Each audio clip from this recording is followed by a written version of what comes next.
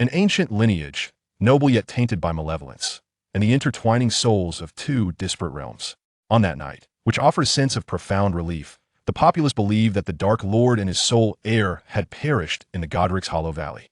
However, within the venerable halls of Hogwarts, the Sorting Hat and Peeves the Poltergeist trembled as they beheld the youth before them, exclaiming in sharp tones, "Hogwarts, ever loyal, welcomes its illustrious Dark Lord."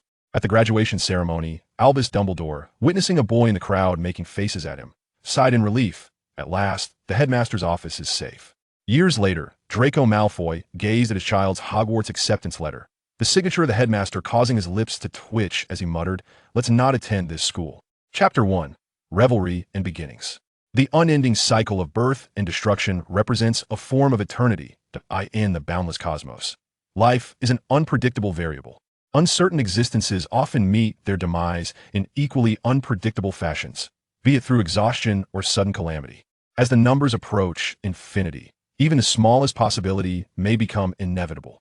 Amidst the multitude of annihilation, a lingering soul transcended the barriers of worlds, akin to passing through a soap bubble. Whether this successful escape was fortunate or unfortunate remains ambiguous, as the path ahead lay shrouded in obscurity. What lies beyond the ocean? What exists beyond the universe? In the relentless pursuit of truth that life often undertakes, witnessing it firsthand can indeed be regarded as a profound gift. The fragment of a soul distinctly perceived that beyond the bubble lay yet more bubbles, an infinite multitude of them, drifting serenely after a gentle sway. The remnant soul once again found itself ensconced within another bubble. Death is not the end, but rather the commencement of yet another grand adventure. When pain once more descends into the vast void, it becomes a harbinger of life. The cataclysmic collision felt as though it had transpired a mere instant ago, only to be succeeded by yet another impact. The body could not be sensed, lacking limbs and senses. There existed solely an awareness of existence. Dazedly opening what could be described as eyes, an intrinsic perception informed him that before him lay another life. They collided. This encounter evoked disquieting memories. Pain followed, yet it soon became evident that this anguish was not merely an illusion of recollection. The other life, too, was ensnared in suffering, the abrupt collision inflicting deep trauma upon both souls. The two entities resembled high-energy particles colliding, for though the soul is imperceptible to the naked eye, the fissures could be felt through excruciating agony. The constricted space surged with turmoil, saturated with shattered souls. As the pain crashed against the soul's consciousness like relentless waves, a sickly green light descended like the harbinger of death. This ghastly luminescence breached the boundaries of matter and spirit, pouring forth like acid upon the two fractured souls. The shadow of death loomed once more, and the chaotic consciousness resembled a drowning individual, watching the shimmering surface of the water recede into the distance. Screams and roars filled the air. Cacophony ensued. The cramped space resembled a boiling cauldron, frying the two fragile, crumbling souls. Suddenly, a burst of red light appeared, dispelling the green glow as effortlessly as wiping a stain from a surface. The confined space was illuminated by the warm rays of the sun, gentle energy akin to a mother's caress, soothing the feeble souls into tranquility. Nurtured by that crimson light, the fragmented remnants of souls within the space were drawn by an inexplicable force, swirling around a central point. In that moment, the space resembled a functioning galaxy. The heart of it all, a brand new soul gradually emerged. In the winter's embrace, England was hardly a haven of comfort. The damp sea breeze intensified the chill, and on this inky night, the populace yearned for the solace of slumber. The end of October was unremarkable, and November harbored no noteworthy celebrations, yet fireworks, erupting from an unknown source, shattered the night and dreams alike. This peculiarity rippled across the nation like ripples on a disturbed pond. Such an odd occurrence had persisted for several days. Surrey was no exception. Its inhabitants gazed perplexedly out at the fireworks, some even expressing irritation. The piercing wail of an infant reverberated through the room, drowning out the explosions of fireworks, followed closely by a bellowing shout. "Damn it, who the hell is setting off fireworks at this hour? Don't you all have jobs? Watch out, or I'll blast you with my shotgun." "Vernon, don't be like that. Cursing will set a bad example for little Dudley." Penny, clad in her nightgown, wearily soothed the child in her arms. No, it was a gas canister, not a child. Vernon Dursley immediately transformed his demeanor, retracting the shotgun with a sickly grin. "Sorry, my little Dudley. It's all Daddy's fault." Penny gazed at her child with affection, noting the chubby infant's silly grin. "Dudley. Hee hee. Dudley." The residents of Little Whinging were roused by the sudden fireworks. yet the allure of warmth beckoned them back beneath their cozy blankets. Thus, no one noticed a tabby cat intently scrutinizing a map. Indeed, though the notion of a tabby cat studying a map may seem absurd, the current circumstances afforded no better explanation. The commotion from the Dursley household seemed to attract the attention of the tabby cat, whose eyes glimmered with a hint of human disdain in the night. From then on, the tabby cat made little further reaction, perched upon the roof like a statue. Only the occasional swoop of an owl and the hurried bursts of fireworks would disrupt the stillness. Wait, when did Surrey acquire so many owls? As the tabby cat began to fade into the night, it suddenly opened its eyes, piercingly focused on a corner of the wall. As if emerging from the earth, a tall man appeared with startling abruptness. The glow of the street lamp illuminated his figure. This man was tall and gaunt. His silver hair and beard, which could easily be tucked into his trousers or used as a scarf, signified his considerable age. The attire of robes and purple cloak was uncommon in this area, yet the elderly gentleman wore it with far more poise than any stage performer. The crescent-shaped lenses refracted the street lamp's light, revealing a pair of cerulean eyes that sparkled with an energy unfitting for his years. His nose was long, yet the crookedness hinted at some less than pleasant experiences. He rummaged through his garments at Albus. It was a most peculiar scene. A tabby cat leaped down from the rooftop, subsequently transforming into a woman adorned with a pointed round hat, who uttered a name. Albus Dumbledore paused in his search, holding a silver object resembling a lighter. He beheld Minerva McGonagall, who had emerged from the transformation of the tabby cat. A smile of amusement graced his lips, as though he had just witnessed an intriguing spectacle. I should have anticipated this. He then set aside the silver lighter. With his movement, the streetlights around them emitted a strange glow, which, like moths drawn to a flame, surged into the silver lighter. Now, even the ever-curious Mrs. Dursley would be unable to discern anything unusual on the street. "Minerva, you appear somewhat unwell," Dumbledore remarked as he tucked away the small silver object. Minerva McGonagall, the woman transformed from the tabby cat, wore an expression of solemnity that instantly recalled memories of a stern headmistress from one's school days. The hair at her temples was as taut as her facial expression, and her eyes conveyed an air of meticulousness. If you were crouched on a rooftop all day, you would surely feel stiff as well. She tightened her collar, her expression darkening. Unlike those celebrating merrily, they have certainly forgotten the rules. I can even see their fireworks from here. Surely, you would hope they would exercise more caution. Dumbledore regarded the fireworks bursting in the sky and the occasional owl gliding by with a noncommittal gaze. Given that Voldemort, who has haunted them for years, is deceased, it is only natural for them to relax. At the mention of that name, Minerva McGonagall visibly shuddered. "I would think you ought not to react in such a manner, Professor McGonagall." Dumbledore turned to face her. "I have expended considerable effort dispelling the rumors. He is not as fearsome as they claim." "Certainly, you have no need to fear," Minerva McGonagall said, half in praise. "It is common knowledge that you are the only person he ever feared." Laughter, light and melodic, escaped Dumbledore's lips in the night. "You flatter me too much. Since Madame Pomfrey remarked on her fondness for my new earmuffs, I have not felt so flushed." Minerva McGonagall shot him an irritated glare before her expression shifted to one of concern. "You do not believe he is truly dead, do you? Voldemort, such a powerful wizard, whose hands are stained with so much blood. He murdered James and Lily, and it is said he intended to kill their son Harry but failed. How could a mere child? How could he possibly be defeated by a child?" At this, Dumbledore sighed into the cold wind, his breath dissipating swiftly in the chill. The atmosphere turned somber. James and Lily. Minerva McGonagall's face bore an unmistakable ache of sorrow. After a lengthy silence, it was Dumbledore who produced a pocket watch. "Hagrid should be arriving soon." Minerva McGonagall lifted her gaze. "So, after observing for several days, it cannot be that I intend to place Harry with his aunt and uncle." Dumbledore raised his eyes to the sky. "They are his only living relatives." Even someone as composed as Minerva McGonagall nearly leapt from her spot at this revelation, as if she had just heard something utterly ludicrous. "You mean that family? Merlin above, they must be the rudest, most uncouth muggles I have ever encountered. You cannot fathom how their child, that Dudley Dursley, has been spoiled beyond belief." Ignoring the fuming McGonagall, Dumbledore noted a flicker of fire in the sky. "Hagrid has arrived." Still reeling from disbelief, McGonagall gazed at Dumbledore with astonishment. "You cannot possibly allow Hagrid to bring that child here, can you?" "I would entrust my life to him," Dumbledore replied without hesitation. The light in the sky drew closer, revealing a motorcycle. At its helm was a man of such immense stature that he seemed capable of rivaling 5 grown men. The motorcycle landed with a heavy thud, creaking as it came to a halt before Dumbledore and McGonagall, a deep voice resonating from above. "Good evening, professors." With his tousled curls and heavy coat, Hagrid appeared almost like a small mountain of darkness. "Where is the child?" McGonagall inquired, studying Hagrid intently. Right here. With utmost care, Hagrid produced a small bundle from his coat, gently handing it over to Dumbledore. As Dumbledore gazed upon the sleeping infant with a lightning-shaped scar upon his forehead, a shadow of sorrow clouded his eyes. This is the most suitable place for him. Do you see those fireworks? The jubilant wizards will forever remember who vanquished Voldemort. For a child, such overwhelming adoration can be a curse. At his words, McGonagall said nothing, merely watching the child in Dumbledore's arms with concern. Suddenly, Dumbledore looked up at Hagrid. And the other one? McGonagall followed his gaze, perplexed. Hagrid hesitated, reluctantly revealing another child from his coat. Upon seeing this infant, nearly the same age as little Harry, McGonagall stared at Dumbledore in disbelief. She had encountered far too many incredulous events this night. You intend to place this child as well?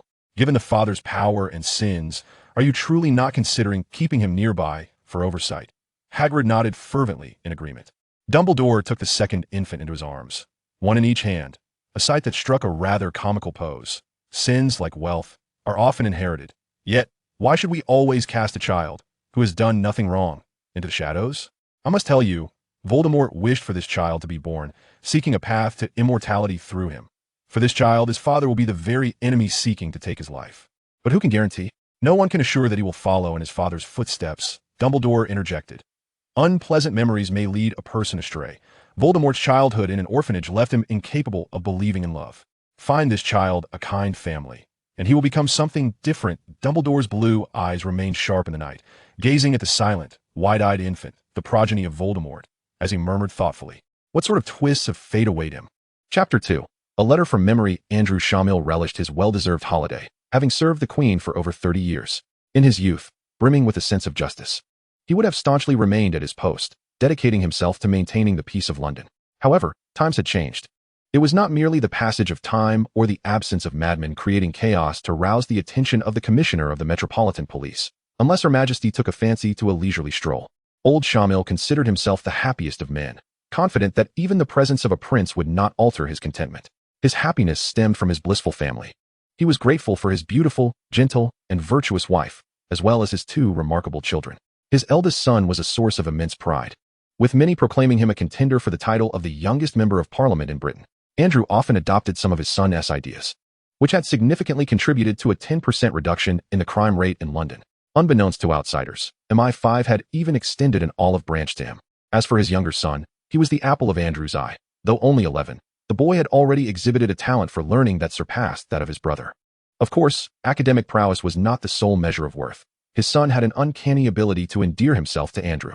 What a delightful child he was. Both clever and kind. Perfection could not be defined more aptly. Andrew could not help but chuckle at the thought. Mia, if you're not asleep, I wish you would come down promptly. The sudden reprimand from his wife startled Andrew, causing him to lose grip on his breakfast. With a thud, a beautifully cooked fried egg fell to the floor. Oh dear. Attempting to maintain composure, Andrew cautiously cast a sidelong glance at his wife, who was venting her frustration at the staircase, before quietly bending down to retrieve the egg. Life often presents myriad obstacles. The valiant Major Shamil now found himself in a commendable struggle with the encumbrance of his belly. Blast it, I must make time to shed some weight, he murmured, eyeing the fallen egg, and continued his laborious quest to pick it up.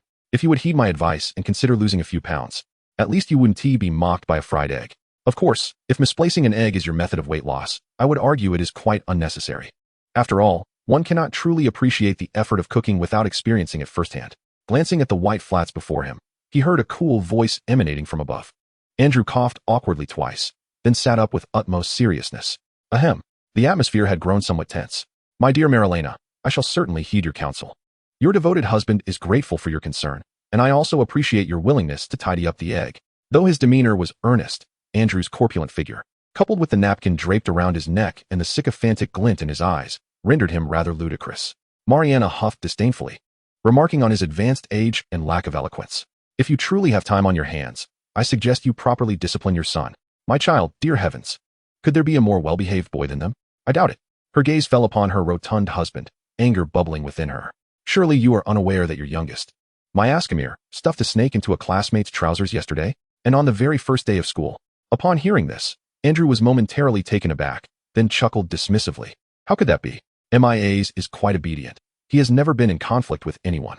Those little snakes are his friends. How mischievous could a child who loves animals truly be? He merely used his brother's toothbrush to clean the toilet and once sent his brother some grass from a grave, which frightened the neighbor's child during Halloween.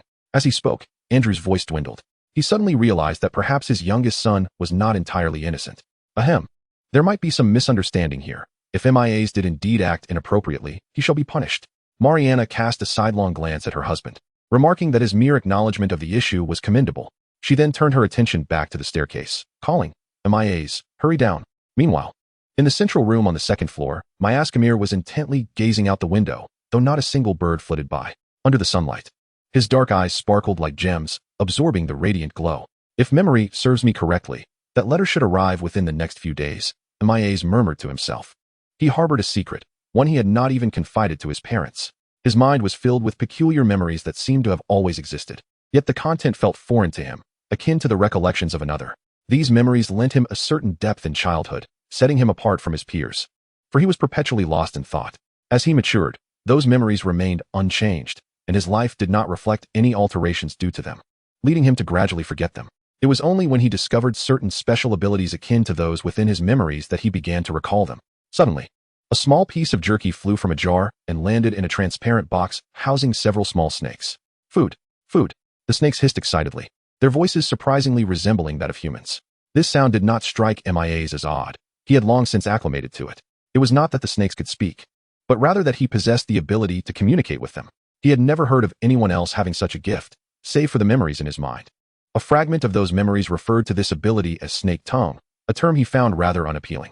As for the ability to make objects soar, it is referred to as magic. Magic, regardless of where one is in the world, possesses an irresistible allure for children. Ahem. Mia hurriedly concealed the glimmer of excitement in his eyes, attempting to feign profundity. How could he ever be compared to those mundane, ordinary children? He possessed a gift that set him apart. Magic had chosen him. This was the favor of destiny. How could he possibly squander his extraordinary talent? Surely, this must signify a unique mission. Such an exceptional being as he could not possibly attend an ordinary school. Only the magical academy of his memories was worthy of him. The commonplace were unworthy of comparison. One day, he would make everyone too intimidated to speak to him loudly. Mia Shamir, if you do not leave your room this instant, I shall deprive you of milk for a month. Suddenly, the little snakes flickered before him, as if a large black rat had dashed past. My dear mother, as you wish, I have departed from my dwelling. Downstairs, Mia stood before his mother with utmost gentlemanly poise. If one could overlook his earlier frantic descent down the stairs, it was indeed quite graceful. Good morning, Major Shamir. Good morning, Corporal Shamir. Observing her son, who was as glib as his father, Marilena felt a mixture of exasperation and amusement, though her serious demeanor remained unchanged. Her hair was tightly bound, adding to her strict appearance. Mia, before I meet your teacher, I hope you can explain the situation clearly in front of your father and me. Though her tone was relatively gentle, Mia dared not relax. Yet upon seeing his father's conspiratorial wink, he felt a glimmer of reassurance. The three of them took their seats at the dining table, and facing their parents, who resembled interrogators, Mia had no choice but to sit up straight. Now, tell me, did you frighten your classmates with snakes? Marilena's expression was stern. Without a moment's hesitation, Mia replied, Yes, I did scare a foolish boy with a snow leopard. One must not give others nicknames. Ignoring Mia's choice of name for the little snake, Marilena attempted to correct his wording.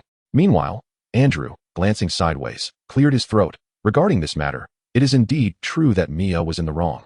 But could there be extenuating circumstances?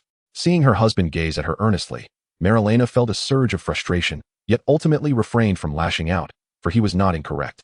Pleased with his father's support, Mia silently gave him a thumbs up. Then tell me. Mia immediately adopted a disgruntled expression and retorted, You picked me up, didn't you? Though his expression was feigned, the sentiment of grievance was genuine within him. Next time, I shall sew the mouths of those loquacious individuals shut. At these words, the Shamir couple exchanged a startled glance, each seeing a hint of bitterness reflected in the other's eyes. Do not heed their gossip. Marilena rose and sat beside Mia, shedding any semblance of a rebellious educator. Regardless, your parents are here, your brother is here, your home is right here. The only time the Shamir couple chastised their eldest son was when he presented the adoption certificate in front of Mia, a secret they had wished to guard until death. I am aware, and I do not feel sorrowful, Mia mumbled, twirling the hem of his garment. He possessed a greater acumen than most, coupled with fleeting memories that allowed him to keenly perceive others' attitudes towards him. This home is genuine and warm. I simply cannot tolerate him, and thus I wish to teach him a lesson.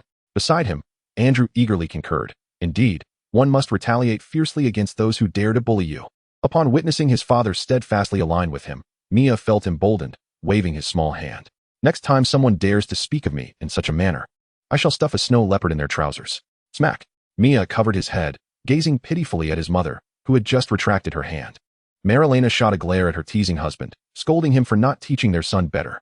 Regardless, using a snake to frighten classmates is simply unacceptable. In the face of adversity, you can always confide in your father, mother, or brother. Come, you must accompany me to meet your teacher. Mia's face fell in despair, pleading, "Can't we skip this? Being summoned on the second day of school is utterly humiliating. Who says children lack dignity? I am destined to conquer the world with magic. You must go, for you must learn to bear the consequences of your actions." Mia, with his petite limbs, was hoisted out by his mother as if he were a small chick. In the end, he cast a desperate glance at his father, only to be met with his father's helpless expression, leaving Mia feeling despondent. The great Dark Lord's childhood was marred before it had even begun. Standing at the door, the sky was a brilliant blue, yet to Mia, it appeared a desolate gray. The wind whispered mournfully, and Mia's heart was heavy with a sense of impending doom. Yet he vowed never to yield. A hero departs. Smack. Which scoundrel littered this place? Snatching the paper plastered on his face, Mia vented his frustration. In the next moment, he received a light smack on the head. No foul language. What is that? Marilena vaguely discerned that it seemed to be a letter. Mia cast a woeful glance at the item in his hand. However, upon spotting the emblem composed of a serpent, a lion, an eagle, and a badger, his heart surged with joy. To whom is it addressed? It should be for me.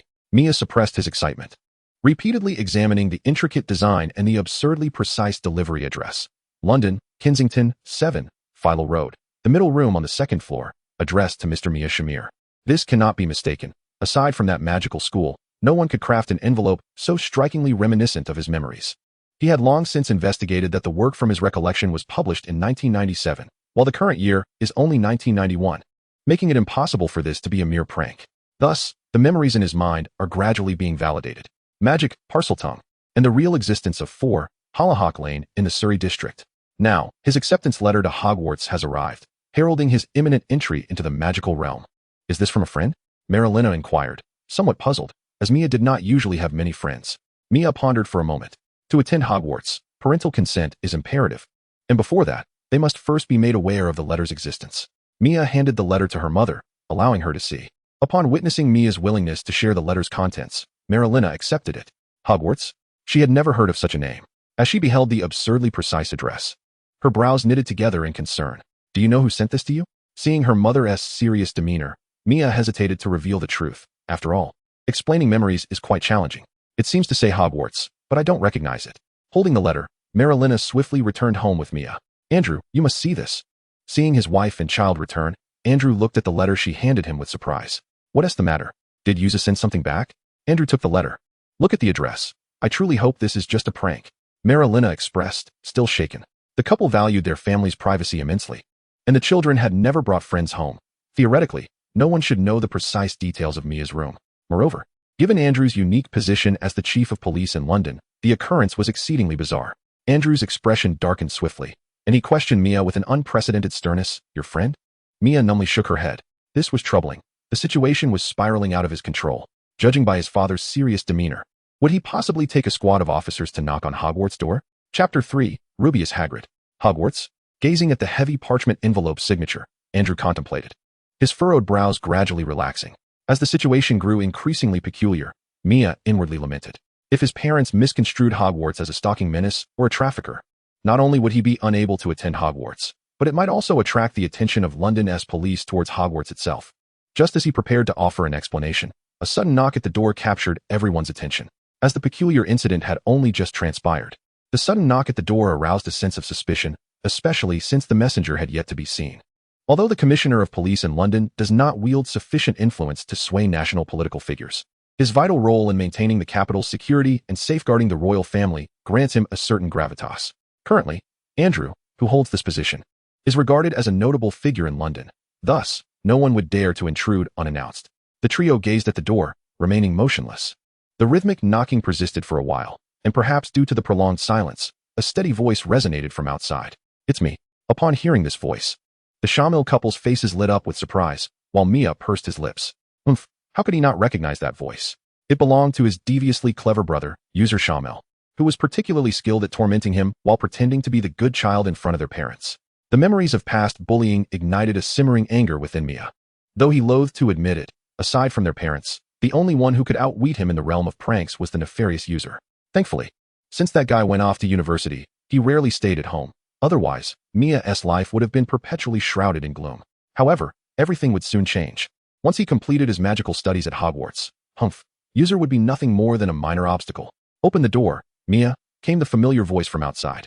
Why is he back today? Andrew chuckled and scolded lightly before cheerfully urging Mia, your brother has returned. Hurry and let him in. User always knew how to order people around, selecting those who were easily manipulated. Mia sulked, pouting and turning his head away. I want to open it. Let him stand out there. Oh, you cheeky child, still sulking at your brother? Marilena affectionately ruffled Mia's soft black hair, reminiscing. Wasn't he at you who quietly asked me when your brother would return? I must tell user about this. Who said that? I didn't mention who. Seeing her mother's sly grin, Mia cursed himself for being so indiscreet. I merely inquired when he would be back, nothing more. I'll open the door, just because I respect my elder.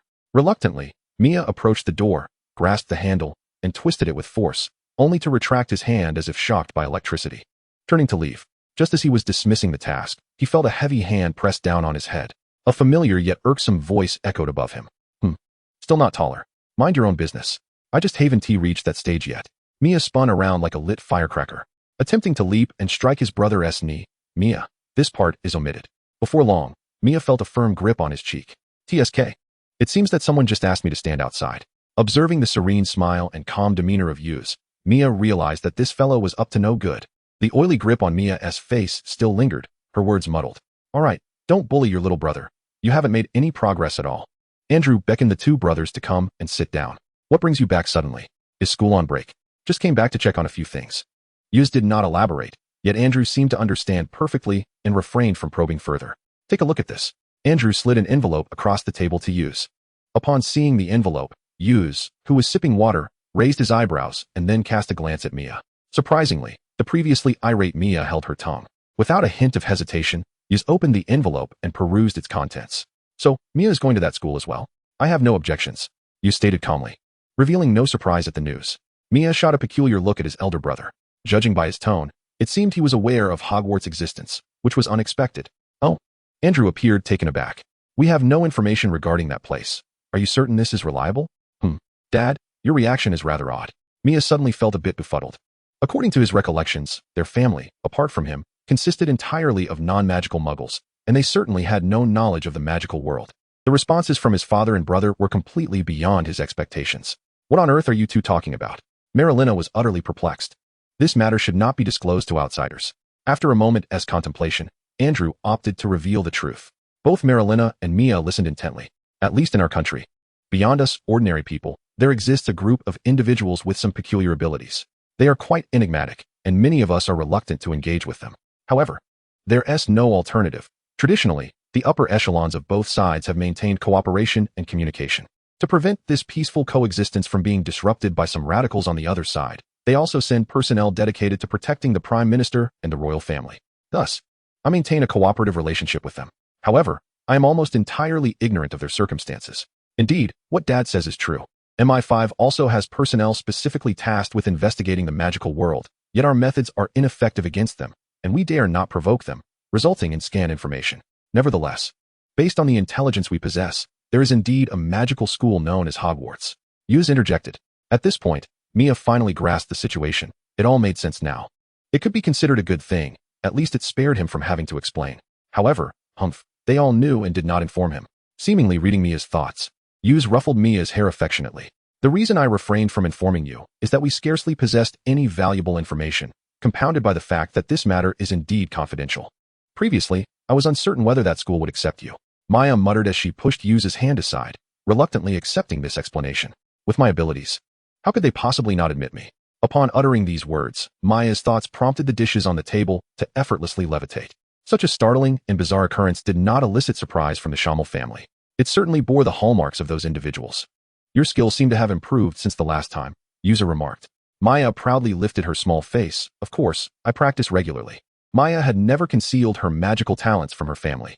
After all, according to her parents, she had demonstrated extraordinary abilities even as an infant.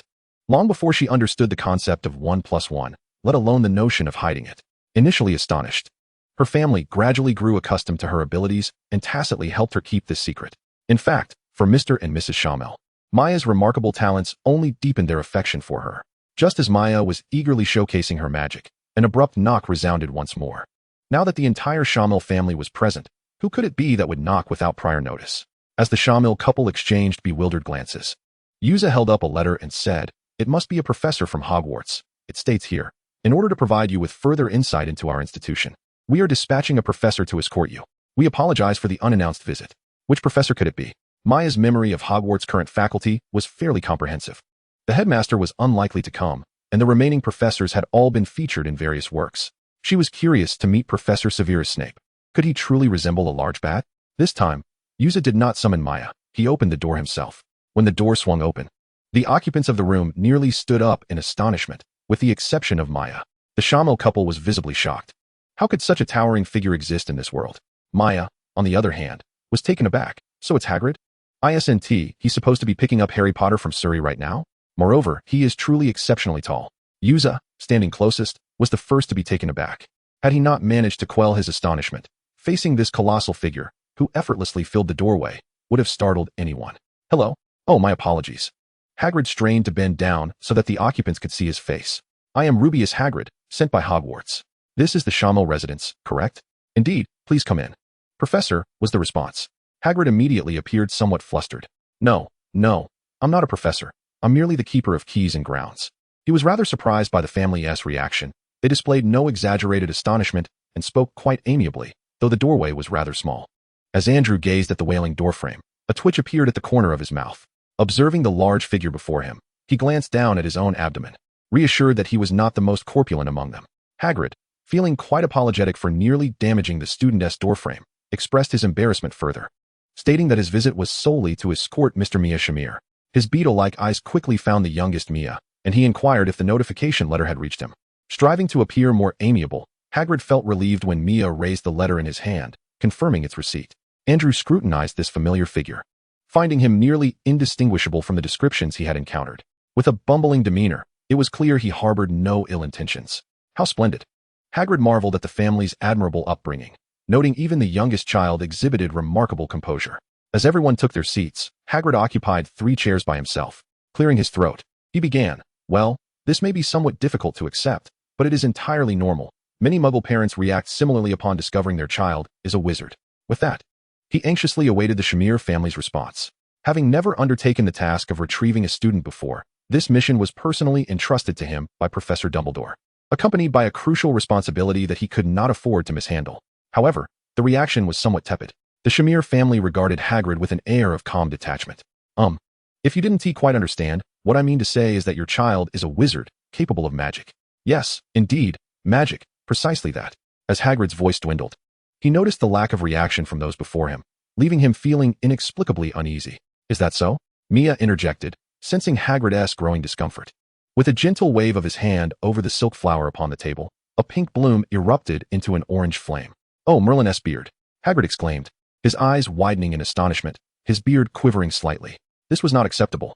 The flames began to swell, prompting Hagrid to hastily retrieve his pink umbrella, the whereabouts of which had previously eluded him. Before he could act, Mia waved his hand once more, and the flames retreated as if they had never existed. Hagrid stood there, bewildered. Is this the standard for young wizards nowadays? He pondered, for first-year students of previous years struggled even with the levitation charm. His gaze toward Mia became rather peculiar. Regarding matters of magic, although they had little knowledge of what a magic school entailed, they were aware of Mia's extraordinary abilities. Andrew sought to smooth over the situation. Mia nodded in acknowledgement. However, that display was not merely a natural talent. His memory proved to be a significant advantage, as he had consciously trained his abilities from a young age, albeit unable to replicate the magic exactly as it occurred in his memories. Mia exuded confidence, firmly believing that with a complete incantation and wand in hand, he could effortlessly unleash a variety of spells. This realization left Hagrid utterly bewildered. Initially concerned that the individual might be intimidated by the magic, it turned out that he remained far more composed than a veteran of the Second World War. So what preparations lay ahead? After some contemplation, Hagrid found himself at a loss for words. They needed to gather the supplies listed and venture to Diagon Alley. Chapter 4, Gringotts. As parents, the Shamel couple deemed it necessary for Mia to have their company. However, after Mia's fervent insistence and Hagrid's assurances, They consented to allow Hagrid to accompany Mia alone to Diagon Alley. Mia harbored his own intentions. Remaining under the watchful eyes of his family would stifle his thoughts, as he wished to maintain the facade of a well-behaved child in their presence. Since receiving his acceptance letter from Hogwarts, Mia had been resolute in believing the memories within his mind to be authentic, prompting him to delve deeply into the study of those memories. Through his research, he discerned that the magical world could be broadly classified into 3 categories: ordinary magic, white magic, curses, and the immensely destructive dark magic, often labeled as evil. Mia had no desire to be like a certain white-bearded old man, perpetually scheming against others, and thus stifling his own power. To suppress one's gifts was folly. To ignore one's strength was to succumb to degradation. The distinctions between white wizards and dark wizards held no significance for Mia. The notions of good and evil were merely assessments made by others. At times, being renowned for righteousness could ensnare one within a prison woven by the words of others. He aimed to pursue his desires, protect those he cherished, and remain indifferent to the judgments of others, for magic itself would elucidate all. Thus, the study of dark magic was imperative. Mia recognized that, given his current age and status, obtaining dark magic knowledge posed significant challenges. Yet, an opportunity now lay before him. In his recollections, there appeared to be a place known as Nocturne Alley. Accompanied by Hagrid onto the street, Mia found himself enveloped in Hagrid's imposing shadow. "How do we reach Diagon Alley? Please, grant me a taste of magical wonder," he implored. A flying broom? A fireplace? Or perhaps Hagrid's luxurious 3-wheeled jet cart? Each element from his memories filled Mia with anticipation. Hagrid's bushy beard obscured all but his 2 dark eyes, and he had to bend down earnestly to allow Mia a glimpse of his face. "Rest assured, every first-year wizard will experience the marvels of magic," Hagrid declared with conviction. Approximately an hour later, as they ascended the staircase and were greeted once again by the sunlight, Mia glanced back at the bustling subway station and, with a frown, remarked, "What's this? Has the wizarding subway been extended here?" Facing the peculiar gazes of those around them, Hagrid sheepishly replied, "I apologize, but we truly cannot use magic in front of muggles. It is imperative to remember that underage wizards are prohibited from using magic outside school premises. Otherwise, the Ministry of Magic may come knocking, and expulsion from Hogwarts could ensue." Hagrid's words weighed heavily on Mia's heart, as she recalled such regulations from her memory. Would this mean that she could not excel during the holidays? Without the use of magic, how could she possibly achieve anything? Unlike Harry Potter, the savior, there would be no one to intercede on her behalf should she err. This posed quite a dilemma. Following Hagrid, Mia traversed several streets until she noticed him pointing with his finger. "We must enter from there. Do not worry, although it is a pub. Most young wizards pass through this way to Diagon Alley." Following the direction of Hagrid's finger, Mia beheld a tavern, its dilapidated black decor rendering it conspicuously out of place among the surrounding shops. A tarnished brass sign hung askew above the entrance, upon which the words "The Leaky Cauldron" were inscribed in a haphazard manner. Despite its striking appearance, the incessant flow of passers-by hardly acknowledged it, as if it were invisible. "Muggles cannot enter. Only wizards can perceive it," Hagrid kindly explained. Upon entering the pub, the brightness of the outside world faded behind them, replaced by a dim, yellowish glow. The pungent aromas of alcohol and mildew assailed Mia's senses, causing her to wrinkle her nose in discomfort. "Hello there, Tom." Hagrid's deep voice prompted the bald bartender to look up. "Ah, Hagrid, would you care for a drink?" "Not today." Hagrid gently patted Mia's head with his large hand. "I have brought a new student." Mia shook her head, attempting to dislodge Hagrid's hand. Noticing the bartender's friendly gaze, she offered a polite smile, nothing more. She was no savior. Without further pleasantries, Mia followed Hagrid to the rear yard of the pub, where a red brick wall stood before them. Hagrid produced his pink umbrella and knocked on the wall in a specific sequence. Counting 3 bricks up and 3 across, Mia silently matched the sequence to her memory. Once Hagrid completed the knocks, the wall emitted a creaking sound, and the moss-covered bricks began to shift, as if alive. "Is that your wand?" Mia inquired, eyeing Hagrid's pink umbrella. "Oh no, this is not a wand. It is merely an umbrella," he insisted, eager to clarify. Mia smirked slightly at his insistence, remaining noncommittal.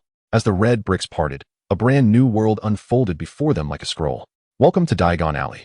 At that moment, Mia found herself momentarily entranced. The scene before her was utterly unlike anything in London. The streets were narrow, and the shops on either side were built in the most peculiar shapes, filled with absurd yet tangible wonders. The crowd bustled, with fashion styles blossoming in a riot of diversity. "We must first visit Gringotts. It is there that you can exchange for wizarding currency." Following the direction indicated by Hagrid, a striking sight caught Mia's eye, a somewhat crooked, pristine white building. They passed by the fairy guards clad in crimson attire and a sign warning thieves, entering Gringotts. The goblins seated on high platforms showed little interest in the newcomers, their disdain palpable. Hagrid, bending low, whispered cautiously to Mia, Noticing the goblin's scrutinizing glances, Mia maintained a stern expression and pointed at Hagrid, indicating that it was his doing, not hers. First-year students from Hogwarts, here to exchange currency, Hagrid announced. After a brief hesitation, the goblin responsible for currency exchange finally adjusted his glasses and glanced at them.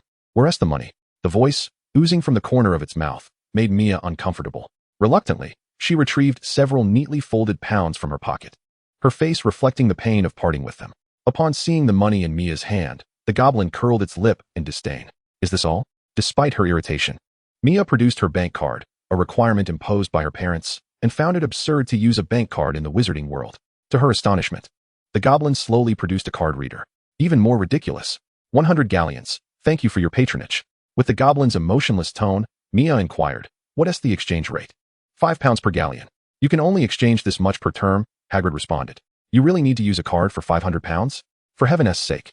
Before Mia could finish her exclamation, Hagrid awkwardly led her out of Gringotts, wiping his brow as he observed her continued muttering. This child appears decent, but has quite the temper. And a bit lacking in manners, he thought. We can go now. Before he could finish, Mia stuffed the money pouch into her pocket, eager to purchase a wand. Chapter 5, Ollivander's Wand Shop. Observing Mia's resolute determination to buy a wand immediately, Hagrid worried that she might return to Gringotts with a wand as a weapon. Although she was merely 11, Hagrid sensed she might indeed commit some alarming act. Recalling the flower Mia had ignited with her bare hands. As they departed, Mia cast a fierce glance back at Gringotts, gritting her teeth and muttering, I will acquire Gringotts and rename it the British Rural Credit Union. Cursed goblins.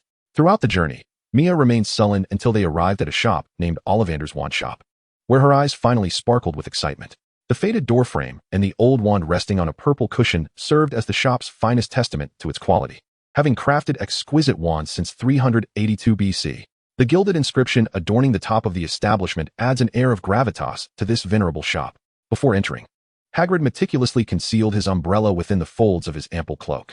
As the door swung open, the bell tinkled melodiously, and a previous patron brushed past Mia, cradling their cherished wand. What might my wand be like? Mia pondered, unable to suppress the thought. According to her recollections, a wand comprises a shaft and a core, with each combination endowing the wand with distinct attributes.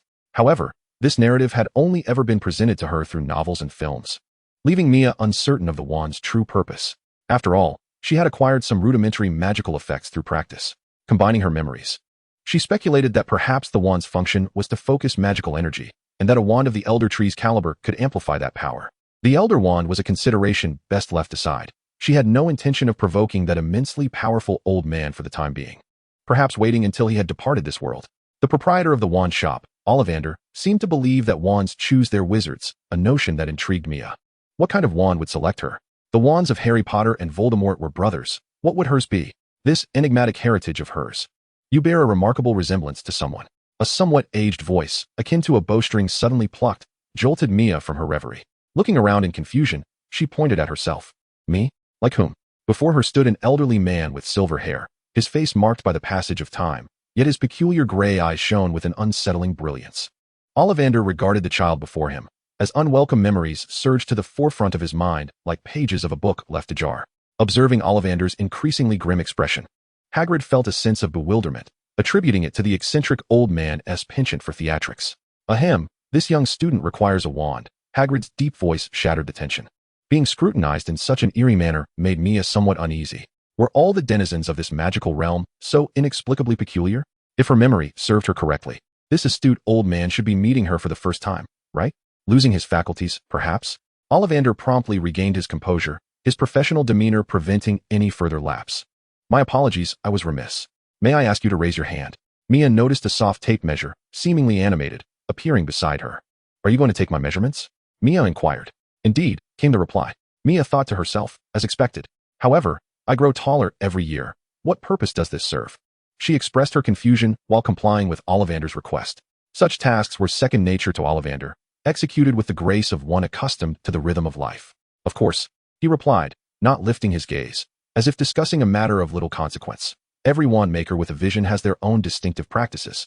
These habits may not necessarily be deemed useful, akin to how each year, some children perceive my actions as mere theatrics. For wands and patrons alike, these practices are not essential. However, they facilitate my immersion into the work. This is but one function. Mia nodded thoughtfully. What else? Ollivander raised his gaze to Mia. asserting that, at least from his perspective, a wizard's physique influences their magical inclination. For instance, those with robust physiques tend to gravitate towards aggressive spells, often exhibiting a combative nature. Thus, I must select equally formidable wands for them. Conversely, some wizards possess a slender build and may excel in transfiguration. For them, I would choose wands crafted from supple materials, conducive to the art of transformation. These are merely my quirks and do not hold significant weight. They are merely observations to be noted without undue seriousness. Mia pondered for a moment, and only upon Ollivander's indication that the measurements were complete did he solemnly nod and express his gratitude. I understand now. Thank you for sharing this. Ollivander offered a somewhat stiff smile before turning to navigate through the towering array of wands. Hagrid, perplexed, cast a curious glance at Mia, wondering how this lad could engage so effortlessly with the old charlatan, a moniker by which some wizards privately refer to Ollivander due to his penchant for the dramatic. For instance, he often remarks, "I remember the wands of you and your parents, as if it were yesterday, upon your arrival to procure a wand." Mia did not intend to contradict nor harbor any disdain for Ollivander. Memory served him well, reminding him that this wand master, sought even by Voldemort, possessed genuine expertise. Arrogance is permissible, yet to be prideful in the presence of one more accomplished is rather foolish, especially in one's formative years. No matter how profound the talent, growth requires learning, and to have the opportunity to learn, one must first endure. Thus, the words of such a master are, in Mia's eyes, invaluable. Of course, Gringotts must be dealt with. Rubius Hagrid, oak, 16 inches, with a core of giant's nerve, remarkably pliable. You arrived for your wand at the age of 11. Yet you were already taller than I. It all felt as if it had transpired just yesterday. Later, I heard that wand had been broken. In my opinion, the Ministry of Magic should not resort to destroying the craftsmanship of wand makers as a means of punishment. The remnants of the wand were lost. Yes. Hagrid averted his gaze from Ollivander's piercing gray eyes. Oh, Ollivander did not press further, merely glancing at the bundle in Hagrid's arms. Here, try this, ebony, dragon heartstring. 11 inches. Mia accepted the elegantly simple black wand, and as it settled into his palm, the cool sensation enveloped him, instilling a clear sense that his magical essence could effortlessly flow through this wand. Shall I wave it? Mia hesitated, expressing her concern. Isn't it unwise? What if I damage your belongings? Ollivander smiled gently, reassuring her. Do not worry. An 11-year-old wizard is unlikely to cause significant harm, even with a wand in hand. Mia shrugged, moderating her strength, and tentatively attempted to wield her magic through the wand. Lacking proficiency in magic, she merely aimed to levitate the box on the table. After using the wand, Mia experienced a clear sensation. Casting spells felt remarkably easier. It was as if she accomplished tasks that previously required greater effort with far less strain. And her control over her powers had become more precise. The magic surged within her like errant lightning drawn to a lightning rod, guided and harnessed. As Mia reveled in this newfound sensation, Ollivander's gaze turned increasingly astonished. Suddenly, a feeling of resistance surged through the wand, as if it were rebuffing her. Perceiving the anomaly, Mia raised an eyebrow, unwilling to yield, and concentrated her focus to counteract it, akin to taming a wild stallion. The wand's defiance intensified, and Mia's determination grew stronger. Excitement gleamed in her eyes. She was determined to conquer this wand. Ollivander's expression shifted from surprise to alarm. Stop. Please, cease at once. The tug-of-war abruptly ended as the wand slipped from her grasp. Confused, Mia looked at Ollivander, still yearning for more. Cradling the wand as if it were a cherished treasure, Ollivander inquired, Did you just attempt to forcibly subdue this wand? Yes, what of it? Ollivander resembled a startled old rabbit, exclaiming, That was exceedingly rude. This wand is not suited for you. Without waiting for Mia's response, he retreated amongst the shelves, clutching the wand.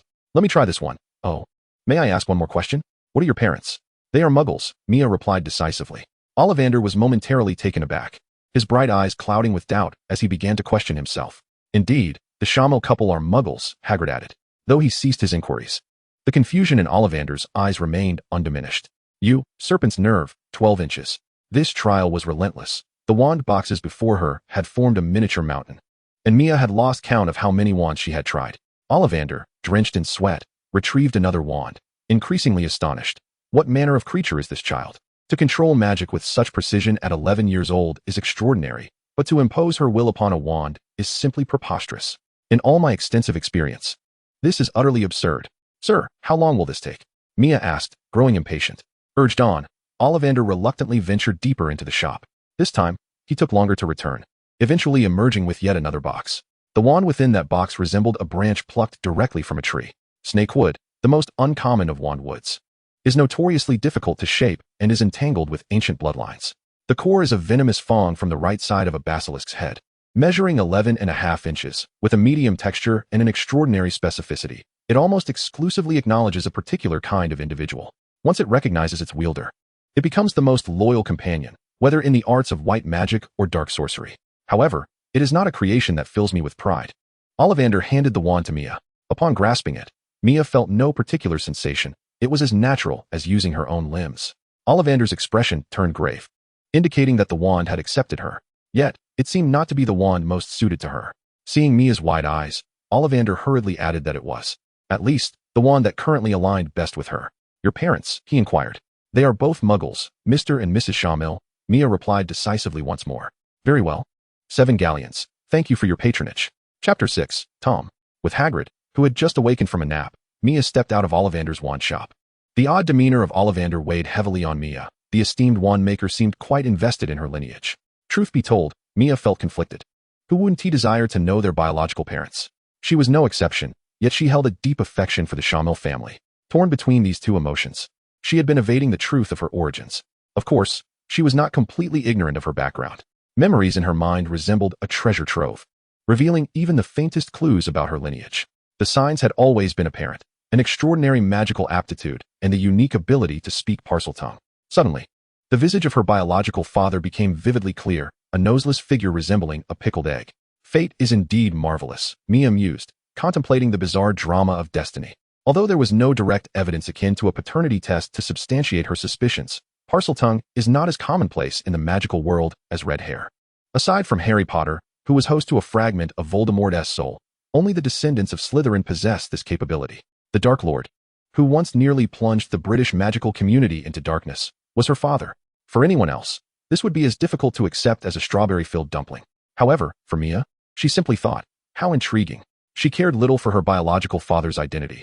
Her only perplexity lay in the fact that Voldemort should not have left any heirs.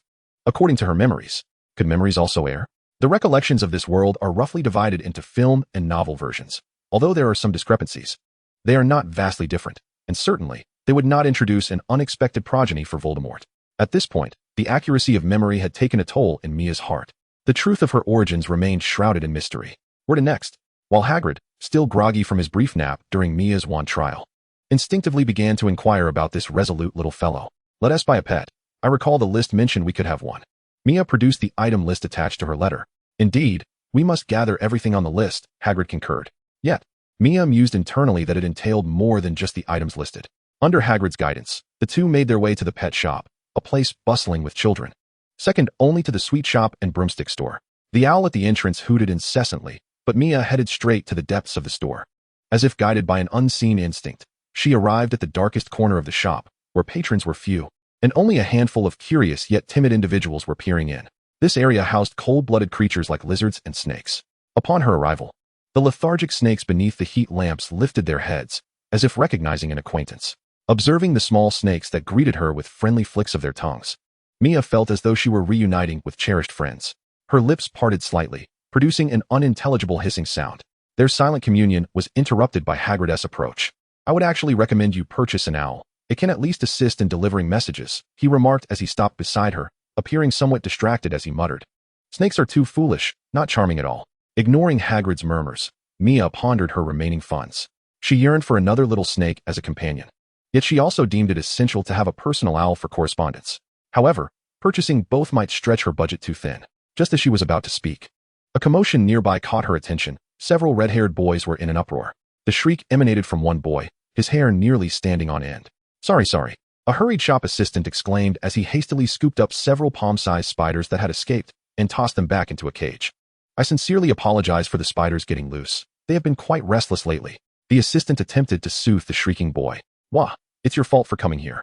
Fred, George, you're tormenting me again. The other two identical red-haired boys laughed uproariously. Had they just encountered characters from a story? Mia recognized them as the Weasley brothers. Let us choose an owl, Mia called to Hagrid, not bothering to glance back at the trio. She held no interest in them, even if they were pertinent to the narrative. As she departed the reptile section, she caught a fleeting glimpse of a small snake, motionless in the corner.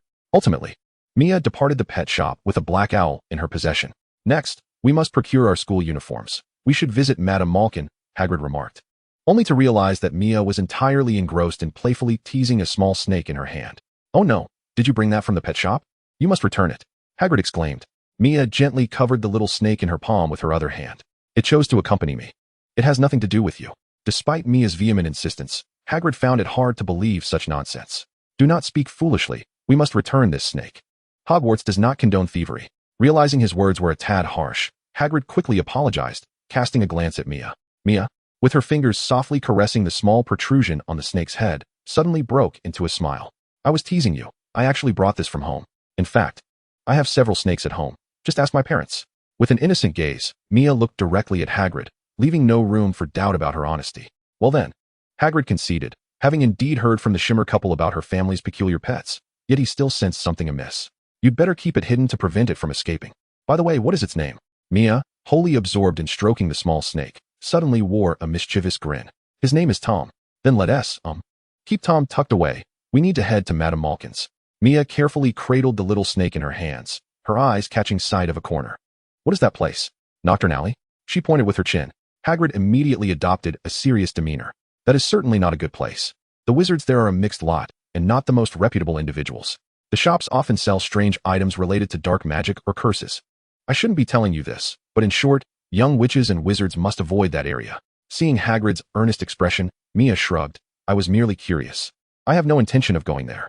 Hagrid felt satisfied with Mia's compliance and was about to nod approvingly when he noticed her suddenly looking down in a panic. "Oh no, Tom has escaped." "Where?" Hagrid quickly bent down to assist in the search. Mia, with urgency written across her face, pointed. "I saw him going that way." Following her gesture, Hagrid spotted a sign reading, Nocturne Alley. Chapter 7, Nocturne Alley. Before Hagrid could react, Mia dashed forward. Watching her swiftly weave through the crowd, Hagrid muttered Merlin's mismatched trousers and squeezed through the throng in pursuit. As Mia entered the alley marked Nocturne, she was enveloped by a distinct, decayed atmosphere that starkly contrasted with Diagon Alley. The narrow, dimly lit path was uninviting.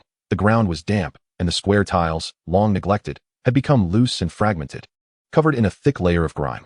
Here, the sun is nearly absent, as if this place was deliberately crafted for wizards to engage in clandestine dealings. Mia hesitated to proceed recklessly. His aim was to enter Nocturne Alley, not to abandon Hagrid and venture alone. As an 11-year-old boy, adorably innocent, to act independently in such perilous surroundings would be tantamount to courting disaster.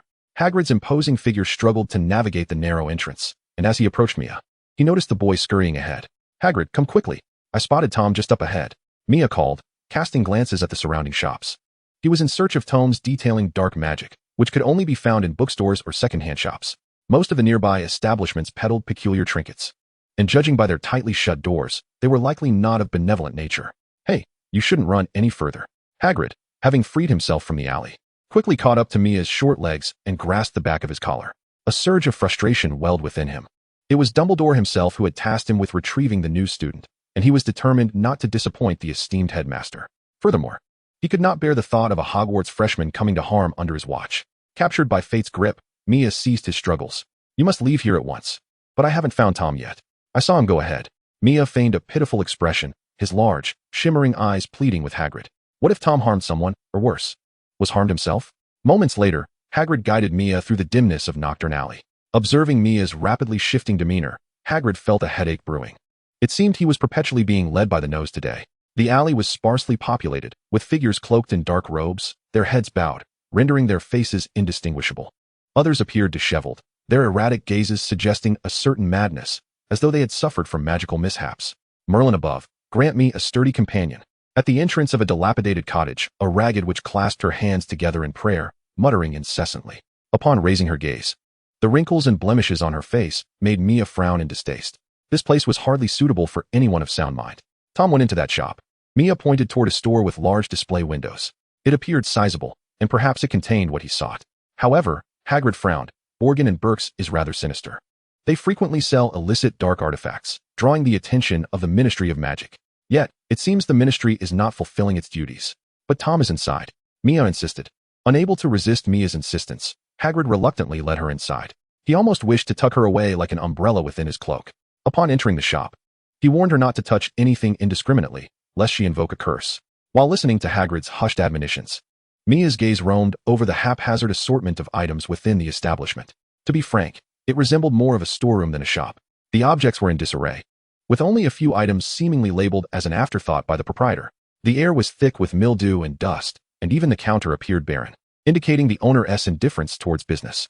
The merchandise was a bizarre medley, leaving Mia astounded. Peculiar, rotating eyeballs, blood-stained playing cards, and an ornate, ancient necklace that seemed entirely out of place. A human hand bone stood upright on the counter, and upon closer inspection, Mia noticed the label reading Hand of Glory. A candle rested atop the hand, casting light solely upon the individual who wielded it. A rather handy tool for thieves and robbers, indeed. Suddenly, a rather eerie voice emerged from the shadows, followed by a hunched, bald man who approached with a sinister chuckle. In the dim light, Mia could discern the greasy strands of hair clinging to his face, and when he spoke, his teeth were revealed to be encrusted with yellow grime. "We are not here to steal, Bach," Hagrid said, subtly positioning Mia behind him. Were it not for her presence, he would have felt unperturbed by the man before him. As the keeper of keys and grounds at Hogwarts, he often visited Nocturne Alley to procure supplies for the castle and gardens. "Our pet snake has wandered in here, and we merely wish to retrieve it." The man, referred to as Bach, rolled his murky eyes. "Ah, by the way, I just received a fresh batch of little reptiles for sale as pets. How can we ascertain which of these items belongs to you, and which to me?" At this, Mia's expression shifted. The man's intentions were decidedly unscrupulous. "Enough of your prattle. We simply wish to take the snake and leave. Dumbledore does not desire any complications," Hagrid replied, his demeanor darkening. Upon hearing Dumbledore's name, Bach's face twitched. "I'm merely a businessman. Whereas the complication in that? Yet, I must protect my humble establishment. Mustn't I?" As the atmosphere grew tense, Mia's mind began to race, and she interjected, "I sincerely appreciate your hospitality, Mr. Bach, regarding my pet snake. We are also quite interested in your wares."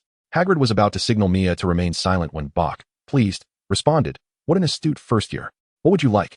Mia pondered briefly. She was tempted to purchase a book on dark magic, but Hagrid stood nearby. Just as she was grappling with her dilemma, her eyes caught sight of a small, tattered bag tucked away in a corner. Perhaps if this purchase fell through, she could escape first. "What is that?" Mia pointed, inquiring. Bork squinted as he searched for a while in the corner, finally locating the tattered bag pointed out by Mia. With a feigned air of nonchalance, Bork displayed a slime merchant's demeanor, exclaiming, "Your discerning eye is truly remarkable. This is a no-stitch stretch bag. Despite its modest size, it can accommodate several heads. Even the noble lords are fond of it." Witnessing Bork's sinister expression, Mia couldn't help but roll her eyes internally. Then, she observed Bork attempting to stuff a box, significantly larger than the bag, into it, only to withdraw it again, an act that would undoubtedly be deemed paranormal in the Muggle world. Mia's eyes gleamed momentarily, but she quickly suppressed her excitement, suspecting that the slime merchant was about to make an outrageous demand. Sure enough, Bork's greasy voice broke the silence, proclaiming, "This is a fine item, worth 20 galleons. Fine deal. Here's your money." Mia responded. Bork's eyes widened in shock. "Wait, you aren't going to haggle? 20 galleons is no trifling sum. I merely threw out a random figure." Hagrid, equally astonished, murmured repeatedly, "P.S. trying to swindle you. It's hardly worth that." Yet, Mia resolutely produced 20 galleons, placing them firmly on the table. "Take the money, and the bag is mine." Bork was momentarily flabbergasted. In this day and age, how could one feel as though they were being swindled while attempting to swindle someone else? Weighing the bag in her hands, Mia felt a twinge of regret, but ultimately deemed it worthwhile. Money, after all, is of little use when merely hoarded. It finds its true value when spent. A bag that disregards size and weight was invaluable to her. "Since we're at it, I shall also take my pet snake with me." Before Mia could finish her sentence, a sudden clatter erupted nearby as a heap of items toppled over. The already dimly lit shop was engulfed in dust, further diminishing visibility. The group coughed as they were overwhelmed by the particles and musty odor. Seizing the moment of chaos, Mia quickly crouched down to rummage through the debris. In the blink of an eye, she emerged with a small snake in her hand. "I found my pet, so there's no need to trouble Mr. Bork anymore." The snake, a slightly dark-hued creature, prompted Bork to wave his hand dismissively, signaling for them to leave. Once outside Bork's shop, Mia weighed the bag in her hands, unable to suppress a smile. "Little one, you've done splendidly," she whispered to Tom, who nuzzled her finger in response. Unable to resist, she discreetly opened the bag slightly, revealing several books and a human hand bone nestled inside. With a satisfied chuckle, she thought, "A little merchant, did you really think you could take advantage of me? Not a chance." Those borrowed books and the glorious hand would serve as a fitting punishment for the cunning merchant. Now it was time to leave this place swiftly. As long as they exited the overturned alley, Bork would likely think twice before pursuing them. Dark magical artifacts were indeed prohibited, and if he were to be caught, he could always set a fire. Who could distinguish which pile of ash belonged to the dark artifacts? Mia suddenly sensed something amiss. With a puzzled expression, she rotated the cloth bag, only to be met with the sight of a small, torn hole at the bottom, causing her face to darken. Indeed, a cunning merchant is a cunning merchant. Inside the shop, Bach waved his hand, causing the scattered items on the floor to return to their rightful places. Just a fleeting glance at the scene made Bach's lips twitch, and he immediately erupted in a torrent of curses. That wretched little rascal, that deceitful thief. Upon noticing the absence of the glorious hand on the platform, Bach instinctively felt the urge to give chase.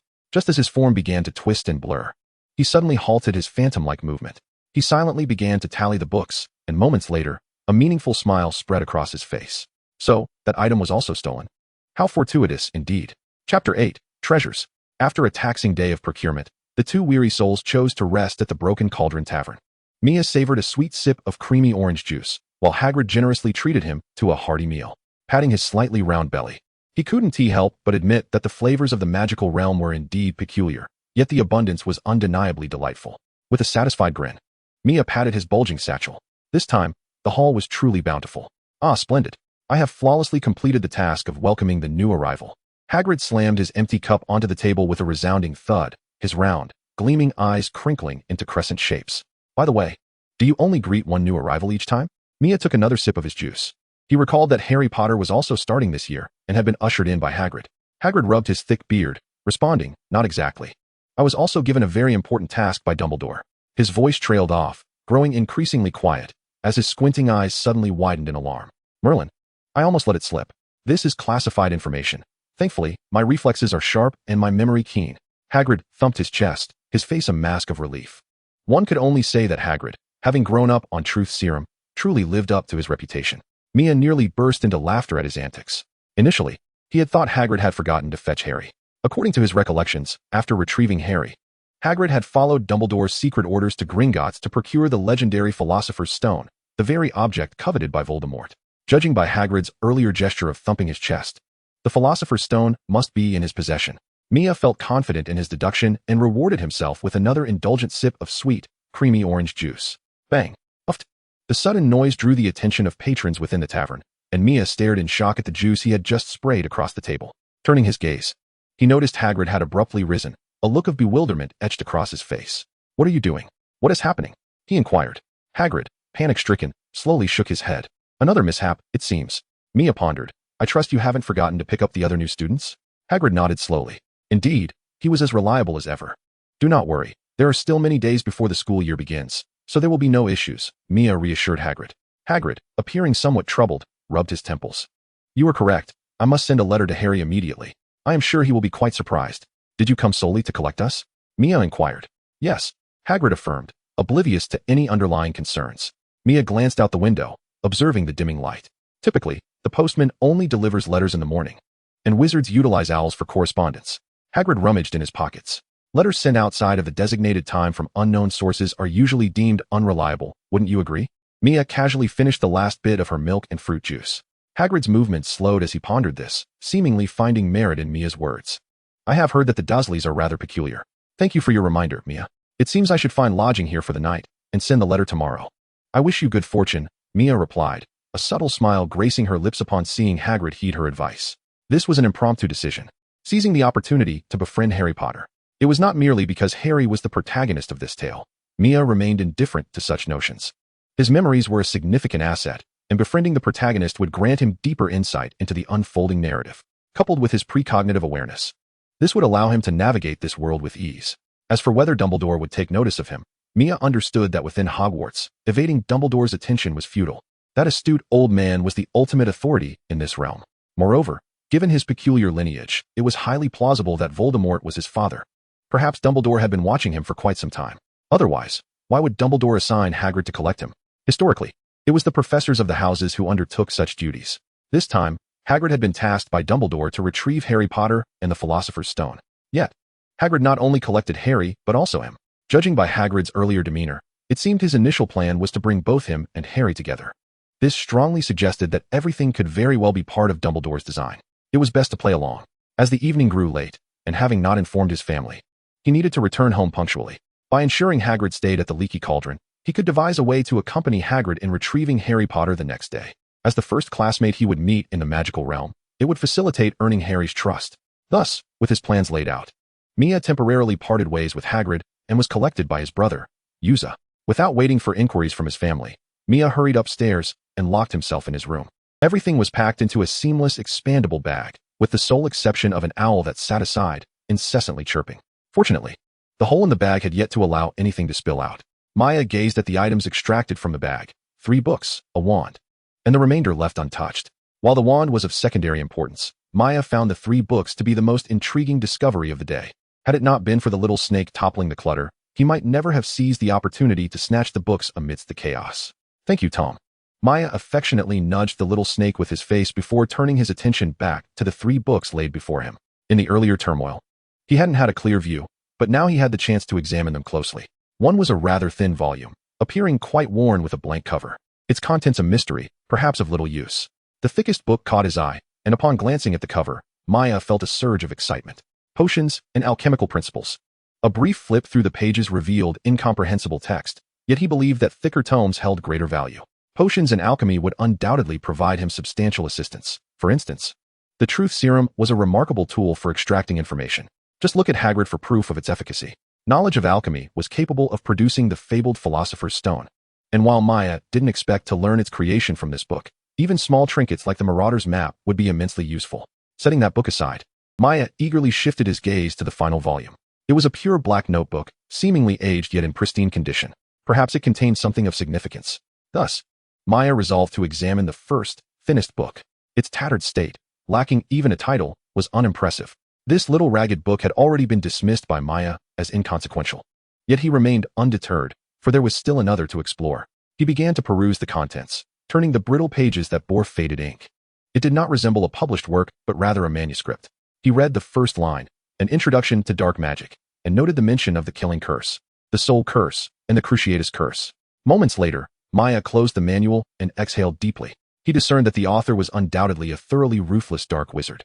The book contained no ordinary spells, only increasingly malevolent dark magic.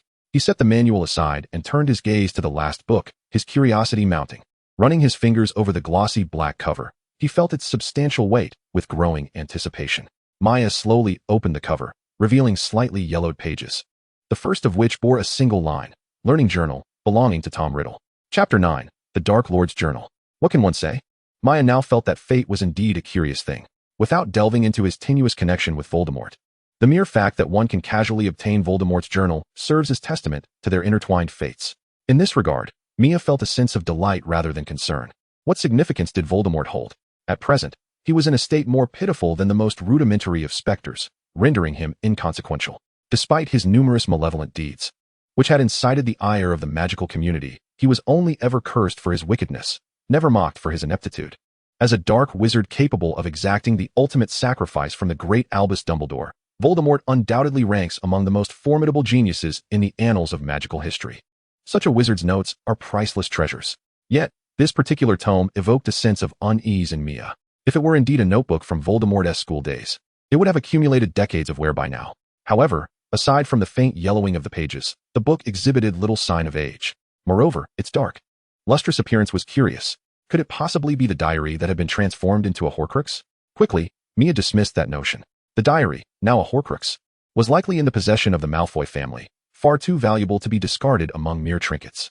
Given Voldemort's meticulous nature, it would be expected for him to have cast a dust-repelling charm upon his notebook. Turning to the next page, Mia began to delve into its contents. Albeit with a cautious mindset, the handwriting was remarkably elegant. One could infer that the owner of this notebook was an individual of refined grace. True to the notes of an academic prodigy, each page was filled to the brim, yet remained impeccably organized. Aside from the passages that eluded her understanding, every annotation prompted Mia to exclaim, "So this is what magic truly is."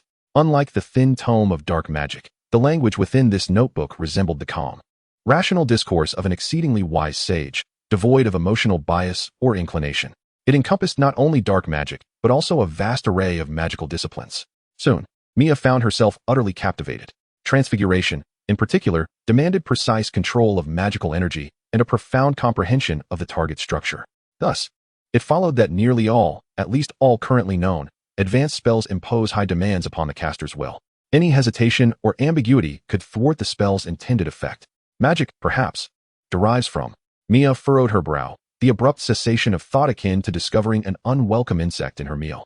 Impatiently, She flipped through the pages, but found no elaboration on those words. The sensation of knowledge tantalizingly within reach, yet suddenly elusive, was akin to ants crawling under her skin. From where does magic originate? As a proponent of pure blood ideology, would Voldemort believe that magic stems from bloodlines? Mia shook her head.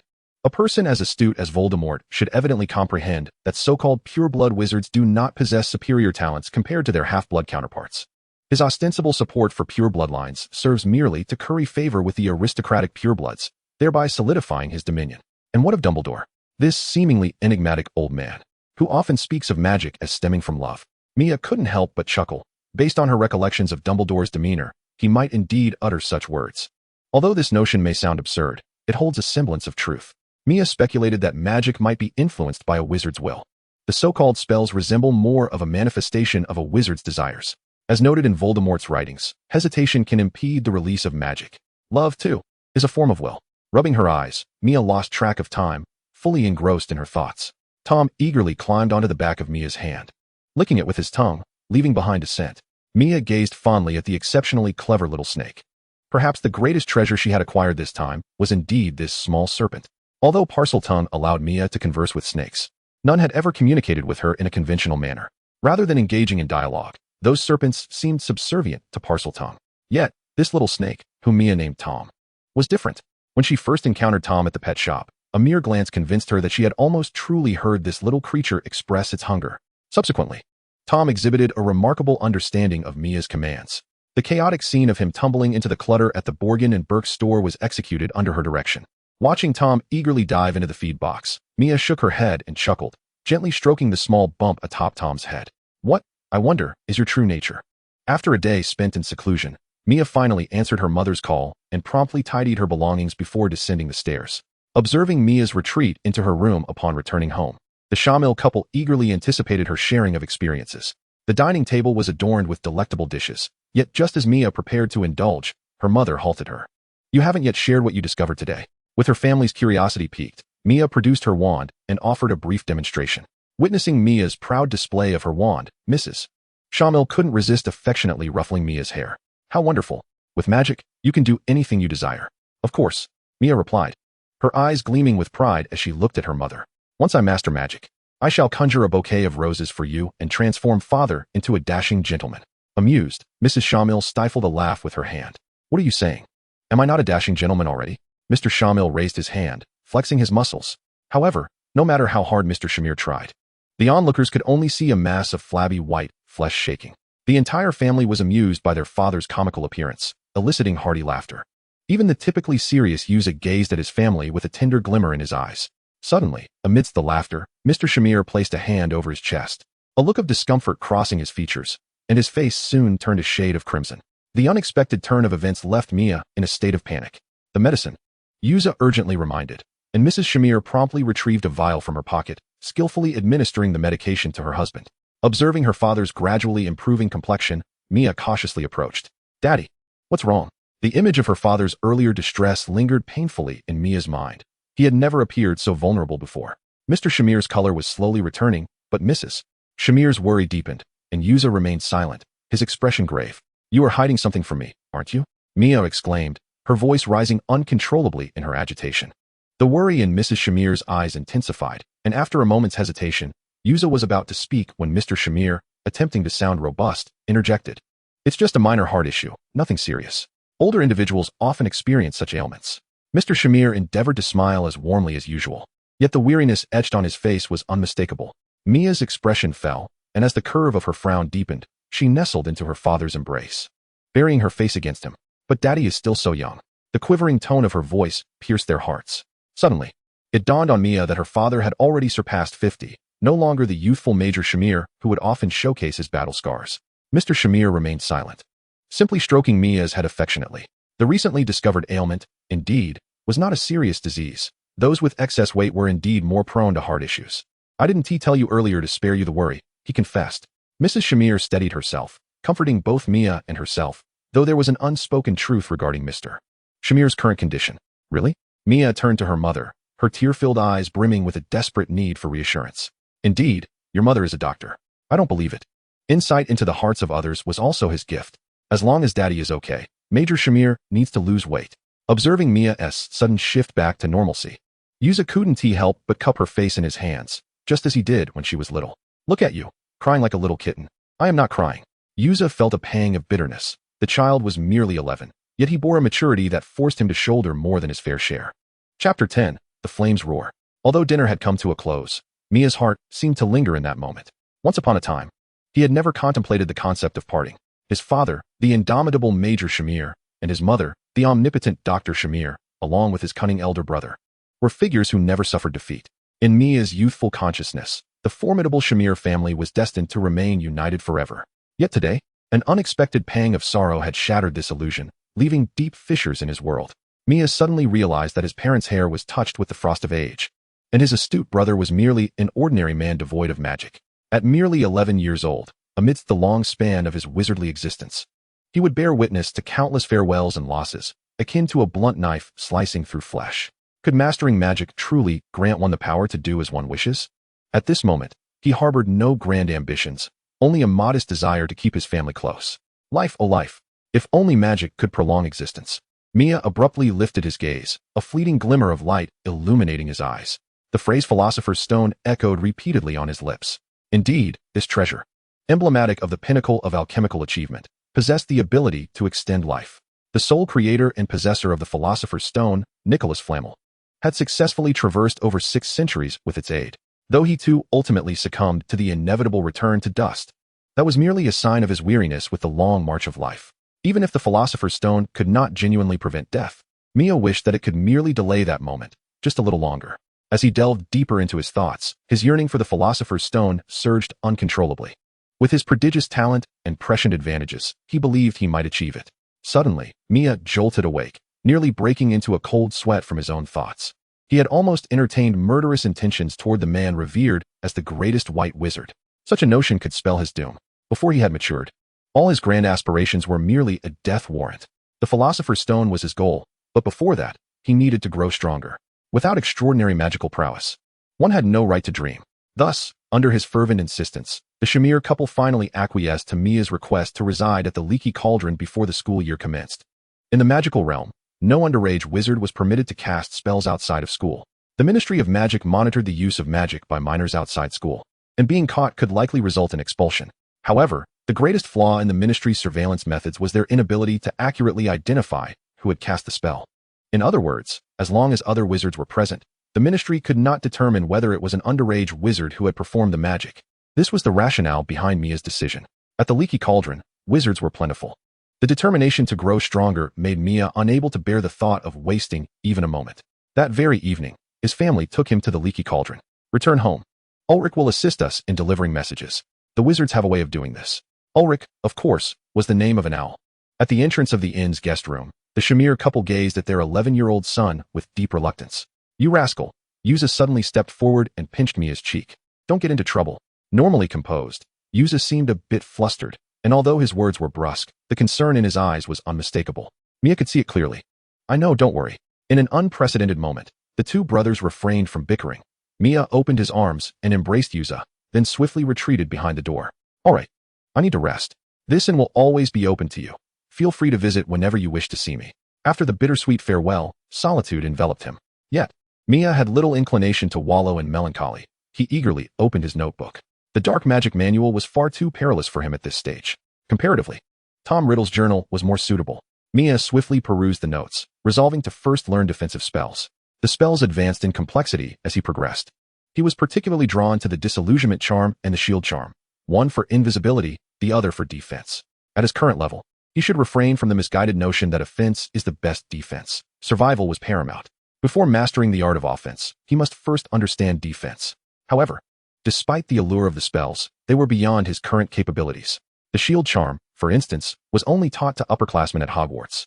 Even though Mia's magical prowess surpassed that of his peers, his control and stability over his magic were insufficient for utilizing the shield charm. This also involved a considerable amount of knowledge in spell theory. Despite his urgency, Mia could not possibly absorb the entire curriculum in a single night.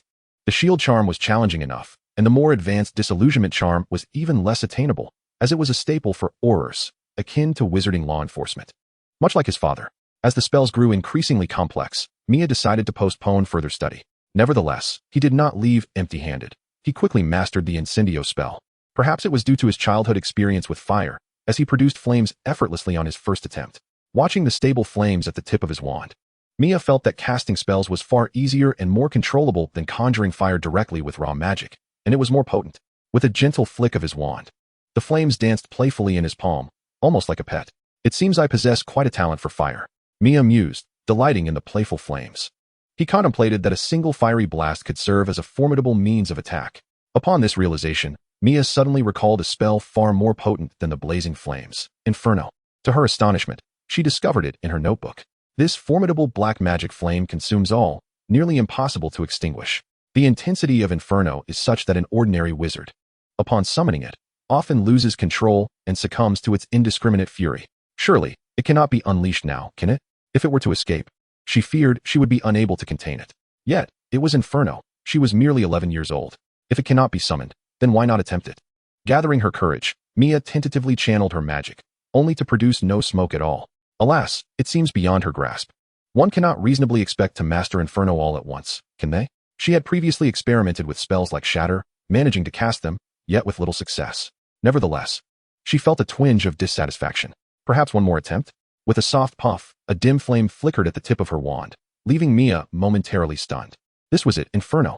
Startled by her own power, she inadvertently let a small spark drop onto the table. Oh no, this cannot be the end. How utterly embarrassing. As the flames surged uncontrollably, Mia's face drained of color. After all, she was just a child of 11. The searing heat scorched her face painfully, snapping her back to reality. This could ignite and lead to disaster. She and everyone here would perish.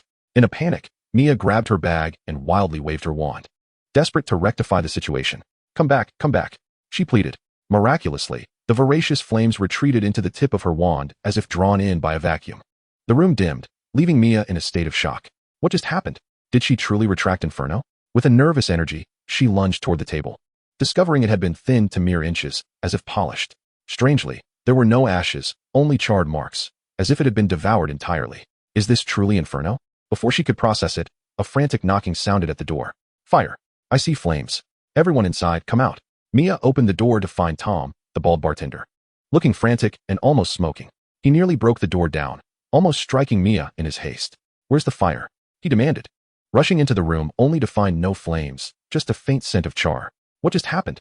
Well, you see, I was practicing magic, specifically, the blazing flame spell. It may have gotten a bit out of hand. Upon hearing this, Tom was momentarily taken aback, stretching his neck as if he had just encountered something absurd. Don't spout nonsense. How old are you? When I was your age, I couldn't even grasp the floating spell, let alone conjure a blazing fire. Well, if there's nothing else, I'll take my leave. Tom, with a playful grin, dismissed the child's claims as mere boasting. However, Mia was indignant. What do you mean? I was genuinely practicing the blazing fire. Observing Mia's puffed-up demeanor, Tom found it endearing. All right, then show me a demonstration of that big commotion you mentioned. Mia's face fell, uncertainty creeping in. Is that really appropriate? The big commotion refers to the fierce fire. Even though I inexplicably managed to retract it earlier, I still hesitate to use it casually. All right, let's sleep. A good night's rest is essential for learning magic. With a smile, Tom attempted to depart, but Mia halted him, insisting, don't underestimate me. I'll show you. I can use the blazing fire instead. Nothing will go wrong. Fine, go ahead, Tom replied, unimpressed and skeptical of Mia's abilities. Humph, blazing fire. With a flick of her wand, the air fell silent. Tom, resembling a curious turtle, craned his neck for a closer look. Noticing a wisp of smoke gently rising from the tip of Mia's wand, he nearly burst into laughter. Is this the blazing fire? Look at me. I can stretch my neck without a scratch. Teasing the child, Tom couldn't help but jest. See, nothing at all. Suddenly, a dim flash of fire erupted, and Mia, taken aback once more, shouted, retract. The flames were instantly withdrawn, leaving behind a tranquil atmosphere, the residual warmth of the fire, and remnants of Tom's hair, now transformed into a rather unconventional hairstyle. Gazing at Tom's now completely bald head, Mia hesitated to speak. After a prolonged silence, Tom finally regained his composure. What was that? That was the blazing fire, right? Mia's confidence wavered. That flame seemed eerily familiar. Indeed, it was quite fierce. After bidding farewell to Tom and his hair, Mia swiftly retreated to her room. Blazing fire. She watched as a faint flame flickered to life at the tip of her wand, descending into contemplation. Where did my blazing fire go? Bring it back. Chapter 11. The letter that will surely arrive. Mia felt somewhat bewildered. So much had transpired that night, far beyond her comprehension.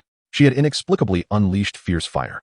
managed to retract it, and, most astonishingly, transformed the blazing fire into fierce fire. The blazing fire. With a puff, a small flame ignited at the tip of her wand. Yet this flame was not the usual orange or yellow. It leaned towards a dark hue, clearly not something that could be summoned by the blazing fire. Mia gazed helplessly at the quiet Li Hua, acutely aware of the immense power this diminutive spark possessed. Throughout the night, he summoned flames countless times, and without exception, each manifestation was Li Hua. Mia found himself pondering whether this was a boon or a bane. The advantage lay in his ability to summon Li Hua effortlessly and wield it at will. The disadvantage, however, was the realization that he would henceforth be limited to Li Hua alone. One could easily envision the scene in future Hogwarts classrooms, where a kindly professor observes Mia conjuring Li Hua with great fervor, lost in contemplation. Sighing deeply, Mia could not shake the feeling of frustration. Moreover, he noticed that the Li Hua he summoned seemed to deviate somewhat from the descriptions found in his textbooks. While the book depicted the flames as a brown hue, his Li Hua leaned toward a darker, almost black tone. Additionally, whether it was merely his perception, Mia felt that the color of the Li Hua had deepened since his initial summoning. Could this be related to the mysterious disappearance of his fiery prowess? He believed he had reason to suspect so. Regardless, Li Hua would become his most formidable asset. As for other spells, his progress was rather mediocre. They barely produced any notable effects, falling short of success. Thus, Mia reluctantly resorted to studying some simpler spells detailed in his textbooks, such as the levitation charm. These minor spells were well suited for a young wizard of his age, allowing him to grasp them with remarkable speed, achieving fluidity after only a few attempts. This, in turn, helped restore some of his confidence. However, the fruits of one night's labor were limited, when fatigue finally overwhelmed him. Resulting in an accidental summoning of a cow with the levitation charm, Mia resolved that it was time for sleep. Come morning, he awoke with bleary eyes, only to find himself staring into the eyes of a cow. You're still here, he muttered, observing the small bovine curiously inspecting the bedspread as if contemplating its edibility. Mia cradled his head in despair. Could this possibly be a real cow? Whose is it? Initially, he had believed it to be a mere magical conjuration destined to vanish with the dawn, but it appeared otherwise. The thought of leading a cow outside would surely invite ridicule. Thus, he had no choice but to confine the small creature within the room. Meanwhile, Hagrid welcomed the morning at the leaky cauldron. Regrettably, he had no habit of indulging in a morning drink. Otherwise, this place would be his paradise. However, he had a highly significant task ahead. He was to escort Harry Potter back to the Wizarding World. Reflecting on the past, it was he who had personally rescued the poor child from the ruins of Godric's Hollow and brought him to Surrey. 11 years spent in the Muggle world had truly been a burden for that boy. Hagrid's thoughts then turned to Mia. That child could be considered the first new student he had guided since beginning his tenure at Hogwarts. A clever little fellow, albeit a bit mischievous. Regrettably, it seems that before the commencement of the school term, I shall not have the pleasure of seeing that delightful little fellow. Once school begins, he must certainly invite the little one to his cozy abode to savor the culinary delights he has prepared himself. Good morning, Hagrid. Ah, good morning, Mia. Suddenly, Hagrid halted, and the weight of his footsteps caused the wooden floor to emit a resonating thud. Could he have been mistaken? Turning back for a closer look, he pondered why this diminutive figure seemed so familiar. Observing Hagrid's bewilderment, Mia, sporting dark circles under her eyes, wearily extended her hand toward him. What a pleasure to meet you again. I am Mia Shamir. Realization dawned upon Hagrid. Ah, it's you, little one, he exclaimed with delight, affectionately tousling Mia's hair. After Mia elucidated the reason for her presence, Hagrid nodded in admiration. Truly remarkable. I have never encountered a diligent little wizard such as yourself. Let us set that aside for now, Mia said, stretching her neck, which had grown sore from looking up at him. Could you do me a favor? Of course, but let us not tarry too long. I have pressing matters to attend to today. Absolutely a trivial task. What is it? There is a cow in my room. That is no trouble at all. Wait, a cow? Upon arriving at Mia's room, Hagrid indeed found a cow meandering about. The cow regarded Hagrid with equal curiosity, while outside, a subway train departed from the station. Moo. Ah, hello there. Eventually, Hagrid escorted the cow to his own quarters, resolving to keep it near his hut at Hogwarts. Stay here quietly, and do not wander off. I shall return shortly. Witnessing Hagrid converse fluently with the cow, Mia marveled at this newfound knowledge. Could this be the legendary cow dialect? Hagrid's pressing matter was simply to send a letter via owl to Surrey County's Little Whinging district. May I accompany you? Hagrid waved his hand dismissively. No, it is merely a letter delivery. But did you not come to fetch me in person? Mia countered. What if they do not reply? Hagrid suddenly spoke in a conspiratorial tone. Initially, I was meant to make the journey myself, but July 31st is Harry's birthday, and I intend to surprise him with a cake. Thus, I cannot be seen before that. What if they disregard the letter? Muggles seldom believe in magic schools, do they? Not at all. Harry resides with his aunt and uncle, and his mother was a renowned witch. the very sister of his aunt. How could they possibly doubt the existence of magic? Hagrid asserted confidently. Mia refrained from further persuasion. She could not directly inform Hagrid of the Dursleys' troubling behavior towards Harry Potter, as he was blissfully unaware. Very well. At that moment, at number 4, Privet Drive in Little Whinging, Surrey, a frail and helpless savior found his letter snatched away. The following day, Mia returned to seek Hagrid. Did you receive a reply? Shall I send another letter? The savior's message had once again been intercepted. On the third day, was there a response? Let me send another, he decided, only to find that the savior's letter had once again been taken. On the fourth day, send it? Yes. Send it. Yet, the savior's letter remained unmailed. Never mind, allow me to take charge. Mia volunteered, eager to test the magic he had learned. He conjured 12 copies of the letter and handed them to Hagrid. This time, do not place them in the mailbox. Throw them directly through the cracks of the door and windows. Hagrid complied. On the 5th day, he reported, I followed your instructions, yet still no reply. Hagrid, now quite irate, wondered what the Dursleys were up to. Mia scratched his head. Indeed, this family was rather difficult to handle. It seemed a more cunning approach was necessary. This time, Mia produced 24 copies, and with a flick of his wand, they rolled themselves into neat scrolls. Hagrid clapped his hands, exclaiming, Your magic has made remarkable progress. It's truly impressive. With a hint of pride, Mia instructed, hide these letters among 2 rows of eggs. Perhaps the milkman or they themselves will take a peek. This time, success was assured. Hagrid followed the plan. Thus, the penny-pinching Mrs. Dursley was startled by the letters hidden beneath the eggs. On the 6th day, a Sunday, with no postman in sight, Mr. Dursley, frazzled and tense, finally had a moment to relax. In the leaky cauldron, Mia slammed his hand on the table. How utterly ridiculous. Why are they so obstinate? Hagrid, equally frustrated, wondered if the family genuinely wished to keep Harry from Hogwarts. This cannot be allowed. Mia inquired. Do you have a way to reach Surrey? I can, but why do you ask? Let us go to Surrey. Hagrid returned to Hogwarts via the fireplace and arrived on his flying motorcycle. Mia finally experienced the sensation of flight. Arriving at number 4, Privet Drive in Surrey, Hagrid deactivated the motorcycle's concealment mode, revealing the house before them. The front door was tightly shut, with both the mailbox and door cracks sealed. What are we to do? Mia asked. Just watch. We must deliver a little magical surprise. With Hagrid present, Mia felt emboldened to use magic without fear of being discovered. He pointed his wand, and the solitary letters suddenly began to multiply uncontrollably. Before long, Hagrid's flying motorcycle was buried beneath a mountain of letters. Do we need this many? Hagrid inquired, astonished. With a wave of his wand, Mia cast a levitation spell, causing the piled letters to float into the air. Let them witness what a letter bombardment truly means. He commanded, and the letters surged forth like a swarm of locusts. At that moment, within number 4, Privet Drive, in the living room, Vernon Dursley, who had endured torment for nearly a week, sat comfortably on his beloved leather sofa, savoring his coffee. Today was indeed a splendid day. Do you know why, Dudley? The little gas canister beside him was muffled by a fried egg, its face glistening with grease, too preoccupied to pay attention to his father. The reason was simple. It was Sunday, and the postman would not deliver any letters. Harry, holding the frying pan, served a piece of fried egg onto Vernon Dursley's plate, behaving like a diligent waiter. Remarkably, Dursley did not scold his rather unpleasant nephew this time. Indeed, days without letters were good days. Watching his gleeful uncle, Harry habitually swallowed his discontent.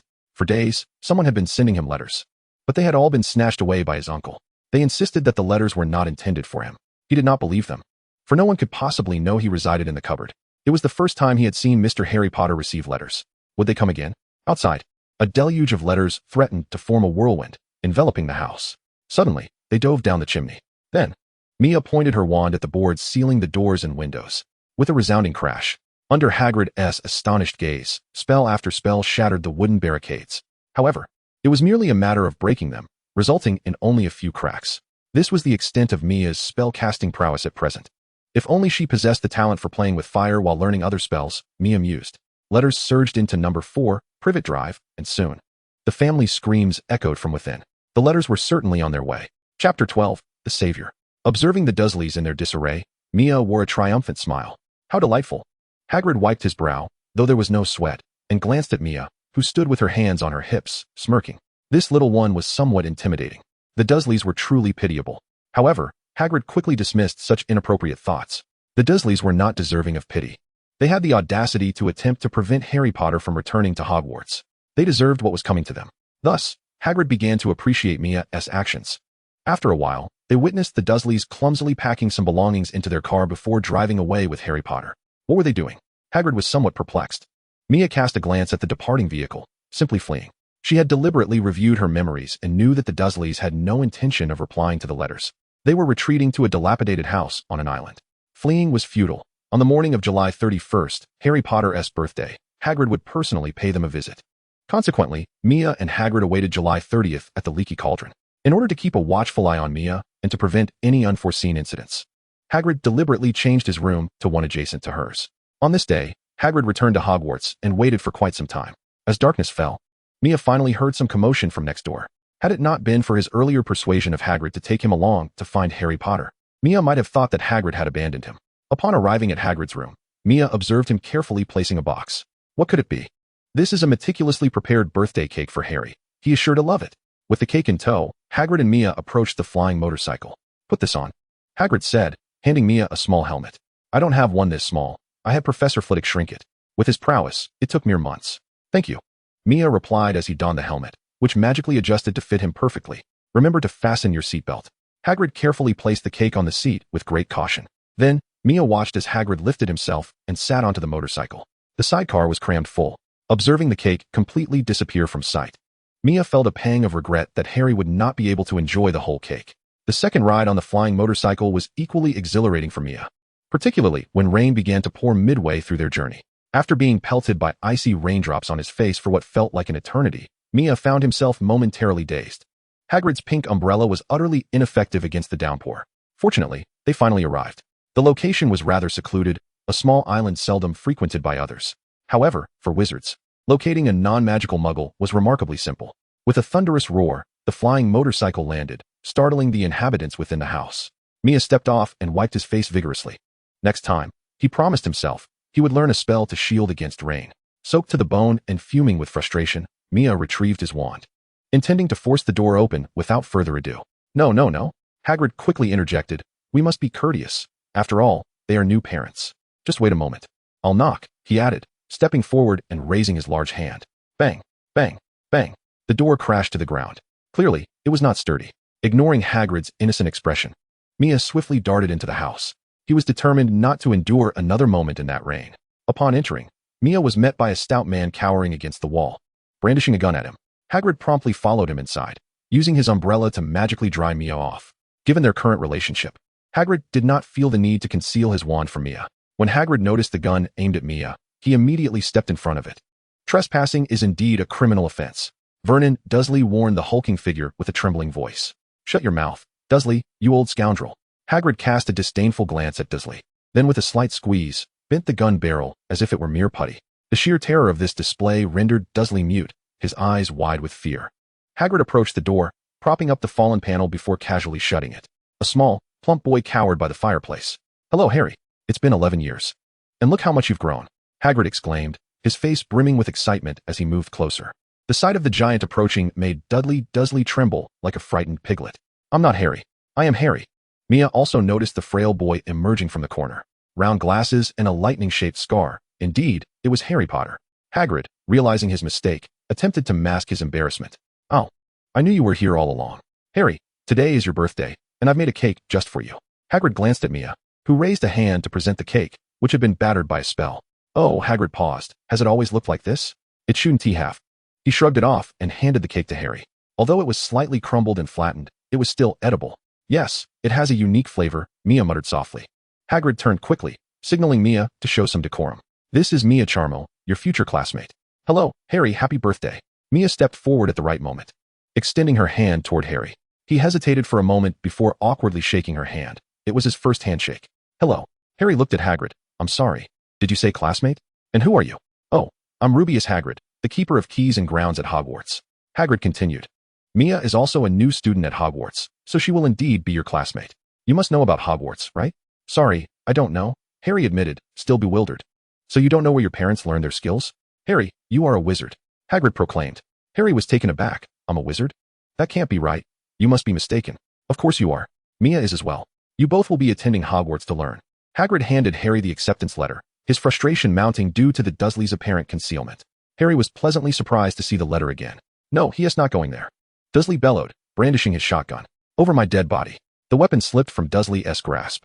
Mia lowered her wand, disregarding the terrified expressions of the Dursleys as she glanced at the extinguished fireplace. Hagrid, could you rekindle the fire? The sea breeze is rather chilly. Ignition should be a trivial task for you. Of course, I am at your service. While igniting is certainly possible, Mia merely seeks warmth, not a blazing hearth. Hagrid, using an umbrella, kindled the fireplace and remarked to Harry, Mia is an exceptionally gifted young wizard, and he is diligent. You shall surely learn alongside him. Of course, your talents are equally commendable. Harry, having witnessed Mia's magical display, gradually emerged from his astonishment. Gazing at the boy of similar age, he was overwhelmed with envy. Can I learn magic too? Indeed, your name has graced the Hogwarts roster since the moment of your birth. At that, the Dursleys erupted in a frenzied expression of their disdain for magic, culminating in the foolish Vernon Dursley insulting Dumbledore. Silence. Hagrid, seething with rage, pointed his umbrella at Vernon. Never insult Dumbledore in my presence. A sound of snorting emerged, revealing Dudley Dursley indulging in a foul-smelling cake. With a mere gesture of the umbrella, a pig's tail sprouted from Dudley's ample backside, throwing the Dursley family into chaos. It is time for us to depart, Hagrid announced as he rose. Mia approached, patting the gleeful Harry on the back. Come, let us head to Hogwarts together. Chapter 13, the start of term. Mia did not accompany them to Diagon Alley, for the prospect of strolling with the savior held little allure compared to the pursuit of mastering magic. Two similarly friendless children quickly grew acquainted. To Harry, both Mia and Hagrid were undoubtedly the finest individuals in the world. Mia's admiration for Harry Potter was genuine. He was not merely pretending. That evening, the Dursleys were as frightened as a herd of startled pigs, while Harry stood alone, boldly acknowledging his identity as Harry Potter. This, of course, reflected his true audacity. There was reason behind his placement in Gryffindor. The two conversed extensively, as Harry, like a long silent bag finally opened, yearned to share his experiences with Mia. In response, Mia marveled at the fact that despite such a tumultuous childhood, Harry Potter had not gone astray. It was indeed miraculous. Through their discourse, Mia discerned that Harry Potter was truly the courageous and upright savior, albeit with a hint of mischief and cunning. For instance, Harry recounted an incident where he deliberately flicked a booger into Uncle Vernon's teacup. In summary, Mia found Harry to be quite commendable. Yet, he pondered whether the closeness they had forged would meet Dumbledore's expectations. Mia could not fathom Dumbledore's motives in orchestrating their friendship. Ultimately, Harry Potter would have to return to that loathed home, frequently voicing his desire to reside at the Leaky Cauldron with Mia. Yet, in the end, his wish remained unfulfilled. Time flies swiftly, and as Mia immerses herself in the realm of magic, the days seem to vanish like fleeting shadows. In the blink of an eye, the school year approaches, and in these final days, Mia opts to return home to spend time with her family. After dinner, her mother pulls her aside. Observing her 11-year-old son, who is soon to venture into another world for his studies, Marilina's eyes glisten with unshed tears. No matter how competent a woman may be, there will always be a tender spot within. Mia, too, feels the sting of emotion at her mother's expression. Promise me you will take care of yourself over there. All right, eat on time, and never skip breakfast. Drinking milk is beneficial for your health, but don't overindulge. Don't stay up too late. And make sure to dress warmly when it gets cold. Marilina suddenly realizes that there seems to be an endless stream of advice she wants to impart. With reddened eyes, Mia nods earnestly. We have never been to the magical world, so avoid unnecessary conflicts with others, and take good care of yourself. Here, take this. Use it if you ever find yourself in danger.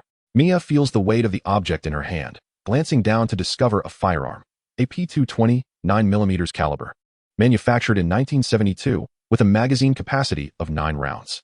Having been taken to shooting ranges by her father from an early age, Mia recognizes the item instantly. It's an older model, with average power, yet suddenly, she feels a flush of embarrassment. Mom, your heart is truly enormous. With a gun and ammunition in hand, Mia finds an unexpected sense of security, even more so than with a wand. That night, Yuza gazes out the window, struggling to find sleep. Since Mia had arrived at their home, he had come to regard her as his little sister. Despite their playful bickering, he had long resolved that she could only be teased by him, and no one else. Yet, the thought of Mia soon departing for an unfamiliar place fills him with unease. If a sorcerer were to bully Mia, would he be able to protect her? The more he contemplates, the more restless he becomes. Suddenly, he hears a soft rustling at the door, and feels a small figure burrowing under the covers beside him. What brings you here? He asks, surprised to see Mia presenting him with the back of her head. I was afraid to sleep alone, she admits. Yuza chuckles softly. They used to share a bed as children until, at 8 years old, Mia insisted on sleeping alone. Yet, she often returned, claiming to be scared of the dark. He pulls her into his embrace, inhaling the scent of her shampoo, which brings him a sense of calm. The little one shifts slightly, finding a comfortable position, and soon drifts off to sleep. That night, it is the most peaceful slumber Mia has had in recent times. The following day, as the Shamil couple bids farewell to Mia, Yuza sits behind the wheel. Mr. Shamil suddenly leans down and presents Mia with another item. Looking down, she sees a Glock 17, 9mm caliber, with a magazine capacity of 17 rounds, manufactured in 1983. Mr. Shamir whispered, "Your mother knows nothing about firearms. This is the real deal, the one I showed you." Mia solemnly tucked the item into her discreet retractable pouch. Yuza drove Mia to the station, halting only at the entrance. Subtly, he slipped something into Mia's pocket. Upon seeing it, Mia wore a resigned expression. "Those two are utterly unreliable. A child like you is better suited with an M10 revolver." As they entered the station, Mia felt as if she were a terrorist. "Where's Voldemort? Let us have a showdown." At this moment, Mia's sense of security reached its zenith. It was only when Harry arrived that Yuza departed. The Dursleys abandoned Harry, seemingly eager to leave him behind. "Mia," Harry exclaimed joyfully, hurriedly pushing his luggage towards her. Although they had maintained contact through owls, Harry had longed to see Mia. The two of them chatted and laughed as they approached the platform. Platform 9 3/4? Harry's confidence waned with each repetition. Had Hagrid made a mistake? How could there even be a platform 9 3/4? "I don't understand either. Let us search for it." Mia feigned ignorance. They arrived at platform 9. Looking around fruitlessly, Harry was unable to locate platform 9 3/4. Nearby, a conductor was present. "I'll go ask," Harry said, striding over. "Excuse me. Where is platform 9 3/4? Get lost." The irritable conductor rolled his eyes and walked away, grumbling. "It's the same every year." Mia patted the dejected Harry. "Look over there." Following Mia's gesture, Harry spotted a group of red-haired individuals. "Ron, hurry up. The train is about to depart." The leading woman waved her hands frantically. "Hurry, there are muggles everywhere." "They mentioned muggles. Are they wizards?" Harry glanced at Mia. "They should be. If we follow them, we ought to find the right place." Mia continued to play the fool. "This family must be the Weasleys. Fred, you go first." "Mom, you've mistaken again." "Sorry, George, then you go first." One of the boys pushed his luggage and dashed out, abruptly stopping before colliding with the wall. "Actually, I'm Fred, haha," with a mischievous grin. Fred vanished through the wall. Moments later, a boy who looked exactly like him followed suit, sprinting into the wall. "Excuse me." Harry summoned his courage to initiate a conversation. "Are you all heading to platform 9 3/4?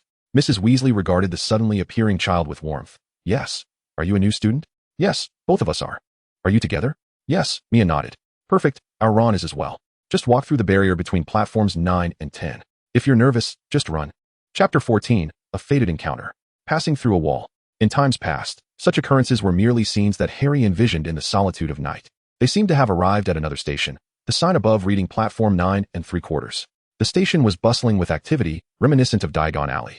There were not only muggle families, mouths agape, and eyes wandering, but also wizards clad in peculiar attire.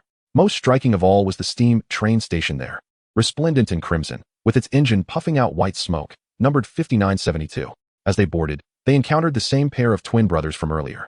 They kindly offered to assist Harry with his luggage, but were swiftly outdone by a levitation charm cast by Mia. Ultimately, they caught a glimpse of Harry's scar on his forehead. Just like that, I encountered many such individuals while with Hagrid in Diagon Alley. Is such a scar truly considered cool in the wizarding world? In any case, I felt incapable of saving anyone. After much effort, the two finally located an empty compartment and slipped inside, prompting Harry to eagerly begin venting his thoughts to Mia. Everything here was so novel, in the muggle world. Who would dare bring a toad aboard a train? Mia, too, was enveloped in exhilaration, for he was now truly stepping into the realm of magic. Every aspect around him resonated with the awe of enchantment. I had anticipated that trains in the magical world might be more advanced, perhaps even capable of flight. Yet, it turned out to be a mere antiquated contraption that exhaled steam. Once the train began its journey, Harry explored every inch of it, soon growing bored and seeking conversation. Mia shook his head. This train was far from ordinary, as powerful protective charms were evidently cast upon the compartments. "How can you tell?"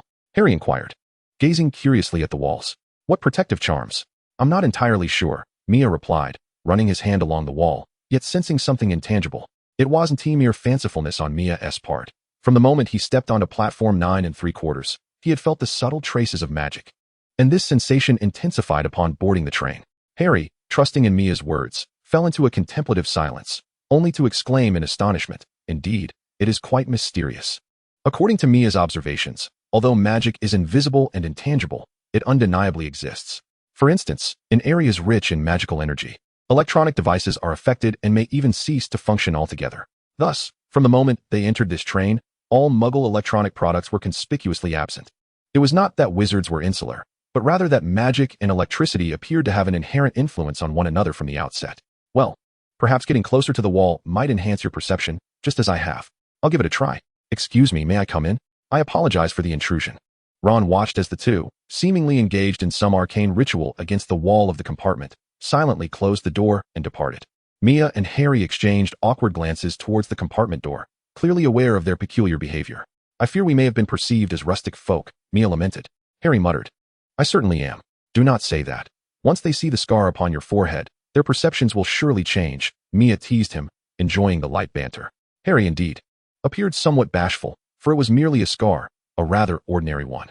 Yet, as Hagrid had mentioned, those who bore such a mark often had a notable history, perhaps something to do with a name that sent shivers down the spine.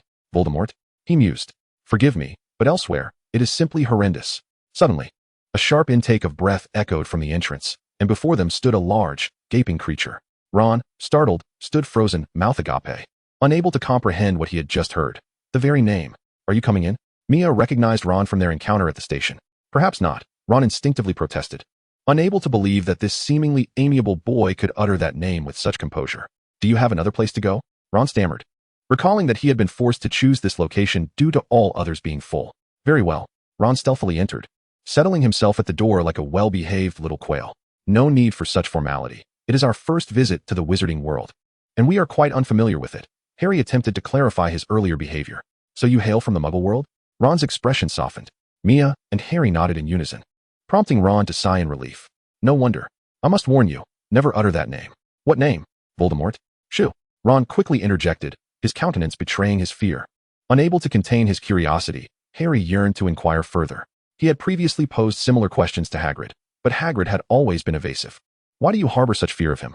Why? Because he is an unabashed dark wizard. We scarcely speak of him. This is also why I dread entering the Slytherin compartment. Some individuals there still share sentiments akin to his. Ron soon acclimated, finding a comfortable position to sit. Slytherin? What is that place? Mia feigned ignorance. I forgot you were unaware. Hogwarts is home to Gryffindor, Hufflepuff, Ravenclaw, and Slytherin. Slytherin is notorious for producing dark wizards. There are no good souls there.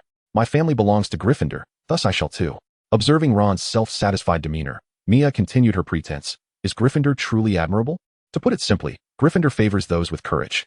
Harry chimed in. If that is the case, Gryffindor sounds indeed commendable. What about the other houses? Ravenclaw is often considered a haven for bookworms, while some say Hufflepuff tends to embrace those overlooked by other houses. Harry's expression fell. Perhaps Hufflepuff was indeed the more fitting choice for him. Mia stifled a laugh, for Harry was undoubtedly a chosen Gryffindor, his merits seemingly limitless, ensuring a direct reservation for the House Cup. Yet, under the guidance of a certain professor with a penchant for neglecting personal hygiene, Harry could certainly become a liability. On another note, which house would he himself choose? Ravenclaw? Slytherin seemed quite suitable as well, considering his ability to speak Parseltongue, a connection, albeit tenuous, to the founder. Where would he ultimately land? The anticipation was palpable. Chapter 15, Miss Know-It-All. Would you like to purchase anything, children? Just as Ron's excitement peaked upon discovering Harry's scar, the vendor with a card appeared at their compartment door. No, thank you, I brought my own, Harry replied. Ron, clutching what appeared to be a rather poorly made sandwich, cast furtive glances at the cart that revealed his financial constraints. Truth be told, he felt rather embarrassed himself, having resided at the Leaky Cauldron for an extended period. Expenses were unavoidable. I'll take everything, Harry proclaimed boldly, noticing Ron's discomfort as he produced a handful of galleons. The two impoverished boys' eyes gleamed with envy, making Harry feel somewhat uneasy. A wealthy wizard's offspring, how infuriating. Please, do shower me with gold. At that moment, Mia felt immensely grateful for her decision to befriend Harry. In the next instant, their compartment was overflowing with snacks. What is this? Harry inquired, holding a box. Chocolate frog? As he opened the container, the chocolate frog leapt from the window. Observing Harry's disappointment, Ron mumbled, the frog is secondary. The true treasure lies in the wizard card within, which we are all collecting. Mia glanced at the card. Dumbledore? He bore a striking resemblance to the version she recalled from the films. Is this really Dumbledore? Harry was seeing him for the first time, having heard much from Hagrid, who always spoke with profound reverence, fueling Harry's curiosity. Dumbledore, rather impressive, but I already possess several cards, Ron said, stuffing a piece of fudge into his mouth. Are there any cards of dark wizards? Mia mused. Enough. Ron set down what he was holding. I know what you're thinking. Mia pouted but refrained from further comment. She resolved to include Voldemort in her collection. The charming wizards deserved a touch of dark wizardry shock. In that brief moment, Mia's mind raced with numerous schemes for wealth. Desperation for funds was overwhelming. It is all the fault of that wretched fairy for imposing a limit on Galleon's exchange. Otherwise, with his modest treasury, he would surely be a small fortune. Of course, he possesses no interest in wealth. such is his demeanor. It is merely that the pursuit of magical studies necessitates expenditure. The spells are one matter, but potions are a veritable drain on one's finances. To aspire to become a master of potions like Snape, one cannot afford to treat ingredients as mere kindling. Regrettably, the resources at his disposal are exceedingly scant.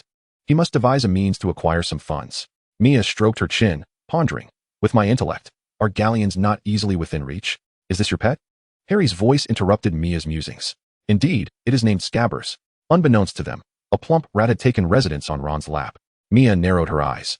She recalled that this creature was a wizard, a certain Peter Pettigrew, who had mastered a Nimigus transformation. He betrayed Harry's parents, leading to their untimely demise at the hands of Voldemort.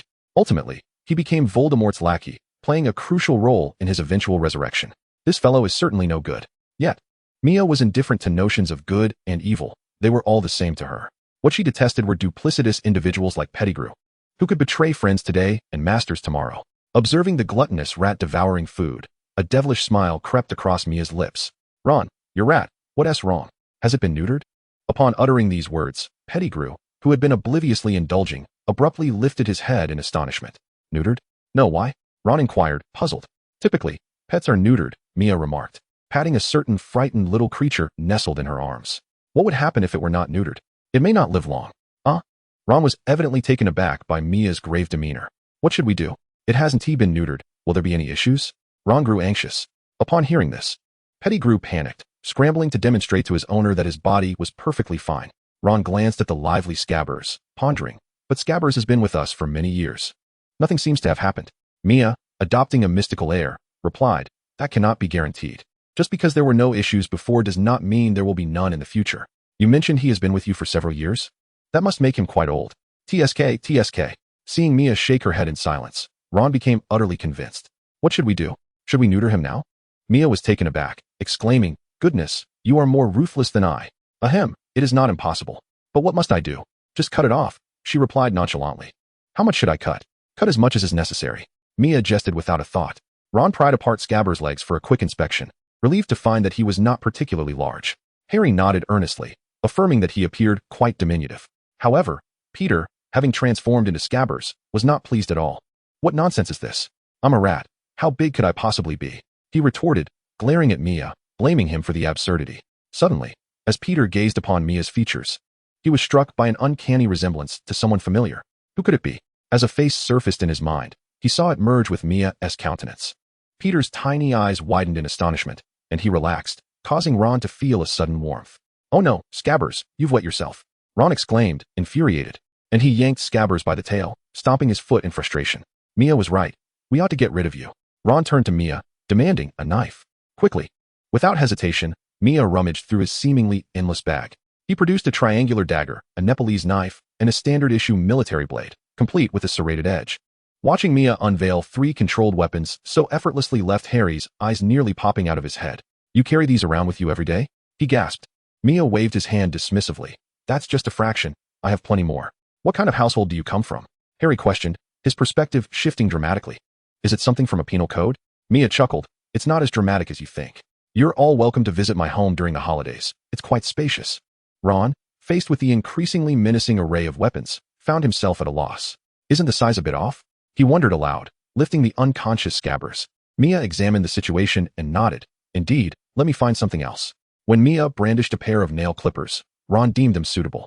Let's go with this, he said, though he hesitated to proceed. Are you really considering this as nail trimming?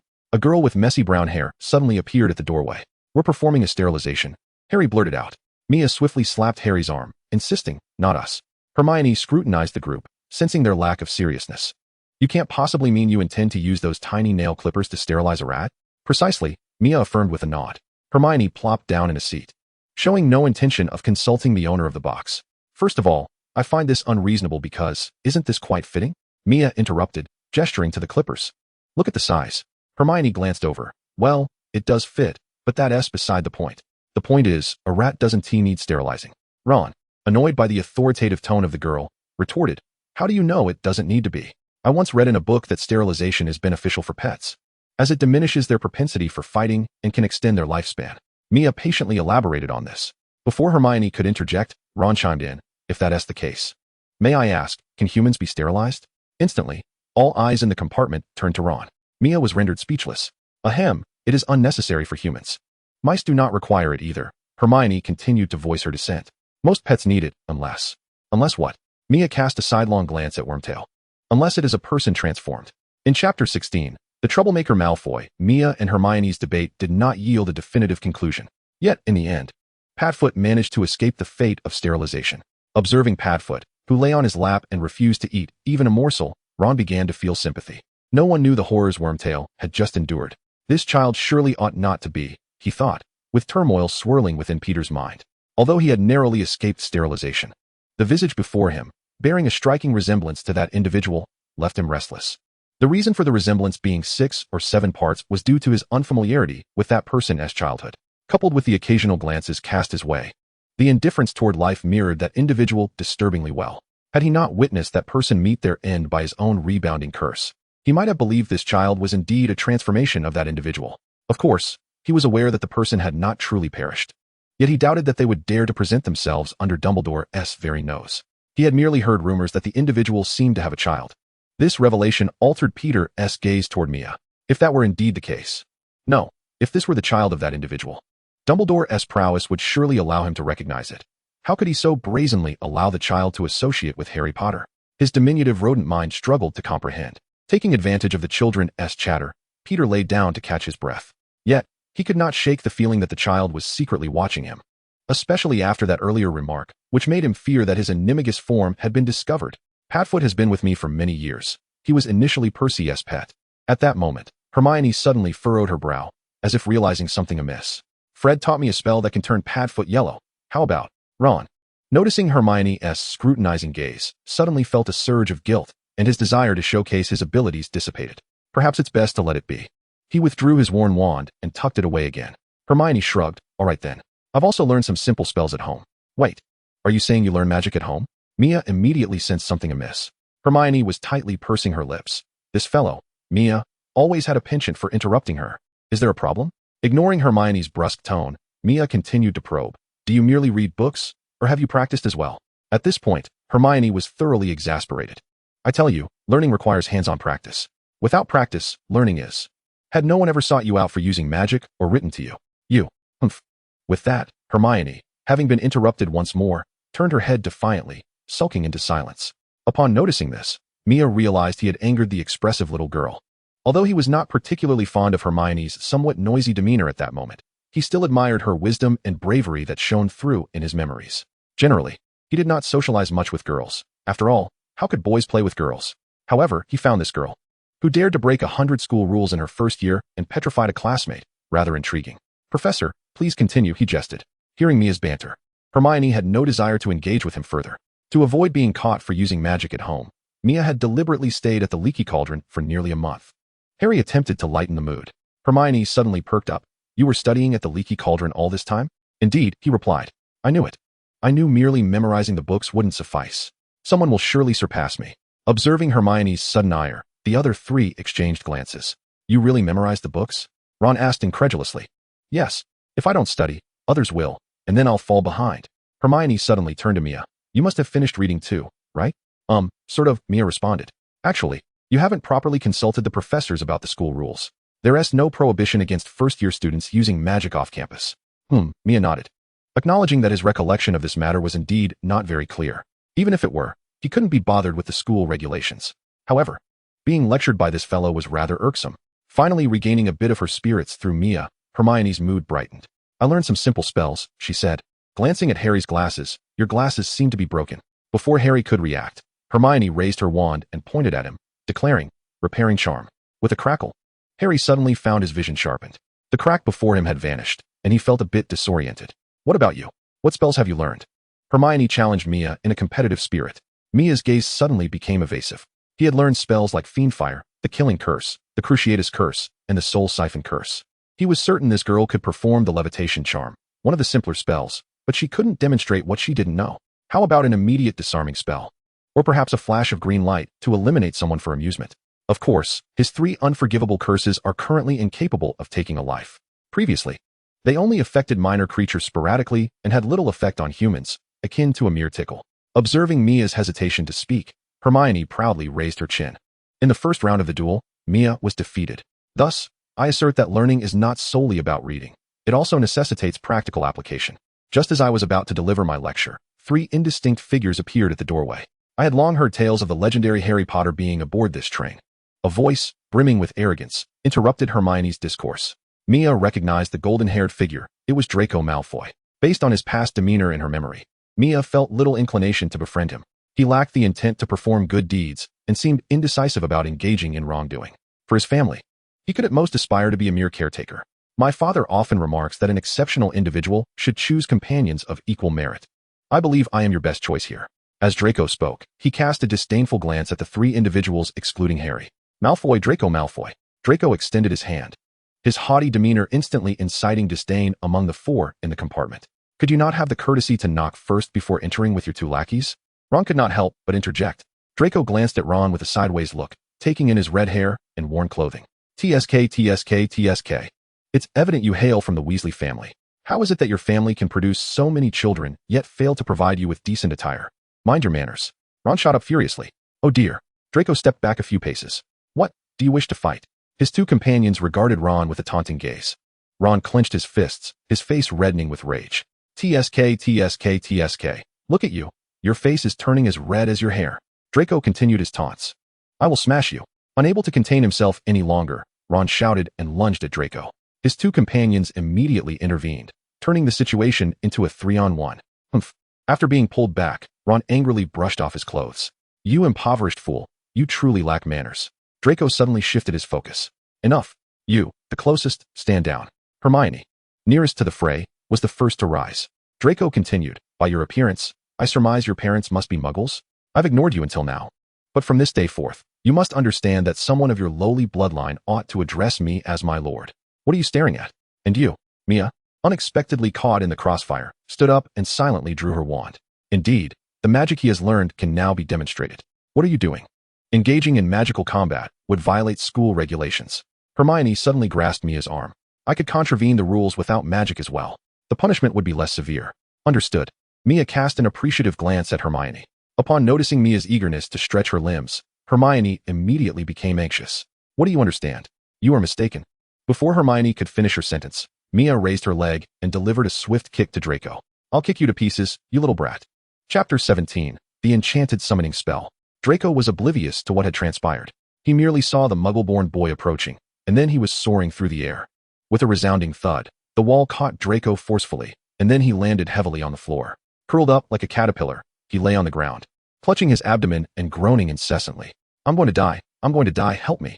Mia's unexpected kick left the others momentarily stunned. With a glint in his eye, Harry seized the opportunity. Before the 2 henchmen could react, he lunged forward. The fight had already begun. So what did it matter to remain an onlooker? Harry, taking the initiative, indeed caught the opponent off guard. Drawing from years of wit and cunning against Dudley, Harry chose to ensnare one of the henchmen like an octopus. In this manner, he could subdue his adversary without inflicting significant harm. This was his way of avoiding the ire of his aunt and uncle, who always unconditionally believed Dudley. Seeing Harry's decisive move, Ron, who was caught by the collar, was jolted into action and turned to pounce on his assailant. Thus, an utterly unseemly scene unfolded in the box. Hermione felt that the situation had escalated beyond reason. Watching the 4 entangled on the ground, Hermione, having never witnessed such chaos, was utterly at a loss. Mia gazed at Draco, who was wailing like a slaughtered pig, somewhat speechless. Although that kick had been rather loud, they were still only 11 years old and had not inflicted any real harm. This fellow certainly knows how to scream. Enough already. I kicked your stomach. Why are you clutching your chest and making such a fuss? Hey, don't cover your head. I didn't kick your skull. Don't falsely accuse the innocent. Draco, exposed by Mia, felt his face flush with embarrassment, turning an alarming shade of deep red. Just wait, I will tell my father. As he spat his threats, he fled the scene, his legs flailing about, completely uncharacteristic of someone who had just been beaten. Don't linger here. Your leader has already fled. What are you still doing? Losing their leader, Goyle and Crabbe also made a hasty retreat. Even in such a dire situation, you still have the gall to joke around. Hermione was filled with urgency. If the professors found out, it would be quite the ordeal. Mia shrugged nonchalantly. Let them come. As long as he has the audacity to inform the professors, I shall accept the consequences. Even if we inform the professor, it was they who instigated the trouble first. We all firmly assert that they initiated the altercation, leaving the professor at a loss. We haven't even enrolled in the school yet. How could they possibly punish us? Ron felt somewhat ashamed, as it seemed I had been the one to strike first. You fool. As long as none of us speak up, the professor will remain oblivious to who initiated the conflict. Ron's expression was one of chagrin, as if it were a secret everyone knew. Mia regarded Hermione with a hint of admiration. Though somewhat of a bookworm, she was not bound by the rules, much like what he remembered. Why are you looking at me like that? Hermione felt a bit embarrassed under Mia's gaze. I'm worried you might get expelled. Hermione, who held herself to the standards of a model student, was reluctant to admit her earlier attempt to deceive the professor. The minor uproar brought by Draco soon passed, not only failing to sour their journey, but also providing them with more to discuss. By the way, Mia suddenly addressed Hermione. What were you doing over here? Having been outshone by Hermione earlier, Mia had been contemplating how to regain her standing. Oh no. Hermione's face suddenly changed. I came to help Neville find his toad. Watching Hermione hastily rise, Harry remarked, in such a large train, where will you find a toad? Mia produced her wand, which she had prepared earlier. In situations like this, the summoning charm is usually quite effective. Little Hermione, let me show you who the true master of charms at Hogwarts is. Wait, this is my forte. Ron suddenly stepped forward. This is the only spell I can cast. I often use it to help my mother find things. With a look full of confidence, Ron seemed to convey, let me take charge. Having been looked down upon several times, he wished to showcase his abilities before this proud witch. Then go ahead, Mia conceded. Clearing his throat, Ron waved his tattered wand. Toad, come forth. As he performed the motion, Mia instantly sensed a distinct magical resonance emanating from Ron's wand. It appeared that Ron could indeed wield the summoning charm. Suddenly, Mia noticed the magical energy from the wand becoming erratic. The wand began to crackle with energy, erupting with orange sparks. This unexpected turn of events prompted the group to instinctively distance themselves from Ron, fearing an accident. Ron, too, was quite startled. Eventually, as the sparks dissipated, only a wisp of smoke remained. Ron hung his head in disappointment. I failed. Just as the group began to relax, another incident occurred. The Birdie Bots' every flavor beans on the table suddenly flew towards Ron. Before anyone could react, objects around them began to propel toward Ron. Cornered. Ron was bombarded by the flying items. As he was buried beneath the debris, Mia stifled a laugh and nodded. In a way, you succeeded. Ron angrily discarded the paper bag from his face, cursing the wretched wand. It's not the wand's fault that the spell went awry, Hermione interjected sharply. Aware of his embarrassment, Ron could only roll his eyes in response. It should be fine now. However, as soon as he spoke, darkness enveloped him. What is this? He exclaimed, gripping the object in frustration, wishing to hurl it to the ground. It appeared to be, glancing at the peculiar item in Ron's grasp. Mia could not identify it either. It seemed like clothing? Harry leaned in for a closer inspection. I think so. Mia nodded in agreement. But what on earth is this? It feels warm. Ron rubbed it in his hands. Only Hermione stood by, her cheeks flushed. Let me take a closer look, Mia said, brimming with curiosity and preparing to rise. But Hermione suddenly slapped his arm. What are you doing? Don't look. Why not? Mia protested. Do you have one too? It's so small, it can't possibly be worn. By the way, my mother seems to have one that looks quite similar. Shut up, Hermione exclaimed, pinching Mia in embarrassment. I'm not at the age to wear such things. Feeling inexplicably wronged from the multiple slaps, Mia retorted, if you don't have it, then why hit me? That hurts. Truly, boys should not engage with girls this way. At that moment, a girl with her arms crossed ran past, sobbing. The group exchanged glances between the outside and the object in Ron's hands, and instantly understood. Ron swiftly tossed it away. Don't just throw it around. It landed on my head. I don't want to hold it. Neither do we. Whoever summoned it should take it. Right. How about we give it to you? Even if it's a bit large? Get lost. Mia received another slap. Chapter 18. A unique entrance. As evening fell, the train gradually came to a halt. The dim lights on either side illuminated the scene, hinting at an unknown magical world that lay just beyond the golden beams. Accustomed to the train's swaying, Mia felt a peculiar heaviness as his feet finally touched solid ground again.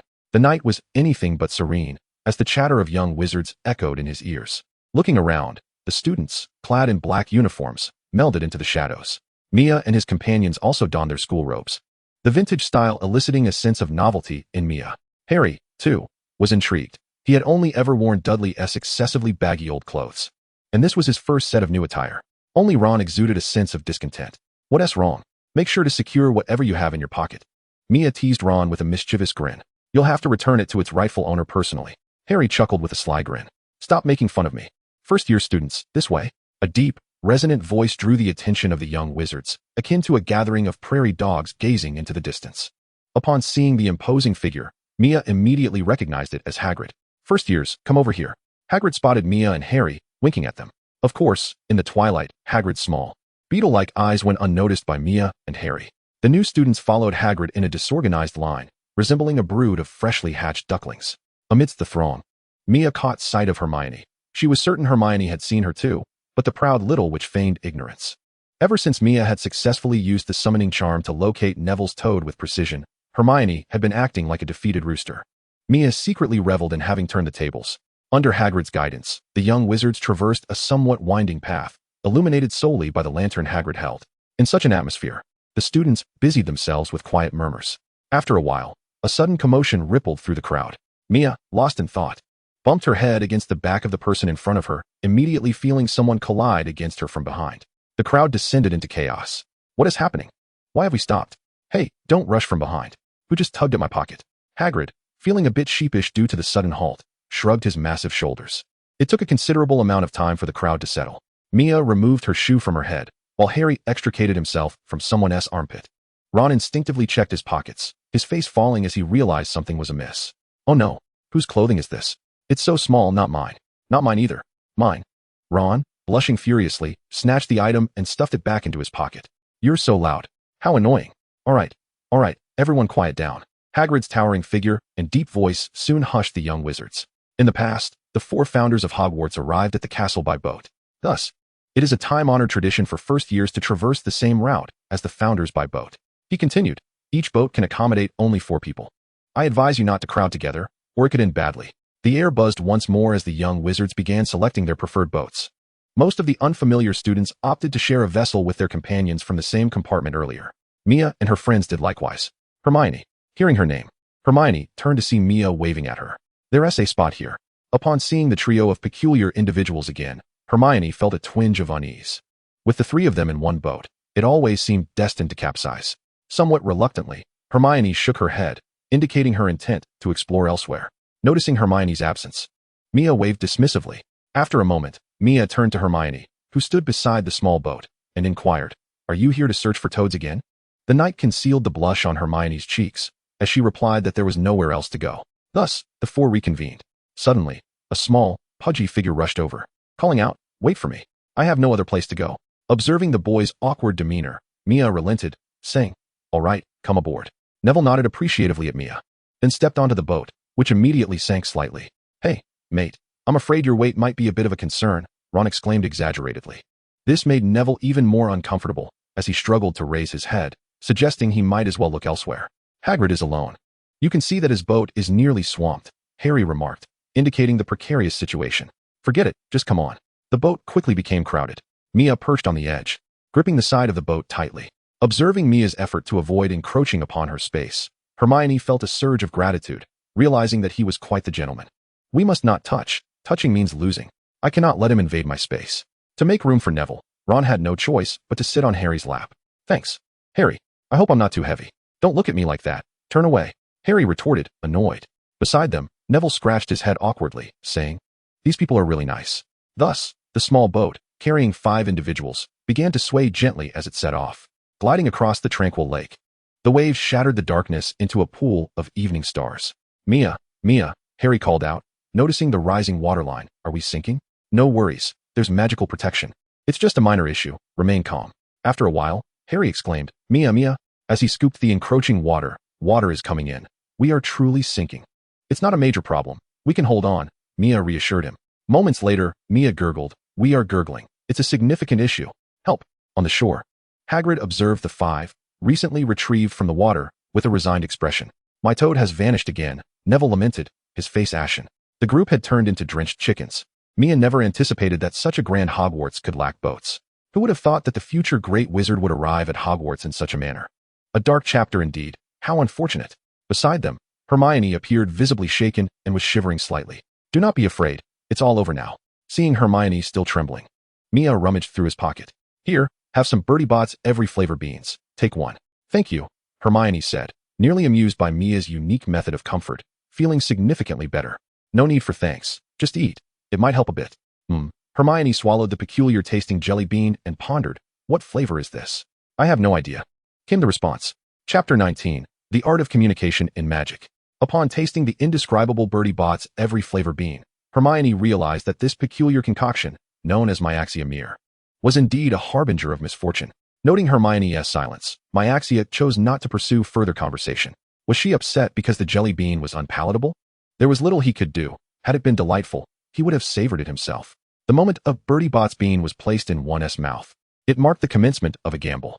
Who knew what ghastly flavors the deranged manufacturers had infused within? At least Ron had personally encountered one that tasted like boogers. Though Myaxia was baffled as to how Ron could discern the flavor of boogers. After drying off a few drenched first years, Hagrid led the newcomers into the majestic halls of Hogwarts. This castle bore the weight of history upon its walls, each mark narrating tales of yore. The flickering, dim light illuminated parts of the castle, while the remaining sections remained shrouded in the embrace of time. To Myaxia, venturing out at night in this imposing fortress was undoubtedly unwise for the timid, perhaps intimidated by the castle's grandeur. The young wizards could only hear the sound of their own hurried footsteps, as if listening to the castle recount its own story. Eventually, Hagrid brought them before a colossal door, his fist thudding heavily against the oak. Professor McGonagall, first-year students, he announced. Thus, the young wizards found themselves in the presence of a stern woman clad in emerald green, her demeanor exuding an aura that discouraged any conversation. Levi? Myaxia felt a twinge of anxiety as he watched Neville clumsily approach to catch a toad. Professor McGonagall was renowned for her strictness. No one dared to break the rules under her watchful eye, and even her own students faced penalties for missteps. The grave expression she cast upon Neville surely left an unfavorable impression of the clumsy boy in her mind. Myaxia distinctly observed Professor McGonagall glance in Harry's direction, though it was merely a fleeting look that encompassed him and the others. He could not ascertain whether there was any intention behind that glance. Subsequently, Professor McGonagall introduced the first years to the fundamental aspects of the four houses and issued a command to await her summons before turning back toward the Great Hall. I heard Fred and the others say that the sorting ceremony involves battling a troll, Ron murmured, his face betraying a newfound apprehension. A troll? Sounds like a towering and ferocious beast, Harry remarked. Observing Ron nod in affirmation, Harry too began to feel a sense of unease. Mia was acutely aware that the ritual was merely a farce, yet she chose to remain silent, indulging in the game. Observe her. Incessantly murmuring as if casting curses upon someone. Ron discreetly cast a glance towards Hermione, harboring a lingering belief in her peculiarities. Mia and Harry refrained from engaging in conversation, for an insufferable individual had approached them. Oh, I hear someone fell into the water? Let me ponder. Who among you lacks the sense to maintain their balance on a boat? The moment Mia caught sight of the golden slicked-back hair, she recognized Draco. We shall settle your accounts later. Draco, flanked by two cronies, cast a menacing gaze over the group, though his eyes faltered slightly when they landed on Mia. Harry Potter. I feel compelled to reiterate that one must exercise utmost caution in choosing friends, particularly to avoid consorting with unsavory characters. Draco's insinuations were unmistakable.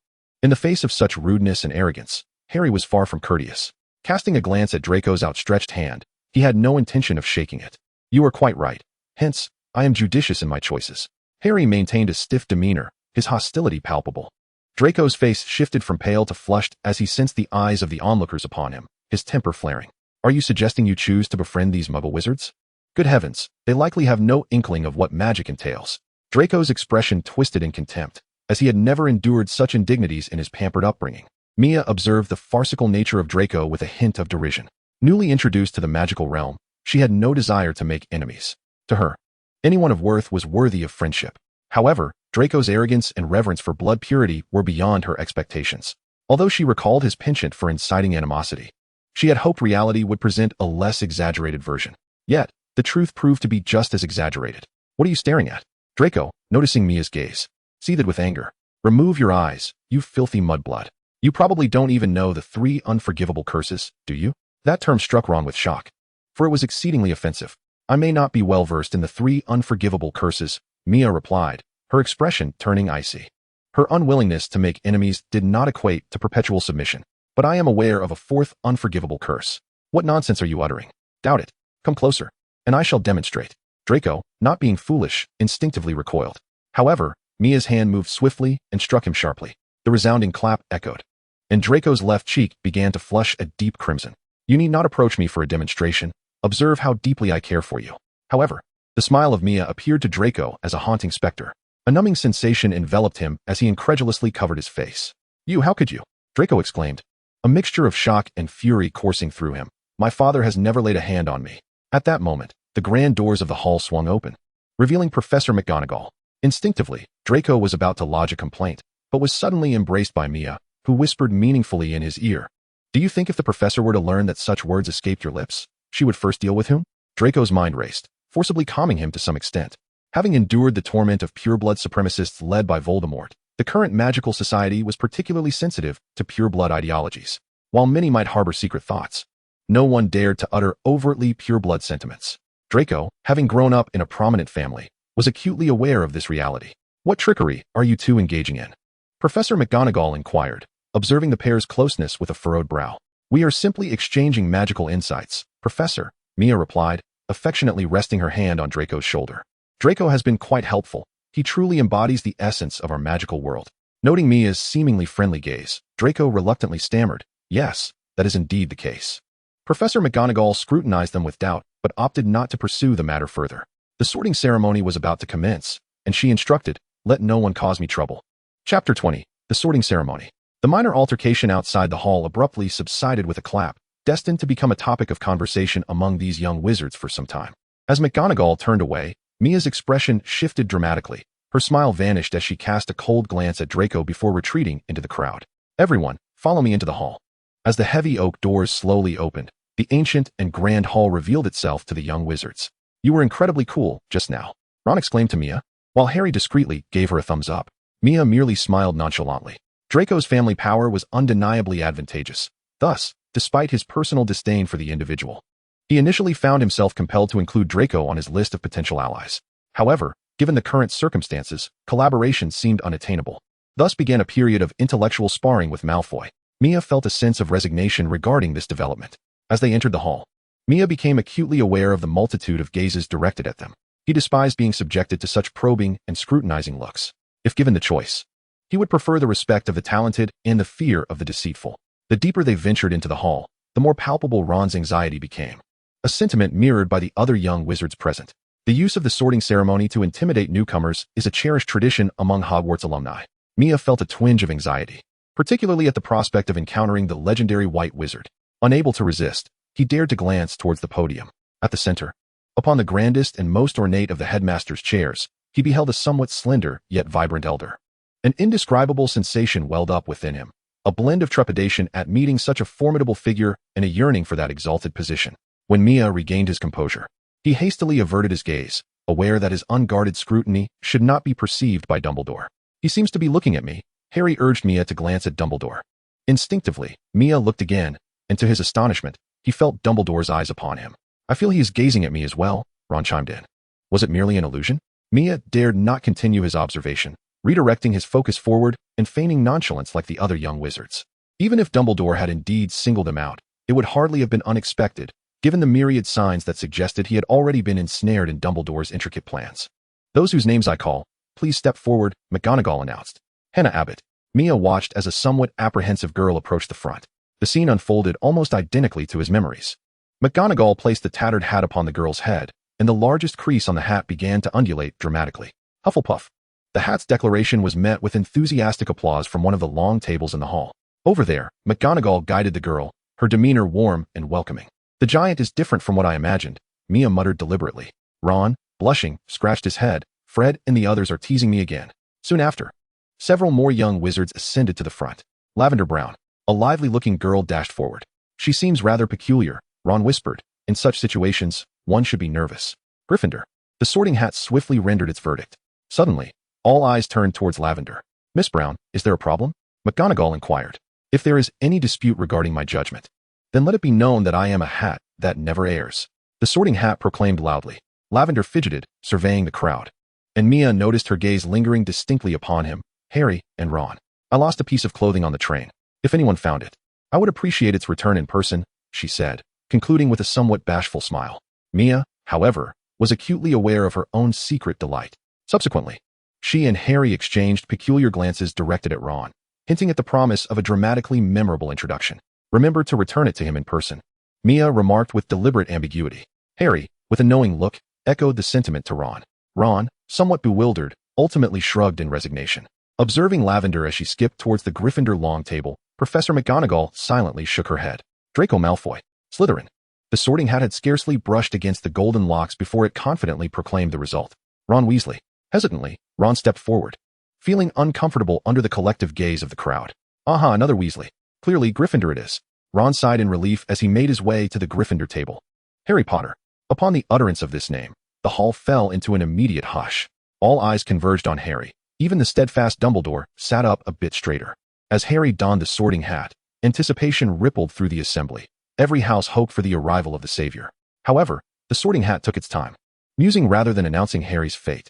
Apart from Professor McGonagall and Harry, no one else could hear its deliberations, which only heightened the suspense. Gryffindor. The hall fell silent for a heartbeat before it was nearly uprooted by the jubilant cheers erupting from Gryffindor. If you are resolute enough, the sorting hat may change its mind, Harry whispered to Mia as he passed by. Mia Shamil. With no time to contemplate Dumbledore's reaction, Mia stepped forward. As the hat settled on her head, a wave of nervousness washed over her. Where would she be placed? Given her ability to speak Parseltongue, Slytherin seemed a strong possibility. Yet, as a diligent scholar, Ravenclaw also beckoned. Hey there, young one. Your mind is brimming with thoughts. A voice emanated from above. It was the sorting hat. Am I interrupting your analysis? Mia silently mused. No, not at all. I am, after all, the greatest hat, came the hat's response. It appeared that this enchanted accessory could indeed probe one's thoughts. Mia cleared her mind, striving to avoid any intrusive memories. Which house do you believe I belong to? She inquired suddenly. Oh, it is rare for a newcomer to engage with me at this juncture. Out of courtesy for your politeness, my initial assessment leans towards Slytherin. Initial assessment? Indeed, I instinctively considered placing you in Slytherin. However, I have just discerned certain additional qualities within you. Your thirst for knowledge would surely appeal to Ravenclaw. Daring to pursue one's ambitions is the hallmark of a true Gryffindor. One could equally find merit in Hufflepuff's principles of equality. However, if I may be candid, how does your notion of impartiality hold up? Those endowed with exceptional talent often carry a hint of arrogance, yet to regard others as mere pawns in a game, well, that speaks volumes. Such individuals either possess remarkable genius or are simply deluded fools, as the sorting hat so bluntly articulated. The attention of the other students in the hall began to gravitate towards Mia. Had it truly been that long? Harry inquired nervously of Ron, hoping fervently that Mia would join his house. Longer than you. He'll be a hat stuffer, exclaimed a boy with similarly red hair, standing beside another who bore his likeness. He is my friend, Ron declared with pride. Come off it.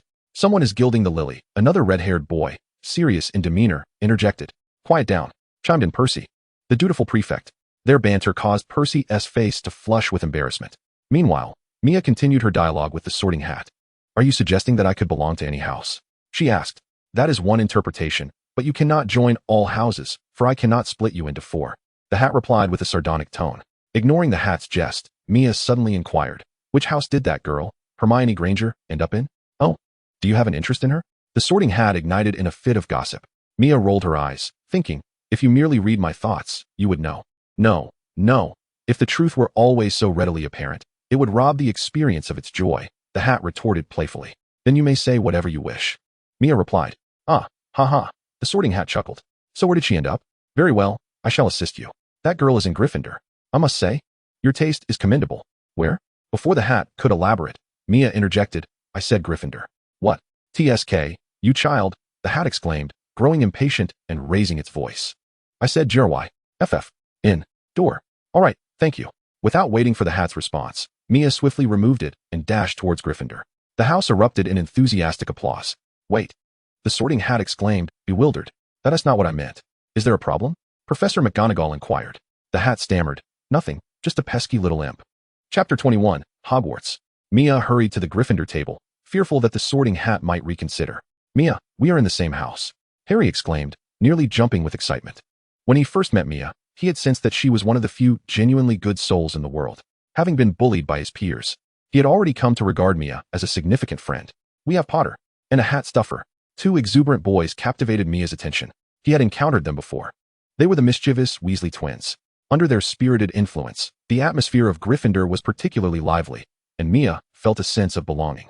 For him, it mattered little which house he was sorted into.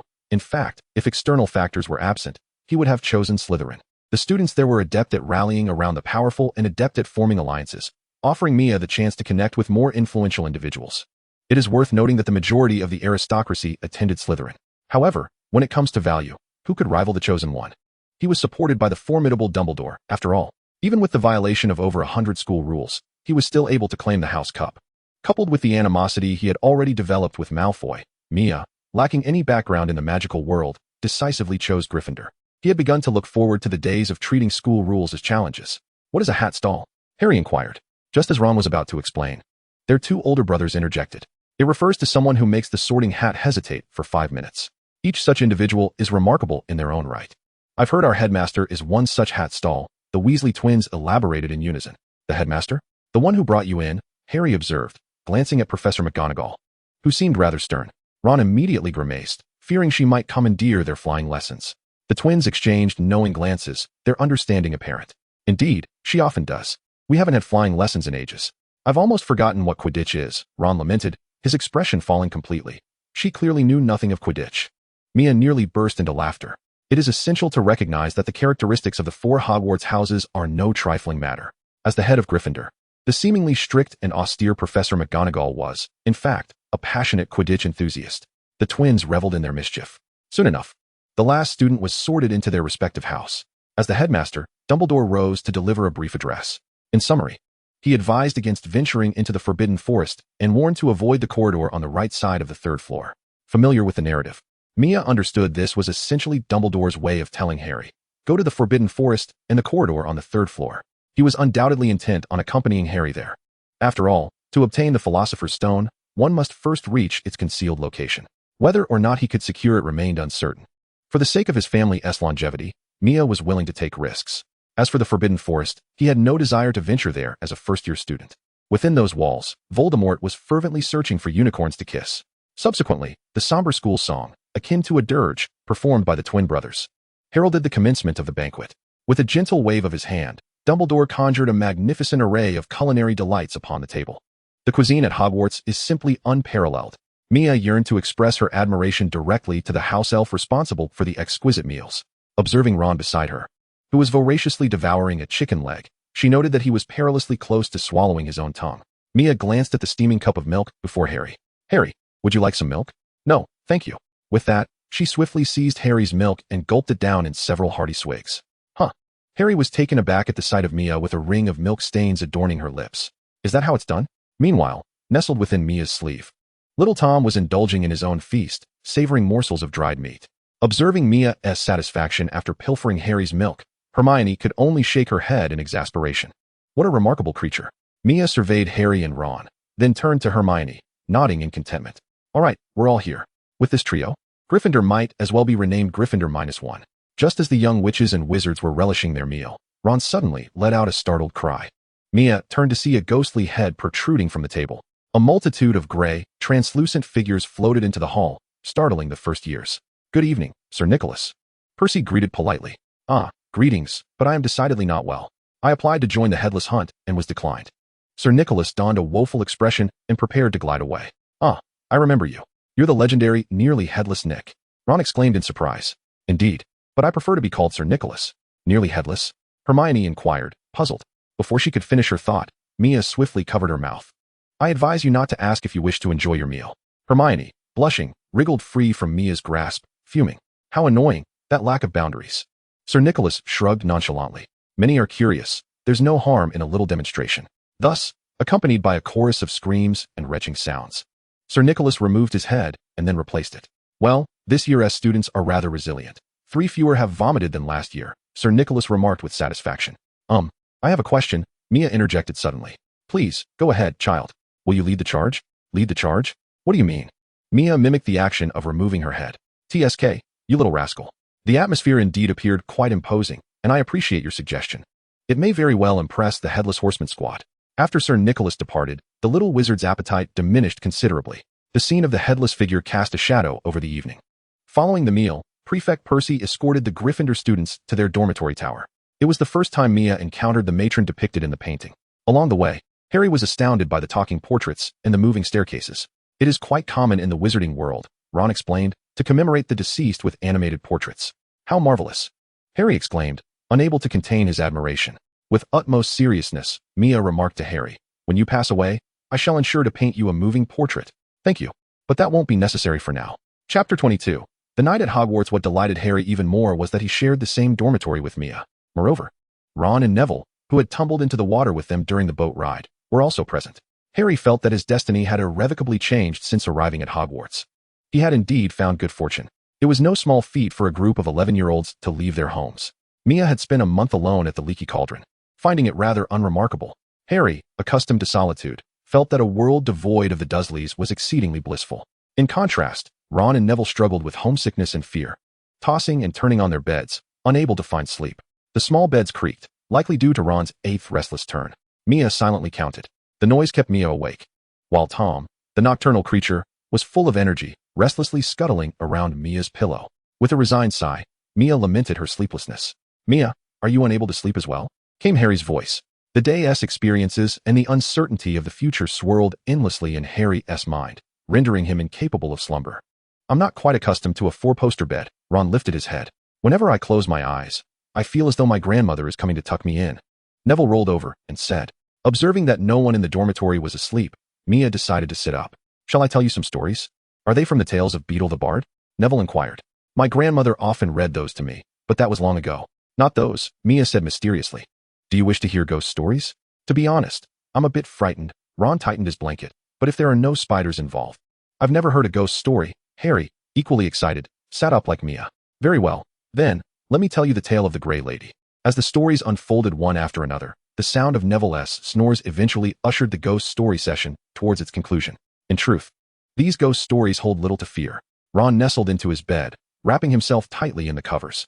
Sleep beckoned. "Good night." Mia, however, remained alone, gazing at the unfamiliar drapes. This life was an experience unlike any other. If only it could continue in such beauty indefinitely. As she pondered this, her thoughts gradually drifted towards the Philosopher's Stone. She still harbored plans to steal the stone. Although such an endeavor seemed daunting, for the sake of her family's lives, she felt compelled to attempt it.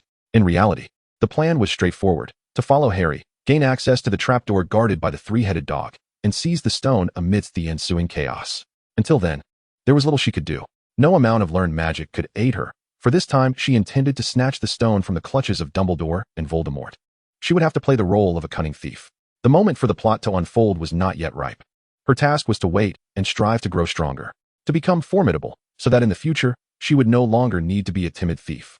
In her strategy, the first step was to master a few practical defensive spells. The conflagration charm was effective, yet far too volatile. She could not simply incinerate someone at the slightest provocation, could she? While such an act might provide a thrill, it was decidedly illegal, though legality mattered little to her. Her abilities had yet to reach a level where the Ministry of Magic would bow to her. Thus, powerful dark spells like the unforgivable curses were not viable options at present. The disarming charm seemed more suited to her current situation. It could subdue foes without leaving her vulnerable to legal repercussions, allowing her to avoid the complications of aftermath. Harry, the so-called savior, wielded the disarming charm with such ease that he ultimately triumphed over a certain bald adversary's killing curse. It was clear that the disarming charm was indeed a novice's blessing. Similar spells like the petrification charm and the sleep charm were also useful. There existed an abundance of magic, enough for her needs, yet mastering it would require a place for practical application. Mia quickly recalled the perfect location, the Room of Requirement. Within this school, aside from Dumbledore, few were likely to know the whereabouts and access methods of the room. It was the ideal venue for her practice. Just the thought of being able to hone her magical skills there filled her with anticipation. Thus, lulled by endless dreams, Mia gently drifted into slumber. Little Tom stealthily poked her forehead before burrowing under the covers. In her dreams, Mia encountered her mother. Her mother appeared quite upset, seemingly saying something. As Mia listened intently, she realized the message. "Wake up. You're going to be late." Startled, Mia opened her eyes to the warm sunlight streaming through the window, her heart skipping a beat. She immediately rolled out of bed and seized the wrist of the still sleeping Harry, beginning to inspect him. However, Harry's wristwatch remained unresponsive, rendered useless by the overwhelming magic of the Wizarding World. Mia urgently exclaimed, "Get up, we're going to be late." Ron lay completely cocooned in his blanket, wriggling like a caterpillar, only to fall still once more. Neville murmured with closed eyes, "Toilet, toilet, I found it." "No, don't." Mia quickly pinched Neville's nose and shouted at the other two, "Hurry up, we have Professor McGonagall's class soon." At her words, Harry sat up while Ron poked his head out from under the covers. Thus began their exhilarating dash. "Damn those moving stairs. When I become headmaster, I will have you all replaced with elevators." Mia held her backpack in one hand and grabbed Harry with the other, who in turn grasped Ron, while Ron clutched the flustered Neville. The four of them engaged in a thrilling parkour on the moving staircase. "I am a good student. I cannot be late." Mia gritted her teeth, her face contorted, and suddenly turned to shout, "Run faster, or I will make you regret it." The portrait exclaimed, "Goodness, these young people." At last, as Neville successfully managed to slip his arm into his sleeve, they reached the entrance of the classroom. Mia took a moment to steady her breath before stepping inside. Harry and the others frantically began to adjust their attire, with Ron pulling out a sock that had inadvertently lodged itself in his waistband and stuffing it into his pocket. Upon entering the classroom, seeing it filled to capacity, Mia felt a chill run down her spine. Casting a glance at the cat perched on the podium, she cautiously made her way to her seat. "Thank goodness we ran fast. We were almost late," Ron exclaimed as he entered. Hermione shook her head in exasperation at their timely arrival. "Whose cat is that?" Ron pointed at the tabby cat on the podium. Then, to his horror, the tabby leapt and transformed into Professor McGonagall. "Help, the cat lady." Ron's face turned pale, and he stumbled back in fright. "Mr. Weasley, could you please be more alert?" Professor McGonagall reprimanded him sternly. "Merlin's lace knickers." Ron gasped, his face paling further upon realizing it was Professor McGonagall. "Should I turn one of you into a pocket watch so that you won't be late?" she inquired. "Preferably not an electronic one," Harry muttered. McGonagall's piercing gaze immediately fixed on him, leaving Harry unable to lift his head. "You can surely find your seats? Return to your seats. Class is starting." Chapter 23, Transfiguration Class. Transfiguration is an exceedingly rigorous branch of magic. Any mistake may lead to unpredictable consequences. Therefore, if anyone misbehaves in my class, I will kindly escort you out. Professor McGonagall, renowned as the most stringent instructor at Hogwarts, certainly lives up to her reputation. In just the first lesson, the little wizards found themselves too intimidated to utter a sound. Transfiguration, as its name suggests, is the art of transforming an object into one's desired form. Whether it be a living being or an inanimate object, transformation is possible. As she spoke, Professor McGonagall tapped her wand upon a small mouse resting on the desk, uttering the incantation Vera Verto. Upon the completion of the spell, the mouse transformed into a cup before the astonished eyes of the students. While this feat may not rival the transformation of a cat into a human, it nonetheless elicited gasps of wonder from the young wizards. The key points of this lesson are written on the blackboard. You may transcribe them at your leisure. With a graceful wave of her wand, the previously blank blackboard became densely populated with text. The classroom was soon filled with the sound of scratching quills. As the students busily copied, Professor McGonagall elaborated on the essence of transfiguration. The core principle lies in the understanding of change. To transform a matchstick into a needle, one must first comprehend the structure of both the matchstick and the needle. Without this understanding, transformation is impossible. Thus, the efficacy of magic is significantly influenced by the caster's mindset. This notion resonated with Mia, who had gleaned similar insights during solitary studies at the Leaky Cauldron. He had attempted to cast the petrification spell, yet his thoughts were fixated on levitating objects. Ultimately, he merely caused them to wobble in the air, devoid of any signs of petrification. Professor McGonagall continued, in addition to thoroughly familiarizing oneself with the structure of the object to be transformed, it is paramount to possess unwavering confidence during the casting. Hesitation can lead to errors in transformation. Upon hearing this, Mia could not help but nod in agreement. He had also realized that magic is profoundly subjective, just like newborn wizards, who, despite lacking any knowledge of spells, can inadvertently influence their surroundings during moments of heightened emotion. He recalled the memory of Harry at the zoo, pushed down by Dudley. In a fit of rage, Harry had caused the glass to vanish, facilitating an extreme exchange between Dudley and a large python.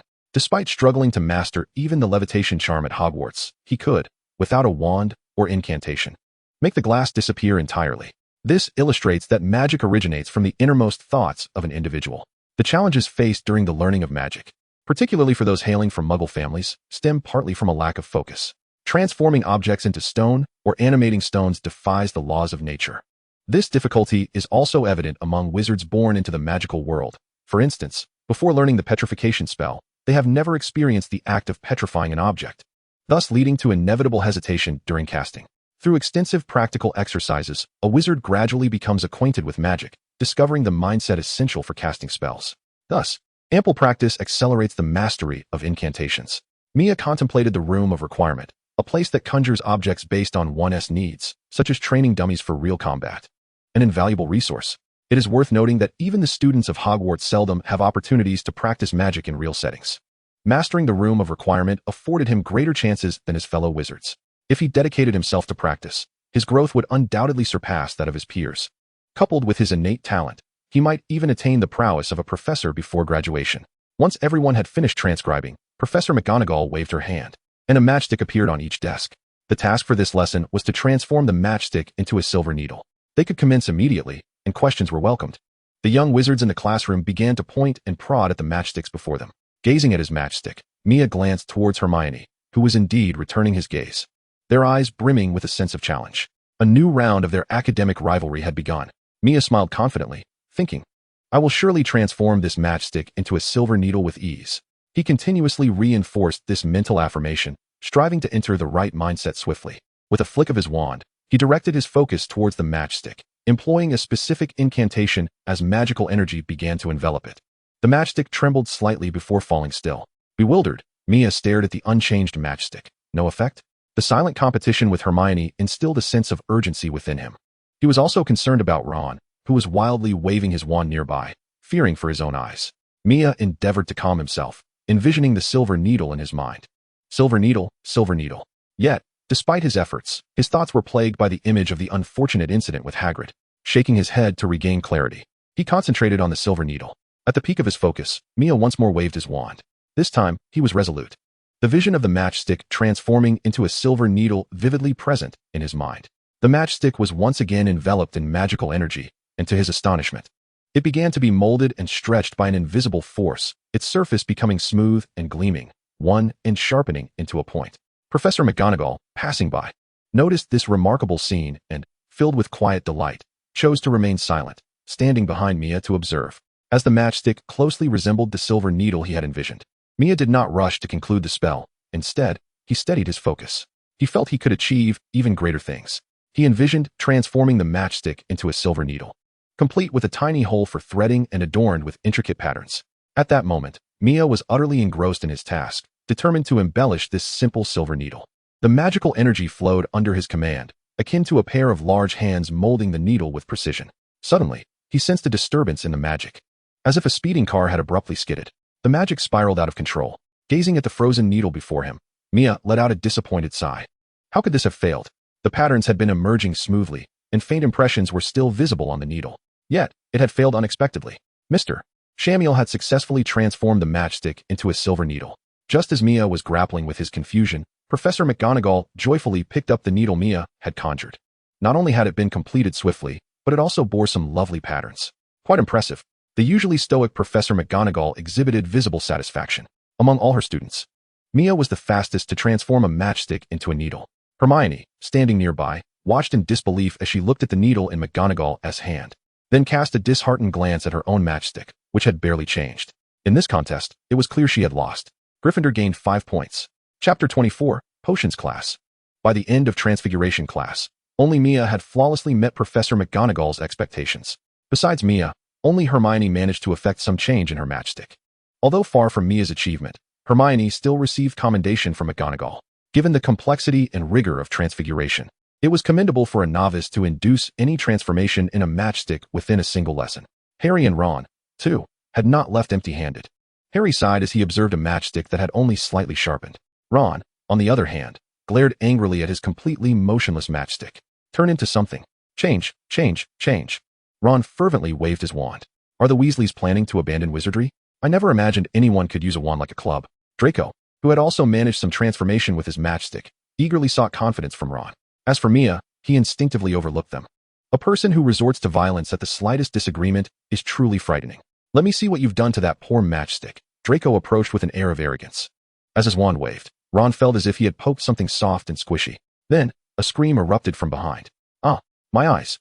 Draco cried out, clutching his eyes as tears streamed uncontrollably down his face. I'm telling my father. Mia watched Draco scamper out of the classroom in tears, wondering if the boy was simply trying to be amusing.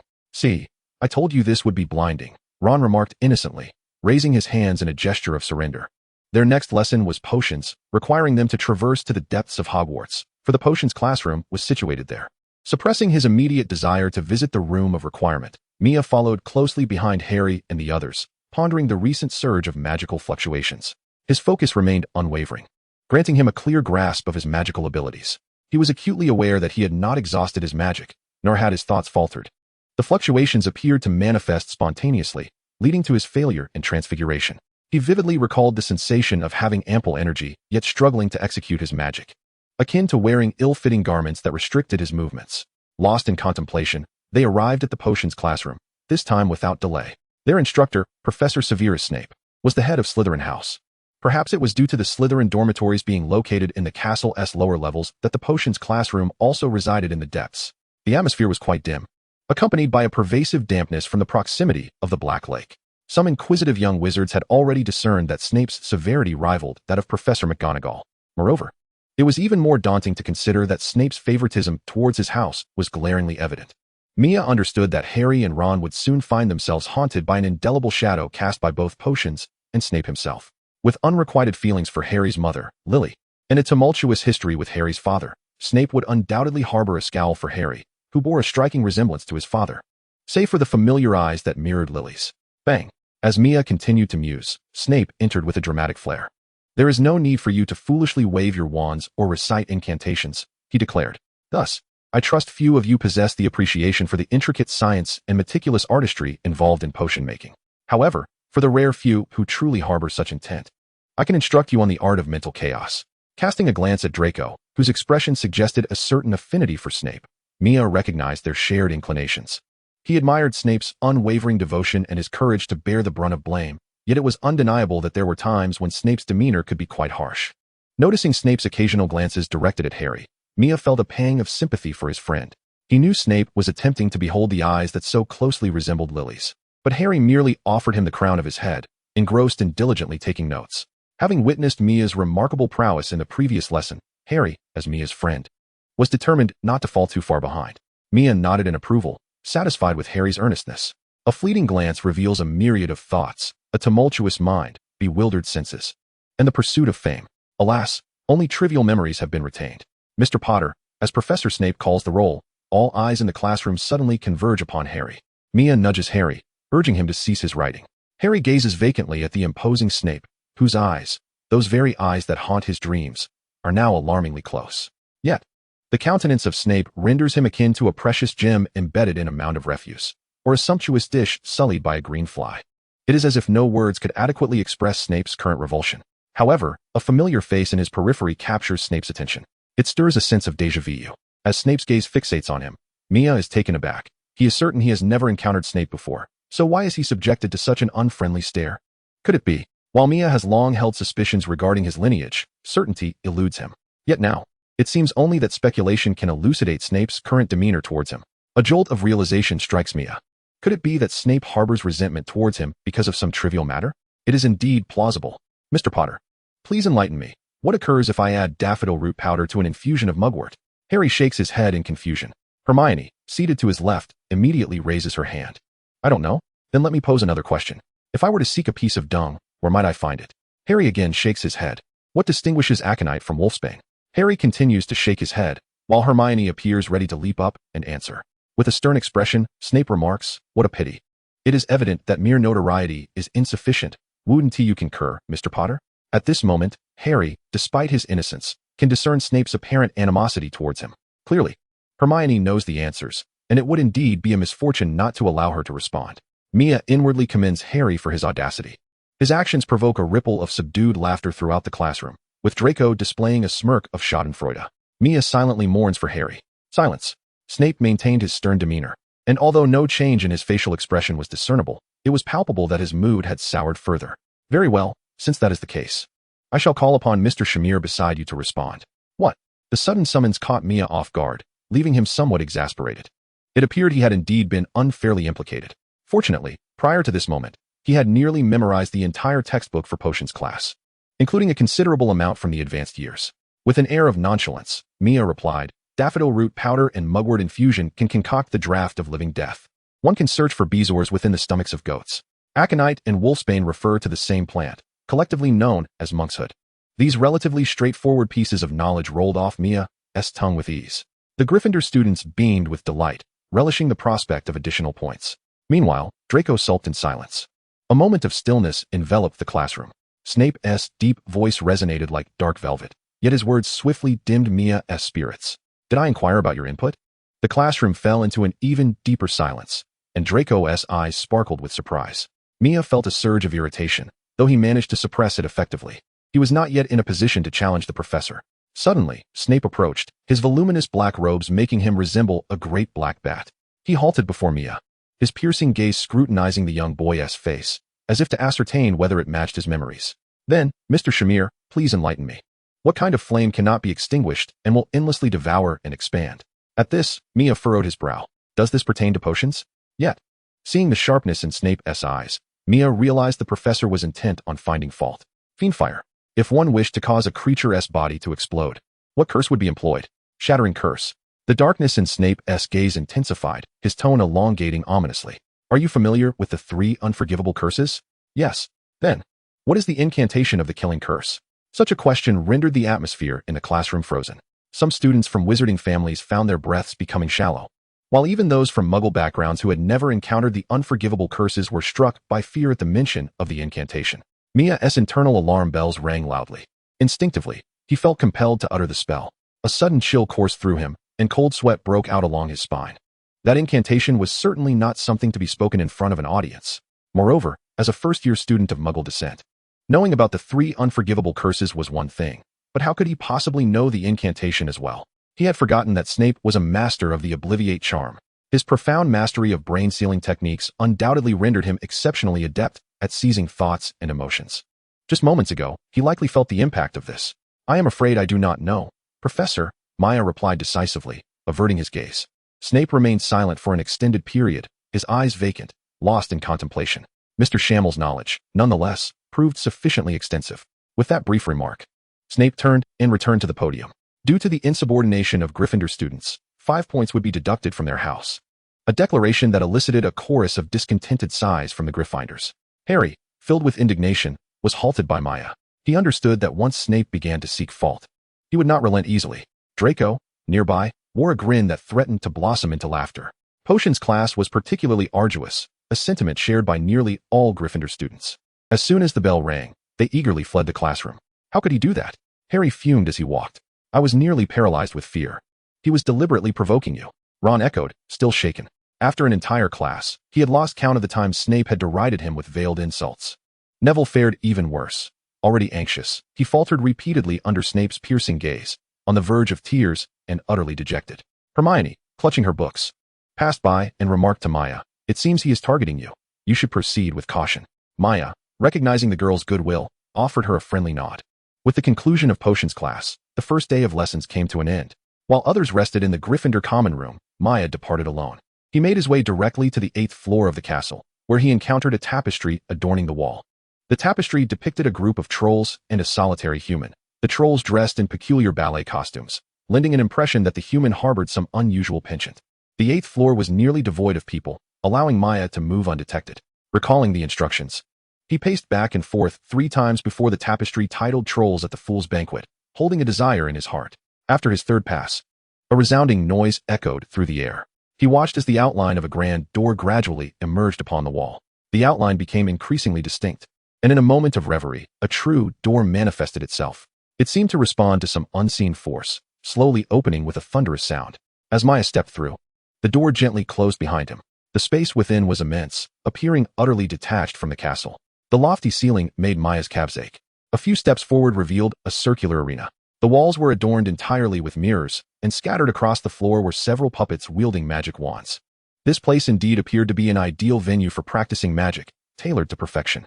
As Mia stepped into the arena, the mirrors reflected his every movement as he wielded his wand, aiding him in perfecting his posture. He gazed at the puppets and raised his wand. Disarm. A beam of red light struck one of the puppets, causing the wand it held to clatter to the ground. However, Mia felt a twinge of dissatisfaction. In his memories, Harry had been capable of using the disarming charm to summon his opponent's wand directly into his grasp. Moreover, during the climactic battle, he had even managed to snatch Voldemort's wand, despite the latter's considerable weakness at that time. A wizard of Dumbledore's caliber, even in diminished strength, was not easily vanquished by a mere young sorcerer. At that time, Harry had yet to graduate. The potency of spells varied when cast by wizards of differing strengths. For instance, Mia's current killing curse could only inflict minor injuries on an ordinary wizard, but if aimed at Dumbledore, it would merely leave a superficial mark. Thus, his disarming charm was far from reaching the level Harry had achieved in his 7th year. What Mia sought to accomplish was to at least make the wand fly a bit farther. With a flick of his mind, the wand returned to the puppet's grasp. He launched another attempt, and so, he commenced a cycle of repetitive practice. Chapter 26, Flying Class. After rubbing his somewhat sore arms, Mia glanced at the magical hourglass nearby. He had been practicing for at least 3 hours, and even the sturdy metallic puppets bore the marks of his efforts, now pockmarked and dented. Yet, with a mere thought, the puppets returned to their original state. Reflecting on the day's practice, Mia concluded that he had made considerable progress. While he had not quite mastered the disarming charm to the extent of challenging Voldemort, he had achieved the ability to send an enemy's weapon flying a greater distance. ensuring it would not be easily retrieved with a mere bend at the waist. However, he did encounter a dilemma. Casting the spell once or twice posed no issues. Yet as he grew more adept and sought to advance further, a sense of obstruction re-emerged. Although it did not incapacitate his magical abilities, the feeling of being powerful yet constrained was quite troubling. He pondered deeply, but found no clear answers. Everything seemed to be in order. Yet the anomaly of his magical energy was palpably real, prompting him to seek the counsel of a professor. The headmaster was not someone easily accessible, and generally, Mia was reluctant to engage with the enigmatic figure. As for Snape, it was highly unlikely. That man was already merciful enough not to trip him up. At Hogwarts, renowned for its outstanding faculty, one can find the Master of Transfiguration, Professor McGonagall, and the Master of Dueling, Professor Flitwick. In just a few days, Professor Flitwick will conduct his charms class, presenting a splendid opportunity for inquiry. With such thoughts swirling in his mind, Mia departed from the room of requirement. As he left the 8th floor, he treaded cautiously, wary of encountering any professors who might demand clarification. Upon returning to the Gryffindor common room, Mia spotted Ron and Harry, who appeared to have spent the entire afternoon idling away. "What have you been up to? We haven't seen you all afternoon," Harry remarked, glancing at Mia. "You lost again," Ron said wearily. "Just in time, Mia. Come join us for a game of wizard's chess." Harry's skills are rather lacking. Embarrassed at being singled out, Harry scratched his head. "I'm a novice." Mia observed the chessboard, where Ron's queen had just smashed one of Harry's pieces with a chair. Ultimately, the shattered pieces magically reassembled themselves and slid aside. "You still haven't mentioned where you were this afternoon," Ron pressed. "I spent the entire time in the library." Mia bet that these two idle fellows probably didn't even know where the library was. Ron, incredulous, exclaimed, "I can hardly believe there is anyone besides Hermione who would go to the library this early in the term." "I was in the library, but I don't recall seeing you," Hermione's voice chimed in as she entered. Caught in the act of gossiping, Ron looked around awkwardly. "Is that so?" "Perhaps the area I was in was hard to find," Mia nonchalantly deflected. Hermione, not probing further, glanced at the ferociously competitive chess game before turning away with her book toward the dormitory area. Suddenly, Mia hurried after her. "I have a question." "What question?" Despite their current rivalry, Hermione would not refuse Mia's inquiry, as he certainly had more in common with her than with the two slackers. "When you practice magic, do you ever feel a sense of power with nowhere to direct it?" "A sense of power with nowhere to direct it?" Hermione asked, her brow furrowed in confusion. "What spell are you practicing?" "The disarming charm." Hermione's expression shifted to one of exasperation. "That is not a spell for first years. I've only seen it in the library up to this point. We should focus on building a solid foundation instead of getting carried away by the allure of advanced spells." Mia suddenly felt he might have erred in approaching Hermione, as she had a tendency to ramble on. "You weren't in the library this afternoon, were you?" Faced with Hermione's all-knowing gaze, Mia could only lament how difficult it was to deceive her. "I knew it. In any case, I believe it would be best for you to diligently return to the library and solidify your foundational skills.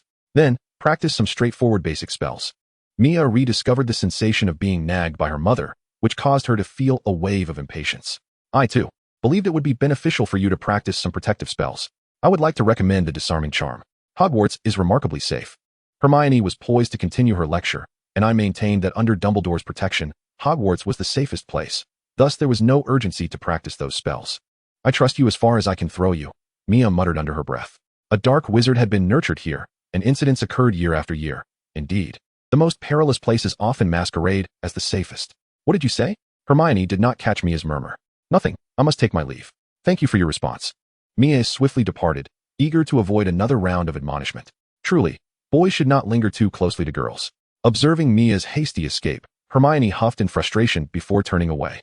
The following morning, as the first hoot of an owl echoed through the great hall, all the little wizards looked on with anticipation. In the next moment, a flock of owls swooped in. Mia eagerly received a letter from the owl's beak, feeding it a small piece of meat before hastily unsealing the letter. It was the first correspondence from home, and he was keen to discover what they had written. The first letter was from his mother, filled with warm inquiries about his well-being and numerous reminders, concluding with a note that his father's health had improved. Mia excitedly opened his father's letter, which primarily asked if he had been bullied and reiterated that he was following his father's advice to recuperate. A weight in Mia's heart lifted slightly. Lastly, there was a letter from Yuza, and Mia was curious about what that fellow had penned. Upon opening it, he found a single line: "Drink more milk and grow taller." What an inappropriate comment. Mia knew this guy had nothing encouraging to say. "Your family wrote you quite a few letters," Harry remarked with envy. He noticed Ron had received the day's newspaper, and Neville had a memory orb sent by his grandmother, while he himself had received nothing. Indeed, it was unlikely anyone would bother to send him a letter. Even if the Dursleys wished to scold him, they wouldn't take the trouble to write. Mia recognized Harry's sentiments and consciously tempered his own joy. Harry picked up Ron's newspaper, asking, "Can I take a look?" Of course. The animated pictures on the newspaper fascinated Harry, although the portraits at school also moved. Witnessing such magical occurrences on something as commonplace as a newspaper was quite an adjustment for him. Prominently displayed in the center of the paper was a striking headline, "Gringotts Vault 713 robbed?" Harry read it multiple times. "Isn't that the vault Hagrid took me to?" Mia also noted the article's content, which stated that nothing had been stolen from the vault because the items had already been removed beforehand. It seems that is indeed the Philosopher's Stone. Just as I remembered, Dumbledore dispatched Hagrid to retrieve the stone for the castle. He ought to prepare for the impending challenges ahead. On their way to flying class, Ron appeared exceedingly excited, and Harry found himself swept up in that anticipation. Ron's mention of flying broomsticks and Quidditch gradually piqued Harry's interest. Speaking of broomsticks, he recalled seeing the new model called Nimbus 2000 in Diagon Alley. Perhaps he would never possess such an exquisite broomstick in his lifetime. The young wizard stood in 2 neat rows, and the flying instructor, Madame Hooch, approached briskly. Indeed, she appeared to be the frail physical education teacher. "Everyone, can you see the broomsticks on your right? You may try placing your hands upon them and say, 'Up.' Now, let us begin. It is said that the quicker a broomstick leaps into your hand, the greater your flying aptitude. I wonder how my flying talent measures up?" Mia pondered. "Up," Harry called, and in the next moment, the broomstick soared into his hand. "You did very well," Madame Hooch praised. And Harry could scarcely believe that he had truly summoned the broomstick. Observing Harry's success, Mia decided to give it a try. "Up." The broomstick remained obstinately still. Feeling a bit embarrassed, Mia noticed that, aside from Harry, no one else had managed to summon their broomsticks, which eased her spirits somewhat. "You did quite well too." Mia glanced over to see Draco had succeeded. Draco smirked, unable to suppress a grin, casting a casual glance in Mia's direction. "Can he really endure this?" "Up." Mia tried again. The broomstick remained unyielding. "Get up," she commanded, but still, it did not budge. Growing impatient, she discreetly observed Madame Hooch before subtly channeling her magic. The broomstick floated into her hand. "Humph." The broomstick uttered a sound of surprise. Casting another glance at the smug Draco, Mia revealed a mischievous smile. "Wingardium Leviosa." Suddenly, Draco's companion's broomstick soared into the air. "Bang! Are you trying to get yourself killed?" Draco exclaimed, clutching his forehead in indignation. Ron, observing from the side, chuckled. "Look at how foolish Draco is. At least I won't have a broomstick to the head." Up. Bang. Chapter 27. The levitation charm is truly remarkable. Ultimately, the young wizards clumsily managed to summon their broomsticks into their hands. This time, both Harry and Draco had certainly attracted attention. "In a moment, I will count to 3. And you will gently jump upwards. You had better not attempt to fly before I finish counting, or you can forget about participating in Quidditch. Is it only those who take the initiative to fly that face punishment? What if a broom decides to take flight on its own?" At that moment, Neville trembled as he clutched the broom, which had whisked him into the air. "Longbottom, come down at once. It is not yet time for you to fly." Madame Hooch exclaimed in exasperation as she blew her whistle. "I didn't want to." Neville stammered, his face as pale as a ghost. While the broom continued to ascend higher. "Longbottom, descend immediately. Help." In the blink of an eye, the broom propelled Neville outwards. The young wizards began to gaze around in a frenzy. Poor Neville could barely open his eyes against the furious wind, gripping the broom for dear life. His heart racing uncontrollably. As Neville soared perilously past a statue wielding a sword and circled the tower, the professors and young wizards below were rendered helpless. Maya glanced helplessly at Madame Hooch, questioning whether a professor could not even halt such a situation. The broom, still carrying Neville, flew low and straight towards the crowd, eliciting terrified screams from the young wizards. In truth, this presented the best opportunity for rescue, should the professors manage to intercept Neville. Maya, however, lacked the power to halt the broom's flight at such velocity. As the other young wizards fled in panic, Maya observed Madame Hooch executing a textbook dive to the side. The enchanted broom, with Neville aboard, rapidly ascended along the wall, until at last, Neville's clothing snagged on the tower's spire, sending him into a free fall. Many young wizards turned pale at such a height. The fall could prove fatal for Neville. Fortunately, as he plummeted, he was once more caught by a protrusion, slowing his descent. Seizing this moment, Maya brandished her wand. Wingardium Leviosa. Magic surged forth, attempting to catch Neville. Immediately, Maya felt an overwhelming burden, her hands trembling under the strain. "Is anyone able to assist?" she cried out, her strength barely sufficient to slow Neville's fall, let alone stop it entirely.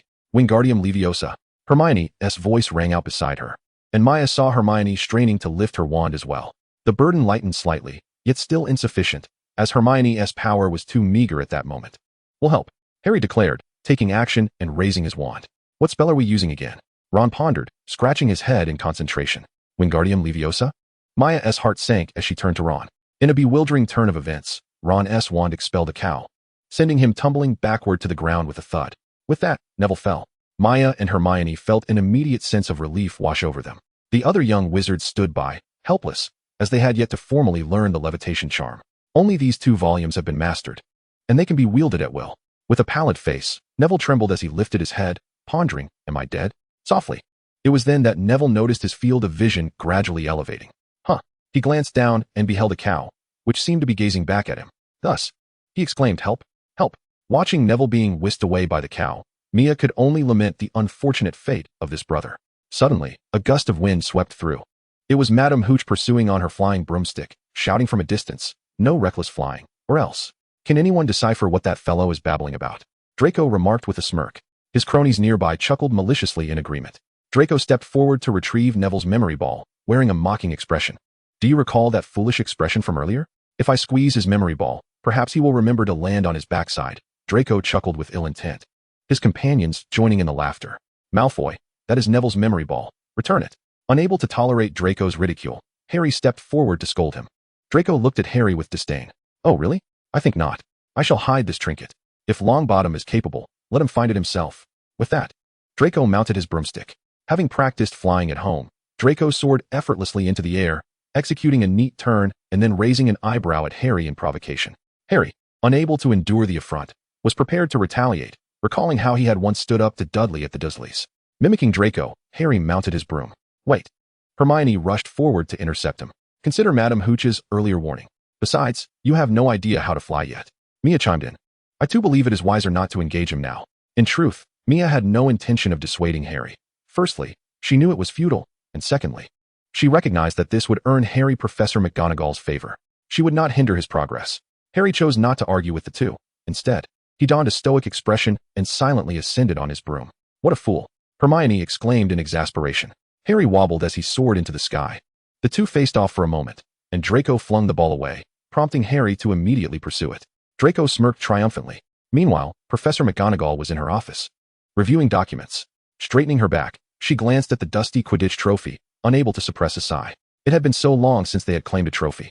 After losing to Slytherin, then Hufflepuff, and subsequently Ravenclaw, they seemed destined to continue their losing streak. Sighing, she looked up just in time to see Harry on his broomstick, catching a ball in midair. Just as he was about to collide with the window, he executed a remarkably graceful turn, coming to an abrupt halt. This maneuver left Professor McGonagall astounded, causing her to remove her glasses. As she observed Harry soaring through the air, a spark of brilliance ignited in her eyes. It must have been Harry. He was likely experiencing a flying broom for the very first time, and he exhibited sheer genius. Professor McGonagall envisioned the day when the Gryffindor Quidditch team would once again lift the trophy. No, with such a prodigious talent on their roster, the trophies for the next 7 years would undoubtedly belong to Gryffindor. She was already filled with excitement. Harry waved his hand triumphantly, basking in victory. The young wizards of Gryffindor swarmed around him, as if welcoming a hero. They had all witnessed Harry's impressive display. Even those unfamiliar with flying could discern his exceptional skill. Harry shot Draco a provocative glance. "Don't get too cocky." Draco scowled, his face clouded with a scheming expression that was particularly grating to Mia. Concealed within her sleeve, her hand gripped her wand, which she began to wave energetically. Suddenly, Draco's broom slipped from his grasp, striking his golden hair several times. Ouch! Witnessing his frantic retreat, Mia was increasingly entertained, her wand waving more fervently. "I hit, I poke, and poke again." Draco scurried away, clutching his head. "Ouch, that hurts. Help me." As Mia's broom play escalated, Hermione realized this mischief was all Mia's doing, particularly upon seeing her increasingly maniacal grin. Hermione discreetly distanced herself from Mia. How could one levitation spell be wielded with such absurdity? Chapter 28, the corridor on the right side of the 3rd floor. Having been chased away by the rampaging broom, Draco was finally rescued by Madame Pomfrey from the clutches of the small bull. Harry, too, was taken away by the suddenly appearing Professor McGonagall. Before departing, Harry's ashen face made Mia stifle a laugh. Surely he wouldn't be expelled, right? Ron fretted anxiously. Good luck to him, Mia thought, untroubled, knowing that Harry had turned misfortune into fortune. As expected, upon his return, Harry brought the remarkable news that he would be Gryffindor's Seeker. A Seeker. No one had ever achieved such a position in their first year. Ron's eyes widened with excitement as he clutched Harry as if he had discovered a rare treasure. Professor McGonagall concurred, yet Harry's expression was not one of overwhelming joy. "But I don't know if I can handle it." Today had truly been a roller coaster. Initially, When Professor McGonagall took him to meet Wood, Harry had thought she intended to find a piece of wood to strike him with. As for becoming a seeker, he knows little about Quidditch, and prior to this, he had never even touched a flying broom. What qualifies him to be a seeker? You need not worry at all. Hermione stepped forward. You must still be completely unaware, right? Unaware of what? Ron asked, his face a mask of confusion. Hermione led them to a display case, a place dedicated to the honors of the academy, where students who violated school rules would be punished by cleaning the trophies. Pointing to one of the medals, Hermione exclaimed, "Look, your father was once the most outstanding chaser of Gryffindor." Harry stared blankly at the familiar, yet strange name inscribed on the medal. He never anticipated that the father who existed only in his memories would leave his mark in such a place. Harry felt that this might be the closest he had ever been to his father. Confidence surged within him. Suddenly, he was filled with the conviction that he must not disappoint his father. As they departed from this place, they encountered an unwelcome figure. "I heard you've become the seeker for Gryffindor?" If Draco didn't have that bruised face, he would still exude an air of arrogance flanked by his two lackeys. In truth, if Madame Pomfrey hadn't kicked him out of the hospital wing, he would have lingered there for another 10 days or 2 weeks. "It has nothing to do with you." Harry shot him a disdainful glance, intending to leave. "Being a seeker is quite impressive. So do you dare to duel me?" The group exchanged glances, contemplating ignoring him. "All right," Harry agreed. Harry looked at Mia and surprised me. "You name the time, and we shall meet then." Mia disregarded Harry's confusion and provocatively stared at Draco, although instinctively apprehensive of this individual. Draco couldn't help but feel a sense of glee at the thought of his plan. "Good. Let us do it tonight in the school corridor. And we shall not miss each other." Observing Draco's evident delight, Harry felt nothing but contempt. He had no interest in dueling. Knowing full well that this so-called duel was merely a trap set by Draco, he was simply seeking an opportunity to lure Harry and his friends to the third-floor room, where the three-headed dog resided. If they didn't deter Harry's curiosity about that room, how could they proceed with their little adventure? After Draco departed, Harry could no longer contain his curiosity and sought to ask Mia, but Hermione interjected. "How could you make such a foolish mistake? What if it's a trap set by Draco?" If it were her first encounter with Hermione, Mia might have found her tone off-putting. However, knowing through memory that Hermione, despite being a bit meddlesome, had a good heart, Mia responded, "Let us turn his trap against him." "Turn his trap against him? Let us be cautious and not show ourselves initially. If Draco doesn't come, we'll leave. If he does, then we'll quietly draw Filch into the mix." They had all heard of Filch, the Hogwarts caretaker, who took great pleasure in punishing students. The mere thought of Draco's miserable fate made Harry and Ron chuckle unexpectedly. Hermione, however, looked at Mia with a sense of resignation. "How can you be like this?" Hermione's words lacked conviction. Mia shrugged, questioning whether one should repay malice with kindness. Hermione opened her mouth to retort, but found herself at a loss for a counterargument, ultimately letting out a sigh. That evening, Mia, Harry, and Ron stealthily slipped out of their dormitory. As they crawled through the entrance, they had to tread lightly to avoid waking the fat lady, who was dozing off. "Surely, we won't be caught by Filch," Ron said, his voice tinged with anxiety.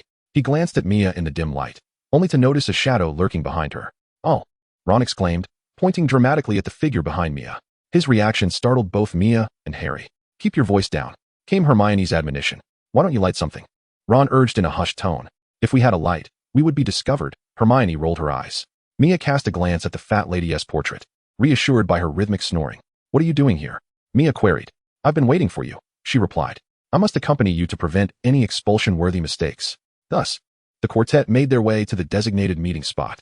However, they waited for quite some time without even a glimpse of Draco. "That guy is indeed a liar," Harry exclaimed in frustration, thumping his thigh. "I told you this could very well be a trap. Can we leave now?" "Fine," they agreed. But as they turned around, they found a cat with glowing red eyes fixated on them. "Isn't that Filch's cat?" Ron murmured. "It seems so." Does that mean the realization struck them? Filch was nearby. "Quickly, let us move." Hermione, the quickest thinker, grabbed Mia and bolted. Before Mia could fully comprehend the situation, she was pulled onto the shifting staircase. As they stepped onto the stairs, they began to rotate. Fearing Filch might spot them, they continued their escape. However, Mia observed the staircase's movement and realized that if they continued running up, they would end up on the third floor. What a coincidence! Before she could ponder further, they had reached the third floor. In their panic, they no longer cared about their location. They simply needed to find a hiding spot as the cat was in hot pursuit. They dashed deeper into the third floor, which appeared as though it had not been visited in ages, devoid of any light. As they entered, the torches along the walls suddenly ignited, drawing the cat's attention. They had no choice but to run towards the end of the corridor. At the end of the corridor stood a room, its door firmly locked. As the menacing cat drew nearer, Harry and his companions frantically pounded on the door. "Step aside. Alohomora." Hermione uttered the unlocking charm, and the door creaked open. Mia felt a chill run down her spine. Perhaps it was best not to enter. Inside, oh dear. Hermione swiftly pulled the still babbling Mia into the room, and the four of them hastily took shelter within. See, I told you that mastering such minor spells would prove advantageous, Hermione gasped, casting a glance at Mia. Mia stared blankly at the three colossal heads before them. Can your little magic deal with this? What? The others exclaimed in unison, looking up. Chapter 29, Consultation. The group, still shaken, returned to Gryffindor Tower, their faces ashen. Have the professors lost their minds? How could they allow such a terrifying creature to remain in the school? Ron muttered, visibly distressed. Did you not notice? That monster was standing on a trapdoor, clearly guarding something. Mia remarked, casting an appreciative glance at Hermione, who had demonstrated her keen observational skills even amidst such horror. How could I focus on its feet in such a frightful and dark moment? Mia retorted. Did you all see it? It had 3 heads. As they approached the fork leading to the boys' and girls' dormitories, Hermione declared, well, before you concoct yet another scheme that might cost us our lives, or worse, lead to expulsion, I must retire for the night. With that, she slammed the door behind her. Ron, still indignant, muttered, clearly, she has no grasp of what is truly worse. Back in their dormitory, Harry remained pensive. Mia, what is it? What do you think lies beneath that trapdoor? How should I know? I suspect it may be related to whatever Hagrid has brought. Truly, Harry Potter was the savior, Mia mused. In her recollection, although Harry could be reckless, he often made astute decisions at critical junctures. What could possibly be down there related to Hagrid's acquisition? Ron, now tucked into bed, interjected. I believe the professors are utterly irresponsible for locking such a creature within the school. Well, that is quintessential Ron, she thought. Today was Halloween. And there was also a charms class scheduled. Mia had long intended to seek Professor Flitwick's guidance. During this period, he had been diligently practicing magic in the room of requirement, leading a life that revolved around classes, the dormitory, the Great Hall, and the room of requirement. This extensive training had indeed resulted in significant improvement in his disarming spell. Compared to his initial attempts, which merely caused a dummy's wand to drop to the floor, he could now propel wands several meters away. Each session, he endeavored to push his limits, feeling that his current performance barely scratched the surface of his true potential. He has always felt a lingering sense of untapped potential. Yet, whenever he attempts to exert himself fully, an inexplicable loss of control over his magic ensues, resulting in failed spells. Thus, he eagerly anticipates today as charms class. In the classroom, Professor Flitwick stands atop a precarious stack of books. For only in this manner can he avoid being obscured by the podium. Mastering the levitation charm is one of the fundamental skills every wizard must acquire. Today, we shall focus on this very spell. The incantation is Wingardium Leviosa, and observe my wand movement closely. A flick and a swish. You may practice on the feather resting on your desks. As Professor Flitwick encourages the young wizards to experiment freely, the classroom quickly buzzes with excitement. Given that he had previously summoned a cow, which unexpectedly carried Neville away, Ron hesitates to try. Meanwhile, Mia merely points her wand at the feather, which floats effortlessly under her control. Excellent work, Mr. Shamel. 5 points to Gryffindor. Professor Flitwick appears easily excitable, nearly toppling off his stack of books in his delight. Mia, why was I unable to do that last time, and instead conjured a cow? Ron approaches her. Actually, I've encountered a similar situation. Mia recalls the cow Hagrid had brought back to Hogwarts. It should have a companion by now, right? Since arriving at Hogwarts, I haven't had the chance to enjoy beef. Those 2 little calves must be well cared for by Hagrid. But why? Ron inquires. That's because you mispronounced the spell. If I recall correctly, your incantation was Leviosum last time. Ron repeats Leviosa and Leviosum twice, his expression growing increasingly troubled. I feel utterly confused. Don't worry, just keep practicing. Ron gazes at the feather on the table and begins to recite the spell. Mia notices his emphasis is incorrect. As expected, Ron fails to make the feather rise. His persistent failures begin to fray his patience. Stop. Are you trying to poke someone SI out? Hermione intervenes sharply. Nearby, Draco suddenly feels a twinge of discomfort in his eyes. You didn't even get the emphasis right. It's not supposed to sound like that. Hermione's tone irks Ron. Fine, then you try it. Hermione shoots him a glance before casting the spell on the feather. As it rises gracefully, Ron exclaims in frustration. He had completely forgotten that she had already mastered this magic. Mia watches the 2 of them, so fundamentally mismatched, with a sense of resignation, glancing at Seamus, who sits beside Harry, and quietly distances herself. Seamus is quite the explosive talent. Last time in the Great Hall, his attempt to conjure tea resulted in the cup being blown to smithereens. As he observed Simo gradually waving his wand, Mia covered her ears and silently counted down in her mind. 3, 2, 1. Boom. After class, Simo, sporting a wild hairstyle, passed by Mia, who then glanced at Harry, whose face was partially smeared with soot. That hairstyle is quite avant-garde. Don't mock me, Mia, Harry replied helplessly, wiping his face. I have to see Professor Flitwick. You all can head back. Mia attempted to locate the professor. only to discover that there was no sign of Professor Flitwick amidst the crowd. It hasn't been long. Surely the professor hasn't gone far? Moreover, in Hogwarts, apart from Dumbledore, no one could apparate, leading Mia to believe the professor must be nearby. Thus, he began to search while calling out, "Is there something you need, Mr. Schammel?" Upon hearing the professor's distinctive voice, Mia looked around but failed to spot him. "Did I mishear? Is Mr. Schammel looking for me?" Mia glanced around once more, convinced he had indeed heard the professor's voice. "Mr. Schammel?" Mia's heart skipped a beat. To hear the voice without seeing the person, Professor Flitwick truly was a master. A skilled individual, indeed. Stepping back, Mia suddenly felt something soft beneath his feet. "Ouch! My foot." He quickly looked down. "Apologies, Professor, I did not mean to." Mortified, Mia wished he could find a crack in the ground to hide in. "It's quite all right. Is there something you wish to discuss?" Yes. I have a question I'd like to ask." Professor Flitwick looked at Mia with a warm smile, pleased to see such a talented and inquisitive student. Consequently, Mia followed Professor Flitwick to his office and recounted the issue he had encountered. After a moment of contemplation, Professor Flitwick asked, "May I see your wand?" Of course. The professor took the wand and examined it for a considerable time. As the professor's expression grew increasingly grave, Mia began to feel anxious. "Such a pity," the professor suddenly remarked, shaking his head. "What do you mean by such a pity?" Mia immediately inquired. "It's a pity that I do not understand wands," Professor Flitwick said apologetically as he returned the wand to Mia. "I'm sorry, I couldn't discern anything. However, I suspect that your issue may very well lie with the wand itself." "The wand?" "Yes. Based on my observations, there seems to be no problem with your spellcasting process. Furthermore, the source of the magical fluctuations originates from the wand. When you use a wand that is not suited to you, issues with spellcasting may arise." At that moment, Mia recalled Ollivander's earlier cryptic remarks, suggesting that this wand might not be well suited for him. "I'm afraid I may not be able to assist you further with this issue. I believe you could consult Ollivander. He is the most renowned wand maker in Britain and might offer some insights." "All right," Mia conceded, having no other option. Chapter 30, The Onslaught. Mia departed from Professor Flitwick's office. On the way, he encountered Hermione, but her demeanor appeared somewhat amiss. "What troubles you?" Mia gently intercepted the downcast Hermione, whose muffled sobs indicated that she had been crying. "What is going on?" Mia momentarily found himself at a loss regarding the cause of Hermione's distress.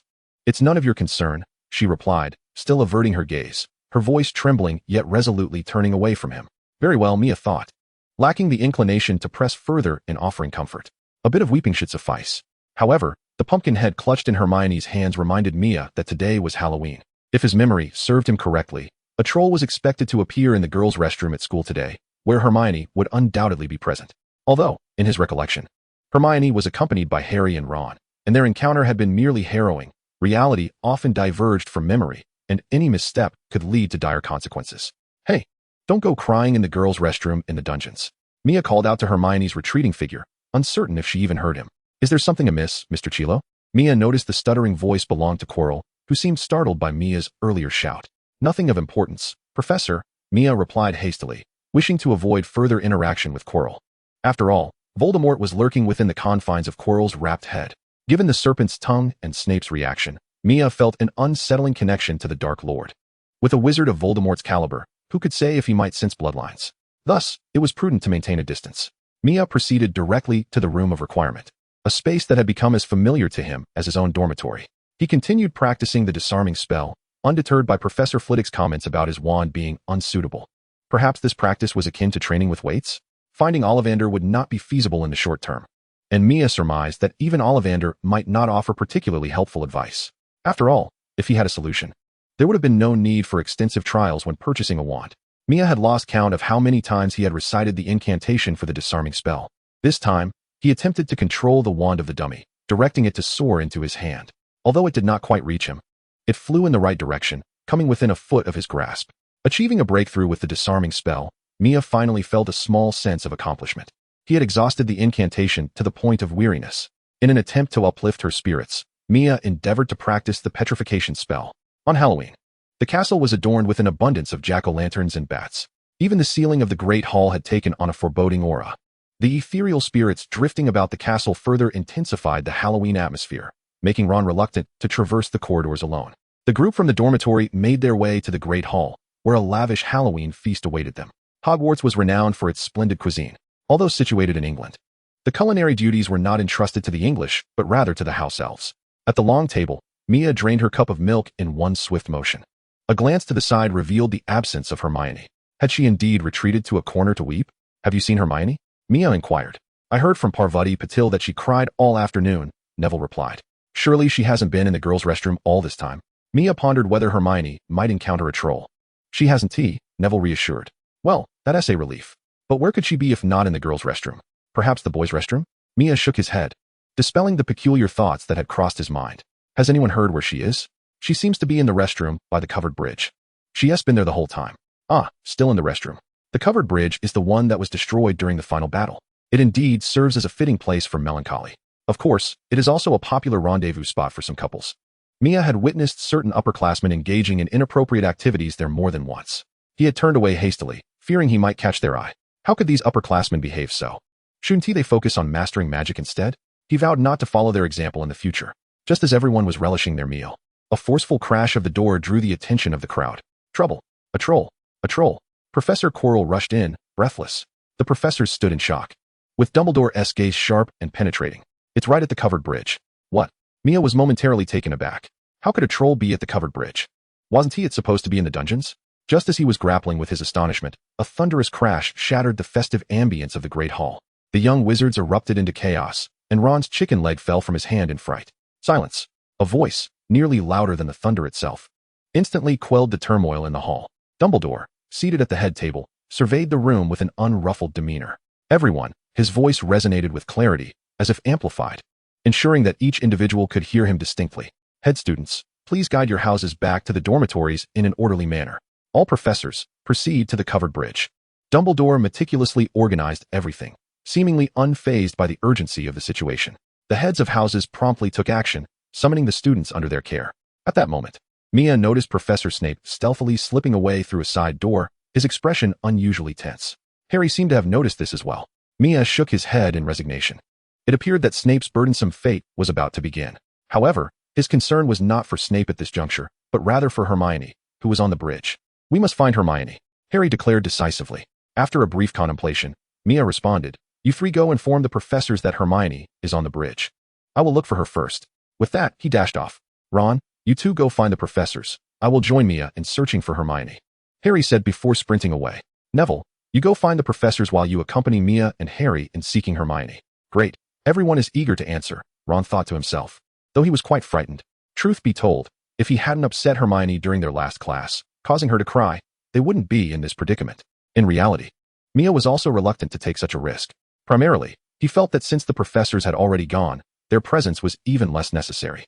However, given Harry's nature, he feared he could not dissuade him. To avoid chaos with too many people, Mia resolved to venture alone, reassured that the professors would be present.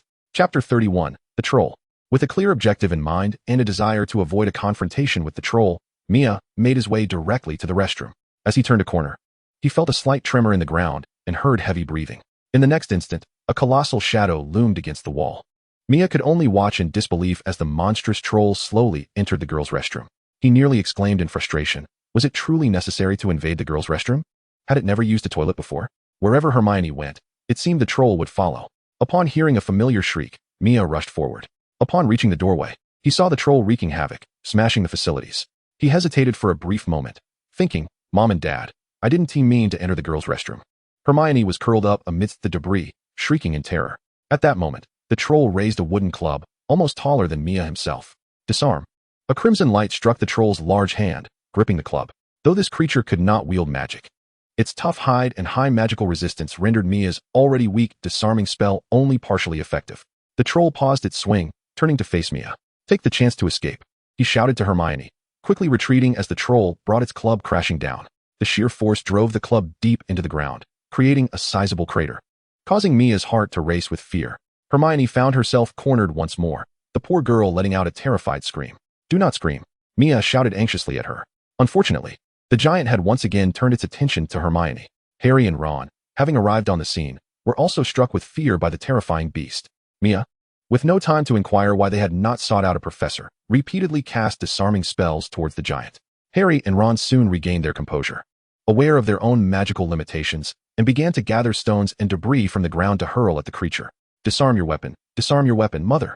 Throwing stones is better, Mia lamented, regretting not having brought along his enchanted bag, which could have provided a proper shock to this creature that enjoyed invading the girls' restroom. The impact of the stones indeed captured the giant's attention.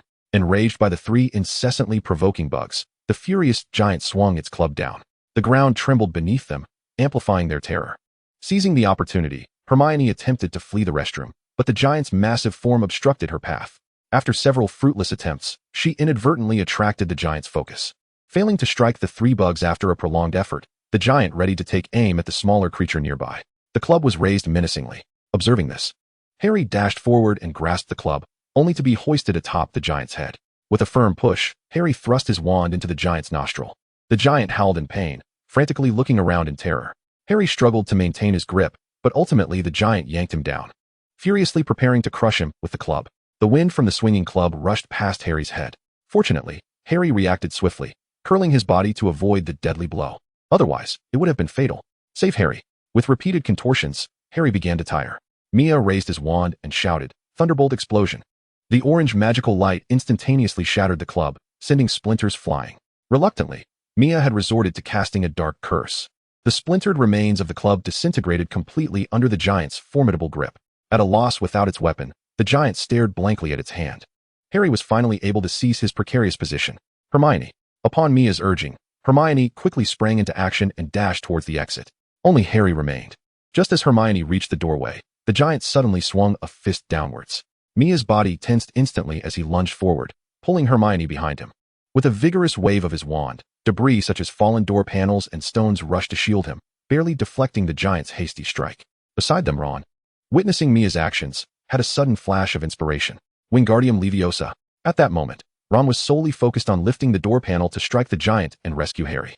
With Ron's fervent intent, the spell was successfully cast.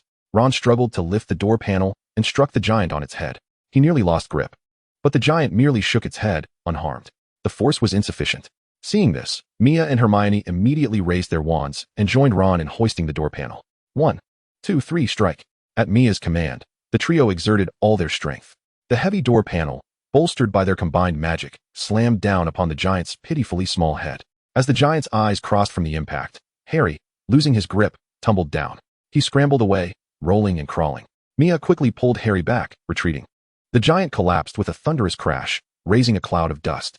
The four exchanged glances, each reflecting the relief of having survived the ordeal. Is it dead? Ron hesitated to approach. No, it merely fainted. It still breathed. Gathering his courage, Harry extracted his wand from the giant's nostril, pulling out a foul, slimy mucus. Ugh, how repulsive.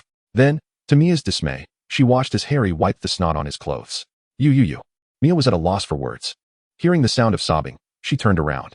Initially intending to scold, she reconsidered, recognizing it was not Hermione's fault, and remained silent. Having reached safety, Hermione felt a delayed wave of terror and began to cry. Seeing her in such a state, Mia awkwardly emulated Yuza and patted Hermione's head. Don't cry. Everything is fine now, right? I'm sorry, if it weren't for me. Knowing you're sorry is good, but don't let it happen again. Hermione only grew more upset. Remember to wash your hair, it's greasy. Hermione's rabbit teeth emerged in a look of dismay. Mia couldn't help but think how unappealing it was. Girls rarely looked good aside from their mothers. Finally, the professors arrived. Having searched the vicinity of the bridge without discovering any sign of the giant. Upon hearing the sounds of destruction, they rushed over. Seeing the fallen giant and the small wizards beside it, Professor McGonagall turned pale with fright, fearing for her student's safety. Her wand was drawn immediately. The giant had lost consciousness.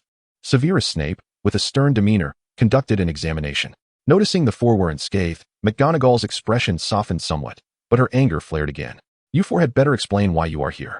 The quartet bowed their heads, too intimidated to speak. Mia felt utterly speechless. An enraged Professor McGonagall was as fearsome as an angry mother. It's because of me, Hermione suddenly declared. Professor McGonagall looked at Hermione in disbelief. Even Snape, who was not particularly fond of Hermione, displayed a look of confusion. It was I who thought I could take on the giant, so I rushed over. They came to save me. Hermione took full responsibility for the situation. I can scarcely believe it. I had always assumed, Miss Granger, that you were a sufficiently rational student. However, to my astonishment, Gryffindor House has been penalized with a deduction of 10 points due to your foolish recklessness. Hermione bowed her head in silence. As for the three of you, I hope you understand how fortunate a first-year student must be to survive under the grasp of a troll.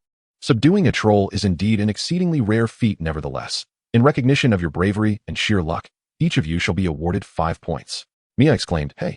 At that moment, the typically timid Professor Quirrell appeared utterly overwhelmed, collapsing to the ground and ultimately succumbing to tears. How terrifying.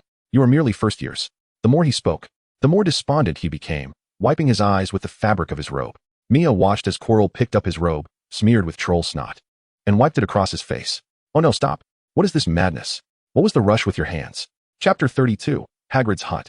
The troll's attack caused little harm to the group. Instead, it bridged the gaps between them. At least Ron dared not speak ill of Hermione any longer. In the days that followed, their class cohort included Hermione once more. Yet Mia found herself somewhat exasperated as she spent her days immersed in the room of requirement. Hermione, determined to visit the library, seized every opportunity to drag Mia along. In Hermione's eyes, it was a lamentable waste that Mia, possessing such remarkable talent, had strayed onto a path obscured by the allure of power. At the dinner in the Great Hall, a stack of books piled to Hermione's left suggested she had just emerged from the library. Mia approached and took a seat across from her, having just departed from the room of requirement. After that fateful Halloween, he had finally grasped the essence of engaging in magical combat. Some seemingly simple spells could yield remarkably pivotal effects when deftly applied, much like the levitation charm he had used to deflect the troll's fist. Though merely a first-year spell, his instinctive use of it to gather debris had saved his life. Moreover, his genuine confrontation with the troll had unveiled the stark reality and brutality of this world. Compared to the dangers that may arise in the subsequent years, facing a troll was child's play. The opportunities for his growth were exceedingly limited. Next year, a gigantic serpent awaited them. If he did not train diligently, graduation would not be a certainty for him. After an afternoon of spellcasting in the room of requirement, Mia felt as though his lips might wear raw. Yet, it was evident that a certain little which was unwilling to let him be.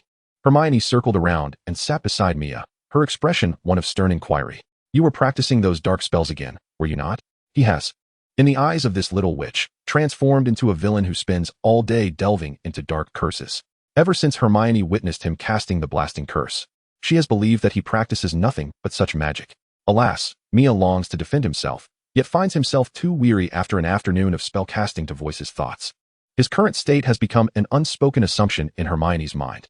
With a sigh of exasperation, she continues her earnest admonitions. We cannot solely pursue power.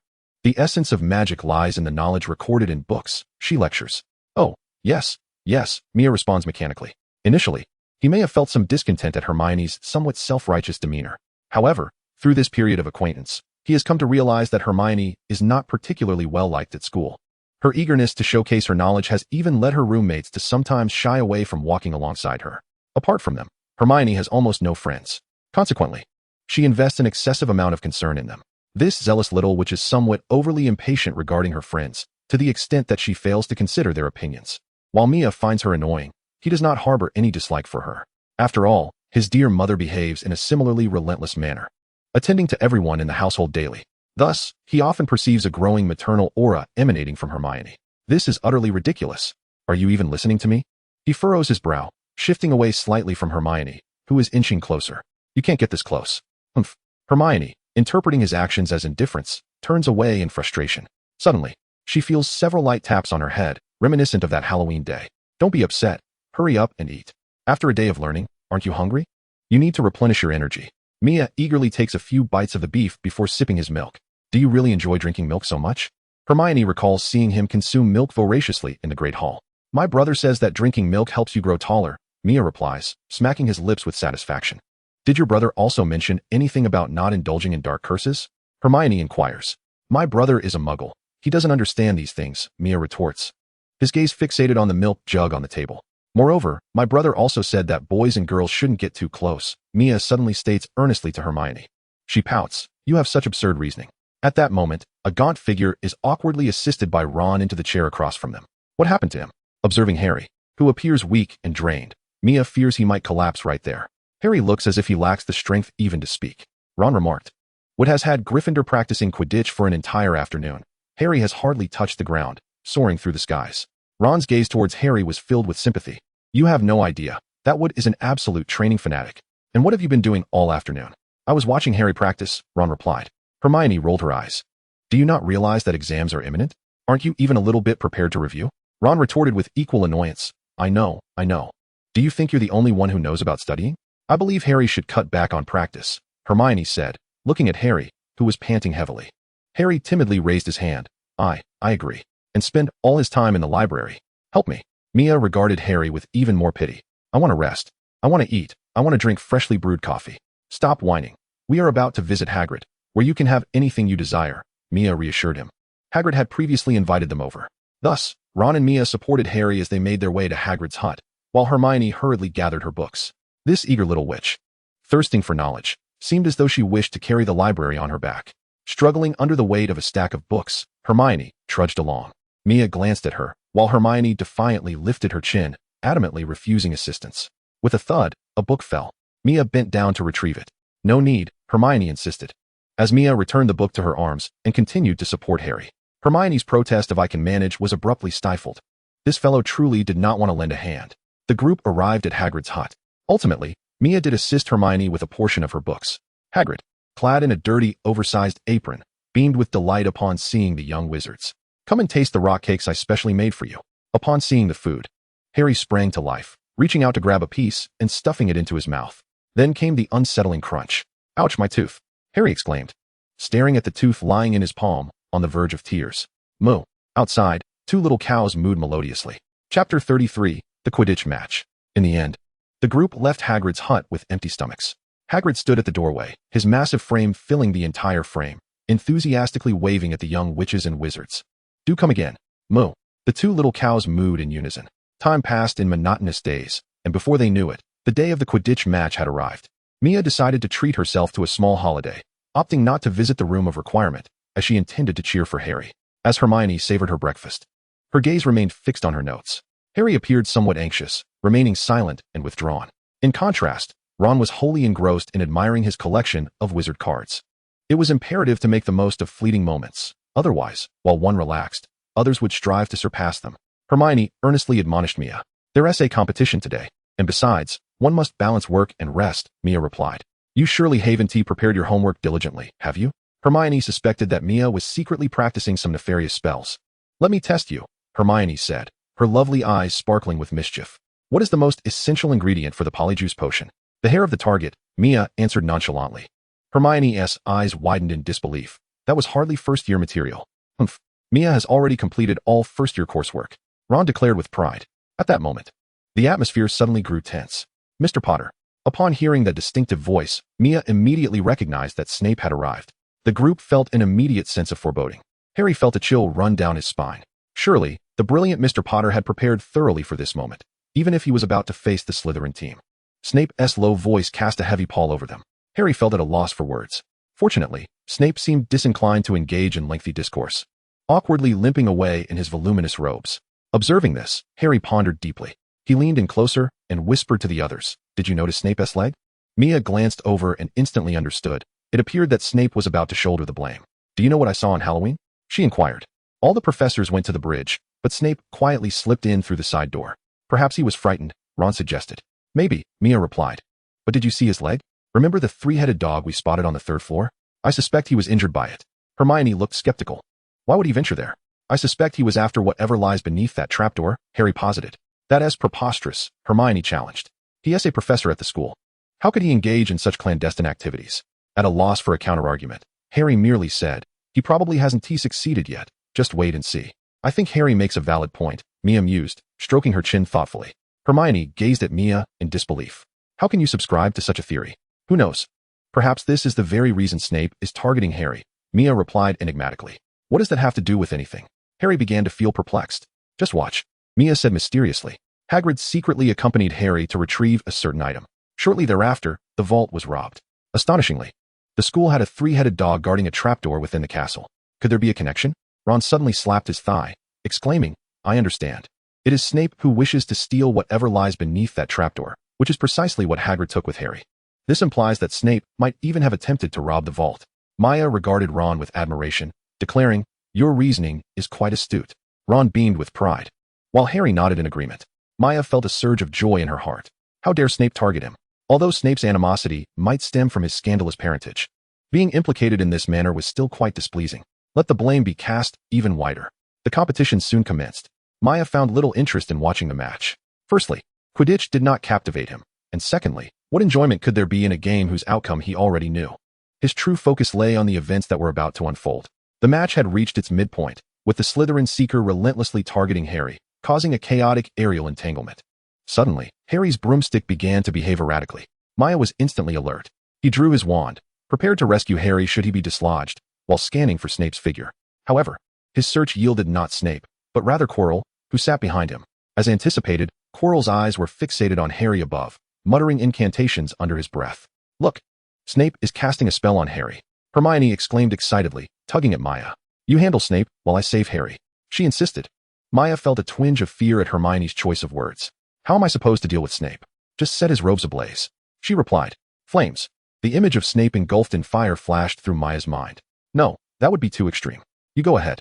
My levitation charm is better. I can save Harry. Hermione said, her mind racing without a hint of hesitation as she stealthily approached Snape. And what about me? Ron asked, looking bewildered. You can do this. I procured some dung bombs from Fred and the others. Just throw it at Snape. Whoever's closest gets it. Once the two had departed, Maya began to observe intently. In the face of death, Harry exhibited extraordinary strength, gripping his broomstick with all his might. Maya stood ready to intervene. In truth, with Dumbledore present, he had little cause for concern. Before long, there was commotion on Snape's side. While Snape was desperately reciting counterspells to save Harry Potter, he was suddenly called out, Snape, you're on fire. Chaos erupted in an instant. Ron, hiding beneath his seat, clutched a dung bomb. His vision clouded and utterly disoriented as he had no idea whom to target. Abruptly, darkness enveloped him, accompanied by a familiar stench of garlic. Was that Professor Quirrell? As the light returned, a large figure, with a turban wrapped around the back of his head, came into view before Ron. Bang! Instantly, a foul odor permeated the crowd. Chapter 34, Methods to Enhance Magical Power. The outcome of the match unfolded just as recorded in memory. Harry accidentally swallowed the golden snitch, leading Gryffindor to triumph in this year's Quidditch Cup. What intrigued Mia even more was that after Quirrell had been struck by the dung bomb, he had to admit he was startled to avoid other professors coming into contact with his turban. This incident was tacitly concealed by the professors. Yet Ron boasted about it as his achievement in front of his twin brothers. Upon Hermione's confirmation, the mischief-loving Weasley twins decided to generously bestow upon Ron a plethora of dung bombs, resulting in a peculiar odor perpetually lingering in their dormitory. Outside the castle, a few were walking with Hagrid. No matter how many times you say it, I refuse to believe Professor Snape would curse Harry's broom, Hagrid asserted resolutely. It's true. That kind of magic requires unwavering focus on the target. And Snape didn't even look away. This time, even Hermione was convinced that Snape was up to something nefarious. Seeing Hermione's certainty, Hagrid began to waver. Hermione was indeed correct. Observing this, Mia prepared to divulge some information to Harry and the others through the tight-lipped Hagrid. On Halloween, Snape sneaked up to the third floor, and that three-headed dog injured his leg. What? How do you know about Fluffy? Hagrid responded with surprising steadiness. Harry was about to question the name Fluffy, but Mia interjected. How do you know the three-headed dog's name? With a hint of pride, Hagrid replied, Of course, I know. Because I raised him. That can't be. Three-headed dogs are forbidden creatures, Mia retorted skeptically. Hermione discreetly silenced Harry and Ron, having already guessed Mia's intentions. I'm not lying to you. I bought Fluffy myself from an Irishman. So what is it guarding? Mia pressed. Hagrid suddenly paused, a look of regret crossing his face, his beard concealing a reddening visage. No, I shouldn't have told you. Stop prying. Yet Mia feigned urgency. We can't. We nearly got hurt by that three-headed dog last time. We ought to explore what lies beneath. Listen closely, everyone. Hagrid adopted a serious demeanor, declaring that this was beyond your purview. For the guardian of the secrets belonging to Dumbledore and Nicholas Flamel is none other than Hagrid himself. Nicholas Flamel? Oh, the exquisite lace and hollowed white bodysuit of Merlin. I should not be divulging such information to you. You are forbidden to inquire further. Observing Hagrid's somewhat flustered state, Mia prudently chose to retreat. In her heart, she could only apologize to Hagrid. To gain early access to the Philosopher's Stone, it seemed necessary to inconvenience Hagrid a little. Armed with this crucial information about Nicholas Flamel, the others sprang into action. Hermione nearly emptied the library, and even Harry and Ron, who had never set foot in the library before, spent several days immersed in its depths. Mia refrained from presenting them with the alchemical text that contained references to Nicholas Flamel, as it was not something she should have discovered so swiftly. Although Flamel was a luminary in the field of alchemy, he had lived for over 6 centuries, and most contemporary individuals believed him to be a mere legend. In the vast ocean of books, pinpointing information about Flamel was a daunting task. Thus, Mia had to place her hopes in Hermione and the others. After spending several days in the library with them, she dove headfirst into the room of requirement. Recently, she had sensed a peculiar change. It seemed her magical power was on the rise. Of course, a wizard's magical capacity tends to increase with age. However, older wizards often experience a significant decline in physical abilities and a limited understanding of the arcane, which constrains their growth. Nevertheless, Mia's curiosity was piqued by the rapidity of her magical enhancement, as such growth had always been a slow and unnoticed process. Yet recently, Her magical prowess surged to a degree that caught her attention. This escalation began only after she discovered the Room of Requirement. She did not believe there was an intrinsic connection between her swift magical growth and the room. If the Room of Requirement could indeed facilitate such an increase, it would surely be documented in memory, as Harry would later practice magic in the room with Hogwarts students. If such phenomena occurred, someone would have undoubtedly noticed. Thus, she could only embark on a personal investigation. What had changed within her? Her diet remained the same, her routine unchanged, and she spent every day alongside Harry and his friends. The most apparent alteration was the significant increase in her frequency of using magic. A sudden epiphany struck Mia. She seemed to have grasped the crux of the matter. The frequency of magic usage. Indeed, her utilization of magic within the Room of Requirement had far surpassed anything from the previous decade. Extensive practice of magic enhances the spellcasting proficiency of the practitioner, as well as deepens their understanding of sorcery. However, Mia possesses scant knowledge regarding the effects on magical power. The magical realm currently lacks universally accepted methods for augmenting one's magical capacity. The increase in a wizard's magical power is solely reliant on the natural progression of age. Magical power does not adhere to quantifiable measures. Even after casting a spell a myriad of times, the practitioner may find themselves unable to continue due to fatigue in their arms or parched lips. The notion of magical power being exhausted is a fallacy.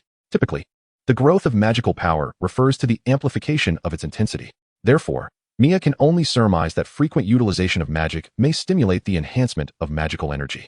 Following a period of concentrated practice on the disarming charm, Mia has successfully learned to summon the target's wand into her grasp. Yet, this does not imply that she can disarm Dumbledore. According to Mia's research, the potency of a spell is generally influenced by the strength of the magical energy and the practitioner's comprehension of magic. She has become quite familiar with the principles underlying the disarming charm, even attempting to practice nonverbal casting. Nevertheless, due to limitations in her magical power, she has yet to achieve satisfactory results against more formidable professors. For wizards of Dumbledore's caliber, their magical intensity is beyond the comprehension of ordinary individuals. It appears that, more than understanding magic, the essence of magical power is the paramount factor affecting a wizard's prowess. As the saying goes, a great force can cause bricks to fly.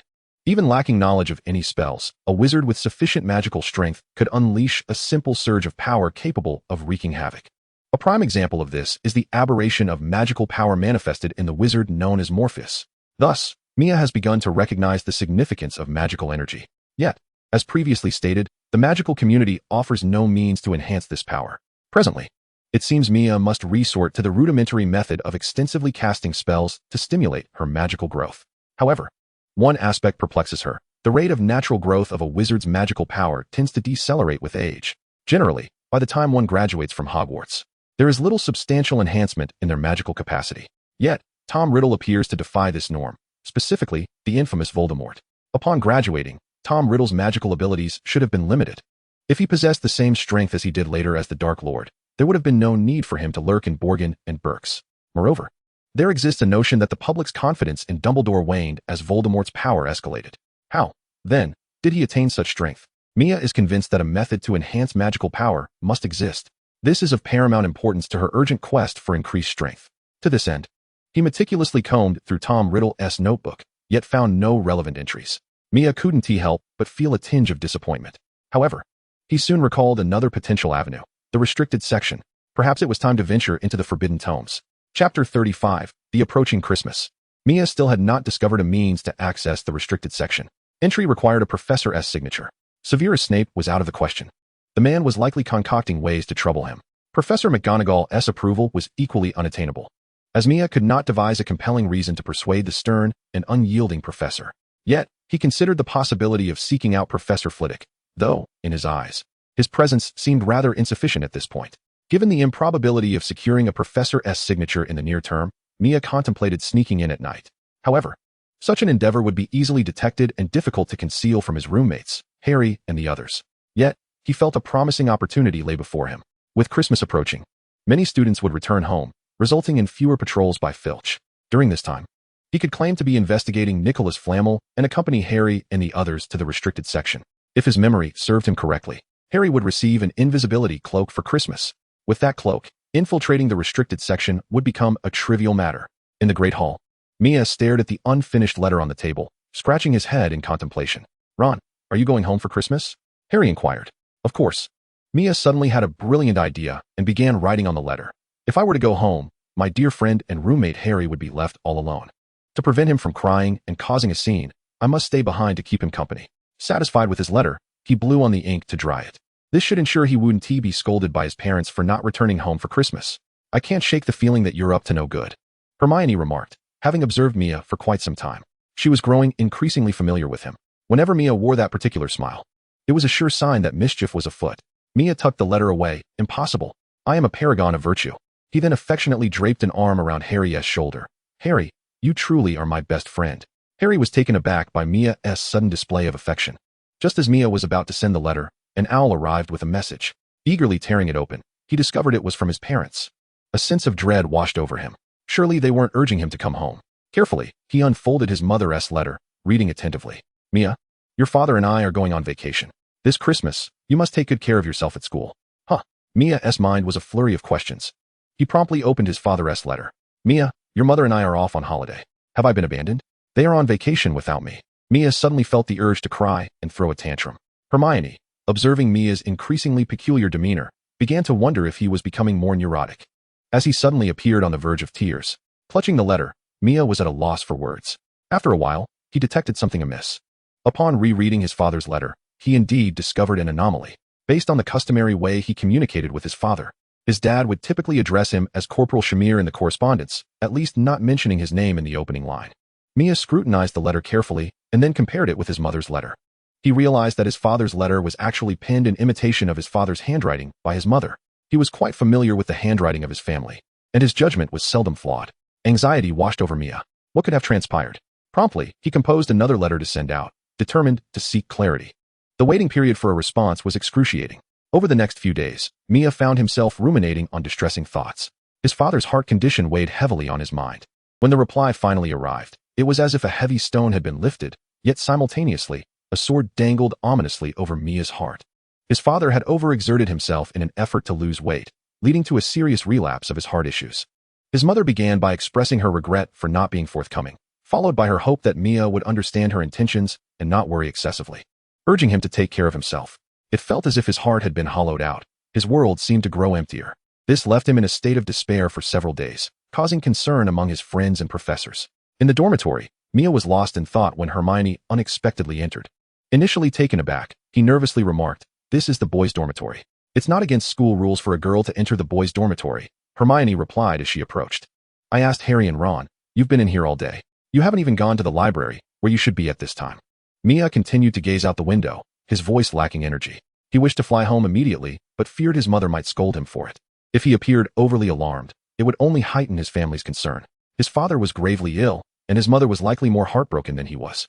"I'm not entirely sure what has happened, but I believe everything will be all right," Hermione attempted to console Mia. "It's strange. While I dislike seeing you consumed by dark curses, at this moment, I actually hope you continue practicing those spells." Mia managed a hollow smile. "It's not a dark curse." He appreciated Hermione's good intentions. "What is it then?" "Just a disarming charm, nothing serious." "What about that thunderous explosion last time?" Mia suddenly turned to Hermione. At this moment, Hermione realized that Mia's gaze lacked the usual cunning and confidence. This revelation unsettled her. "What do you believe the essence of magic is?" Hermione opened her mouth but found herself at a loss for words, sensing that her thoughts would not resonate with Mia's heart. Regardless of how formidable magic may be, its true purpose is merely to safeguard those we cherish. At that moment, Mia could only resent her own inadequacy, wishing she could heal her father instantaneously. "Thus, you appeared. When I first encountered the troll, I thought my fate was sealed. I owe my survival to your timely intervention. In truth, it was Harry who insisted on seeking you. I initially intended to wait for the professor. Yet, you came in the end, didn't you?" Mia couldn't help but glance at Hermione, asking, "Doesn't this upset you?" "Of course not. I know you aren't exactly a saint." "Just kidding." Hermione's playful grin unexpectedly evoked a chuckle from Mia, primarily due to her prominent front teeth. "All right. Cheer up. If you remain in this state of despair, you won't be able to protect anyone." Thank you." Mia regarded Hermione earnestly, adding, "Whenever you're feeling down, I will comfort you. Boys entering the girls' dormitory is against school rules." Why on earth not?" Finally, Hermione exited the dormitory. As she closed the door, Harry, Ron, and Neville eagerly gathered around. "How is he? Is he feeling any better?" Harry whispered. Hermione nodded. "That is wonderful.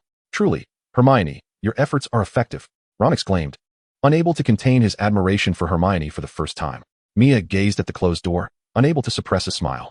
The manner in which they offered comfort was transparently simple. Emotions must be digested alone, and challenges can only be overcome in solitude. Yet, the concern from Hermione and the others bestowed upon him a semblance of warmth akin to friendship. Hence, he resolved to hasten his actions. The Philosopher's Stone was a necessity, by any means necessary. Chapter 36, A Gift. During Christmas, many students packed their belongings in preparation to return home. Hermione, dragging a large suitcase, spotted Harry and Ron engaged in a game of wizard's chess in the Great Hall. At that moment, she fortuitously encountered Mia at the entrance. Hermione scrutinized Mia from head to toe and sighed. I can't quite determine whether this is good or bad. Given her understanding of Mia, she assumed he had just finished practicing spells. Trust me, it's definitely not harmful. Mia entered the Great Hall alongside Hermione.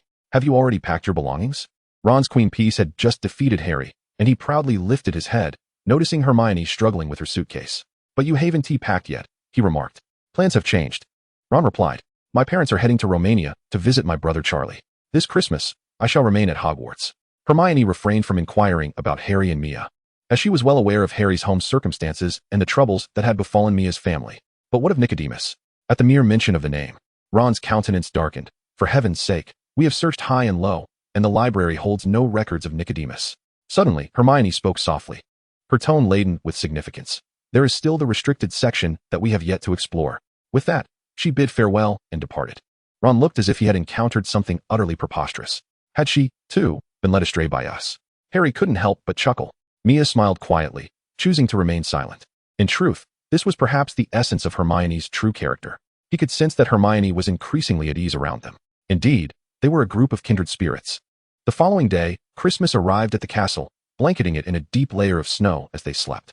Harry, Mia. Ron's voice roused Harry from slumber. While Mia sat up in bed, setting aside the book she had been reading. Recently, she had begun borrowing tomes from the library. Believing that since no ready-made methods to enhance magical abilities existed, she could embark on her own journey of exploration. At the very least, she had acquired a wealth of knowledge about the rudimentary yet stimulating exercises that could foster magical growth.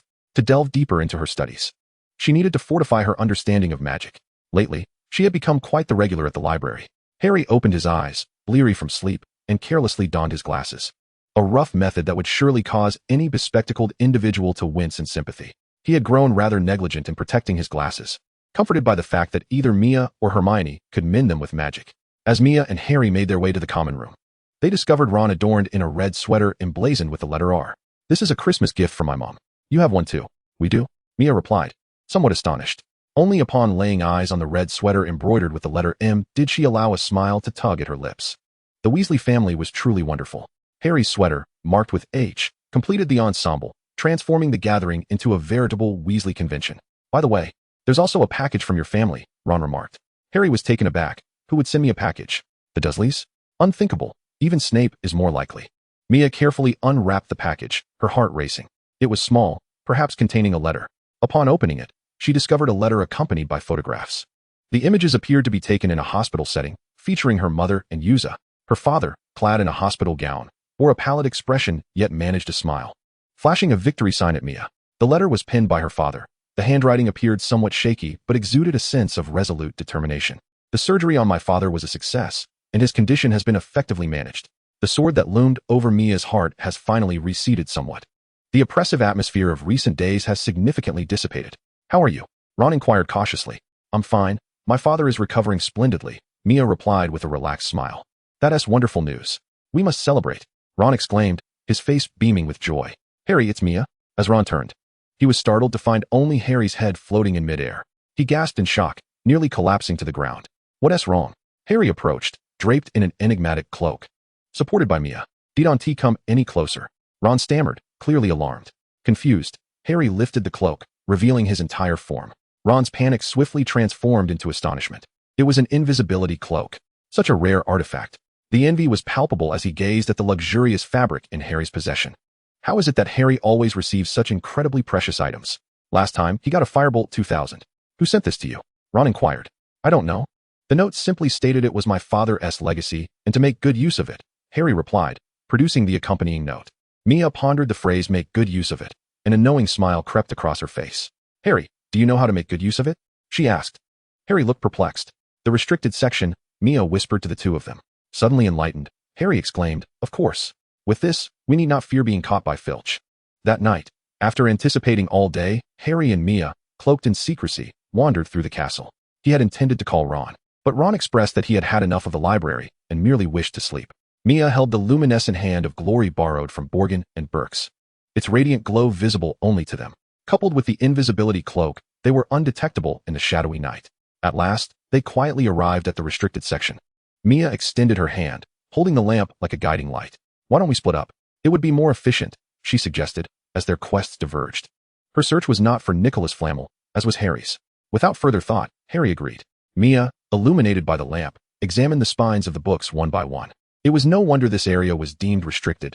The titles alone hinted at the extraordinary nature of the tomes within, filled with dark magic. However, her objective was not these. She needed to locate something pertaining to growth magic. Just as she was lost in the sea of books, a sudden scream prompted Mia to hasten towards Harry. The sound seemed to emanate from Harry's direction. As Mia located Harry, she noticed him struggling to close a book that had transformed its cover to bear a human face, vociferously shouting. As the book snapped shut, the noise vanished. Mia glanced at the spine, which read the call of Lucerne. Harry, still shaken, looked at Mia just as they heard Filch's voice. "Who is there?" In a flurry, the two donned their cloaks and seized the Marauders' map before making their escape. They dashed out of the library, but Filch's cat pursued them relentlessly. In a frantic bid to evade the feline, they veered aimlessly through the castle until they found themselves disoriented. The cat had finally been shaken off. Yet as they pressed onward, they heard voices ahead.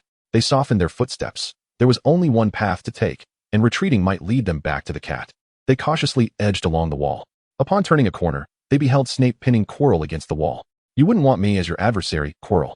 You must clarify to whom your allegiance lies." Slowly, they inched towards the slightly ajar wooden door. Suddenly, Filch appeared, exclaiming, "Professors! How fortunate to find you. The restricted section has been tampered with. It appears a student has left their dormitory." Snape cast a final warning glance at Quirrell before the three departed. Mia and Harry hastily concealed themselves behind the door, exhaling a sigh of relief. The room they found themselves in was quite spacious, and Mia quickly noticed a mirror that nearly reached the ceiling. Chapter 37, The Mirror of Erased. "What a grand mirror. What does it say?" Harry stammered as he read the inscription on the frame, only to realize it was a string of nonsensical letters. He then turned to the mirror, and Mia soon observed that Harry appeared to be entranced. "Is this my parents?" Harry murmured. "So this is what they look like." Witnessing Harry's growing obsession, Mia felt a pang of concern. Having lost his parents at a young age, Harry seemed captivated by the mirror's allure. "It appears to be a mirror that reveals one's innermost desires," Mia remarked. Harry pulled Mia closer to the mirror, seemingly oblivious to her words. "Mia, look. There are my mom and dad." Mia gazed into the mirror. Initially, she saw only herself, but gradually, the likenesses of her family began to materialize. They all appeared well. Reluctantly, she averted her gaze. "Harry, I only saw my family." Harry hesitated for a moment, then responded, "Could it be that our families are the same?" Mia chuckled, playfully patting Harry on the shoulder.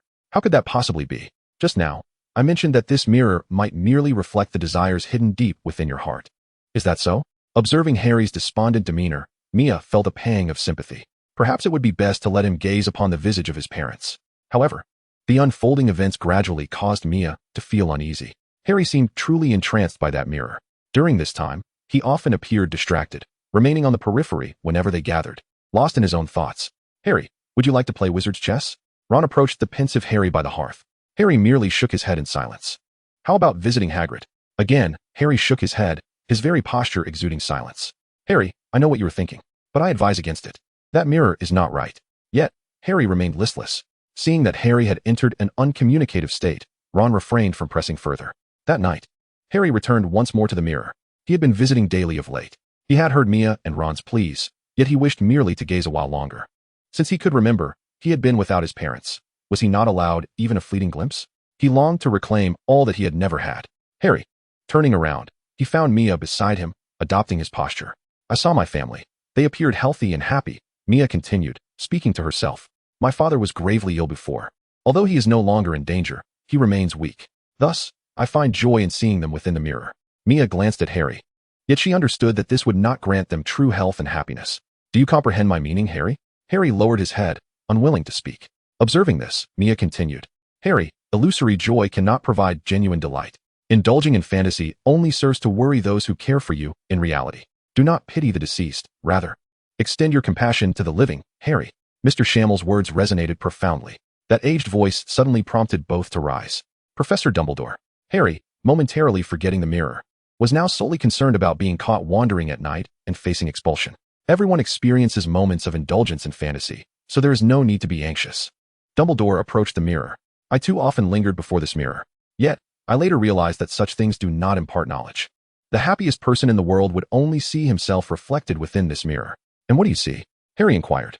I see myself holding a pair of woolen socks. Woolen socks? Indeed. Each year on my birthday, individuals tend to gift me a selection of books. Undoubtedly, these tomes contain wisdom I have yet to grasp. However, I find myself yearning for a pair of warm woolen socks, particularly as I grow older. Dumbledore's witty remarks certainly lighten the atmosphere. Mia informs me that this mirror reveals the innermost desires of one's heart. Harry expresses his thoughts, and Dumbledore casts an appreciative glance toward Mia, who dares not meet his gaze. A gentle reminder, if one wishes to keep their secrets hidden, it is wise to avoid direct eye contact with a master of legitimacy. Indeed, this mirror is known as the Mirror of Ariste, and its sole purpose is to reflect one's deepest yearnings. Many become entranced by it. Yet Harry, indulging in dreams while neglecting reality, offers no benefits. Thus, I hope you cease your quest to find it, Harry. Observing the light gradually returning to Harry's eyes brings Mia a sense of comfort. Dumbledore witnesses it all. Mr. Shamir, he suddenly calls, causing Mia to straighten up. Could you come to my office for a moment? Yes, of course. What could this be about? Why am I suddenly summoned to the office? Mia feels a flutter of anxiety throughout the journey. Lemon Snowball. As Dumbledore utters this rather whimsical incantation, the Griffin statue begins to rotate, revealing a staircase. Mia follows Dumbledore through a wooden door into the Headmaster's office. This space is unlike that of any other professor. Books are strewn everywhere. Quite a number of books. Wouldn't you agree? Mia, caught off guard, nods modestly. I never intended to have so many books in my room. I prefer the library or places where I can freely wield magic. However, someone once remarked that it did not make me appear very headmaster-like. Thus, I intentionally selected a few books to display in my office. Such reasoning is quintessentially Dumbledore. Mia muses internally, though she dares not show her thoughts on her face. May I see your wand? Dumbledore inquires. Taken aback, Mia hands over her wand. Dumbledore takes it, and with a gentle flick, a swirl of smoke emanates from its tip. A jolt of apprehension strikes Mia. This is a memory retrieval charm, capable of tracing the spells cast by this wand. It seems Mr. Shamir has practiced quite a bit with disarming spells.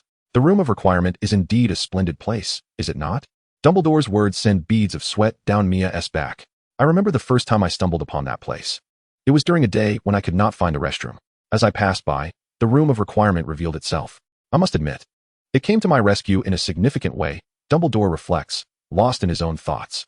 The incantation of the flashback continued unabated, only ceasing with the thunderous explosion. Mia kept her gaze fixed upon the table, which bore several tomes, a quill, and some transparent fragments resembling remnants. She felt utterly at a loss. Mia, came Dumbledore's voice, prompting her to instinctively lift her head. Their eyes met for a fleeting moment, and after a brief pause, she quickly averted her gaze. Mia, are you familiar with dark magic? Yes, Mia replied candidly. Many believe that dark magic drives one to madness. However, this notion is somewhat misguided. Aside from a few exceedingly arcane spells, most magic does not affect the caster's mind. But Dumbledore's interjection abruptly pulled Mia from her hopes. Magic is eternally loyal to the will of the caster. I believe you understand this. Dark magic is defined as that which can only be wielded when one harbors a desire for destruction. A person who is perpetually consumed by thoughts of annihilation and torment will inevitably descend into madness. Does that mean that as long as one's will is resolute, they remain unaffected? Mia countered suddenly. Indeed, but also not quite. Dumbledore's cerulean eyes were inscrutable. Aurors, in their pursuit of dark wizards, must master the potent spells of dark magic. They must be proficient even in the killing curse, yet they would never be regarded as dark wizards themselves. For it is not merely the use of dark magic that defines a dark wizard. Sometimes, destruction chosen for the sake of protection can also be seen as a form of goodness. Dumbledore returned the wand to Mia. Go forth and explore the mysteries of magic.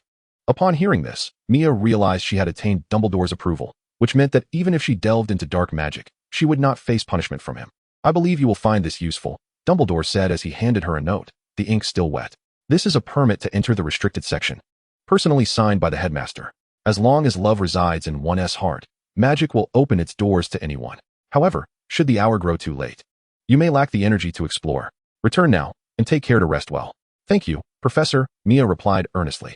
As she prepared to leave, she noticed a red bird perched beside Dumbledore's desk. This must be the phoenix, Fox. She pointed at the phoenix and asked, Professor, has your bird been neutered? Out. Very well. Chapter 38, The Eccentric Bookshelf. As the note bearing Dumbledore's true name lay in her palm, Mia felt a profound sense of unreality wash over her. The greatest white wizard of this century, a paragon of justice, astonishingly forgave the actions of a first-year student who had secretly studied dark curses, granting him access to the restricted section of the library. It felt like a dream. Yet, upon reflection, Mia found a semblance of understanding. Dumbledore was a character capable of transforming his own demise into a strategic plan. With his enigmatic background, the astute and nearly enigmatic Dumbledore had likely already incorporated the student into his grand design. Everything seemed to be a mere manipulation. Since resistance was futile, one might as well go with the flow. The following day marked the end of the Christmas holiday. Mia, armed with Dumbledore's authorization, made her way to the library. Madame Pants, the librarian, was a woman who instilled fear in the students. Her somewhat indifferent gaze and her consistently stern demeanor left no room for mischief under her watchful eye. However, exceptions do exist. Mr. Draco Malfoy fancied himself as one such exception. Mr. Malfoy, the books you have borrowed, Introduction to Potions, Basics of Potions, and Potions, From Beginner to Prison, are nearing their return deadline. If you wish to borrow this book, you must return at least one of the previous 3, Madame Pants stated with little emotional inflection. The notoriously unruly Draco, of course, dismissed her authority. What? Does this school really regulate how many books a student can borrow? In order to protect the borrowing rights of all students, this is the rule. Madame Pants replied without a hint of compromise. Draco raised his voice. What kind of nonsense is this? Frankly, I've had enough of this school. I should have listened to my father and gone to Durmstrang. Here, one can't even learn a single dark spell. Are you truly intending to teach a bunch of inept wandslingers? Madame Pants's expression remained unchanged, but her demeanor grew markedly colder. The library does not permit loud disturbances. Her countenance resembled a shattered mirror, the earlier calmness vanishing entirely, replaced by a furious glare that sent Draco retreating in fear. Madame Pants snatched the book from Draco's hands, flipping through it hastily. How dare you? Page 7 is stained, page 142 has a torn corner, and page 166 is riddled with creases. With each revelation of damage, Draco's face paled further, feeling as though Madame Pants was reciting his death sentence. You shall not borrow any books. Leave this instant. She suddenly shouted, brandishing a feather duster to usher him out. At that moment, Mia happened to arrive at the library entrance. Madame Pants, I need. Witnessing such a scene, Mia's voice gradually diminished. Before borrowing a book, it is best not to let me see any marks you have made on it. I am not here to borrow a book. I intend to venture into the restricted section. Upon uttering these words, a profound silence enveloped the room. Madame Pants' eyes swept over like those of a vulture. After a moment of shock, Draco donned a mocking expression. Really? You wish to enter the restricted section? You are likely unaware that you require a professor's signature to gain access. Can you find a professor willing to grant you such permission?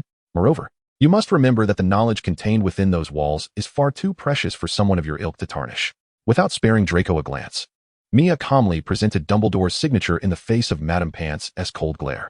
She snatched the parchment from him, her sharp gaze seemingly wishing to pierce through the very paper. Finally, she tapped the parchment with her wand, revealing that she possessed a method of verification. Draco's mockery deepened. He had long anticipated witnessing Mia's disgrace. Ah, it is indeed Professor Dumbledore's signature. Follow me, Madame Pants stated stiffly, returning the note to Mia. Draco's expression froze in disbelief. Wait, have I misunderstood something? Dumbledore? This cannot be right. Do not make a sound at the entrance of the library. Madame Pants suddenly shouted again, adding, I will report your conduct to your head of house. Expect to lose points. With that, she left Draco, who was now a chameleon of shifting hues, behind as Mia followed Madame Pants into the restricted section. Watching Mia's retreating figure, Draco's countenance darkened, his teeth clenched in frustration. Do not think I am unaware of your nocturnal escapades. Just wait. Like a venomous serpent, Draco slithered into the throng. Mia had no intention of acknowledging this spoiled brat. Engaging with him would be a waste of time.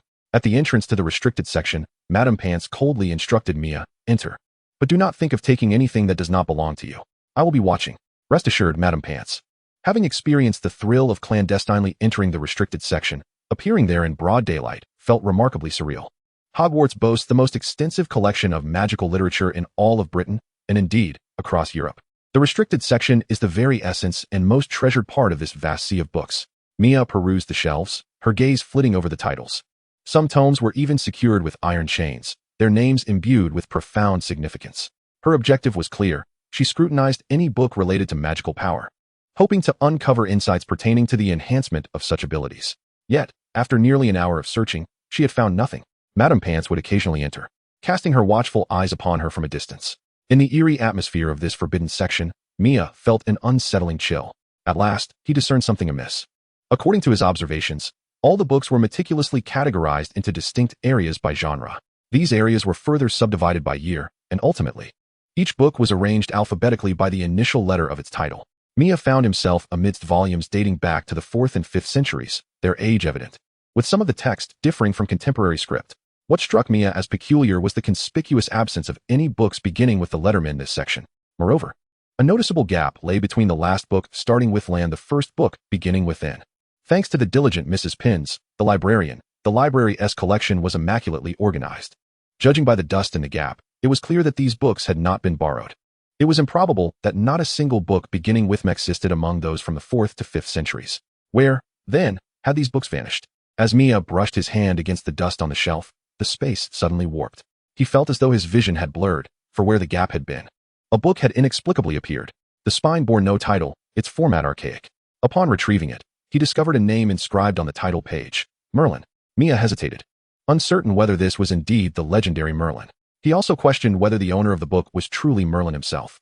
As he began to read, it became apparent that the volume resembled a diary, primarily chronicling trivial events, devoid of any mention of magic. What piqued Mia's interest was the life depicted within, increasingly reminiscent of the autobiography of the fabled Merlin, who assisted King Arthur in wielding power and guiding him to become a great ruler.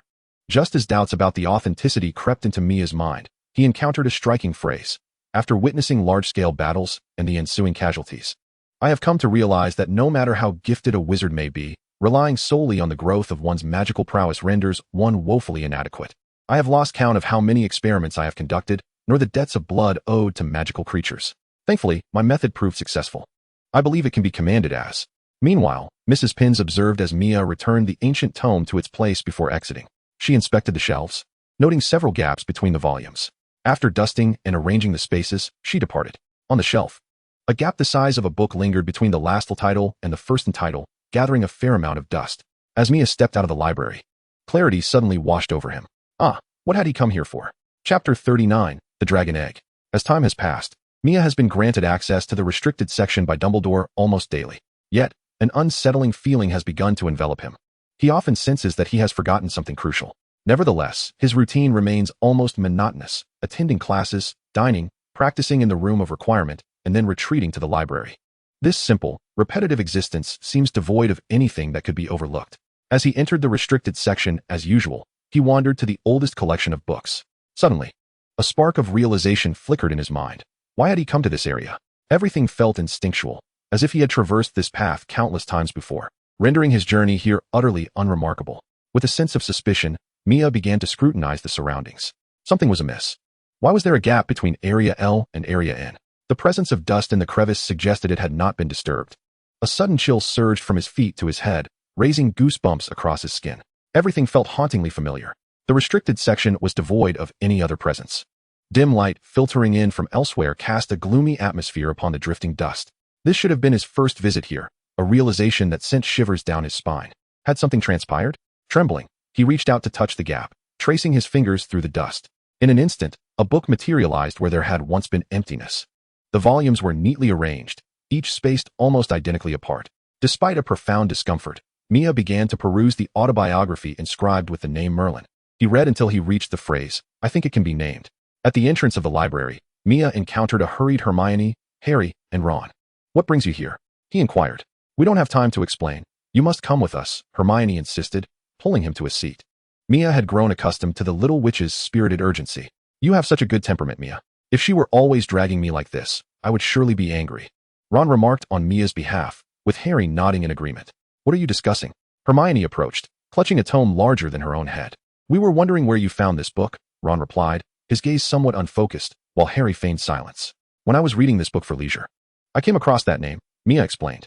We found Nicholas Flamel, as Harry saw on the card. Hermione clarified for Mia. You used this for leisure? The book thudded onto the table, causing Mia to blink in astonishment. If you make another noise, you'll be ejected, Madame Pants bellowed. And the group fell silent at once.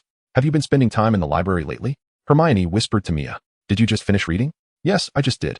Mia instinctively began to respond, but suddenly felt as though his mind had gone blank, akin to a train derailing on a broken track. What's wrong? Hermione furrowed her brow, observing Mia's sudden daze.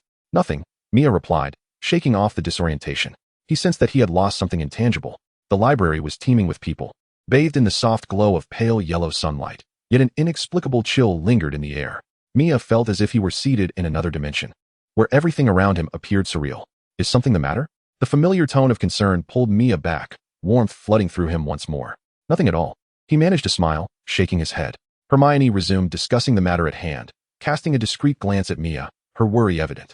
Nicholas Flamel is the sole known creator of the Philosopher's Stone, a wondrous substance imbued with extraordinary magical properties. It has the ability to transmute any metal into pure gold and can produce the elixir of life, granting immortality to those who consume it. Presently, the only existing Philosopher's Stone belongs to Nicholas Flamel, who recently celebrated his 665th birthday. While Harry and Ron remained in a state of shock, Mia's attention was captured by a passage in the book that described the Philosopher's Stone. The stone, a translucent red crystal, would shatter into glass fragments once its magic was exhausted. The term glass fragments resonated with Mia. He yearned to see it more clearly and leaned in closer.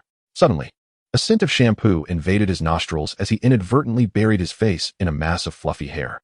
Realizing the situation, Mia quickly straightened up, avoiding a glance at Hermione, whose cheeks had turned crimson. Noticing Harry and Ron staring blankly, Hermione shot them a warning glare. Beneath the trapdoor guarded by Fluffy on the 3rd floor lies the Philosopher's Stone.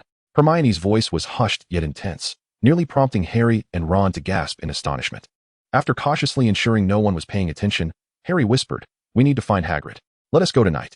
That evening, under the cover of darkness, the 4 restless young wizards made their way to Hagrid's hut. As Hagrid busied himself around the hearth, he reluctantly opened the door upon hearing a knock. "Oh, it's you lot.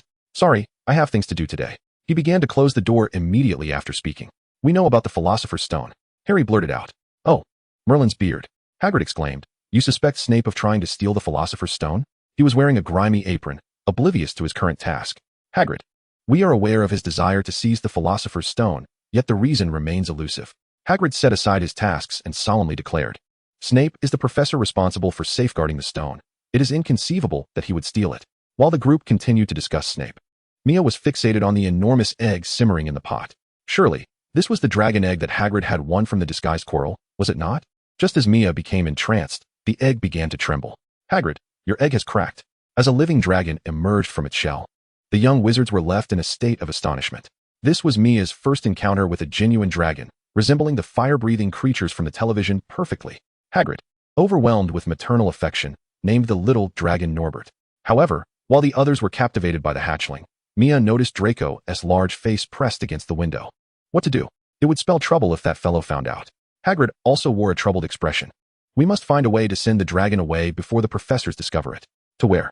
Ron volunteered. "My brother Charlie is studying dragons in Romania. He would be the perfect person to take care of it. We need to return to the dormitory before Draco informs the professors."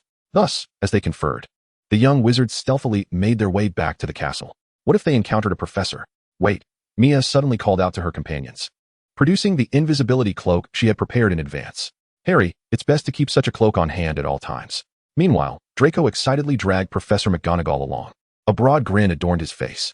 "I told you to refrain from nighttime escapades. At last, I have caught you. Ha ha ha. Come with me, Professor. They are right over here." Chapter 40. Hermione takes action. The following day, the Slytherin students stared in bewilderment at the significant drop in their house points overnight. Meanwhile, those in the know were secretly reveling in their triumph. "That Malfoy fellow certainly enjoys engaging in underhanded schemes that benefit no one but himself. See, I wager he was penalized by Professor McGonagall," one remarked. With someone as upright and stern as Professor McGonagall, how could Malfoy possibly manipulate her? Hermione couldn't resist teasing Ron, who was practically beaming. "I've never seen you so fond of Professor McGonagall's integrity before. Mind your own business." In the Great Hall, the young wizards gathered to eagerly recount the events of the previous night. Their conversation soon shifted to Hagrid's dragon. Ron, a fervent enthusiast of fire dragons, spoke at length about his extensive knowledge, thanks to his brother Charlie. He regaled them with tales of various dragon species, Dumbledore's research on dragon blood, and the dragon's affinity for shiny objects, among other topics. As Mia listened, she occasionally joined in their laughter. However, Hermione noticed the trace of worry etched on Mia's brow. Recently, she has been quietly observing Mia. She feels that Mia has been in a daze lately, often lost in thought, as if her soul has wandered away. Consequently, she has resolved to follow Mia, convinced that she must be bewitched by some malevolent spells. Tracking Mia, she arrives at the library, and upon witnessing Mia enter the restricted section, her concern deepens. The contents of the restricted area are far from benign. She has read that it harbors sinister tomes tainted with the essence of death. Mia must have fallen under the spell of those dark texts. Hermione decides to wait in the library for Mia to emerge. Although she is prepared to wait for several hours, less than 2 hours pass before she sees Mia exiting. Instantly, she senses that something is amiss with Mia. The usually vibrant Mia, whose eyes often sparkled with mischief, now appears vacant and disoriented, resembling a somnambulist engaged in unconscious actions. Hermione is suddenly gripped by fear, for this is undoubtedly the influence of dark magic. She must rescue Mia. However, she refrains from acting impulsively, as she wants to ascertain where this dazed Mia is headed. She observes as Mia strides directly toward the library entrance. Yet, before she can reach it, Draco suddenly bursts forth. "You've caused me to lose 50 points. Mia abruptly awakens, her consciousness foggy, as if she has just roused from slumber. How did she end up here? Wasn't she in the restricted section, and how did she come to this point? Before she can untangle her muddled thoughts, Draco's voice yanks her back to reality. At this moment, Draco appears quite unwell, bordering on hysteria. It is hardly surprising. The pampered Malfoy heir, accustomed to a life of ease, has repeatedly been outmaneuvered, and now he faces a direct deduction of 50 points. He dreads informing his father, who would undoubtedly express his paternal affection with a diamond-studded cane. "Get lost, don't bother me." With her mind already muddled, Mia has no intention of engaging with him and has grown increasingly impatient. "All you noisy rascals in the library, get out." Madame Pants has arrived on the scene, wielding her feather duster. Having experienced the terror of this woman, Draco swiftly flees the library, casting a resentful glare at Mia as he departs. Hermione, observing from a distance, decides to remain hidden for the time being. Noticing Mia's reaction, Hermione suspects that Mia has lost some memories. At this juncture, even if she were to confront Mia, she would likely glean nothing of value. She also dismisses the idea of seeking out a professor. Such sinister magic must surely be rooted in some unspeakable dark arts. Even if Mia were granted access to the restricted section, should the professor learn that he was utilizing this privilege to study those malevolent spells, he would undoubtedly face expulsion. Hogwarts is not like Durmstrang. Dark magic is unwelcome here. She resolved to closely observe Mia during this period, determined to uncover the mysteries surrounding his activities in the restricted section. If necessary, she would devise a means to stealthily infiltrate that area herself. Hermione was always one to act on her intentions. During this time, she vigilantly watched Mia enter the restricted section each day. To avoid falling behind in her studies for exams, she utilized the intervals while waiting for Mia to emerge to continue her learning. However, her hesitance and anxiety about missing Mia's appearance diminished her efficiency compared to her usual standards. From her observations, she noted that Mia's daily visits to the restricted section lasted a remarkably consistent duration. Each time he departed, he exhibited the same demeanor. He would walk alone to the library entrance, then appear to regain his composure, leaving with an expression of normalcy. Hermione had discerned the pattern of Mia's movements. Yet merely relying on these observations would not unveil the truth. She felt it was time to enter the restricted section herself. During this period, Mia sensed something amiss. It was not only his own state that felt peculiar, but also Hermione's. It seemed as though she had been intentionally aligning herself closely with him lately. Now, during her typical study time, she had accompanied them to Hagrid's hut to see the baby dragon, Norbert. Mia found it hard to believe that she had suddenly developed an interest in dragons. Speaking of Norbert, its size had been increasing astonishingly. It was now nearly as large as Hagrid's timid dog, Fong.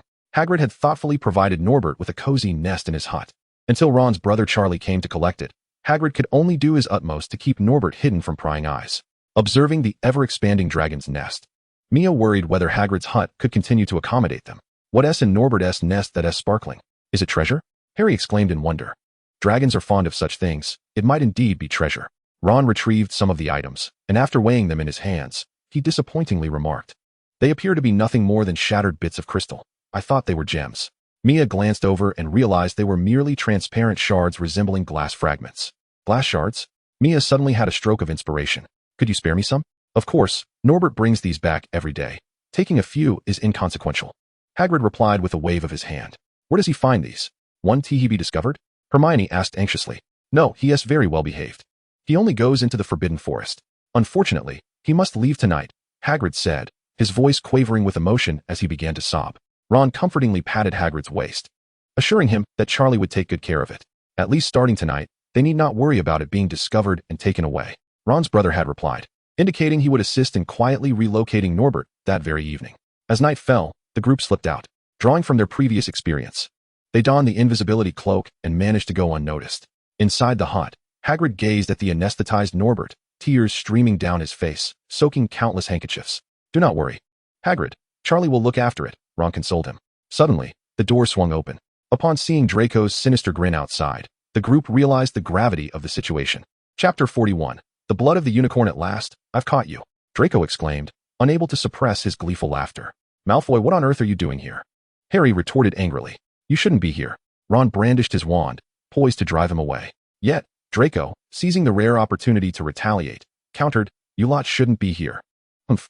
What would the professors say about you sneaking out of the castle in the middle of the night? Draco's gaze fell upon the large creature, stirring within the box. What sort of trickery is this? This is none of your business. Ron interposed, shielding the dragon. Mia lamented her lack of knowledge regarding the Obliviate spell. Otherwise, Draco would be of no concern. However, Draco's demeanor shifted, his expression lighting up as if he had discovered a rare treasure. A dragon, he exclaimed, his tone incredulous. You lot are allowing a noble Norwegian ridgeback to sleep in a wretched box. Enraged, Draco approached, insisting, step aside. He rudely pushed Ron aside, who was bewildered by Draco's inexplicable emotions. Draco crouched down, intently examining the unconscious Norbert, occasionally reaching out to touch it. Judging by the scale patterns, it appeared to be a month-old hatchling. Its wings showed clear signs of frequent flight, and its scales retained a healthy sheen. At least they hadn't subjected it to too much mistreatment. Draco's condescending tone provoked further displeasure among the group. We have been diligent in caring for Norbert. You have no right to criticize. Ron shot back. Draco looked at him disdainfully. Norbert? What a pitiful name. So, are you really planning to keep it in such a place? As he surveyed the hut, his scorn was unmistakable. We will be sending it away tonight, Mia declared. Sending it away? To where? You better not let me find out you're selling it. I will not forgive you. Mia disregarded his tone and replied. To a dragon sanctuary in Romania. She discerned that Draco, much like Hagrid, possessed a deep fondness for dragons. In that case, Draco would undoubtedly refrain from informing the professor about Norbert's situation. Romania? My family owns 2 dragon sanctuaries there. You must be referring to my family's. Draco's demeanor visibly improved. Your family's? Ron exclaimed in disbelief. What? You cannot possibly fathom what it feels like to possess a dragon sanctuary. Draco's tongue was as sharp as ever. If that is the case, it shall be quite simple. Leave this dragon in my care. It will undoubtedly fare far better than in such a place. You wouldn't dare let Norbert Hagrid's voice trembled. Impossible. Our family's dragon sanctuary does not engage in such harmful practices. If they did, I would ensure my father dealt with them severely. Draco was quite knowledgeable about these matters. In that case, you may take charge, and I hope you will treat it kindly, Mia said. Hagrid pondered. This indeed seemed to be the best course of action. The Malfoy family's dragon sanctuary would provide Norbert with an excellent environment. Humph, for the sake of the dragon. I shall temporarily spare you today. Draco cast a sidelong glance at the group. Who spares whom remains to be seen. Harry gestured for Ron to remain calm. I insist on accompanying you to see the dragon off, Draco said coldly. That is acceptable. Keeping a watchful eye on Draco alleviated any concerns about his mischief. The 5 of them shared the invisibility cloak, which felt rather cramped, especially with Hagrid's addition. Thus, the sorrowful Hagrid had no choice but to stay behind in the hut. I never anticipated you would possess such an item. Be quiet. The invisibility cloak is not soundproof. Charlie arrived at the observatory to take Norbert away, utilizing air transport. After watching Charlie depart with Norbert, the 5 prepared to leave as well. Aha, look at that. I've discovered a few nocturnal mischief makers. Hagrid observed the 5 little wizards led by Filch, feeling quite remorseful. If it weren't for me, you wouldn't have been caught. Hagrid lowered his head. That night, Filch was lured over by his cat. Don't dawdle. The Forbidden Forest is perilous after dark, especially with werewolves about, Filch chuckled maliciously. After being captured, they were escorted to the professor. Each lost 50 points and was sentenced to patrol the Forbidden Forest with Hagrid. Mia felt on the verge of tears. The 50 points deducted had obliterated his semester's gains. However, it appeared that Draco bore the brunt of the misfortune. He had accumulated a total deduction of 100 points for the semester. His eyes were now vacant. Are you all right? Even Ron, who usually held disdain for him, couldn't help but express concern at his disheveled state. Draco's face was ashen. 100 points deducted in one semester had tarnished the Malfoy family's reputation.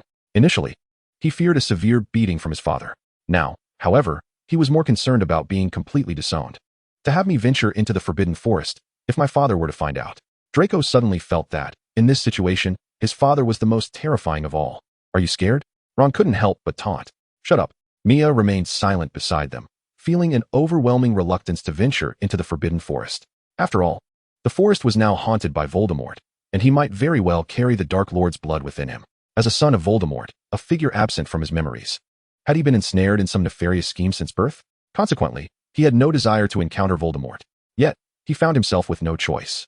Recently, numerous unicorns had been attacked, and they had just discovered that one had likely perished. Hence, tonight's mission was to locate it. Hagrid, while fiddling with his enormous crossbow, stated this as they entered the forbidden forest. The dark woods were indeed a realm of true peril, with danger lurking in every shadow. Hermione, feeling a touch of fear, kept close to Mia and Hagrid. Draco was equally terrified, yet still engaged in a quarrel with Ron. Hagrid soon stumbled upon a trail of unicorn blood, suggesting they were near their target. "We must split up," he declared.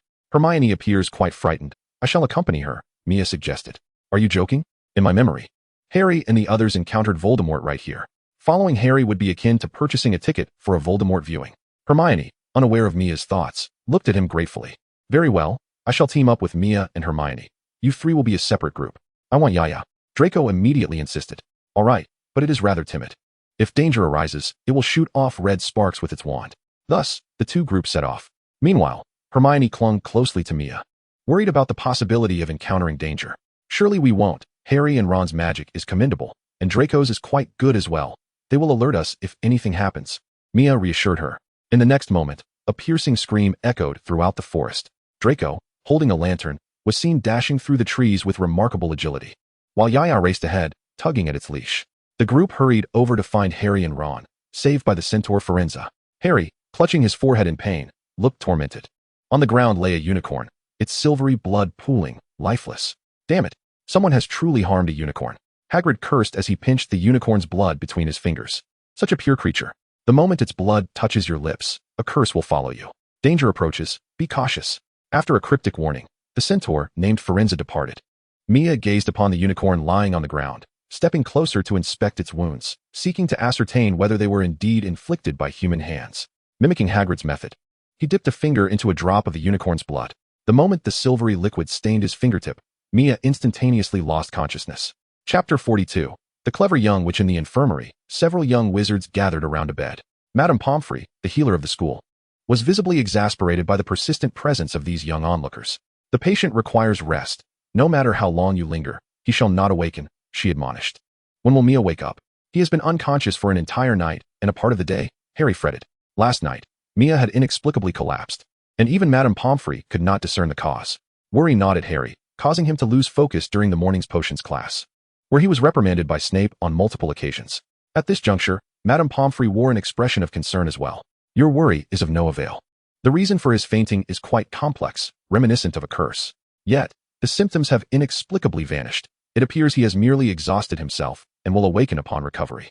As the healer of Hogwarts, Madame Pomfrey's medical expertise rivals that of the renowned practitioners at St. Mungo's.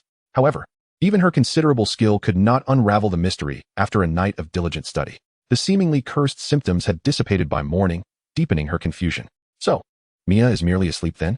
Ron exhaled in relief. "Suddenly disappearing?" Hermione seized upon the crucial point. "Could it be the result of some magic?" "To be honest, I have no clarity either. Discussing it with you would be futile. Now, out with you. The patient needs rest." With that, Madame Pomfrey ushered them out of the infirmary.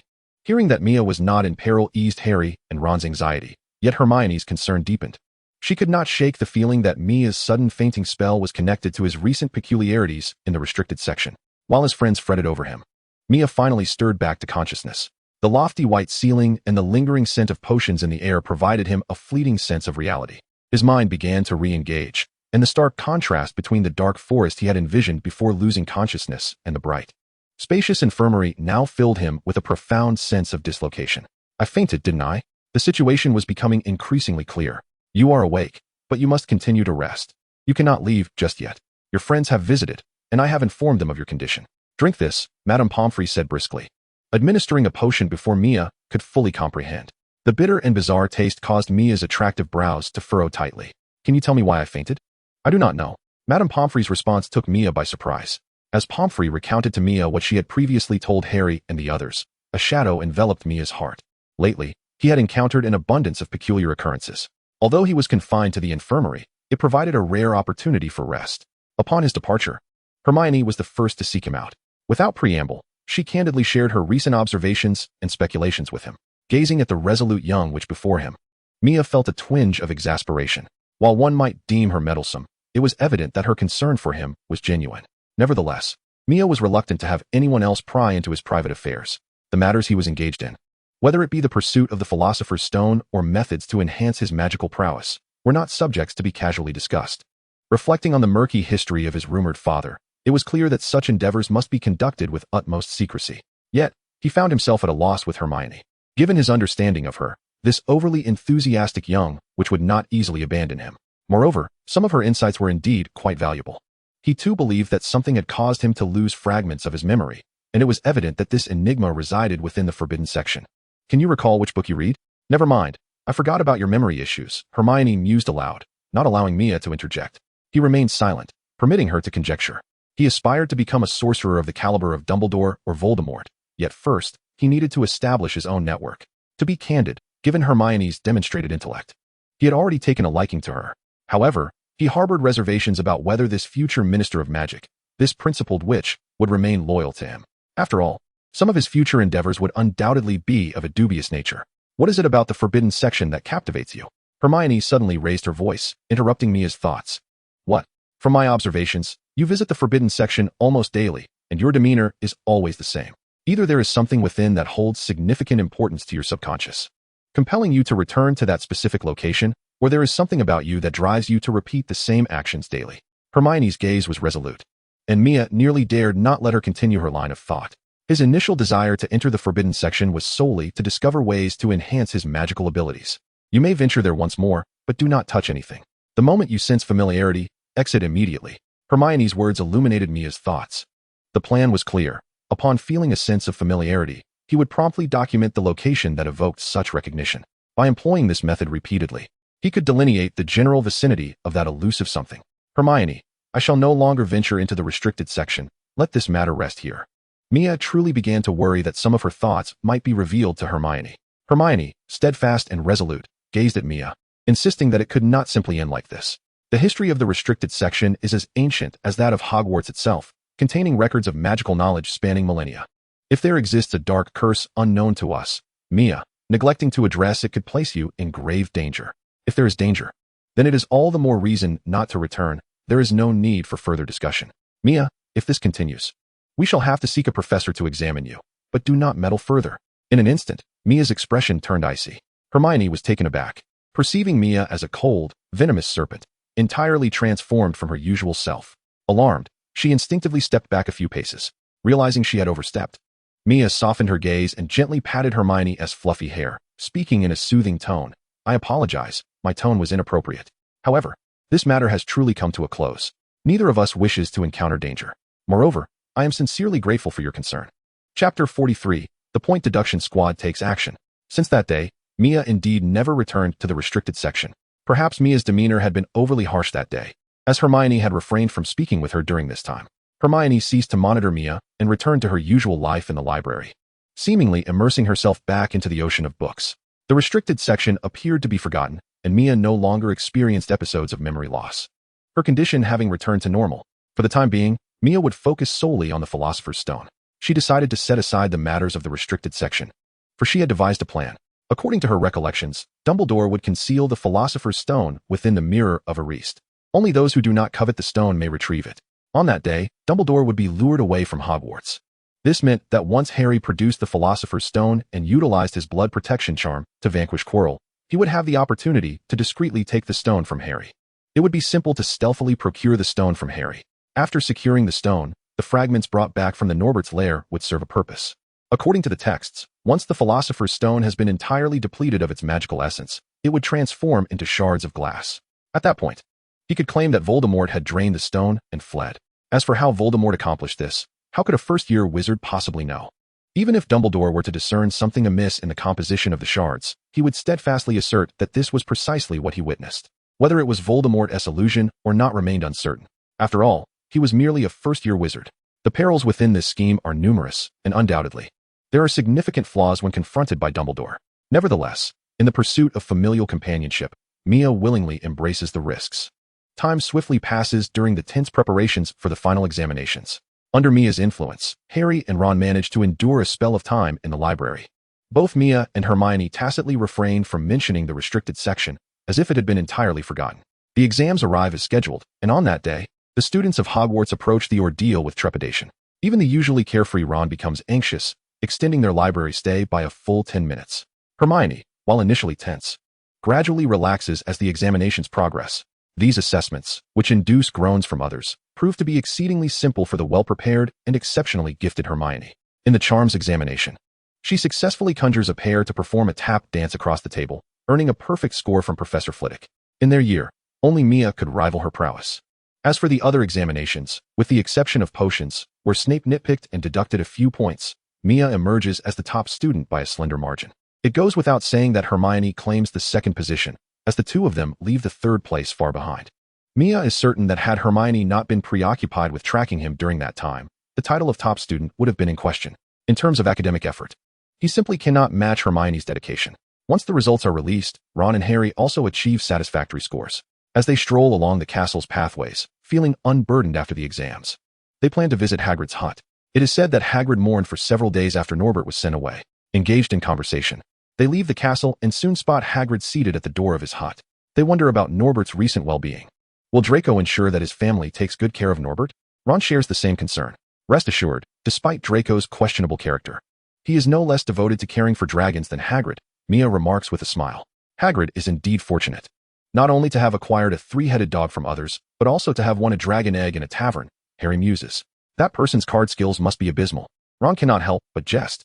Laughter ensues, but suddenly, Harry's mirth ceases. Don't you find all of this rather coincidental? Hagrid has long desired a dragon, and just happens to encounter a stranger with a dragon egg in a tavern, who would carry a dragon egg with them at all times.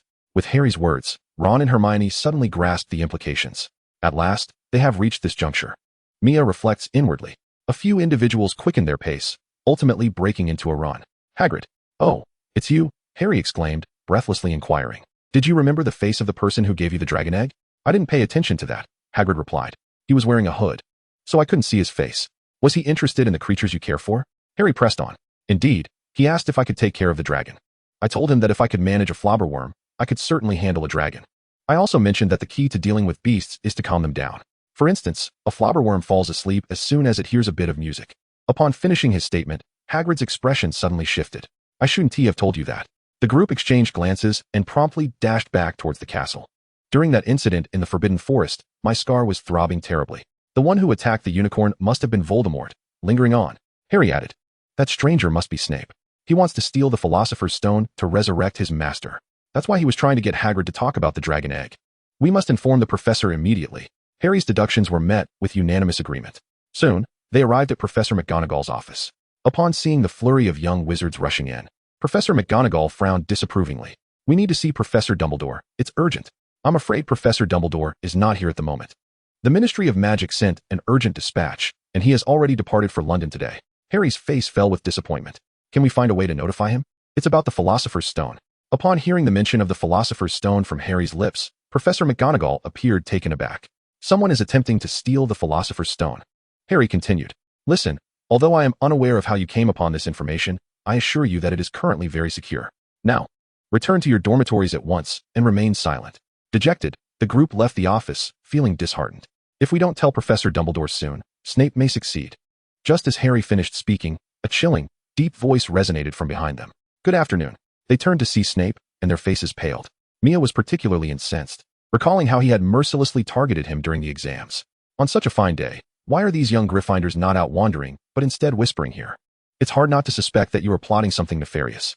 Fortunately, Snape chose not to press further. After casting a long, penetrating glance at Harry, he swept away like a bat. Harry took it as a provocation.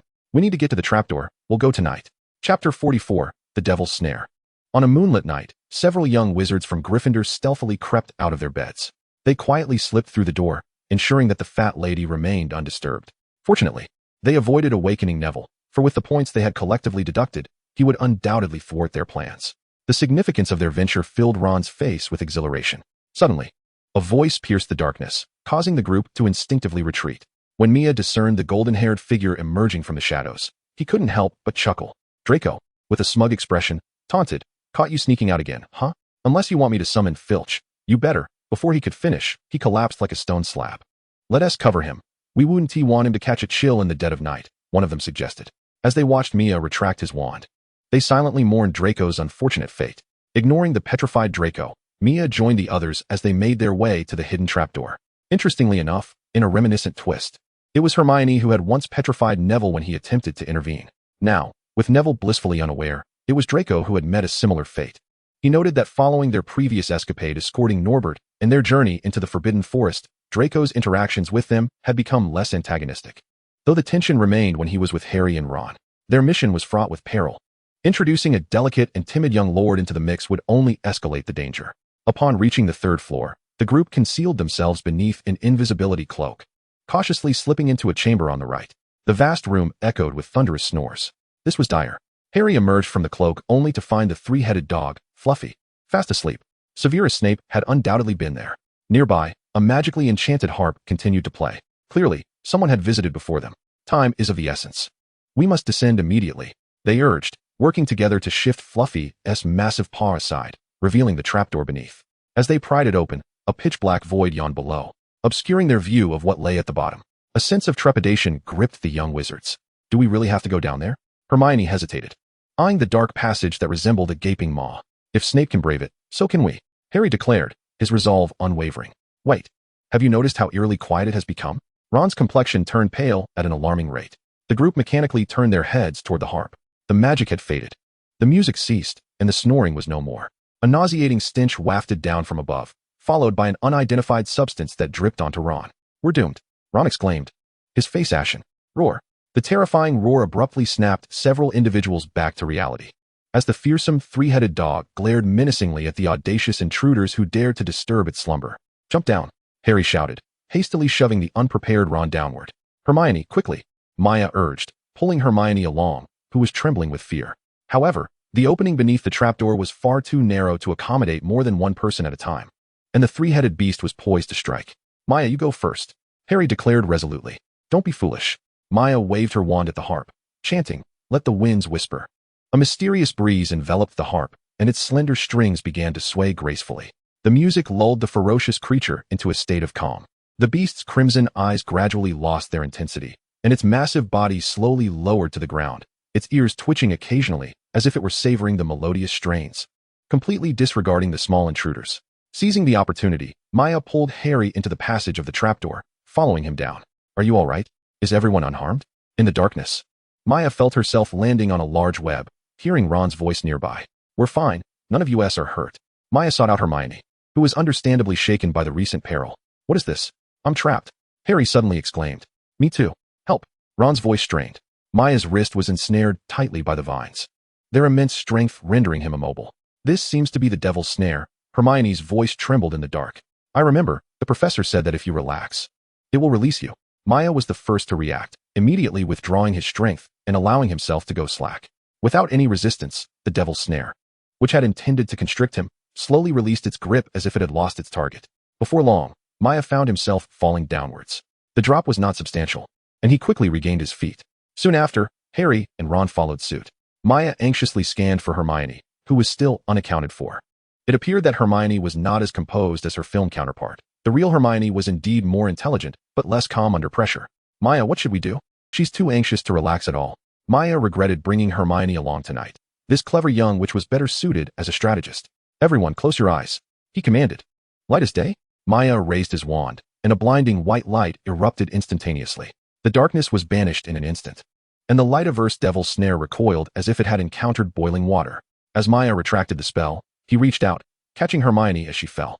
The shaken Hermione instinctively clung to Maya. I'm sorry, I held everyone back. With her emotions finally in check, Hermione felt a pang of guilt that kept her head bowed. It's all right, we're here for you, Mia reassured her, gently patting Hermione's head.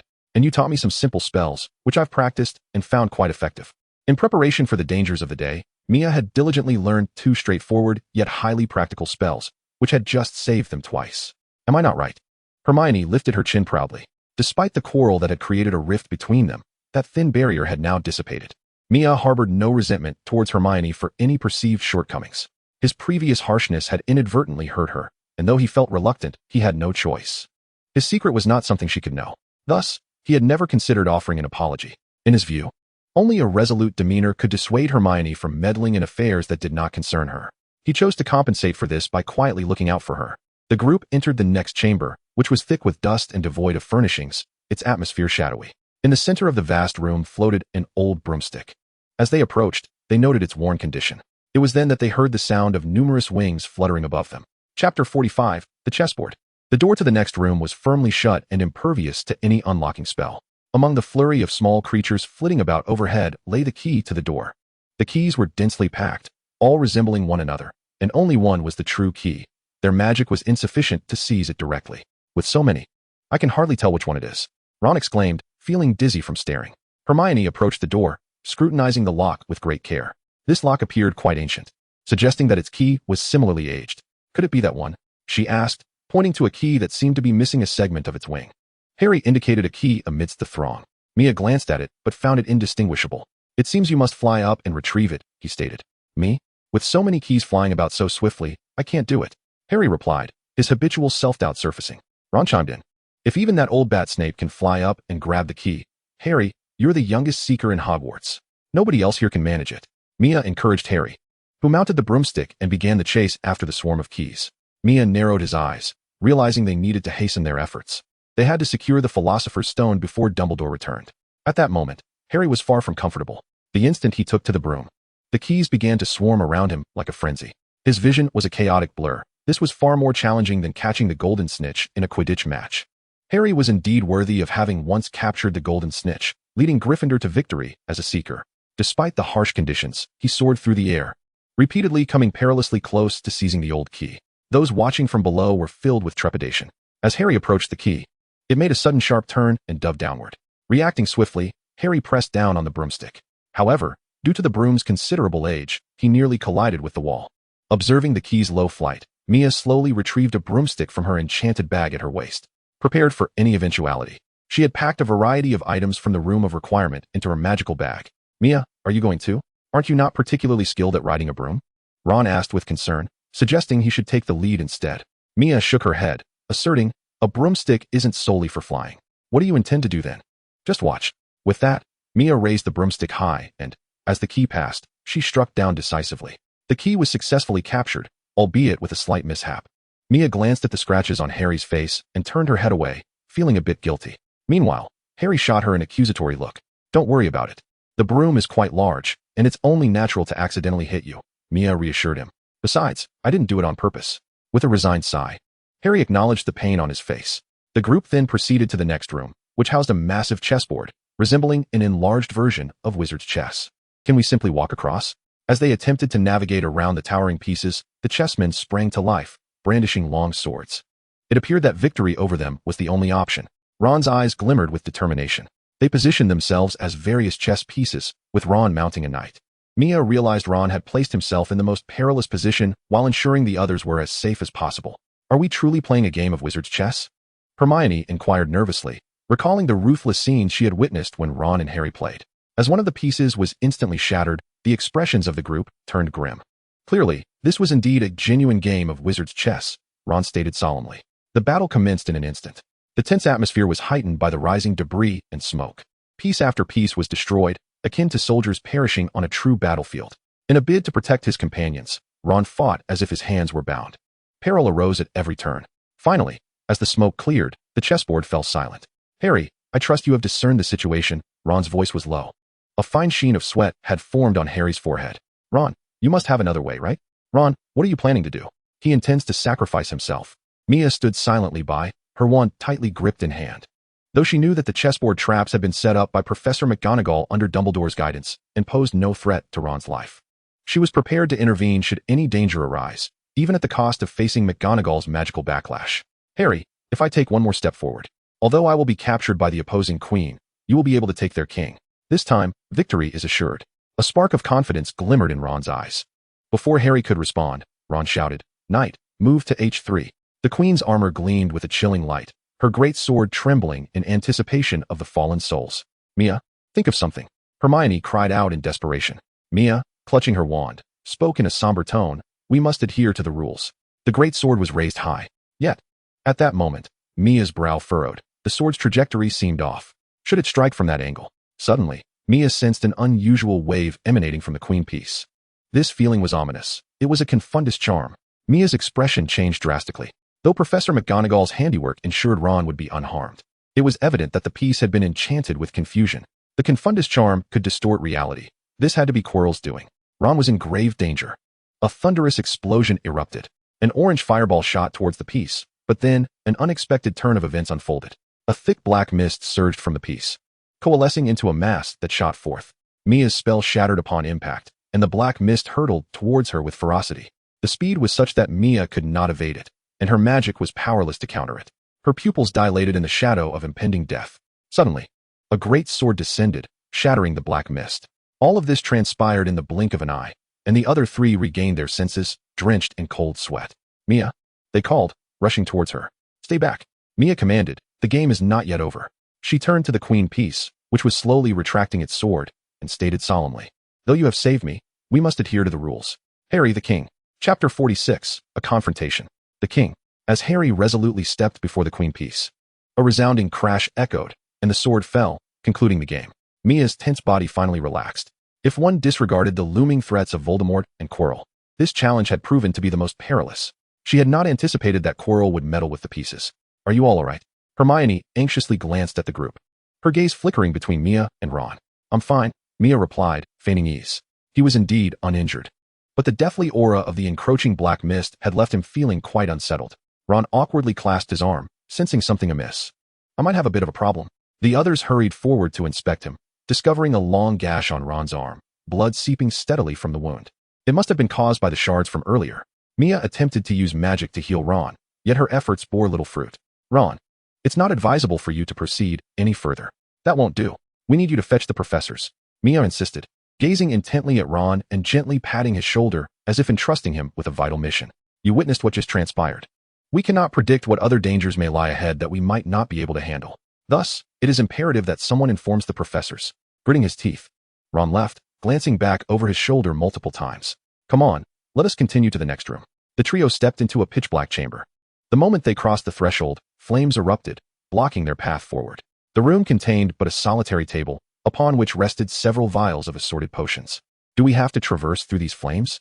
How is that even possible? Harry surveyed his arms and legs, feeling utterly incapable of enduring such a trial.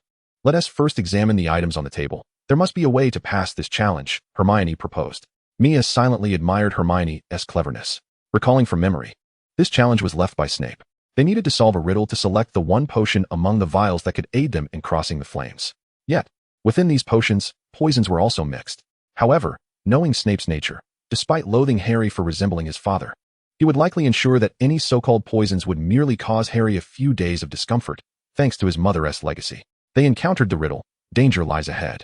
Safety behind. 2 among us can assist you. Drink them down. 1 will guide you forth. The other will return you to your original place. 2 contain nettle wine. 3 are deadly, standing in wait. Choose wisely, unless you wish to linger here indefinitely. First, no matter how cunningly the poison hides, they all stand to the left of the nettle wine. Second, the contents of the bottles on either end differ. If you wish to proceed, they will be of no use to you. Third, you will notice the sizes of the bottles vary. Among giants and dwarfs, death does not lurk. Fourth, the second from the left and the second from the right, though differing in appearance, share the same taste. What does this mean? Harry glanced at it, feeling quite dizzy. Step aside. Hermione snatched the riddle from Harry's hands, furrowing her brow in concentration. Mia leaned in closer as well. Hermione's brow furrowed and then relaxed, ultimately breaking into a radiant smile. However, upon witnessing the contemplative expression on Mia's face, she decided to keep them in suspense. Have you thought of it? Hermione challenged. Gazing at Mia, the new round of the Hogwarts competition for the title of the top scholar was now underway. Mia, refusing to back down, returned Hermione's gaze. How about we count to 3 and say it together? All right, 1, 2, 3. Consequently, Harry observed both of them point simultaneously at the same vial of potion. How did you figure that out? Harry scratched his head. Given a moment, you would have discerned it too. The issue now is that there is only enough potion here for 1 person, yet we are 3. Mia turned to Harry. Clearly, I should be the one to go. I have a premonition. Harry pointed to the scar on his forehead, which throbbed painfully the deeper he delved into the situation. Fine, we shall await your safe return. Mia and Hermione watched as Harry stepped through the flames. Once Harry's figure vanished completely, only Mia and Hermione remained in the room. Hermione, Mia suddenly called out, tonight. This is where you stop. Observing the determination in the young witch's eyes, Mia continued, the path ahead will be perilous. What makes you think that only you can face danger? Hermione retorted stubbornly. For the first time, Mia found herself disliking the bravery of this spirited witch. Despite her fear of the 3-headed dog and the devil's snare, Hermione resolutely chose to press forward. Perhaps this was the reason the Sorting Hat placed her in Gryffindor. Yet, Mia believed that such courage, which was not grounded in strength, could only lead to her demise. were it not for the desire to prolong her family's life. She would never have involved herself in this matter. The atmosphere grew tense once more, reminiscent of their previous encounter. Hermione gazed defiantly at Mia, whose expression darkened, but soon softened. It's not that I think you can't face danger. Rather, you simply have no need to confront these perils. You are exceptionally intelligent, and that intellect should be applied in a safe environment. The frontline battles should be left to those who are meant to undertake them. Do you understand? Hermione pondered for a few seconds, then suddenly nodded. All right, I will return and seek out Professor with Ron. Hermione's quick agreement took Mia by surprise. And you? I shall remain here, ready to assist Harry at any moment. Hermione regarded Mia with suspicion for a moment before saying, I will leave. But do not even think about attempting to cross that fire. Very well, I promise. Meanwhile, Harry stepped through the flames, yet the terrifying fire inflicted no harm upon him. He entered a new chamber, where a troll startled him to the brink of turning back. However, upon closer inspection, he realized the troll lay unconscious on the ground. He carefully edged along the wall to the doorway leading to the next room and stepped inside. The new room contained nothing but a mirror placed at its center and a figure standing before it. Harry recognized it as the mirror of Ariste. As for the person, he initially believed it to be Snape, but upon seeing the familiar turbaned head, he was momentarily taken aback. When the figure turned to face him, Harry was struck by a revelation that felt utterly incongruous. Professor Quirrell? Chapter 47, The Final Challenge.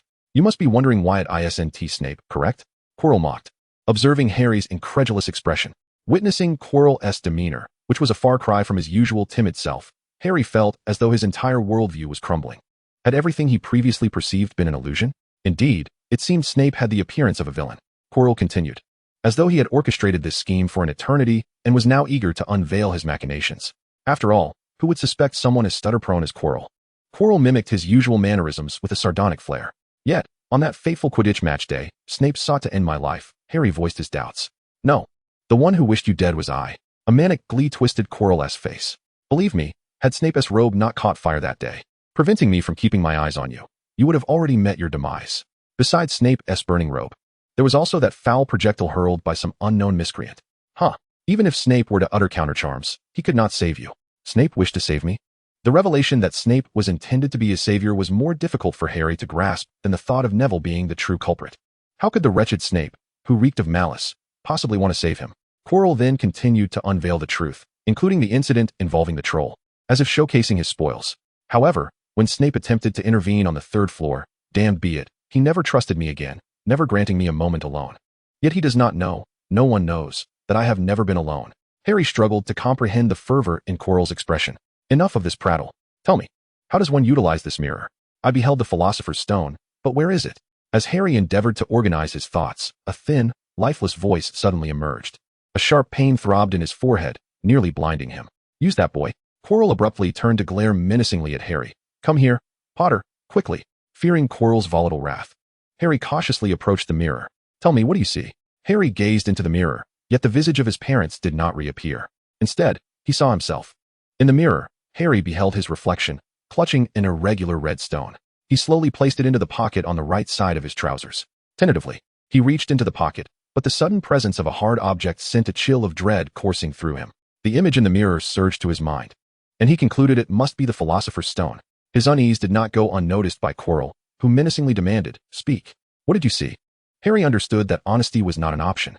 Quirrell harbored murderous intentions, and should he divulge the existence of the stone, his life would be forfeit. Moreover, he could not permit Quirrell to acquire the stone. In this moment of crisis, his mind raced. What would Mia do in this situation? As he pondered, Quirrell grew impatient.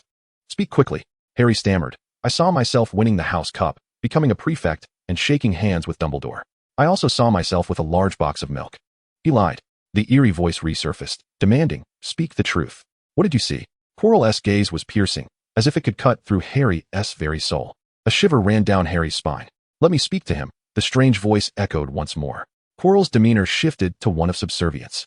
Master, your strength has not yet returned. Trembling in fear, Quirrell began to remove his turban. No one knew what lay beneath it.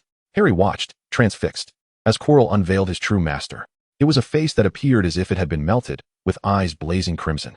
The grotesque sight sent chills down Harry's back. Harry Potter, the disfigured face spoke, the same eerie voice resonating. Voldemort? The pain in his forehead revealed the identity of the being before him. It is I. Look at what I have become. To survive, I was forced to drink unicorn blood. Yet, I still lack a body. There is but one thing that can restore me, and it is within your pocket. Without hesitation, Harry turned to flee, but Quirrell snapped his fingers, and flames erupted around him, cutting off his escape. Harry, we are not enemies. You long to see your parents. I possess the power to grant you that wish, for a small price. The voice of Voldemort seduced him like a demon whispering in his ear. As the figures of his parents emerged in the mirror, Harry hesitated for a fleeting moment. However, he quickly tightened his grip on the Philosopher's Stone concealed in his pocket. You shall not have it, he declared. Avada Kedavra. A burst of green light shot through the flames toward Quirrell, but he merely raised his wand, deflecting the killing curse as easily as one might swat away a small firework. Who goes there? Alas, it seems I have yet to master my skills. The flames gradually parted to reveal a pathway, from which Mia emerged, wearing an expression of regret. Mia, you must flee. Voldemort is here. Harry shouted urgently. There is no escape. Neither of us can contend with them. Mia's words resonated with a sense of resignation. However, upon witnessing the tranquility in Mia's eyes, an inexplicable glimmer of hope ignited within Harry's heart. Mia had contemplated waiting for Harry to eliminate Quirrell by using his connection to him, as he had seen in his memories, before revealing himself. Yet, he quickly realized that this was reality. The Quirrell here would not be so naive as to approach Harry unarmed and without his wand. Samuel, truly, you are the most gifted first-year wizard, Quirrell sneered. What a pity that you dare to cast the killing curse upon me. With a grotesque expression, Quirrell brandished his wand, which glimmered ominously with a sickly green light. Mia hurriedly grasped Harry's arm, attempting to evade the impending danger. Yet, Quirrell suddenly cried out in agony. Master, what have I done wrong? He gasped weakly, the green glow dissipating. Voldemort dismissed Quirrell's plight, his crimson gaze fixated intently on Mia. Child, I have sought you for many years. Harry was taken aback by Voldemort's sudden display of affection. However, Mia perceived the peril concealed within those scarlet eyes and scoffed. You are quite adept at beguiling hearts. Are you not? Still attempting to deceive us? Harry immediately recognized that Voldemort was beginning to muddle their perceptions. No, you must be mistaken. Someone is deceiving you. Quirrell protested. Is it not you who seeks to mislead us? Mia interjected, unwilling to allow Voldemort to continue.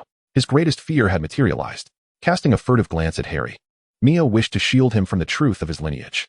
He was the savior, while Voldemort was the murderer of his father. A dangerous glint flickered in Voldemort's crimson eyes. It seems you have been rather seduced. We must have a serious conversation. Quirrell, seize him, but do not harm his body. Is it Potter, or... Fool. Quirrell, reprimanded sharply, immediately unleashed an assault upon the two with his wand. The fierce magic compelled them to flee for their lives, leaving no room for counterattack. Hidden behind a mirror, Mia beheld the surrounding flames. With a flick of his wand, an unusual, deep-hued flame danced at its tip. It was fiendfire. As he waved his wand, the flames surged with ferocity. The fire summoned by Quirrell, in the face of fiendfire, was akin to sheep confronted by wolves, utterly incapable of resistance as it was consumed. It was through this very method that Mia had breached the fiery blockade to arrive here. Quirrell, confronted with the towering inferno, felt his eyelids twitch uncontrollably. This was fiendfire, unleashed by a mere first-year student. Voldemort observed the scene with manic laughter, his chilling chuckles echoing like whispers from the depths of hell.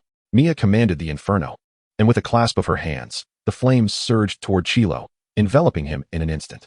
The terrifying heat caused the floor to crack and disintegrate into dust. With only the Illyris magic mirror able to withstand such ferocity. Is he dead? Harry was left in shock by the horrifying spectacle. A powerful roar erupted, scattering the fireball with immense force. At the center, Chilo's clothing was singed, his demeanor frenzied. You never imagined, did you? My master has imparted to me true magic. Genuine power. Your feeble skills are no match for me. Mia glared coldly at Chilo. Damn it, his flames are still too weak. Chilo approached the two with a leisurely stride, wand in hand. Enough, let this farce come to an end. It's time for a little rest. As your professor of dark arts defense, I feel obliged to enlighten you on the stupefying charm, the incantation being stupefy. Chilo raised his wand and recited the spell. The two had no means of escape. Disarm. A red beam struck Chilo's hand. Although he did not lose his weapon, his magic was interrupted. Hermione? Mia recognized the newcomer with a mix of surprise and fury. Another troublemaker has arrived. Chilo, filled with rage, commanded, kill her. Voldemort coldly ordered. Chilo, eyes ablaze with murderous intent, waved his wand. Avada boom. A deafening sound erupted, and the green light faded along with the glimmer in Chilo's eyes. Time for Chilo froze at the moment a gaping wound appeared on his forehead. Now, that is what one calls the killing curse. Mia retracted her still-smoking gun. Mocking the lifeless Chilo sprawled on the ground.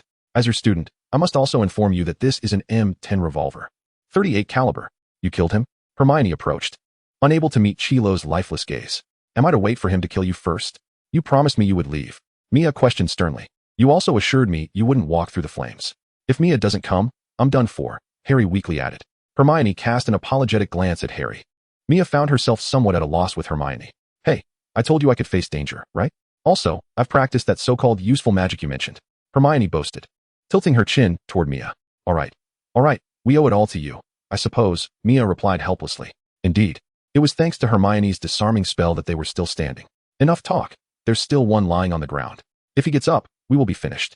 Chapter 48, Name Magic.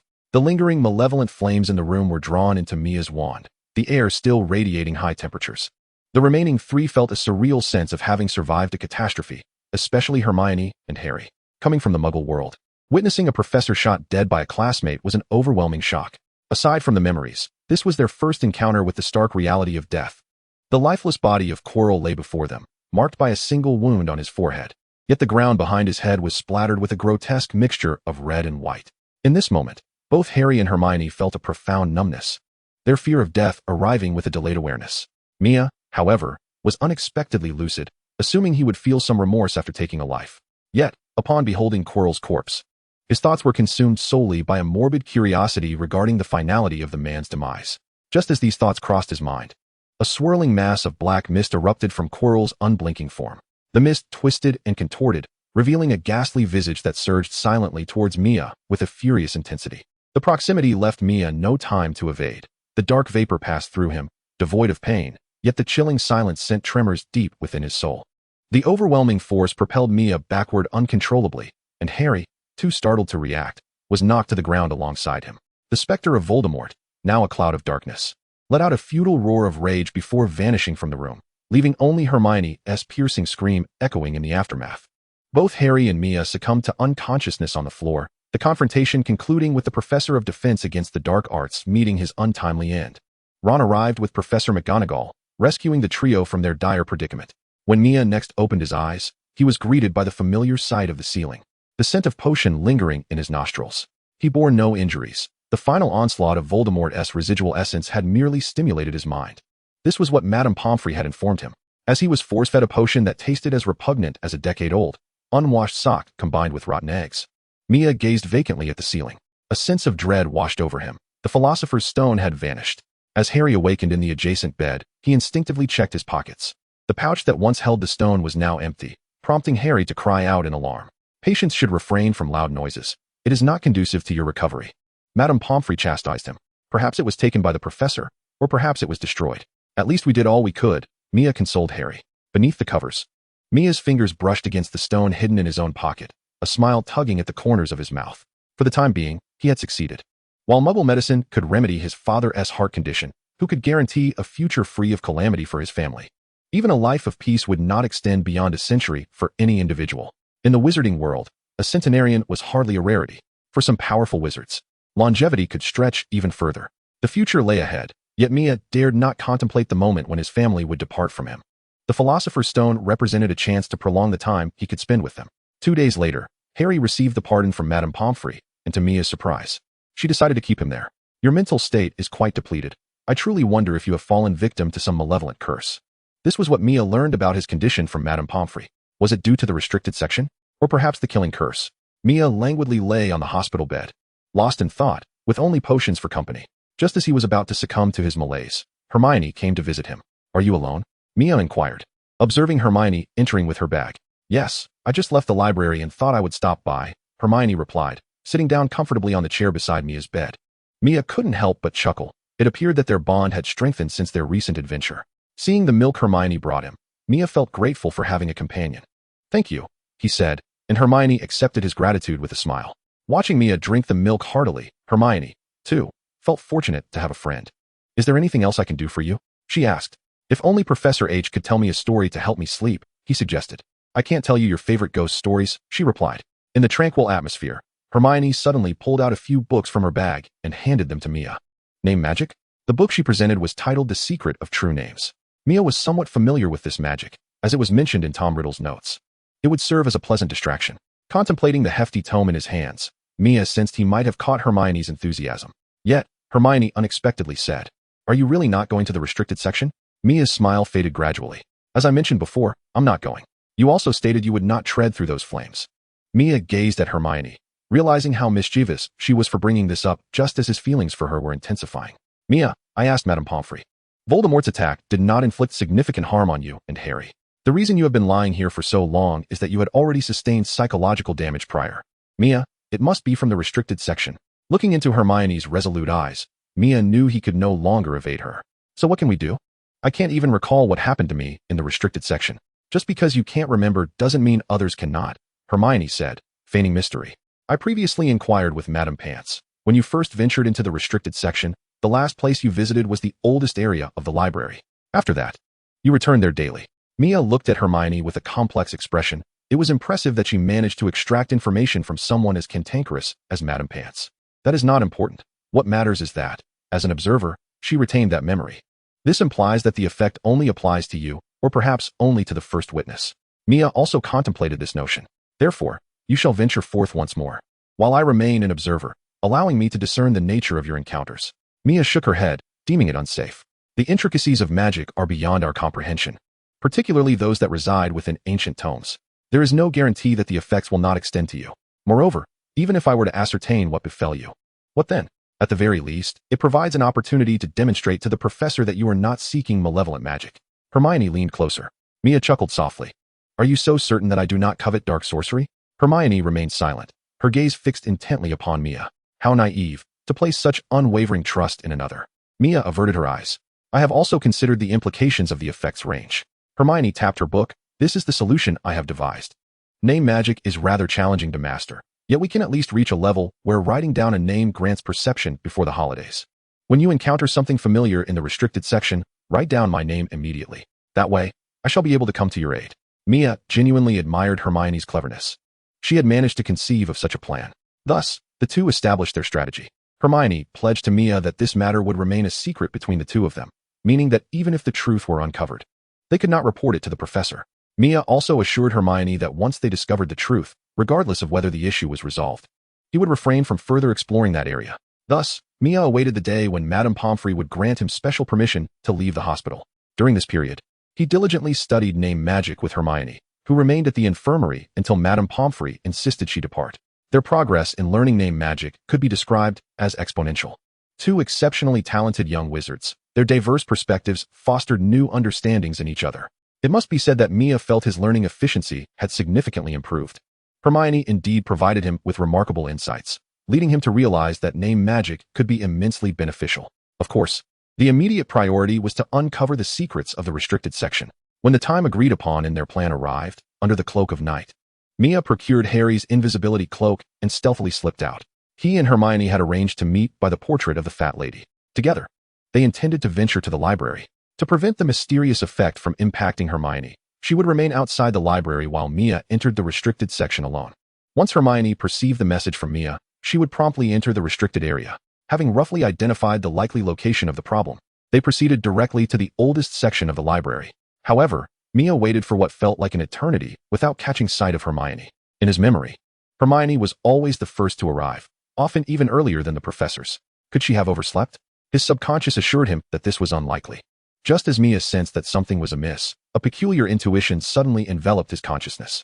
His complexion shifted dramatically. Hermione was summoning him with a name spell. Ignoring the possibility of being discovered, Mia sprinted frantically toward the library. The sensation intensified, indicating that Hermione must be facing a dire emergency. In his desperation, Mia leaped down the final spiral staircase, disregarding the dull ache in his ankle, and continued to run recklessly. He never anticipated that, contrary to their plan for him to enter first, Hermione had secretly ventured into the restricted section. This presumptuous girl would certainly face his wrath if she emerged unscathed. Anxious and furious, Mia could not foresee the dangers that lurked within the restricted section. Overwhelmed by his emotions, he felt a throbbing in his head. Just as the intensity of the sensation peaked, Mia suddenly sensed something shifting deep within his mind, and a flood of memories regarding his time in the restricted section surged back to him. Ignoring the word that concerned him most, Mia dashed into the restricted section without a moment's hesitation. Without pausing, he headed straight for the 4th to 5th century collection. Each bookshelf he passed heightened his anxiety. When he spotted Hermione lying on the ground, he nearly gasped for breath, a sharp pain gripping his chest. He could regard anyone as a pawn, save for his family. However, he would never wish harm upon anyone, especially not someone he considered a partner. Rushing to Hermione's side, he felt for her breath. and a wave of relief washed over him when he detected it. Glancing at the book tightly clutched in her hand, Mia wasted no time in lifting her in his arms. A somewhat mournful meow echoed through the darkened, restricted section. Piercing eyes watched him intently. It was Filch's cat, blocking his path like a predator. At that moment, Mia's only wish was to get Hermione to the infirmary immediately, praying for news of her safety. A flash of determination crossed his gaze. Collapsing, though he wielded no wand, the cat fell in response. Once more, he resumed his frantic run, feeling as if flames were consuming his lungs. Each breath he struggled to take felt as if it were slicing through his throat like a knife. Previously, he had ventured into the forbidden section countless times without incident, yet Hermione fainted upon her first visit. Mia dared not contemplate the direst of possibilities. Students wandering at night. Halt! Filch confronted him, his eyes gleaming with the thrill of capturing the nocturnal students. However, Mia had no intention of engaging with him. Tom, I leave him to you. A small black snake, barely the length of a forearm, slithered from Mia's embrace. Filch, in a frenzy, began to scratch his head and leap about, shouting about the serpent. The path to the infirmary felt unprecedentedly distant, and for the first time, Mia longed to reach it. At last, he brought Hermione there. Madame Pomfrey was roused from her slumber, but upon seeing the unconscious student, she immediately set to work examining her. Leaning against the wall, weakness surged through every part of Mia's body, rendering him nearly unable to stand as he greedily inhaled the air. The sound of footsteps approached, and Filch, with a fierce expression, pursued him. At last, I found you. How dare you unleash a snake? Just wait until you see how I deal with you. Surely, you are unaware of the punishments I have previously inflicted upon those who break the rules. Filch advanced step by step, yet Mia remained unperturbed. As if resigned to his fate, Tom returned to Mia's arms. You've done well. Mia affectionately patted Tom's head, entirely disregarding Filch. Just as Filch approached, his expression suddenly blanked, and he turned around, walking out the door as if in a trance. Observing the gaunt figure, Mia instinctively rose to his feet. I believe you should sit and rest. Mia. Dumbledore's beard bristled, cascading down to his waist. Beneath the crescent-shaped glasses, his cerulean eyes seemed capable of piercing through all facades. I shall compensate Mr. Filch. Perhaps with a raise, Dumbledore mused, approaching nonchalantly, and surprisingly, he adopted Mia's posture, sitting against the wall beside him. Mia dared not utter a word. Dumbledore's intentions eluded his understanding. Once Mia's complexion improved slightly, Dumbledore began to speak. I must thank you, Mia. If it weren't for you, Voldemort would have triumphed. A sense of foreboding washed over Mia. Was Dumbledore here to reclaim the Philosopher's Stone? As he pondered whether to surrender it or feign ignorance, Dumbledore suddenly declared, I have placed the Philosopher's Stone within the Mirror of Erist. Anyone who seeks the stone with ulterior motives will be unable to obtain it. Only those who do not covet the stone can truly possess it. Quite a clever ruse, wouldn't you say? Dumbledore's tone was somewhat playful. Yet a spark of realization flickered in Mia's mind. Those with ulterior motives could not attain it. At that moment, he had been utterly defenseless against the mysterious effects of the forbidden section, completely oblivious. Astonishingly, Hermione still had the chance to convey information to him. Given the intensity of the perception conveyed by Hermione, it seemed she had indeed made contact with that object. He did not believe that Hermione possessed greater resistance than himself. This opened a possibility that the object only exerted its influence on those who desired to possess it. Just as Mia was lost in thought, Dumbledore suddenly spoke. Mia, is there something you wish to hand over to me? Mia looked up at Dumbledore. The moonlight illuminated Dumbledore's aged visage, with each wrinkle telling a tale of life's tribulations. From within his robe, Mia produced the autobiography, signed by Merlin, and handed it to Dumbledore. In such circumstances, it was preferable to offer it willingly than to be exposed against his will. Dumbledore opened the book and fortuitously turned to the page that detailed the magic. Upon flipping to the next page, Mia noticed what appeared to be the remnants of a torn-out page. With a mere wave of Dumbledore's hand, the missing page gradually restored itself. He then returned the book to Mia, who hesitated to accept it, utterly perplexed by Dumbledore's intentions. The method of enhancing magical power was a technique devised by the great wizard Merlin, capable of significantly amplifying a wizard's magical abilities. It had been sought after by countless wizards. Voldemort had once acquired it, gaining immense power, yet he encountered dire consequences, as strength often demands a price. Regrettably, he had succumbed entirely to the allure of power, resulting in his grotesque appearance, merely one of the milder side effects. Professor, have you also employed this method? Mia boldly inquired. Dumbledore's eyes, deep as ancient pools, offered no response. To prevent further contention among wizards over this method, and to avert the rise of powerful yet morally corrupt sorcerers, I concealed it in the restricted section. I placed a confundus charm upon it, ensuring that only those with unwavering resolve could penetrate my enchantment and possess this book. Now, it belongs to you. But Professor, I could not withstand the confundus charm, Mia lamented, gazing at the source of her prolonged amnesia. At your age? To have achieved this is unprecedented. Moreover, you owe your gratitude to Miss Granger. The magic I cast ensures that anyone with ulterior motives cannot perceive certain contents within this book. Only those who do not covet it may claim it. Miss Granger successfully accessed those contents. Her desire to convey information through name magic triggered an attempt to erase her memory. Yet, she managed to inscribe your name. The instant a connection was forged between you, the magic unraveled. This was a scenario I had not foreseen. Dumbledore, with a wistful expression, revealed unmasked admiration for Hermione in his eyes. I entrust this book to you, hoping you will come to appreciate the value of friendship. Mia stood in a daze as she accepted the book. He had not anticipated that everything relied on Hermione. However, Dumbledore appeared to relish this unexpected mode of conversation.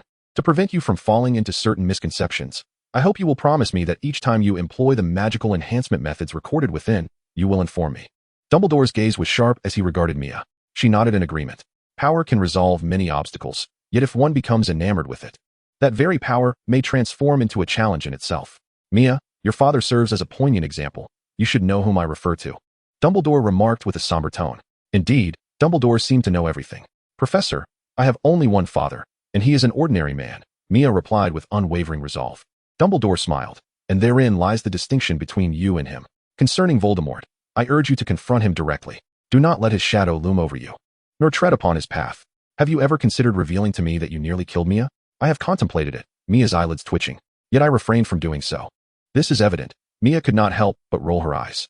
You have inherited his bloodline, but not his sins. Due to his actions, his offspring are deserving of sympathy. I do not believe I require sympathy. My parents have treated me well, Mia countered Dumbledore. Certainly, Dumbledore's eyes sparkled with mirth. Professor, could you promise me not to disclose this matter to Hermione and the others? Especially to Harry, Mia shifted the topic. No problem, regarding your lineage. You possess the authority to choose whether to reveal it. With Dumbledore's assurance, Mia felt a sense of relief.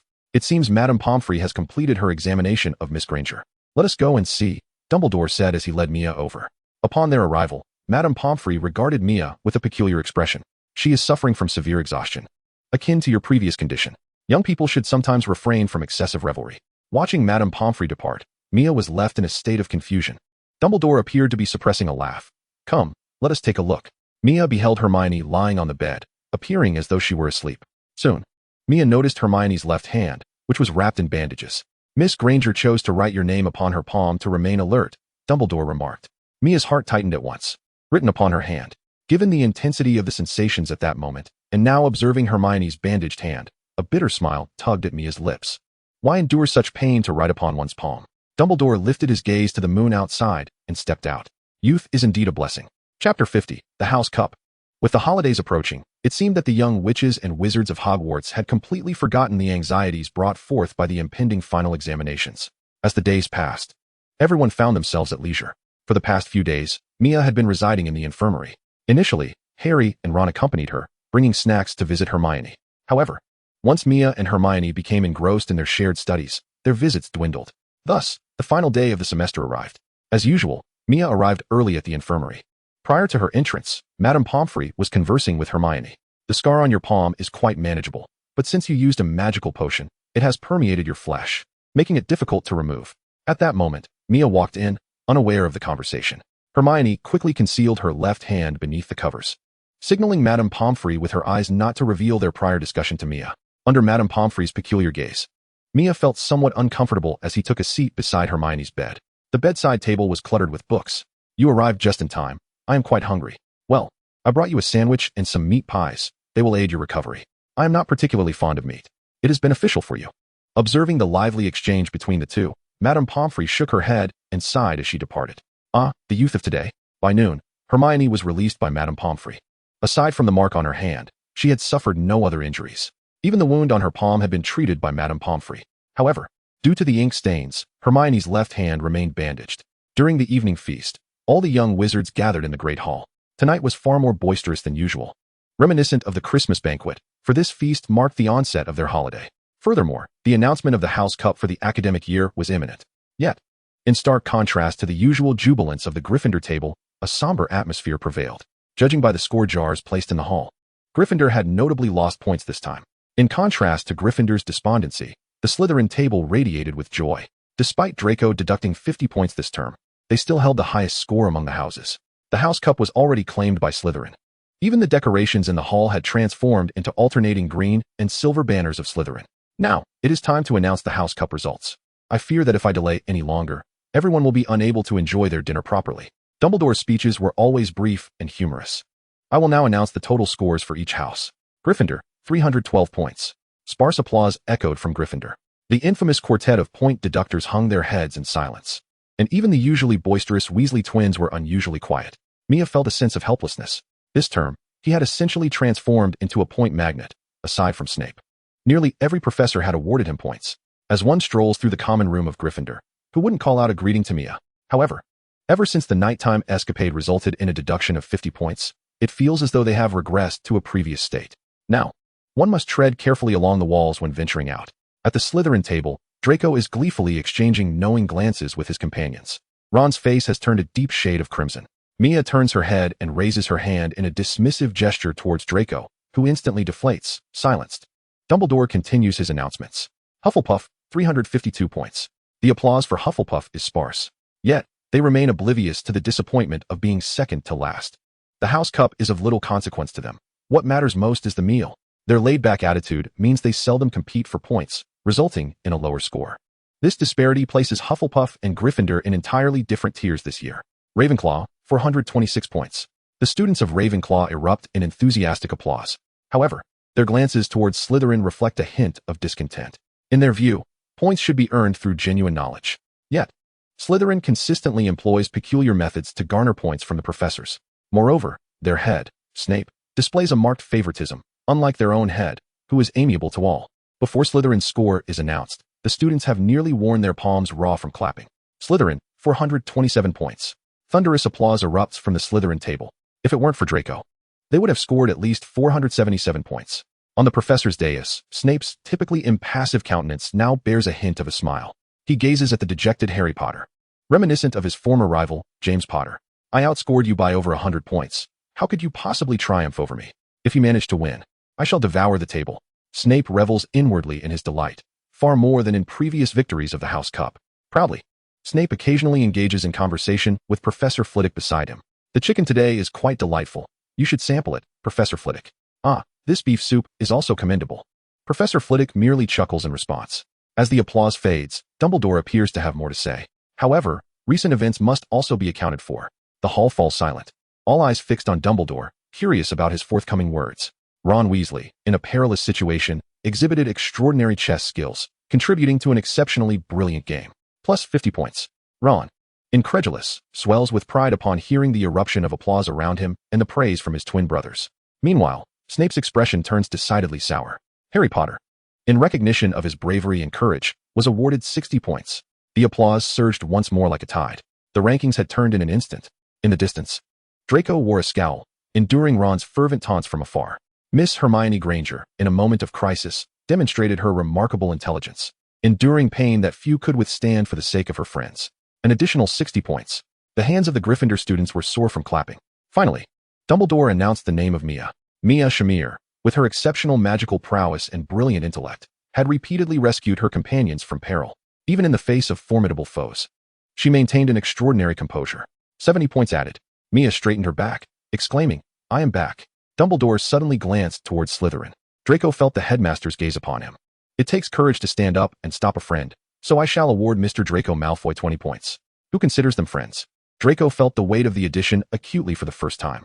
The four Gryffindors cast disdainful looks in his direction. Thus, the House Cup for this academic year was awarded to Gryffindor. The unexpected joy plunged Gryffindor into ecstasy. Meanwhile, at the professor's table, Snape's expression was as sour as ever. I find this jelly rather delightful. Professor Snape, you might want to try some, Professor Flitwick suggested. Snape glanced at the table before him, his cheek twitching. Not hungry. Chapter 51, The Flattering Dursleys. The group boarded the Hogwarts Express once more, this time for their return journey. As before, the atmosphere in the compartment was harmonious, filled with laughter and chatter. Mia, if only I could be as amazing as you, then my grandmother might scold me a little less, Neville said enviously, gazing at Mia. In truth, if you study diligently, your magical abilities will surely improve. Moreover, talent is not solely defined by magic, Mia reassured him. She remembered that Neville had a particular knack for herbology. Furthermore, could the sword of Gryffindor, which had slain the basilisk Nagini, be wielded by someone lacking in merit? Mia believed that Neville merely needed a bit more confidence. Additionally, it seemed that Neville's wand was not his own, much like Ron's, which would inevitably hinder their potential. Reflecting on this, Mia realized she needed to seek out Ollivander soon. Her current wand never quite felt right. Apart from Neville, even Hermione and the others looked at Mia with a hint of envy. Initially, Hermione had not fully embraced Mia's approach to learning. Yet, after her own attempts at mastering the disarming spell, she understood just how challenging combat spells could be. To master the disarming spell, she had nearly read every book on the subject. However, in the end, Quirrell was disarmed, yet he did not even drop his wand. On the other hand, Mia's disarming spell could indeed affect trolls. Additionally, the thunderous explosion that obliterated the troll, as well as the killing curse from that fateful night, were feats that Mia managed to accomplish with remarkable prowess. This undoubtedly left her feeling somewhat disheartened. Harry mused that if only he possessed Mia's intelligence, he would not have to endure Dudley's bullying. Ron resonated deeply with this sentiment, not to mention the brothers who frequently tormented him, even his beloved mother. Upon hearing of Mia, would invariably write urging him to learn from her. Over time, he found himself somewhat intimidated by Mia. Sensing their gazes upon her, Mia recoiled slightly, feeling that their scrutiny was rather unnerving. Mia, I now suspect you might be some sort of monster, Ron remarked. Why do you say that? You had the audacity to kill Voldemort with a single shot. That is Voldemort we're talking about. Not at all. It was clearly Professor Quirrell. Do you think it's any less serious to have killed a professor? Not necessarily, Ron admitted. Meanwhile, Neville's face had turned ashen. He was completely oblivious to these events, and, upon hearing them now, began to find the group somewhat terrifying. Am I sitting with a bunch of murderers? He thought, contemplating an escape from this predicament. The thought of having killed a professor and casually uttering that name made him want to flee. What is wrong with you, Neville? Mia noticed his pallor. As he met Mia's gaze, he felt for the first time that her beautiful eyes might harbor a deadly intent. He realized they were privy to secrets he should not know, and he feared Mia might seek to silence him. Thus, throughout the journey, Neville was in a state of acute discomfort. During the holidays, you are all welcome to visit my home. Ron excitedly extended the invitation. The Wizarding World must be vastly different from the Muggle world. Harry's face practically radiated eagerness. I have no idea what the Muggle world is like. But you'll find out when you come, Ron replied. Just as Harry was about to agree, he realized the Dursleys would never allow him to leave. Seeing Harry's disappointment, Mia said, Harry, perhaps we could come to fetch you? Fetch me? My Uncle Vernon and Aunt Petunia would never permit me to go out. Opportunities always arise. Just like none of us could have believed we would defeat Voldemort in our first year, right? And there it was again, the name that made Neville feel as though he might faint. Mia recalled that this holiday season, Harry would indeed be confined at home. Even his owl would be unable to deliver messages, as all his letters were intercepted by a house elf named Dobby. Nevertheless, Harry would ultimately be rescued by Ron and his friends, who would come to retrieve him in a flying car. Mia thought it would be quite delightful to take this opportunity to explore the magical world together. You are welcome to visit my home. It is located in London. Mia has also extended an invitation. Perfectly. I can ensure that you have diligently studied during the holidays, Hermione declared earnestly. As they conversed, the vehicle came to a halt. Ron and Neville were greeted by their families at platform 9 3/4, leaving the remaining trio to proceed to King's Cross Station. From a distance, Mia spotted her parents and brother awaiting her arrival. Dragging her suitcase, she couldn't help but break into a light jog. Mom, Dad, who is this handsome man? She exclaimed, gazing at the muscular figure before her, feeling a sense of familiarity. The muscular man smiled kindly and replied, Mia, I am your father. Your father has endured quite a bit to lose weight. You see, this is the result of excessive exercise leading to aggravated heart conditions, Marilyn explained with a laugh. Mia, staring at her father, who was almost unrecognizable, felt her worldview shaken. Where's my dad? My hefty uncle weighing nearly 300 pounds? While she was still in shock, a large hand affectionately ruffled her hair. It seems you've grown a little taller. Did you add some height insoles? Upon hearing that familiar voice, Mia felt an urge to leap up and bite him. Observing the warm atmosphere of the Shamil family, Harry and Hermione chuckled cheerfully. Are these your classmates? Indeed. Mia introduced Harry and Hermione one by one. After exchanging friendly greetings, Mrs. Shamil inquired, Are your parents here to pick you up? Harry replied, I am unsure if my aunt and uncle will come for me. Sensing the underlying implications, the Shamil couple refrained from pressing further. Just then, Hermione's parents arrived. And upon seeing them, Hermione eagerly threw herself into her mother's embrace. The initial meeting between the two sets of parents was exceedingly cordial. Andrew Shamil felt an immediate kinship with the Grangers, as if they were distant relatives. Mr. Granger, on the other hand, found Mr. Shamil to be strikingly familiar, as though he had seen him somewhere before. From afar, Harry spotted Uncle Vernon Dursley. It was quite rare for him to come to pick him up. However, Uncle Vernon seemed reluctant for anyone to know of his connection to the Dursleys. He was disinclined to approach and merely gestured impatiently for Harry to hurry over. Vernon Dursley was thoroughly displeased. He had hoped to enjoy a comfortable afternoon with tea, but was disrupted by that annoying boy. He had no desire to be there, let alone meet that boy's wizarding friends. As he observed the parents standing next to Harry, he suddenly recognized a very familiar face. Where had he seen it before? His eyes widened in realization. He had seen that person on television news. Each time that individual appeared on screen, even the Queen could be seen. He was none other than Andrew Schaumel, the chief of police in London. According to his understanding, this London police chief remains a strong contender for the next Home Secretary. Should he be fortunate enough to befriend such a high-ranking minister, the Dursleys would surely ascend to great heights. Almost in a brisk run, Dursley approached. "And you are?" Andrew inquired, eyeing the man before him with suspicion. "Ah, I am Harry's uncle." Dursley endeavored to establish a connection. "Oh, it is a pleasure to meet you. Mia is often in Harry's care," Andrew replied, shaking his hand. Though his keen judgment led him to perceive Mr. Dursley as rather difficult. He could not allow Mia's parent to feel uncomfortable. No, it is Harry who has caused your son some trouble." Dursley's humble demeanor left the Granger couple perplexed. Who exactly were the Shamers? At that moment, Dursley also discerned Mrs. Shamer's appearance. She was someone one would typically only see on television. The director of the Royal Brompton and Harefield Hospitals. The obsequiousness on Dursley's face was unmistakable. Normally, he would strive to make a favorable impression on the esteemed.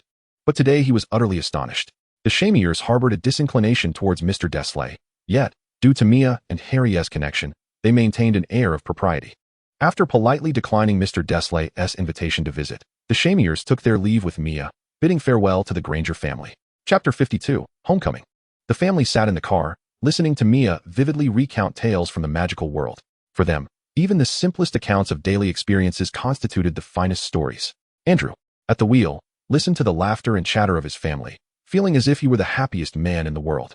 Perhaps it was time for him to strive for greater heights for the sake of his family. From a mere foot soldier to now commanding the entirety of the London police force, he had achieved this through sheer dedication to his country. As he grew older, he cherished the warmth of family life more and more, becoming indifferent to power. However, upon Mia's entrance into that magical school, he had gained insights into many aspects of the wizarding world through his position. It was not the fairy tale realm one might envision. It bore dark wizards capable of heinous acts and a ruthless Dark Lord. The magical world did not exist in complete isolation from the Muggle world, yet the tenuous connection was limited to the upper echelons. Only those of cabinet minister rank could engage in dialogue regarding matters affecting both realms. As the highest-ranking officer in London's police system, his authority was insufficient. If Mia were to encounter peril in the magical world, he would be of no assistance at all, and might not even receive timely information. It is essential to recognize that the magical world does not maintain the facade of relative peace that characterizes the contemporary Muggle world. The last upheaval that swept through the magical realm of the United Kingdom occurred several decades ago. Rumor has it that the situation there has not been particularly tranquil of late. To ensure the timely protection of his young son, he must vie for the position of Minister of Internal Affairs. Mia is oblivious to his father's schemes. At present, he is preparing to provoke Yuza. In the past, he was too small and often bullied by Yuza, but now he has mastered formidable magic and is determined to reclaim his dignity. "Oh, little Yuza, have you stopped growing? I've grown a whole 3 centimeters this semester, making you the diminutive one in my presence from now on." Observing his insufferable younger brother, Yuza's face broke into his signature smile. Familiar with this expression, Mia sensed mischief was afoot. Before Yuza could extend his hand, Mia swiftly drew his wand. I possess magic. Hey. Before he could finish his bravado, Yuza snatched the wand from him. "Return it."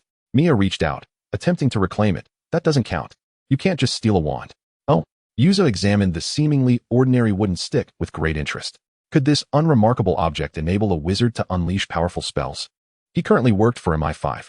Unlike MI6, MI5 was tasked with maintaining domestic stability, which included gathering intelligence on the magical world that coexisted with theirs. Upon Mia's formal entry into the magical realm, he had dedicated himself to this line of work. Unfortunately, their understanding of wizards was exceedingly limited, and the unpredictable nature of their magic rendered any attempts at intelligence gathering futile. This was his first encounter with the so-called wand. Hearing Mia's incessant chatter, Yuza pinched his cheek. The soft sensation instantly transported him back to their childhood. You've grown thinner. You're not as adorable as before." With his face being squished like dough, Mia mumbled incoherently. Amidst the commotion, Marilyn, in the passenger seat, could not help but chuckle. Moments later, with tears streaming down his face, Mia reached out to the passenger seat. "Wah, Mama, he is bullying me." This pitiful sight bore little resemblance to the fierce character who could take down a professor with a single shot. Yuza reached out, pulling Mia back into his grasp, subjecting him to further torment. Thus, The small vehicle was filled with their raucous banter, finally arriving at the long-anticipated home. As the door swung open, Mia dashed inside. As if Yuzo were hot on his heels, he raced straight to his room. The first thing he did was check on his little snakes to ensure they were well. Upon seeing them lively and chattering away, scolding him for being gone too long, Mia finally felt at ease. I had no choice. The school doesn't particularly endorse keeping snakes as pets. If I had brought you all, my roommate would have fled in terror. Mia once again took out Tom, ready to introduce him to new friends. As she placed the increasingly dark-skinned Tom into the box, the little snakes within recoiled in terror, retreating to the corners. Tom lounged lazily in the most comfortable spot in the box, seemingly oblivious to the frightened little serpents around him. Observing their fear, Mia felt perplexed, wondering what had caused such distress. Unfortunately, unlike Tom, these little snakes lacked the wisdom to articulate their vague emotions. Seeing the slight reddish bump atop Tom's head, Mia had long suspected that he was no ordinary snake. Tom was the first serpent with whom she could communicate in a manner akin to human conversation. Life at home was particularly tranquil. After enduring life-and-death experiences at the supposedly safest Hogwarts, Mia relished several days of leisure at home. During her spare time, she delved into the spoils of this semester. The Philosopher's Stone was of no immediate use to her. Her father's heart condition could be treated with Muggle medicine, and the elixir of immortality was beyond her current capabilities. What intrigued her most was the method for enhancing magical power. Having perused Merlin's autobiography, Mia felt as though she had stumbled upon a treasure. This method could potentially double a wizard's magical power. However, the requirements were exceedingly stringent. The most crucial ingredient for this enhancement method was the blood of magical creatures. The blood of more powerful magical beings yielded greater enhancement effects. Utilizing the blood of a creature like a unicorn could result in an initial enhancement of up to 30%. As the number of uses increased, so too would the magnitude of enhancement. Naturally, the risk of failure would also escalate. The lower the magical content of the animal's blood, the smaller the enhancement and the greater the risk of failure. The consensus in the magical world is that the more powerful the creature, the rarer and more dangerous it is. Any ordinary wizard attempting to target top-tier magical beings, such as dragons or unicorns, would undoubtedly meet with a grim fate. Moreover, the enhancement method stipulates that only the blood of one species may be used. Once a particular blood type is chosen for the first use, it cannot be switched. Otherwise, one risks falling into madness. This was the harsh reality of the enhancement method. This posed a dilemma for Mia. Where could she find such formidable creatures? Did she dare seek them out, risking her life? She was certainly no fool to confront a basilisk armed only with a sword plucked from a tattered hat. Suddenly, Harry's face flashed in her mind. Of course, wasn't he there a basilisk lurking beneath the school, capable of killing anyone who crossed its path? In her memory, that creature had been slain by Harry's sword. If she managed to obtain basilisk blood, such a large serpent should provide enough for several uses. It appeared that her second year would be anything but idle. However, before embarking on that endeavor, she needed to visit Diagon Alley, primarily to procure a potion capable of curing her father's heart condition. Wizards are immune to heart disease, thanks to the efficacy of potions. In the realm of magic, ailments of a physical nature are rendered insignificant. Moreover, it is essential for him to acquire a wand that is more suited to his abilities. The current one is not entirely compatible and thus hinders his potential. Chapter 53, Return to Diagon Alley. At the break of dawn, Mia diligently packed his belongings, fastening a bottomless expansion bag to his waist, ready to embark on his journey. Weighing the few remaining galleons in his pocket, Mia calculated that it would suffice for this trip. Aside from the potion needed to cure heart disease, he had little else to spend on. Although the milk and egg yolk cakes at the sweet shop in Diagon Alley appeared delectable, his meager finances compelled him to prioritize the purchase of the vital potion. His father's heart condition could be treated with the medical resources available at his mother's hospital. However, the Muggle approach to medicine merely entails excising the afflicted area, substituting what cannot be removed with a false alternative. The efficacy of such treatments is questionable, particularly for conditions as difficult to cure as heart disease. In the magical realm, what is termed heart disease could be resolved with merely a vial of potion. Mia had already inquired and discovered that potions for treating heart conditions were not particularly costly, and with his current paltry means, he could just about manage the expense. Feeling the emptiness of his purse, Mia truly grasped the meaning of the saying that a penny can thwart even the mightiest of heroes. He wished he could earn money, but this was not as simple as learning magic. Such endeavors were well beyond the reach of an underage wizard, who would conduct business with a mere child. Surely, he could not resort to brandishing his wand in robbery. As Mia prepared to leave, Yuzo approached him, expressing a desire to accompany him. Why not? In their childhood, the two often sneaked off to amusement parks, though each return would earn Yuzo a scolding from his parents. Now, Mia felt a flicker of that same exhilaration. Yet, he was 11 years old now, capable of wielding a gun to end lives. Yuzo would not be reproached for taking his younger brother out. Everything had changed. This was Yuza's first genuine encounter with the magical world, when led by Mia to a wall, and upon stepping through, he found himself in a pub. He began to appreciate the wonders of magic. At first, he had not even noticed the existence of a bar. The establishment bore a resemblance to an old-fashioned tavern from the Muggle world. Yet the sight of a server raising a hand to make the chairs levitate revealed to him the essence of the magical realm. From a young age, he had believed he should always protect this brother who brought joy to the Shamir family. But as Mia tapped and transformed a wall into a passageway reminiscent of a paradise, Yuza suddenly felt the disparity between them. Could he truly safeguard Mia? Oblivious to Yuza's slightly melancholic demeanor, Mia eagerly tugged him along, exploring every nook and cranny. At that moment, he truly resembled an 11-year-old child, despite having empty pockets. The mere act of playing alongside his brother brought him immense joy. Ideals held little significance in comparison to the importance of family. Mia led Yuza to Ollivander's wand shop, and they stepped inside.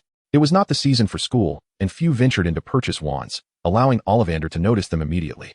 "I remember you," he remarked, his silver-gray eyes seemingly piercing through time and space, evoking in Mia a sensation akin to facing Dumbledore. "You last visited last year. A snakewood wand, 11.5 inches, with the venom of a naga." Ollivander recounted the details of Mia's wand without the slightest hesitation. "Regrettably, this wand is not suited for you. That is precisely why I am here today." Meanwhile, Yuza remained silent, surveying the shop filled with wands. Those capable of unleashing formidable magic were being treated as mere commodities for sale. Ollivander responded to Mia, "I am afraid I am powerless in this regard. But you are the finest wand maker." Ollivander remained unmoved by such well-worn praise. "Wands choose wizards, my child. I cannot craft a wand merely to satisfy the whims of any wizard. The wands I create have been waiting for the right wizard to come along. Some of them for quite some time." Noticing Mia's disappointment, Ollivander continued, "However, I may be able to assist you in maintaining the condition of your current wand." Since even Ollivander had declared his inability to help, Mia reluctantly set aside the matter for the time being. "Then I shall trouble you. Your wand, please." Ollivander took Mia's wand, his silver-gray eyes roving over its surface. Suddenly, he widened his eyes in a mixture of terror and disbelief, exclaiming, "What kind of spell have you cast with it? No, you are merely a first-year student. How could you possibly wield such potent magic?" As a master wand maker, he could discern the condition of a wand without resorting to the backtracking spell. The wear on this wand was far beyond what a first-year wizard should possess. I might have practiced a tad more diligently than most." Mia dared not confess to Ollivander that he had unleashed the killing curse and exploding curse with this wand as a first year. "You bear an uncanny resemblance to someone I once knew." The visage of that person became increasingly vivid in Ollivander's mind, and his gaze grew more apprehensive. Yet common sense dictated that that individual should have perished. Although whispers persisted that the person still lived, he preferred to believe it was mere rumor. Mia offered no response, while Yuza observed Mia's face, deep in thought. After assisting Mia in maintaining her wand, Ollivander returned it to her. "As for your wand, I shall endeavor to find one that suits you perfectly. In truth, I have some leads. Since you were studying at Hogwarts, perhaps you might uncover more information." "What information?" Mia perked up. "Salazar Slytherin, the founder of Hogwarts. His wand may hold promise for compatibility with you. However, that wand has been lost for far too long. I will require some time to investigate." Unfamiliar, yet capable of such assistance, Mia expressed her heartfelt gratitude to Ollivander. "Slytherin's wand? As Voldemort's offspring. He is indeed a descendant of Slytherin, isn't he? Thus, it stands to reason that the wand may indeed be well suited for him." After leaving Ollivander's wand shop, Mia and Yuza made their way to the apothecary. To Mia's dismay, the shopkeeper informed her that the potion she sought was out of stock. The two then visited several more apothecaries, only to receive the same disappointing news. The final shopkeeper explained that the potion for heart ailments was seldom purchased, leading many shops to refrain from selling it. In the magical world, heart disease is as easily treated as a common cold. It was said that the potion was simple to concoct, with many witches and wizards able to brew it themselves, which is why the market for it was scarce. Though Mia could learn to brew it herself, given that it was intended for her father, she preferred to err on the side of caution. The shopkeeper suggested that they might find some in Nocturne Alley. Nocturne Alley? Mia pondered. She was not particularly keen on venturing into that disheveled locale. Is it dangerous there? Yuza seemed to sense Mia's apprehension. Some dark wizards frequent that area. It can be quite chaotic. Casual murderers, then? It's not quite that disorderly. If it were, the Ministry of Magic would have long since shut down Nocturne Alley. Yuza nodded, tugging at his clothing. Mia noticed a few dark firearms concealed within, and she nodded in understanding. That was what one might call a sense of security. Let us go to Nocturne Alley. Chapter 54. Slaughter and robbery upon entering Nocturne Alley. The cold, grimy atmosphere caused both to frown. Although it was Mia's second visit, she still found the ambience unsettling.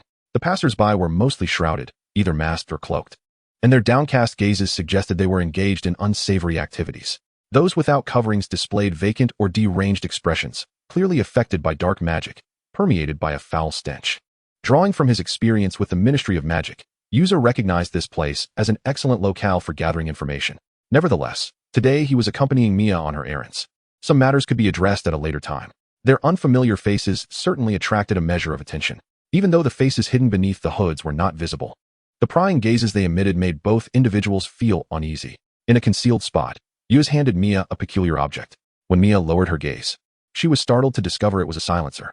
Given the potential loudness of gunfire, such an item would prove invaluable.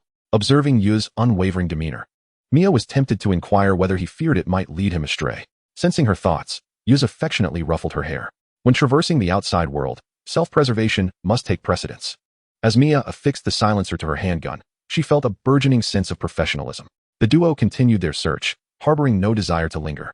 Before long, they stumbled upon a grocery store. The name was indiscernible, as the sign had deteriorated beyond recognition. Mia felt an odd sense of familiarity with the place. Upon entering, the interior resembled a long-neglected storage room, with a musty odor overwhelming the senses. No proprietor was immediately visible, and as they navigated around the shelves, they encountered a figure kneeling on the ground, mumbling incantations. "Please, Merlin, grant me a robust man." Suddenly, Mia recalled that this was the very spot she had passed with Hagrid previously.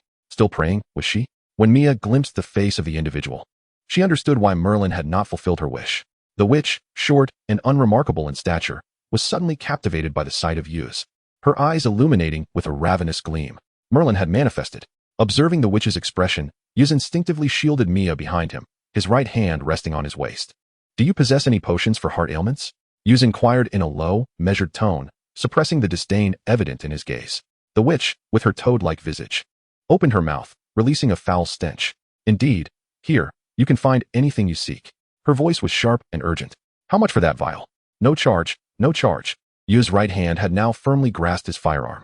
The witch, in her excitement, began to drool, her gaze brazenly scrutinizing Yuz. When her eyes fell upon Mia, a more sinister light ignited within her. Noticing the witch's predatory gaze on Mia, Yuz's expression turned icy. "Mia, we must leave," he declared, resolutely moving to escort her away. Yet, the door suddenly slammed shut. "You think you can come and go as you please? Wouldn't it be more enjoyable to stay and play with me?" The witch approached menacingly, her eyes filled with lewd intent. Yuz swiftly drew his gun, while Mia brandished her wand. The witch paused, momentarily taken aback by the firearm in Yuz's grip, before her expression morphed into one of instinctual revulsion. "Are you a muggle?" Subsequently, she donned a more audacious expression. "Did the muggle dare to resist? Do you truly believe that your little trinket could inflict harm upon me? And you, little one, your wand is no different to me than a mere stick for kindling. Do not be hasty. I shall indulge both of you." The witch paid no heed to the two, particularly to Mia, whom she regarded as a child whose spells merely scratched at her. Without warning, Yozu pulled the trigger. A muted sound erupted, the fire and noise expertly muffled by the silencer. The bullet sped forth, yet as it neared the witch's head, she transformed into a spectral apparition with a sinister grin. The bullet passed through her as if traversing a wisp of black mist, ultimately embedding itself in the wall, leaving a gaping hole.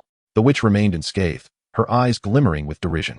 The muggle's weapon was as futile as the muggle himself. "At least you possess a pleasing facade." The witch reveled in the sight of her prey's futile struggles. Yozu's eyes widened in astonishment at this bizarre scene, soon turning grave. Mia also found this spectacle remarkable. It was his first encounter with someone who could morph into a wisp of black mist.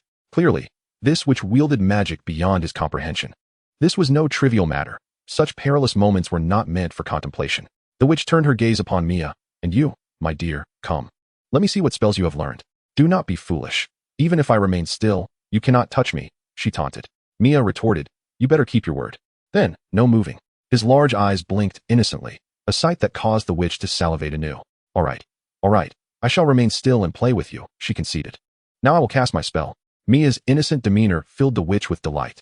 "Begin by scratching my back." A smile crept across Mia's lips as he waved his wand gently. The witch eagerly anticipated the charming magic this little darling would unleash. Suddenly, a thunderous explosion. An orange beam of light shot forth with astonishing speed towards the witch.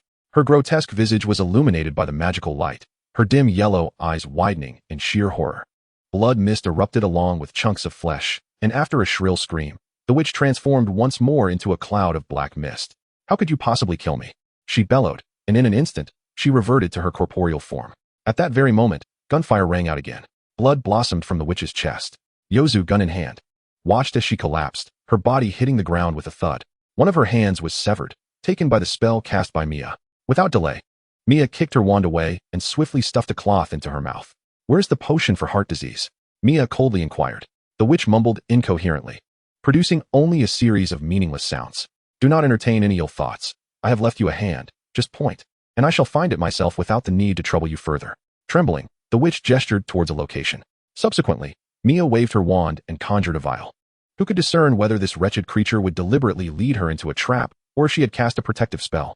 "Is this it?" Mia inquired, shaking the vial. The witch nodded eagerly. "Very well, thank you." With that, Mia pried open her mouth and forced several gulps down her throat. As the potion coursed through her, the witch's eyes widened in terror, her visage becoming grotesque. Mia and Yuza stepped back, silently observing her reaction. In the next moment, the witch began to cough violently, her severed hand clawing at her abdomen as if attempting to tear her own flesh apart. Witnessing the witch thrashing about like a fish, Mia displayed a cold smirk. When one ventures out, it is prudent not to consume the belongings of others. Before long, the witch was reduced to a pool of blood. Mia cautiously glanced at Yuza's expression, relieved to find no signs of reproach. "Truth be told, I was unaware that this was poison," Mia feigned innocence. Though Yuza had incessantly instructed him to safeguard himself, he still wished to shield his family from witnessing his lethal side. "Well, let us see what she has in her shop." "Huh." Mia stared at Yuza in astonishment. His brother was indeed ruthless, having killed her without a word. He now sought to plunder her possessions. "This is simply marvelous." "Ahura." Mia uttered the unlocking spell, revealing a very discreet door. The radiant gold that burst forth nearly blinded him. Chapter 55, The Feast at the Desley House. After enduring over a year of poverty, Mia's gaze upon the mound of gold coins was more fearsome than that of the witch now departed to meet Merlin. So many galleons. Although his family was relatively well off, they were undeniably impoverished in the wizarding world. Restraining the impulse to immediately seize the galleons, Mia first tested the area with her wand. Upon confirming the absence of any traps or magical protections, she finally retrieved the golden galleons. Over 10,000 galleons, an amount too vast to exhaust. Observing Mia's transformation into a little moneymonger, Yuza shook his head with a wry smile. Just moments ago, they had been obliterating a corpse, and now he was consumed by avarice. What exactly were they here for? To shop or to plunder?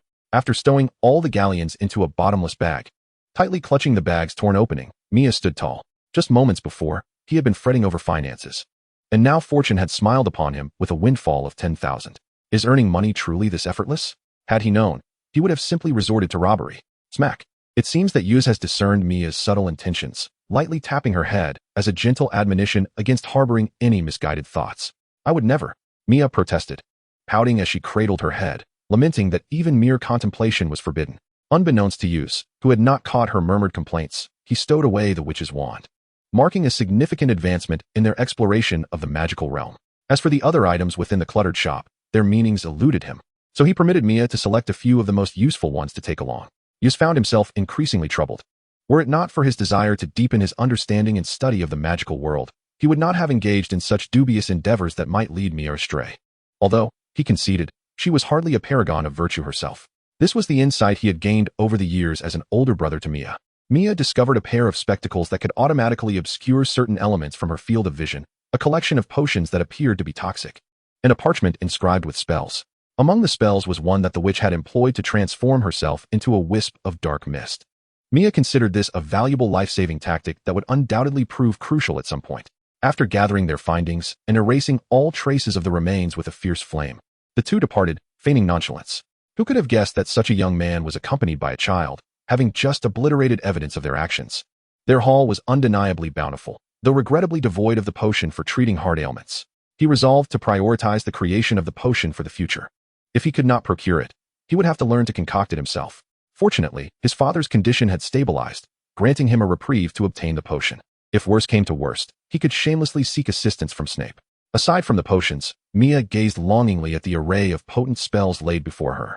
Yet, the knowledge remained tantalizingly out of reach, as the blood required for the enhancement of her magical abilities was still within the body of the basilisk at Hogwarts.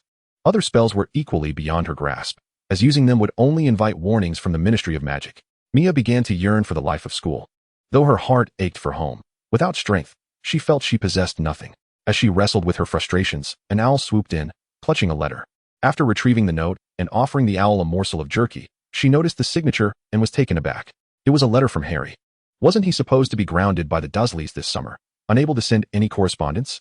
Moreover, a house elf had intercepted all of his letters addressed to her. With a sense of suspicion, Mia began to read the letter. As she hurriedly finished reading, a smirk graced her lips. It appeared that the Dursleys had shifted their focus onto her family. In a bid to maintain ties with the Charmel family, they had not only lifted Harry's grounding, but had also treated him well, all the while whispering in his ear, urging him to write to Mia. The meaning of the Dursleys is quite straightforward. They wish to invite Mia to their home. The ultimate goal, however, seems to be Andrew Chamier. Will you attend the feast? Mia conveyed this matter to her parents, expressing her desire to join the gathering. There was no ulterior motive. She simply wished to extract Harry from the Dursleys' clutches during this summer. Previously, she had received a letter from Ron, and she intended to bring Harry to stay with the Weasleys for a while. Of course, amusement was not the primary aim. She aimed to seize the opportunity to learn more magic while immersed in the wizarding world. The basilisk is far more terrifying than Quirrell. Preparation is essential. The Chamier couple, being of high standing, immediately discerned the Dursleys' intentions. Although Vernon Dursley had left a rather unfavorable impression, out of respect for Mia's wishes, they agreed to attend the banquet. The ecstatic Dursleys could hardly contain their eagerness for their guests to arrive in Surrey. 3 days later, the Chamier couple, accompanied by Mia, set off for Surrey. Yuza had previously expressed disinterest and did not accompany them. The car halted at number 4, Privet Drive, where Mia instantly recognized the place. Not only from her prior visit, but also because Mrs. Dursley was eagerly craning her neck at the door. Upon spotting the understated yet valuable black sedan, Mrs. Dursley erupted into a flurry of excitement, akin to a jubilant goose, as she rushed inside to announce the arrival of their esteemed guests. Learning that the distinguished visitors had arrived, Vernon hastily endeavored to appear more composed, then cast a disapproving glare at Harry, warning, "I do not wish for any unforeseen incidents to arise during tonight's dinner due to you." Harry was somewhat distracted. The ill-fitting suit he wore made him uncomfortable. He merely yearned to see Mia as soon as possible. He could hardly endure another moment of solitude without his companion. "Did you hear that?" "Yes, I did," Harry replied deftly. As the vehicle came to a halt, the Dursleys donned their characteristic smiles, striking pre-rehearsed poses to welcome them. After exchanging pleasantries for a brief moment, Mia nonchalantly surveyed her surroundings. She had no interest in the adults' insincere socializing. Her sole concern was the whereabouts of her dear friend Harry. Upon entering, Mia noticed that the Dursleys had adorned their home with an abundance of colorful decorations. Her gaze quickly landed on Harry, who was clad in an awkward little suit. They both burst into laughter at the sight. "Ah, this is my son, Dudley Dursley, who currently attends Smeltings. Of course, he cannot compare to your young master," Vernon announced. Then turned to Dudley, urging, "Don't just stand there, attend to the guests." Reluctantly pressed into service, Dudley muttered, "Hello, I'm Dudley," extending his chubby hand. Mia, adhering to the norms of etiquette, shook his hand. Meanwhile, Vernon kept casting furtive glances at Harry, his lips forming an unspoken wish for Harry to retreat to his room shortly. "Please, everyone come inside." Vernon made no effort to introduce Harry. However, Mia bypassed Dudley and exclaimed, "Harry, it has been ages." The two embraced warmly. Harry was aware that Mia was not fond of physical contact, and he understood that her gesture was meant to support him. He felt an overwhelming sense of gratitude. Vernon's expression darkened as he remarked, "This is my nephew, who typically prefers silence," casting a warning glance at Harry to keep quiet. Dismissing Harry with a wave of his hand, the Dursleys ushered the 3 members of the Charmel family into the living room. Once seated, Dudley fidgeted and murmured, "Can I go out to play?" "Keep your voice down," Vernon scolded in a hushed tone. Observing this, Mia immediately chimed in, "Oh, I was just thinking about taking a stroll as well." "Oh, really?" Just as Vernon contemplated creating an opportunity for Dudley to bond with the young master of the Charmel family, Mia continued, "How about Harry takes me out? He should be quite familiar with the area." Vernon's cheeks twitched. That boy was quite a homebody and rarely ventured out. "But didn't I hear Harry mention he often played at the neighbor's house?" Vernon's facade began to crack. That was hardly playing. They merely took a walk and left Harry at the elderly neighbor's house, he thought, irritated that Harry's words were so indiscreet. Despite his inner frustrations, Vernon maintained a smile. "In that case, let Harry accompany you and Dudley," he conceded. Mia glanced at Dudley, who clearly recognized her from their previous encounter at the seaside cottage. At that moment, Dudley began to recall the fear he felt when he had sprouted a pig's tail that day. "All right," Mia said with a friendly smile. But Dudley suddenly seemed less enthusiastic about going out. Chapter 56, Harry's Small Ascendance. The group departed from the Dursleys' home. Once outside, Dudley quickly found his friends. "You brought your cousin out again?" a short, freckled boy remarked. Dudley cast a disdainful glance at Harry, muttering that it was Harry's own audacity that led him to tag along. Harry appeared unfazed, having grown accustomed to such treatment. "What shall we play? I don't want to babysit this little pest." A bespectacled boy openly expressed his disdain for Harry. "How about we play Beat the Potter?" "Sounds great." I haven't played that in ages. Dudley eagerly looked at Harry. Harry's expression shifted as he instinctively pulled Mia away, but she deftly yanked him back. You are a wizard. Capable of magic. What are you afraid of? She said, her expression a mix of disappointment and encouragement. Harry scratched his head, used to the situation. You faced Voldemort at school. What do you have to fear from a few little brats? Mia couldn't help but roll her eyes. Upon hearing this, Harry realized Mia was right. Previously he struggled against overwhelming odds, but now he wielded magic. With a menacing expression, Harry pointed his wand at Dudley. The onlookers erupted in laughter at the sight of the once bullied Potter daring to confront them with a mere stick. Only Dudley's chubby face turned pale. Hey, Dudley. You aren't actually frightened by a little stick, are you? His friends mocked, noticing his unease. At that moment, Dudley alone comprehended the true terror that lay within that unassuming wand. His cousin was a wizard capable of wielding magic, a peculiar being as described by their parents. The last time, he had sprouted a pig's tail, and just as he was about to go to the hospital, it had vanished. Such bizarre occurrences had left a profound mark of fear regarding magic in Dudley's mind. Why you shouldn't act recklessly? You can't use magic outside of school. Dudley stammered, trying to sound brave. Harry, undeterred, replied, Oh really? Are you willing to test that theory? Faced with the wand so near, Dudley dared not breathe. He truly did not want to test it. However, Dudley's friends were unimpressed. Hey, that bespectacled boy stepped forward and shoved Harry. You can't really believe you can do magic. Can you? Only someone as dim-witted as you would think to threaten others with a stick. He added, if you could do magic, then I could turn you into a pig. Just then, he noticed the slender, pale boy accompanying Potter pull out a handgun. Is that so? Then how about this? Mia said, intrigued, eyeing the still boastful group. The bespectacled boy scoffed. What's wrong with you two? One with a stick and the other with a toy. Are you aiming for the stars? But before he could finish his taunt, a sudden loud bang echoed through the air. A crater formed on the hard concrete ground, smoke billowing from the toy gun's muzzle. Cold sweat broke out among them. This was the real deal. Courage often stems from the unknown. Once they confronted a weapon they recognized, they learned the true meaning of fear. Don't act rashly. Firing a gun is illegal. Mia's face was now painted with mockery. The group faltered, stammering. My dad is a police officer. Be careful, or I'll call him to arrest you. Right. My dad knows the chief of police. Dudley covered his face, frantically urging his friends to silence. Dudley, whose side are you on? Didn't you say your dad knows the commissioner of the London police? Quickly, have him arrest him. Dudley nearly burst into tears. What a useless ally. My dad is the commissioner, Dudley weakly protested. If my dad is the commissioner, then mine is the home secretary. Dudley had given up the fight. Realizing the absurdity of his situation, the group, witnessing Dudley's genuine fear, slowly began to sense that something was amiss. A shroud of true dread enveloped them. Watching the once arrogant individuals before him, now quaking in fear, Harry felt an exhilarating sense of satisfaction. Harry, which among them bullied you the most? Harry's gaze briefly flickered to Dudley, who immediately broke into a cold sweat. Him. Harry pointed at the bespectacled boy. Well then, go ahead and give him a couple of slaps.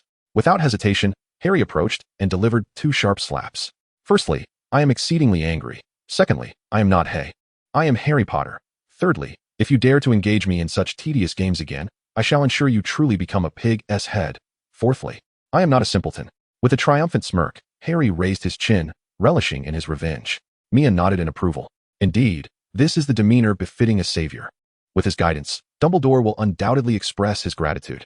After this brief interlude, the group returned to the Dursleys' home. The dinner proceeded smoothly, and eventually, Mia suggested inviting Harry to her house for a visit. The Dursleys intended to include Dudley as well. But after Dudley vehemently refused and Mia explained that they would be heading to the magical world to meet classmates, the Dursleys abandoned the idea. Thus, Harry accompanied Mia back to the Charmel residence. Upon disembarking from the car, Harry remarked that he had never ridden in such a fine vehicle before. At least the Dursleys' car cushions paled in comparison to those of Mia's family. The Charmel home was not overly opulent, yet a particular photograph on the wall caught Harry's attention. He recognized the young boy in the picture as Mia in her childhood. The elderly lady beside her seemed vaguely familiar, yet Harry felt as though she did not belong in that photograph. Finally, his gaze fell upon the crown atop the lady's head, and he suddenly recalled someone he had seen on television during a past National Day celebration. Is that the Queen? Harry stammered in astonishment. Oh, it is her. I remember taking that photo with her when I was little. In the picture, Mia pouted, seemingly discontent with being photographed. Andrew Charmel, once a prominent figure in politics and a candidate for the position of Home Secretary due to his exceptional abilities, had remained as the chief of police. As he was not interested in pursuing a political career, his 2 sons were equally remarkable. The Queen held high hopes for the Charmel family and had previously invited them to a royal banquet. This photograph was taken at that very event. Now, Harry's perception of Mia shifted dramatically. However, Mia herself remained unfazed. viewing the elderly lady as simply an ordinary woman. After spending several days at home, they had become quite accustomed to each other. So how do we get there? We have no idea where Ron's house is. In an effort to surprise Ron, Mia pointed to her discreet, expandable bag. Harry's Nimbus 2000 had been kept inside all along. You ride the broom and take me along. Just follow the owl. Chapter 57, The Burrow. Early in the morning, the two mounted their brooms.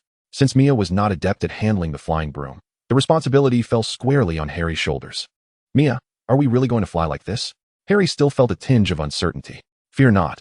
We are cloaked in invisibility. We shall not be seen. I think that's not the main concern. Enough chatter, step on it. After a while, Mia regretted her decision. As she observed the minuscule figures on the ground being buffeted by the fierce wind, she realized she may have acted rashly. Yet, as the future greatest wizard, she could not admit to fear. To do so would tarnish her illustrious reputation irrevocably. Thus, the two followed the owl to an oddly shaped house. The owl, perplexed, had delivered letters all its life, but this was its first experience delivering people. Just then, it flew smack into the window. A familiar voice echoed from within. Mom. That old owl has crashed into the window again. The two immediately recognized it was Ron. As their feet touched solid ground once more, Mia felt a long-lost sense of security. For the first time, she feared she might perish in the skies. The notion of entrusting her very life to a broom was profoundly unsettling for Mia, who had always struggled to master its control. This was the only domain where Harry and Ron surpassed her. Nevertheless, her yearning for flight kept her from completely relinquishing the broom. Mia silently vowed to learn to fly on her own, so she would no longer fear her lack of skill on the broom. They knocked on the door, and it was clear the occupants had not anticipated visitors at this hour. Ron knew they would come, but was unaware of the manner or timing. Ron opened the door. Though not the youngest in the family, he found his status diminished in the presence of his doted-upon sister. Mia, Harry, Ron exclaimed, his eyes widening at the sight of them in his loose-fitting pajamas.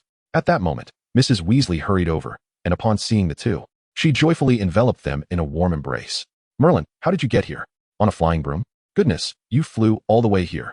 You must be exhausted. Come in quickly. Mrs. Weasley's enthusiasm momentarily overwhelmed Mia. However, she knew Mrs. Weasley was truly kind-hearted. Have you had breakfast yet? Come, eat some more. Children your age need to eat well to grow strong. Sitting at the dining table, Harry felt somewhat awkward. Hello. Upon encountering a golden-haired little girl who was gazing at him motionlessly, Harry took the initiative to greet her. To his surprise, the girl dashed away in an instant. Harry assumed he must have done something wrong. However, it was merely that Ginny had spotted her idol and, overwhelmed with shyness, had hidden herself away. The Weasley twins, each chiming in, teased Harry until his face turned crimson. By the way, Harry, haven't the Dursleys grounded you? Ron inquired. All thanks to Mia. Harry recounted the invitation from the Dursleys to the Charmel family. Mrs. Weasley, holding a frying pan, listened intently. We are truly grateful to you, Mia. What a wonderful child you are. Mrs. Weasley added another slice of fried egg to Mia's plate. Mom, I want another piece too. Ron mumbled with his mouth full. All you think about is food. Why not learn from Mia? Look how gracefully she eats. Though scolding him, Mrs. Weasley still handed the last slice of egg to Ron. Then, with a sudden change of demeanor, she kindly addressed Mia. I hear from Ron that you topped your class. Is that true? Near perfect scores in nearly every subject. It's just luck. The professors are excellent, Mia responded, striving to present herself as the good child. It is not mere luck. Mia, could you perhaps share your study methods with Ron? Mom, we're still having breakfast. If you don't eat, Mia still needs to. Ron was nearly at his wit's end. Mrs. Weasley shot Ron a glare but refrained from further lecturing, instead smiling at Mia and Harry before returning to her tasks. Mia surveyed the Weasleys' humble abode. The house appeared quite modest, resembling a haphazard assembly of various types of rooms. Were it not for the magical world, such a dwelling would surely have collapsed.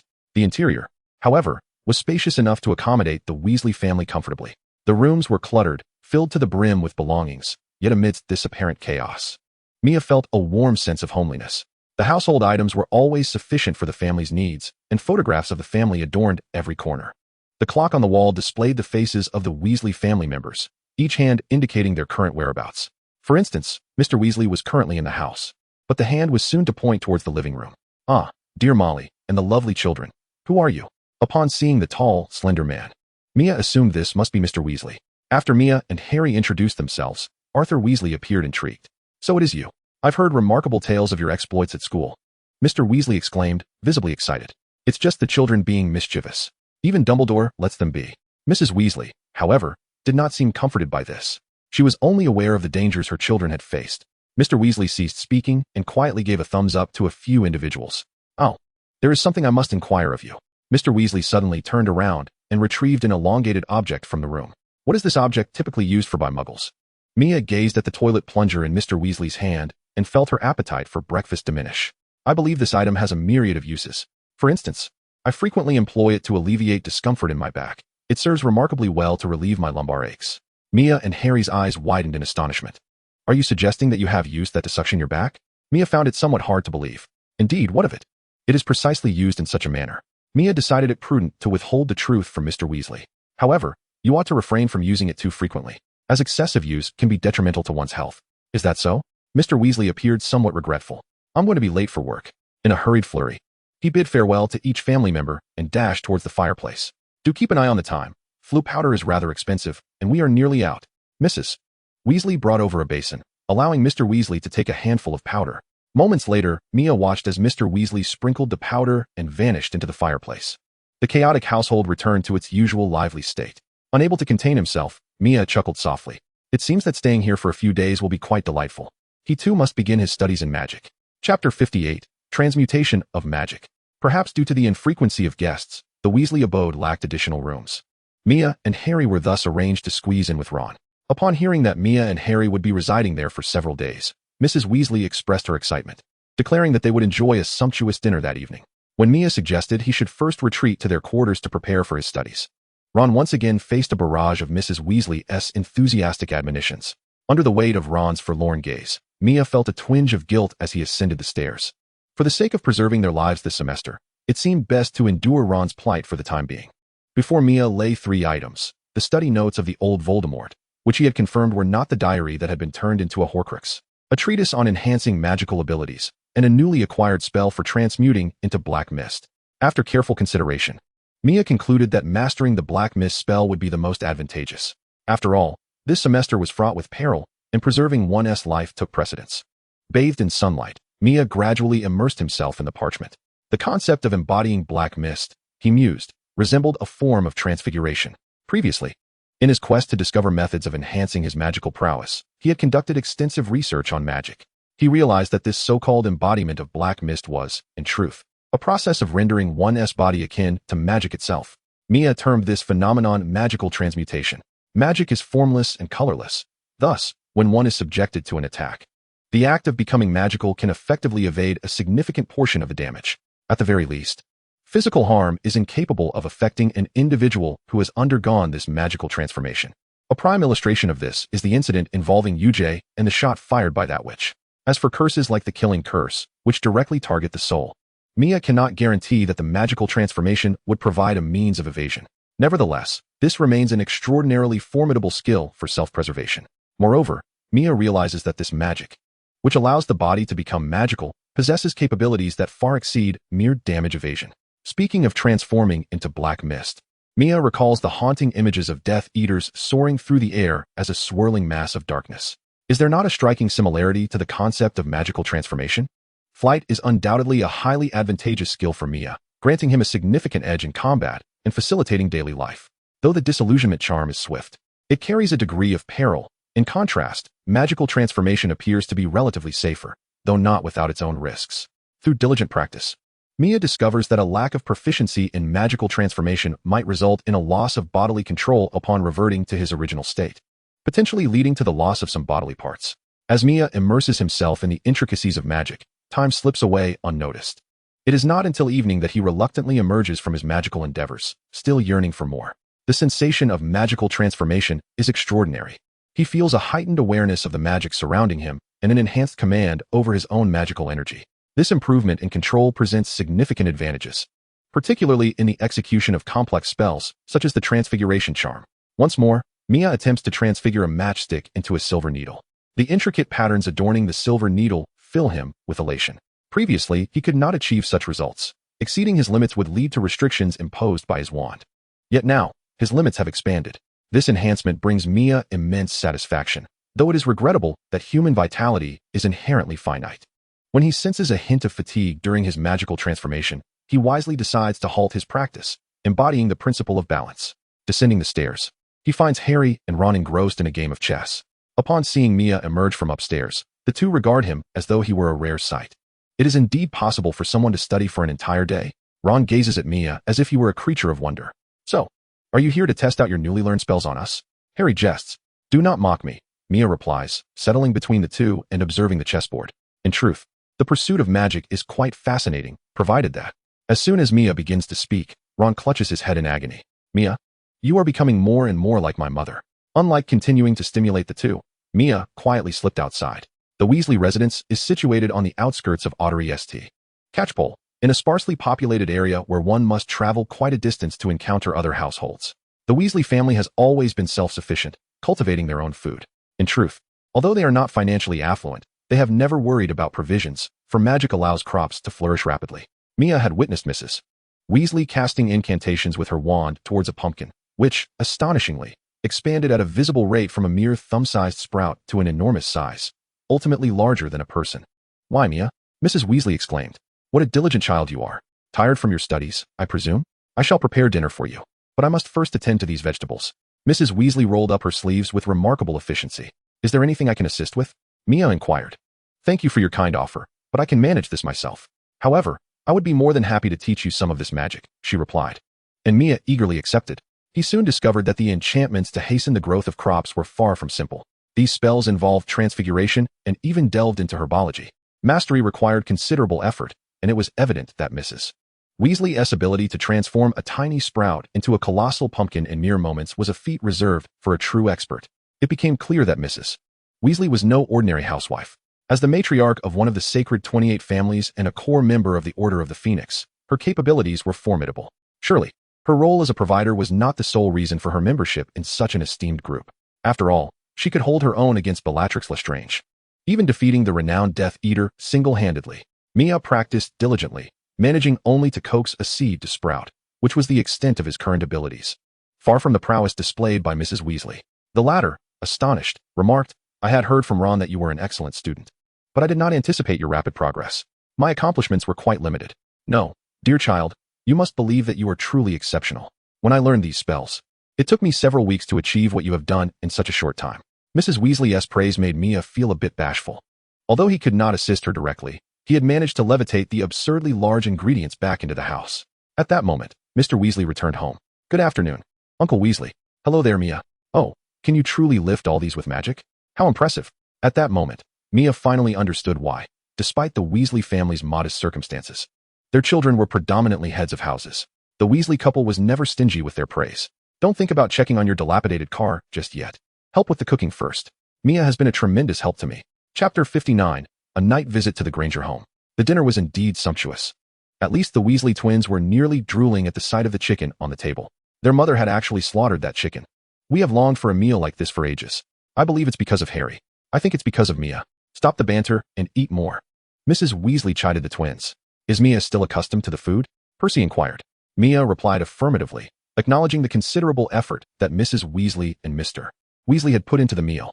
After all, Mia and Harry were guests. It was only fitting that the dinner was lavish. Percy admonished the twins in a lecturing tone. George and Fred exchanged glances and made faces at one another. Percy, the head boy, is right. We should all heed his advice, they responded in a mocking tone, causing Percy to blush and shake his head in exasperation. In truth, Percy had his own ulterior motives. Harry Potter was a sensational first-year student and the savior. With considerable fame, Mia possessed exceptionally high potential and would undoubtedly wield significant influence at school, likely becoming a future head. If he could befriend both, the influence they held would greatly enhance his chances of advancing to the position of student council president. Once the meal was concluded, Mrs. Weasley brought out some milk. Why is there milk for dinner? Did Mother misread the clock? I'm not as reckless as you are. Drinking milk helps one grow. In fact, Mrs. Weasley had specially arranged this after hearing Ron mention that he had a friend who would love to be raised in a milk jug. For this dinner, she had thoughtfully prepared dishes that Mia and Harry adored, based on Ron's suggestions. I think Mother prefers students like Mia who excel in their studies. We might gain another brother.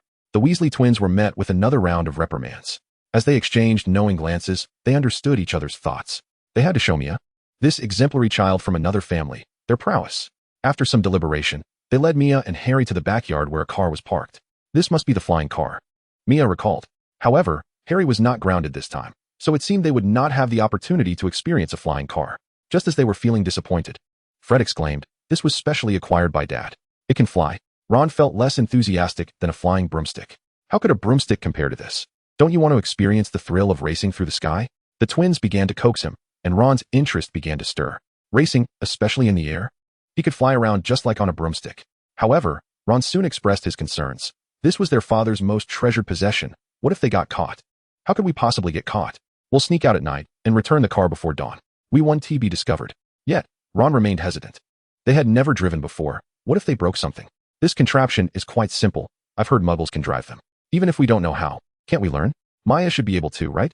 Upon Maya's arrival, the twins exchanged knowing glances, realizing their scheme was likely another prank. Well, it seems I might not be very good at it. Maya assessed the car and remarked seriously. He was still quite young, barely able to grasp the steering wheel, let alone fully press the brake. Although he had persistently begged his father to teach him how to drive, he had always been refused. Nevertheless, he always paid close attention to his father's actions whenever they rode in a car. This one was smaller than their family vehicle. Perhaps he could manage to figure it out. However, Maya was not easily swayed by the twins.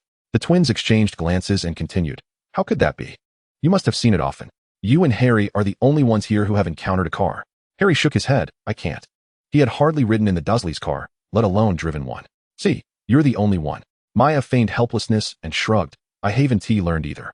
The twins exchanged glances, and their attempts to persuade Maya faltered. Noticing this, Maya smirked and feigned regret. Well, never mind then. Let us not think about sneaking out. Such an adventure is quite perilous. Even Ron felt a tinge of regret, and Harry lamented missing the chance to experience a flying car. The twins, upon hearing this, were not deterred. Was there a risk they wouldn't take? Tonight, we shall drive. But who will operate the vehicle? Us. It's not difficult at all. George and Fred felt a pang of reluctance at the idea of leaving the children unaccompanied. They had to show their mother that even a diligent student like Maya could join them in their mischief. That night, the group indeed slipped out. Maya squeezed into the back seat alongside Harry and Ron. Fred took the wheel, while George sat in the passenger seat, brainstorming ideas. The group was animated, with Fred and George excitedly inserting the key. Then, silence fell. Why isn't it moving? Because once the key is in, it must be turned. Maya sighed in exasperation. It truly began to shake. Why isn't it moving yet? Release the clutch. Which one is the clutch? Suddenly, the car surged forward. Step on the brake. Which one is it? The middle one. A series of abrupt stops left the passengers pale with fear. Ron was on the verge of tears, desperate to exit the vehicle. Oh, what does that person with the sword emblem signify? Could there be an assassin in the car? That signifies you should fasten your seatbelt. Thus, the vehicle lurched unsteadily into motion. So, where are we headed? Fred, gradually becoming more at ease, suggested, shall we go find Hermione? Mia suddenly interjected. And so, the group set off toward Hermione's home. At the Granger residence, Mr. Granger wore a troubled expression. I must have a serious talk with Hermione. Mr. Granger stood up, only to be halted by Mrs. Granger. Be reasonable. This will frighten Hermione. How can I be reasonable? She is so young and already daring to carve that boy's name on her hand. What if this continues? Hermione was never like this. She must have been led astray by that boy. If we don't intervene soon, he'll be climbing through our window to take her away. Meanwhile, Hermione sat in her room by the window, a frown etched on her face. Although being at home was pleasant, the absence of friends made studying magic inconvenient. She feared falling behind. She had initially wanted to study with Mia, but he claimed to be busy with Harry at Ron's house. Now, she was all alone, feeling even more bored. The more she thought about it, the angrier she became. That Mia fellow, he invited Harry and Ron, leaving her all by herself. Unless he flew to her window immediately, she would not forgive him. Hello, Hermione. Ah, a thief. Chapter 60, Wild Ride. The scream from upstairs instantly alerted Mr. and Mrs. Granger, who rushed up. Mia quickly hushed Hermione, trying to quell her cries. What are you doing here? Hermione exclaimed, still startled. Not just me, look. Mia stepped back to reveal Harry, Ron, and the Weasley twins in the front seat. To Hermione's astonishment, they were in a flying car. You didn't steal an adult's car, did you? She frowned, realizing something was amiss. Ahem, we merely borrowed it, Mia admitted sheepishly. Just then, a rapid knocking echoed at the door. Hermione, is everything all right? Hearing her parents' voices from outside, Hermione anxiously urged, you all need to hide. After a prolonged silence from within, Mr. and Mrs. Granger disregarded any notion of privacy and barged in. Mom, Dad, what is the matter? Hermione sat upright in her chair, exuding an air of decorum. The room was enveloped in silence, as though the recent scream had merely been a figment of the imagination. This left the exuberantly barging Granger couple feeling somewhat awkward. Did you not hear anything just now? Mr. Granger inquired, skepticism etched across his features. No, why? Hermione replied with an innocent demeanor. After scrutinizing the room with lingering doubt, Mr. Granger, half convinced, retreated with Mrs. Granger. As the door closed tightly, a car slowly ascended outside. That was close. My parents almost caught us. Hermione exclaimed, vexed by their clumsiness. And what are we doing now? Shall we visit Ron's house? Mia suggested. Visit? Do you honestly think my parents would allow me to go out at this hour? At that moment, Mia's gaze fell upon the books on Hermione's desk. What is this? The Magic Within Me and Journey with Ghouls. All authored by Gilderoy Lockhart. Why on earth did you purchase these? Well, obviously, they are the textbooks for this semester. And surely you've heard of the illustrious Lockhart? Hermione's adoration for the author irked Mia. A charlatan. I can't believe someone as clever as you is taken in by such a fraud. She retorted. Let me see those books. Hermione handed them over. But in a moment of clumsiness, they slipped from her grasp and fell to the floor. The already suspicious Granger couple rushed back upstairs. Mom, Dad, what's wrong? Hermione asked. Did you hear something just now? No, why? The couple's faces were etched with suspicion, yet Hermione appeared earnest, and the room genuinely seemed undisturbed. Reluctantly, they retreated once more. As the door closed, the car once again ascended. That was a close call. Thank goodness we weren't discovered. Hermione, I think I heard something. The Granger couple burst in suddenly, having never truly left. Mom, Dad, what's the matter? The scene replayed, the dialogue unchanged. Unable to contain their anxiety, the Grangers began to circle the room, still finding nothing amiss, and finally exited once again. Your parents are so strict with you. Stay down for now. They might still be nearby. Hermione warned in a hushed tone from the window. Fear not. We are being cautious. We won't come up just yet. Meanwhile, on the staircase, the frazzled Granger couple began to doubt their own perceptions. I distinctly heard someone speaking just now. I also heard the sound of a car. Perhaps it was just our imagination? Perhaps, but how could a car be heard upstairs?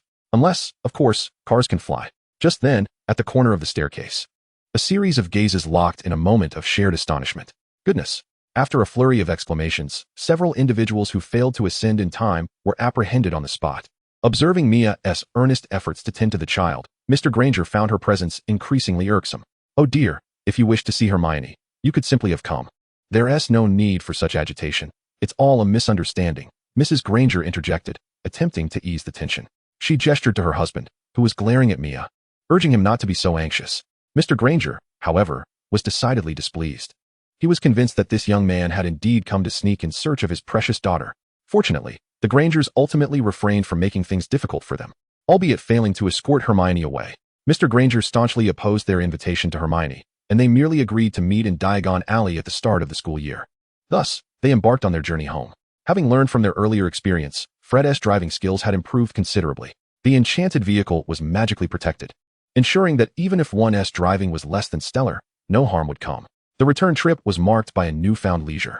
You've been driving for quite some time. Let me take a turn, George implored, eyeing Fred's comfortable demeanor. What's the rush? Allow me to drive a bit longer, Fred protested, reluctant to relinquish the steering wheel. We are almost home. Not yet. We still have 2 more hills to traverse. George, growing impatient, seized the opportunity to grapple with Fred for the steering wheel. Fred clung to it stubbornly, while George persistently tugged at it. The vehicle began to sway dangerously from side to side. In the back seat, Mia watched the escalating struggle with growing alarm. The car was soaring at least 100 feet in the air. Should they plummet, they possessed no magical prowess to emerge unscathed. The outcome would undoubtedly be catastrophic. Please, I beg of you, stop, Ron exclaimed, his voice tinged with desperation. You must cease this madness. At this rate, the car will lose control. This is not our doing. Fred and George protested, having released their grips, only to witness the steering wheel inexplicably spinning on its own. Mia's heart sank. Oh no, what now? I don't know, but if this continues, we are doomed. Fred and George, no longer daring to wrestle, worked in unison to stabilize the wheel. Yet, the steering wheel seemed to possess an unyielding force, thrashing about despite their combined efforts. Lower the altitude, Mia yelled, grasping the front seat tightly. Fred fumbled in a panic, finally managing to bring the vehicle down. I didn't mean for it to drop like this. The wind howled ferociously, and various items from the car were violently ejected by the gusts. I can't help it. I'm about to break the lever, and the car is still descending. Ron had already closed his eyes, surrendering to fate. Harry clutched the car door desperately, striving to close the window with his teeth. Mia sensed something amiss, detecting unusual magical fluctuations reminiscent of Quirrell's influence over Harry's broomstick. However, there was no time to ponder whether someone was orchestrating this chaos. The car continued its perilous descent. Suddenly, Mia heard strange noises emanating from the roof. Was there something on the roof under these circumstances? The sounds grew increasingly pronounced, and Mia was certain something was up there. Without further contemplation, he thrust his wand out of the window. A spell was successfully cast, and Mia heard a piercing scream. Immediately, he beheld a peculiar creature with large eyes, a long nose, and pointed ears, gazing back at him in terror. Dobby. In the next instant, the house elf vanished before Mia's eyes. It seemed the car had calmed down. We were on our way home. Chapter 61, Gilderoy Lockhart. As the vehicle approached the burrow, a cacophony of screams erupted within. Fred and George frantically wrestled with the steering wheel, causing the car to narrowly evade the burrow at a perilous angle. Ultimately, the car landed with a violent thud. Hearing the chassis creak and groan, Mia wondered if the vehicle might soon disintegrate. The group eagerly disembarked, their feet touching the ground rekindling their sense of being alive. Fred and George vowed never to speed again. Eventually, they took turns shifting the car back to its original position. Mia took it upon himself to erase the scratches on the car's surface and the marks left on the ground. Thanks to you, Mia. I believe we owe an apology for our previous notions. Observing Mia as he tidied up, Fred and George recognized that it was their recklessness that had led them into danger. It's all right. I had never ridden in a flying car before. We never wish to again. As the Weasley parents remained oblivious to the commotion, the group stealthily returned to their rooms. Soon, the time for the school term arrived. Ron, hurry up. If you take any longer, there will be even more people in Diagon Alley. Mrs. Weasley called from upstairs. Ron descended in his clothes askew. You should have called me sooner. He complained. Mrs. Weasley crossed her arms. If only you could learn a thing or two from Mia and Harry. You wouldn't be so flustered. Oh dear, I've forgotten the vault key. Mia mused that perhaps forgetfulness was a family trait of the Weasleys. Even as departure time approached, they still discovered items they had neglected to pack. At last, having gathered everything, or at least having temporarily forgotten what else might have been left behind, they were finally ready to set off. Mrs. Weasley brought forth a bowl of Floo powder. It appears that the two of you have not attempted this before, but fear not. We shall conduct a demonstration. Mrs. Weasley meticulously instructed the pair on the use of Floo powder, explaining that one should take a handful, no more than necessary, lest it be insufficient. Once standing in the fireplace, clearly enunciate the destination, which is Diagon Alley. Finally, sprinkle the Floo powder, and all will be well. Harry still seemed somewhat anxious, especially when he witnessed Ron disappearing into a swirl of green flames, recalling that night when Quirrell had surrounded him with fire. There's no need to be nervous. Simply ensure you pronounce the location correctly, Mrs. Weasley reassured Harry. As Harry stepped into the fireplace, clutching a handful of Floo powder, he murmured to himself, Diagon Alley. Not Diagon Alley. Are you ready? Yes, I am ready, Diagon Alley. As the green flames extinguished, a profound silence enveloped the group. What did he just say? Mrs. Weasley inquired.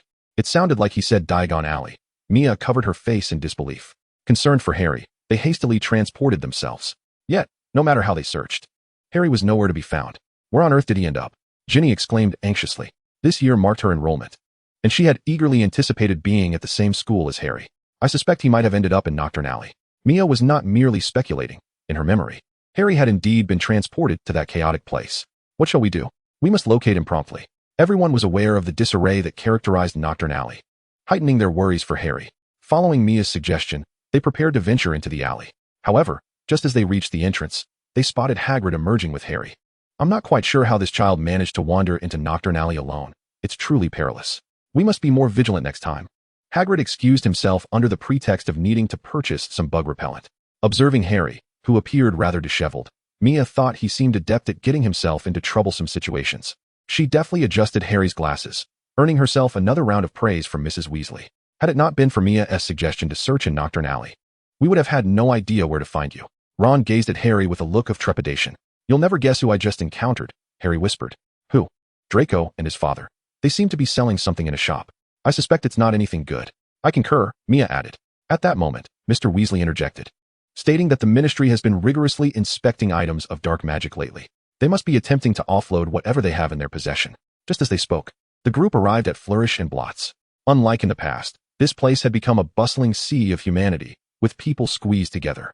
Yet, in the blink of an eye, Mrs. Weasley boldly pushed her way inside. What event was taking place here? Harry inquired with curiosity. Mia, Harry, Ron. Upon hearing a familiar voice, Mia turned to see Hermione approaching, her face alight with excitement. She had nearly gone stir-crazy at home. The Grangers followed closely behind. Mia sensed that Hermione's father regarded him with a touch of disapproval, though he could not fathom why. Do you know? Today marks the launch of Lockhart's new book. Hermione exclaimed with enthusiasm. Another pretentious adventure tale? Mia scoffed. That fellow Lockhart was notorious for his silver tongue and his remarkable memory charm. All those so-called adventures were merely the result of his charm erasing the true exploits of genuine adventurers. The supposed hero was nothing more than a charlatan and an actor. Hermione was displeased with Mia's dismissive attitude. After all, Lockhart was a renowned adventurer, a hero. Ah, right. Mia conceded, unable to expose the man at that moment. This self-absorbed narcissist had somehow become their defense against the dark arts professor this term, and all the course materials were filled with his autobiography. To procure the textbooks, they had to elbow their way through the crowd. Given that Lockhart's books were not inexpensive, The pressure on the Weasley family was considerable. Even before Lockhart appeared, the venue was already overcrowded. Mia could hardly tolerate it. He detested the feeling of being jostled amongst a throng of people. Finally, Lockhart made a dazzling entrance. Both Mrs. Weasley and Hermione gazed at him with starry-eyed admiration, while Mr. Weasley appeared quite helpless. Mia was preoccupied with devising a way to expose this insufferable man. Or perhaps he could leverage Lockhart's narcissism for his own ends. Amidst the crowd, Lockhart unexpectedly spotted Harry. His eyes brightened, and he swiftly pulled Harry over. I must announce something. I have accepted Dumbledore's invitation to serve as the defense against the dark arts professor at Hogwarts. Mr. Harry Potter is indeed my student. Harry was nearly blinded by the flashes of cameras. At that moment, due to the sheer number of people, a towering pile of books came crashing down. The crowd erupted into chaos, and Lockhart frantically sought a place to hide. Quick-witted Mia waved his wand, restoring the books to their rightful positions. Bringing calm back to the throng, Lockhart, with a sudden gleam in his eye, pulled Mia over and declared loudly, "That was quite perilous. However, I will not intervene lightly, as this serves as a test for my student. Behold, this student in uniform has withstood my challenge. Congratulations, you are now qualified to be my student." Mia cast a disdainful glance at the hand resting on her shoulder before addressing Lockhart. "Professor, I trust you will instruct us with utmost diligence?" Lockhart, with a facade of responsibility, assured her, "Of course, I am always committed to fulfilling my duties to the best of my abilities." She continued, "Might we each receive a set of textbooks?" Chapter 62, The Confrontation at the Bookstore. "One set for each of us," she insisted. Lockhart surveyed the eager crowd before him, suddenly feeling a twinge of anxiety in his legs. How much gold would this cost him? A momentary flush of embarrassment crossed his face as he chuckled. "Ah, well, that is certainly feasible. However, as your professor, I must instill in my students an appreciation for the value of knowledge. This is vital for your education." Lockhart, determined not to allow Mia a moment to speak, waved his hand decisively, granting a set of textbooks to her companions. Unbeknownst to him, Mia had family accompanying her. Even if he were to give away a few sets, it would hardly be a burden. Yet, when Mia called forth several Weasley children along with Hermione and Harry, Lockhart's countenance visibly twitched. "Ah, I had no idea you were acquainted with so many," he exclaimed. Mrs. Weasley, brimming with excitement, rushed to obtain Lockhart's signature, nearly smothering Mia with gratitude. "We owe you a great deal," Mr. Weasley expressed sincerely. Lockhart's books were notoriously expensive, sold only in complete sets, placing a significant strain on the Weasley family's finances. Had it not been for Mia's cunning maneuver, Ron might have been left with outdated textbooks once more. Clutching the new materials and inhaling the scent of fresh ink, Ron could hardly contain his joy. Ah, the exhilaration of using new textbooks for the first time. Is it not delightful? Draco descended the stairs slowly, casting a scornful glance at Ron, whose smile vanished in an instant. "Encountering you today is quite distasteful, Draco," Ron retorted defiantly. "Do refrain from such behavior, Draco. Exhibit a bit of kindness," came a voice, dripping with sarcasm, as a well-dressed, aristocratic-looking man with golden hair stood behind Draco. "Ah, Mr. Potter, a pleasure to finally meet you." Lucius Malfoy extended his hand, which Harry reluctantly accepted. Although no harsh words were spoken, Harry instinctively sensed that Mr. Malfoy was not a man of good character. Attempting to withdraw his hand, he was instead pulled closer by Lucius. Mia noticed the commotion and approached, casting a warning glance at Draco, who, feeling guilty, dared not meet her gaze. Truth be told, Draco had merely intended to offer a few jibes, never anticipating his father's presence. Knowing Lucius as he did, Draco feared today would not end favorably. If father were to utter something that thoroughly infuriated the other party, Mia would likely not allow him to escape unscathed. As anticipated, Lucius rudely swept aside Harry's hair with his cane, exposing the lightning-shaped scar. Even the gaze with which Lucius regarded this mark was one of reverence. "Your scar has become a legend, much like the wizard who bestowed it upon you, who is also a figure of legend." Such blasphemous words were uttered by Lucius with a dismissive air. Harry, locking eyes with him, appeared remarkably unyielding. "Is that so? Yet Voldemort is merely a murderer. By the way, did you see him sprawled on the ground drinking blood? Oh, and that image of him possessing someone from behind. TSK, how pitiable. I imagine that garlic-scented scarf must be quite uncomfortable for him." Under Mia's tutelage, Harry had acquired quite the sharp tongue. When he boldly spoke that name, laced with mockery, Lucius's complexion darkened. "You dare to utter his name? I cannot discern whether you are brave or foolish." Lucius's gaze turned icy. To speak his name is less foolish than to fear even mentioning it. Hermione could not help but retort. Lucius directed a malevolent glance towards her, and upon discerning Hermione's identity, his expression revealed unabashed disdain. "You must be Miss Granger, am I correct?" Lucius glanced at the Granger couple conversing with Mr. Weasley in the distance. "If I am not mistaken, your parents are both muggles, are they not? In fact, There exists a rather apt term for individuals of your background in our magical community. Father, Draco interjected hastily, preventing his father from uttering a word that would undoubtedly sever ties irreparably. Lucius looked at Draco in surprise. What is wrong with you? Draco stammered, unable to articulate a coherent response. Lucius turned his attention back to Hermione, only to find her shielded by a boy whose face was all too familiar. Upon seeing that visage, a chill inexplicably coursed through Lucius. Mia's expression hardened. Lucius, have you grown senile? The cold tone and strikingly familiar cadence instantly stirred memories within Lucius's mind. His legs felt somewhat weak. Or has the Malfoy family fallen so low that its head must harass a little girl? Compared to Draco, Lucius's actions evoked a greater sense of moral depravity in Mia. Perhaps it was the indignation of being intimidated by a mere child that ignited Lucius's fury. He abruptly drew his wand, concealed within his cane. I must impress upon you the wisdom of learning to keep your mouth shut. Without hesitation, Mia also drew her wand. Should the other party dare to make a move in such a setting, he too would resort to any means necessary. Beside him, Draco was taken aback by the unfolding scene, unsure of how to respond. Just as Lucius raised his wand high, a familiar voice pierced through the tension. You are the head of the Malfoy family, are you not? Should your wand dare to unleash any illicit spells today, allow me to remind you that instigating a war between humans and wizards is an exceedingly foolish endeavor. Yuza, mother and father? Mia instantly recognized the newcomers. How could they be here? Yuza shot Mia a knowing glance, signaling her to wait for an explanation. Such a threat immediately brought Lucius back to his senses. Who do you think you are, speaking so brazenly? Yuza met Lucius's gaze with an all-seeing intensity. Isn't the assassination of the son of the Home Secretary tantamount to declaring war? This statement left Lucius momentarily speechless. The Home Secretary was undoubtedly a high-ranking official, the foremost liaison between the Muggle world and theirs. Despite his disdain for Muggles, Lucius knew he had to show some respect to such a figure to avoid a potential conflict. However, wasn't the Home Secretary an old fool? Regrettably, we meet under such circumstances, head of the Malfoy family. I believe you owe us a reasonable explanation. Andrew approached with a stern expression. His imposing stature and military presence made Lucius feel as if he might be struck down with a single blow. Who are you? I was unaware that the Home Secretary had been replaced. Lucius forced himself to maintain an unwavering tone. I have just assumed my position. It is only natural that you are not familiar with me, Mr. Malfoy. However, I believe we will have ample opportunities to get to know one another. You should also have sufficient time to provide a reasonable account of your recent actions. We have always been advocates of peace. Andrew's gaze was far from friendly. Chapter 63, The Diary. Never before had anyone dared to speak to him in such a manner. Lucius's face twitched in anger, yet he was reluctant to act out of line.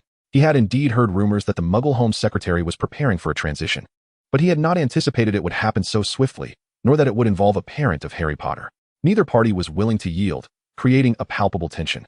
At that moment, Arthur Weasley rushed forward to stand before Lucius. Are you prepared to make a move here? Meanwhile, the Granger couple quickly stepped in to shield Hermione. Lucius cast a glance at the crowd encircling them, realizing that if he were to act, no matter how skillful he was, he could not smooth over the situation. You've been quite diligent in investigating dark magic lately. I wonder if the Ministry might reward you with a bit more overtime pay? Lucius immediately turned his ire towards the Weasley family. Look at the state of your household. He snatched a book from the bucket Ginny was holding, only to disdainfully return it. Mia clearly observed that the book had been switched. It must have been the diary of the Horcrux. Spending all day among Muggles truly brings disgrace to wizards. Draco, we are leaving. Lucius pivoted, preparing to depart with Draco in tow. Suddenly, Andrew interjected. It appears that the Prime Minister is seeking to strengthen collaboration with the wizarding community. Perhaps it is time to thoughtfully consider the specifics of this cooperation. Lucius paused momentarily. Although the Malfoy family epitomized pure-blood elitism, their assets in the Muggle world were substantial. Disdain for Muggles did not equate to a rejection of profit. Now, antagonizing the newly appointed Minister of Home Affairs could jeopardize their family's interests in the Muggle realm. Taking a deep breath, Lucius gritted his teeth and addressed Andrew. Congratulations on your new position. With that, he dramatically flicked his robe and strode away without a glance back. I sincerely apologize, but I assure you, not all wizards are like them, Mr. Weasley said apologetically to Andrew. Of course, we are grateful for your hospitality these days. Mia has truly been a source of trouble for you. Andrew responded courteously. Previously, when they had met at the station to collect their children during the holiday, the impressions among the parents had been quite favorable, especially after Mrs. Weasley presented Mia with a hand-knit Christmas sweater, which Mrs. Shamir praised multiple times for its craftsmanship. After some conversation, Arthur and Andrew felt a strong kinship and enjoyed each other's company immensely. However, the Grangers were still unaware of the Shamir family's true standing, as they were merely humble dentists, oblivious to the impressive aura of authority surrounding them. It wasn't until several days later, when they watched the inauguration ceremony of the new Minister of Home Affairs on television, that they realized the robust minister was none other than the amiable Mr. Shamir. This revelation heightened Mr. Granger's concern. Given the Shamir family's influence, would Mia dare to impose on their daughter Hermione? Yet, for the moment, Mr. Granger's perception of Mia had improved significantly, especially after witnessing Mia protect Hermione just moments ago. Ultimately, if it weren't for the need to purchase school uniforms for Ginny, the conversation might have continued indefinitely. What brings you here? Mia inquired curiously. You, young man, have not once brought us to this place since you began school. You don't even stay home during the holidays. Andrew expressed his dissatisfaction. Mia sheepishly scratched his head. I never said I wouldn't bring you along. It is indeed a lamentable situation. Had it not been for the necessity of acquiring the means for self-preservation, Mia would have been loath to depart from her family's side. However, this visit is not solely for the purpose of seeking you out. The cabinet has resolved to strengthen ties with the magical world. This is no mere rhetoric. The matter has been entrusted to me, and I must undertake a personal investigation here. Mia also observed that there seemed to be individuals nearby who did not quite resemble wizards. Yet, they did not appear to be those muggle parents accompanying their children, leading her to conclude they must be plainclothes security personnel. You may inquire about this with me. The magical world is not particularly amicable toward ordinary folks, and your direct involvement here carries a measure of risk.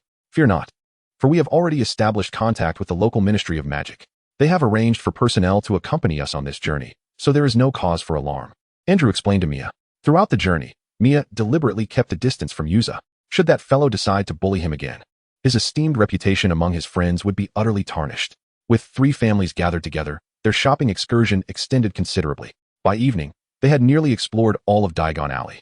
It was not until they convened at the Leaky Cauldron for dinner that Arthur continued to engage Mr. Granger and Andrew in ceaseless conversation, predominantly concerning muggles.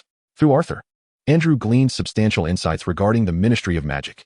As the head of the Department for the Regulation and Control of Magical Creatures, which oversees the misuse of Muggle artifacts, Arthur found ample topics to discuss with Andrew. The official connection between the British Muggle world and the Wizarding world intriguingly commenced with the Department for the Regulation and Control of Magical Creatures. The unfolding events began to diverge from Mia's memories. The Muggle world was initiating contact with the Wizarding world, leaving her uncertain whether this development was beneficial or detrimental. What troubled Mia more was the accuracy of her recollections. This concern had lingered but was now increasingly pronounced. Dangers that had previously seemed improbable were manifesting in reality. Mia began to fret. In her memories, Harry faced progressively perilous situations. Basilisks and dragons emerged in succession, and she found herself questioning whether they would remain unscathed amidst such threats. Would they still possess the same fortuitous luck as recorded in her memories? She could only strive to mitigate the dangers as much as possible.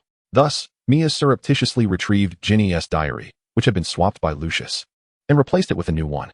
As long as she concealed this Horcrux or destroyed it outright, the entrance to the Chamber of Secrets should remain sealed. Consequently, Ginny would not be drawn into the chamber, and Hermione would not be petrified. Moreover, the most significant variable in this equation was this Horcrux. The boy Tom Riddle from her memories had ultimately failed. Yet now, in reality, what if he succeeded? That would mean the emergence of Voldemort once more. Moreover, it was during Voldemort's most lucid period. If that fellow had managed to seize control of the basilisk with Parseltongue, it would have spelled trouble. Chapter 64. A unique return to school. On the day of the new term, Mia met up with her companions at King's Cross Station. Observing Hermione and the others as they passed through the barrier one by one, Mia intentionally lagged behind with Harry and Ron. She recalled that, at this moment, the barrier had been sealed by the house elf Dobby. Last time, Dobby had seemingly intended to cause Harry some harm on the train to prevent his return to school. The peculiar logic of that house elf made Mia uncertain whether he might concoct even more bizarre schemes. Slow down. Be careful not to bump into anything, Mia kindly cautioned. What is there to bump into? Harry and Ron confidently dashed forward. As expected, they collided with the barrier, their luggage scattering across the ground. Mia strolled over leisurely, pushing her cart. Oh dear, it seems we can't get through the barrier. What shall we do now? Mia thought to herself, shaking her head internally. After all, she had warned them to slow down. With her current magical abilities, she was unable to dispel Dobby's seal. If it weren't for the mark of servitude in the house elf's mind, in a sheer contest of magical power, wizards might not necessarily triumph over house elves. Harry and Ron, perplexed, groped the barrier. The solid sensation beneath their fingers confirmed that it was indeed just an ordinary pillar. What are you two doing? An impatient station guard approached, his expression one of annoyance. Every year, there are always these oddballs. He muttered as he walked away. What do we do now? The Hogwarts Express is about to depart. Ron exclaimed, his face a picture of urgency. Since we can't take the train, Harry's eyes suddenly lit up. Are you suggesting the flying car? Today, Mr. Weasley had indeed arrived in the flying car, which meant they had set out later than usual. But we don't know how to drive it. Ron hesitated. Is there any other way? The three exchanged glances, ultimately making their way to the spot where Mr. Weasley had parked the flying car. I think we should wait for Mr. Weasley and Mrs. Weasley to come back and drive us to Hogwarts. Otherwise, we could explain the situation to the professors and request a delay in our return. Mia didn't consider the plan of Ron and Harry driving back to school on their own to be wise. Being a day late wouldn't result in expulsion. There was no need to take such risks. So what should we do now? Harry and Ron looked to Mia for suggestions. Let us wait. Once Mr. Weasley and Mrs. Weasley realize we haven't boarded, they will surely come back for us. Thus, the group settled down to wait obediently. In a corner, watching Harry Potter fail to board the train, Dobby smiled contentedly. However, he soon heard Mia's words. Even if Dobby did not accompany Harry Potter onto the train, Harry would still return to Hogwarts. Dobby was immediately filled with distress. He felt troubled. During this time, he had exhausted every possible means to prevent Harry from returning to school. Yet, with that Mia Chamil around, none of his efforts had succeeded. The three waited for a long while, but the Weasley couple did not arrive. Could it be that we missed them? Ron inquired. Unlikely. We've been right here in front of the pillar. There's no way we could have missed them. Unless we can't get in, and the people on the other side can't get out. Mia speculated. Then how about we? Harry's sentence was cut short by Mia, who interrupted. Don't even think about driving. Perhaps they just came from another direction, she suggested. Shall we wait by the car? The group made their way to the parking area, just in time to see the Weasley couple hurrying from another direction. Upon seeing the three, Mr. and Mrs. Weasley rushed over. Are you all alright? We couldn't get through by the pillar for some reason. We had to take a detour, Mrs. Weasley reassured them. Don't worry about being late. We'll explain the situation to your professors. Indeed, with this car, you need not concern yourselves. Mr. Weasley proudly patted the car's roof. Once they settled into the vehicle, the urgency dissipated. If only they knew that we were flying to school in a magical car, they would surely envy us. Ron was particularly excited. The they he referred to were none other than his twin brothers. Harry also found this intriguing, while Mia remained indifferent, vigilantly observing the surroundings. It was then that he spotted a small figure hiding in the corner. Dobby too noticed that Mia seemed to be looking at him. Mia displayed a warning glare and brandished his wand. Instantly, Dobby was startled and darted aside, clutching his chest in panic. That gaze was terrifying. Thus, the group set off. In the parking lot, a man was on the phone. Honey, you must believe me. Give me another chance. I swear I won't deceive you. At that moment, Mr. Weasley prepared the car for takeoff. The man's eyes widened in disbelief. Hey, I see a car flying. Honey, I'm not lying. It's real. Inside the car, Mia quickly reminded Mr. Weasley to switch the vehicle to invisibility mode, thus avoiding being seen by more onlookers. In this manner, they finally arrived safely at Hogsmeade Station. Harry and Ron eagerly jumped out of the car, while Mia appeared somewhat fatigued. He had remained vigilant throughout the journey. Although the Weasley couple were skilled wizards, flying in the air posed risks. One could easily find themselves in peril if ambushed. He has yet to devise a spell capable of flight, and it remains uncertain whether the transformation of magic can mitigate the harm of falling.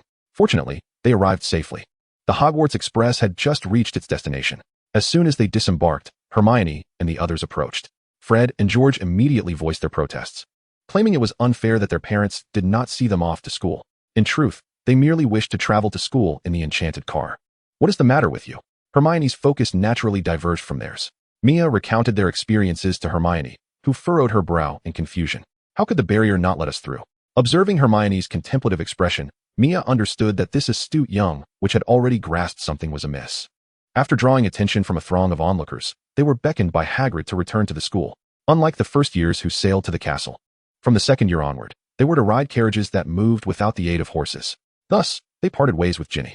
Upon arriving at the carriage station, Mia gazed in astonishment at the skeletal creatures resembling horses standing before the carriage. Thestrals. Chapter 65, A Race. The Thestrals stood vividly in front of the carriage. Yet it seemed that no one else could see them. Mia found this perplexing. It is well known that Thestrals are visible only to those who have witnessed death firsthand. To his recollection, he had not witnessed any such event. How could he see Thestrals? Yet, they stood before him, undeniably real, leaving no room for doubt. However, upon recalling that he had taken the lives of 2 wizards, Mia felt a sense of acceptance wash over him. Ah, so I have killed before. That explains it. For a moment, he thought it might be due to having witnessed Voldemort's act of murder as a child, nearly believing he would be led astray. Indeed, Voldemort has a knack for corrupting children. The group climbed aboard the carriage, and Harry too noticed the Thestral standing before them. I've never seen such a creature before, Harry remarked. What? This pulling the carriage? Hermione looked at Harry skeptically, for the Hogwarts carriages moved of their own accord, devoid of any visible creature. Right there. Such a large one. It It was only upon confirmation from the others that Harry realized he alone could perceive this magical beast. Mia chose not to disclose that he could also see it. Hermione glanced at Harry, eager to explain something, but Mia nudged her, signaling her to remain silent. With Hermione's knowledge, she might understand the reason behind Harry's sighting of the Thestrals. Mia did not wish for Harry's scar to be exposed before so many onlookers. There was little benefit in that. You must feel quite pleased to be the center of attention, Potter. Draco, passing by, could not resist a jibe. Harry chose to ignore him. The carriage began to move gently. Compared to sailing, riding in a self-propelled carriage offers its own unique delight. The passengers engaged in lively conversation. Yet Mia noticed that the reins on the nightmare had somehow come undone. The creature wandered off on its own, while the carriage continued its course. A sense of unease washed over Mia. Before he could issue a warning, the carriage suddenly surged forward, causing the occupants to lurch in every direction. What was happening? Had the carriage lost control? Navi screamed in alarm. The vehicle careened recklessly down the road, seemingly intent on tossing them off. The terrified passengers clung desperately to the railing to avoid being thrown out. The violent jolting and the erratic trajectory of the carriage left everyone feeling quite unwell. Ron felt a wave of nausea rise within him. Ahead, Draco sat in the carriage, oblivious to the chaos unfolding behind him. What is a golden needle mushroom? Draco's lackey, Goyle, inquired. A golden needle mushroom is. The panicked shouts rapidly approached as the carriage sped along, soon catching up with Draco and his companions. Amidst the tumultuous shaking, Ron could no longer contain himself and vomited. Crabbe, seated beside Goyle, felt a sudden warmth splatter across his face. When he opened his eyes again, he glanced at Draco and pointed at his face, saying to Goyle, "That is the golden needle mushroom." Inside the carriage, to prevent Hermione from being flung out due to her lack of strength, Mia shielded her beneath him. Yet this proved futile, as the carriage appeared to be veering off towards an even more distant destination. Suddenly, Mia thought of Dobby. That creature would do anything to keep Harry away from Hogwarts. A quick glance at Harry revealed he was nearly thrown out. Though Dobby aimed solely to protect Harry from danger, he almost achieved what Voldemort had never managed to do: eliminate Harry. In a moment of desperation, Mia transformed the carriage into a massive cotton ball. The group tumbled into the soft substance, fortunately escaping injury. They then found themselves in Snape's office. Since it was Snape's duty that day, he was responsible for the incident. Clearly, Snape saw this as an opportunity to reprimand them. "Look at what you have all done, Mr. Shamir. You should not have transformed the carriage into cotton merely to showcase your mastery of transfiguration. Your selfishness nearly endangered your companions." TSK. That is not true. The carriage was out of control. Harry protested defiantly. Out of control? Are you suggesting that the nightmare suddenly went mad and ran amok with you? Perhaps you should speak with your good friend Hagrid about this. The group simmered with anger, unsure of how to respond. You can investigate. The reins broke. Mia said in a low voice. Are you attempting to command me? Snape retorted. Of course not. You ought to accept your punishment with due humility. Mia barely restrained her urge to curse. The expression on the scapegoat's face was indeed severe, reflecting the gravity of the situation. Were you students of Slytherin? I would have no qualms in dealing with you as I saw fit, but alas, you are not. An aged voice echoed from the entrance. Snape's demeanor faltered momentarily.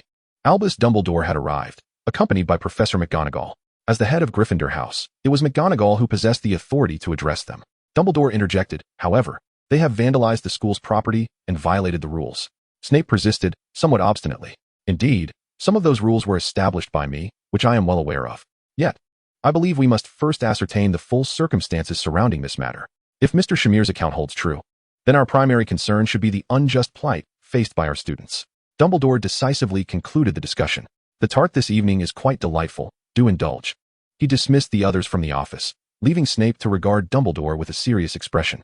I suspect that child harbors issues. He could very well be the offspring lost after that fateful demise. Snape asserted. Indeed, I am aware. Mia is indeed his child.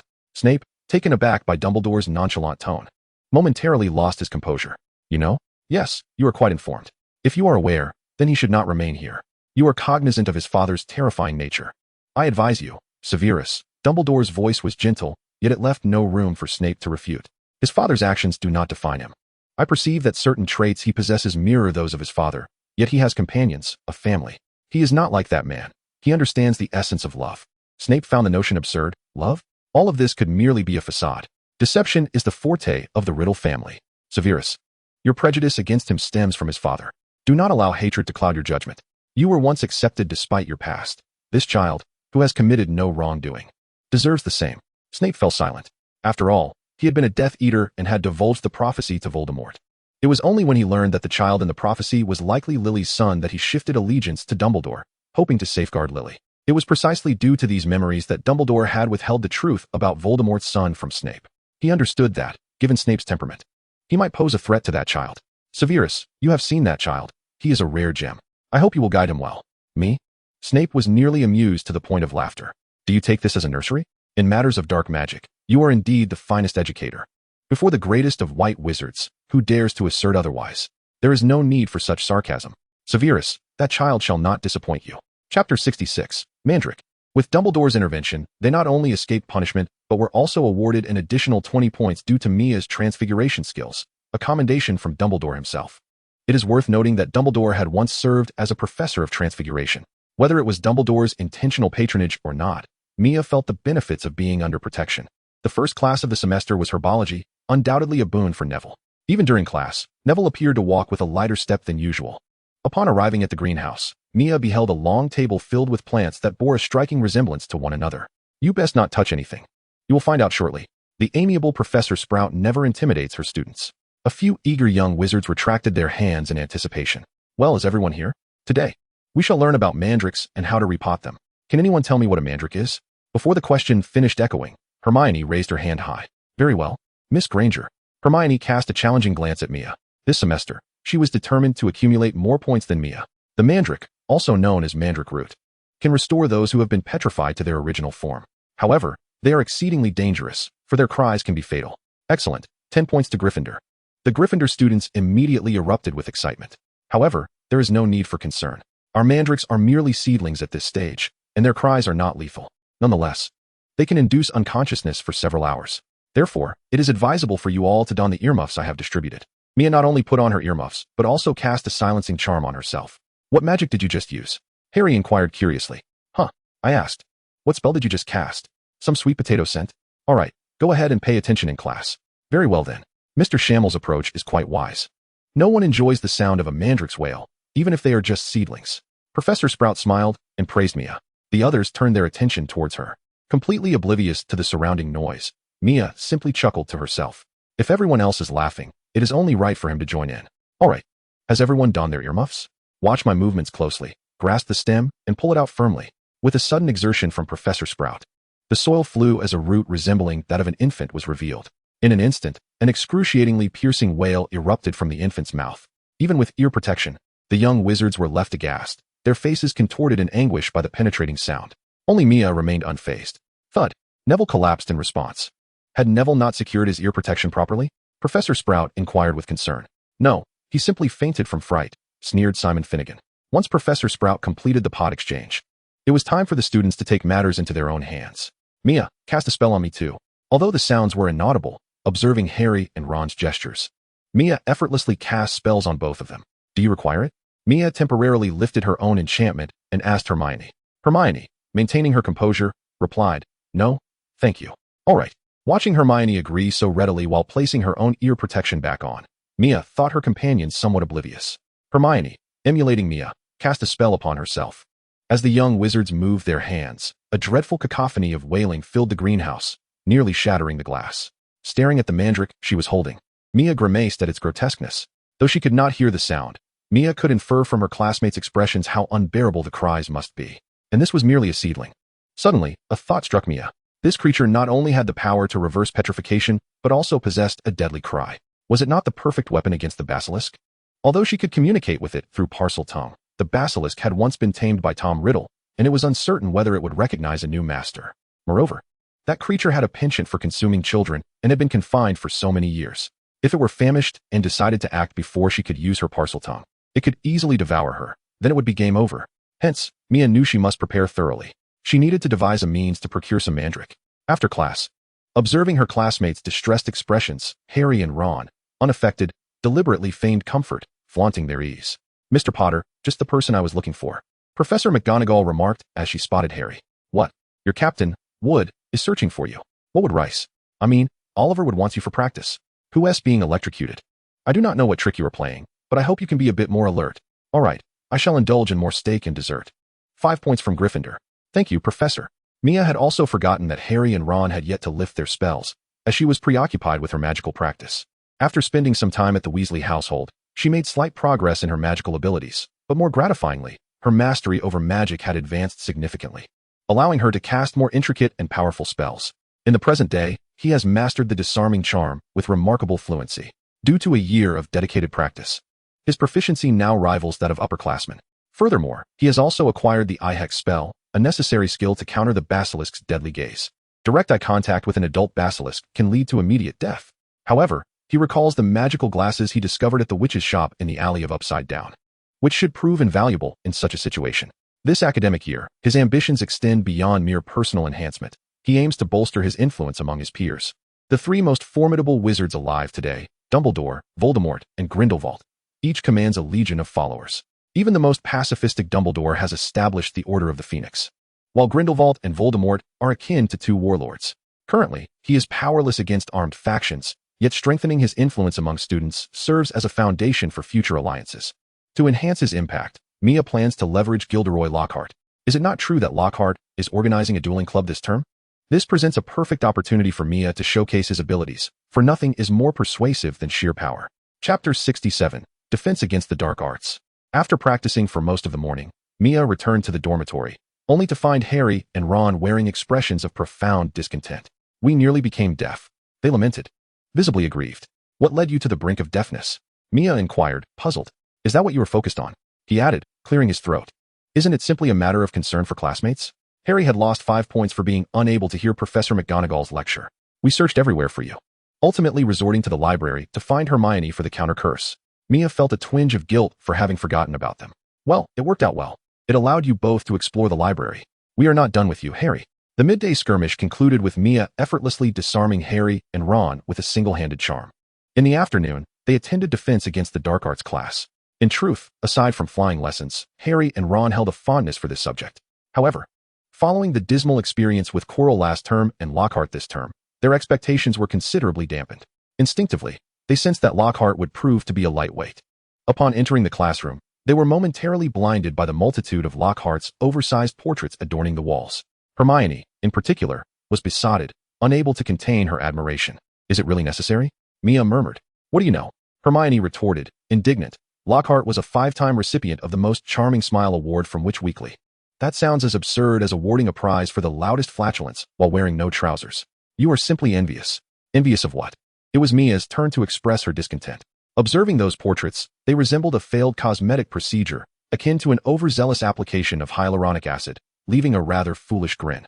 The two became estranged, ignoring one another completely. Initially indifferent towards Lockhart, Mia transformed into a dedicated critic. She deliberately raised her voice alongside Harry and Ron, disparaging Lockhart's character. Hermione sat alone, her hair becoming increasingly frizzy with indignation. Shortly thereafter, Lockhart emerged from his office, striking an exceedingly flamboyant pose, reminiscent of a peacock displaying its feathers. Mia could hardly contain her disdain. "Allow me to introduce your new Defense Against the Dark Arts professor. That would be me, Gilderoy Lockhart," he proclaimed, his self-importance palpable. "Sir Gilderoy Lockhart, recipient of the 3rd-class Merlin Award." Mia scoffed. "A 3rd-class award, hardly worth a dog's attention." He continued. "Honorary member of the Society for the Protection of Wizarding Rights." To which Mia retorted, "What? Are you short on membership dues?" 5-time recipient of the Most Charming Smile Award from Witch Weekly, yet I never boast," he added. "Is that so? Then kindly close your mouth. Thank you." Mia's sharp tongue had Harry and Ron suppressing laughter, their heads pounding in the process. "Mr. Shamir, were you just speaking?" Lockhart inquired. "Oh, I must say, sir, you are quite handsome," Mia replied, her expression unwavering. "Of course, many share that sentiment," she added with a sly grin. Lockhart flashed what he deemed a charming smile, nearly causing Mia to collapse in despair. "I can't take much more of this," she grimaced. "Just hold on a little longer," Harry and Ron urged, noticing her agitation. Lockhart, having noticed the commotion, addressed Mia. "Oh, Mr. Shamir, please don't be overly excited by my smile. I appreciate your admiration, but I would be saddened if you were to become injured by it, all right? I'm the one who has hurt. I'll make him pay." As Mia's wand began to emit a green glow, Harry and Ron quickly restrained her. Don't do that, Miss Shamir, please." Once she managed to compose herself, Mia observed Lockhart retrieving a stack of exam papers. "To assess whether you've diligently studied over the holidays, I must first test you." Upon seeing the first question, which asked about his favorite brand of underwear, Mia's expression darkened. Without hesitation, she filled in never worn. Each subsequent question was answered with a palpable malice. Not only Mia, but also the boys found themselves scratching their heads at this exam solely focused on Lockhart. Hermione, however, wrote swiftly, being the first to submit her paper, followed closely by Mia. As for the content of the exam, Harry, noticing Mia's devilish grin. Could only assume the answers contained secrets as dark as the unforgivable curses, as the embodiment of decorum in their dormitory. Mia's capabilities were always held in high esteem by Harry and Ron. Their curiosity about what Mia had written was insatiable. Once all the papers were submitted, Lockhart began to review them in front of the audience. He shook his head as he read, "TSK, TSK, TSK. Not one of you remembered that my favorite color is lavender. However, it is fortunate that Miss Granger knows my lifelong dream is to eradicate the evils of the magical world and promote my exclusive hair potion line. What a good girl." With a mere wink, Lockhart rendered Hermione utterly smitten. Upon seeing the next paper, his brow furrowed. "Mr. Schammel, how could my favorite color possibly be fecal brown? And what on earth is concrete spaghetti number 42? My hobbies, singing, dancing, rapping, basketball? What are those? I have won the most charming smile award for 5 years. Not 2.5. Mia's paper incited uproarious laughter. Harry and Ron nearly pounded their desks to pieces, while Draco astonishingly gave Mia a thumbs up. Noticing Hermione's frustrated expression, Mia cheekily made a face. "My favorite lingerie? Merlin's white silk skirt and little leather shoes." Lockhart's expression suddenly changed drastically. The classroom fell silent, all eager to see whether Lockhart would be utterly flustered.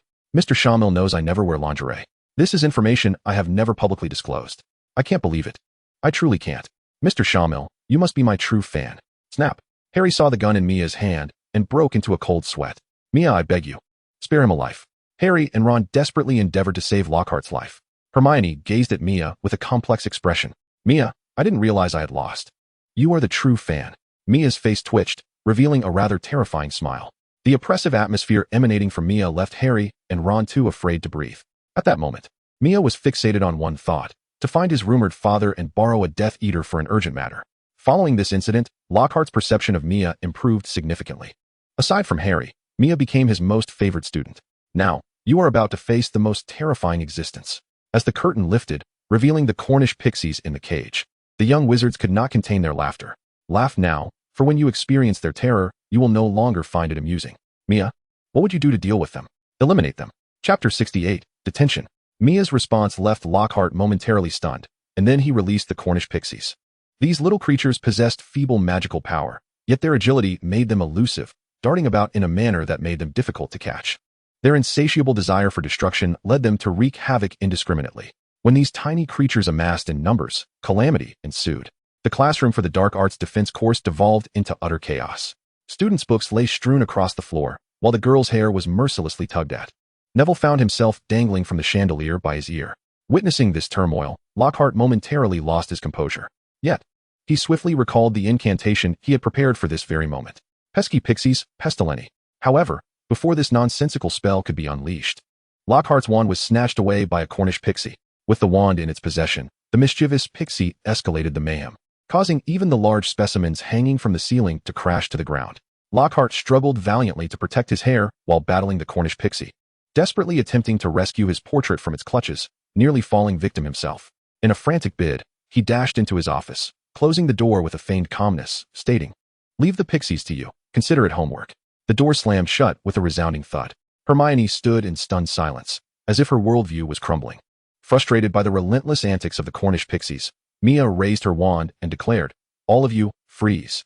An invisible force instantly enveloped the classroom. The incessantly chattering pixies were abruptly immobilized, restoring tranquility to the room. "Will your grand hero Lockhart come to your rescue against the Cornish pixies?"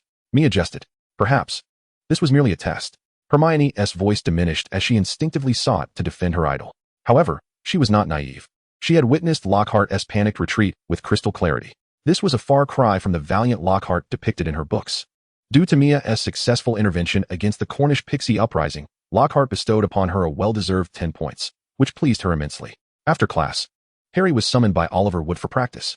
Fearing for his life under the rigorous training of the zealous Wood, Harry insisted that Mia accompany him. With no alternative, and having yet to visit Hagrid this term, they decided to wait for Harry's practice to conclude before heading to see him. Thus, even Hermione eschewed the library to join Mia and Ron in accompanying Harry to the training grounds. En route, they encountered the Slytherin Quidditch team approaching. Noticing their full gear, Wood skeptically remarked, "Flint, this time slot for practice has already been reserved by Gryffindor." Slytherin's captain, Flint, swaggered forward with an air of arrogance. Mia couldn't help but grimace at the sight of his prominent overbite. Stealing a glance at Hermione, she mused, "Yes, the rabbit-toothed look is indeed more appealing." "Is that so? Do you have the professor's signed approval?" Upon receiving the parchment produced by Flint, Wood immediately furrowed his brow. Indeed, it bore the unmistakable handwriting of Snape. We need to train the new Seeker, so you all can wait over there. Flint's demeanor was infuriating. New Seeker? Who? Wood's curiosity was piqued. In the realm of competition, understanding both oneself and one's adversary is essential for devising targeted tactics. At that moment, a golden-haired figure emerged. Draco? Harry exclaimed in surprise. Draco's father has sponsored each member of our Slytherin team with the latest firebolt. The members of Gryffindor gasped in astonishment. Last year's Nimbus 2000 was already quite impressive, but this year's newly released firebolt could only be described as revolutionary, a true marvel of its time. Such an extravagant broomstick was exorbitantly priced, yet Lucius had generously gifted one to each Slytherin player, showcasing his immense wealth. The Gryffindor team immediately felt an overwhelming pressure. Seeing their reaction, Flint grew increasingly arrogant. What's the matter? Is your team still using those antiquated Comet Series brooms? By the way, your finest broom must be your Seeker-S Nimbus 2000, right? Upon hearing such derision, Hermione couldn't help but retort. At least Gryffindor does not need to rely on a broom for confidence. Flint turned his gaze toward the audacious young witch who dared to contradict him in public. He had heard of her, merely a second-year half-blood. Moreover, Draco had mentioned that these individuals were his rivals. If Malfoy regarded them as foes, then so did he. Shut your mouth, you filthy mudblood. At this, even the Slytherin players gasped in disbelief. Hermione's eyes widened in shock as tears began to well up. Draco felt a chill run down his spine, for he could see Mia reaching for her wand. As a seasoned upperclassman, Flint was not a fool. He reacted the instant he sensed Mia's movement. Disarm. Mia swiftly cast her spell, and Flint's wand flew from his grasp, landing in her hands the next moment. This scene struck Flint as though he had been soundly slapped in the face. He had been disarmed by a mere second-year child? The gazes of those around him made his face flush with embarrassment. You dare lay hands on me, he shouted, charging forward with clenched fists. Petrify them all. Mia lowered her wand, and Flint fell backward onto the grass, frozen like a statue. With a stern expression, Mia did not even glance at the immobilized Flint. It seemed that Slytherin would have little time left for training. Thus, the practice field would be utilized by Gryffindor. Wood looked at Mia with gratitude, yet soon found himself worrying for her well-being. You have harmed Flint, and Snape will undoubtedly not let this slide. However, it matters not, as we shall all bear the consequences alongside you. Just as this was spoken, Snape was already summoned. One glance at his billowing robes revealed his displeasure. He cast a fleeting glance at Flint on the ground, immediately recognizing that the fellow had been petrified.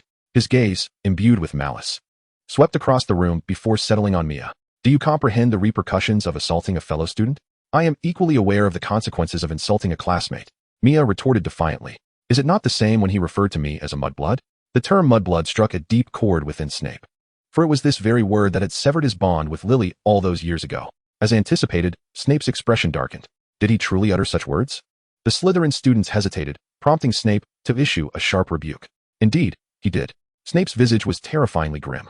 He was not referring to you, he declared, fixing his piercing gaze upon Mia. But he was speaking about my friend. Mia shot back, unwilling to yield. After a moment of contemplation, Snape suddenly pronounced, Mia Shamil shall serve 1 night's detention for her assault, and Flint shall face a week's detention. Chapter 69. The chamber has been opened. Snape stormed away in a fury, casting not a single glance back at Flint. He merely instructed the Slytherin team members to escort Flint to the infirmary.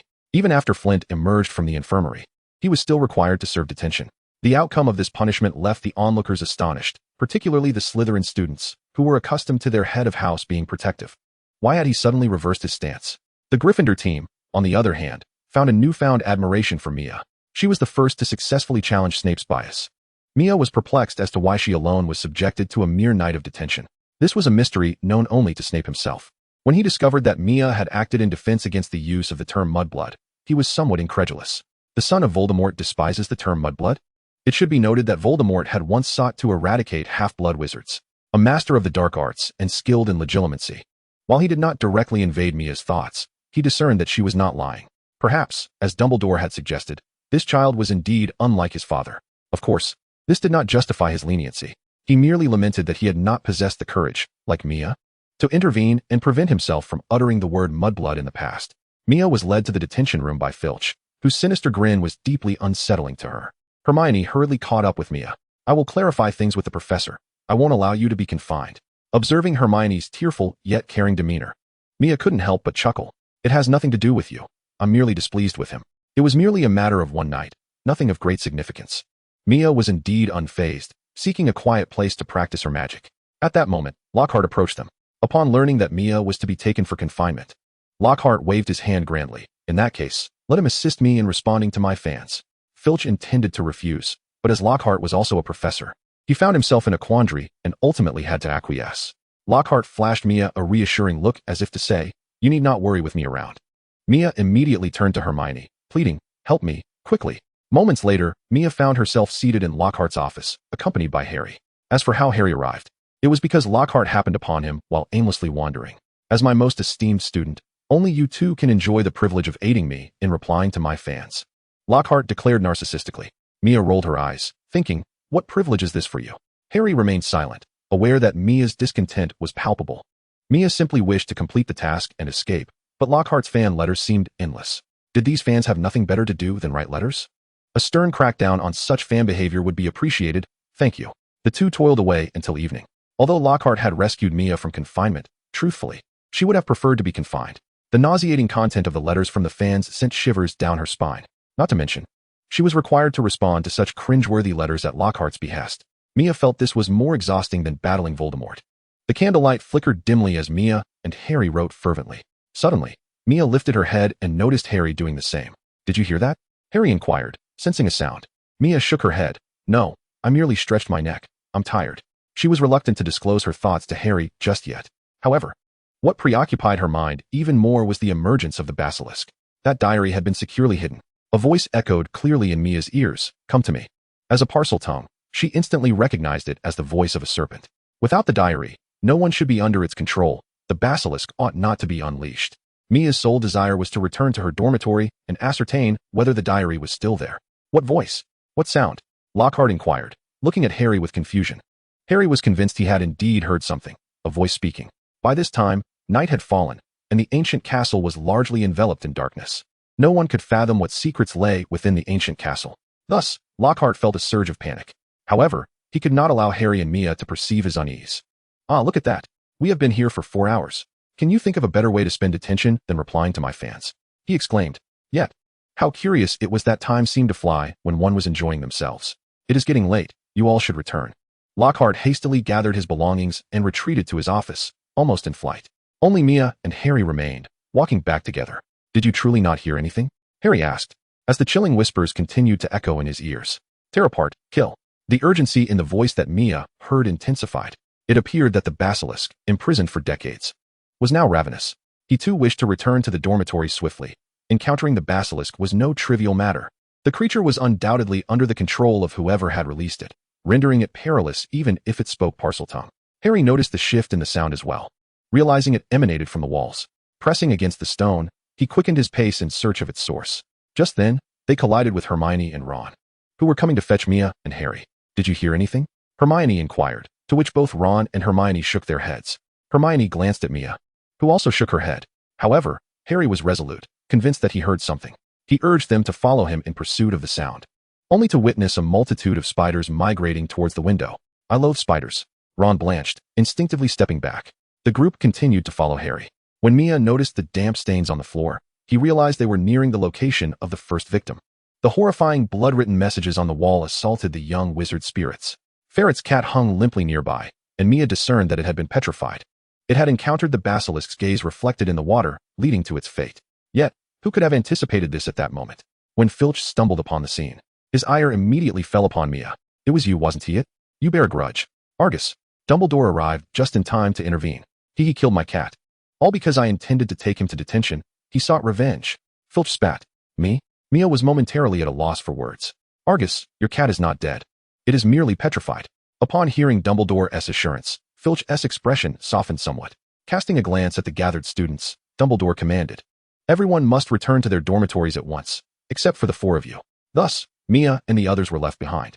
Snape observed the unfolding events with a cold gaze, his attention drawn to the inscription on the wall declaring that the chamber had been opened and warning the heir's enemy to be cautious. In that moment, Mia had already assumed the role of the perpetrator in Snape's mind. "Mr. Shamel, where were you during dinner today?" Snape inquired in a frigid tone. "They were assisting me with replies," Lockhart interjected. Although Snape's suspicions had not yet dissipated, the words on the wall made him hesitate. He glanced at the inscription and then at Mia's stature. Could Mia possibly reach that height? Chapter 70, Euphemism. Seemingly perceiving Snape's doubts regarding Mia, Dumbledore spoke up. I am confident that this matter could not have been executed by our students. Snape looked at Dumbledore in surprise, receiving a significant glance in return. In truth, Dumbledore had been attentively monitoring Mia. To put it bluntly, he was keeping a watchful eye. As the true authority in the contemporary wizarding world of Britain, how could he genuinely claim to feel at ease with Mia? It was precisely because of his vigilant observation that he was convinced Mia was not involved in this incident. The other students were even less likely to be implicated. The matter remained unresolved, yet the rumors continued to proliferate among the students. The Chamber of Secrets swiftly became the most fervent topic of discussion at Hogwarts. What drew Harry's attention even more was the fact that some began to suspect Mia as the so-called heir. As the initial witnesses, they recalled Filch's frantic demeanor. Consequently, some started to question Mia's involvement. Each time Harry heard such gossip, he felt compelled to confront the claims vehemently. Mia, however, remained unfazed. Initially, few had doubts, and when the truth eventually surfaced, all suspicions would dissipate. The pressing concern was to locate the unfortunate soul under the diary's control. Upon returning that night, Mia discovered the diary had vanished, and signs of disturbance were evident in the dormitory.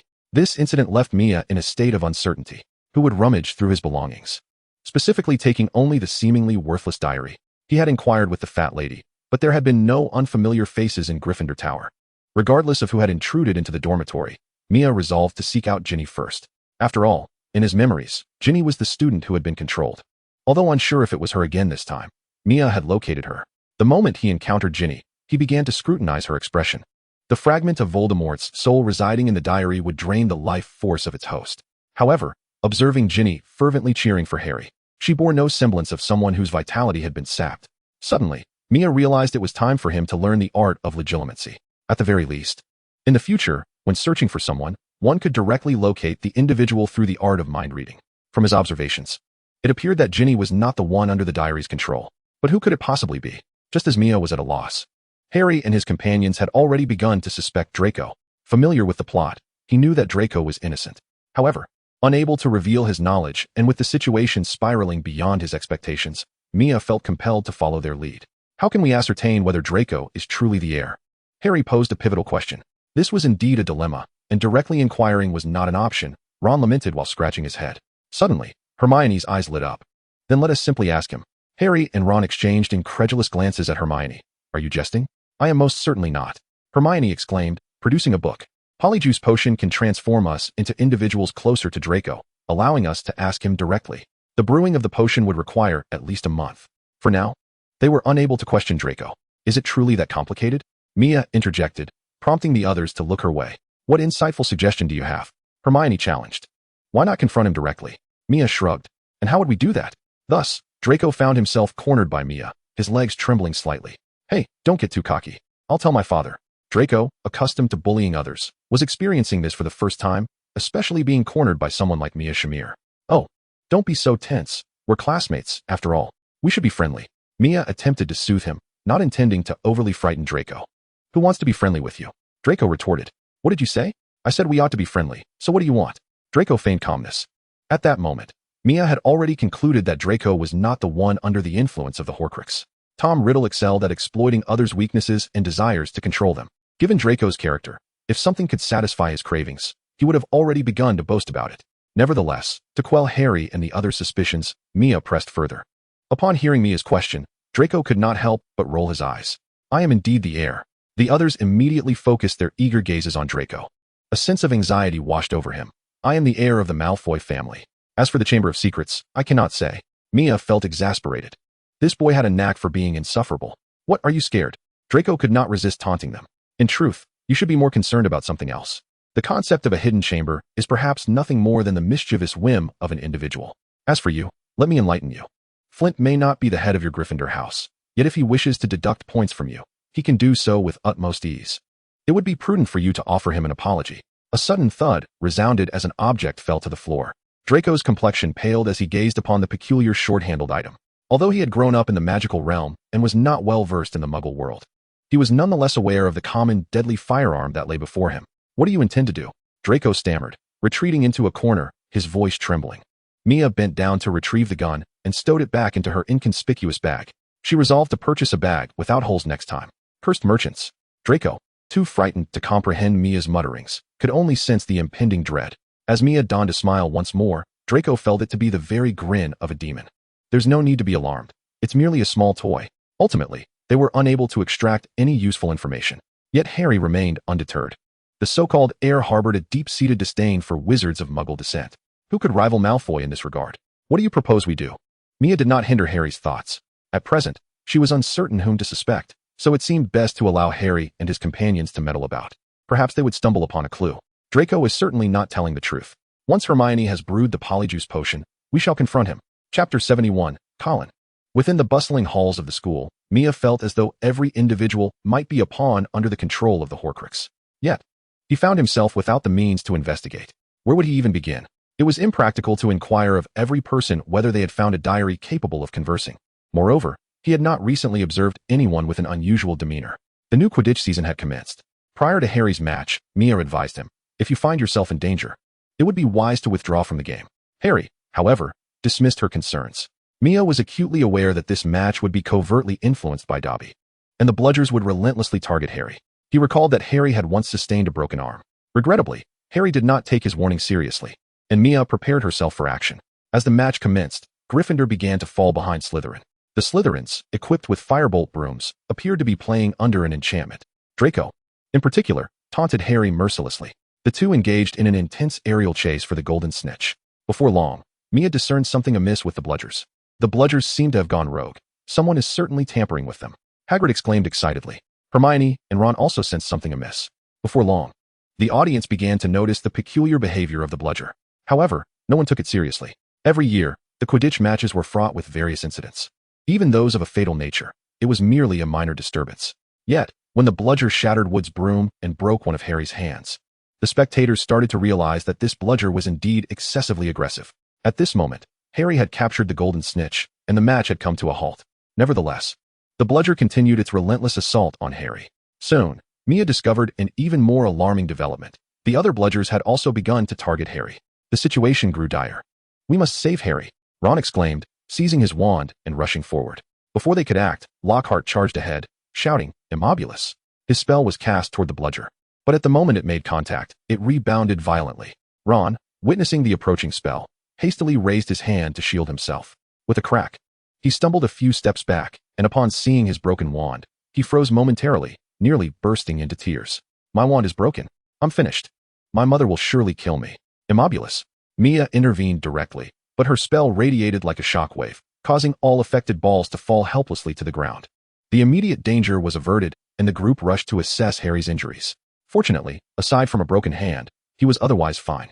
Seizing the opportunity to redeem himself after his earlier embarrassment, Lockhart interjected, This minor injury is nothing. I encounter such trivialities all the time in my adventures. Allow me to handle it. Before anyone could protest, Lockhart had already cast his spell. With a flash of light, Harry suddenly realized that his hand seemed to be devoid of pain. See, mission accomplished. The fracture will no longer torment him. Lockhart triumphantly lifted Harry's hand, revealing an arm that resembled that of a rubber doll. Indeed, with no bones remaining, it was impossible for it to break again. Consequently, Harry found himself in the infirmary. Meanwhile, Mia was incessantly searching for Dobby. From her recollection, Dobby only wished for Harry to leave Hogwarts, and even if he were to act, he would exercise restraint. In the earlier incident, had Harry hesitated even slightly, the uncontrolled bludger could have struck him in the head, resulting in immediate death. This abnormality compelled Mia to direct her suspicions toward Dobby. If Dobby were indeed involved, she had reason to suspect that the Horcrux diary was now in his possession. If it were Dobby, infiltrating the dormitory and merely taking the Horcrux diary would be quite effortless for him. As a house elf of the Malfoy family, Dobby might also be aware of the recent Chamber of Secrets incident. Such conjectures can only be confirmed once Dobby is located. Through recollection, Mia is aware that Dobby may visit the infirmary tonight to seek out Harry. Stealthily, he makes his way to the infirmary under the cover of night. To avoid detection, Mia dons Harry's invisibility cloak and, clutching the sword of Gryffindor, quietly awaits Dobby's arrival in a corner. However, as the minutes tick by, instead of Dobby, he is greeted by Colin, who is being carried in by professors. The first-year student, passionate about photography and incessantly snapping pictures, remains frozen in the pose of holding his camera. At this moment, Mia surmises that it is likely Dobby who unleashed the basilisk. Dobby's absence is notable, especially as the creature has been set loose. Although lacking concrete evidence, Mia cannot shake his suspicions about Dobby. Yet, he finds himself in a quandary. If it is indeed Dobby, how can he prevent him? The prospect of confronting Dobby is daunting, and even locating him presents a significant challenge. The situation seems to have reached an impasse. Upon leaving the infirmary and shedding the invisibility cloak, Mia walks back to the dormitory, only to encounter Flint. Out so late? Planning a midnight stroll? Flint immediately confronts him. It's not even curfew yet. Why shouldn't I be outside? Aren't you out here too? Mia responds coolly. I just emerged from the prefect's bathroom. Do you know what that is? He adds. I heard a muggle-born first-year student has been petrified. Flint scoffs. Your days of ease as half-bloods are numbered. Keep loitering, and you might be next. If it weren't for Flint's fervor, Mia might almost believe him to be the true liberator of the basilisk. This fellow harbors even more animosity towards half-bloods than Draco does. Is that so? Then allow me to inquire, what does it feel like to be petrified? Mia retorts sharply. Flint's expression darkens, and with a huff, he stalks away. Back in the dormitory, Mia begins to strategize. At this moment, the fragment of Tom Riddle within the Horcrux is striving to regain vitality, making it an opportune time for intervention. The sooner he finds Dobby and retrieves the diary, the sooner he can prevent the basilisk from inflicting further harm. Of course, he is not particularly concerned about the basilisk's potential victims, but memories linger that even Hermione fell prey to it. In his recollections, Hermione was merely petrified. But this is reality. By thwarting the basilisk, he can protect his friends' lives to the greatest extent possible. Furthermore, the sooner he halts the creature, the more he can curtail its recovery. After years of confinement, the monster is surely ravenous. Mia does not wish to confront a fully revitalized basilisk. Confine the basilisk within the chamber. Only then may he have the opportunity to gradually explore the possibility of wresting control from Tom Riddle. Even should he fail in this endeavor, he must discover a means to vanquish the creature. Chapter 72, The Dueling Club. The news of students being petrified swiftly spread throughout Hogwarts. When the perilous warning from the professors was officially disseminated, the students erupted in a frenzy. This signified that the Chamber of Secrets might not merely be a legend, but rather, a monster lurked in the shadows, poised to strike. Hogwarts was no longer a sanctuary. Numerous parents dispatched letters requesting the return of their children. The professors found themselves in a relentless struggle to appease anxious parents while simultaneously calming their restless students. Professor Dumbledore. I believe we ought to take action, Professor McGonagall implored. If we do not implement effective measures to uncover the perpetrator, I cannot assure you that the enraged parents will refrain from storming in. McGonagall was utterly exhausted, terrified at the thought of witnessing further harm befall her students. Petrification was merely the mildest outcome. What if someone were to perish? The very notion was too dreadful to contemplate. Perhaps we should disseminate information that could be advantageous to the situation, she suggested. Alternatively, it may have been prudent to withhold any news until the culprit was apprehended. Standing nearby, Snape maintained his customary vacant expression, a testament to his mastery of mental occlusion. Students and staff have the right to be informed of the circumstances they face. Dumbledore asserted. What measures can the headmaster possibly employ to maintain the current situation while ensuring everyone's right to know? Snape inquired, his tone laced with skepticism. In my potions class, more than one student has caused an explosion due to distraction. He adjusted his shoes, marred by burns, his demeanor decidedly grim. Dumbledore inhaled deeply. He indeed harbored certain suspicions. Decades prior, when he was merely a professor, the chamber had been breached. Now, with its reopening, he suspected an undeniable connection between the two incidents, perhaps indicating that they were orchestrated by the same individual. After all, who else could be deemed the heir of Slytherin but that singular person? Dumbledore's thoughts turned to Mia. They undeniably shared the same bloodline. In truth, Mia's lineage bore a purer essence of Slytherin than Voldemort himself. According to his intelligence from those years past, Voldemort had captured a witch of direct Slytherin descent, with whom he fathered Mia. After the child was born, he received no further information about the witch. This union, akin to incest, had indeed produced a descendant of Slytherin whose blood was the purest to date. Voldemort had taken the child with him wherever he went, a testament to his significance. Yet, Dumbledore's gravest concern lay in the potential deficiencies that such inbreeding might bestow upon the child. After observing for so long, he had indeed discerned certain peculiarities. Mia, this child, possesses many admirable qualities. However, his capacity to endure the notion of death is rather excessive. What child could maintain an unflinching demeanor while confronting a professor's demise in the first grade? Fortunately, he chose the right mentor years ago. The Shamil family imparted to Mia the essence of love and the bonds of familial affection. It is cruel to say, but Dumbledore is counting on Mia to bring an end to the darkness that Voldemort has cast over the wizarding world. Take, for instance, the recent chamber incident. Dumbledore believes that with Mia's purer Slytherin lineage, he might be able to wrest control of the chamber from its grasp. His only concern lies in the uncertainty of Voldemort's current form and whereabouts within Hogwarts. The fact that Voldemort has evaded the killing curse and survived until now suggests he has a reliance of some sort. If that reliance is not identified and destroyed, Voldemort will remain exceedingly difficult to eliminate. Should Dumbledore confront Voldemort directly, he is certain the dark wizard would retreat into hiding. Thus, the current predicament faced by Hogwarts must be acknowledged as somewhat insurmountable. If we cannot uncover the perpetrator, Professor McGonagall's expression darkens, and Hogwarts may, regrettably, face a temporary closure akin to what transpired decades ago. The portraits of former headmasters on the wall behind Dumbledore reflect the somber mood, particularly that of Armando. I have a solution. The professors in the office turned their attention to the speaker, Lockhart. Relishing the gaze of the esteemed wizards present, Lockhart basked in the moment. Snape regarded him with disdain, observing the theatrics he was performing. Ahem, I propose we establish a dueling club. Upon making his announcement, Lockhart awaited accolades. A profound silence enveloped the room. Even Professor Sprout, typically the most amiable, appeared at a loss for words. Is Professor Lockhart suggesting we have our students battle the creatures within the chamber? Snape scoffed. Yes and no. Lockhart's demeanor elicited subtle eye rolls from several professors. Relying solely on my extensive experience in adventure, I believe that a reckless approach is unwise. However, we must prepare our students to face potential dangers. I find Professor Lockhart's proposal to be quite commendable, Dumbledore remarked, causing Snape to look at him in astonishment. As if a thought had struck him, he regarded Lockhart with an inscrutable expression. In such tense circumstances, a dueling club would likely provide a means for the children to alleviate their anxiety. Lockhart found Dumbledore's words somewhat peculiar. Then, I shall take charge of this endeavor. With newfound enthusiasm, Lockhart set about organizing the club, in defense against the dark arts class. Students eagerly gazed at the dueling platform within the classroom. Lockhart donned an exquisitely tailored dueling outfit, flamboyantly draped with a cape. Ladies and gentlemen, I trust you have all been eagerly anticipating this moment. Do not become overly excited upon seeing me. The shrill screams of young witches erupted from the audience. This time, I had invited Professor Snape to serve as an assistant. To illuminate the etiquette of dueling for you, Professor Snape and I prepared to demonstrate a duel. A flicker of surprise crossed Snape's elongated visage, his eyes seemingly questioning my seriousness. Fear not, I assured him, I would not harm you, Professor. Gilderoy Lockhart, with his ostentatious demeanor, began to engage with the students below. Snape cast a lingering glance at Lockhart, a silent reproach in his gaze. The duel commenced and concluded swiftly. As Lockhart was sent sprawling by Snape's spell, Mia couldn't suppress her laughter. Embarrassed, Lockhart hastily attempted to redirect the conversation. I held back just now. Now, let us allow the students to practice. Snape, having imparted a small lesson to Lockhart, appeared in good spirits. Draco, you may come up. Draco strutted forward with an air of arrogance, a smirk plastered across his face. Lockhart scanned the crowd, then called out, Mia, why don't you join us? Snape suddenly turned to Lockhart, his expression conveying disbelief at the audacity of his request. Draco's smile vanished in an instant. May I step down? Draco timidly inquired.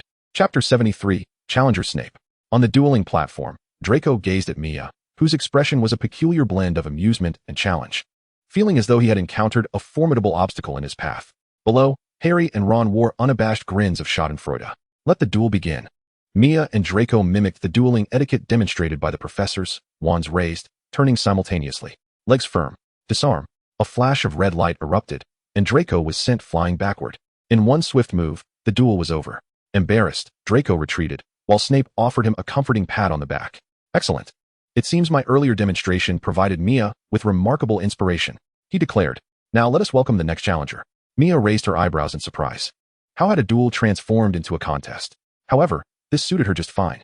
Draco's defeat had been so swift that the young witches and wizards had yet to grasp the gravity of the situation. Next up was a young witch, and Mia recognized her as Pansy, the one who perpetually trailed after Draco. Clearly, she had come to defend his honor. A sneak attack will not suffice. Allow me to show you true prowess. I shall not be gentle. Who needs your gentleness? Pansy thought, calculating that despite his bravado, he would surely temper his actions in front of so many witnesses. However, as a powerful disarming spell sent her flying, she realized he had no intention of holding back.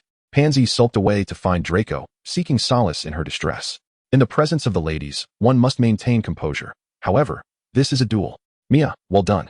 Next. The subsequent challenger soon approached, a Justin from Gryffindor. Evidently, the experiences of the previous two had not imparted upon him the gravity of the situation. With a broad grin, he declared, disarm your weapon. Yet, it was but a single move. At this moment, the audience fell into a profound silence. Even Harry, Ron, and Hermione, who were most familiar with Mia, were left agape. They were aware of her formidable magical prowess, yet they had not anticipated it to such an extent. Hermione pressed her lips tightly together, astonished. Had Mia truly practiced to this level? Hermione had not foreseen that Mia had honed advanced spells to such a degree. During the previous semester's battle against Quirrell, she had scarcely had the opportunity to observe Mia in action.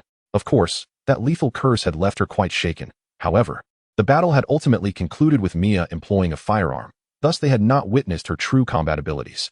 The challengers hesitated to appear, unwilling to be swiftly dispatched by a single blow.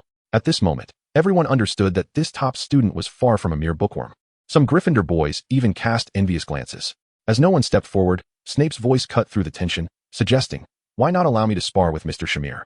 The entire classroom fell silent. "Professor Snape, I believe this may be inappropriate. It is evident that Mr. Shamir's capabilities surpass those of all present students. To find a worthy challenger, we may need to consult the upper years. For now, allow me to test my skills," Snape asserted as he strode onto the dueling platform. He had his reasons. Mia's displayed prowess had indeed exceeded his expectations. Truly, she was the offspring of that esteemed lineage. This time, he was not there merely to chastise Mia. He wished to ascertain the extent of her abilities. Unlike Dumbledore, who, due to his acquaintance with her father, could not fully believe that Mia would simply adhere to her studies at Hogwarts. Below, the trio grew increasingly anxious. In their eyes, Snape appeared intent on deliberately challenging Mia.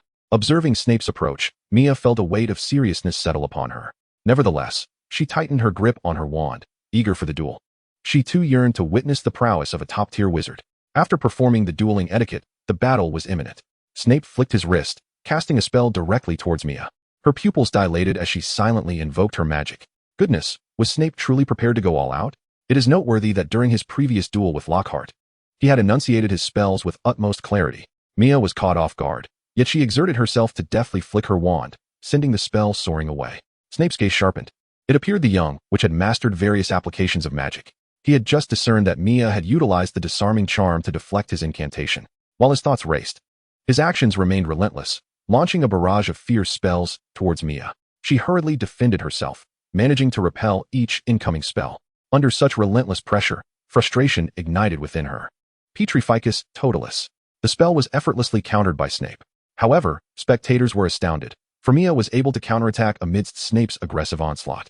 This duel, with its back-and-forth exchanges, left the young wizards in awe. Is this truly how magic is wielded? Is a duel not merely a turn-based exchange?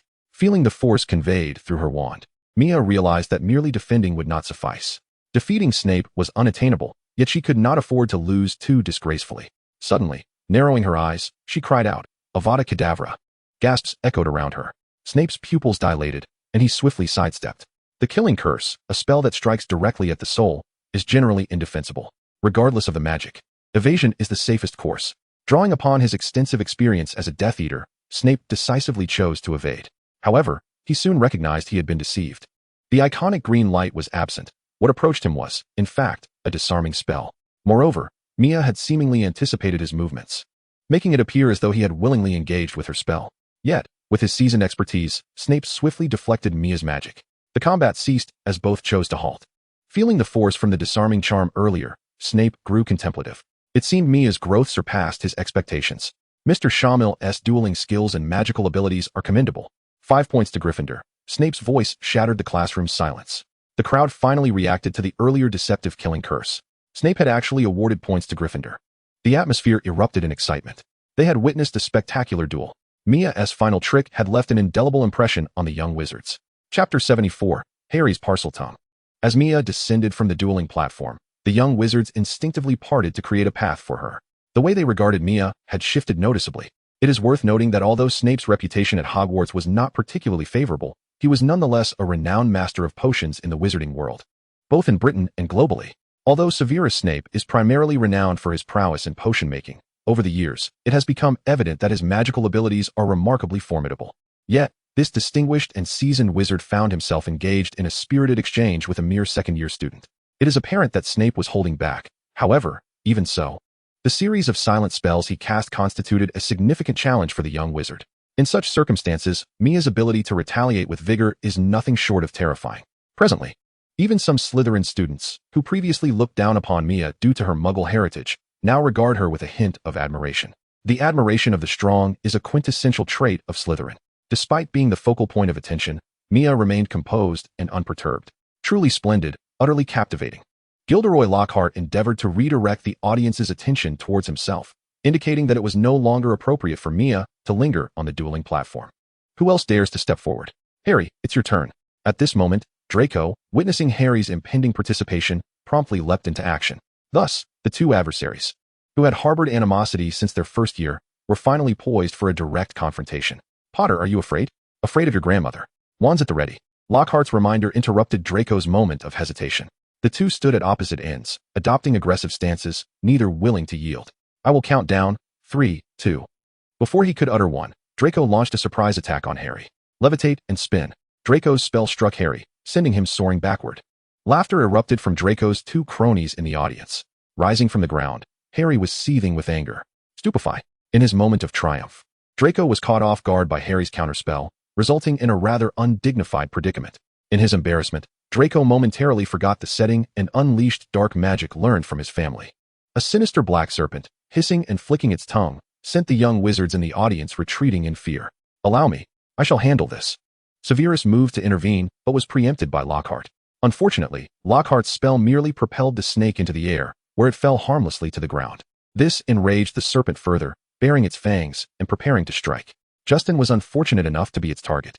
Remembering his ability to converse with snakes, Harry contemplated communicating with the serpent to halt its aggression. Sensing Harry's intention, Mia immediately stepped forward, placing herself between Justin and the venomous snake.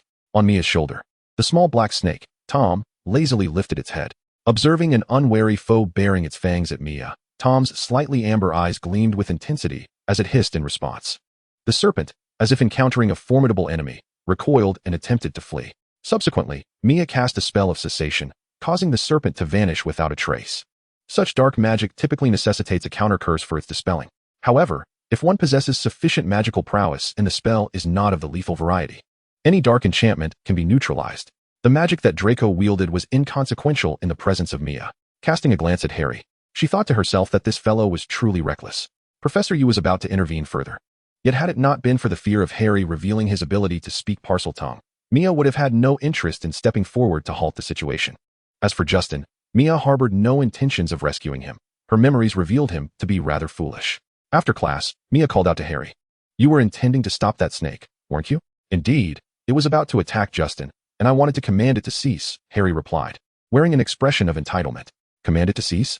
Harry, do you truly believe that a snake can comprehend your words?" Ron found Harry amusing. "Isn't it quite normal to speak to a snake?" Harry looked bewildered. "That is far from normal." Hermione urged Harry to lower his voice. In the magical realm, those who converse with snakes are known as parselmouths, a designation associated with malevolence and dark magic. Upon hearing Hermione's words, an epiphany struck Mia, and she remarked to Harry, "You mentioned that you often hear a voice that we cannot perceive, correct?" While Harry pondered this, Hermione quickly grasped the implication. "Mia, you mean that the source of that voice is a snake?" Mia nodded in affirmation. For some time, she had been searching for the individual controlled by the Horcrux, yet had encountered no leads. As time wore on, Tom Riddle's restoration grew more pronounced, and his dominion over the basilisk deepened. She had just conceived the idea of seizing this opportunity to prompt her companions to recognize the existence of the creature. Given their tendencies, they would undoubtedly embark on an investigation of the basilisk and the Chamber of Secrets. Their actions would surely provoke a response from the Horcrux, thereby granting Mia the chance to locate it. A snake? Harry pondered. Could it be that all the recent events were orchestrated by a serpent? Yet, snakes wield no magic. How then could they petrify Filch's cat and Colin? The magical world is vast. Surely there exist species we have yet to discover. Thus, we must venture to the library for research. Hermione declared with unwavering conviction. Could we not investigate elsewhere? Hermione shot Ron a disdainful glance. Harry and Ron were ushered to the library by Hermione, while Mia chose not to follow. With Hermione present, uncovering information about the basilisk was merely a matter of time. She intended to continue her practice in the room of requirement. Confronting a basilisk was no trivial pursuit akin to last semester's challenges. Watching Mia depart, Hermione refrained from trailing after her, though the contemplation in her eyes betrayed her thoughts. She had always been curious about where Mia practiced her magic. If it weren't for her understanding of Mia, she might have even believed that Mia was indeed the heir capable of entering the chamber. On her way to the room of requirement, Mia encountered Hagrid, who was an unusual sight in the castle, especially with chickens in his hands. "Hagrid, what brings you here?" "Some of my chickens have mysteriously died recently, possibly due to a fox or something. I'm here to seek Dumbledore's permission to cast a spell on the chicken coop." At that moment, Mia sensed that Tom in her arms was becoming restless. She reached in to soothe him, only to feel a sudden sharp pain in her hand. Looking down, she was astonished to see 2 tiny puncture wounds. "Did you bite me, Tom?" Chapter 75, The Brain Constriction Spell. You must hurry and find Snape. His potions are sure to be effective. I must say, snakes are not particularly suitable as pets. Hagrid, concerned, inspected Mia's wound, and then led her to Snape. Although visiting the infirmary would have been more reasonable, it was unlikely that the potions there would surpass Snape's expertise. Up to this point, Mia had yet to ascertain what kind of creature Tom truly was and whether he was venomous. However, Hagrid seemed more experienced and assured her that it should be non-venomous. Still, for safety's sake, they needed to procure an antidote. Mia couldn't fathom why Tom would bite her, having played with snakes throughout her childhood. This was the first time she had been bitten.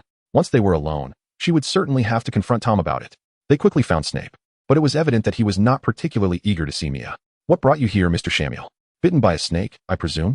I warned you not to provoke trouble unnecessarily." Enduring Snape's sharp tongue, Mia thought to herself that since she was here, she might as well acquire a potion to avoid being ridiculed for nothing.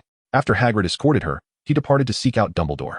As Snape rummaged through his potions, he inquired, "To what extent have you practiced the dark arts?" Mia paused, momentarily speechless. "Don't tell me you haven't dabbled in the dark arts. Do you think I would believe that?" Mia shrugged. "I suppose I've practiced a bit. Have you ever taken a life?" Mia was rendered speechless. His questions were becoming increasingly pointed. Before she could respond, Snape scoffed, "I almost forgot. You dispatched the defense against the dark arts professor in your first year. This has left the faculty in a state of unease. You aren't planning to turn your dark hand towards me, are you?" "Not at all. It was merely a matter of circumstance." "What do you mean?" Coughing lightly, she continued, "At that time, Voldemort had possessed him.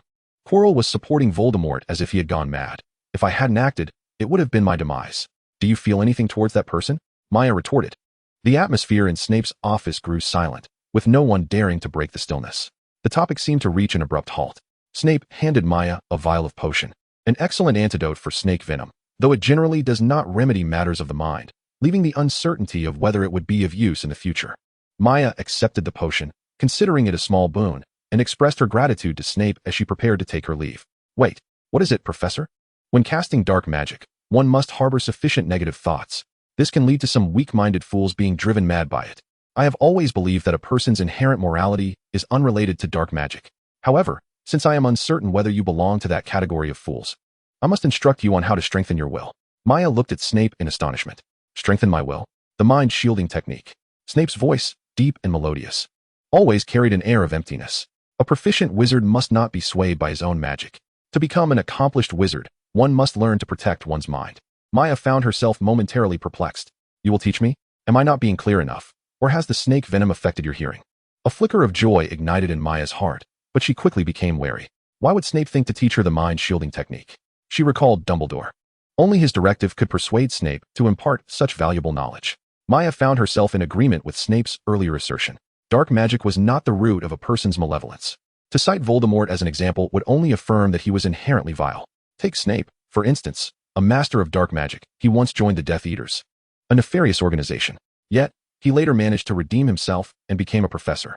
Though his demeanor was often surly, he was undeniably a sharp-minded individual. Even in the memory of Dumbledore's death, when the Death Eaters seized control of Hogwarts, Snape covertly thwarted their persecution of the students. He was not a good man, yet he could hardly be deemed a villain. Learning the mind-shielding technique from him felt like an extraordinary stroke of luck, considering that even Voldemort could not penetrate Snape's mental defenses. Snape, a man of swift action who abhorred idle chatter, commenced the practice immediately. The method was straightforward. Snape unleashed the legitimacy to assault Maya's thoughts, compelling her to defend herself. Maya endured considerable agony. Being attacked mentally was no pleasant experience. Simultaneously, she had to withstand Snape's biting remarks. "Have you not eaten well, or slept enough? Focus. As you strolled through the night accompanied by Miss Encyclopedia, were you not full of vigor? What has caused this sudden lack of energy? Is it simply because Miss Encyclopedia is no longer by your side? TSK, how fragile." After enduring such torment, Mia felt a throbbing headache, as if needles were piercing her mind. "Today's practice shall conclude here, from now on. You are to return for training every Saturday and Sunday." Severus, with his usual stern demeanor, resumed his monotonous tone. "Do not present such a countenance. I have yet to complain about my unpaid overtime on weekends." As Mia departed the office, Severus's gaze shifted from hollow to profoundly contemplative. As a mere second-year wizard, Mia's mental fortitude was indeed lacking. Yet, it was precisely because of his second-year status that such resilience astonished Severus, even causing him a degree of unease. Even a seventh-year student, subjected to such intense training, would likely find themselves on the brink of unconsciousness. Yet Mia, a second-year student, not only endured but exhibited a continually strengthening resistance. Severus reminisced about his own experiences learning the art of mental occlusion. It took him considerably longer than a day or two to progress from novice to establishing resistance. Yet Mia demonstrated noticeable results in just one afternoon. He could not help but conclude that such aptitude might only be possessed by wizards of the caliber of Voldemort or Dumbledore. His concerns deepened. Although he had indeed harbored some misplaced ire towards Mia due to Voldemort, he was more apprehensive about the potential emergence of another Dark Lord within the magical realm. One Voldemort had already thrown England into chaos. He wondered if Dumbledore could withstand the onslaught of another. Fortunately, as Dumbledore had remarked, Mia was indeed quite different from Voldemort. Chapter 76, The Polyjuice Potion. After enduring a prolonged period of relentless torment from Severus, Mia found herself in a state of both suffering and joy. This was not due to any peculiar fascination, but rather because her practice of mental occlusion had begun to bear fruit. From an initial state of utter vulnerability, she had developed a degree of resistance against Severus's legitimacy. According to Severus, this was merely the rudimentary level of mental occlusion. When mastered to an advanced state, it could allow one to construct false thoughts within the mind. If someone were to employ legitimacy to probe, they would encounter no resistance, but rather be ensnared by the deceptive thoughts. This was the foundation of Severus's ability to act as a spy for Voldemort. Given Voldemort's temperament, if he were to attempt legitimacy on his subordinates and encountered resistance, he would swiftly retaliate with a killing curse. Though still in its nascent stage, Mia felt it was sufficiently effective. The immediate priority was to prepare for confronting the basilisk, and finding a Horcrux beforehand would be even more advantageous. The optimal time to confront Voldemort's fragment of soul was while it still lacked the ability to separate from the Horcrux. Yet, circumstances rarely align with one's desires. Mia had yet to locate the soul artifact, and another victim had already emerged, Justin. Ironically, Harry was the first to discover the unfortunate soul. Fortunately, due to Mia's intervention, Harry did not reveal his Parseltongue abilities this time, resulting in minimal rumors regarding his status as the heir. "Why do you always manage to appear at the most inconvenient moments?" Mia inquired, somewhat exasperated. "How should I know? I was merely walking down the corridor when I spotted Justin lying motionless on the ground, and then Filch insisted it was my doing," Harry replied, tightening his clothing. "That Filch fellow is certainly intent on making enemies of us," Ron exclaimed in frustration. "Thank goodness Mia prevented you from showcasing your Parseltongue. Otherwise, all attention would be directed at you," Hermione remarked, her Gryffindor scarf wrapped around her neck. "What can I do? As long as the chamber and the culprit remain undiscovered, they can suspect whomever they please," Harry lamented, raising his hands in resignation. "There's no need for concern. The Polyjuice Potion is nearly ready," Hermione suddenly announced, a mysterious glint in her eyes. Both Harry and Ron were taken aback, astonished that such a complex potion had been successfully brewed. Mia scratched her head and could not help but say, "Instead of plotting against Malfoy, we might as well search the library for clues about the culprit." It was indeed frustrating. Just like last year, they were unable to find any records regarding the basilisk in the library. Mia was almost unable to restrain herself from subtly guiding them toward the relevant books. She had already resolved that once they finished investigating Draco, she would find a way to present them with the books about the basilisk. After the banquet concluded, the group remained seated at the long table, covertly observing Draco's two lackeys at the Slytherin table, Goyle and Crabbe. "Is he planning to devour the entire school?" Ron remarked, utterly perplexed. "Patience. The Polyjuice Potion is just one step away from completion. We need to acquire their heir," Hermione whispered. Just then, Goyle and Crabbe stood up, patting their stomachs in preparation to leave. The group immediately sprang into action. "In a moment. You must find a way to get them to eat this cake laced with sleeping potion while I tend to the Polyjuice Potion," Hermione instructed, preparing to rise. "How do we manage to get them to eat it?" Ron asked, slightly bewildered. "I think that's quite simple," Mia replied calmly. Ron and Harry exchanged doubtful glances as they witnessed Mia taking the cake and approaching Goyle and Crabbe before returning. "Is it really that easy? Can they be that foolish?" They hurried outside only to find the two sprawled in a corner, soundly asleep. "Quickly, grab their hair, change clothes, and then hide them," Mia urged. Ron hesitated. "I'm concerned that brewing a potion from their hair might affect our intelligence." "It is of no consequence. There is little left to affect us." "What? I was complimenting you." Ron struggled to comprehend the sympathetic gaze Harry directed at him. After accomplishing their tasks, the group ventured to the lavatory where Hermione had indicated, soon discovering her presence. Upon entering, a pungent odor assaulted their senses. "Really, did we have to choose a restroom for this?" Ron exclaimed, pinching his nose. This marked the second occasion since their first year that they had boldly entered the girls' lavatory, their familiarity evident. The space had long been deserted, the foul scent emanating from the potions. Hermione cast an exasperated glance. "Are we truly expected to consume this?" At Hermione's words, Ron's discomfort grew palpable. "Are you saying no one comes here? Why is that?" Harry's focus diverged from Ron's. It was evident in Hermione's hesitant tone. "It is undoubtedly due to the weeping myrtle. Who would fancy a ghost that is both unattractive and bothersome?" A sharp feminine voice pierced the air. Ron and Harry recoiled, startled, while even Hermione's expression faltered. Mia spotted a ghost emerging from a stall, seemingly adorned in the garb of a Hogwarts student. It appeared to be Myrtle, the ghost who had met her demise at the hands of the basilisk released by Voldemort. For decades, the chamber had been reopened twice. Many had been petrified, but only one had been killed, as far as Mia could recall, Myrtle herself. It was difficult to discern whether to feel sympathy for Myrtle or the basilisk. Realizing it was merely a school ghost, Harry and Ron relaxed. Although they had never encountered her, they were well acquainted with the notoriety of Weeping Myrtle. Apart from the Bloody Baron, she was the specter that instilled the greatest fear among students. Hermione divided the potion into 4 portions, adding the collected hair to each. Instantly, an extraordinarily peculiar aroma wafted through the air. "You cannot expect me to drink this," Ron grimaced, "unless you wish to forego the investigation into Malfoy." Ultimately, pinching their noses, they steeled themselves and consumed the potion. After just one sip, the horrid texture and repugnant taste compelled them to rush to the stall to vomit. Myrtle's laughter echoed, ringing like a bell. Eventually, they emerged. Harry and Ron had transformed into Crabbe and Goyle, while Mia had taken on the guise of a Slytherin student. Only Hermione remained hidden in her stall, refusing to come out. Mia suddenly recalled that the hair Hermione had acquired appeared to belong to a cat. Opening the stall door, she found Hermione sobbing, now transformed into a cat-headed figure. "Don't look at me. I must appear utterly hideous." Indeed, she did. Chapter 77, Flint. Hermione was left in the lavatory to await the potion's effects to wear off, while Mia and the others proceeded to Slytherin in search of Draco. As they journeyed midway, they fortuitously encountered Draco. "Where have you been?" Draco cast a displeased glance at Harry and Ron, who had transformed into Goyle and Crabbe. "Why are you still wearing glasses? You look as unattractive as Potter." Harry suddenly remembered that he had not removed his glasses and hastily took them off, having recently experienced a slight nearsightedness that made reading unclear. Draco's eyes brimmed with skepticism. "So, you can read, after all?" Before Harry could defend himself, Draco turned his attention to Mia. "And who might you be?"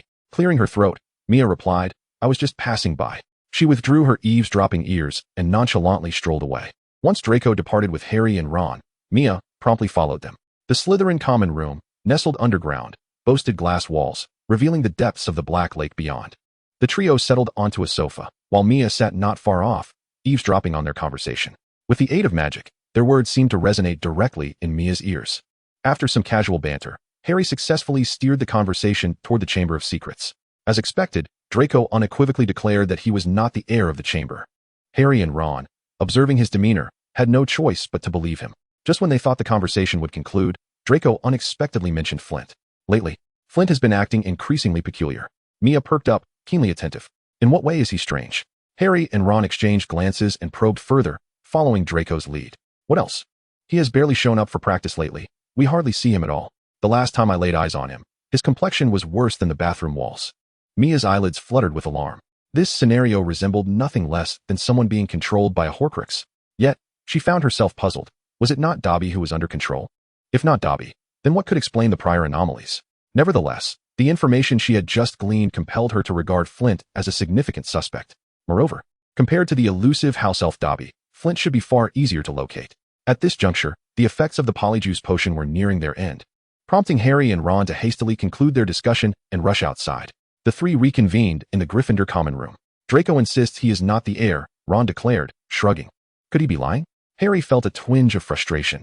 This revelation narrowed their investigative avenues. "I don't believe he possesses the ability to see through the Polyjuice potion," Ron remarked. "Now, all we can do is focus our attention on the library. Knowing that this fellow is a serpent and has the ability to petrify has significantly narrowed our search," Mia suggested. Although Harry and Ron were somewhat reluctant, they acknowledged, as Mia articulated, that this was the only viable lead they had left, and it held promise. At that moment, Mia's thoughts were solely occupied with the urgency of locating Flint. Without informing Harry and Ron, Mia discreetly departed from the Gryffindor common room. Although Flint had been acting rather erratically of late, Mia reasoned that even the most mysterious of individuals must attend to personal hygiene. Thus, she made her way towards the prefect's private washroom. Throughout the journey, Mia exercised utmost caution. Despite her skills having surpassed those of a second-year student, Flint was still several years her senior. Moreover, the Horcrux had undoubtedly imparted certain magical abilities to Flint in order to ensnare him. For the sake of safety, she remained vigilant. Upon reaching the washroom, Mia slowed her pace. After observing the entrance for a considerable time, she concluded that it appeared unoccupied. Proceeding carefully inside, she was taken aback to find Flint collapsed on the floor. A wave of dread washed over her as she hurried to inspect him. He had been petrified. Mia's expression darkened. Casting a glance at the enormous stained glass window beside the bath, she speculated that he might have caught a glimpse of the basilisk through its reflection. After a thorough search, she found no sign of the Horcrux nearby. Deciding against lingering, Mia swiftly exited the washroom. Flint's body was still warm. The basilisk was likely close by, and should it suddenly turn its gaze upon her, it would spell disaster. Furthermore, she had no desire to be discovered as the first witness like Harry, only to face a barrage of suspicion. Steering clear of the crowd, she distanced herself from the washroom. En route, she spotted Percy seemingly heading towards the washroom. It seemed that news of yet another petrified student would soon circulate throughout the school. Mia feigned nonchalance as she returned to the Gryffindor common room, where Harry and Ron still lingered. Has Hermione not returned? Mia inquired. The polyjuice potion appears to be rather ineffectual at transforming someone back from a cat. Weevee had to take Hermione to the hospital wing, Ron replied. In a flurry, Mia sat down and hastily grabbed a cup of water from the table. No. The moment the water touched her lips, she could not restrain herself from spitting it out. What is this? She exclaimed, nearly retching. Harry and Ron turned their gazes toward her. It was the very same cup of polyjuice potion that Hermione had consumed earlier. Mia stared at the ceiling before retreating into her bed. At this moment, she had no desire to behold anything that could reflect light. She felt utterly humiliated and resolved to seek out Dumbledore to arrange for her departure from Hogwarts. Reflecting on this incident years later, the tale of the great wizard transformed into a cat would remain a popular legend. Observing a cat-headed figure nearby, Madame Pomfrey shook her head in disapproval. You two again. I told you to exercise restraint and not to indulge in such frivolity. Youngsters these days. Mia felt a surge of shame and anger. Once the coast was clear, she cautiously poked her furry head out, only to lock eyes with Hermione, who was making the same gesture. Upon encountering each other, both individuals could not suppress their laughter. Mia, you are so adorable, they exclaimed. How did you transform into a cat with buck teeth? What did you say? I said you. Drop dead. Their playful banter attracted the attention of Madame Pomfrey. However, she currently lacked the energy to manage these two mischievous cats. As Flint had already been brought in, Mia noticed Flint's pallor. He looked as though he hadn't eaten or drunk anything for several days. Mia was nearly certain that the Horcrux was in Flint's possession, or at least it had been, despite being controlled by the Horcrux. Tom Riddle still relied on Flint to unlock the Chamber of Secrets. How could Flint have been petrified? And where had the Horcrux gone? The clues seemed to have vanished once more. In the ensuing days, Mia found himself forcibly confined to the hospital wing by Madame Pomfrey. In truth, he was reluctant to venture out and face others until he returned to his original form. He had endured enough of Hermione's teasing during this time. From then on, he hardly dared to look at mirrors or similar reflections. Fortunately, Madame Pomfrey's medical skills were remarkable, and she restored both him and Hermione to their former appearances. Upon leaving the hospital wing, Mia immediately immersed himself in the quest for the Horcrux. Hermione, meanwhile, spent her days in the library with Harry and Ron, searching for clues. Within the castle, having just exited the room of requirement, Mia found himself wishing to use the legilimency spell on everyone he encountered to see if they were under the influence of the Horcrux. Just as he continued his search, a chilling sound reached his ears, the basilisk. The voice was alarmingly close, seemingly just around the corner. Mia became instantly alert, clutching his wand. At the slightest disturbance, he would not hesitate to cast the stunning spell. Yet, after a prolonged period of vigilance, the sound ceased. He remained on guard for a while longer, and when silence enveloped the air, he finally relaxed. However, upon doing so, he realized that his back was drenched in cold sweat. He could no longer wander aimlessly outside. It was time to return to the tower. As he turned around, he was suddenly met by a pair of enormous yellow eyes. Goodness! A basilisk! A person! A strange sensation coursed through Mia's body, and he felt utterly desolate. Staring into the basilisk's eyes was a confrontation with death itself. He quietly awaited the arrival of his demise. Can you speak Parseltongue? He inquired. Hey, are you still alive? Panic surged within him. I've just killed the other heir. Mia furrowed his brow in irritation, wishing for silence. Can't you see someone is dying here? Then, to his astonishment, Mia realized he was still alive. Hadn't he just locked eyes with the basilisk? Once again confronted by the imposing visage of the serpent's head, Maya instinctively averted her gaze upon encountering its two amber eyes. The serpent creature seemed to sense the peculiarity, as if detecting the presence of another serpent in her aura. Me? Maya articulated in the serpentine tongue. The serpent's intelligence was remarkably high, particularly for one that had likely existed for an immeasurable span of time. Conversing with it was akin to speaking with a human. Indeed, it appears you have been marked by another serpent. Maya noted a tone of reverence in the creature's voice, yet she countered, but I have not encountered any other serpents apart from you. Furthermore, who set you free? Let me think. Initially, it was a diminutive sprite, followed by an exceedingly unattractive male human, and most recently, it has transformed into a little girl. A little girl? Maya's understanding began to crystallize. The soul artifact had originally resided with Dobby, only to be acquired by Flint for reasons unknown, and subsequently passed into the hands of a girl. What does she look like? She possesses 2 arms, 2 legs, and a singular head. And she has red hair. Maya's eyes widened in realization. Ginny? The girl with crimson locks instantly sprang to her mind. Could it be that the soul artifact had made its way back to Ginny? Yet, she was still unaware of Ginny's whereabouts. However, encountering the serpent creature had significantly simplified matters. You are obliged to heed the commands of the serpentine tongue, correct? Indeed. I shall remain eternally loyal to any being capable of conversing with me. Very well. From this moment forth, you shall obey my commands, Maya declared coldly. The serpent's tone shifted to one of human-like discomfort. I am afraid I cannot comply. Why not? Although I can perceive that your lineage is more noble than that of my previous master, I am bound to the loyalty of another serpent and cannot betray that allegiance. The serpent maintained a posture of utmost respect. Another serpent? Maya furrowed her brow. Indeed, you have established a blood bond with another serpent. This is the highest form of loyalty. Suddenly, an idea struck Maya, and she retrieved Tom from her embrace. Since being bitten, she had largely ignored him. The moment he was extracted, Tom began hissing incessantly. I almost forgot. Why did you bite me last time? Tom lamented, wishing he could articulate his thoughts more clearly despite his youth. Maya, seeing his anxiousness, felt no genuine anger. She commenced comparing Tom to the serpent before her. Would you look at that? They are quite similar. Do you two know each other? Tom glanced back, startled. Who the hell are you? In an instant, Tom nervously entwined himself around Maya's fingers. The serpent, with a resigned tone, assured, there is no need for alarm. You have already established a blood bond with this one. And I cannot disrupt your loyalty.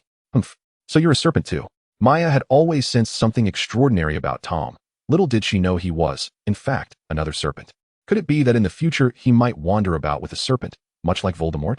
However, upon casting a glance at the basilisk, whose head was disproportionately large, Mia realized that this aspiration might be difficult to realize. So, does the bite you inflicted upon me signify the establishment of a connection? Is that the reason I cannot be succumbed to the basilisk's deadly gaze? Not quite. A creature as noble as yourself cannot be harmed by the basilisk. The basilisk merely revealed its head, its body concealed in the shadows of the washroom. Are you truly unable to pledge your allegiance to me? I regret to inform you that my lineage renders that impossible. Yet, did you not claim my bloodline to be of greater nobility? In that case, when I confront that fellow, you mean intervene. That would pose quite a challenge for me. TSK, the basilisk must learn to be adaptable. Once I eliminate him, you will be free to accompany me. It is not merely for that reason. I understand. Although you cannot forge a blood connection with me, you can still comprehend my words, can you not? Whatever I command, you shall execute. Once that creature is dealt with, you shall have no further obligations. What difference does it make? It seems that this is indeed the case. The basilisk was becoming increasingly bewildered by Mia's reasoning. Sensing hope, Mia continued that Tom Riddle possesses a poor character, only capable of grandiose promises.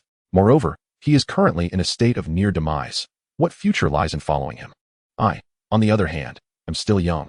And did you not assert that my bloodline is more illustrious than his? Is not aligning with me a superior choice compared to following him? At this moment, the basilisk had been swayed by Mia's arguments. However, should that individual insist on issuing commands, I would be unable to refuse. It is simple. When the time comes, you shall remain hidden. Not hearing is tantamount to having no command. That works. The alliance between the individual and the serpent was formed harmoniously. The basilisk, burdened with its own grievances, had long been released by that individual, having gone hungry and subsequently confined, enduring beatings and scoldings. Were it not for the constraints of lineage, it would have fled long ago. By the way, what became of the little girl who released you? It seems she is still in the chamber. Why? That individual appears to be preparing to absorb her life force. Chapter 79, Entering the Chamber. Tom Riddle has begun to act. Just as Mia received this chilling news from the basilisk, Professor McGonagall's voice echoed throughout the castle. All students, return immediately to your respective dormitories. The same warning was reiterated several times, the coldness and gravity of her words compelling the students, who had intended to linger, to hastily retreat to their dorms.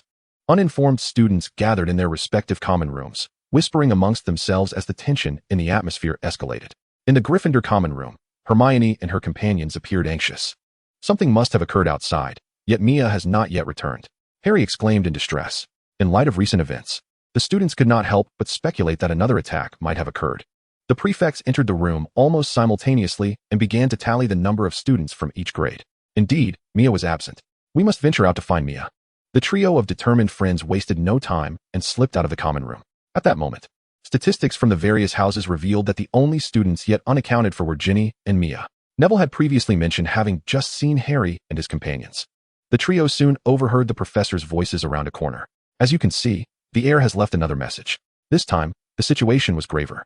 A student had been taken into the Chamber of Secrets. Professor McGonagall's voice trembled with concern. Who was taken? Came Snape's deep voice. According to the prior information, it was a girl who had been seized. Although it was rather unseemly, the trio hiding in the corner breathed a sigh of relief. Thankfully, it was not Mia. Ron whispered. The statistics from the houses had just come in, revealing that the captured individual was Ginny Weasley. Ron's face instantly turned ashen, his jaw quivering as he fought back tears. Hermione and Harry grew anxious as well. Ginny was Ron's sister, and they were all acquainted with her. The professors continued their discussion when Professor Lockhart arrived just in time. Well, Lockhart, your moment has come, Snape remarked with a hint of malicious glee. My moment? Lockhart seemed perplexed. Professor McGonagall added meaningfully, did you not claim to have ample experience in locating the entrance to the chamber? Well then, we entrust this matter to you. Professor Lockhart. The professors assumed a united front. Lockhart quickly rallied, smiling. Of course, that's no problem. I shall prepare in my office. The trio immediately followed Lockhart. We must inform him of the information we possess. Ron, in his anxiousness, was gasping for breath as they burst into Lockhart's office, only to find him preparing to flee. What followed was a scene of disillusionment for Hermione. The individual she had idolized turned out to be a fraud who could only perform a memory charm. The trio was resolute in their decision to rescue Ginny, and they would not let Lockhart escape his responsibilities. They threatened him with their wands as they emerged. Just then, they encountered Mia. What is going on? Mia inquired upon seeing the group escorting Lockhart. Upon seeing Mia, Lockhart's face paled further. He had witnessed the young witch's prowess and knew he had no chance of evading capture with her present. Upon learning of the events that had transpired, Mia nodded and declared, just in time, I have found the entrance to the chamber. The group exchanged astonished glances.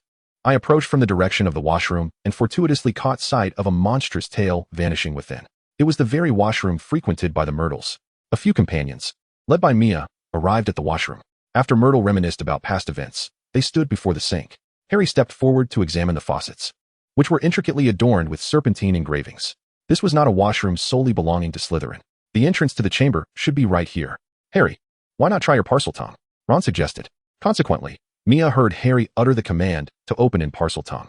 No sooner had he spoken than the cylindrical sink began to transform, revealing a dark, gaping entrance before them. The unfathomable depth of the passage sent a shiver down Lockhart's spine, since they had already discovered it. Before he could finish his sentence, Mia delivered a swift kick, sending him tumbling down. Harry and Ron silently gave Mia a thumbs up. At that moment, Hermione, too, abandoned her defense of Lockhart, and witnessing his disheveled state left her feeling only exasperation. The four descended further.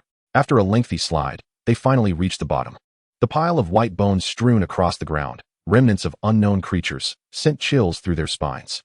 As they ventured deeper, they encountered a peculiar round iron door, adorned with several carved serpents, and felt a premonition that the chamber lay beyond it. Just as Harry was about to use Parseltongue again to open the door, Mia stopped him. Wait, take this. As Mia handed him a handgun, Harry was momentarily taken aback. We each have one, after all. Mia distributed a gun to Hermione and Ron as well. Mia, what else do you have in that little pouch of yours? Hermione inquired, glancing at Mia's waist. Oh, just to be safe. There's quite a hefty item in there. Remember, don't make eye contact. What about me? Lockhart, familiar with Muggle firearms, believed that with his magical prowess, it would be prudent to wield such a weapon. Well, it seems we don't have enough for you, Mia said, looking rather troubled. Lockhart was displeased. What am I supposed to do? Doesn't that mean I'm doomed? Suddenly, he collapsed to the ground. Mia retracted her wand, declaring, now we're not short. She signaled for Harry to use Parseltongue to open the door. Wait, you've given us all the guns. What will you use? Harry interjected. Me? Oh, I'll manage just fine. Then, Mia produced a large-caliber double-barreled shotgun from her enchanted bag, swiftly loading it. Follow me. Upon entering the chamber, the enormous statue of an elderly man sent an unsettling chill down their spines. Ginny. Ron immediately spotted Ginny lying ahead. At that moment, a young man emerged. Upon seeing him, Hermione and Harry instinctively glanced at Mia. Do the two of them bear an uncanny resemblance? Mia pondered aloud, echoing Ron's bewilderment. Were it not for the genuine Mia standing nearby, they might have mistaken this figure for an aged version of her. At last, you have arrived. With no further ado, Mia raised her weapon and fired. What are you waiting for? Open fire, take him down. Chapter 80, Tears of the Phoenix. Engage in idle chatter with the enemy? Don't be foolish. That is Voldemort. Although merely a 16-year-old Voldemort, the eldest among them was only 12. If he were an ordinary wizard, Mia would not have been intimidated. But this was Voldemort, a wizard of equal talent who was several grades above him. Both heroes and villains often meet their demise through excessive dialogue. Mia would never commit such folly. Despite their confusion regarding Mia's immediate aggression, her resolute demeanor spurred them into action. In an instant, a hail of bullets left the 16-year-old Tom Riddle utterly bewildered. What is happening? This script is wrong. Are muggles attacking? Even as a mere fragment of a soul, Voldemort was not to be underestimated. With a few swift movements, he vanished without a trace. Hurry and rescue Ginny. Be cautious not to harm her in the process, Mia urged. The group promptly carried the unconscious Ginny out of the chamber. Upon seeing Ginny's distressing pallor, Ron burst into tears. Tom Riddle, hidden nearby, observed the Horcrux diary being taken away, his expression dark and sinister. That girl is on the brink of having her life force drained. Your current actions will only hasten her demise. Don't listen to his nonsense. He feeds on life force, and his reluctance to let us take Ginny is undoubtedly suspicious. That makes sense. Tom Riddle seethed in the shadows, his teeth clenched. Cursed little brat. Avada Kedavra. A beam of green light shot forth, causing Mia's pupils to constrict as she urged her companions to scatter. How is he capable of casting such powerful magic already? Observing the wand belonging to Ginny in Tom Riddle's grip, Mia was taken aback. His recovery was astonishingly rapid. Had Mia surmised something? You are correct. Prior to this, I had already absorbed the life force of that foolish Slytherin. I must say, you are quite astute. You initially sensed that little elf, then discovered Flint. I must admit, your intellect is a gift from me. So, do you not wish to know how I came to know all of this? I have no interest, was Mia's straightforward and decisive reply, accompanied by a barrage of gunfire. Seeing Mia remain unaffected by his taunts, Tom Riddle's frustration reached a boiling point. Though he dared not lay a hand on her, he was aware of Mia's lineage and shared the same thoughts as his future self. Suddenly, a beam of crimson light shot forth from an unknown source. The immense force caused Mia to lose her grip on the gun, which fell to the ground in a disarray of parts, prompting several to exclaim in alarm. Mia, be careful. Your gun is damaged. We should take Ginny away first. Harry urged anxiously. No need. I shall handle this. Ron, take Ginny to safety, and Hermione, combat is not suited for you. We cannot abandon you. You cannot face him alone. Hermione protested, firing her weapon as she spoke. It is unnecessary. My resolve is firm. Even unarmed, I will stand my ground. With determination, Mia advanced, climbing atop a serpentine statue. Under the gaze of her companions, she drew a machine gun, deftly loading the ammunition and securing the belt across her shoulder. The gunfire erupted, the fiery tongues of the muzzle dancing wildly as a torrent of bullets rained down upon Tom Riddle. The overwhelming firepower left Tom too intimidated to show his face. Suppressed and frustrated, he attempted to summon the basilisk using Parseltongue, but to his bewilderment, it did not respond. At that moment, a melodious bird call echoed through the chamber. A great red bird soared in, and upon entering the lair, Fawkes beheld the chaotic scene of unrelenting gunfire. Blimey, he exclaimed, dropping the sorting hat from a distance before fleeing. With a clatter, Harry noticed that alongside the hat, a sword had also fallen. That was close. It nearly hit me. Meanwhile, Tom Riddle, infuriated by the failure to summon the basilisk, unleashed a spell that caused a collapse, destroying the machine gun in the process. Mia, the others cried out in terror. I am unharmed, Mia reassured them as she emerged unscathed from the rubble, allowing her companions to breathe a sigh of relief. Let us move. The ammunition is depleted, and your gun is wrecked. No need to panic. Mia then glared menacingly at the distant Tom Riddle. How dare you destroy my gun?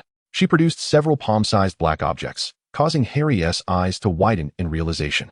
Watch me blow you to smithereens. Mia magically guided the grenades towards Tom Riddle. Boom. The ground trembled violently. The basilisk, hidden deep within, felt the commotion above and was relieved to be far enough away to escape the chaos. Tom Riddle was utterly bewildered. What on earth is happening? Is this really Hogwarts?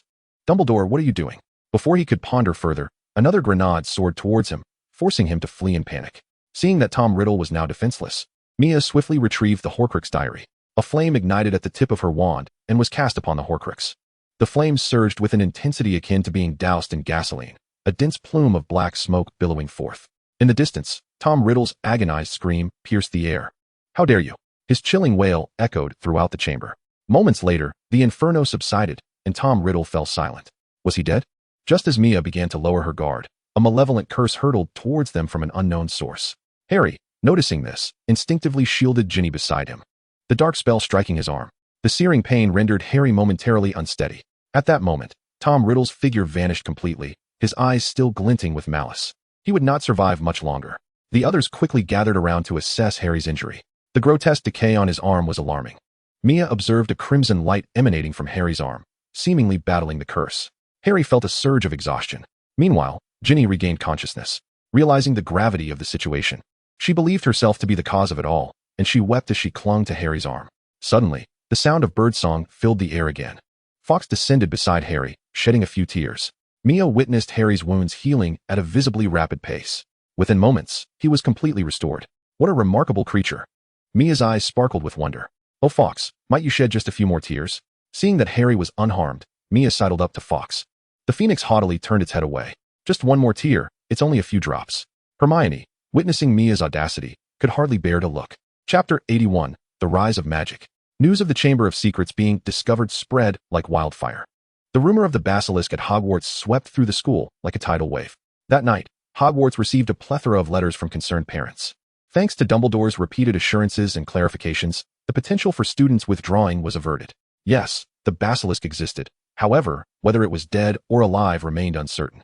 Some with ulterior motives seized the opportunity to launch a fervent attack on Dumbledore, with Lucius Malfoy leading the charge.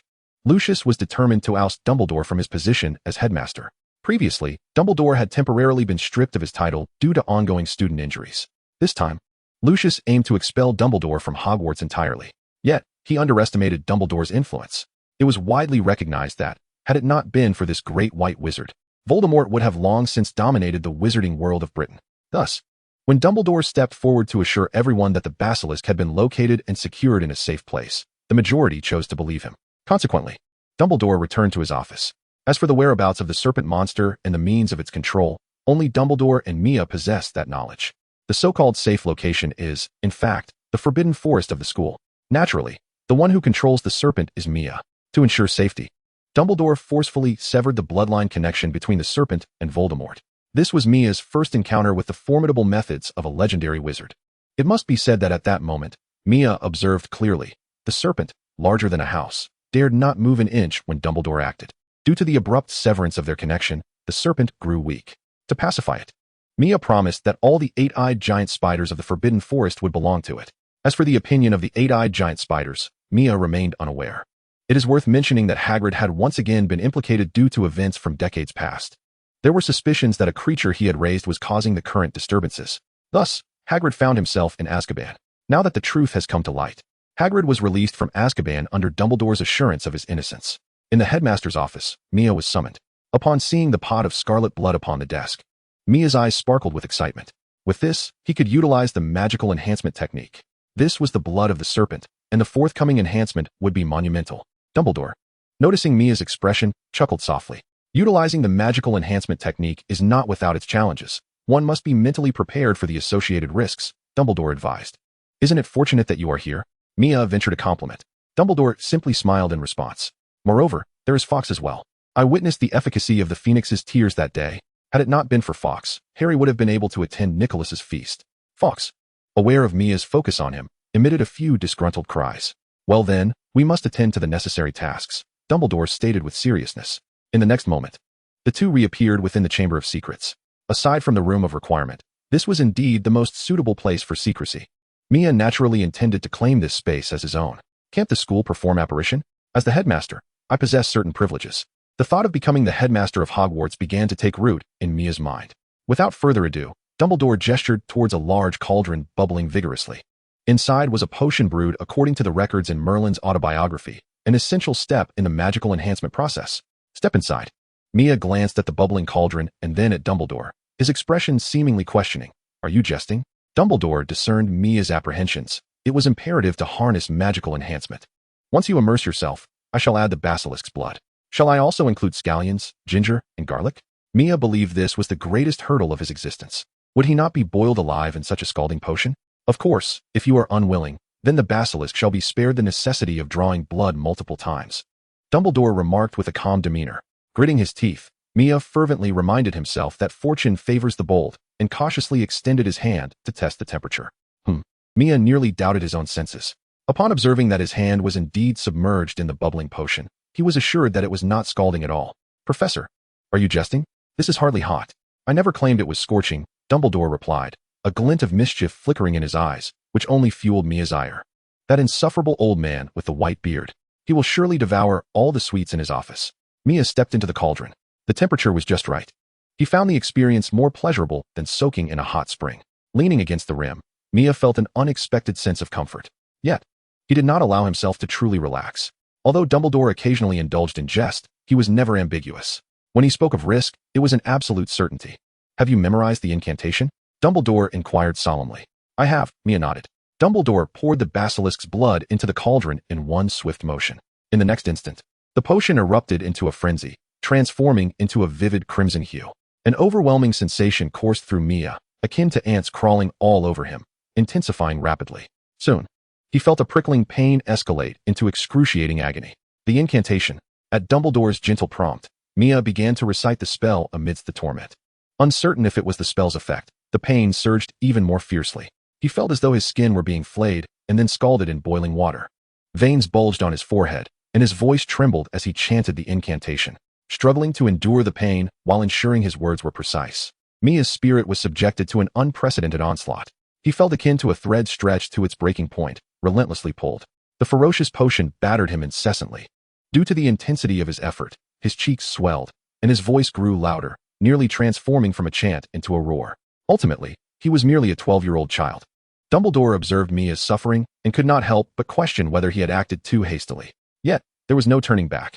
Mia acutely felt the surge of magical power within him, boiling alongside the potion. A force surged from every inch of his skin into his body, stimulating a frenzied growth of magic. This sensation of escalating power was strikingly vivid. Mia navigated her pain and joy simultaneously. In Chapter 82, Dual Assistant. Had it not been for the barely audible incantations escaping Mia's lips, Dumbledore might have believed she had succumbed to unconsciousness. Observing Mia's struggle to articulate the spells amidst her disoriented consciousness, Dumbledore felt a profound sense of compassion. As the illustrious white wizard capable of subduing the most perilous dark sorcerer, Voldemort, he had, of course, employed the magical enhancements detailed in Merlin's autobiography. Moreover, owing to the close ties between the Dumbledore family and the Phoenix, he had consistently utilized the blood of the noble Phoenix, rivaling that of the unicorn. The blood of the basilisk, equally potent, was a pain Dumbledore understood well. It was only after turning 20 and becoming a professor at Hogwarts that he discovered the method for magical enhancement in the restricted section. By then, he had already honed his skills, possessing a considerable resilience to suffering. In contrast, Mia, at merely 12 years old, lacked the prowess of an adult wizard. Yet, enduring such torment while maintaining consciousness to recite spells showcased her formidable will. Dumbledore was unequivocally certain that if Mia could mature, her achievements would undoubtedly rival, if not surpass, his own. As for Mia's father, Voldemort, a mere thought of him made Dumbledore shake his head in dismay. He had encountered the most extraordinary student in Voldemort, whose untamed spirit resonated with the youthful vigor he once possessed. However, he gradually discerned the chilling cruelty harbored within such brilliance. The subsequent events added another layer of regret to his life, and in the latter part of his existence, he yearned to avoid such sorrow again. Thus, he was resolute in preventing Mia from becoming the next Voldemort. The magical realm required a sagacious leader, not a brutal Dark Lord. At that moment, Dumbledore's gaze sharpened. The time was approaching. As Mia spoke the final syllable, the potion in the cauldron began to boil vigorously once more. Yet, in the next instant, the potion contracted violently, and a surge of potent magical energy flooded into Mia's being. Dumbledore distinctly sensed the external magic stimulating the growth of her innate magical power. Mia's magical essence surged exponentially, and what Dumbledore valued most was the increasingly robust strength of her soul. The soul serves as the foundation of magic. Without sufficient soul strength, magic becomes uncontrollable. Thus, the extent of Mia's soul's enhancement was unequivocally a positive development. Dumbledore nodded with satisfaction, perhaps due to Mia's tender age. Her current advancement already surpassed the magnitude of his own initial enhancement, as he recalled it. He surmised that Voldemort's growth at that time would likely pale in comparison to Mia's. He remembered well that Tom Riddle first exhibited a surge in magical power during his 5th year, while Mia had achieved this even earlier. In the future, the growth that Mia achieves through the enhancement of magical power will far surpass anything Voldemort could ever attain. It is crucial to remember that Voldemort, after departing from Hogwarts, lost the opportunity to acquire basilisk blood. Otherwise, why would he have been so eager to return to the school to take up a teaching position?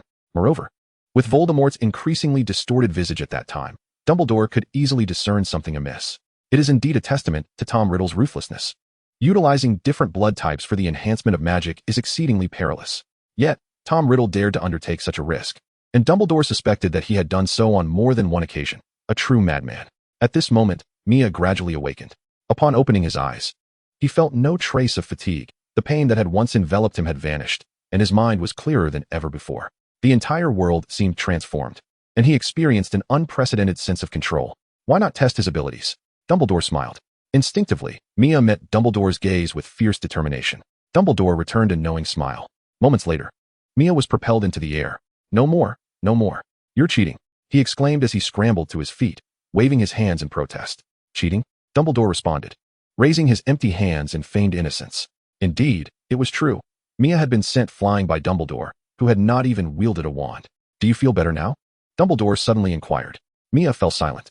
Compared to the fervor he had felt upon awakening, he now sensed a profound reality settling in. It appeared that Dumbledore had mitigated the disorientation caused by the sudden surge of his magical power.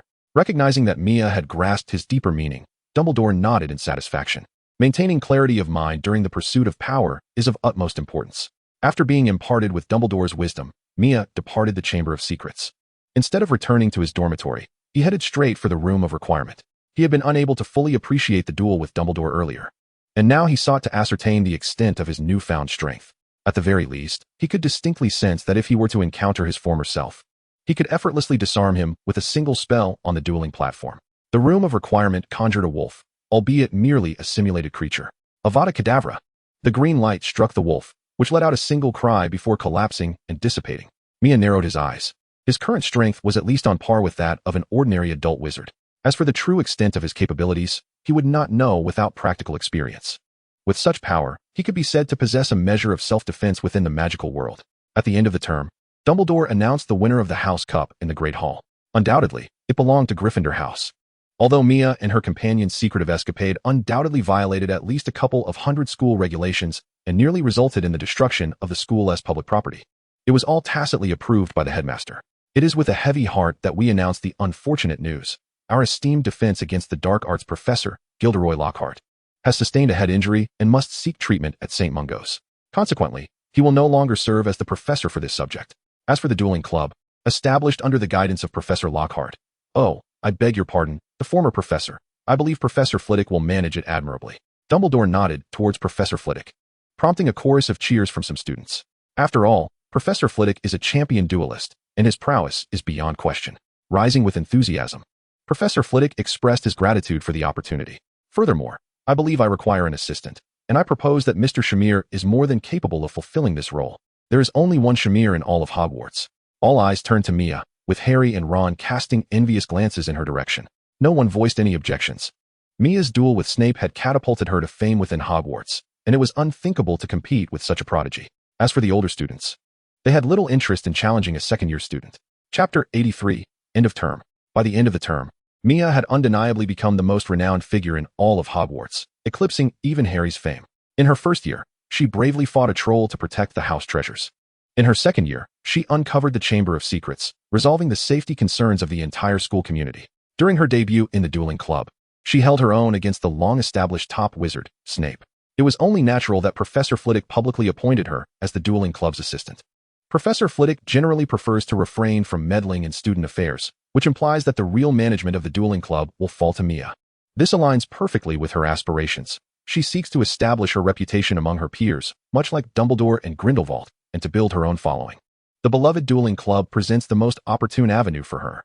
However, when it comes to building her entourage, Mia considers Dumbledore and Grindelwald as more worthy role models. As for Voldemort, she has no desire to become a leader of a terrorist organization. Ruling through fear is not a sustainable strategy. Once, Voldemort's might was formidable. Yet after his downfall in Godric's Hollow, those so-called loyal Death Eaters hastily scrambled to pledge their loyalty elsewhere. Only a few remained steadfast in their search for Voldemort. In the ensuing Battle of Hogwarts, when Harry's feigned death was revealed, a multitude of Death Eaters fled the scene. What use is such a following? Mia believes that Tom Riddle's early philosophies were particularly fitting for him, particularly the notion of leveraging the psychology of adoration to amass followers. Mia has already achieved preliminary success in this endeavor.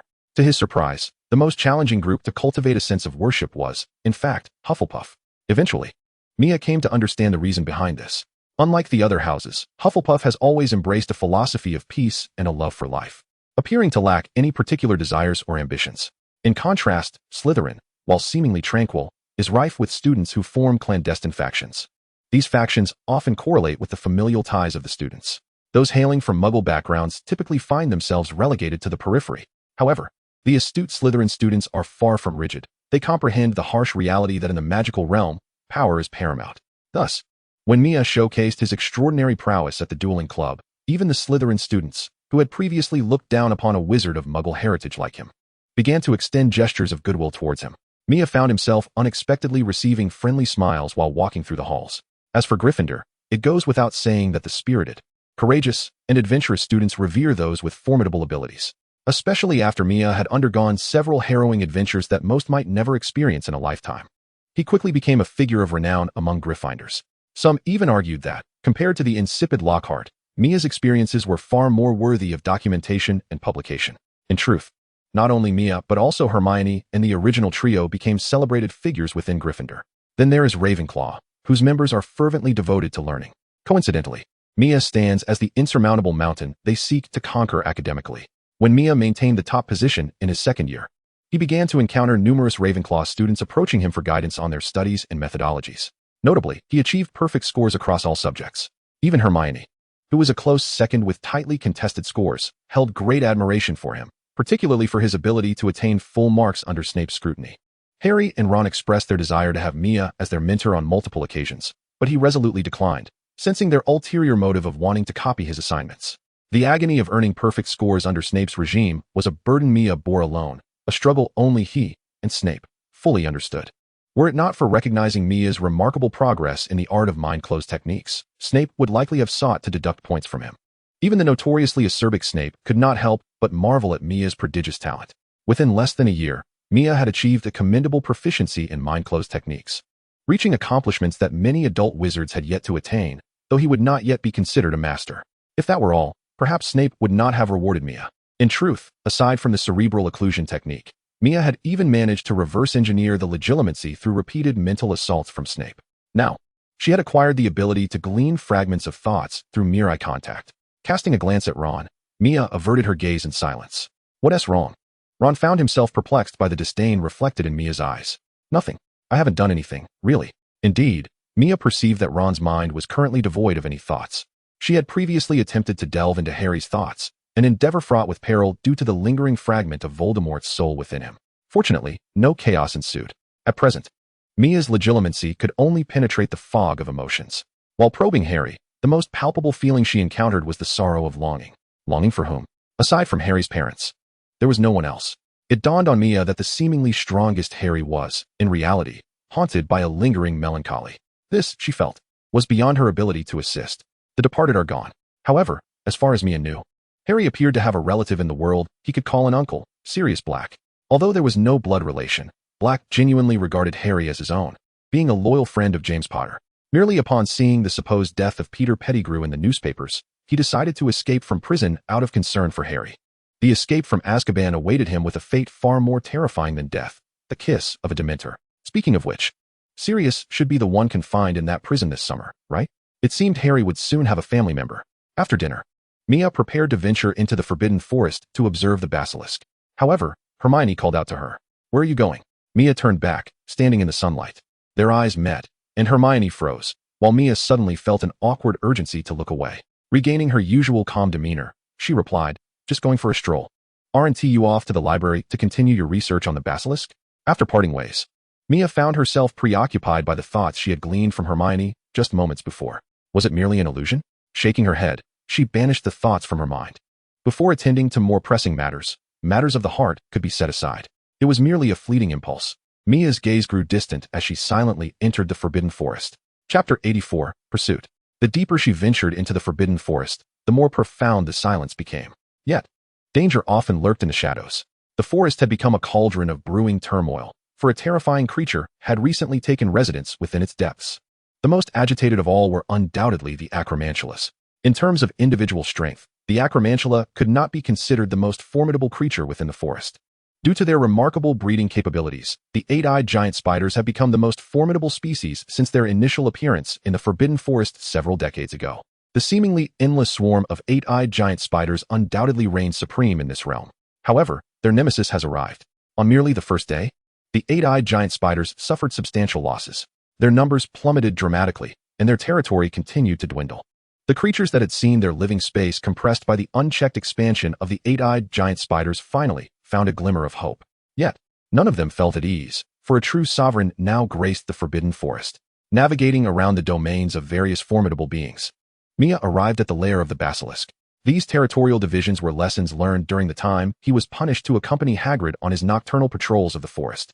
Unbeknownst to Mia, he had inadvertently trespassed into the territory of a significant entity. From a distance, the basilisk sensed Mia's presence and hurried over to greet him. Gazing at the creature whose head was larger than its body, Mia found it somewhat endearing. Feeling a small creature in his arms stirring in protest, Mia gently patted it to soothe its agitation. Observing the basilisk's animated demeanor, Mia surmised that the eight-eyed giant spiders had recently faced dire circumstances. He hoped Hagrid would forgive him. Nevertheless, Mia harbored no fondness for spiders, and he welcomed the basilisk's assistance in eradicating them. After all, he wished to avoid a repeat of the chaos during the climactic battle at Hogwarts, when a swarm of eight-eyed giant spiders had emerged to wreak havoc. Entrusting the basilisk with the guardianship of the Forbidden Forest was also a strategic move to prevent certain species from being swayed by Voldemort. The connection between the basilisk and Voldemort had been forcibly severed by Dumbledore. As long as Mia, with his pure bloodline, remained, Voldemort could not command the basilisk. Before Mia could exchange pleasantries with the creature, a sudden rush of wind swept in from behind. Avada Kedavra! A thick serpentine tail arrived faster than the green light, hurling a shadowy figure backward with a whimper. The basilisk's eyes gleamed with fury. It was intolerable that any creature would dare attack its heir in plain sight. It seemed time to make its presence known to the inhabitants of the Forbidden Forest. Mia instinctively positioned himself within the protective circle of the basilisk. His gaze fixed on the struggling figure attempting to rise. A wolf. No, it stood upright, a werewolf. He had been aware of the existence of werewolves in the Forbidden Forest, but this was his first encounter. Suddenly, Mia was taken aback. Could this be Lupin? Yet, upon further reflection, he dismissed the idea. For one, it was daylight. There was not even a hint of a moon, let alone a full one. Moreover, while Lupin was indeed a werewolf, he had been forced into that existence. Aside from the full moon, it was unlikely he would wander into the Forbidden Forest in such a form. Thus, he was confronted with a wild werewolf. However, those who dare to assault him shall no longer have a place in the Forbidden Forest. Eliminate it. Mia coldly issued the command. In an instant, a glint of cold light flashed in the enormous yellow eyes of the serpent creature. The werewolf, locked in its gaze, lost the spark of life in its eyes and collapsed to the ground. The serpent did not pursue further actions. The spoils were to be presented to the heir. Ahem. I shall forego the meal, yet the belongings on its body may prove useful to me. Mia approached to inspect the werewolf's corpse. Apart from internal injuries, there were no visible wounds on its surface. Even its fur could fetch a handsome price. However, as Mia was aware, due to the existence of certain half-werewolves, no one would dare to trade materials from werewolves openly. To convert these items into coin, he would have to visit Nocturne Alley. He stored the corpse in a seamless expansion bag and, escorted by the serpent creature, departed the Forbidden Forest. As the term concluded, the group once again boarded the Hogwarts Express to leave the school. At the station, Hermione suddenly turned to Mia and asked, "May I come to your house during the summer?" "Only if you wish," Mia shrugged nonchalantly. "I will come too." Harry had no desire to remain at the Dursleys for a moment longer. Following their previous visit to the Dursleys, the couple no longer dared to confine Harry, and were even eager to leverage Harry's connection with the Schammel family. "Aren't you going to keep Dobby company?" Mia teased. At the end of the term, Lucius had aggressively sought out the headmaster for a sense of relevance. It was then that Harry learned that many previous events had been orchestrated by the Malfoy family's house elf. Dobby, for instance, the sealing of the station's pillars. Initially, Harry had believed that the Malfoys intended to harm him. However, upon uncovering the truth, he felt a sense of gratitude towards Dobby and sought to secure his freedom. "Don't mention it. Ever since then, Dobby has been incessantly pestering me." Harry cautiously surveyed his surroundings and lowered his voice. "Dobby is truly bothersome." "Really? Does Harry Potter truly find Dobby bothersome?" Suddenly, Dobby appeared, causing Harry to flounder amidst the Muggle world. Mia promptly cast a Muggle-repelling charm, ensuring that the nearby Muggles overlooked Dobby's presence. Observing Mia's calm demeanor, Hermione instinctively clenched her small fists. The disparity seemed to grow ever wider. While she lingered over her studies, Mia appeared to have truly become a wizard, effortlessly wielding intricate magic. Unbeknownst to Mia, who remained oblivious to Hermione's thoughts, after forcibly casting a forgetting charm on Dobby, he returned home. Before parting ways, the group had agreed to spend the summer together. Ron was not included, as the Weasley family had won the lottery and planned to embark on a family trip. Even before the agreed-upon date arrived, Mia took advantage of her free time to visit Diagon Alley. However, his destination was the Alley of Upside Down. Cloaked in a voluminous robe, Mia had begun to acclimatize to the surroundings.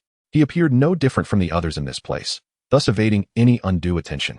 Upon discovering a shop, Mia presented the proprietor with the corpse of a werewolf. The sight of such a remarkably intact werewolf body startled the owner. Only upon realizing that the creature was deceased did he manage to contain his excitement. Perfect, simply exquisite. The tremor in his voice betrayed his exhilaration. You used a killing curse, didn't you? This does not concern you, Mia replied, his raspy yet deep voice emanating from beneath the hood. A clever alteration of his voice. After a brief negotiation, Mia departed the shop with 5,000 gold gallons in hand. Yet, his pace quickened as he became aware of a pursuer trailing behind. Chapter 85, The Family Feast. Under the cover of his dark robe, Mia's speed intensified. Upon reaching a corner, he turned into a dead-end alley. Indeed, he had chosen a rather fortuitous spot for his demise. A heavy voice of derision echoed from behind. The newcomer bore ill intentions. After a moment's contemplation, Mia lowered his hood. The short-haired man's face displayed a flicker of surprise upon seeing the youthful visage concealed beneath the robe. A child? He mused. Very well. If you seek death, then death you shall have. Noticing that the boy was merely in his early teens, the man relaxed his guard and became more loquacious. Mia detected this shift, and a subtle smirk graced his lips. He feigned terror, exclaiming, "Why do you wish to kill me?" The man's eyes glinted with malice. "I witnessed you trading for a werewolf's corpse. What does that have to do with your desire to kill me?" Mia countered, "Could it be that you are a werewolf?" The man's expression shifted again, a hint of cleverness flickering in his eyes. Enough with the chatter. Avada Kedavra. The man's face froze as the green light appeared. At the moment the spark of life extinguished from his eyes, he could not fathom how a mere child could unleash such a potent and lethal curse. Observing the corpse slowly transforming on the ground, Mia disdainfully kicked it. Then, the shopkeeper, witnessing the return of the diminutive figure cloaked in black, inquired with confusion. "Our transaction was settled, right? I am not responsible for anything beyond the counter." Upon noticing another werewolf body on the counter, the shopkeeper's expression grew blank. "What are you dawdling for? Hurry and tally the goods. Ensure the exchange is complete without wasting my time," Mia urged the proprietor in his raspy voice. The shopkeeper, regaining his senses, promptly began his inspection. As before, the body bore no signs of injury, an unequivocal treasure. The previous matter was still somewhat uncertain, but the shopkeeper was unequivocally certain that the present werewolf corpse had succumbed to a killing curse. The wildly dilated pupils were one of the telltale signs. The shopkeeper's eyes flickered with hesitation, torn between words. "Speak your mind," Mia urged in a low voice. At that moment, in the shopkeeper's eyes, this diminutive figure clad in a black robe had become a formidable character, one capable of slaying werewolves on at least 2 occasions. Little did he know that the individual before him was merely a second-year student from Hogwarts. Well, soon to be a third year. Do forgive my unsolicited comments. Werewolves are notoriously unified. If they were to discover your identity. The shopkeeper's words trailed off, but Mia comprehended the implication. He had already witnessed the werewolf solidarity. Had it not been for his enhancement through the magical fortification method, he might very well have met his demise today. It appeared that traversing Nocturne Alley while concealing one's identity was indeed prudent. "Thank you for the warning." Noticing the shopkeeper's veiled expression, Mia refrained from pressing further. Upon leaving the shop, Mia found his pockets enriched with an additional 5,000 galleons. And 20 more, gleaned from the werewolf's belongings. Werewolves were truly destitute. Unbeknownst to him, Mia seemed to be developing a fondness for the sensation of wealth effortlessly accumulating as he walked. His pockets now boasted a modest fortune. He promptly purchased a pristine, seamless expansion bag from the store. Content, he patted the new bag, relieved that he no longer had to worry about anything spilling out. As he departed from Diagon Alley, Mia cast a glance at the day's newspaper. There, emblazoned in print, was a photograph of the Weasley family in Egypt. Now, everyone would know that the Weasley family had struck gold. Even Sirius, far away in Azkaban, would soon learn of it. Reflecting on the memories, Mia recalled that third year would likely pose no perilous challenges. The most dangerous presence appeared to be Remus Lupin, the werewolf, along with the Dementors dispatched by the Ministry of Magic to seek out Sirius. Thus, the Patronus charm deserved a place on his study agenda. This was an advanced spell, one that many adult wizards might struggle to master. Its primary function seemed to be the expulsion of such sinister entities as Dementors. In reality, this charm had been modified by Dumbledore, specifically designed for members of the Order of the Phoenix to convey messages. The Patronus charm was not an uncommon spell, so Mia possessed the means to study it. The key lay in joyful memories. Even if fabricated, they sufficed as long as they evoked happiness. For Mia, this was no challenge. A mere recollection of certain moments from his childhood would elicit a smile. All the prerequisites for practicing were in place. Yet Mia found himself in the Muggle world, where magic could not be exercised. Nevertheless, he had no intention of hastily returning to the magical realm. Since starting school, he had scarcely seen his family. This summer, he was determined to spend quality time with them.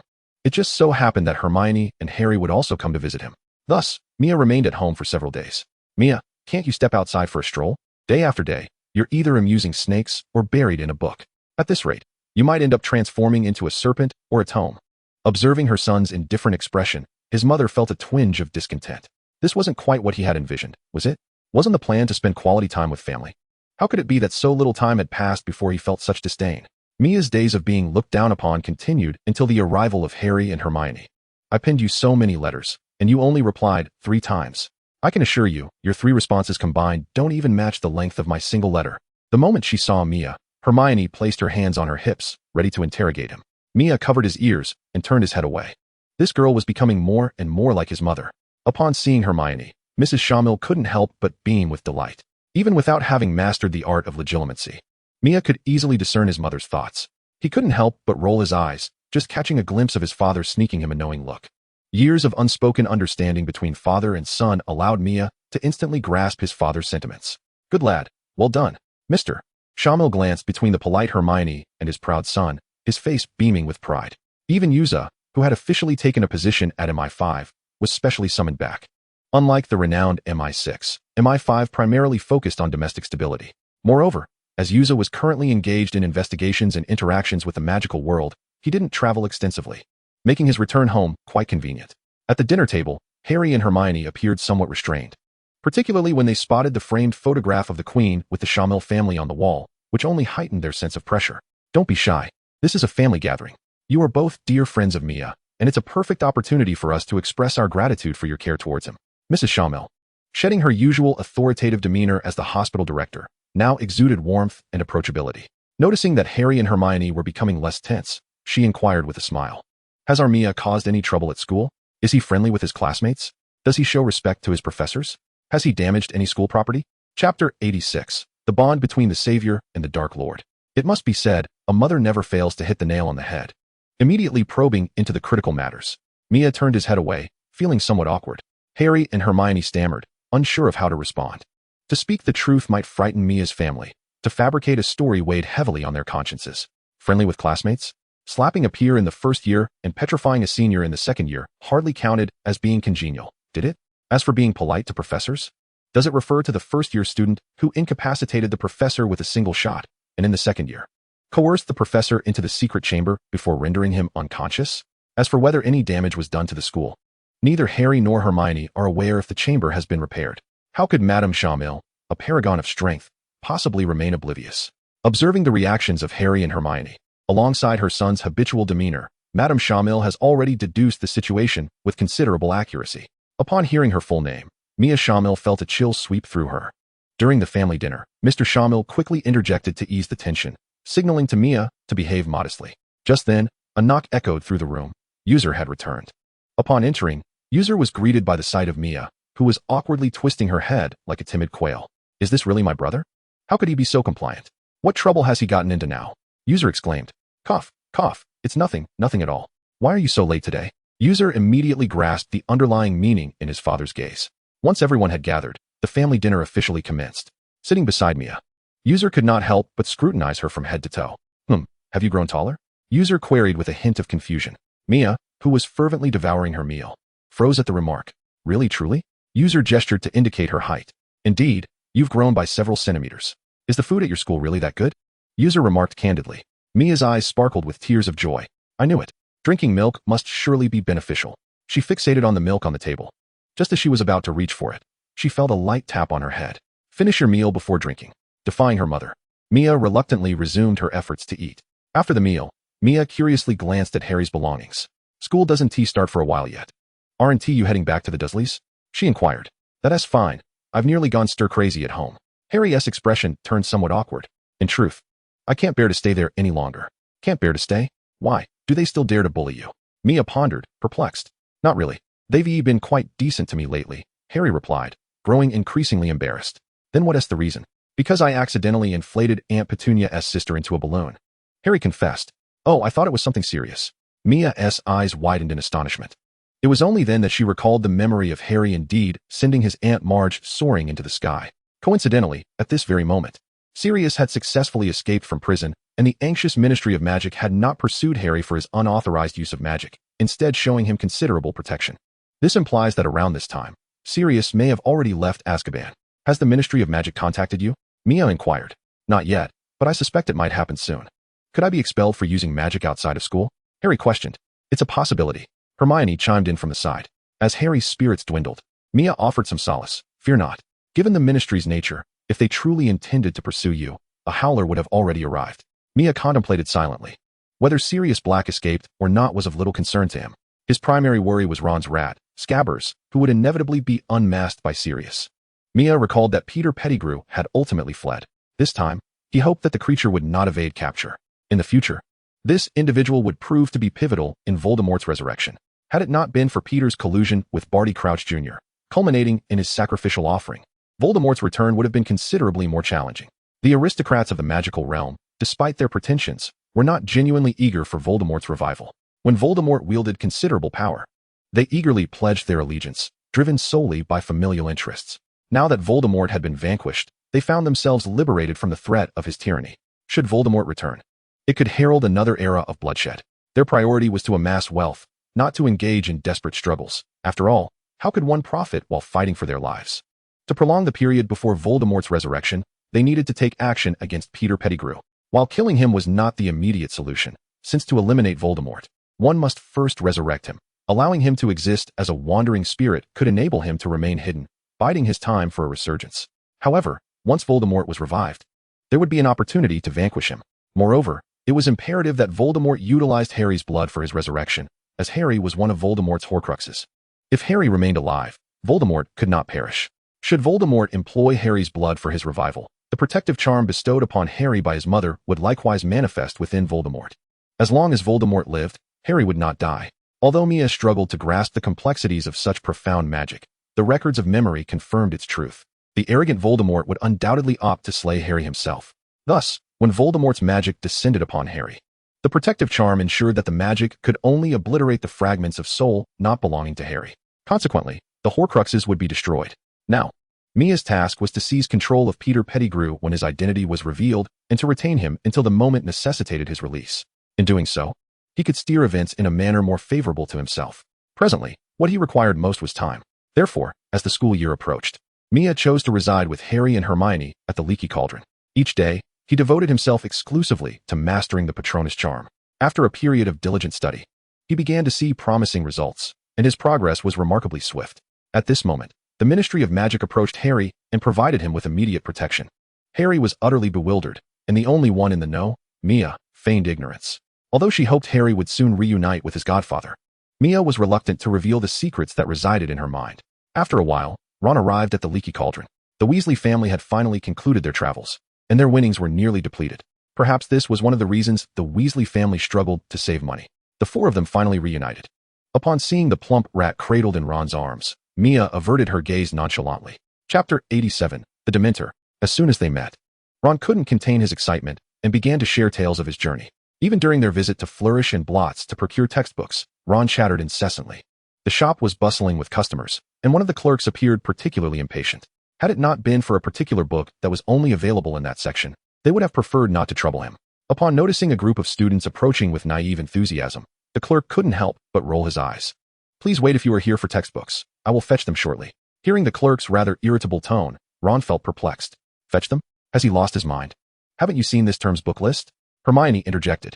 The book on magical creatures is the required text for this semester's Care of Magical Creatures class. It is said to be a self-moving book. Ron merely shrugged, appearing unimpressed. They waited for quite some time until the clerk emerged, grinning and bearing several volumes. His body mottled with bruises. What have you done? Take them and settle the payment at the front desk. As Ron accepted the books and noticed the tightly bound leather straps, curiosity got the better of him. You'd best not touch that, Mia cautioned him. It can be quite dangerous. Really? During their conversation, Ron inadvertently slipped, and the leather strap sprang open. Chaos ensued. When they finally rescued Ron, he waved his hands frantically, demanding to be kept away from the book. A book that bites should surely appeal only to Hagrid. Mia recalled that this semester Hagrid was set to take over as the professor for Care of Magical Creatures. Deep down, Mia believed Hagrid was the most suitable choice. Even those so-called magical zoologists could hardly rival Hagrid's care for animals. However, given Hagrid's nature, he would likely prioritize the creatures over the students. This very textbook was a prime example. It was evident that Hagrid had not considered the student's ability to handle such a book. Once the book was securely bound, Mia placed it into her undetectable extension charm bag, wary of the possibility that it might wreak havoc on her newly acquired possession. In truth, Mia believes that at crucial moments, this object can serve as an excellent means of self-defense. Her stay at the Broken Cauldron was brief, and soon the day of school commencement arrived. Although the time was short, Mia managed to hastily familiarize herself with the guardian charm. At the very least, she felt prepared to handle any Dementors that might intrude upon their train compartment. According to her recollections, there would be Dementors boarding the train en route to Hogwarts to conduct searches, drawn in by the presence of Harry's Horcrux and the aura of fear surrounding him, likely invading the compartment occupied by the group. Mia held a deep aversion to such creatures capable of reading others' thoughts. Before boarding, Mr. Weasley took Harry aside for a lengthy conversation. As the train was about to depart, the group hurriedly boarded. The compartments were filled to capacity, and they found themselves squeezing into one that was only occupied by a solitary figure. The individual was shrouded in clothing, seemingly asleep. Mia surmised that this must be Lupin. Reflecting on the infamous trio of Harry's father, this Lupin was likely the most affable among them. Unfortunately, the kindest of them was also a werewolf. With the recent full moon having passed, it was likely that Professor Lupin had endured considerable hardship. Confirming that the stranger was indeed fast asleep, Hermione secured the compartment door. "What did Mr. Weasley discuss with you, Harry?" Before Harry could respond, Hermione answered her own question. It must be about Black. The mention of Black prompted a look of understanding among them. Recently, the news of Sirius Black's escape from Azkaban had dominated the headlines. A monumental event, as no one had ever managed to escape from that notorious prison. Azkaban was infamous within the Wizarding World. It had once merely been an abandoned noble castle. Its desolation stemmed from the inexplicable emergence of a multitude of Dementors. The Ministry of Magic had never thoroughly investigated the bizarre circumstances surrounding this phenomenon. It wasn't until an infamous figure suggested imprisoning criminals there that the crime rate in the British wizarding community plummeted. For years, no one had ever escaped from that place, which continued to house a significant number of powerful Death Eaters who had once pledged allegiance to Voldemort. If even those formidable individuals could not breach the prison's defenses, how had Sirius Black managed to do so undetected? Indeed, wizards were more intrigued by Black's origins than his escape methods. As a close friend of Harry Potter's father, what could this erstwhile traitor possibly seek after his escape?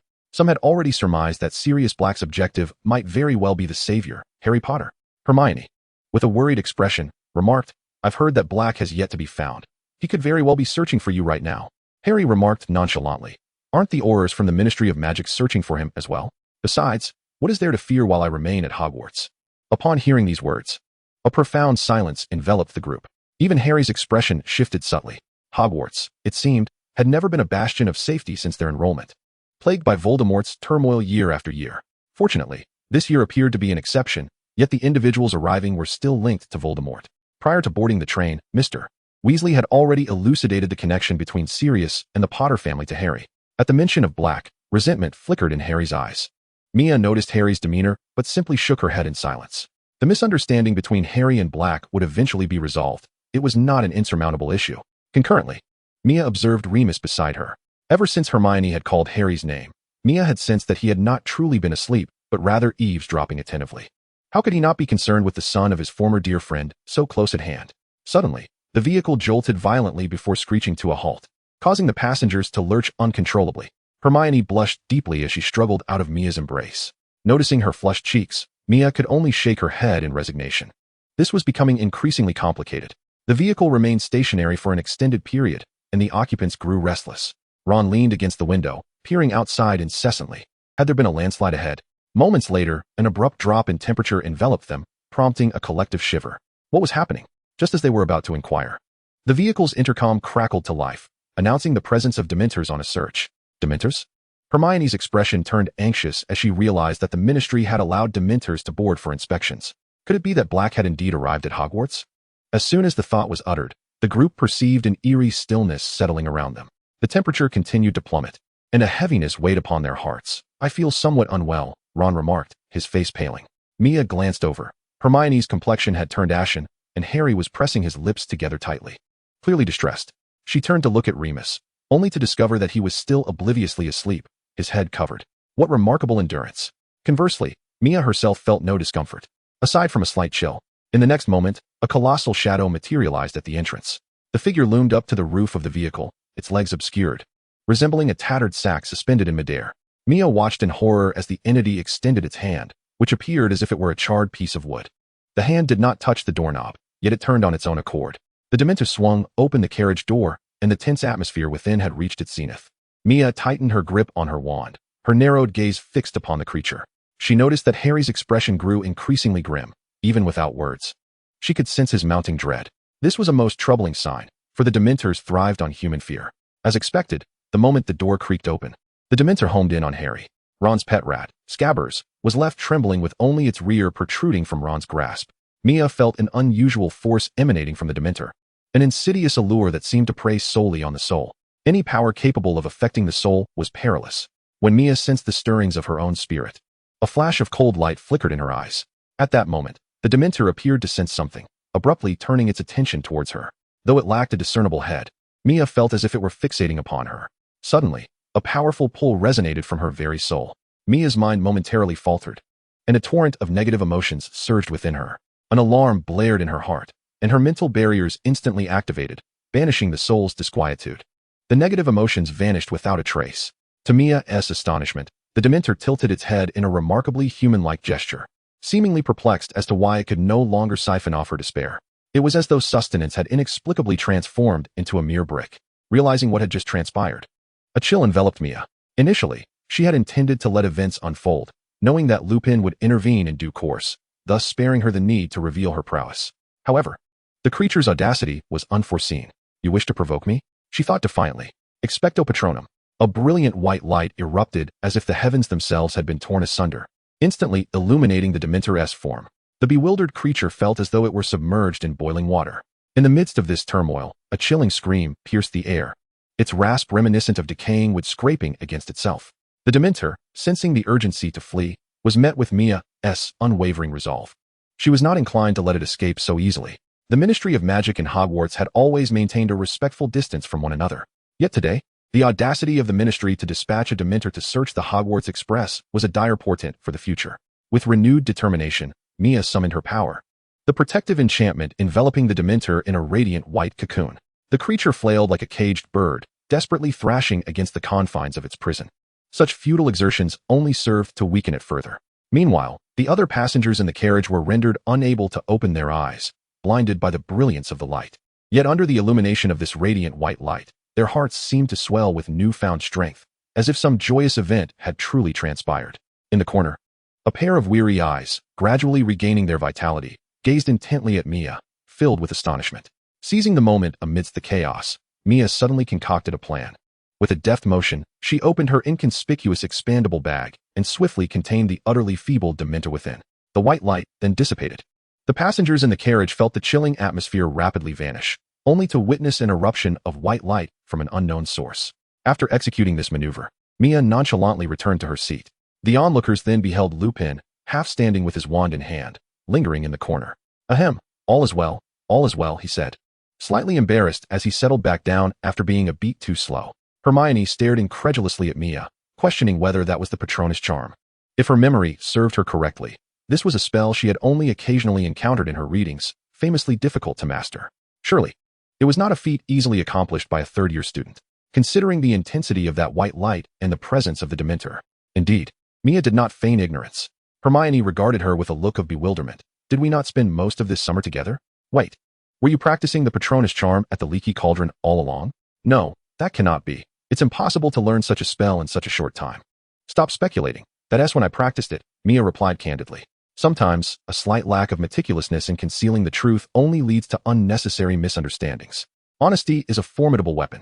That is not a spell one could easily master in the third year, Hermione remarked. What we are doing, which of it could be accomplished by a mere third-year student? Mia countered with a smile. Mia, do you know? Sometimes I genuinely wonder if you are some extraordinary wizard in disguise, Ron exclaimed. I am not some ancient relic. Wait, you are only in the third year?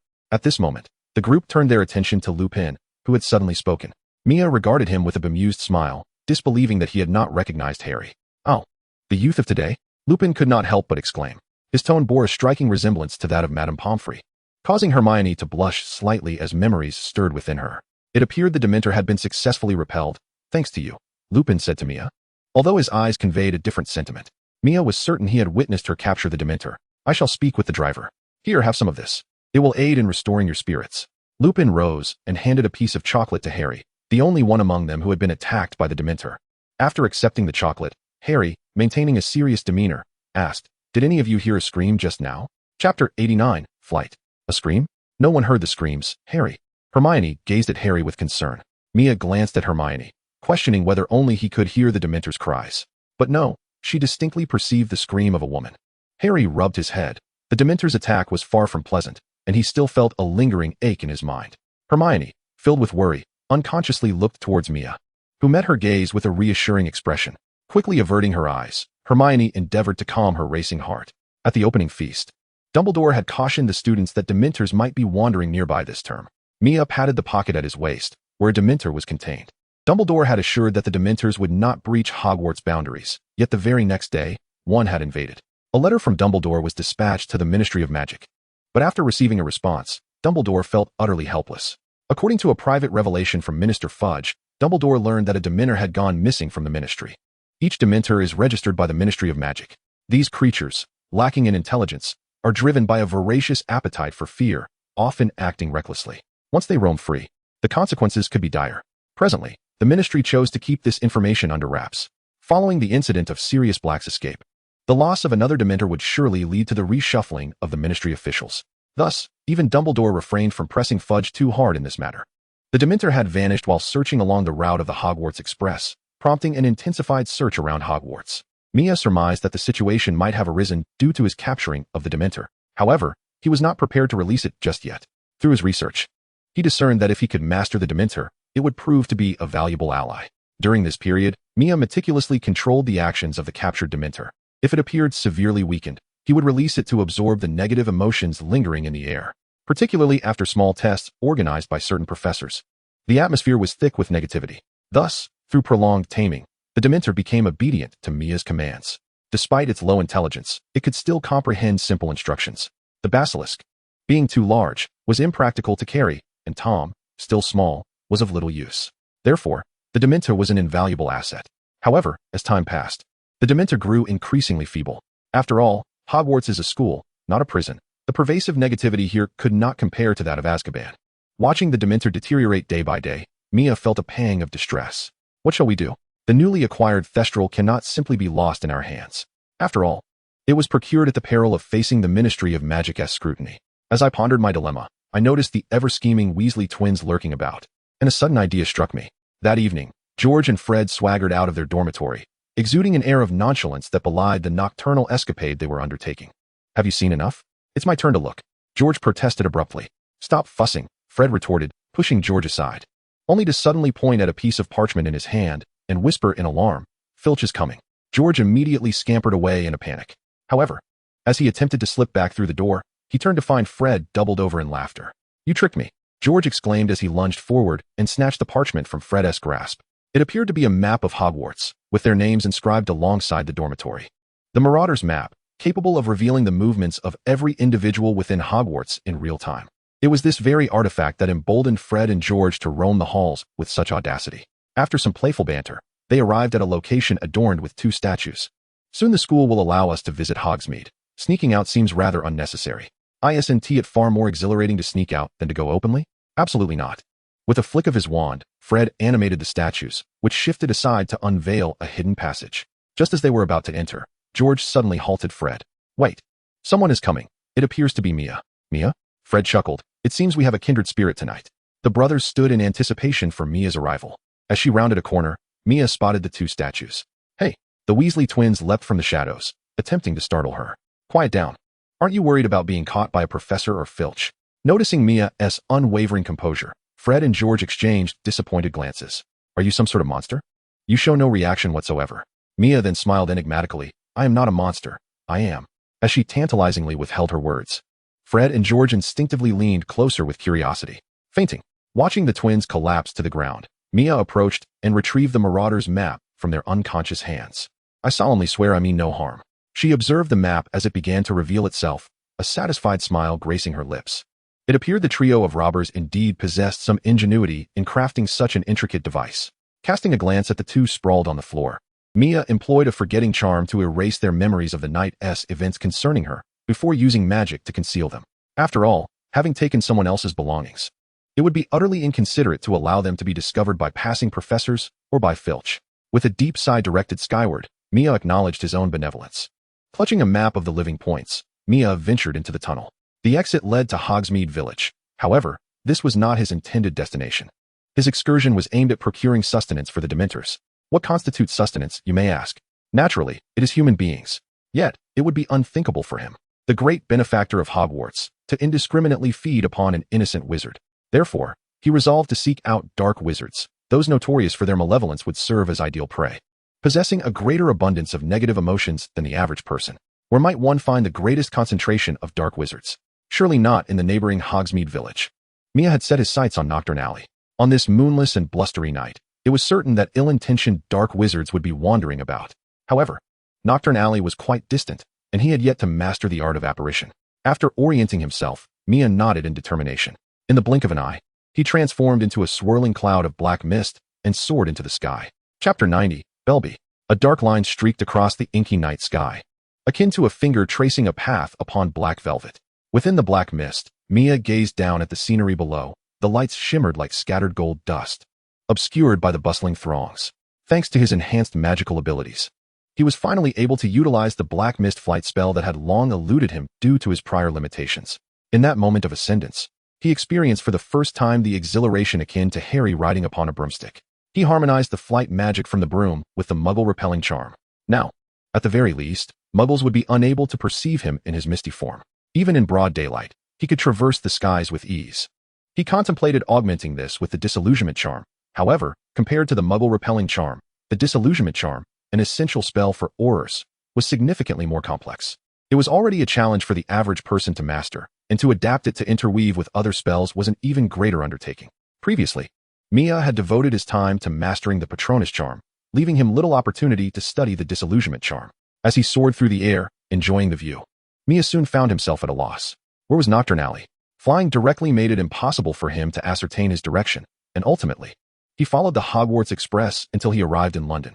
At last, he reached Knockturn Alley. After calculating the time, it had taken him merely half an hour to arrive. Given the distance from Hogwarts to Knockturn Alley, this speed, while not comparable to the instantaneous travel of apparition, was still quite commendable. By this time, Knockturn Alley had been completely enveloped in a shroud of night. The unknown lurking in the shadows posed the greatest danger. The darkness could not conceal the perils that lay within. Mia continued to shield himself within the black mist, perfectly utilizing the night to obscure his presence. At this moment, the area was sparsely populated, with only the occasional hurried figures passing by, their faces obscured. Mia was on the hunt for prey. Did you just mention that presence? A sudden voice nearby caught Mia's attention. I am certain it was there moments ago, but now I cannot fathom why it has vanished. Two men stood together, appearing no different from the black wizards who frequented the area. Yet, their familiar eyes evoked memories of a certain race, werewolves. It seemed that Mia had recently crossed paths with werewolves, having dispatched at least two already. Concealed within the shadows, Mia remained undetected, listening intently to the conversation between the two men. One of them seethed through gritted teeth, daring to slay a werewolf. That fellow will surely be hunted to death by us. Mia's brow twitched at this revelation. Could they be seeking him? Adding to the one from the Forbidden Forest. He had indeed slain two. Mia's vigilance heightened as he continued to eavesdrop. Damn wizards. One day they will taste the price of their rejection. Do not rush. That day will come. For now, let us collect some interest. One of them chuckled darkly. Just yesterday, I scratched a young child. Just imagine their laughter echoed ominously. It appeared that the relationship between werewolves and wizards was even more strained than Mia had anticipated. Just as the two reveled in their discourse, two swift and lethal black spells severed their arms. Before they could scream, their bodies collapsed to the ground, their legs similarly removed, silent and swift. The incantation seemed endless, and the two men silently writhed in agony, blood pooling around them. Mia remained hidden in the shadows, now accompanied by a Dementor. Go, feast to your heart's content. The Dementor, long coveting the opportunity, lunged with ferocity surpassing that of any werewolf upon receiving Mia's command. The Dementor's kiss was perhaps the cruelest punishment in existence. The dying would experience every torment the world had to offer. Mia's earlier actions had instilled profound fear in the two men, and now the Dementor commenced its whirlwind of consumption. Soon, all signs of life were extinguished. Observing the Dementor, Mia perceived a semblance of joy emanating from the soulless creature. Return, Mia commanded, and the Dementor obediently returned to his seamless, retractable pouch. Mia was quite pleased with the Dementor's compliance. After stripping the werewolf of its gall, Mia set fire to eliminate all traces. Perhaps this could prove to be a lucrative venture?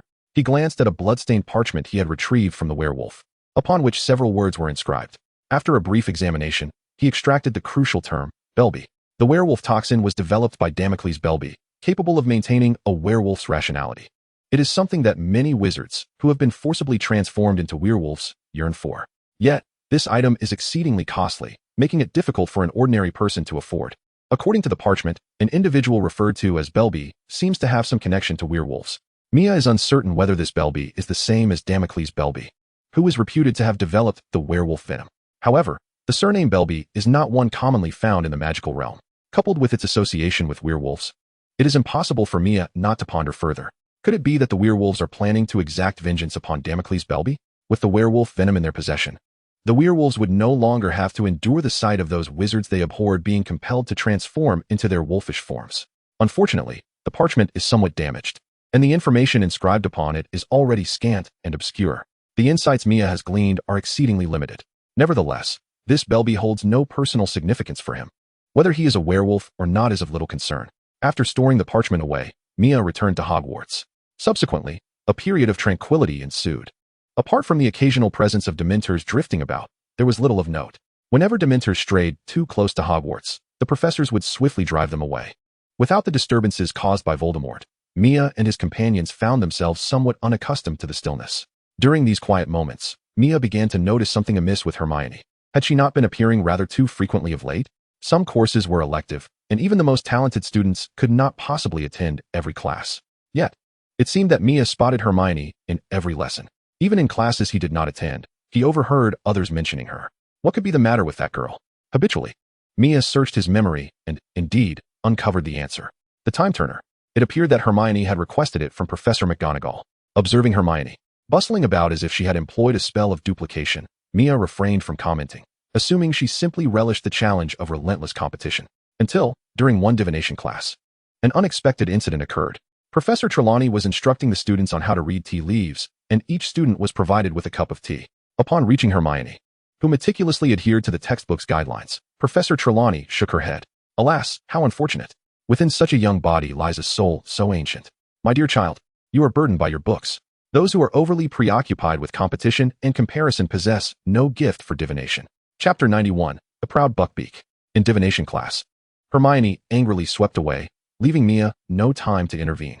After this brief episode, Trelawney approached Mia's table. Generally, Mia harbored skepticism towards divination.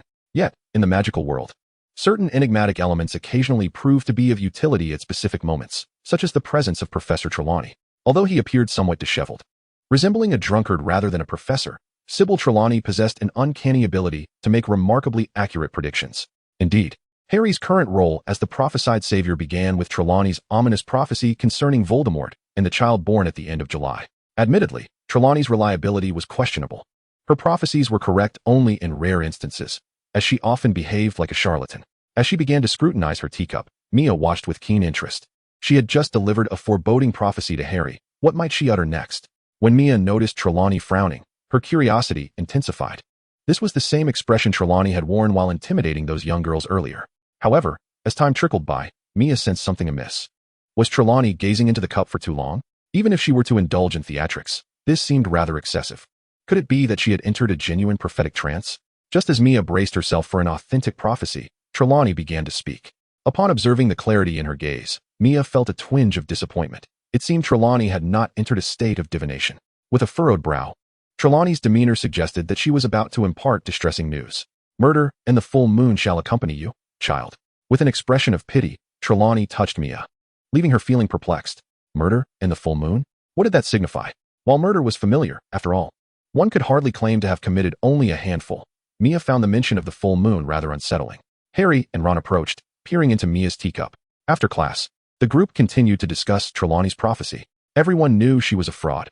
Only the younger girls placed their faith in her predictions. Ron seemed particularly disdainful. I'd wager the horoscopes are more accurate, he remarked, to which Harry nodded in agreement. In the classroom, Lavender Brown and her two friends circled around Trelawney, peppering her with questions.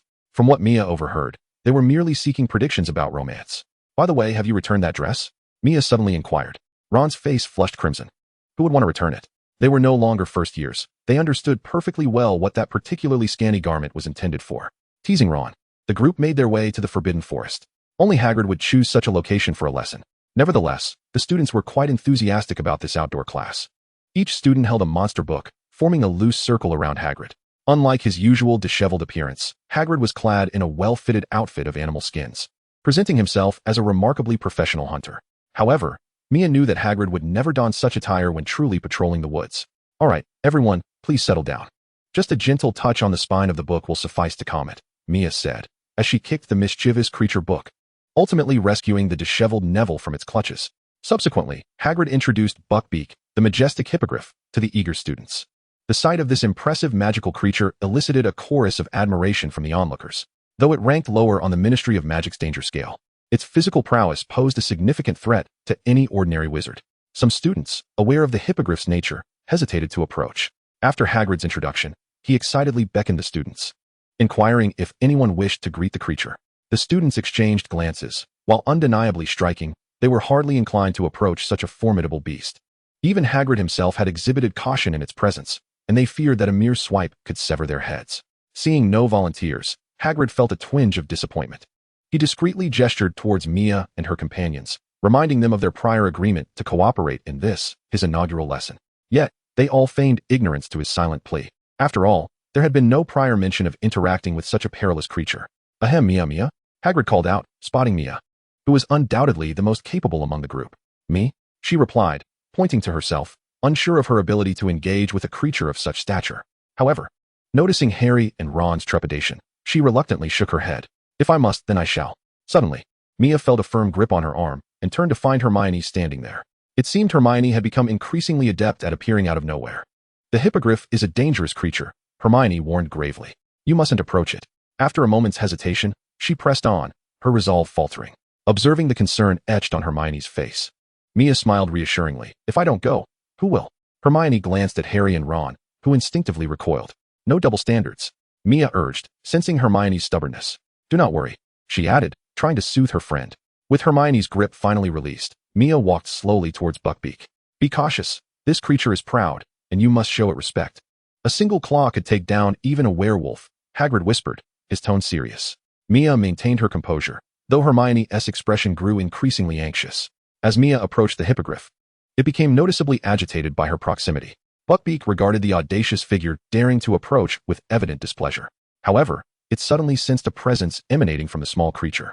Within the forbidden forest lurked a terrifying entity. Though it refrained from indiscriminately unleashing carnage, the forest had long accepted it as an enigmatic force to be utterly avoided. Every race must remember the aura of this existence to survive. Otherwise, a reckless confrontation could lead to an unmarked grave. Presently, the familiar essence that had emerged was none other than that very being. As the young wizard drew closer with each step, Buckbeak's legs began to tremble. Hagrid anxiously reminded Mia to show utmost respect and to bow first. With a thud, everyone turned to see the hippogriff kneeling on the ground, displaying a remarkable reverence. Mia was momentarily taken aback, and Hagrid was rendered speechless. The atmosphere grew awkward. "It certainly is quite polite." Mia attempted to ease the tension. Buckbeak was indeed very courteous, causing Hagrid to question the reality of what he was witnessing. Chapter 92, The Pursuit of the Werewolf. Just like that, without exerting any effort, Mia successfully tamed the hippogriff. Following her feat, Hagrid began to feel uncertain of himself. "Is there anyone else willing to try?" No sooner had he spoken than a somewhat flippant voice called out, "I'll do it." Mia glanced over and couldn't help but grimace upon seeing the golden-haired Draco. The foolish son of the landlord was about to tempt fate again. Having witnessed Mia so effortlessly subdue Buckbeak, Draco felt emboldened. He swaggered forward, naturally provoking Buckbeak's agitation. Hagrid, noticing this, rushed to intervene. "Don't be so reckless, Malfoy." At that moment, Draco was somewhat intoxicated by the collective gaze of the onlookers and paid no heed to the warning. Buckbeak was equally perplexed. Having just detected the presence of that being, now a new contender had arrived. Draco's insolence incited Buckbeak's fury. The towering creature raised its front hooves in anger, its sharp claws glimmering ominously. Killing Draco would be as effortless as slicing through tofu. Draco was instantly paralyzed by fear. "Get back!" Hagrid desperately attempted to pull Draco away. Yet, Buckbeak's speed surpassed that of any ordinary person. In the blink of an eye, Draco was on the brink of a fatal encounter. Just as Draco's nostrils caught the scent of impending doom, he suddenly felt a force hurling him away. The sound of air being split echoed as Buckbeak's front claws struck the ground with tremendous force, leaving a deep crater. Observing Draco on the ground, Mia silently retracted her wand. Everything transpired in a flash, and it seemed as though everyone envisioned Draco bleeding out on the spot. However, when Draco stood up, bewildered, the crowd finally began to process the situation. Hagrid was naturally both anxious and furious. I had warned him not to be disrespectful. Disrespectful? Draco, having regained his composure, realized that this beast intended to harm me. Do not embarrass yourself here. Who is speaking? Draco's face flushed with anger, but when he turned to see Mia's cold expression, his face turned ashen. Do you know what your behavior just now is called? Draco remained silent, as Mia approached and declared, it is called courting death. If you wish to seek your own demise, that is one thing, but when you are truly injured, you will have to return to your father to deal with a hippogriff. Naturally, Draco was indignant after being reprimanded and stubbornly attempted to retort. It was clearly trying to kill me. Kill you? Who told you to approach it? Hadn't the professor repeatedly warned that hippogriffs are dangerous? Draco glanced at Buckbeak, who was once again kneeling on the ground behind Mia. What are you looking at? Do you wish to try again? Come on, Buckbeak, show him your fierceness. Upon seeing Buckbeak poised to charge again at Mia's command, Draco immediately fled in panic. Fortunately, it was a close call without any real danger. And Hagrid let out a sigh of relief.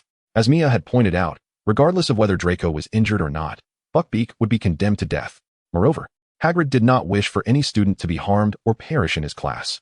Thank you for your help, Mia, Hagrid murmured gratefully. Mia waved her hand dismissively and then affectionately ruffled Buckbeak's head. Feeling the restless movement in her arms, Mia soothingly patted it. You are not so easy to handle. Are you? After class, Mia deliberately scanned the crowd and, as expected, did not spot Hermione. Shaking her head, she wondered why that girl felt the need to exhaust herself so. However, recalling that Hermione had always behaved in such a manner, Mia chose not to interfere. Ever since then, aside from in class, she had hardly seen Hermione. Mia did not mind, gradually forgetting about her existence. During this time, she had been busy flitting about. Although it was ostensibly to procure sustenance for the Dementors, the galleons in her pocket were steadily increasing. Engaging in murder and theft has always been the swiftest path to wealth. Gazing at the mountain of galleons before her, Mia contemplated whether it might be time to establish a home in the magical world. Ever since her visit to the Weasley household, this thought had grown increasingly compelling. She could never abandon her family, yet during her school years, she was unable to wield magic in the Muggle world. She needed at least a place to settle in the magical realm, thus avoiding the lack of privacy at the Leaky Cauldron during holidays. In due time, she could bring her family over, and it would serve as a delightful vacation for them, as her parents had always expressed curiosity about the magical world. Such thoughts, in the presence of so many gallons, seemed poised to materialize instantaneously. Mia had already resolved within herself and began to seek a residence for settling down. Whether acquiring a house or selecting a plot to build one, the choice of location was imperative. Recently, Mia had traversed numerous places. Though a suitable site for her home had yet to be determined, she had certainly attracted considerable trouble. Her hands were tainted with the essence of many dark wizards. Meanwhile, whispers of an anonymous hero hunting these dark sorcerers began to circulate, albeit not widely enough to reach Mia's ears.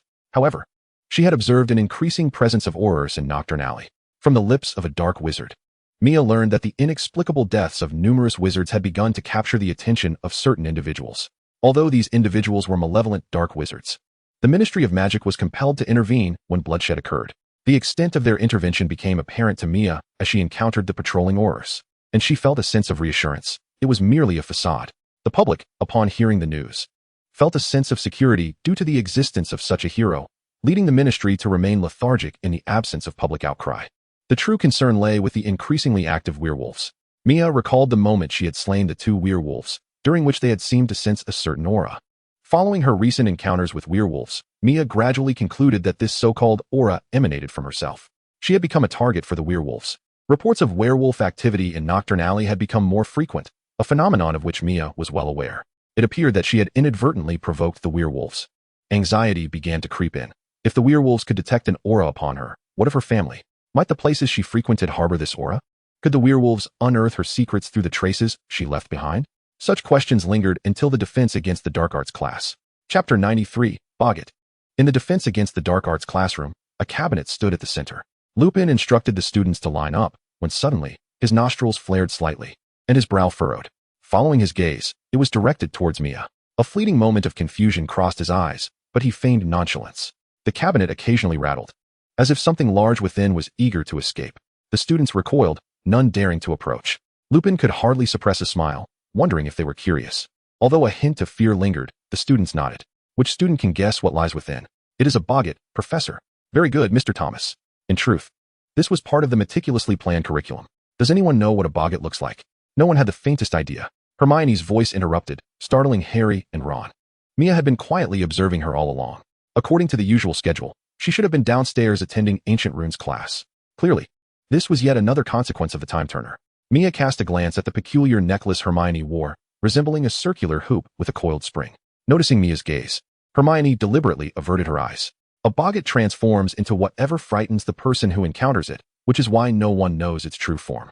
Miss Granger answered splendidly. 5 points to Gryffindor. Hermione instinctively felt a rush of joy at the points awarded, though she attempted to maintain her composure. Seeing her conflicted expression, Mia couldn't help but chuckle. Lupin stood before the cabinet, his reflection visible in the mirror on its door. This was also the reason why boggarts were perceived as terrifying. In reality, there exists a remarkably simple spell to vanquish them. Now, please recite after me. Ridiculous. Lupin appeared approachable, exhibiting clearer thoughts than Quirrell and a greater sense of professionalism than Lockhart. It wasn't until their 3rd year that they encountered a truly reliable defense against the dark arts professor. After some practice, Lupin prepared to have the students line up to face the boggart. Mia positioned herself in the middle, while Harry and Ron jostled to move to the back of the line. The other students also appeared apprehensive about this unknown entity. Mia felt indifferent, as she was curious about what frightened her the most. Family. Aside from the harm that could come to her loved ones, Mia couldn't think of anything else she feared. Harry and Ron continued to squabble over the rear position. Ultimately, Harry prevailed, leaving Ron squeezed at the front. Then Harry glanced at Mia. Turn around. Harry obediently complied. Ron's palms were clammy with anxiety. Lupin cast a knowing look at the composed Mia before waving his wand to open the cabinet door. As the creature stepped forth from the shadows, Ron's composure shattered instantly. It was a massive 8-legged spider, nearly the size of 2 or 3 people. This was Mia's first realization that a person's hair could indeed stand on end. While Ron's expression was obscured, Mia was certain it was quite ghastly. Seeing Ron rendered speechless, Lupin hurriedly prompted, the spell. Trembling, Ron waved his new wand, his voice quavering, ridiculous. As the spell took effect, the once menacing spider was suddenly clad in roller skates, careening around the classroom. This ludicrous scene sent the other students into fits of laughter, although Ron's chuckle was rather forced. Is this truly amusing? What is so funny about a spider? Upon witnessing the professor's nod, Ron fled to the rear of the line, closely followed by Hermione. Harry, opting to hide behind Hermione, became the target of Maya's relentless mockery. How could the supposed savior behave in such a manner? Yet, one could hardly blame Harry. The prospect of a dark Voldemort emerging from the cupboard was indeed terrifying. While he might have managed, the same could not be said for the others in the classroom. Hermione swallowed nervously, gripping her wand tightly. Just as the tension escalated, Lupin fortuitously opened the cupboard door. As Hermione held her breath in anxiety, only 2 pieces of parchment floated out. They were examination papers. Curiously, she approached and picked one up. Upon seeing her own name, followed by a glaring red 0, she nearly broke into tears. It was terrifying, utterly horrifying. Hermione desperately reassured herself that this was a mere illusion. Yet her heart sank as she glanced at the second paper. This one bore a perfect score, momentarily lifting her spirits. However, when she beheld the name inscribed at the bottom, her heart skipped a beat. It was Maya's. The juxtaposition of her own 0 and Maya's perfect score pierced Hermione's heart like a dagger. Sobbing, she fled the room, leaving Maya momentarily bewildered. What was happening? Was it truly that frightening? Even Maya felt a twinge of anxiety. Lupin contemplated pursuing her, but upon seeing the examination papers, he understood the situation. He shook his head, realizing that Hermione needed time to process her emotions. Next in line was Harry. Just as he remembered, the boggart transformed into a Dementor. Maya immediately sensed a difference. While the boggart's appearance mirrored that of a Dementor, it lacked the soul-chilling essence that defined true Dementors. Meanwhile, Harry had gone catatonic, reliving the traumatic experience from the train. Maya was poised to intervene when Lupin swiftly positioned himself in front of Harry. From Maya's observations, the boggart-turned-Dementor exhibited certain abilities unique to actual Dementors. Though not as formidable, it could still exert some influence over the soul. What caught Maya's attention most was Lupin's extraordinary speed, far beyond that of an ordinary human. Could it be attributed to his lycanthropy? The boggart morphed into a full moon, causing Lupin's complexion to pale. He promptly utilized a comedic charm to transform the moon into a deflated balloon. After securely returning the boggart to the cupboard, Lupin's own expression was not much better. It seems that the recent full moon has caused some discomfort in their bodies. Harry is also feeling quite unwell. A perfectly good class has been disrupted by one student leaving and the other feeling unwell, not to mention the professor's state is rather peculiar. When Lupin announced a pause in the class, Mia scratched his head. Was it not his turn? Just as Mia was about to leave, Lupin called him back. Chapter 94, Dumbledore's Inquiry. Only Mia and Lupin remained in the classroom. Observing Lupin's somewhat fatigued demeanor, Mia asked, Professor, are you all right? I'm fine, just a minor issue. An old ailment, Lupin replied, deftly putting a piece of chocolate into his mouth, suggesting he had become accustomed to his condition. What did you want to ask me? Well, I wanted to inquire about something. Do you know about werewolves? Lupin's question was so direct that it caught Mia off guard. Yes, I have read about them in books. Mia feigned the demeanor of an honest student, and no matter how Lupin scrutinized him, he could glean nothing from Mia's expression. Have you ever encountered a werewolf? Lupin's inquiry remained equally straightforward. No, Mia continued to shake his head in denial. After a moment of contemplation, Lupin realized that even if this student were indeed lying, he had no means to verify it. All right, you may return now. As Mia left, Lupin proceeded to the headmaster's office to find Dumbledore. You don't seem well, Remus. Is the wolfsbane potion running low? Dumbledore inquired. It's sufficient, Professor. If it weren't for you, I would have to endure the transformation under the full moon. Lupin replied. However, I have come to inform you that a student may have caught the attention of a werewolf. For some reason, Dumbledore immediately thought of Mia. Recently, the werewolves seem quite restless. Has this caused you any inconvenience? Dumbledore's response evidently diverted the topic, and Lupin momentarily lost track of the conversation. No, I've heard that someone has killed a werewolf. Dumbledore's brow furrowed slightly. It seems more than one has been slain. Dumbledore's brow furrowed again. Are you aware of this matter? Oh, I apologize. I suppose if you are privy to some details, but have not chosen to share them with me. It means you prefer I remain uninformed. Lupin, showing tact, chose not to pursue the subject further. Dumbledore smiled wryly. You shouldn't have had any contact with werewolves, correct? Naturally, I have had no contact with those werewolves. However, I do have some connection with a few unfortunate souls like myself. Lupin chuckled self-deprecatingly. Dumbledore's expression grew serious. The Ministry has discovered that werewolf attacks are becoming increasingly frequent. They do not take lives. They merely spread the curse of lycanthropy and then abandon their victims. Fortunately, Mr. Belby invented the wolfsbane potion. Yet, there is a fear that the potion may have incited the wrath of the werewolves. The two individuals fell into silence once more. Such a possibility was not entirely absent, yet it remained unsolvable. If this were indeed the case, then unless the wolfsbane potion vanished, the werewolves would not relent. The wizard lacked the capability to eradicate the werewolves entirely. After all, this bloodline could perpetuate itself endlessly. Recalling some childhood memories, Lupin's gaze grew dim. Mia wandered through the castle, passing by the ancient classroom reminiscent of the Nivens. There were still moments before classes would conclude. Suddenly, Mia recalled that, within the normal timeline, Hermione should be attending a lesson inside at this very hour. As the end of class approached, it was likely that Hermione was indeed present. However, Mia worried that the individual inside might not be the Hermione of the original timeline. According to the principles of time travel, it was best not to let anyone from the original timeline discover the presence of their counterpart, especially oneself. Mia felt uncertain about whether a direct encounter with Hermione, having traversed through time, would lead to unforeseen consequences. Consequently, she promptly departed. As she passed a classroom and gazed at its vacant interior, it appeared that no lessons had been conducted there for quite some time. Given that Snape preferred the dark, damp environment of the dungeons, the potions classroom upstairs had long been neglected. Mia suddenly recalled whether Snape's book, signed as the Half-Blood Prince, might be located in this very classroom. Tentatively, she entered and began searching, and indeed, Mia discovered an old textbook. Upon seeing the inscription, she couldn't help but chuckle. It seemed that Snape too had experienced a phase of youthful exuberance. The Half-Blood Prince. One wondered how Snape would feel upon knowing someone had uncovered this notebook. Amused by her teasing thoughts about Snape, Mia began to delve into the textbook. Her intent was clear. She sought the Sectum Semper curse. Snape was undoubtedly a prodigy. Not only had he become a master of potions, but he had also created powerful dark magic during his student years. Were it not for the existence of the counter curse, Sectum Sempra might have been classified among the unforgivable curses. Alas, only Snape knew the counter curse, and it was absent from this notebook. Having located the spell she desired, Mia felt a sense of satisfaction. The reason Sectum Sempra was deemed akin to an unforgivable curse lay in its invisible and colorless nature, possessing an extraordinarily sharp quality. Should she master the art of silent casting, it would undoubtedly become a lethal weapon. Moreover, unlike the slicing curse Mia had employed to eliminate the two werewolves, Sectum Sempra was swifter and sharper. More formidable still, Sectum Sempra would leave magical residue on the wound, preventing healing. Without the counter curse, even the most potent healing magic would prove futile. After securing the textbook, Mia also planned to study the potion knowledge contained within. After all, relying solely on murder and thievery for income was hardly a sustainable path. If she could master the brewing of potions, it would indeed present a promising avenue for wealth. The inventor of the Wolfsbane potion, Belby, served as a prime example. Having received the Merlin medal, both fame and fortune awaited. Before Mia could delve into her research, she was summoned by Dumbledore. Upon meeting him, he inquired, "Do you have something to share with me?"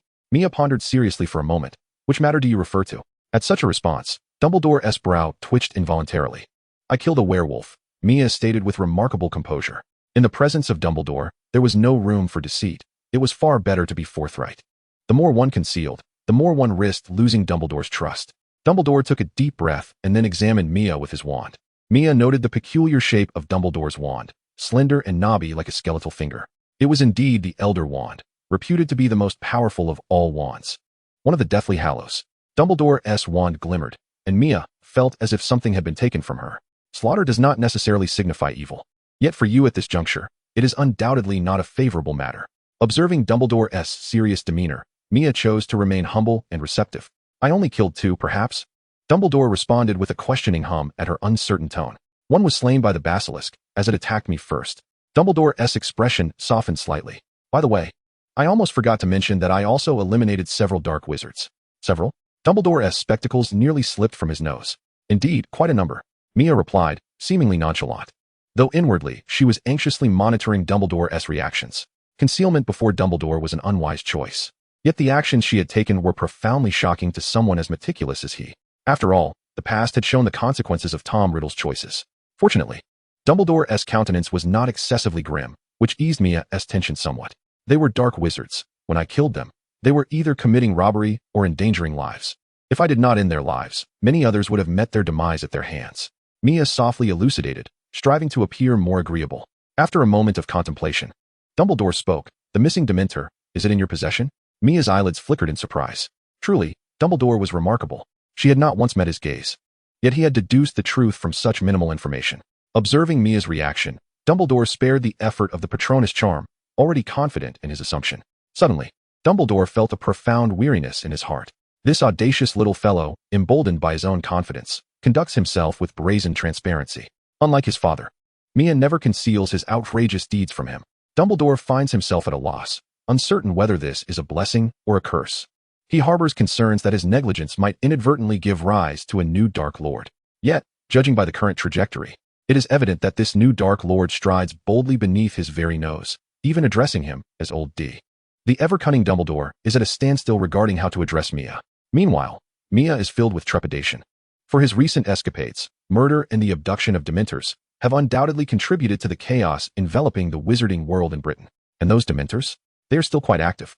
Dumbledore observes the Dementor, released by Mia, thrumming restlessly in the Headmaster's office. This impudent boy has carelessly unleashed a Demento. Mia is fortunate enough to witness Dumbledore's intervention. The creature, which he had painstakingly nurtured for some time, is swiftly subdued by a mere gesture from Dumbledore. Taking a moment to reflect in his headmaster's chair, Dumbledore's demeanor is serious. Mia, akin to a student awaiting exam results, is fraught with anxiety. You may keep the Dementor, but from now on, you must not harm any werewolves. There is no need to take lives in order to feed a Dementor. A heavy weight lifts from Mia's heart. It seems Dumbledore has chosen to place his trust in him. Moreover, it is no surprise that Dumbledore abhors bloodshed. Mia, however, does not believe that mercy should be extended to all. Recently, he has heard whispers of werewolves attempting to infect more wizards, turning them into half-werewolves. Many of these are mere children, some even younger than he. Shall they be allowed to perpetrate such evil? Dumbledore shakes his head, reminding him. But you are still a child. Excessive bloodshed serves no benefit to you. This holds true for those whose minds are not resolute. The matter is not so straightforward. My child. Dumbledore rises, his cerulean eyes compelling Mia to listen attentively. Do you think I spare lives merely out of justice and kindness?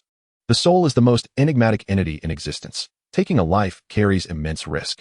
The cost of extinguishing another soul is the potential wounding of your own. Mia understands the gravity of the soul's significance, momentarily taken aback by Dumbledore's words. Is it truly that severe? Dumbledore's expression is grave. This is not mere self-aggrandizement.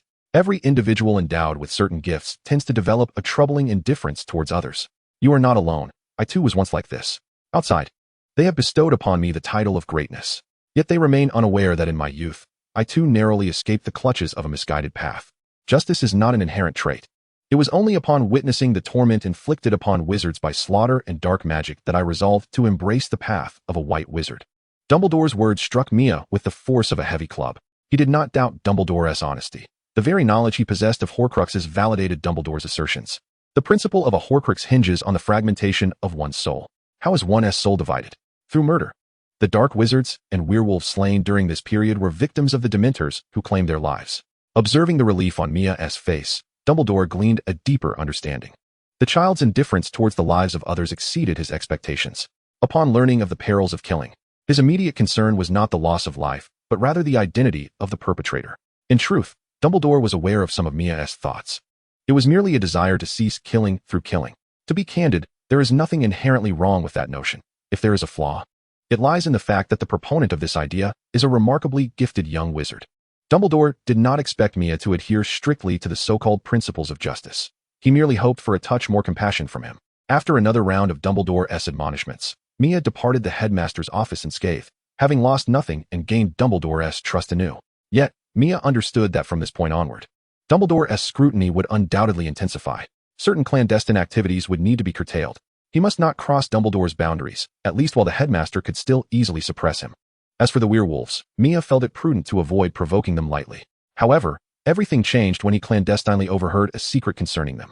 That night, Mia encountered the werewolves once more. They were unaware of his presence as they conversed. Upon hearing the name Belby, he transformed into a wisp of black mist to continue eavesdropping. The deeper he listened, the more astonished he became. It turned out that the Belby they spoke of was indeed the inventor of the Wolfsbane potion. To his shock, Belby had forged an alliance with the werewolves. The recent attacks on wizards by werewolves were entirely orchestrated in collusion with Belby. However, Mia gleaned no insights from the two werewolves regarding what Belby had provided them or the reasons behind such an alliance. Nevertheless, speculation stirred in Mia's mind.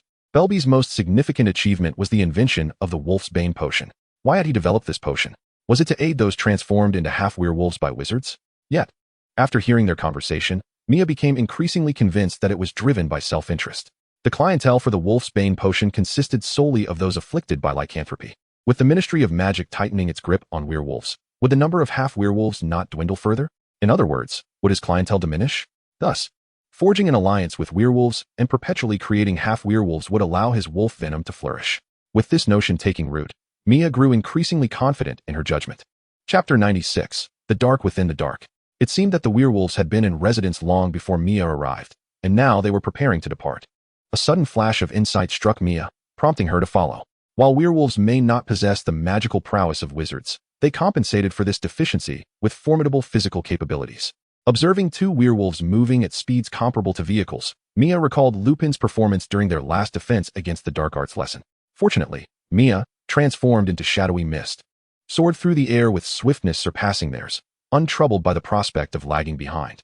Winding through the trees, Mia trailed the werewolves into a secluded grove. This place was devoid of muggles, and even wizards would not settle in such a desolate area.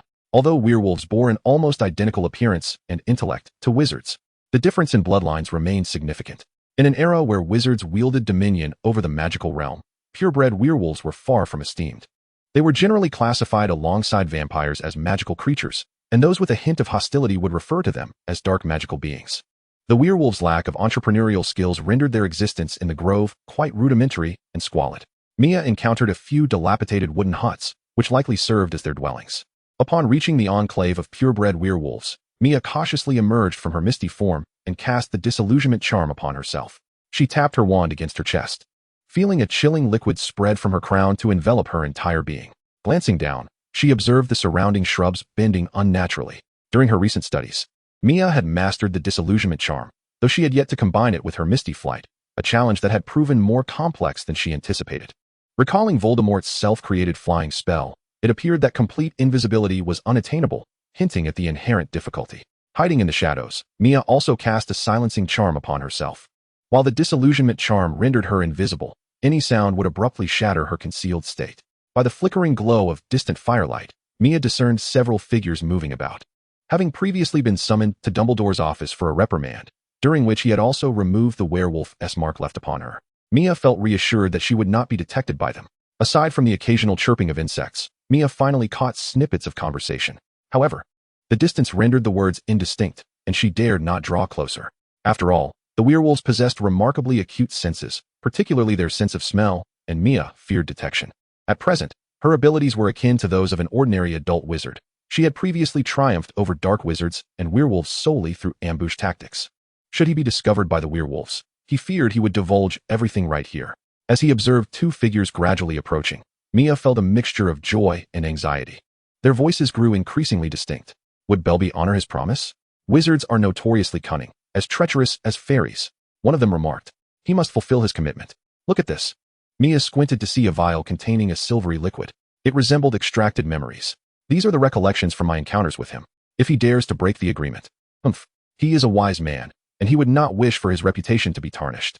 This concerns you. However, I truly dislike making deals with wizards. Wizards do possess their utility. At the very least, they excel at amassing wealth and wreaking havoc among their own kind.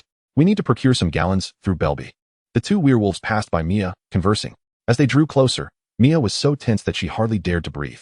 Ultimately, the two transformed into their werewolf forms and dashed away. Do werewolves have an affinity for running? The two had arrived running, and now these two were doing the same. Could it be that werewolves are incapable of apparition? Mia pondered, but the two werewolves had already sprinted far ahead. Swiftly, Mia transformed into a wisp of black mist and ascended into the air. The darkness of the night provided ample cover for her concealment. Thus, she followed until she reached a mountainous area. Wizards typically choose homes situated far from muggles. Observing the small estate before her, Mia surmised that this must be Belby's abode. She cast the disillusionment charm upon herself and stealthily entered. Watching the two werewolves ascend the stairs, Mia followed suit. Eventually, she arrived at a chamber.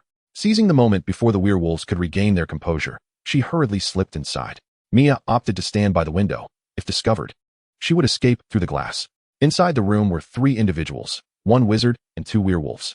Belby, the appointed day has arrived, the leading werewolf stated directly. Demoya Alex Belby was a bespectacled middle-aged man. His scholarly demeanor made it utterly implausible that such a person would coexist with werewolves. Of course, no problem. Belby replied, appearing agreeable. Yet, observing the glint in his eyes, Mia sensed that matters might not be so straightforward. The werewolves, upon hearing Belby's affirmative response, were instantly elated. Well, we have completed our task. Now it is time for our reward. Belby nodded, saying, indeed, you have fulfilled your end of the bargain. And therefore I must compensate you. That is only fair. However, Belby's expression darkened as he continued. But what if you have not performed your duties adequately? The expressions of the 2 werewolves suddenly darkened. What do you mean, Belby? We have complied with your instructions. And you must be aware of the ministry's response during this period. Indeed, Belby acknowledged. I have observed the considerable commotion you have stirred, and you have indeed exerted yourselves. Then what do your recent words imply? The muscles of the 2 werewolves tensed, the atmosphere growing increasingly hostile. Yet, in the face of the 2 werewolves, Belby remained unperturbed. The task has been accomplished, but what does this signify? With a flick of his wand, a vial emerged from the leading werewolf's grasp. Mia recognized it immediately. It was the vial containing memories. So this is the aftermath of a betrayal? The werewolves' expressions twisted into a grimace. With a furious roar, one of them rapidly ascended in stature, dark fur erupting across his skin. Belby, however, merely scoffed disdainfully. If you haven't forgotten the wolf venom I concocted, you might surmise that I have prepared additional potions specifically for werewolves. Apologies, I forgot that you prefer brawn over brains. The countenance of the 2 werewolves shifted, suddenly collapsing to the ground. The transformation was abruptly reversed, reverting them to their human forms. Gazing at the incapacitated werewolves, Belby's eyes gleamed with mockery. Before your arrival, I had already dispersed the potion into the air. Oh, and I added some components effective against wizards as well. Belby's gaze suddenly shifted toward Mia's location. Chapter 97, An Unbreakable Oath. Noting Belby's attention, Mia felt a surge of dread. In the next moment, a profound weakness coursed through his limbs, as if his strength had been abruptly siphoned away. The disillusionment charm dissolved. Upon discovering a mere child concealed within the room, surprise flickered in Belby's eyes. A Hogwarts student? Mia refrained from answering, struggling to prop himself up. It was the first time he found it so arduous to wield his wand. You associate with a mere child? No, it seems you are the ones being followed. The 2 werewolves, now aware of Mia's sudden appearance, were preoccupied with thoughts of escape. Though not particularly clever, they understood the grim fate awaiting them. Observing Mia's struggle to grasp his wand, Belby dismissed it entirely. Just a child. And one who was also afflicted by my poison. How could he possibly pose a threat? Belby, having unraveled the scheme, appeared quite self-satisfied. I'm truly sorry. I have no desire to harm a child. However, regrettably, you have stumbled upon knowledge you should not possess. Remember this in your next life. Do not harbor curiosity that does not belong. A flash of green light darted across the room, and in an instant, 1 werewolf lay lifeless on the ground. Another werewolf, eyes wide with terror, brimmed with a desperate yearning for survival. Maya, consumed by anxiety, found himself at a loss, his mind racing with thoughts of escape. At that moment, he was akin to meat on a chopping block, vulnerable to slaughter. To perish here would be utterly humiliating. Now, it's your turn. Who will go first? Belby appeared to be in high spirits, a sinister glint flickering behind his glasses. How about you, my dear child? I shall show mercy and end your fear swiftly. With wand in hand, Belby advanced toward Maya step by step. Maya struggled to free himself. Yet his efforts seemed nothing more than futile thrashing in the eyes of Belby. The wand was raised, its tip aimed directly at Maya, who felt a chill run down his spine, goosebumps covering his limbs.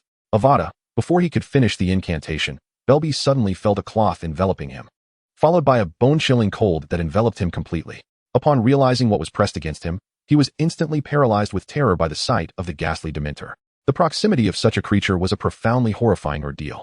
From the sound of Belby's screams, Maya could ascertain the sheer dread he was experiencing.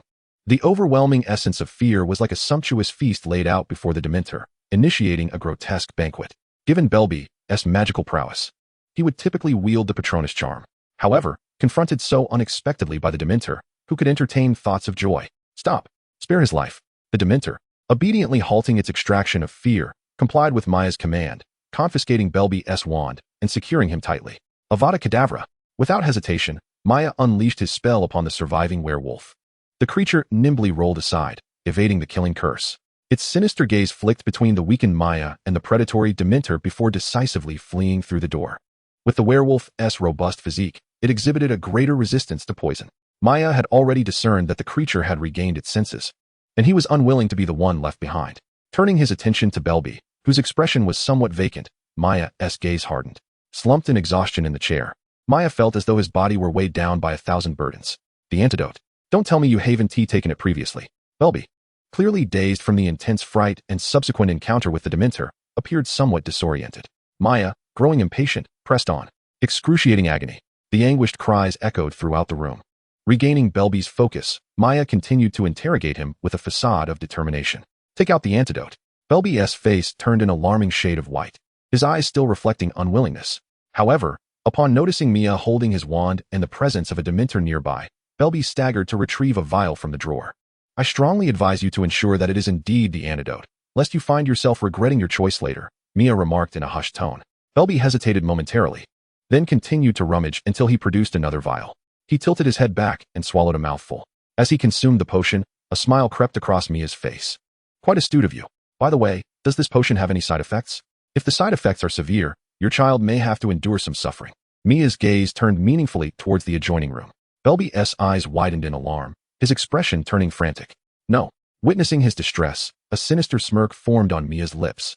With a flick of her wand, the door to the adjacent room swung open, and a baby floated over under Mia's control. As she cradled his child, Belby roared in desperation. Do not touch my child. He attempted to rush forward, but under the Dementor's influence, his efforts were futile. Mia regarded Belby mockingly, her eyes icy. You were given a chance to be sensible, yet you chose to disregard it. What now? Would you like a little more stimulation? Oh, perhaps your child could use some as well. Belby, collapsing to the ground in a frenzy of pleas, watched as Mia smiled wickedly. Trembling, he offered the potion he had retrieved once more. Mia pried open the baby's mouth and administered the potion. Observing the infant's reaction, she finally took a sip herself. The sense of weakness dissipated swiftly. Rising to her feet, Mia gazed down at the despondent Belby, who sat defeated on the ground. She picked up a vial containing memories and shook it lightly. TSK. If it were to be revealed that the illustrious Belby was involved with werewolves, what do you think would become of you? Belby bowed his head, remaining silent. What do you intend? Do you have no demands? What else could I do? You seem rather resigned to your fate. Here's the deal. You shall continue your work as a master potion maker, and I shall keep this matter under wraps. However, from this moment forth, you will work for me. I have no choice. Mia nodded in satisfaction. Well then, let us establish an unbreakable vow. For I wish to avoid any further treachery. Under duress, Mia and Belby forged a profoundly inequitable unbreakable vow. Casting a glance at the various trophies and accolades on the shelf, Mia let out a scoff. Chapter 98, Sirius Black. Having departed from the Belby Manor, Mia found herself invigorated, as though the poison she had previously endured had been completely dispelled. She had not anticipated such a profound gain from this visit. Although she had narrowly escaped peril, she had nonetheless compelled Belby to swear a binding oath. Should Belby breach this vow, he would face a punishment as dreadful as death itself. Mia held no illusions that any sorcerer could defy an unbreakable curse. At least, Belby could not. She had recently learned that Belby owned a potion company. Coupled with his esteemed title as a master potion maker, Mia had effectively addressed her financial concerns. In the realm of magic, she could now be deemed a person of some means. However, the nature of her relationship with Belby remained clandestine. The potion company was entirely staffed by Belby's associates. To preempt any underhanded schemes from him, she needed to devise a strategy to gradually claim these assets as her own. Of course, these matters were to be addressed in due course. The unbreakable curse served as a watchful guardian, and Belby had his child, which was a significant tether for him. With these two factors in her grasp, Mia felt no fear of betrayal. Now that even the inventor of the Wolfsbane potion had become her ally, the potion was essentially free for her. A plan began to take shape quietly. She might leverage the Wolfsbane potion to compel certain wizards afflicted by wolf poison to submit to her will. According to her recollections, Voldemort was set to resurrect the following year. Currently, she would attempt to delay his return by controlling Peter Pettigrew. At the very least, before Voldemort's resurrection, she needed to establish her own foundation and ensure her own protection. Upon returning to school, Mia noticed signs that the Gryffindor common room had been recently accessed. Had someone ventured out for a midnight stroll? She thought of the Weasley twins. Those two brothers had provided considerable assistance with the Marauder's map still in her possession. Mia retrieved the map, which bore several names. To her astonishment, she spotted the name Sirius Black following her own. "I'm sorry, child, but I truly need my wand." The next moment, Sirius found himself inexplicably propelled through the air. Mia, with a stern countenance, reclaimed her wand. "You, a fugitive, dare to sneak into Hogwarts? Are you not afraid of being caught by the Dementors?" Sirius staggered to his feet, scrutinizing the young figure before him. "Are today's students truly this formidable? You can make someone fly at a whim," he exclaimed. "You speak so loudly in the dead of night. Do you not fear being caught by the professors? All right. That little gadget in your hand helped you, did it? That is not yours. Thievery is hardly commendable." Mia scoffed. "You're lecturing me now?" She finally discerned Sirius's face. His appearance was disheveled, clad in tattered prison garb, a sight that hardly inspired trust. One could only imagine the disappointment Harry would feel upon discovering the current state of his self-proclaimed godfather. Sirius's expression shifted dramatically. "You know Harry? How is he? Is he well?" It was evident that Sirius's concern for Harry was genuine. Mia silently acknowledged this truth. Upon recounting his relationship with Harry, Sirius's demeanor softened significantly. "I sincerely apologize. I truly needed a wand before, and I intended to return it after use." Mia observed that despite enduring years of imprisonment, Sirius had not succumbed to madness or paranoia. Perhaps the pride of the Blacks still resided within him, or perhaps he had yet to reach his breaking point. "So, you boldly present yourself in the castle without fear of being apprehended?" Mia inquired. Sirius smiled without answering, retorting instead, "I came to see Harry. Christmas is approaching, and I must prepare some gifts for him. Otherwise, I would fall behind his aunt and uncle." Mia chuckled, recognizing that Sirius was still probing him. Harry had never received gifts from the Dursleys, unless one counted the worn-out clothing he had been given. Upon hearing this, the wariness in Sirius's eyes began to ease somewhat. However, Mia detected a flicker of complex emotions within him. Perhaps Harry's plight filled him with guilt. "Listen, kid, I need a favor." Sirius suddenly shifted his tone, his expression changing. "Forget the wand." "No, it's not the wand. It's a rat. The one belonging to that Weasley boy." Gazing into the bloodshot eyes of Black, Mia finally glimpsed his obsessive side. "Ron wouldn't be pleased. You don't understand. That rat could endanger Harry and all of you." Mia retorted coldly. "If it's that perilous, wouldn't he sending me over be akin to inviting death?" Sirius suddenly realized his impatience. "I apologize. I was too hasty. Every night in Azkaban, I yearn to find him. I can help you locate the person you seek." Sirius abruptly looked up at Mia, beginning to perceive that this young lad was not as simple as he first appeared. How could an ordinary person connect a human with a rat? There were only a handful of animagi in Britain. Most would not easily entertain such thoughts. "Do you have a way? But first, tell me why you wish to find him." Mia understood the reasons well, yet he needed to ensure Sirius cooperated and refrained from eliminating Peter Pettigrew for the time being. Sirius's expression turned troubled. "There are things you would be better off not knowing. However, what you can know is that he is a despicable traitor." "Does it relate to Harry's parents?" Mia feigned a contemplative demeanor. "I must admit, you are quite the clever little wizard," Sirius exclaimed. "It becomes evident that the individual you mentioned betrayed Harry's parents. Let me think, it was over a decade ago in Godric's Hollow. That person allied with Voldemort?" Sirius was momentarily taken aback, then laughed appreciatively. "You are indeed a brave little wizard. If not for your courage, you surely would not comprehend the terror of that individual." "How could I not know? That person is my very father," Mia replied, maintaining her composure. "Both my parents are muggles and have never heard of his legend. Therefore, I suggest that when you encounter the person you seek, it would be wise not to kill him." Sirius's expression became fierce. "I have waited 13 years. Then wait a few more," she countered. "You must understand that the true murderer of Harry's parents is Voldemort. Do you not wish for vengeance?" Seemingly taken aback by Mia's words, he pondered. What does this have to do with Peter? If he has allied with Voldemort, does he not possess some knowledge about him? Is there not a way to contact Voldemort? He is merely a clue, a lead that could grant you the opportunity for revenge. Noting Sirius's hesitation, Mia pressed on. "Do you wish for Harry to lose you as his godfather?" Chapter 99, Peter Pettigrew. Sirius suddenly regained his composure. Observing this, Mia continued her assault. "The Dursleys treat Harry terribly. Each night, he gazes out the window, longing for a family. You are all he has left. The Ministry suspects you of revealing Harry's whereabouts to Voldemort. But you are innocent, are you not? If you explain everything to Dumbledore, he will help restore your name. Then you could live openly with Harry. However, if you kill Peter, even as a criminal, you would still be committing a crime. Do you not wish to live with Harry, to provide him with a true home? Sirius abruptly turned away, then back again. Mia noticed a glimmer in his eyes. You are indeed quite eloquent, he teased with a smile. Now, tell me your plan. It is not so much a plan, but a simple solution. Have Ron bring out the rat. Then you jump out, seize the rat, and go see Dumbledore. Having absorbed Mia's succinct proposal, Sirius seemed momentarily bewildered. Is that all? Yes, she affirmed. After a prolonged silence, Sirius's mind began to churn with thoughts. He realized that this method might indeed prove advantageous. As a fugitive, if he could not kill, then even if he brought Peter to the Ministry, they would undoubtedly be skeptical of his claims as a wanted man. In order to avoid further legal transgressions, the only course of action is to follow Mia's earlier suggestion. Allow Ron to bring his rat out himself. They must capture Peter and then proceed to meet Dumbledore. However, Sirius felt a twinge of apprehension. Dumbledore still seemed unaware of the truths from that bygone era. The thought of facing Dumbledore filled him with trepidation. So, what do we do? Shall we proceed? Indeed. Thus, Mia successfully persuaded Ron to bring his rat Scabbers to Hagrid's hut. Hermione was still fervently attending classes with the Time Turner, and neither Ron nor Harry suspected anything amiss. Even Scabbers, typically cautious, remained oblivious to the unusual circumstances. As the group were regular visitors to Hagrid's abode and often spent their idle hours there, it was an utterly ordinary day. Mia cast a glance at Scabbers, dozing in Ron's arms, and then at Sirius, who was lurking in the shadows. Come and taste this. It's my freshly baked rock cakes. Your favorite. Mia's expression suddenly soured. How did Hagrid know their preferences?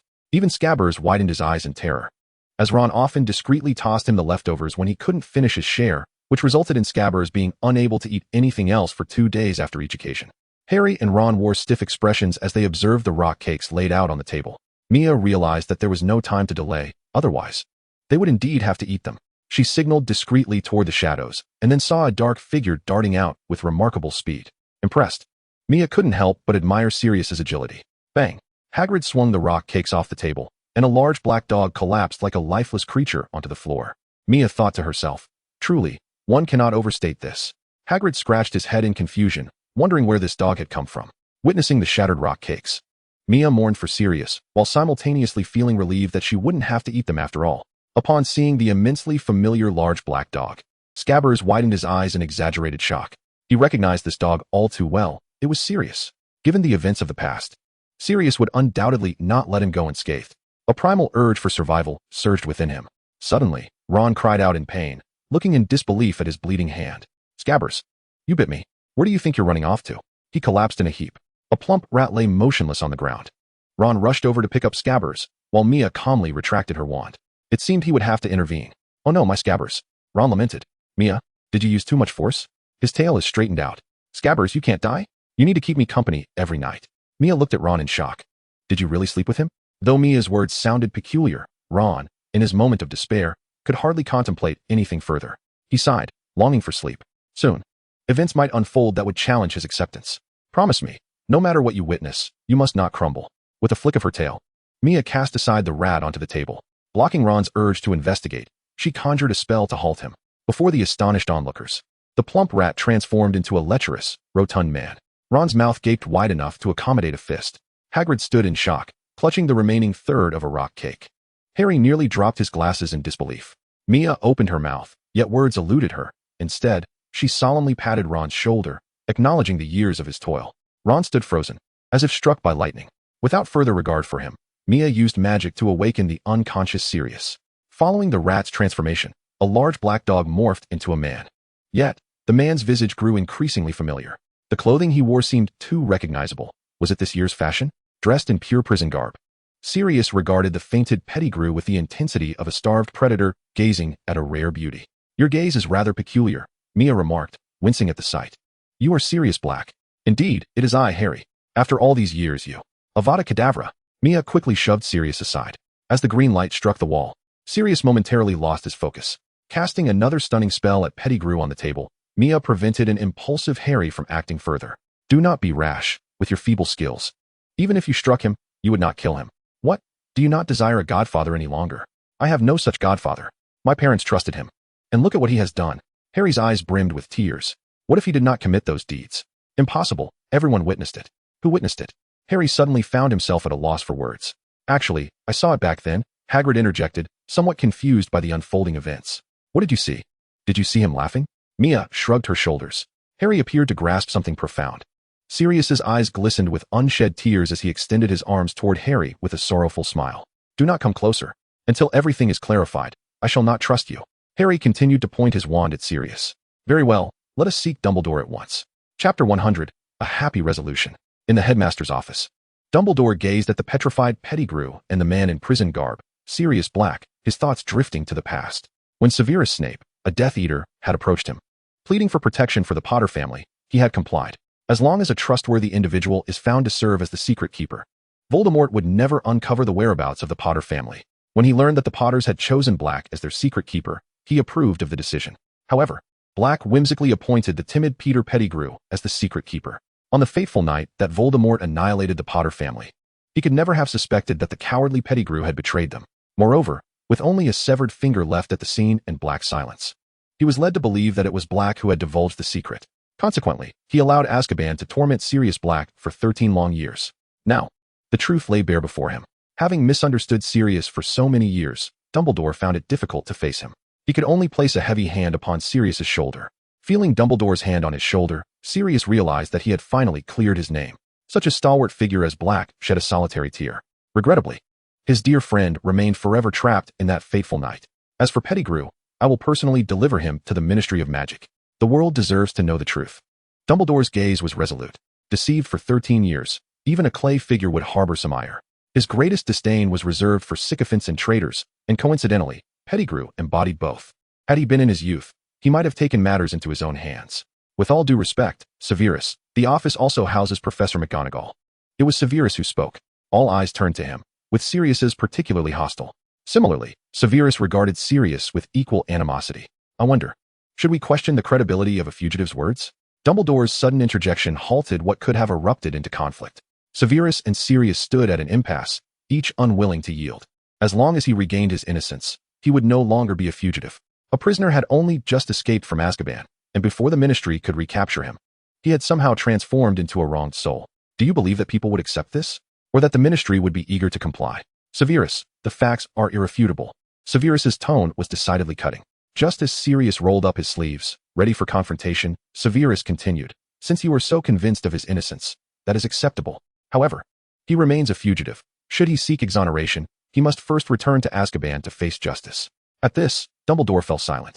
Harry, too, came to understand that Sirius, his godfather, was innocent. He could not be returned to Azkaban. Watching Harry, who was eager to defend himself, Sirius felt a wave of relief wash over him. At that moment, the office door swung open, and Remus entered. The two brothers did not engage in any theatrics. Have you really not uttered a word all these years? Regardless, it was I who misjudged the character of a person, leading to the demise of James and Lily. Remus shook his head. No one could have anticipated that a traitor lurked so close. His gaze turned fiercely towards Peter, who lay on the floor.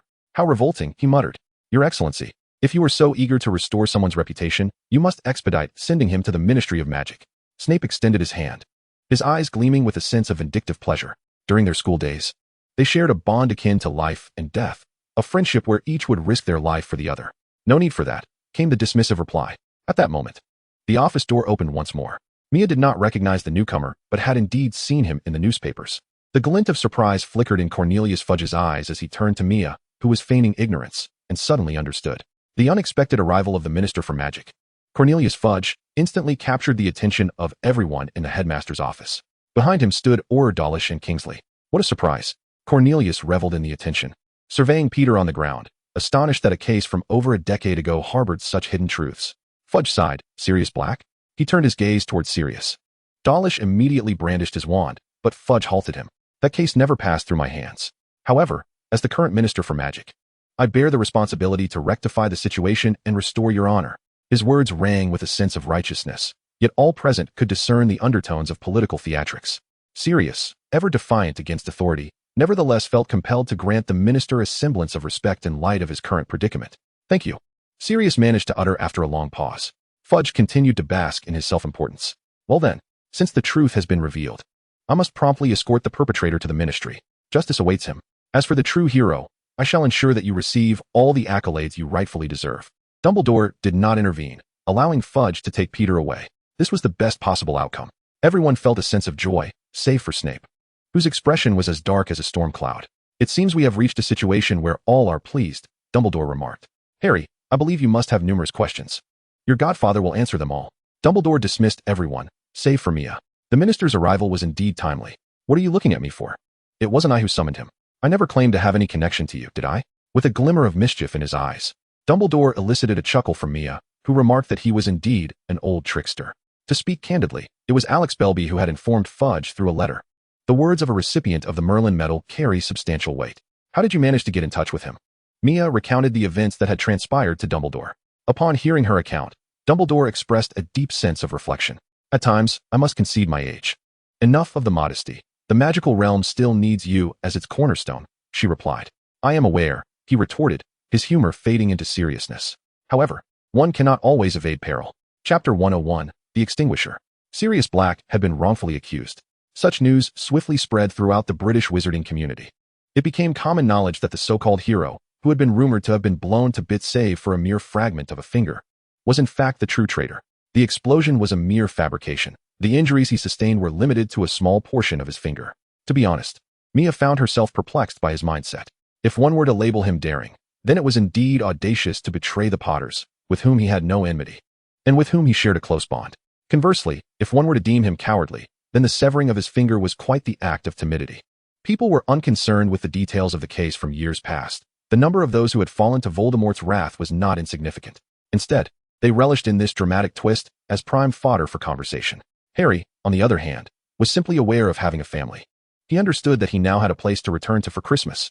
He promptly declared that he would never return to the Dursleys. Naturally, Sirius insisted that Harry live with him. Yet, Dumbledore interjected, denying this request. When Sirius learned that Harry could not leave his blood relatives until he reached adulthood, he reluctantly acquiesced. Ultimately, it was Harry who bore the brunt of the disappointment. Mia, preoccupied with matters of her own, had no time to console Harry. She was devising a plan to extract Peter Pettigrew. Given the crimes Pettigrew had committed, the inevitable fate awaiting him was the kiss of the Dementor. She intended to keep him alive for the opportune moment to resurrect Voldemort. He could not simply be allowed to perish. Uncertainty lingered regarding whether young Barty could single-handedly bring Voldemort back. Just as she was formulating her strategy, a piece of news abruptly disrupted her thoughts. Peter Pettigrew had escaped. Upon receiving this information, Mia almost rushed to the ministry to ascertain whether Fudge's neck had indeed sprouted a pig's head. How could three individuals misplace a wandless Peter Pettigrew? What a pitiful display. Wasn't Kingsley supposed to be reliable? Why had he faltered this time? Frustrated, Mia swallowed another sweet. Dumbledore observed her distress with evident concern. What on earth are they doing that allowed him to escape? Even if he is an animagus, how could three wizards fail to catch a mere mouse? Kingsley has always been reliable, yet this time he has faltered. Mia openly called him a liability. I suspect that something must have transpired. Observing Dumbledore's calm demeanor, Mia was curious whether he was merely feigning composure. Please bring Miss Granger here, he instructed. Hermione, surely you don't wish for her to be involved in this matter. Dumbledore smiled slyly, akin to an old fox, sending a chill down Mia's spine. When Hermione was ushered into the headmaster's office, she appeared utterly bewildered. Was the headmaster intending to appoint her as the head girl? Miss Granger, if you wouldn't mind, could you assist me with a small task? Dumbledore's tone left Hermione feeling somewhat anxious. But you are the headmaster. I mean, what could possibly challenge you? Before Dumbledore could respond, Hermione continued, surely, you wouldn't involve me in magical matters. The ministry, even less so. I presume you wish to utilize a time turner? If this were a class, I would undoubtedly award you extra points. Dumbledore regarded Hermione with admiration. Mia couldn't help but nod in agreement. This girl was indeed clever. Realizing she had guessed correctly, Hermione sighed with relief and instinctively glanced at Mia. Upon encountering Dumbledore's knowing gaze, Mia felt exasperated. Peter Pettigrew has escaped. We must use the time turner to return to the past. We need to ascertain how he managed to flee and where he has gone. Mia explained the situation to Hermione. Why share this with me? Such matters are better suited for you nimble-minded youngsters. After all, teamwork makes the task less burdensome. Hermione's cheeks flushed with embarrassment, while Mia maintained a nonchalant demeanor. Casting a disdainful glance at Dumbledore, Mia approached Hermione. Come on, we must set off quickly. Hermione bit her lip and then placed the time-turner necklace around both their necks. The proximity felt rather intimate. Gazing into Mia's eyes, Hermione found herself slightly dizzy. Even Mia felt a tad uncomfortable. The closeness allowed him to catch a whiff of her pleasant fragrance, reminiscent of shampoo. 3 turns should suffice. Dumbledore's voice finally prompted Hermione to react. She hurriedly activated the time turner, and together they vanished from the headmaster's office. Watching their departure, Dumbledore couldn't help but smile with satisfaction. Ah, the youth are fortunate to experience the sweetness of affection. After a brief moment of disorientation, the two regained their clarity. They found themselves once again in the headmaster's office. Mia surveyed her surroundings as if she had never departed. Indeed, wherever one traverses, one shall appear, Hermione elucidated. Suddenly, Dumbledore materialized in the attic. Observing the two nearly entwined, he exclaimed, "Goodness! Are students now visiting the headmaster's office for romantic pursuits?" Ahem. Hermione promptly nudged Mia outside. Before they could elucidate, Dumbledore interjected, "It appears you require this." As Mia beheld the dimming device Dumbledore extended, she felt as though she stood before a creature with 8 brains. "What do you know?" she inquired. "I know nothing," he replied, his smile laden with meaning. Mia seized Hermione's hand and exited. "What time is it now? We should have just returned shortly after Fudge and the others departed, right? We ought to catch up." After a lengthy exchange, Mia realized Hermione had not reacted at all. Turning, she discovered Hermione blushing fiercely while gazing at their clasped hands. Pouting, she squeezed the small hand within her palm before relinquishing it. "How petty. It was merely a brief touch. Is it necessary to be this upset? Your face is positively crimson." Hermione nearly gasped. Looking at Mia, for the first time, she found him utterly infuriating. Puff. As a blow landed upon her back, Mia turned. Disgruntled. "What was that for?" "To teach you a lesson, you fool." They nearly engaged in a life-or-death struggle before encountering Peter. Hermione was on the verge of losing her temper. She was only teasing, yet he had retaliated with genuine force. "Hey, can we move on? Who told you to hit so hard? You struck me first. Am I not allowed to retaliate? What kind of logic is that? You wait here. I shall find them." With that, Mia turned and prepared to depart. He feared a brawl might ensue, and Hermione would only hinder him. Chapter 102, Surrounding Assault. Mia was determined to afford Hermione no opportunity for refusal. She hastily strode to a corner and transformed into a cloud of darkness, ascending into the air. He truly wished to avoid entangling with a young girl, as it would only impede his progress. Hogwarts forbade apparition, and Fudge and his companions would not opt for it either. Perhaps that fellow intended to parade ostentatiously, so all could witness the splendor of the Minister of Magic. Sure enough, Mia soon spotted Fudge and his group in Hogsmeade. Peter Pettigrew, ensnared by magic, floated face down with his hands bound behind him. His countenance was ashen, evidently having wept profusely, even his mouth sealed.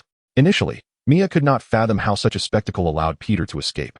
However, ever since the Dumbledore of this timeline bestowed upon him the dimming device, clarity dawned upon him.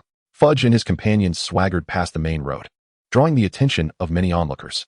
As they greeted the crowd with exaggerated enthusiasm and repeatedly asserted that he was personally escorting the prisoners, Mia felt a wave of nausea wash over her. If that were indeed the case, then the diminutive Peter might very well escape. While Mia discreetly observed Fudge and his entourage, a familiar face suddenly emerged in her line of sight. A werewolf. It struck her. Wasn't he the very werewolf from that fateful night at the Belby residence? At that moment, Blair, who had been lurking here for 3 days, stirred his coffee with an expression of annoyance. He had narrowly escaped with his life that night, and, filled with resentment, was determined to rally his werewolf brethren to make Belby, the one who dared to betray them, pay dearly. Yet, the Belby estate was heavily guarded, and since that night, a contingent of Aurors had arrived for protection, utterly quashing any chance for revenge, at least for the time being. Then, he recalled the child who had followed him to the Belby estate. The realization that such a child could stealthily accompany him and ultimately turn the tide against Belby sparked an idea. He remembered the man who had recently slain several werewolves. If Belby was beyond his reach, could he not handle a mere child? He dismissed the notion that an underage wizard could pose any threat to him. After all, that night's events had merely been aided by a Dementor. Thus, he decided to venture to Hogsmeade to investigate the child's identity. This time, he was accompanied by half-werewolves. The recent surge in werewolf activity had irked the Ministry of Magic, which was already depleted in manpower and could ill afford further losses. However, half-werewolves were a different matter entirely. He had never considered them as kin. Their loss would be inconsequential. What was this fellow doing here? Mia did her utmost to conceal her presence, casting a disillusionment charm upon herself. She could not ascertain whether that werewolf had retained her scent from that night. In light of this coincidence, she could not help but suspect that Peter's escape might be connected to the werewolves. But how could they aid Peter's flight? Moreover, how could they even be aware that Peter had been captured? Initially, aside from Sirius, she had only confided in Belby. She had not even mentioned Peter to Belby. With the unbreakable vow in place, she found it hard to believe that Belby had deliberately leaked any information. Thus, Mia's focus remained primarily on the most suspect werewolf. After a brief respite at a nearby pub, Fudge resumed his journey, prompting Mia to follow closely behind. Yet, in the blink of an eye, she suddenly realized that the werewolf had vanished. What is more terrifying than a werewolf is a werewolf that vanishes without a trace. A sense of foreboding enveloped Mia, prompting him to swiftly approach Fudge and his entourage. He was uncertain whether a werewolf was indeed charging towards him, and whether there was but a single one. The most prudent course of action was to remain close to the Minister of Magic, thus ensuring some semblance of assistance. Suddenly, a gust of wind swept through, causing Mia to break out in goosebumps, and he instinctively darted to the side. The werewolf's claws effortlessly snapped a tree trunk as thick as a bowl in two. Had he been the one caught, Mia was certain he would have met a grim fate by now.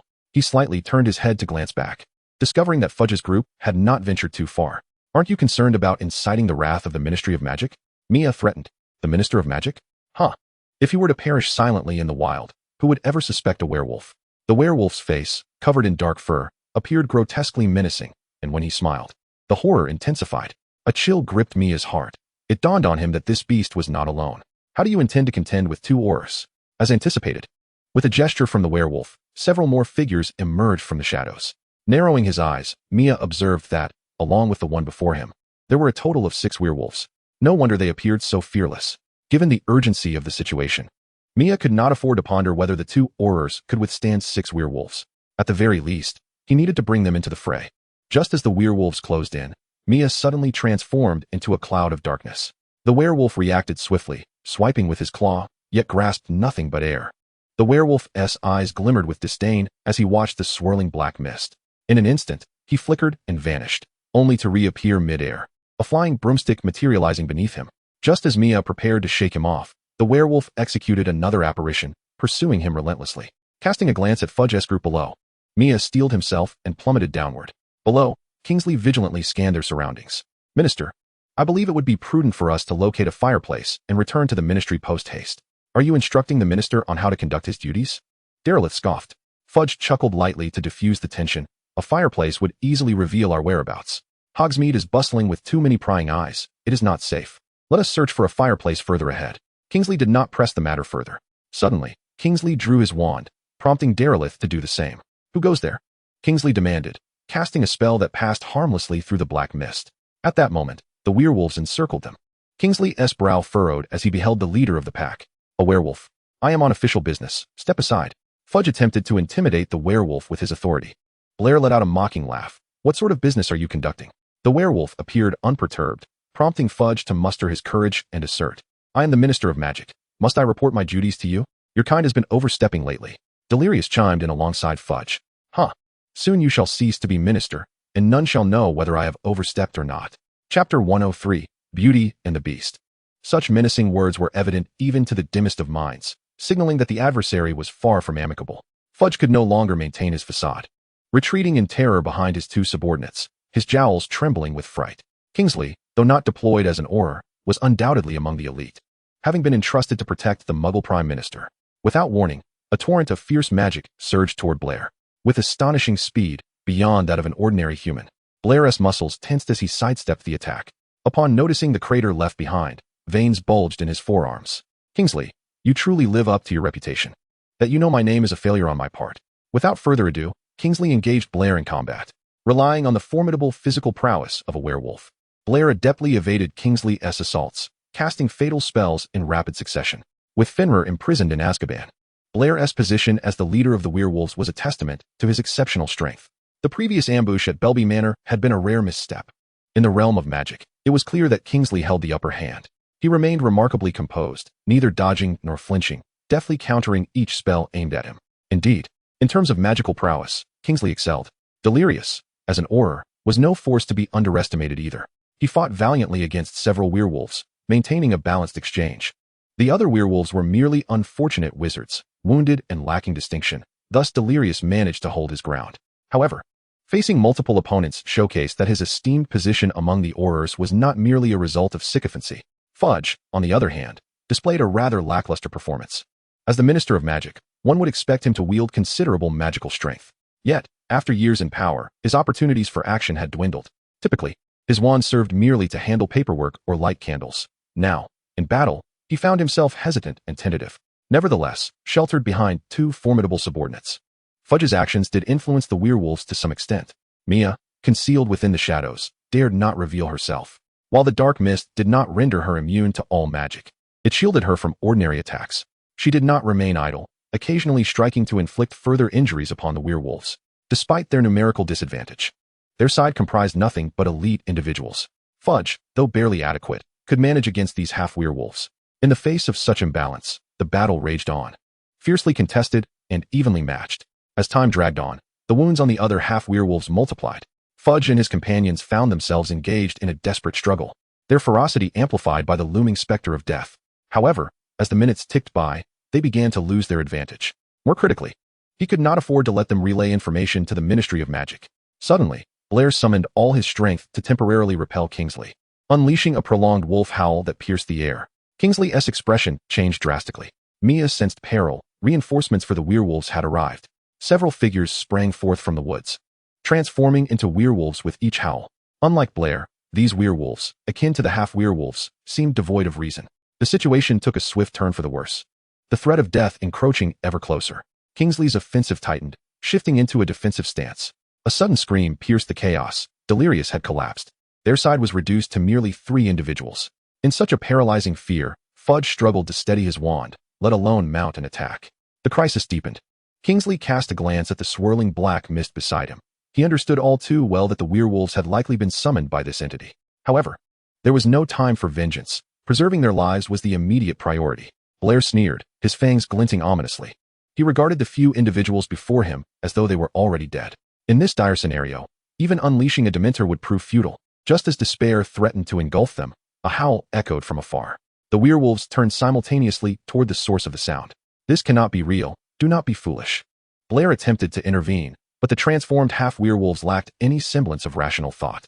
He too howled in response, but the half-werewolves merely glanced at him before returning their gaze, transfixed by the distant sound. Judging by the tone, it was evidently not a male. Mia's expression shifted wildly.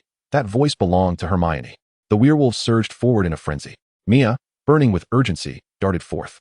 Following the sound, she indeed spotted Hermione hiding behind a tree. What are you doing? Are you trying to get yourself killed? The startled Hermione, already on edge, was momentarily frightened by the sudden black mist, but upon seeing Mia emerge from it, she felt a wave of relief wash over her. Noticing the broomstick beside Hermione, Mia felt a surge of anger but struggled to find the right words. Recently, werewolves had been rampant. She had read that their kind were drawn to the calls of their own. Clearly, they had the numbers. If not for this, they would have perished eventually. Hurry and notify Dumbledore. Looking at Hermione, Mia finally managed to grit her teeth and utter a stern warning. Just as Hermione reached for her broomstick, Mia swiftly pulled her into the black mist, soaring into the sky. The sensation of soaring into the sky left Hermione gripping tightly onto the person beside her. The shrill screams pierced Mia's ears painfully. She resolved to mute the black mist next time. The 2-seater black mist soared high above, rendering the werewolf below utterly oblivious. As she gazed at the distant werewolf, a glimmer of cold determination flickered in Mia's eyes. However, upon spotting Kingsley, she quelled the urge to summon the basilisk. Taking advantage of the half-werewolf's departure, Kingsley struck Blair unconscious while she was momentarily distracted. Fudge slumped to the ground, the authority of the Minister of Magic discarded in the wake of their near demise. They were finally safe. Suddenly, a spell from afar struck the complacent Fudge, rendering him unconscious. Just as Kingsley was about to intervene, Mia quickly halted him. I am sent by Dumbledore. Observing the 2 Hogwarts students embracing in broad daylight, Kingsley's eyes were filled with skepticism. Nevertheless, he recalled having seen the boy in Dumbledore's office. How can I trust you? Facing the unyielding Kingsley, Mia presented the Deluminator. How could Dumbledore possibly send 2 students? He pondered. Forget it. I cannot speculate on his thoughts. What instructions does Dumbledore have? As Mia regarded Kingsley, she realized he was indeed a member of the Order of the Phoenix. Take him away, she instructed, glancing at the diminutive Peter Pettigrew on the ground. How am I to report this? Fudge would personally escort him, and if anything went awry, he would be the first to sweep it under the rug. Kingsley nodded in agreement, clearly harboring the same thoughts. Take him away. And, he called out, stopping Mia just as she was about to lead Hermione away. Next time, I will inform Dumbledore that you 2 are engaged in an early romance. Chapter 104, A Fleeting Moment. Upon their return to Hogwarts, standing before the headmaster's office, Mia suddenly felt Hermione grasp her hand. What is it? Hermione's complexion appeared somewhat unnatural. The time had yet to arrive. Mia nodded and accompanied Hermione as they awaited the moment the time loop would close. During this interval, both seemed to forget their surroundings, their hands entwined. A flicker of hope ignited within Hermione, nurturing her courage. The time should be drawing near, Mia remarked. Yes. Do you enjoy this? After a while had passed, and Hermione had yet to release her grip, Her face flushed a deep crimson at Mia's words, and she quickly attempted to withdraw her hand. However, Mia tightened her hold.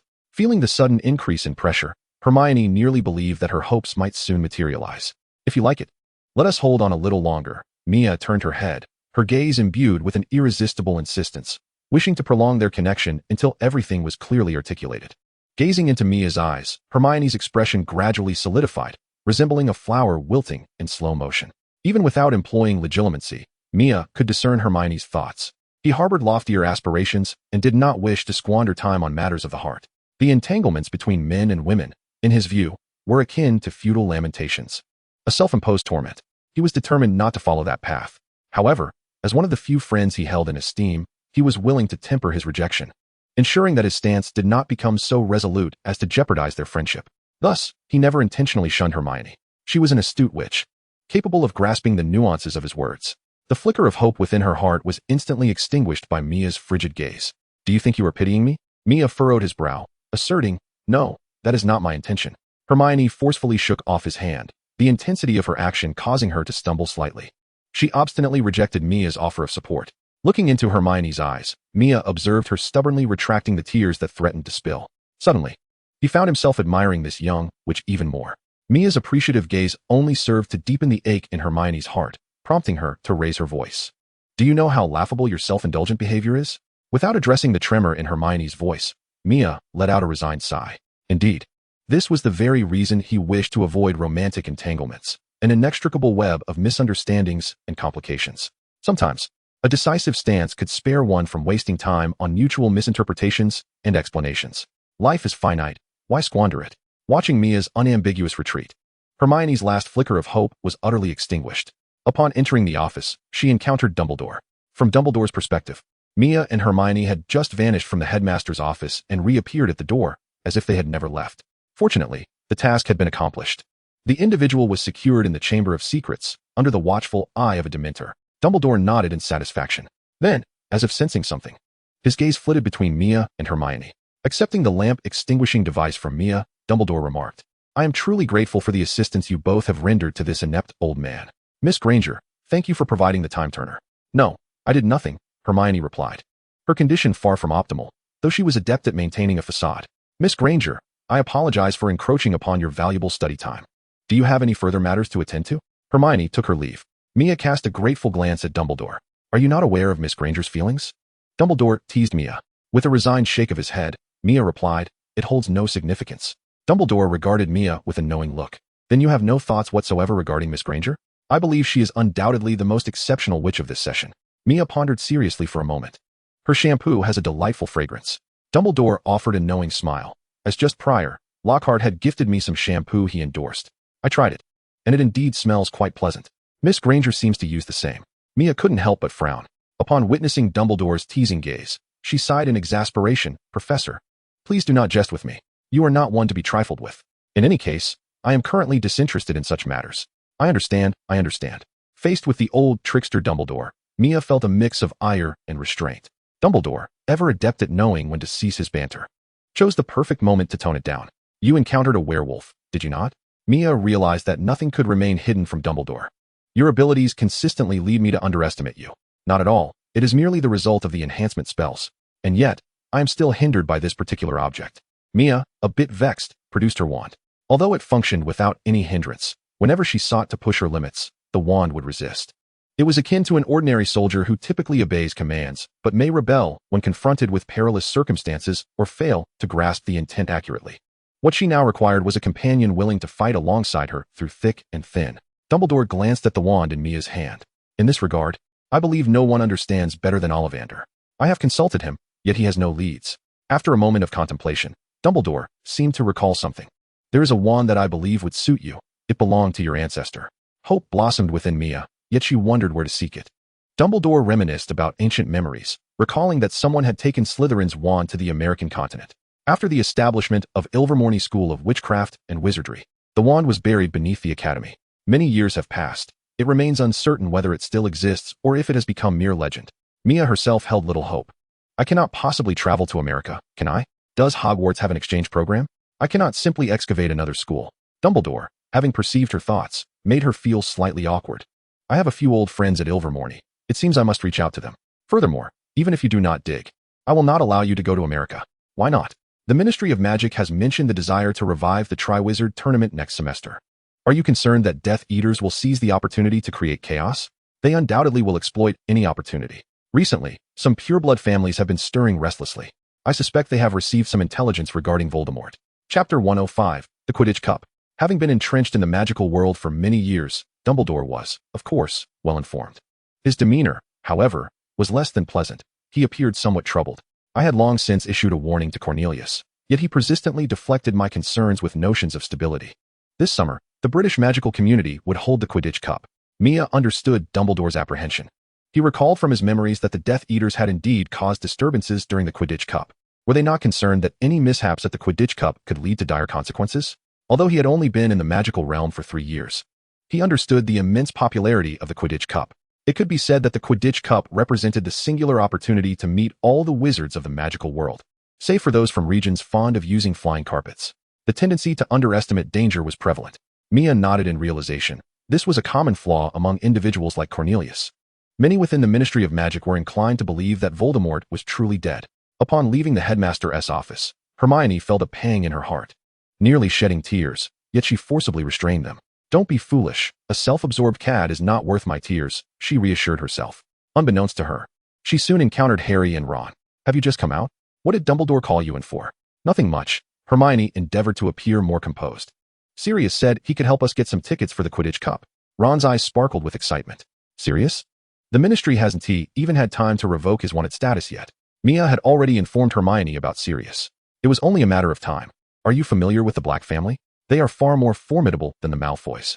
Ron exclaimed, his expression resembling that of an heir himself. Congratulations. You have a godfather now. Hermione sincerely congratulated Harry. The smile on Harry's face was unmistakable. So, will you join us to watch the Quidditch Cup this summer? Hermione hesitated. If Harry were to host, Mia would surely be there as well. The last person she wished to see was Mia. She wanted to avoid anyone associated with Samir. Mia? We were just discussing the Quidditch Cup. Are you going? Sure, when? Mia responded readily upon arriving. All right, I'll go. Hermione suddenly affirmed decisively, lifting her chin like a victorious rooster as she walked away. Mia contemplated advising Hermione against attending, but her demeanor suggested that communication might not be fruitful. In truth, he knew that with Hermione's pride and stubbornness, she would likely disregard any such advice. The Quidditch Cup this time is fraught with danger, and based on recollections, young Barty will be involved in this attack. If possible, he would relish the opportunity to confront Barty, should he succeed in this endeavor. Voldemort's resurrection plans for the semester would likely be thwarted. The remaining time this semester is cherished by Mia, as he understands it to be one of the safest periods of his academic life at Hogwarts. Regrettably, Professor Lupin, the notably reliable defense against the dark arts instructor, could not endure for more than a year.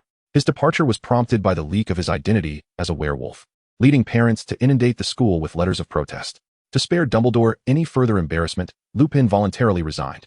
Sirius has regained his innocence, and, regardless of circumstances, will not allow Lupin to suffer unduly. Currently, during the remainder of the semester, the position of defense against the dark arts professor has been assumed by the anonymous informant, Professor Snape. Mia distinctly recalls Snape's inaugural appearance in the classroom, the students' woeful expressions, and Snape's concealed smirk of satisfaction. Surprisingly, Snape appointed Mia as the teaching assistant for defense against the dark arts, significantly enhancing Mia's reputation within the school. Every new student is aware of Mia Shamir, the formidable leader of the dueling club. As he traverses the corridors, Mia finds himself apprehensive that someone might suddenly greet him as Boss Mia. Clearly, he is filled with pride, having tasted the sweetness of reputation and power, and now he finds himself yearning for the position of headmaster. However, after discussions, old Dumbledore was not inclined to entertain such notions. The only change is the silence from Hermione, who has ceased to speak to him entirely.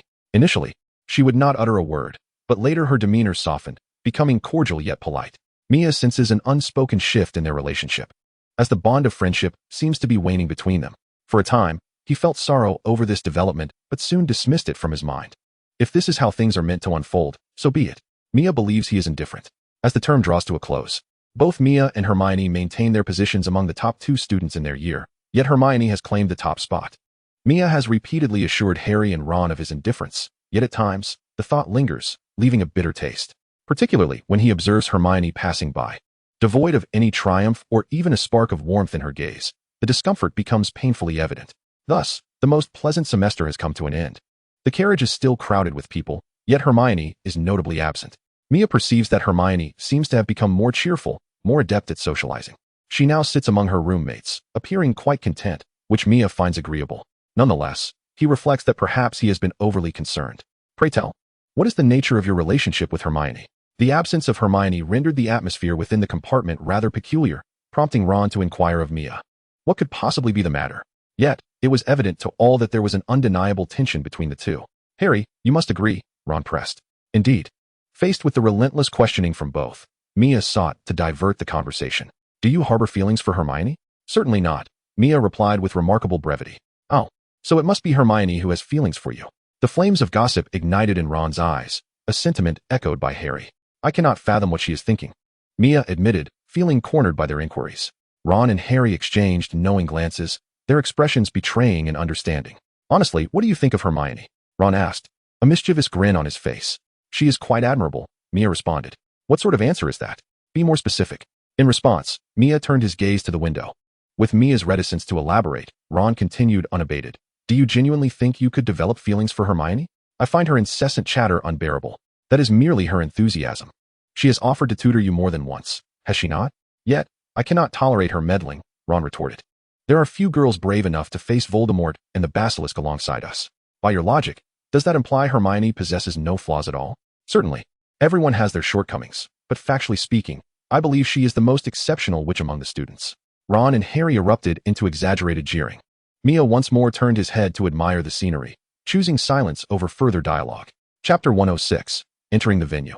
In truth, when reflecting on Hermione, Mia regarded her as an exceedingly talented witch.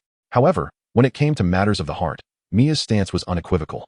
He never entertained such thoughts, for emotions often burgeon from excessive contemplation. He did not consider himself devoid of feelings. He was a man of normal passions. It was not that he abhorred the notion of love, but rather his precocious maturity led him to distrust it.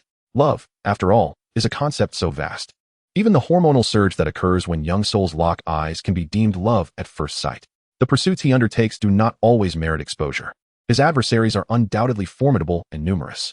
Should someone emerge who comprehends him intimately, yet possesses the potential to disrupt his emotional equilibrium, he would risk not only his own well-being but that of his family and friends, plunging them into irrevocable ruin. Hermione is indeed remarkable, yet he dares not wager on it. Perhaps, just perhaps, he has begun to foster feelings for her that diverge from mere friendship.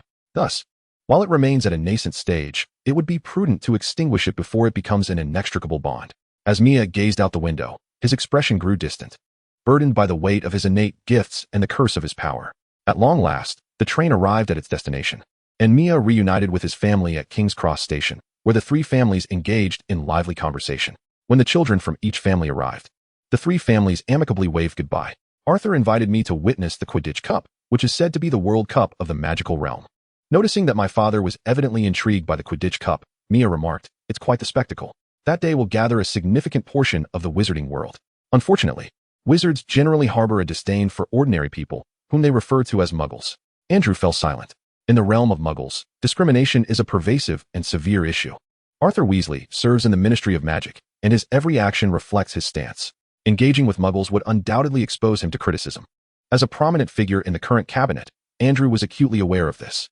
He reluctantly abandoned the idea of attending the Quidditch Cup. After spending some time at home, Mia ventured to the Weasley residence.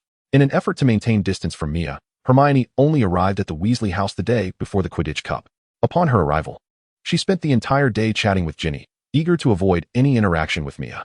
This left Ginny feeling somewhat helpless. After all, Harry Potter had finally come to stay at her house, presenting an excellent opportunity for close interaction with her idol, who would want to spend time with a friend instead. Mia, too, was deliberately avoiding Hermione. Nothing more than sheer pride drove this behavior. If that person was determined to ignore me, then I shall do the same. Thus, the two embarked on a new rivalry. The first to speak to the other would be deemed the loser.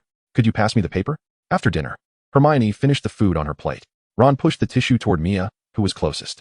Notably, the mischievous Weasley twins, after careful planning, had arranged for Mia and Hermione to sit next to each other. Mia glanced at the tissue before pushing it toward Harry across the table, while Harry was busy eating. He looked at Mia, then at Hermione, sitting right beside her. Why pass it to me when she's right there? Under Mia's urgent gaze, Harry finally extended his hand to pass the tissue to Hermione. Seeing someone feigning interest in their meal, Hermione felt a surge of frustration. After dinner, everyone gathered to chat. Hermione arrived late, scanned the room, and noticed the only available spot beside Mia. But without hesitation, she chose to sit in front of Harry, next to Ginny. Move aside.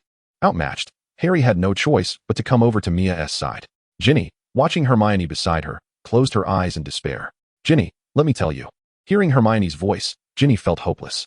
The next morning, just as dawn broke, Mia, Harry, and Ron were still fast asleep in the boys' room, all deep in slumber.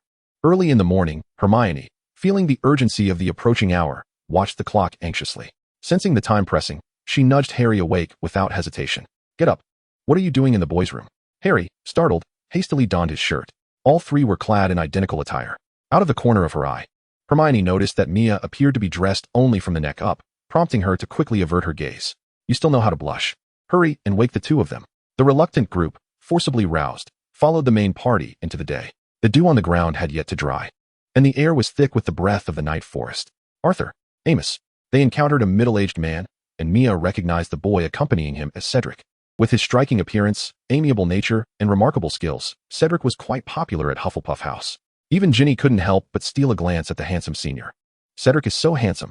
How can you have no reaction? Hermione looked at Cedric and thought he was quite average compared to a familiar face she saw daily. Ginny eyed Hermione suspiciously, but upon noticing Mia, her expression transformed into one of cunning amusement. Always with Mia? It's no wonder you've built up a resistance to this sort of thing.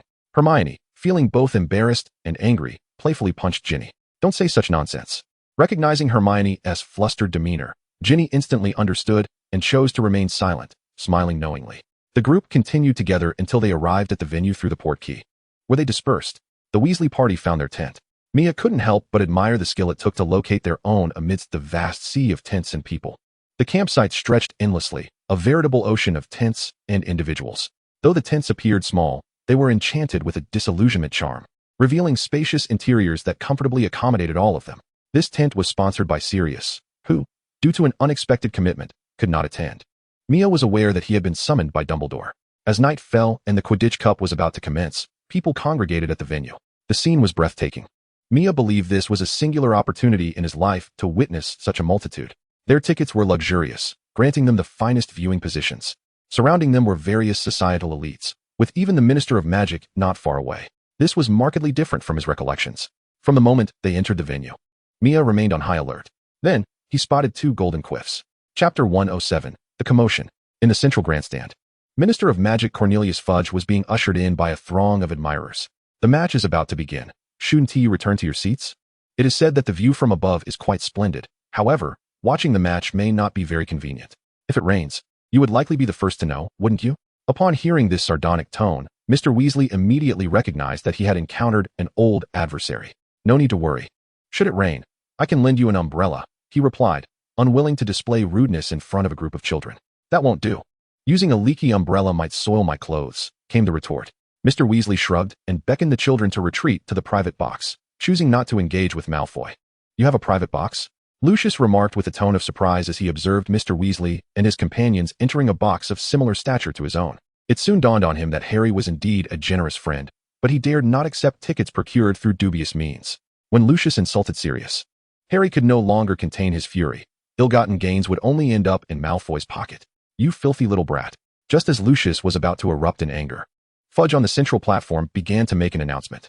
His voice, magically amplified, resonated throughout the venue. Dear Wizarding friends, the Quidditch World Cup is now underway. With little preamble, as Fudge declared the event, the excitement among the wizards erupted like fireworks. The cheers were deafening. Even Mia, who had little interest in Quidditch, was swept up in the enthusiasm. Hermione beside her observed the scene with equal intensity. As if sensing something, they both turned to face each other, their gazes locking for a brief moment before parting again. This was the nature of their relationship. No private conversations, no contact, yet polite and warm in public, maintaining a respectful distance, an unspoken agreement. At their age, they had already begun to grasp the essence of budding feelings. For these two remarkably gifted youths, they had developed their own unique approach to navigating such emotions. In truth, others had long noticed the subtle tension between them. Yet they were all too aware of the unspoken truth, too polite to address it openly. The cheers in the arena harmonized as the name Crumb echoed in Mia's ears. With the aid of magic, she caught sight of the man soaring through the venue. He was robust, almost akin to a polar bear, yet on his broomstick. He moved with the grace of a bird, albeit a formidable raptor. Mia understood the reason behind the fervent cheers in his honor. The ensuing match was nothing short of exhilarating. Krumm's performance was indelibly etched in the hearts of all. It was the first time Mia truly took notice of him. In any field, those who achieve greatness are indeed remarkable individuals. Even without a deep understanding of Quidditch, Mia could discern Krumm's prowess through Ron's enthusiastic exclamations. After the match concluded, the group returned to their tent, still buzzing with excitement. Ron remained entranced by Krumm's prowess, incessantly uttering, "He is the soaring eagle." "Ron, you have fallen for him," Ginny teased, jumping into the conversation.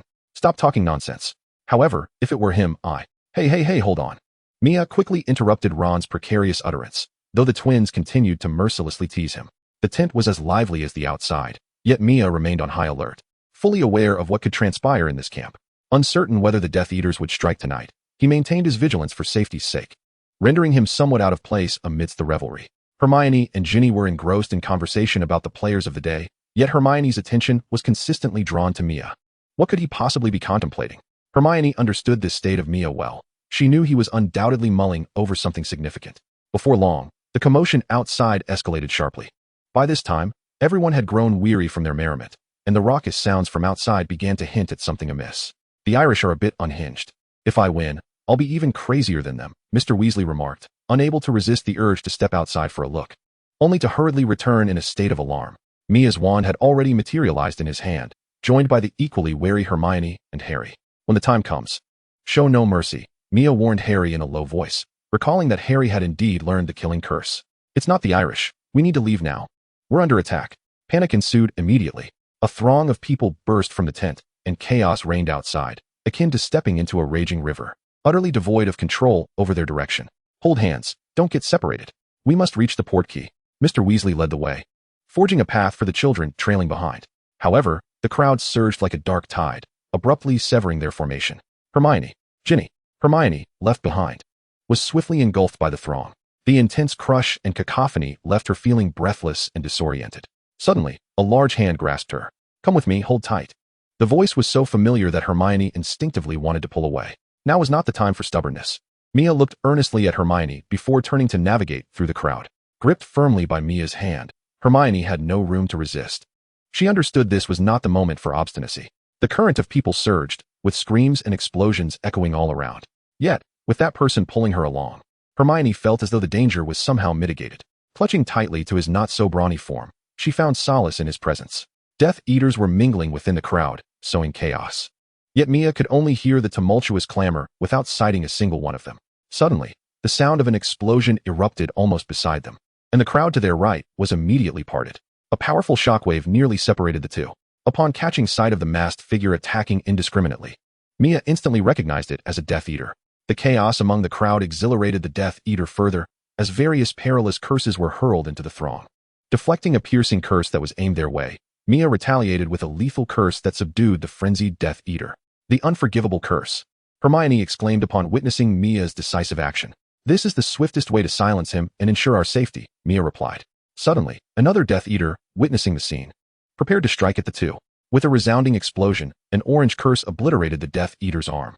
"I believe your actions are truly unforgivable," Hermione remarked, slightly embarrassed as she retracted her wand. "If I hadn't acted, he would have targeted you." Mia ended the Death Eater's suffering. Chapter 108, Mad-Eye Moody. Navigating through the throng with Hermione, Mia finally arrived at a relatively deserted clearing. It should be safe here. Both were breathing heavily, glancing at their still clasped hands. Mia looked at Hermione. Noticing Mia's gaze, Hermione instinctively loosened her grip, yet in the next moment, she resolutely tightened it again. Mia frowned. "Why did you save me just now?" "That is a foolish question." Hermione met Mia's eyes directly, declaring, "If I can be brave once, dare you to do the same?" "I have no idea what you mean." A silence enveloped them. Hermione's eyes flickered, but she fought to maintain her resolve. "I have made my position clear. Your efforts are futile. It is not that you are at fault, but rather that I do not harbor such thoughts." Hermione gazed intently into Mia's eyes, desperately seeking any hint of wavering. Yet, all she found was indifference and emptiness. Her heart felt suddenly hollow. Their hands parted. The two fell silent, as if nothing had transpired moments before. "Let us go and join the others." Agreed. The atmosphere seemed to return to normal, and it was not until they reunited with the main group that Mia lifted the mental barrier he had erected. He dared not acknowledge whether Hermione's gaze might sway him. He felt overly timid. Perhaps it truly takes someone like Voldemort to pursue one's ideals with unwavering focus. "Are you all right?" "I am fine," Hermione smiled at Ginny. Observing Hermione, who appeared unfazed, Mia gazed up into the night. In the darkness, a colossal skull was exhaling a serpent. "This is the mark of the Dark Lord." Mr. Weasley's expression grew serious as memories of past horrors flooded back to him. Mia felt a wave of frustration wash over him. He hadn't even caught a glimpse of little Barty. From the moment Hermione was swept away by the throng, his attention had been entirely fixated upon her. Sensing his own peculiar distraction, Mia's frustration deepened. Indeed, matters of the heart often proved to be a hindrance. The once vibrant camp was reduced to smoldering ruins. A stark contrast to the lively scene that had unfolded before. A group rushed forward, with Mr. Weasley stepping up to engage. It was Barty Crouch, little Barty's father, who was searching for the perpetrator behind the grisly reappearance of the death mark. This was undoubtedly an unprecedented Quidditch World Cup. News spread like wildfire through the magical community, as the majority of wizards had experienced the events of that fateful night. For a time, all discussions revolved around the Quidditch World Cup attack. The enormous skull was visible to nearly everyone, prompting speculation. Was that figure announcing his impending return to the world? The magical realm had descended into a state of unease. On the train to school, nearly everyone was engrossed in their newspapers. In the carriage, Hermione rejoined their quartet, displaying no signs of change. Following that night, Mia took a closer look at his feelings for Hermione. It was undeniable that he felt something distinct for her, a sentiment that set her apart from others. He was uncertain when this feeling had first emerged. Perhaps it had begun in their first year when Hermione unexpectedly confronted Quirrell? Mia struggled to recall, realizing that he was not particularly adept at navigating such emotions. Thus, he found himself faced with two choices: to accept his feelings with grace or to sever ties decisively. He had never aspired to be a heartless individual. If Hermione were indeed his destined partner, he would want to hold on tightly. Yet now, he found himself unable to discern the truth. This dilemma haunted him throughout the holiday. However, he was certain that if his feelings for Hermione remained at their current level, he could resolutely cut ties. With this thought, the troubling emotions temporarily lifted from his mind. Harry and Ron were equally perplexed. Why did it seem as though the two had reconciled, as if nothing had happened? Their relationship appeared unchanged, leaving Ron and Harry confused as to whether they were truly back together or not. Young hearts are inevitably ensnared by love, whether it be their own or that of others. On the first day back at school, some guests arrived. A delegation from Beauxbatons Academy of Magic and another from Durmstrang Institute graced the school. The convergence of the three great magical institutions was anything but ordinary. Whispers of the Triwizard Tournament ignited excitement throughout the castle. At the opening banquet, it was confirmed by none other than Dumbledore himself that the Triwizard Tournament, which had been paused for over a century, will be reinstated at Hogwarts. The three esteemed magical institutions gathered in the Great Hall, creating a lively atmosphere more vibrant than ever before. The enchanting Fleur Delacour from Beauxbatons and the remarkable Quidditch player Victor Krum from Durmstrang each commanded attention. Whispers filled the air. "Look, Hermione, Krum is quite handsome," Ginny remarked, unable to contain her excitement. "Do you find such types appealing?" Hermione replied with a frown. "Not really. I just think he looks impressive when playing Quidditch." Ginny responded candidly. "Mia, Harry, Krum is so dashing," Mia said, subtly distancing herself from Ron, both sharing a look of mild disdain towards him. "Ron, would you mind not returning to the dormitory tonight? It would be best if you didn't come back at all," she added. "Why not?" Before Ron could protest further, an oddly shaped cup was raised high. Barty Crouch, the head of the Department of International Magical Cooperation, took to the stage to announce the rules. For safety reasons, the ministry decreed that all students under 17 years of age were prohibited from entering. Nonsense. Those two identical Hogwarts students should mind their manners. Ridiculous. This is absurd. Various shouts of discontent echoed from the three schools. Observing the ensuing chaos, Crouch looked helplessly at Dumbledore, who, relieved at his own foresight in delegating the announcement to Crouch, commanded silence with his magically amplified voice, instantly quieting the hall. No one dared to voice dissent thereafter. Noticing Harry's despondent expression, Mia nearly burst into laughter. Once his name was drawn by the Goblet of Fire, Harry would no longer have such a yearning to participate. Suddenly, a tremendous flash of lightning erupted from the ceiling, reminiscent of the last time when Quirrell had intruded upon the hall. As Mad-Eye Moody appeared, Mia discerned that this was likely a guise crafted by young Barty. Dumbledore, ever astute, would certainly not be oblivious. That old fox was more cunning than anyone. Dumbledore warmly embraced Moody. "This ceiling is utterly ridiculous. Thank you." Chapter 109. The duel. A new academic year at Hogwarts welcomed guests from the other two schools, infusing the ancient castle with newfound vitality. The students from different academies seemed to be filled with curiosity about one another.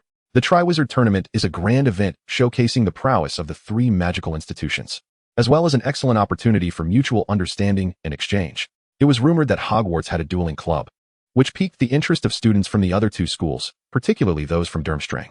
The magical world has long held the saying that Hogwarts is the premier school of magic. In the past, with 4 wizarding giants at its helm, Hogwarts was undoubtedly recognized as the foremost magical academy in the world. As other magical academies continue to rise, the title of the world's foremost institution has begun to be fiercely contested. Over the years, a triad of power has emerged in Europe, comprising Hogwarts, Beauxbatons, and Durmstrang. This rivalry gave birth to the Triwizard Tournament. Students from different schools possess an underlying sense of competition. Thus, the gathering of these 3 prestigious academies at the Dueling Club can be seen as a prelude to the grand contest. As the sole teaching assistant and true administrator of the club, Mia naturally assumes a central role in this assembly. When Mia ascended to the dueling platform, the gaze of every Hogwarts student was fixated upon him.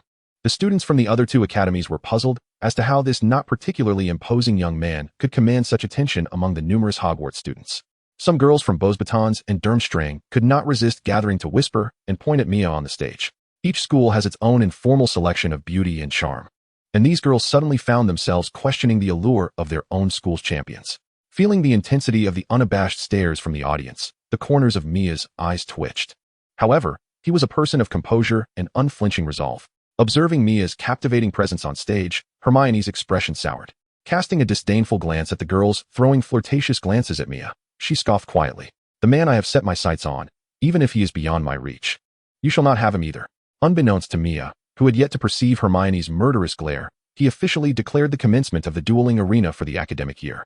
According to tradition, students would typically challenge Mia, the first champion. However, after witnessing the brutal defeats of others, the anticipation for this segment waned. Noticing the lack of any Hogwarts student willing to step forward, the students from the other 2 academies hesitated. "Crumb, are you going to go?" In the crowd, Crumb silently observed Mia on stage, disinterested in gauging his capabilities. "I'll give it a try." With the entrance of a Durmstrang student onto the stage, Mia's interest was piqued. Durmstrang, the alma mater of Grindelwald, had a reputation to uphold. He wondered about the skill level of its students. Perhaps due to its proximity to the land of the bear, Durmstrang students exuded a certain wildness, their demeanor seemingly etched with the essence of rugged masculinity. Let the duel commence. There were no formalities or rules in this duel. As long as no one was left gravely injured, anything was permissible. The Durmstrang student appeared increasingly exhilarated, perceiving the Hogwarts contestant as somewhat weaker, his physique lacking the robust stature of his own. "Are you a wizard? Why concern yourself with mere appearances? I believe that those who ascend to leadership positions are undoubtedly exceptional. I also feel that it will be quite captivating. How many moves do you think they can execute?" "At least 10 moves would make it interesting, wouldn't it?" The Hogwarts students nearby chuckled in silence.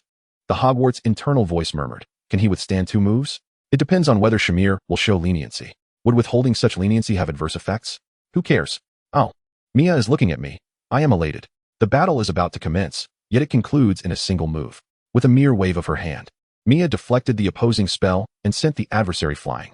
The level of skill exhibited by the opponent was evident, and Mia lost interest in further combat. Neither the audience nor the students from Durmstrang had yet comprehended the situation. The Hogwarts students, accustomed to the spectacle, began to applaud. It was only then that the students from the other 2 schools realized what had transpired. A single move to victory? And without a sound spell? Crumb and the audience felt a surge of excitement. As the Durmstrang student descended from the stage, several more students followed, predominantly from Beauxbatons and Durmstrang. Unsurprisingly, each battle concluded in a single move. The crowd was in a frenzy, while Mia felt rather bored. It was not a display of arrogance. Rather, he had undergone a magical enhancement that granted him the prowess of an adult wizard, even without practice. Not to mention, he had consistently focused on improving his abilities. The speed of his advancement astonished even Dumbledore. Moreover, he had genuinely fought for his life, and how could these students, ensconced in their ivory towers, hope to compete with him? The newcomers were mostly younger students, and it would indeed be peculiar if they could not secure victory in a single move. Did you not notice that the Hogwarts students who later took the stage were all upperclassmen? After each confrontation, all battles concluded within 5 moves. Now, even the Hogwarts students regarded Mia with astonishment. Previously, they understood that Mia possessed formidable strength, but they thought that he was merely a lower-classman. The encounter with Snape had clearly been an instructional battle. As a result, the upperclassmen had never challenged Mia. This time, witnessing his continued prowess, some upperclassmen were stirred to action. Unexpectedly, the results were astonishing. "Sister, do you want to give it a try?" In the audience, a charming girl was playfully coaxing a woman beside her. Fleur affectionately patted her sister's head, saying, "I cannot defeat him."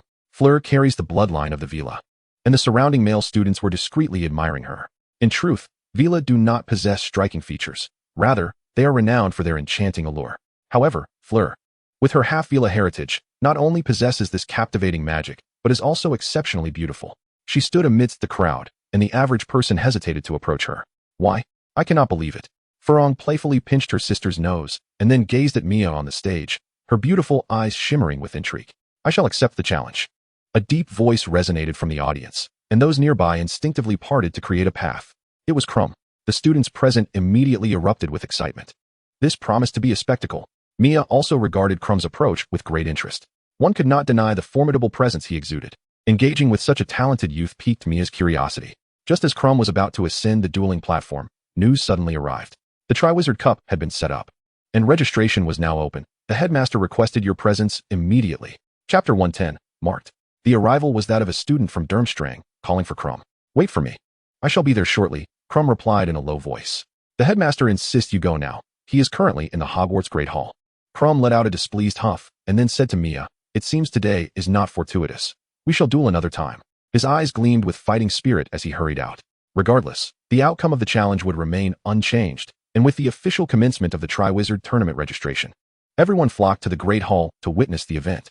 The headmaster of Durmstrang, Karkaroff, awaited in the hall and brightened at the sight of Crumb's arrival. Crumb was indeed Durmstrang's ace, the preordained representative for the competition.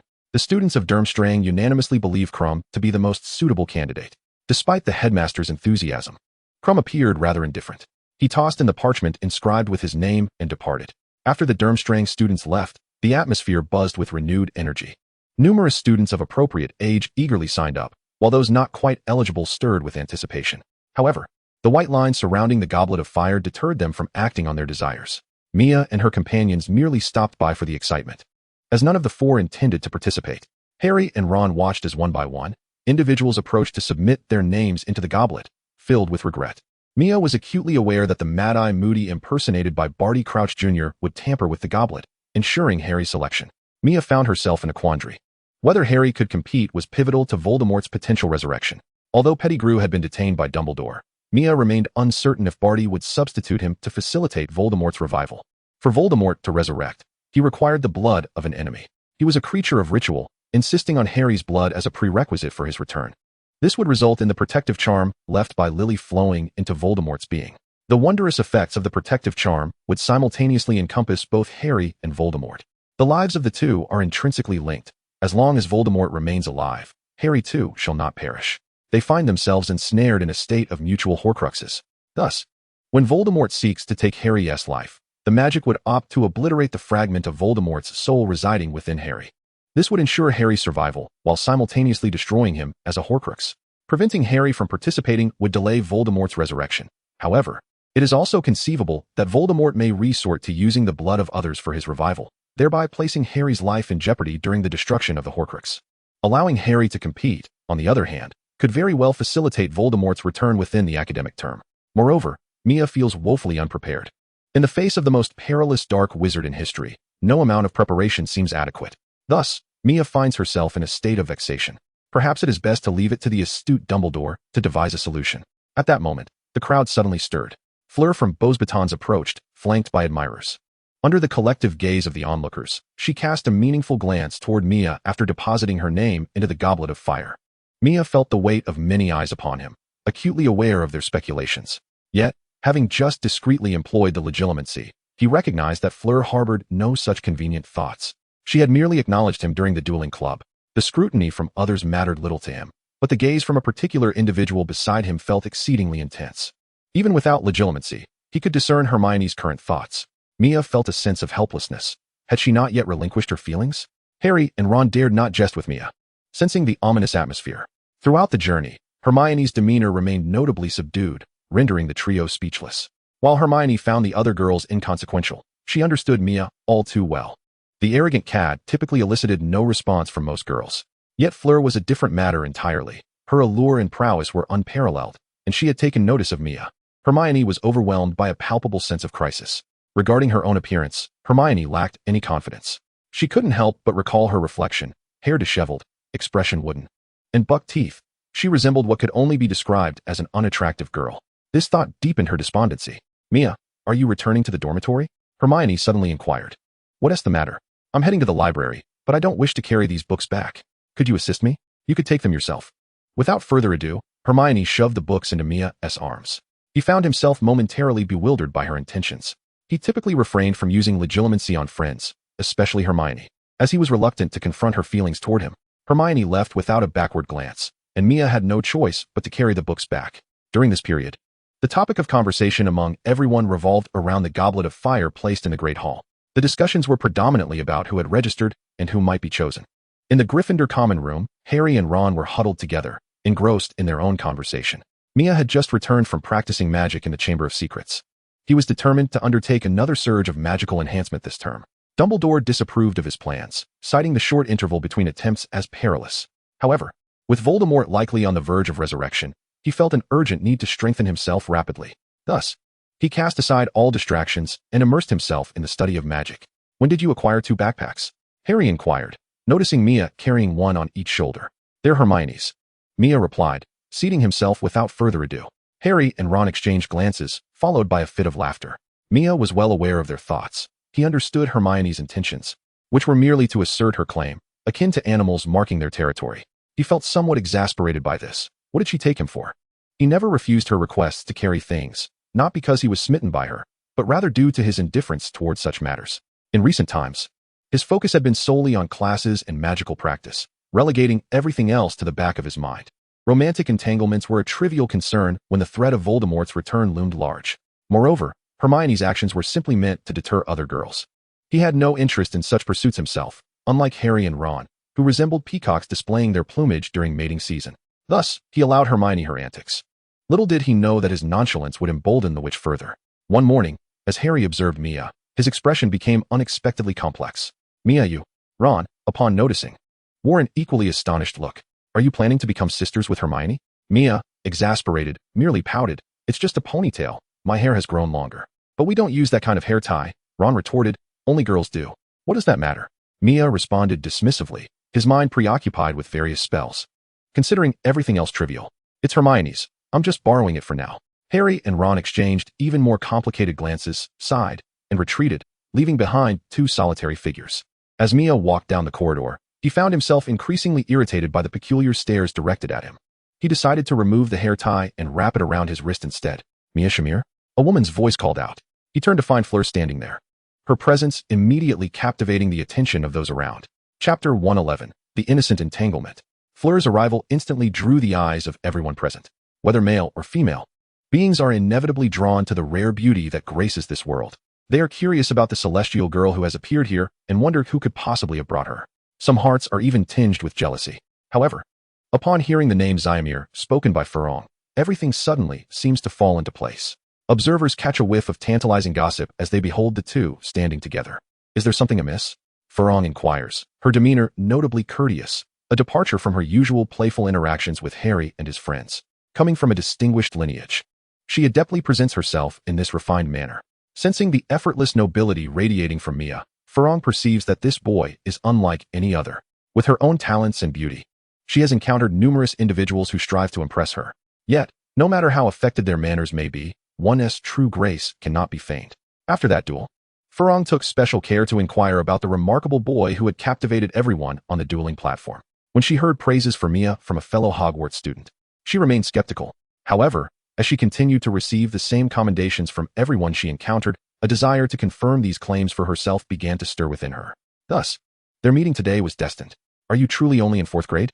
Farong asked. Mia had grown considerably and now relished the daily amusement of comparing heights with Harry and Ron. The day he surpassed Yuzo would mark a turning point for him. Having entered school in 1991, he was indeed in his 4th year this year.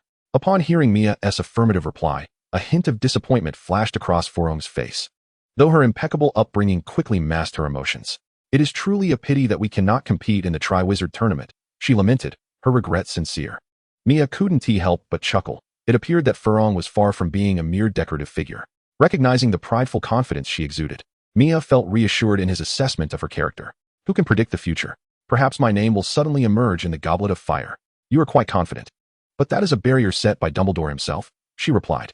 "Even if I cannot participate, there is plenty of time ahead. Perhaps we will meet again." "You have a way with words," Farong smiled openly.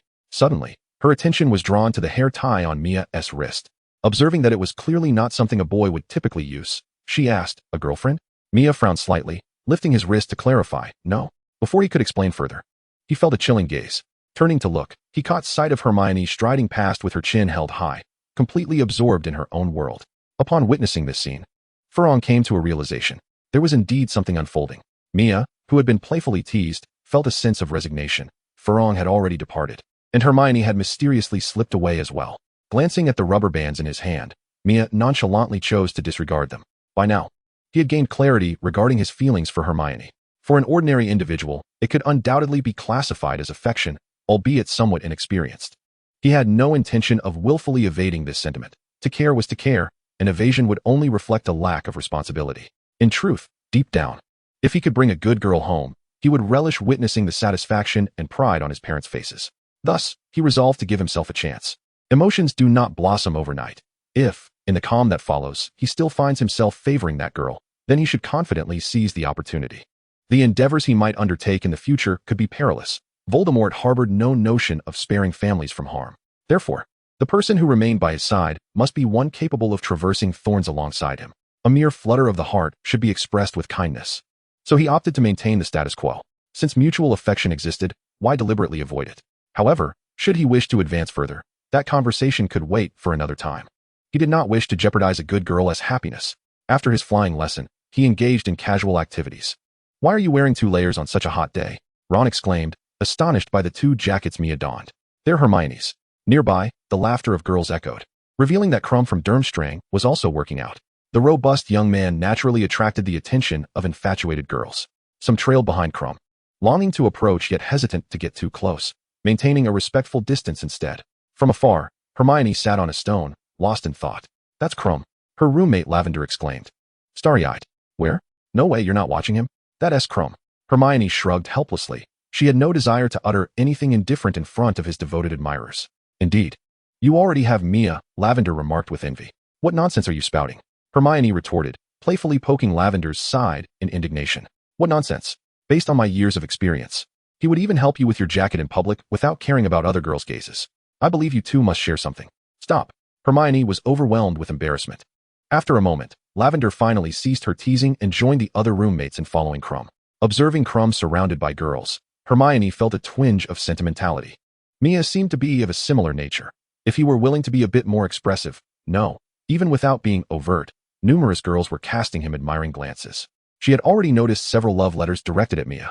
As for how she discovered it, it was because Mia would always entrust her belongings to her in between magic practice sessions. This habit had seemingly developed over time, to the extent that she had grown accustomed to managing Mia's possessions. Daily, she found herself surrounded by Mia's backpack, coat, and similar items. That boy, endowed with talent surpassing all others, exerted more effort than anyone else. Hermione felt a profound fear, fearing that Mia would suddenly soar to heights beyond her reach. "Do you like him too?" The sudden sound of Mia's voice startled Hermione, causing her to shrink back. "What did you say?" The flush on Hermione's face was a blend of embarrassment and irritation. Mia appeared utterly unconcerned, suggesting, "If you truly like him, then summon your courage and give it a try. You are far better than any of them." "But I have already been quite brave." The atmosphere suddenly thickened with tension. Mia's gaze faltered slightly. "I'm sorry, I thought you were looking at him." "Are you really that indifferent?" "I was indeed looking at him," Hermione pressed. A chilling sensation spread within her heart. Hermione sensed Mia's special regard for her, yet she was uncertain whether to feel joy. It seemed as though Mia had no intention of concealing his feelings, treating her affection with the same indifference as one might regard something insignificant, possessing it while remaining unconcerned about its existence or her affections for others. Chapter 112, Revelation. Hermione's inquiry left Mia momentarily speechless. His hesitation served as an answer to Hermione. She rose abruptly, denying him the chance to respond. "Let us discuss it when you are no longer hesitant." Watching Hermione walk away, Mia scratched his head in frustration. At that moment, he found himself wishing to be like Voldemort, emotionless, free from the burdens of such entangled matters. How troublesome. He would prefer confronting dark wizards, where a single killing curse would suffice. Annoyance aside, he decided to set it aside for the time being. Compared to these trivial feelings, Mia was more concerned with the impending resurrection of Voldemort. He observed the false Mad-Eye Moody. Prior to this, he had never encountered Moody. Yet, the actions of this impostor were remarkably in line with the moniker of Mad-Eye, which professor would teach the 3 unforgivable curses in a 4th-year class. Nonetheless, one must admit that this little Barty was quite earnest in his teaching, at least imparting knowledge that was genuinely useful. If he were not to become a Death Eater, it would not be a bad idea to take up a professorship at Hogwarts. What a pity. He remembered this fellow was the one who had secretly entered Harry's name into the Goblet of Fire. not wishing to raise alarm. Mia remained uncertain whether little Barty had already set his plans into motion. That night, Hermione exited the library alone. In a moment, the final participants for the Triwizard Tournament are to be confirmed, and everyone has already gathered in the auditorium. A solitary figure traverses the dimly lit corridor, claiming that it would be a lie to say she is not anxious. Hermione deliberately chooses areas where she might encounter more people, including the professor's offices. As she frets, she finds herself at the office of the Defense Against the Dark Arts professor. In Hermione's eyes, the unstable Mad-Eye Moody is the true embodiment of terror. Just as she intends to hastily depart, the sound of conversation emanating from within piques her curiosity. Master. Hermione is taken aback. Indeed, it is Mad-Eye's voice. But whom is he addressing as Master? As she leans in to listen intently, the door suddenly swings open. The grotesque visage of Moody looms before her, nearly prompting a scream from Hermione. Miss Granger, what are you doing wandering about the castle instead of heading to the auditorium at this hour? From my experience, it is inadvisable to venture out alone at any time. Moody's magical eye swivels incessantly, leaving Hermione feeling utterly exposed. He roughly shuts the door and limps away. Hermione pretends to leave, but once Moody has distanced himself, she stealthily returns. Her instincts tell her something is amiss. What sort of man clandestinely refers to someone as Master? Upon entering Moody's office, she finds it in disarray. Yet, a familiar scent wafts through the air. Polyjuice potion? She discovers the source of the aroma, an entire box filled with polyjuice potion. Although perplexed, Hermione dismisses her reservations. After all, Moody was once an Auror, and possessing polyjuice potion could be easily justified. However, the chaos of the office leaves her at a loss as to where to begin her investigation. A letter on the desk captures her attention. Cautiously glancing at the door, Hermione unfolds the missive. It bears no signature or recipient, yet it is emblazoned with the Ministry of Magic's emblem. The title reads, Amia's Chamil Investigation Report. Hermione gasps. How could this be Amia's report? She hastily begins to read. The more she delves into it, the more sinister thoughts arise. A sheen of perspiration forms on her forehead as her hands tremble slightly. Finally, upon reaching the conclusion, she reads, based on the evidence presented and thorough inference, Amia's Chamil is the child lost by Voldemort years ago. Considering the danger involved, Hermione can no longer process the subsequent words. It feels as though a heavy blow has struck her mind. She becomes dizzy, the world around her distorting, and the thin paper in her hands seems to weigh a ton. Is it all true? Voldemort's child? She must seek clarity. Frantically restoring the letter to its original state, Hermione races towards the auditorium. Meanwhile, within the hall, the final contestants have been determined. Farong replaced Beau's batons. Krum took the place of Durmstrang, and Cedric stood in for Hogwarts. The great hall buzzed with excitement until the fourth parchment emerged from the goblet of fire, plunging the room into an abrupt silence.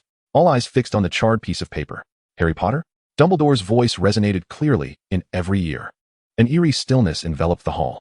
Mia cast a glance at the imposter Moody on stage, realizing that the man had indeed taken action. Harry, with reluctance, was pushed onto the platform. The goblet of fire wielded formidable authority. Once chosen, a participant was compelled to compete. Harry's desire was fulfilled, yet he felt no joy. He understood that in the eyes of everyone, he would appear as a scheming fraud. Ron stared at Harry, lost in thought. Do you think Harry possesses the ability to defy Dumbledore's magic? Mia noted Ron's expression. Suddenly, Ron appeared to have an epiphany. Then we must trust our friend, Mia said solemnly. Ashamed of his earlier thoughts, Ron soon became anxious again. But doesn't that mean Harry is in danger? Someone must want to harm him. The power of the goblet was immense. Even Dumbledore could not contravene it. Whether it was a matter of inability or unwillingness to defy it, Mia could not ascertain. At that moment, Hermione rushed over, breathless, and approached Mia directly. Observing Hermione's demeanor, Mia discerned that she must have encountered an urgent matter. Mia, you must tell me the truth. Hermione blurted out, momentarily forgetting the gravity of the situation. Mia furrowed her brow. What is it? Faced with Mia, Hermione felt fear. She dreaded Mia's response, terrified that everything before her was a facade. With a trembling voice, she inquired, Are you truly Mia Shamir? Dumbledore's voice on stage ignited the entire hall. What on earth was happening? Karkaroff stormed onto the platform, but upon realizing he was confronting Dumbledore, he regained his composure. How can Hogwarts have 3 champions? This is unfair. The towering headmistress of Beau's batons, Madame Maxime, also approached, clearly displeased. What tricks have you been playing? At this moment, Dumbledore's mind began to unravel the mystery. I do not know what has transpired, but this is the choice made by the Goblet of Fire. To comprehend the specifics, I believe we must discuss this together. I, too, am in the dark. Dumbledore glanced at Mia, prompting her to rise. Mia, Hermione called out urgently, but Mia covered her hand with her own. Feeling the chill in Hermione's hand, Mia sought to warm her icy touch, yet she had no choice but to depart. If only temporarily. Do not worry, I shall return. The three headmasters and all the participants entered the room behind the podium. The auditorium remained in a state of unrest. What on earth is happening? The events unfolded too rapidly for Hermione's mind to process. As you can see, Mia has been selected by the Goblet of Fire, Ron replied. How can this be? There is nothing impossible. Harry has also been chosen. Hermione's mind seemed to crash. Chapter 113, The Fourth School. Due to the unexpected turn of events during the announcement of the final participants, the headmasters and officials from the Ministry of Magic convened in the room to discuss the matter. The auditorium was in chaos, and the room was rife with heated disputes. As hosts, I expect a reasonable explanation from you. Madame Maxime, the headmistress of Beauxbatons, appeared quite displeased. This is blatant cheating. You will pay for this. Karkaroff, the headmaster of Durmstrang, wore a menacing expression, yet the sinister glint in his eyes revealed his ulterior motives. The selected students stood silently to the side, listening to the professor's arguments, their silence speaking volumes about their stance. Krum positioned himself at a distance, seemingly reluctant to associate with Harry and Mia. Fleur, however, did not display such a clear stance as Krum. Her eyes were filled with evident skepticism. Cedric stood between Mia and Fleur, caught in the middle. I apologize for this occurrence. It is our oversight. Please trust in our integrity. Hogwarts would never contravene the rules. Dumbledore appeared remarkably composed, maintaining an air of control. It is difficult to ascertain. What if certain students, dissatisfied with the ministry's reasonable decisions, engaged in such nefarious actions? Naturally, you are the headmaster of Hogwarts, and I shall certainly believe in your fairness. Karkaroff's duplicitous demeanor caused Mia to frown. Thank you for your trust. Our students would never be capable of such actions. Professor McGonagall asserted with conviction. Oh, that is uncertain, Karkaroff retorted, his tone dripping with sarcasm. I do not believe students who have yet to graduate possess the ability to deceive the Goblet of Fire. Snape spoke in a low voice. And what do you think? Severus? Karkaroff and Snape were old acquaintances, though their relationship was hardly amicable. Reluctant to engage with the smooth-talking Karkaroff, Snape's demeanor suggested his discontent. Do you believe someone else deliberately submitted their names? I suspect that is indeed the case. Upon seeing Moody emerge from the shadows, Karkaroff's face visibly twitched. It was Moody who captured Voldemort and sent him to Azkaban when he fell from power. Thanks to his knack for betraying his allies, he revealed a multitude of hidden Death Eaters. His timid nature, coupled with the fact that he had not committed any heinous acts, led the Ministry of Magic to release him. Even now, in the presence of Moody, he felt a sense of trepidation. I see you've become somewhat anxious in your pursuit of dark wizards, Moody. I wouldn't call it anxiety. When dealing with cunning dark wizards, one can never be too cautious. Moody retorted, showing no regard for the atmosphere. Only Mia was aware that this was merely an impostor posing as Moody. She surmised that Dumbledore had likely seen through Barty's disguise as well. It must be said, Barty's masquerade was indeed quite skillful. What do you mean? Do you believe there are dark wizards present? Precisely. As the tension escalated, Barty Crouch promptly intervened to halt the discourse on dark wizards. Since it is the Goblet of Fire's decision, we cannot defy it. This is unfair. It implies that Hogwarts has 3 competitors. Madame Maxime protested. Perhaps there could be a 4th contender. Dumbledore's words immediately captured the attention of everyone present. Where would this 4th party come from? I have some old acquaintances at Beauxbatons, and they are considering a visit. I believe they might be interested in participating in this grand event.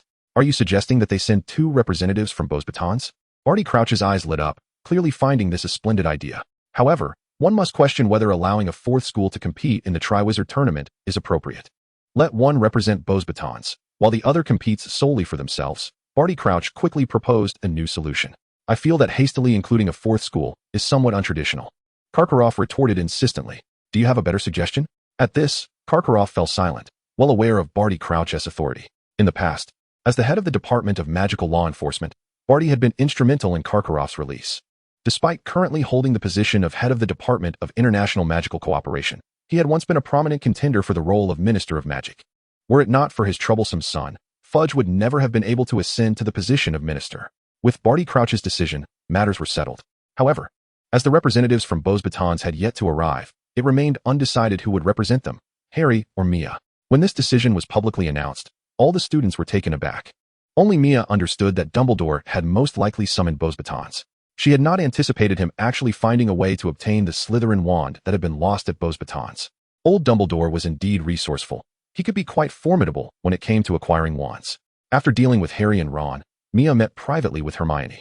Upon perceiving Hermione's expression, Mia immediately sensed that something was amiss. You must tell me the truth. What? Hermione's serious and somewhat resolute demeanor left Mia bewildered. Promise me. Stop it, Hermione. Mia felt utterly perplexed by Hermione's insistence. At this moment, Hermione desperately wished to elicit a denial from Mia. Are you connected to Voldemort? Mia's brow twitched. Hermione would not pose such an absurd question without reason. Had she sensed something? Mia strained to recall her every action, pondering if she had inadvertently revealed anything. Doubt lingered in the air, and despair flickered across Hermione's face. Observing this, Mia realized that Hermione must have uncovered something. Why do you ask such a question? You are Voldemort's child, aren't you? He truly is your father? Hermione's voice wavered. As Hermione's emotions intensified, Mia understood that the truth could no longer be concealed. Should he employ a memory charm to erase everything? Would Hermione expose his secret? Would she distance herself from him henceforth? Mia hesitated once more. Meanwhile, Hermione had already gleaned the truth from Mia's reaction. Her mind raced. Have you spoken to anyone else about this? The professors must not know. Hermione continued to ramble. But Mia's call caused her to instinctively look up. Hermione. In that fleeting moment of connection, Mia cast the Patronus charm.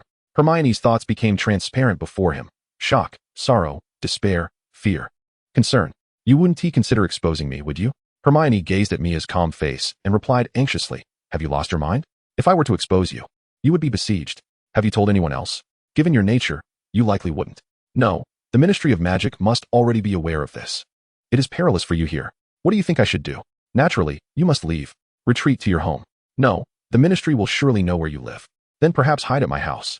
What about your parents? Since I arrived at Hogwarts, they have been planning their honeymoon. You can stay hidden for a while. We can devise a plan later. Aren't you afraid of being implicated? The most pressing matter is to ensure your escape. My family are muggles.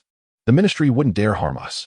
Observing Hermione's anxious expression, Mia maintained the Patronus charm, captivated by her earnestness. Chapter 114, A Stumbling Block. Hermione's voice grew softer, feeling increasingly uneasy under Mia's unwavering gaze. What are you thinking? Aren't you the least bit worried? Hermione felt utterly incapable of deciphering Mia's thoughts. Do not worry. Nothing will happen. Mia smiled at Hermione, assuring her that she was the only one privy to this information. Not even the Ministry of Magic was aware. The letter you saw was a fabrication. The weight of this statement was rather overwhelming, and Hermione took a moment to decipher Mia's words. Fake. Wait. How did you know about that letter? Because it was all seen within your mind. This was a thought Mia dared not voice. If Hermione discovered he was prying into her thoughts, the consequences would surely be dire. Observing Mia's hesitance, Hermione questioned, Are you spying on my thoughts? Mia's eyelids twitched violently. No, how could that be? Do you realize how transparent your lies are? As she regarded Mia's demeanor, a flicker of indignation ignited within Hermione. Fine. Tell me what else you know, starting with that letter. How do you know it was false? With Hermione not pressing him further about the mind reading, Mia couldn't help but breathe a sigh of relief. Given Hermione's propensity for verbosity, provoking her wrath would be an unbearable ordeal. You're so clever. How could you not deduce what Moody is up to? Mia was reluctant to reveal the truth about the false Moody. Be clear. Hermione, in a fit of anger, had little patience left. He was the most formidable Auror, having battled dark wizards for the majority of his life. It was he who imprisoned the most notorious criminals in Azkaban. Do you think he would allow a student to enter his office with merely a simple unlocking charm? Such sensitive information would never be left unguarded on his desk. So you really have been delving into my thoughts, haven't you? Huh. Hermione's sudden shift took Mia by surprise.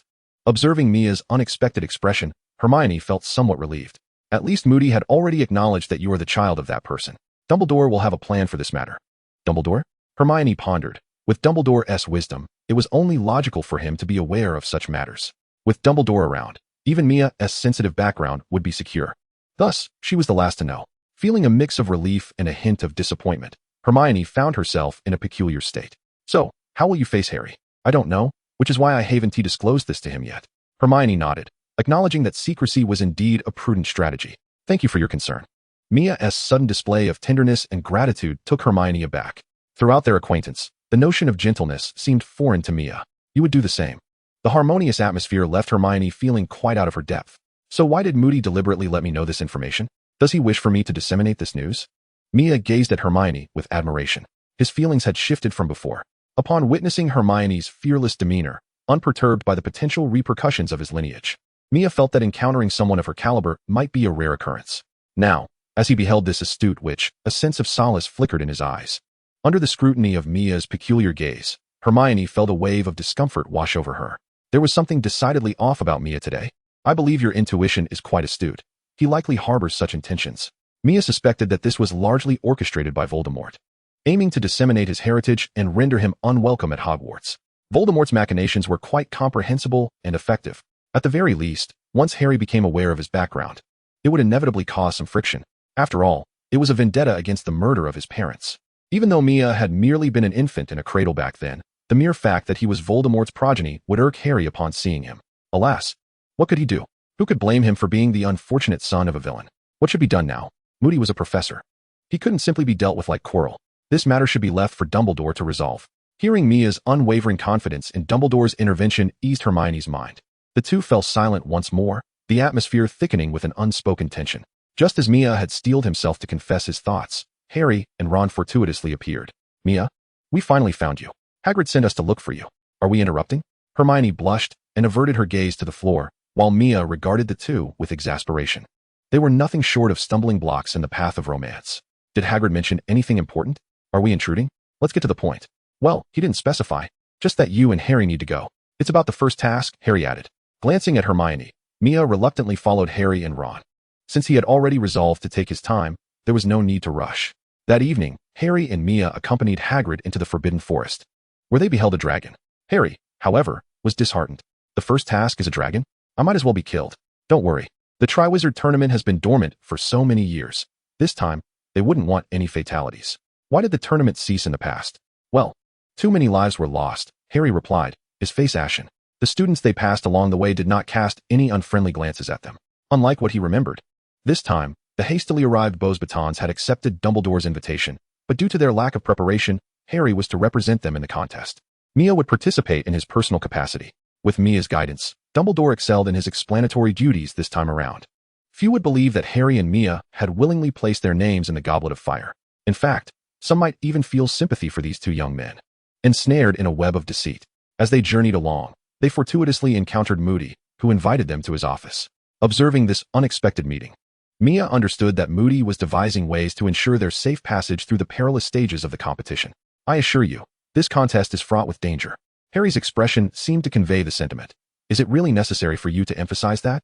The other competitors are formidable. Consider what you possess that could serve you well. You must at least devise a strategy to surpass the first challenge. Harry, why don't you start? Me? I suppose I can ride a broom. But the competition prohibits bringing brooms onto the field. However, it does not mention the prohibition of wands. How does one ride with a wand? Chapter 115, A Last-Minute Escape. The boy was visibly flustered, irritated by Harry's innocent yet foolish gaze. The professor likely meant for you to use the summoning charm to call a broom onto the field. Mia interjected. Would that truly work? Is there a better alternative? With a mix of anxiety and anticipation, Harry awaited the commencement of the competition. The venue was chosen by the Black Lake, in close proximity to the Quidditch pitch. The competitors' camp was situated not far away. Inside the tent, Harry paced nervously. Although Moody had proposed a strategy, he still felt uncertain. What if he broke the rules? What if the spell failed due to distance? What if he was trampled before he could mount his broom? Harry's thoughts were a chaotic whirlwind. Harry, he heard Hermione's voice and, upon searching, discovered her near the entrance of the tent. How are you preparing? Completely at a loss, he admitted. Sensing the commotion, Mia approached.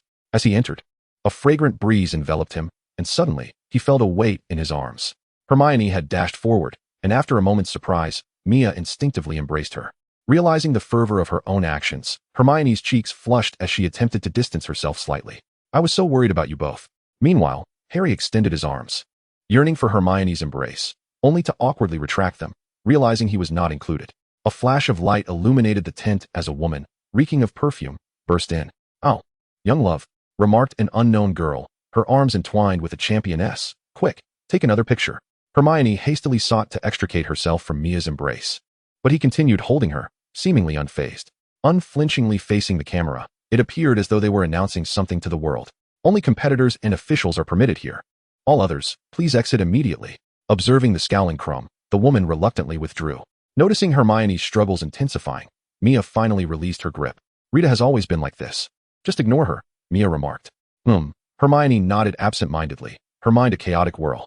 Meanwhile, Krum's envious gaze prompted Mia to deliberately move a bit closer to Hermione, though she refrained from embracing her again, as that would be too abrupt. At that moment, Dumbledore entered with a group. Brave ones, are you prepared? Miss Granger. What brings you here? Hermione felt oddly out of place, just as she was becoming increasingly anxious. Mia spoke up. Didn't they say that friends and family could come in? Thanks to Hermione, I would be a bundle of nerves otherwise. Oh, thank you, Miss Granger.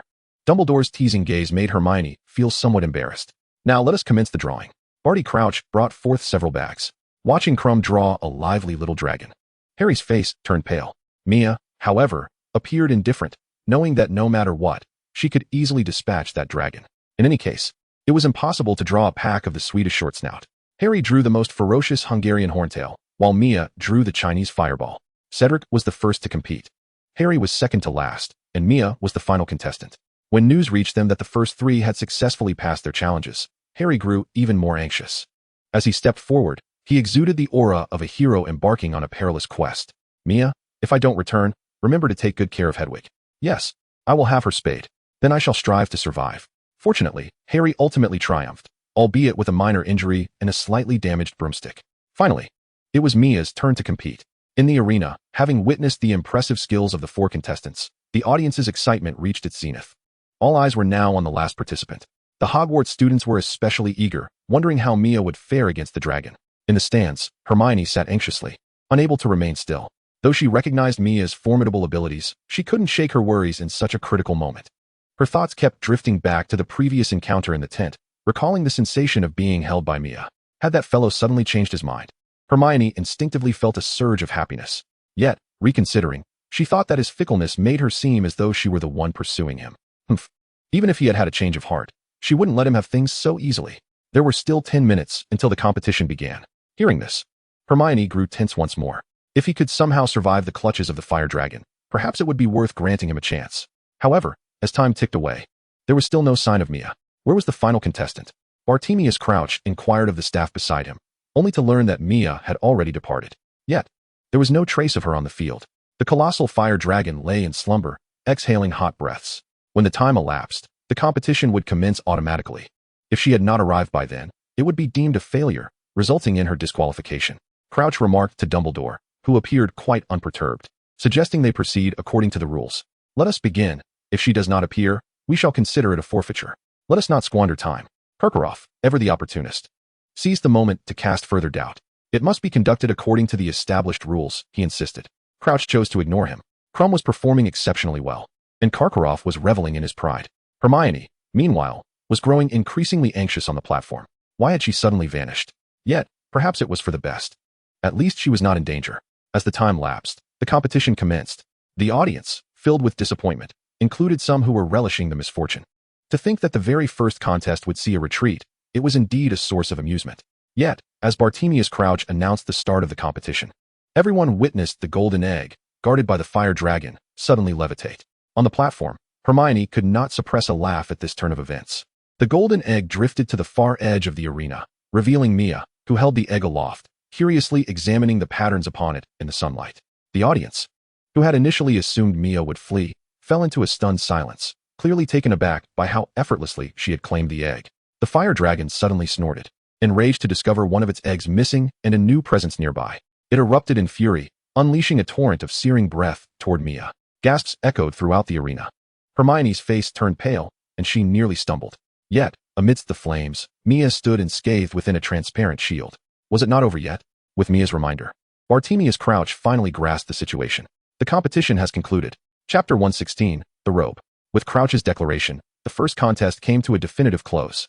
During the judges' scoring, Karkaroff was beside himself with rage. This is unjust. She has committed a foul. This cannot count. The rules do not state that the disillusionment charm is prohibited. Crouch patiently explained. Can you believe that a fourth-year student would wield such magic? Who witnessed her entry? Who can guarantee that the disillusionment charm was not cast upon her by another? Karkaroff, you two have seen that during the competition, our professors were all in the stands. Dumbledore remarked with a hint of detachment. Oh, of course, I am not questioning you. How could you ever engage in such behavior? My intention is not to exclude others. I perceive you as a provocateur here, Karkaroff. Moody, filled with rage, charged forward. With his fearsome visage, even limping, he terrified Karkaroff into retreat. What do you intend to do? Do not act recklessly. It was you who caused the disturbance last time, and now it is you again. Is it not your dissatisfaction with your students' inferiority that drives you? To resort to underhanded tactics when lacking in skill is the hallmark of a dark wizard.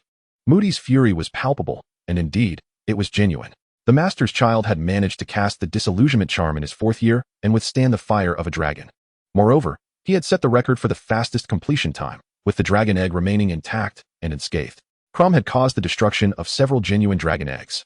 Fleur nearly had her clothing singed. Cedric sustained some injuries.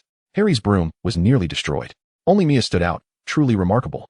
His admiration for the Dark Lord naturally extended to the bloodline of the Dark Lord. having witnessed the prodigious talent of the Dark Lord's son firsthand. Young Barty Crouch was even more resolute. He had, in front of everyone, withstood the dragon's fiery breath. Can your student achieve such a feat? Given this alone, is there anything strange about his mastery of the disillusionment charm? Moody rendered Karkaroff speechless. Barty Crouch nodded in agreement. It was indeed so. However, Karkaroff sought to interject, only to be silenced by Moody's penetrating gaze. Why do you concern yourself so deeply with a student? Do not let me discover that you dare employ any nefarious tricks. After cautioning Karkaroff, Moody leaned on his staff, standing to the side. Karkaroff felt a chill at Moody's watchful eye but feigned calm. Following this commotion, Karkaroff dared not stir the pot further. Thus, the rankings for the first round of the competition were established. Mia secured first place with nearly a perfect score, the solitary 8 points being the result of Karkaroff's brazen insistence, while the rest were full marks. Cedric claimed second place, with Fleur and Crumb finishing third and fourth, respectively, leaving Harry at the bottom. After all, his use of the flying broom had already skirted the edges of the rules, not to mention the considerable damage caused by his escapades with the dragon while riding the broom. Dumbledore's decision not to make Harry pay for the damages was quite generous. Upon the announcement of the rankings, Mia became renowned among the 3 great magical academies. Everyone was aware that this year's contender had shattered the historical record for completion, mastering the disillusionment charm in his 4th year and single-handedly withstanding the dragon's fiery breath.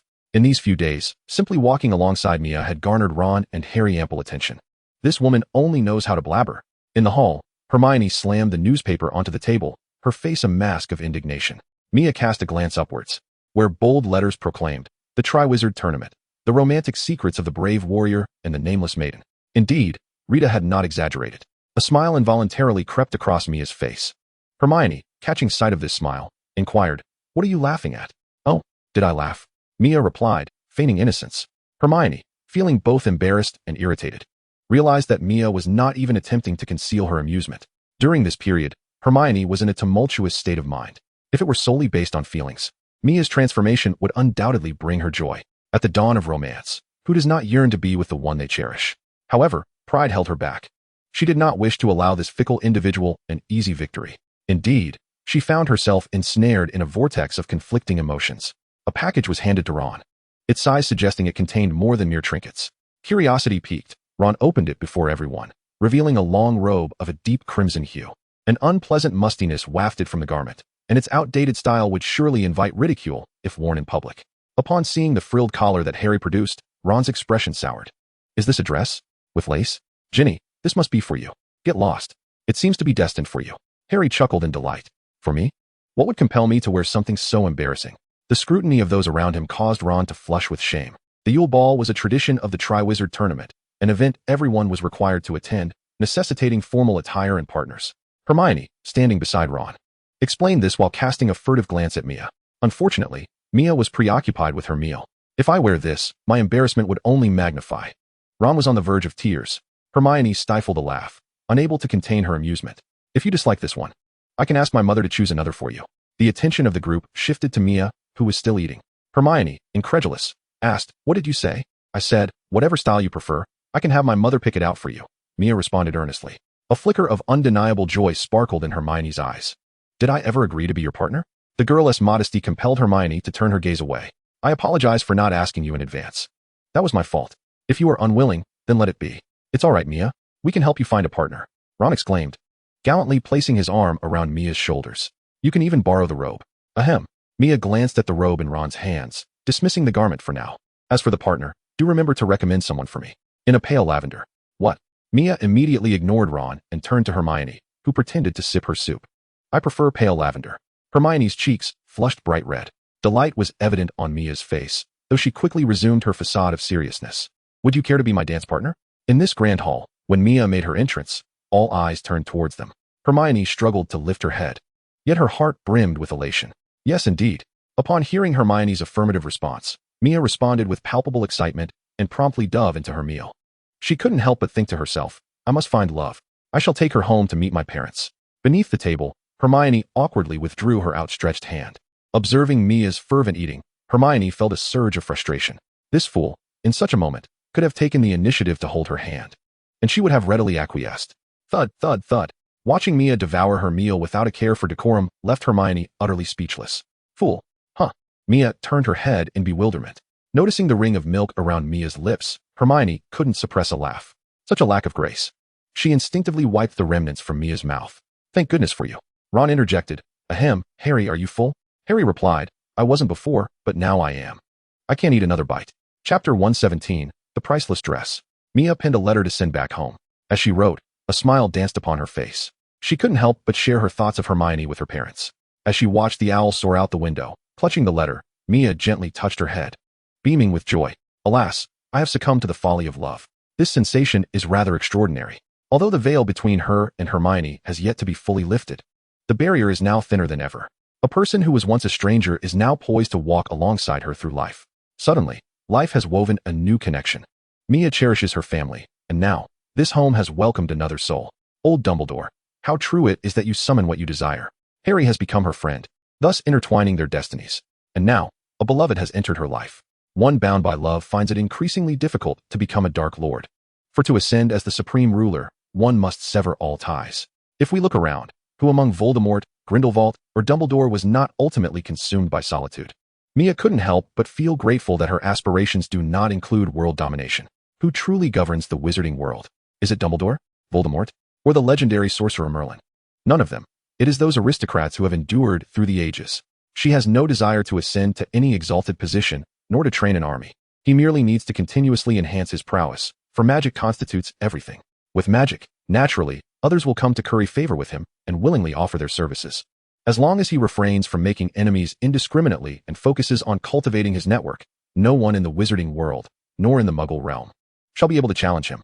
Through this network, he can also wield influence over the entire world. Did not Voldemort, at the height of his power, seek to win over the pureblood aristocracy? Once he grasps the true essence of power in this world, he will undoubtedly transcend the ordinary. Power is not his desire. It serves merely as a tool to create a favorable environment for his existence. What he yearns for is that, when future generations reflect upon history's most illustrious wizards, his name is mentioned alongside all the legends. Of course, surpassing them would be even better. With his father being a high-ranking official in the Muggle cabinet and his brother destined for a promising future, and should Hermione develop as he remembers, she might even become the Minister of Magic. Thus, the pursuit of power is entirely unnecessary for him. What he seeks now is strength. Whether for securing his legacy or countering Voldemort, he must pursue might. This semester, he has resolved to enhance his magical ability. Risks are part of the game. He is not a character confined to the narrative of memories, and he could very well perish at Voldemort's hands. His current strength is akin to that of a competent adult wizard. Should he succeed in another enhancement, he would at least attain a level comparable to that of Snape. As long as he avoids encounters with someone of Dumbledore's caliber, he could navigate the world with confidence. However, as Dumbledore noted, the intervals between enhancements are too brief. Should he attempt to enhance immediately, the likelihood of unforeseen complications is considerable. It seems he must wait until the end of the semester. Now, he could indeed seek that wand. Regrettably, he had inquired with Dumbledore, who informed him that, according to messages from Ilvermorny, the whereabouts of that wand have always been known solely to the Headmaster. He possesses a general idea of its location, which Dumbledore is aware of as well. However, the wand is not merely buried, it is protected by formidable magic.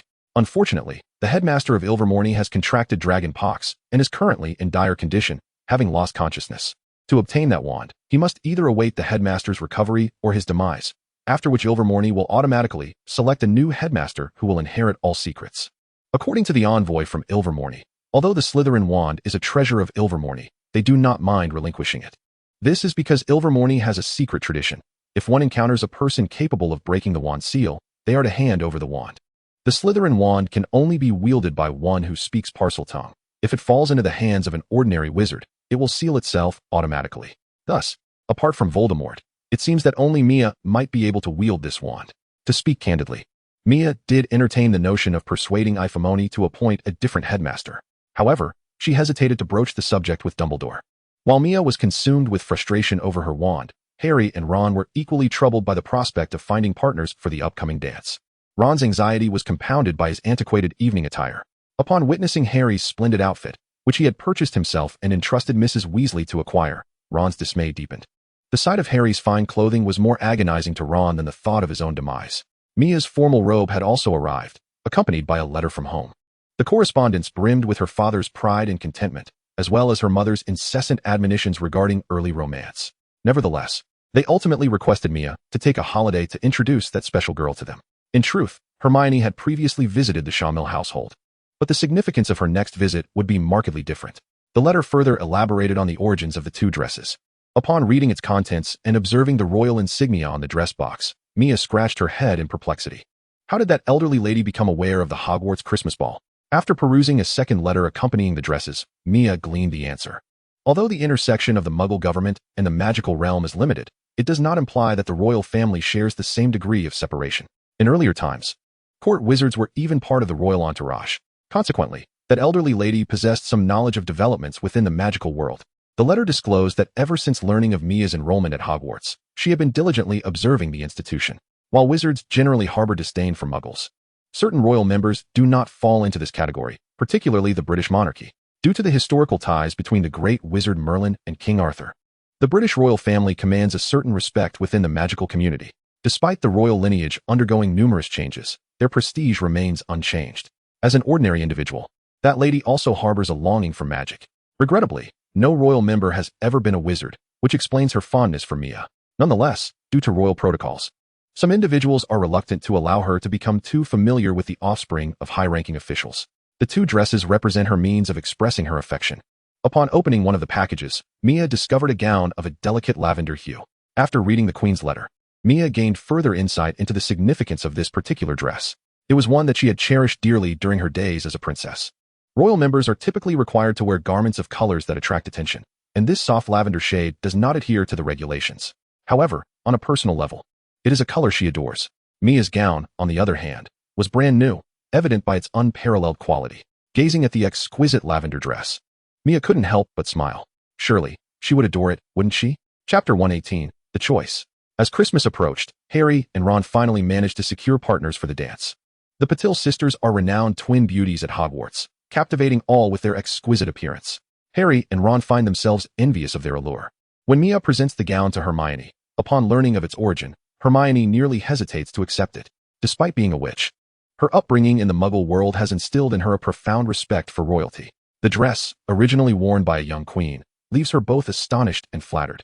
As she completely unwraps the gift box, she discovers not only the gown, but also luxurious silk gloves and a tiara.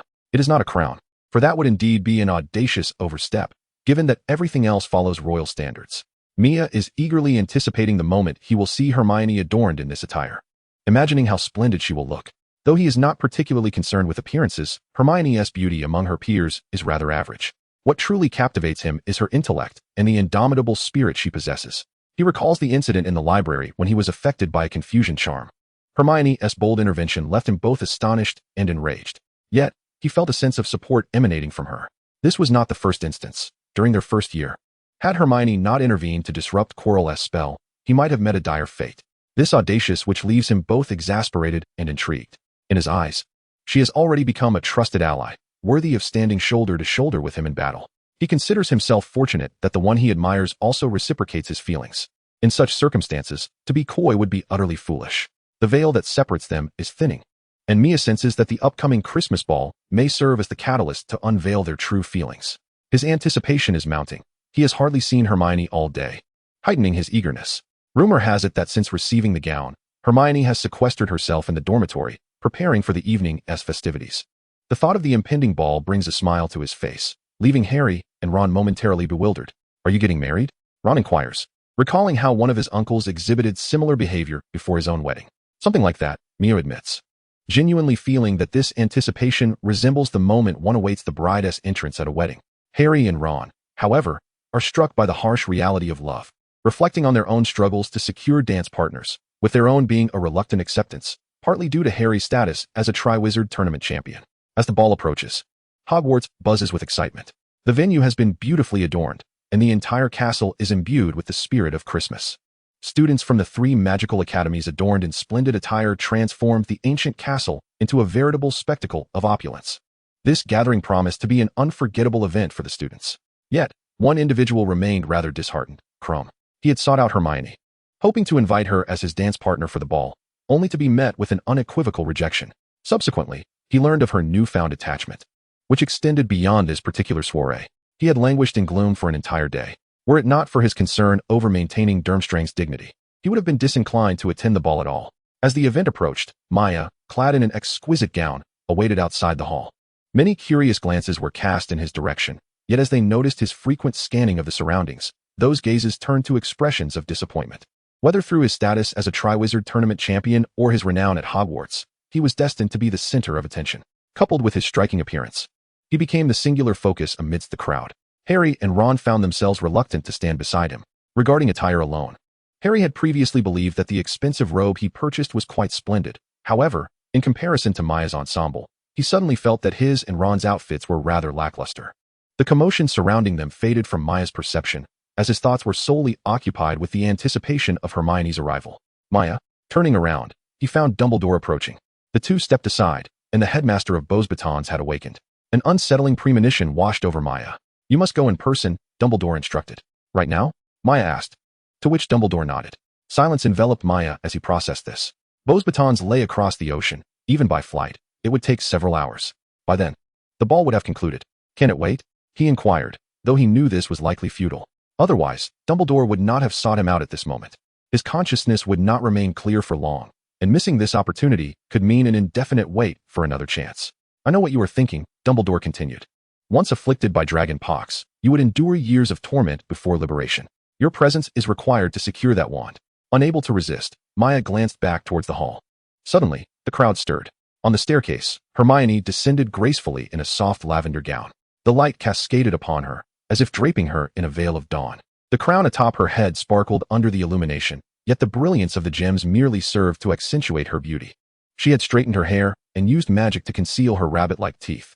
As she stood before the mirror, it was the first time she truly perceived her own beauty. A flower must have an admirer, and the one she longed to appreciate her awaited her arrival. She resembled a royal princess, evoking admiration yet remaining unattainable. Regardless of gender, all who beheld her were genuinely captivated by her beauty. Harry and Ron stood transfixed. Could this truly be Hermione? As if sensing a shared understanding, the two exchanged glances from a considerable distance.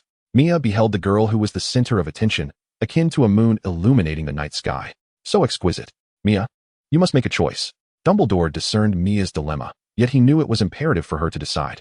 Mia represented the bulwark against Voldemort, the hope for the next generation of the magical world, chosen by him. The significance of Mia's strength was paramount. Her wand was essential. With her heart torn between ice and fire, Mia felt anguish. Should she uphold the vow between them or prioritize the greater good? Such a question bore a preordained answer for Mia. "Wait for me." The spell of thought transference conveyed Mia's intent to Hermione. Hermione's smile froze. "I will wait for you." Upon receiving this affirmation, Mia resolutely turned away. "Professor, time is of the essence. Hold on tight." Chapter 119, Exchange. As that figure vanished, Hermione's smile gradually faded. She resembled a noble yet solitary flower, enveloped in a chill of solitude and desolation. Her beauty, like cracked porcelain, possessed a haunting allure. Though the specifics of Hermione's turmoil were unclear, her demeanor drew in even more admirers. Even Fleur, with her Vila lineage, appeared diminished in comparison. The ball was about to commence, and Professor McGonagall began searching for the unprepared champions. "Harry, the ball is nearly upon us. Why have you not yet prepared?" Several champions were to perform a dance at the outset, as I should have mentioned. "No," Harry affirmed with certainty, shaking his head. "Well, now you know. As for Mr. Weasley," McGonagall could not help but scrutinize Ron's attire. "Ah, a style that was popular in my youth. In any case, you must hurry to prepare. Miss Granger, where is your dance partner, Mr. Samuel?" Hermione forced a smile. "He likely needs to attend to some matters first. But the ball is about to begin." At that moment, a luminous orb of white light floated before Professor McGonagall. After absorbing its contents, she comprehended the situation entirely. Looking upon Hermione with a hint of sympathy, she said, "In that case, I shall refrain from including you both in the opening. Do not worry. Dumbledore is with him. Trust in him." Professor McGonagall made an exception, sharing information not typically disclosed to students, understanding the weight of Hermione's disappointment. "I believe in him." As Professor McGonagall gazed at Hermione's unwavering smile, she sighed softly, patting her shoulder before departing. The ball was about to commence, with the champions and their partners entering in succession, becoming the undeniable focal point of the evening. However, it soon became apparent that something was amiss. Where was Krumm's partner? And what of Shamira? Why was Hermione alone? As Hermione entered the hall solo, Professor McGonagall was taken aback. Hermione noticed the concerned look in McGonagall's eyes and responded with a reassuring nod. "Maya is absent, so I shall represent him at the Champions Ball." Like a proud swan, Hermione strode into the dance floor unaccompanied. All eyes were fixed upon her. She maintained her smile, resembling a queen enduring the weight of all gazes. At that moment, her tiara transformed into a true crown. Krumm, of course, noticed Hermione standing alone and approached her, disregarding the stares of onlookers. He was resolute. Like a knight. Would you be my partner? All attention at the ball converged here. Looking at Crumb, Hermione understood that her knight was not present. I'm afraid I must decline. Crumb, unwilling to accept defeat, remarked, he has broken his vow. Why do you still wait for him? He has not yet broken his vow. In his absence, I shall take his place. Is it worth it? What does worth even mean? I have chosen him. He is mine. Observing Hermione's graceful yet resolute gaze, Crumb felt the fire within him cool at that moment. The ball was about to begin. The music swelled gently, like a spring of clear water emerging. Champions and their partners danced to the melody, while only two danced alone. Hermione, like a solitary swan, danced alone in the celestial pond. Everything else was mere embellishment. She was waiting. Surely he would appear? Across the Pacific, Dumbledore, accompanied by Maya, traversed with fervor. Before setting foot on the American continent, Maya had never believed anyone could use apparition to cross the Pacific. In contrast, Dumbledore remained composed, as if unperturbed by the journey. We mustn't delay. Dumbledore led Maya to Ilvermorny. Much like Hogwarts, Ilvermorny was shrouded in magic.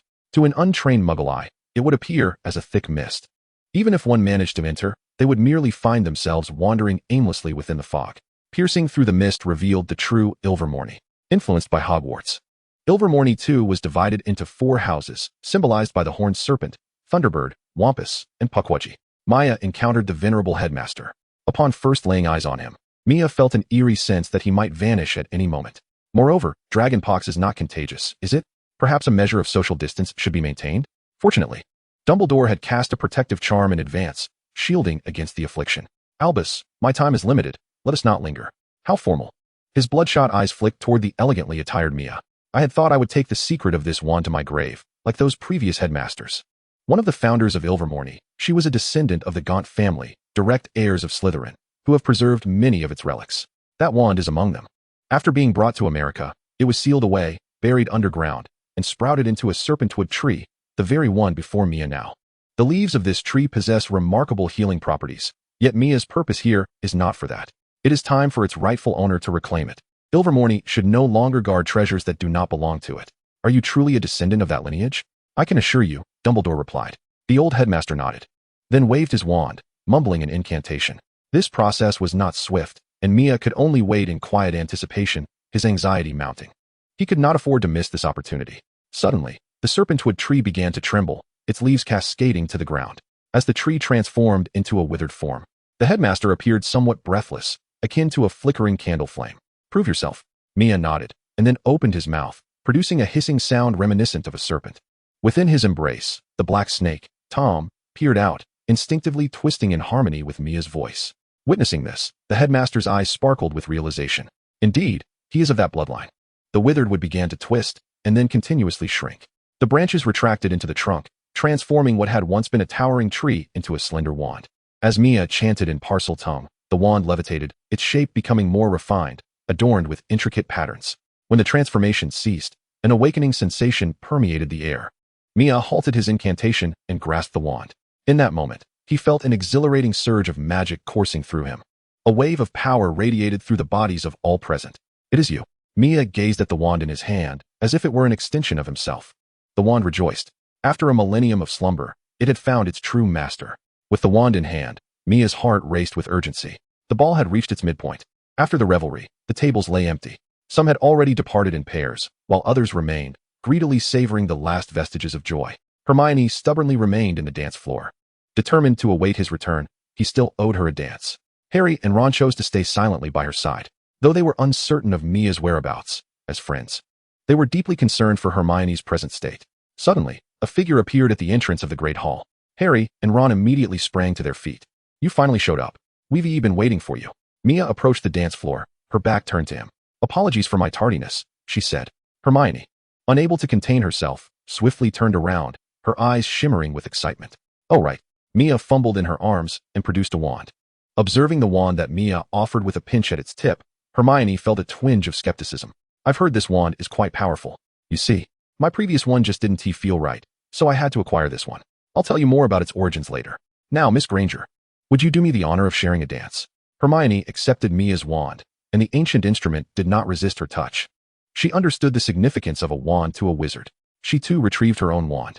It is my privilege to be invited by Mr. Shamel.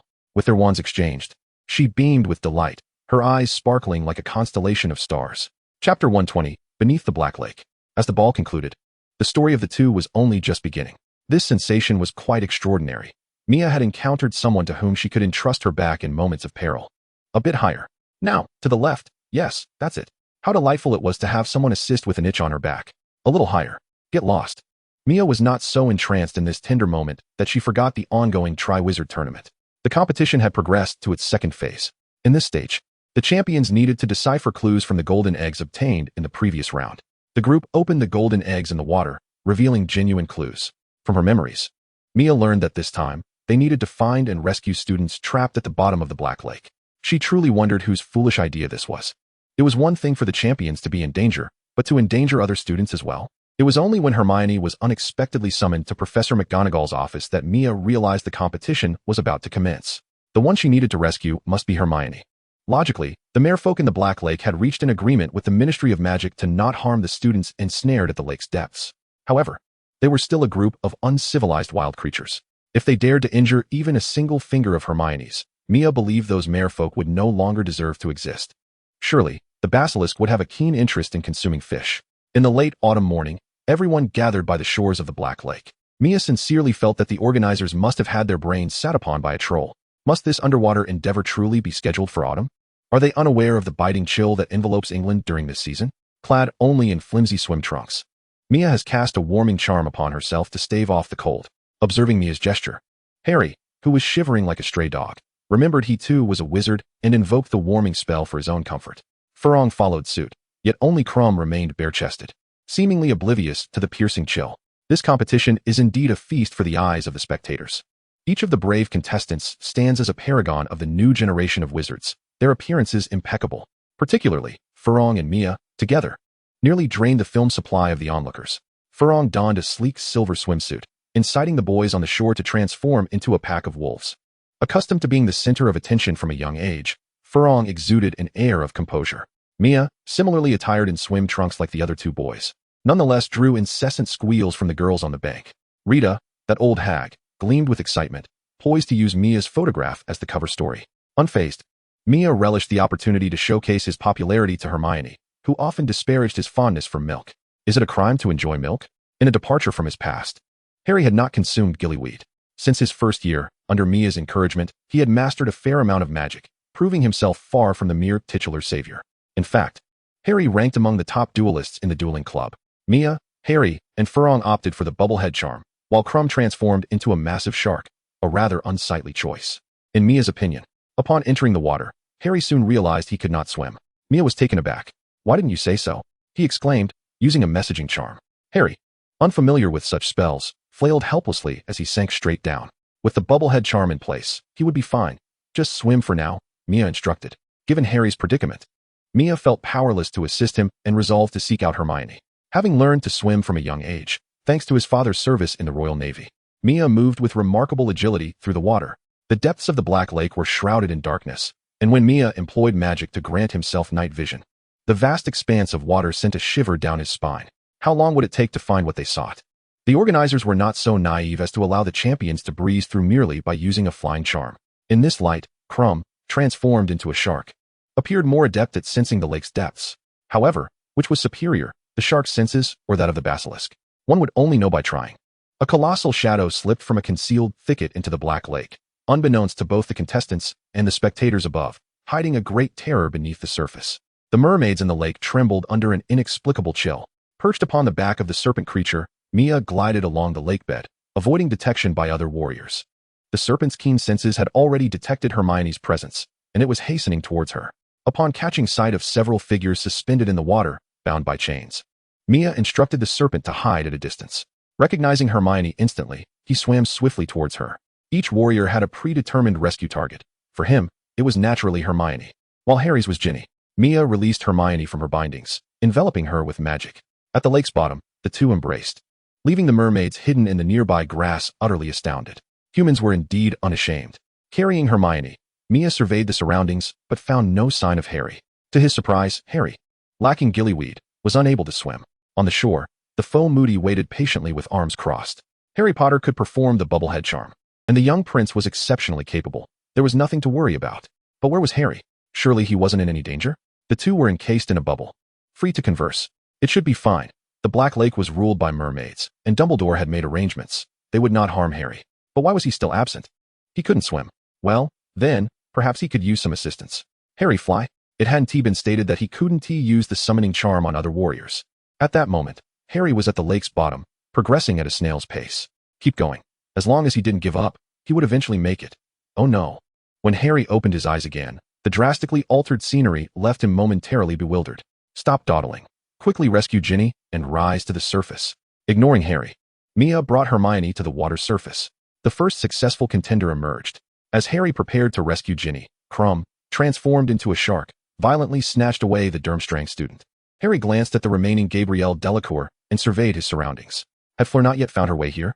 Tom was running short. Watching as the mermaids rescued Gabrielle from Grindelwald's grasp, Hermione felt a pang of anxiety. Why hadn't Harry surfaced yet? Don't worry. If he couldn't overcome this minor obstacle, he wouldn't stand a chance against Voldemort. Besides, who said he was necessarily in trouble? Underwater. Harry's situation was indeed precarious.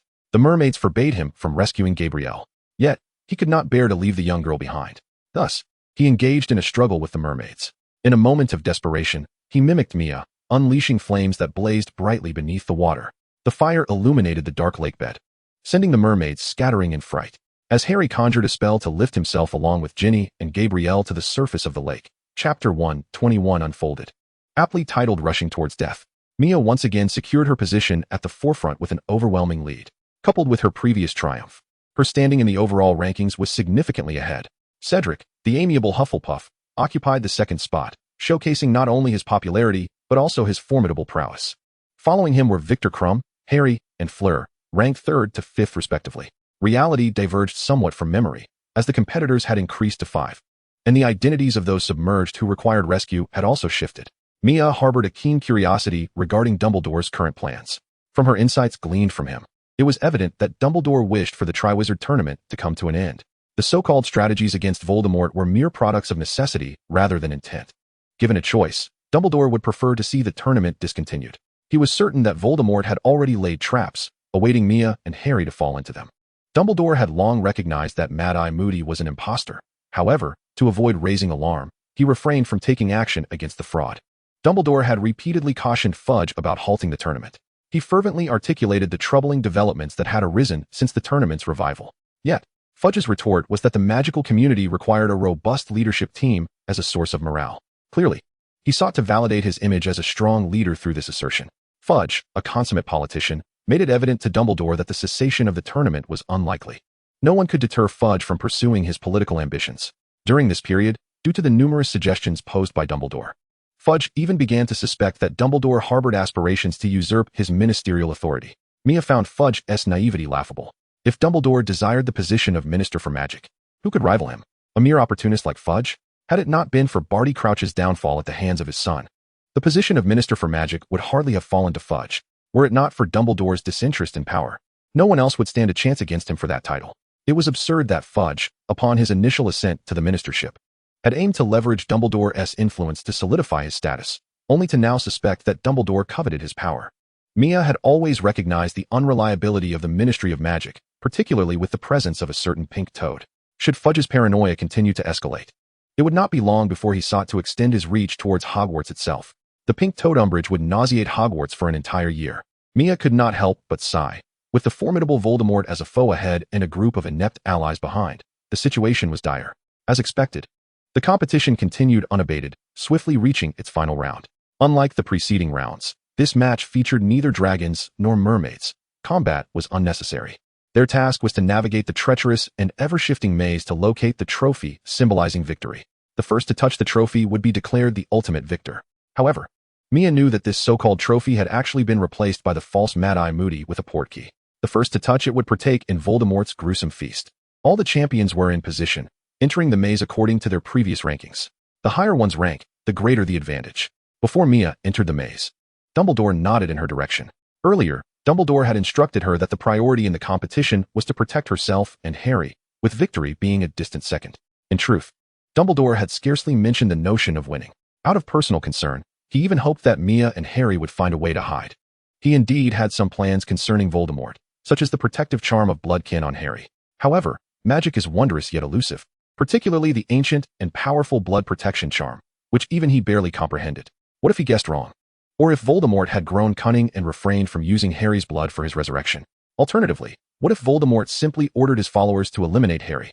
Ultimately, Harry's life rested entirely in Voldemort's capricious hands. In truth, Dumbledore was more concerned about Mia than Harry. He understood that, for Voldemort, the true focal point was not Harry, but Mia. Harry was merely a dispensable adversary in a prophecy. Yet Mia was a creation of his own, with bloodlines closely tied to the ancestors of Slytherin. Dumbledore was acutely aware of the intentions behind Mia's birth. Voldemort harbored an obsession with bloodlines, yearning to sever ties with his Muggle father's lineage. Furthermore, his original body had become twisted and tainted from several misguided enhancements of power, limiting his potential. Thus, Mia represented his means to transcend his own limitations. If Voldemort were to fixate on abducting Mia, the consequences would be catastrophic. Yet, the magical world was not solely under his dominion. He could only watch helplessly as Mia and Harry unwittingly approached the trap. The greatest white wizard? What use was fame? Dumbledore often mocked himself in this manner. Upon entering the labyrinth, Mia followed the clues provided by Moody, advancing steadily. The trophy was placed there by the false Moody, and adhering to his guidance would undoubtedly lead to the trophy. However, Mia was indifferent to victory. Since the false Moody transformed the trophy into a key, could he not simply destroy this key? The key scheme was solely conceived and executed by the false Moody, while Mia had foreseen everything through memory. Thus, the false Moody could never anticipate that someone had already discerned his stratagem. As Mia navigated through the chaotic maze, the environment was utterly disordered. The routes were not only intricate, but also ever-changing. The supposed advantage of being the first was rendered useless. Indeed, locating the trophy proved to be an arduous task. Guided by magic, Mia proceeded in the direction indicated by his wand. Soon, he encountered several others.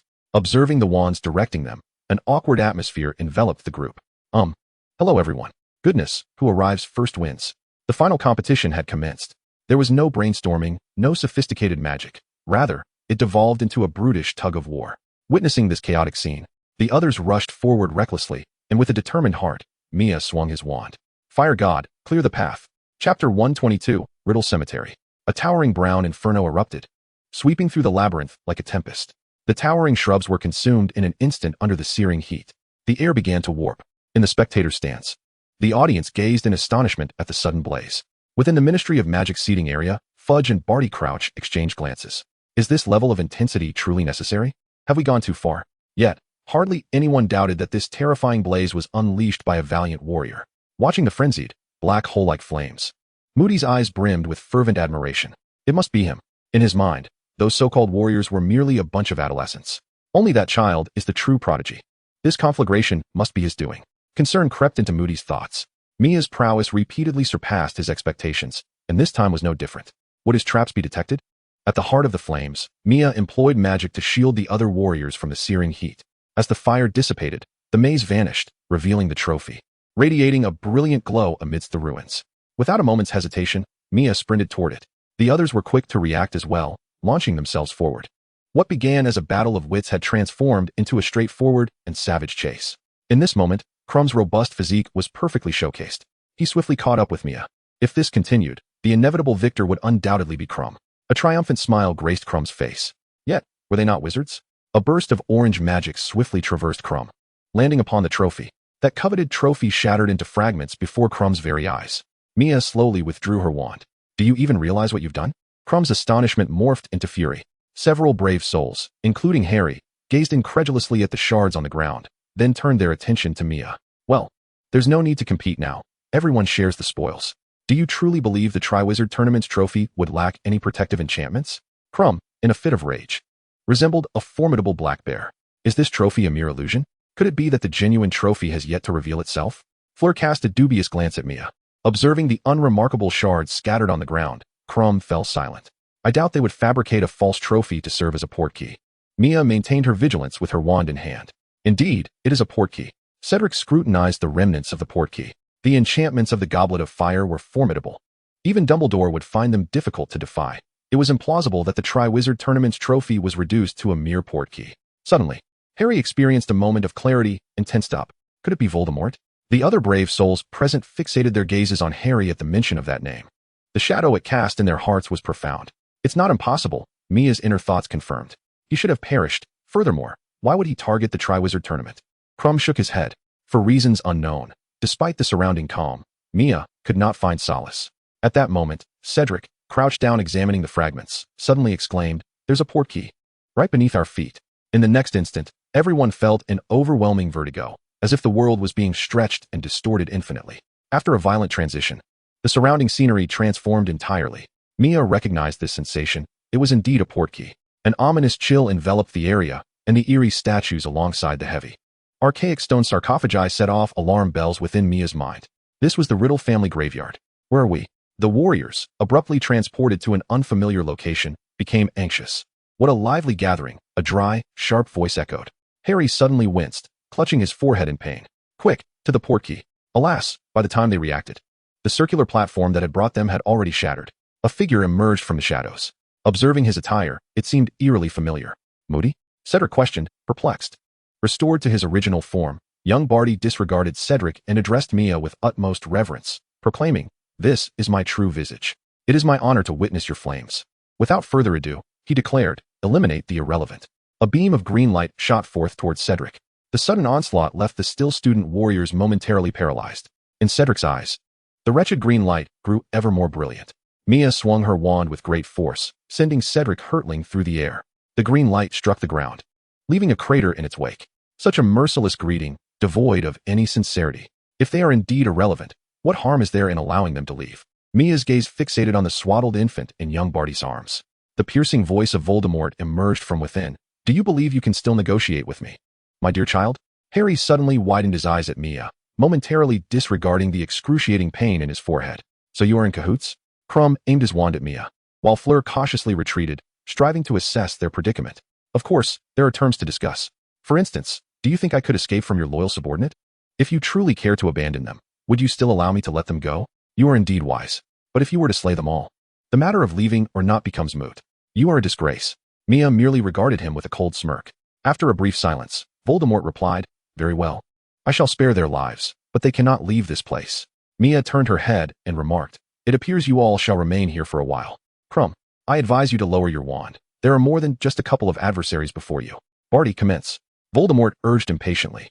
With a flick of his wand, young Barty ensnared Harry, who was already in immense pain, rendering him utterly defenseless. Cedric attempted to intervene, but was halted by Mia. "Do not squander this hard-won chance for survival. Harry, endure for a moment." Mia observed the suffering Harry with calm determination, her grip on her wand tightening. Sensing Mia's resolve, Harry instinctively chose to trust her. Voldemort surmised that Mia might possess some hidden advantage. However, with his resurrection imminent, he would crush any conspiracy. Young Barty cast Voldemort into a large cauldron of black liquid. Father's bone, unwittingly offered. In a fervent gaze, young Barty watched as the mottled bone was cast into the pot, his voice trembling with excitement. Harry's agony intensified. Chapter 123, Father and Son Showdown. The surrounding chill grew increasingly piercing, the unidentifiable liquid in the cauldron boiling more violently. The flesh and blood of servants, willingly offered. Young Barty raised his left hand, his expression becoming ever more frenzied. Suddenly, with a stroke of his wand, his left hand plunged into the cauldron. "My flesh and blood shall endure alongside the Dark Lord." His frenzied gaze fixed upon Harry, who felt as though the scar upon his forehead might split his skull asunder. The blood of his adversary forcibly ceased. With a mere flick of his wand, young Barty opened a gash upon Harry's arm, his lifeblood cascading into the cauldron. In the next moment, the clouds above thickened ominously, an indescribable sense of dread unsettling all present. Mia watched in horror as Harry's blood mingled with the potion, a whisper escaping her lips. "It is done." While Dumbledore may have held reservations, he, possessing the memories of the past, understood all too well that in this instant, the lives of Voldemort and Harry had become irrevocably intertwined by the blood protection charm. The flames grew fierce, the cauldron unable to withstand the escalating heat, melting away.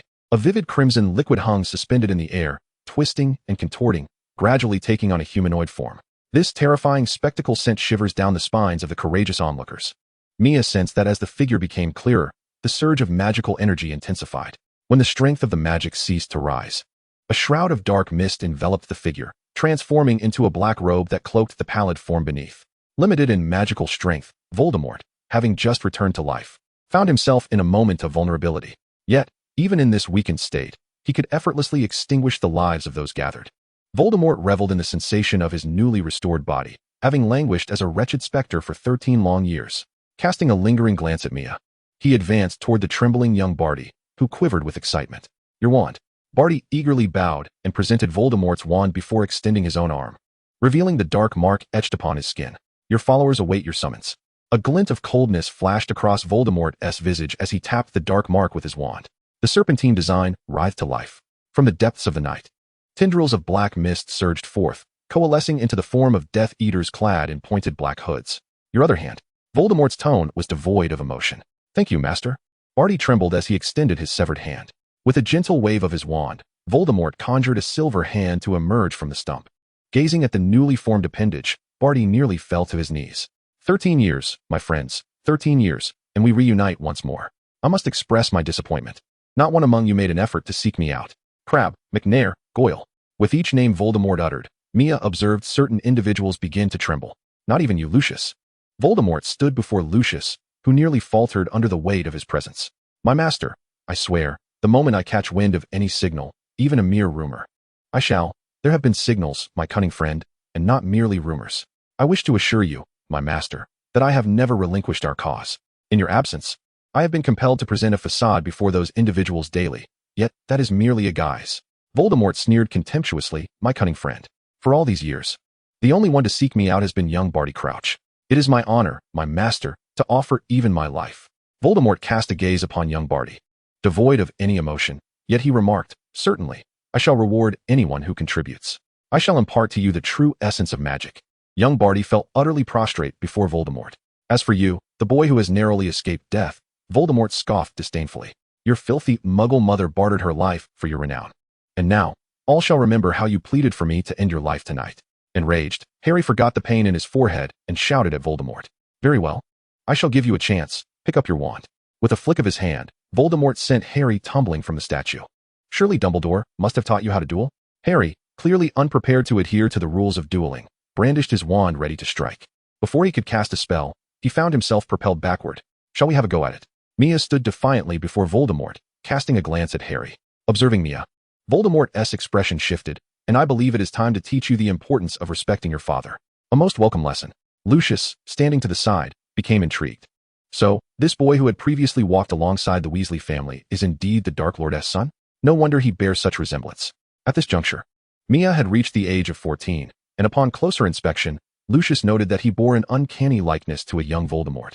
If this were the Voldemort of old, it would be nearly indistinguishable. Kindred blood now stood on opposing sides. A chilling wind swept through. Disarm your weapon. Avada Kedavra. The incantations resounded simultaneously. What astonished the onlookers was that the red light belonged to Voldemort, while the green light emanated from Mia. The two spells met in the space between them, transforming into a pillar of light that resisted each other incessantly. Harry stood by, utterly astounded, gazing at Mia. Illuminated by the green light and exuding an aura of lethal intent, he found himself momentarily unable to discern who was Voldemort. Observing the intensity of the magic, the heads of the summoned pureblood families wore expressions of bewilderment. Is this a student? Is this current generation of students truly exceptional? Or has the Dark Lord lost his might? The three brave souls beside them were equally captivated, transfixed by the fierce clash of magic. Is this truly Voldemort? Indeed, this is Voldemort. Always supremely confident in his own strength, Krum now comprehended why Hermione would not choose him. He chose Mia as well. Mia understood that it was not that Voldemort was incapable. Rather, he was in a state of extreme weakness following his resurrection, coupled with the power of the Slytherin wand. If he were to falter now, it would signify utter uselessness. The Slytherin wand was akin to an extension of his own being, regardless of the formidable magic he unleashed. The wand would cooperate with him fully. It was a wand of power rivaling the Elder Wand. Yet, Voldemort was not to be underestimated. Feeling the force in his hand, Mia grimaced. What are you lingering for, old Dumbledore? Suddenly, a flash of fire illuminated the air, and as the figure with the wand approached, a rare look of terror appeared on Voldemort's face. Dumbledore, long time no see, Tom. Without a moment's hesitation, Voldemort flicked his wand upward, evading Mia and vanishing in an instant. Chapter 124, Fudge's Denial of Reality. The Death Eaters, witnessing their master's sudden disappearance, were momentarily stunned. Wasn't it promised that he would rise again? I wonder if any of you are familiar to me? Dumbledore mused, glancing around at the masked Death Eaters, likely guessing their identities. Would you not fear a formidable opponent capable of driving Voldemort away, speaking to you with a wand in hand? Thus, the Death Eaters fled. Without a hint of hesitation, the gathered individuals were not fools. As heads of prominent pureblood families, they understood that Dumbledore had no intention of targeting them. Had he contemplated sparing them, they would have already prostrated themselves in submission. Therefore, Not to flee would be sheer folly. Dumbledore was the anchor of stability in their hearts. Upon his arrival, they realized their safety was assured. "Children, you must be frightened," Dumbledore remarked, appearing unfazed. "Mr. Dumbledore, was that truly Voldemort?" Fleur hesitantly inquired. "Indeed. It was Voldemort," Dumbledore replied without reservation. The group exchanged glances, recognizing the shock mirrored in each other's eyes. Although reluctant to accept it, the reality was undeniable. He had indeed returned. "Children, fear is of no use," Dumbledore continued. "After all, he is merely a mortal, capable of injury, bleeding, and death." "But only you can confront him," Krum interjected. "No, I have grown old. The hope of the magical world lies with you. He cannot prevail against you." Dumbledore's words resonated deeply, perhaps simply because they were spoken by him. While they were not yet at the point of daring to confront Voldemort directly, their fear had undeniably diminished. "You've endured much," Dumbledore said, patting Harry, who was supported by Mia. Having been tormented by a searing pain on his forehead and having lost blood, Harry now felt quite weak. "We must return swiftly. I believe there are matters more significant than the outcome of this duel that everyone needs to be informed of." Under Dumbledore's guidance, the group returned to the venue of the Triwizard Tournament. Upon seeing their classmates rise to cheer, the valiant few regained a sense of life. Their gazes towards Dumbledore were imbued with deeper reverence. With a mere glance, he had banished Voldemort, and his ability to transport so many through apparition truly befitted the title of the greatest white wizard. "Dumbledore, how is it that you are all together?" Fudge and Barty Crouch approached briskly. Mia cast a glance at Barty Crouch, uncertain why this time young Barty had not acted as he did in her memories. "Minister, Director, there are some critical matters I must convey to you first," Fudge hurriedly asserted. "What is it? Tell me at once." This was not mere gossip for Fudge. It was a reflection of his sensitivity as a seasoned politician. "He has returned. Voldemort has returned," Dumbledore stated calmly. Fudge and Barty Crouch held their breath for several seconds. "Where is he?" Barty Crouch inquired. "At the Riddle family graveyard. He has now departed." "That's impossible," Fudge suddenly whispered in a strained voice.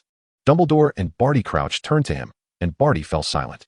"Dumbledore, you must understand, he died 13 years ago. Now, the savior who vanquished him is right beside us." Fudge's excitement caused the flesh on his face to quiver. Dumbledore regarded Fudge quietly, as if anticipating this very reaction. "You must remain silent about this. The public deserves to know what they are about to face. Dumbledore, you should not." "Everyone." Dumbledore's amplified voice swiftly drowned out all others in the hall. Fudge gazed at Dumbledore with an almost pleading expression, but Dumbledore paid him no heed. "I understand that prior to the announcement of the Triwizard Tournament champion, you are all filled with exhilaration. However, there is a truth that must be shared. Voldemort has been resurrected." The hall, filled with nearly 1,000 individuals, fell into an eerie silence. Among the crowd, Hermione stood and looked towards Mia. Mia responded with an affirmative nod. The crowd erupted like a lit powder keg, instantly becoming a cacophony of noise. Fudge appeared as though all his strength had been siphoned away, his gaze dull and defeated as he looked at Dumbledore. "You are lying. You have malicious intent." Dumbledore's lips moved, yet upon witnessing Fudge's hysteria, he chose to remain silent.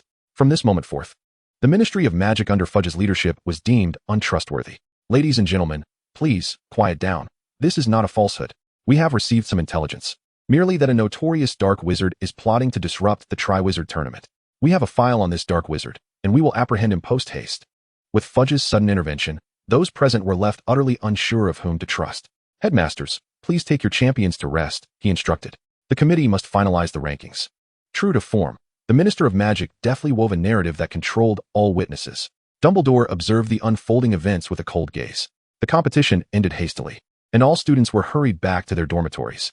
The Triwizard Tournament was no longer the focal point of discussion. Instead, everyone was engrossed in Dumbledore's statements.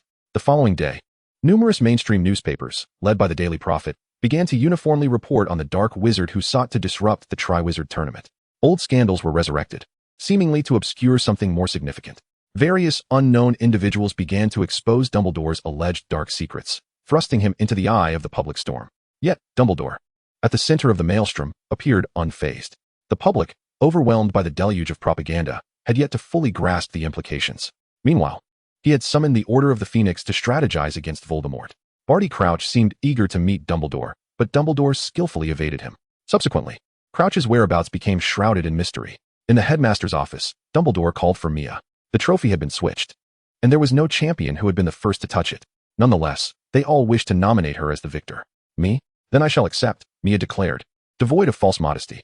Following that day, even Krum treated her with courtesy, as the confrontation with Voldemort had left an indelible impression on all champions. The other champions willingly endorsed Mia as the ultimate winner. Dumbledore smiled, remarking, Barty Crouch has been quite eager to see me. I know what he is contemplating. Unlike Fudge, he once fought Voldemort during his peak as the head of the Department of Magical Law Enforcement. However, Fudge is now inclined to attack anyone associated with me. He must maintain a low profile. Does Fudge still wish for me to be champion? Of course, Dumbledore affirmed. You compete on behalf of yourself. Recently, the Ministry has been preparing to strengthen its cooperation with the Muggle government. Your father is a key figure in this endeavor. Chapter 125, Breaking Barriers. How is Harry? Dumbledore's conversational style was rather erratic, yet Mia could discern his true inquiry. He has been in the hospital wing. I've visited him several times, but he hasn't mentioned anything about my heritage. Dumbledore nodded, understanding that Harry was simply struggling to accept the truth. A temporary evasion would lessen the impact of the reality. However, persistent avoidance would only lead to being overwhelmed by the truth. Now that Fudge has proven utterly unreliable, do you have any other plans? Barty Crouch. The Ministry of Magic is in need of a minister who embodies integrity and strength. Did you not suggest that he should remain discreet for the time being? How might we assist him in attaining the position of minister? Mia began to mourn for Fudge, sensing that this individual would not hold the ministerial office for long. Just wait until Fudge falters. Mia believed that Dumbledore must be quite weary. Before confronting Voldemort, he must first rid himself of incompetent allies. Dumbledore cast a glance at the newspaper on the table, featuring his own image, with the headline declaring, Dumbledore, the greatest white wizard? This is merely the beginning. Connolly, feeling insecure, would undoubtedly be intent on undermining me. I suspect his next target will be Hogwarts. Mia mused, as expected of Dumbledore, to think of such matters. You need not regard me with such an expression. You are the headmaster, and I shall only be a fifth-year student next year. I am not equipped to oversee Hogwarts. However, if you could lend me the title of headmaster for a few days, that might suffice.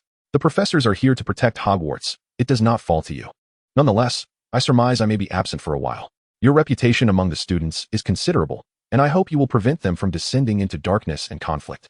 Without affording Mia the opportunity to refuse, Dumbledore promptly ushered her out. Following discussions within the committee, the final standings of the Triwizard Tournament were at last revealed. Indeed, Mia emerged as the champion. No objections were raised regarding her victory. However, the fact that the ultimate winner of the Triwizard Tournament was not from any of the three traditional magical academies surprised many. Mia became the first individual to win the Triwizard Tournament, a feat that held as much prestige as securing first place in the Quidditch World Cup. With such a highly esteemed accolade, even if Mia were to achieve the lowest grades in her OWL examinations, numerous individuals would still vie for her favor. Setting aside the OWL examinations, this academic year's House Cup, bolstered by Mia's contributions, undoubtedly fell into the hands of Gryffindor. In fact, every House Cup since Mia's first year has belonged to Gryffindor. Furthermore, Mia has played a pivotal role in these recent victories. Consequently, she has emerged as the focal point of admiration among Gryffindor. Some individuals have even begun to cast votes requesting her appointment as the president of the Male Student Council. In reality, Dumbledore had already presented Mia with the appointment letter for the position of council president in advance. Mia found this perplexing. Is it not the case that only seventh-year students can hold such a title? You will only attract a throng of younger students. That is not my intention. I merely acted in accordance with the students' wishes. Dumbledore had shown Mia the results of the vote. Was that spontaneous student poll truly valid? Certainly. Their voting is entirely done in real names. The existing house leaders and the male and female student council presidents have all nominated you. Maya noticed several familiar names among the supporters. Interestingly, he also spotted Draco's name among them. Lucius must have smoothed things over with Draco upon his return. The Malfoy family's prosperity has always hinged on their adeptness at navigating the winds of change. Thus, Maya ascended to the position of male student council president. A remarkable appointment made in his fourth year. Maya held no particular interest in such a title. However, the privilege of unrestricted access to the headmaster's office piqued his curiosity. Dumbledore seemed intent on using this to irritate Umbridge. In Maya's recollection, Umbridge was forcefully appointed as the headmistress by the Ministry of Magic. Yet, the castle possesses a life of its own, and Umbridge was not recognized by Hogwarts. She was utterly incapable of wielding any authority as headmistress within its walls. Even unable to enter the headmaster's office, Maya had taken advantage of this privilege to visit the office a few times, merely to amuse himself with the birds. He had since been blacklisted by Fawkes. According to Dumbledore, he also intended to appoint Hermione and Ron as new house leaders next semester. As for Harry, Dumbledore explained that Harry was temporarily unsuitable for such a role. Maya understood that Dumbledore was concerned about Harry's connection to Voldemort's soul. As a Horcrux, Harry might be influenced by Voldemort, leading to changes in his character. Indeed, he was not fit to assume the role of house leader in the near future. However, such influences had yet to manifest, as Maya had not spoken to Harry recently. Harry was deliberately avoiding him.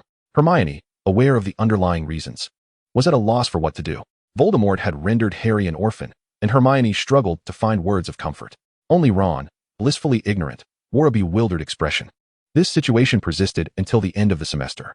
No one discussed studies. Instead, they eagerly talked about the upcoming holidays. "Are you coming to my house this semester? My dad mentioned in his last letter that he wanted to chat more with your dad," Maya said to Ron. "Of course. My dad is a Muggle enthusiast. He wouldn't refuse an opportunity to be a guest," Ron replied, his words muffled as he chewed on a sausage. Hermione remained silent. The two had already agreed to visit each other's homes. "If I could go out, my aunt and uncle would be absolutely thrilled," Harry suddenly interjected, breaking his silence. Maya glanced at Harry, recognizing that he had prepared himself mentally for this. "You are welcome to stay for as long as you wish." Though many words remained unspoken, the crisis in their friendship had quietly dissolved. Harry was acutely aware that Voldemort's sins had nothing to do with Maya. After grappling with his thoughts for several days, he suddenly recalled that Mia was his first friend, and he ought to place his trust in her. Observing the uncomplicated ease with which Harry and Mia had bridged their gap, Hermione shook her head in wonder. "Ah, boys." With the onset of the holiday, the students returned to their long-awaited homes. A few days into the break, Mia invited Hermione to her residence. This was not Hermione's first visit to the Shamir household. However, unlike the previous occasion, the dynamics of their relationship had shifted, rendering this visit imbued with new significance. Chapter 126, A Visit, coinciding with the holiday. The Shamir family finally had the opportunity to gather together. Yet, Mia was absent. When the door swung open, Mia exuberantly ushered Hermione inside, seemingly oblivious to the curious gazes of her family. With pride gleaming in her eyes, Mia was almost ready to introduce Hermione to her family. Fortunately, Hermione, well acquainted with Mia's nature, had preemptively instructed her to refrain from any actions that might lead to her social embarrassment. Mr. Shamir, clutching a newspaper, beamed with pride and satisfaction. Mrs. Shamir sighed in resignation, knowing her youngest son would never behave in school. However, this girl indeed seemed quite commendable. Mia relished the opportunity to flaunt her relationship before User, even though she truly disliked the look of satisfaction he wore. Hermione, overwhelmed by the Shamir family's warmth, felt a wave of shyness wash over her. She had envisioned this visit, but only as Mia's classmate. Little did she anticipate Mia's forthrightness. Observing the Shamir family's reactions, Hermione began to understand the essence of familial values. This family engaged in open and direct interactions. At their age, in other households, they would have been subjected to thorough scrutiny. How different from the Shamir family, who genuinely treated this as a parental introduction. Gradually, Hermione grew accustomed to visiting the Shamir household as Mia's romantic partner. She felt an insatiable curiosity about everything around her. Eager to learn about the place where Mia had grown up, the ambience of the Shamir home elucidated for Hermione why Mia, as the child of Voldemort, had not followed in his footsteps. It wasn't until Hermione encountered the collection of snakes in Mia's room that she comprehended the power of genetics. Was it truly the case that Voldemort's family could not coexist with snakes? Hermione had once interviewed Mia, who recounted, "When I was young, they would keep me company at night. They were rather dim-witted, yet they listened to me." Watching Mia attentively interact with the little snakes, Hermione found herself enamored by the scene. "So, you are a parcel mouth as well?" she inquired. "Indeed," Mia replied candidly. "I apologize for having to keep that a secret." Hermione recalled the incident with the basilisk in their second year. It turned out that, like Harry, Mia had also heard that voice. This fellow has managed to conceal his true self so effectively that she remains oblivious. Nevertheless, she comprehends Mia's predicament. "So, what has become of the basilisk?" "It has been confined to the Forbidden Forest, and now it heeds my command." Observing Mia's nonchalant demeanor, Hermione found it hard to believe her ears. Confined to the Forbidden Forest? How perilous. It is worth noting that professors sometimes take students there for care of magical creatures classes. In fact, it used to be far more treacherous. A considerable number of acromantulas once inhabited the Forbidden Forest, and no one could rein them in. Now, the basilisk has exterminated them, and it will not harm anyone without my explicit permission. Hermione realized they had been interacting closely with a veritable menagerie of monsters. Fear not. The basilisk possesses keen senses and considerable intelligence. It has memorized your scent, and even if you cannot speak parcel tongue, it will understand your intentions. My scent? When did that happen? Its forked tongue is quite discerning. It can detect me. Enough of this. Hermione flushed with embarrassment, urging Mia to cease. Speaking of which, since they became an item, Mia has indeed behaved like a gentleman. The corridors and bridges at school are teeming with young couples brimming with youthful hormones. Yet Mia, to this day, has only held her hand. Only she knows that he cannot truly be termed a gentleman. Rather, he is somewhat oblivious in this regard. Not to be shameless, she has actually dropped hints for kisses on several occasions. However, each time, Mia either thought her eyes were troubled by dust or that she was merely hungry. What touched her was that this milk-loving simpleton was willing to share the same jug of milk with her. Quite heartwarming. Unclear as to why Hermione suddenly sighed. Mia remained engrossed with the snake. The Granger couple was invited to the Shamir residence for dinner. Upon learning of this family status, the Grangers became notably more reserved. Fortunately, the Shamir family never put on airs, and the dinner was exceedingly harmonious. This dinner held significant meaning, as both sets of parents expressed their approval of Hermione's relationship with Mia. Observing Mia exchanging glances with his precious daughter, Mr. Granger couldn't help but feel caught off guard. He had sensed right away that this lad was no good. After the Grangers departed, Hermione chose to remain at the Shamir home. Thanks to Mia's audacity in claiming he wished to discuss schoolwork with her, only Hermione knew that he could indeed be somewhat clingy at times. With her parents often away and her brother intolerant, he would constantly refer to her as Hermione this and Hermione that. Now, Hermione truly wished to return to the magical world swiftly, for then this clingy individual would divert his attention to magic. However, she found herself unable to escape this predicament. Over time, it became genuinely irksome. Thus, Hermione decided to acquire a cat, named Crookshanks. On the first day back home from Crookshanks Mountain, Mia nearly found herself compelled to evict the cat. Reluctantly, she endured the presence of this feline who seemed intent on vying for her boyfriend's affections, all to avoid upsetting Hermione. Rest assured, a visit to the vet for sterilization is imminent. A few days later, Harry came to visit, accompanied by the Weasley family. The Shamil household was soon filled with lively chatter. Mr. and Mrs. Weasley, along with Ginny and Ron, arrived without the troublesome twins, who, despite their antics, were left behind. After all, it would not be appropriate to cause a ruckus while visiting someone else's home.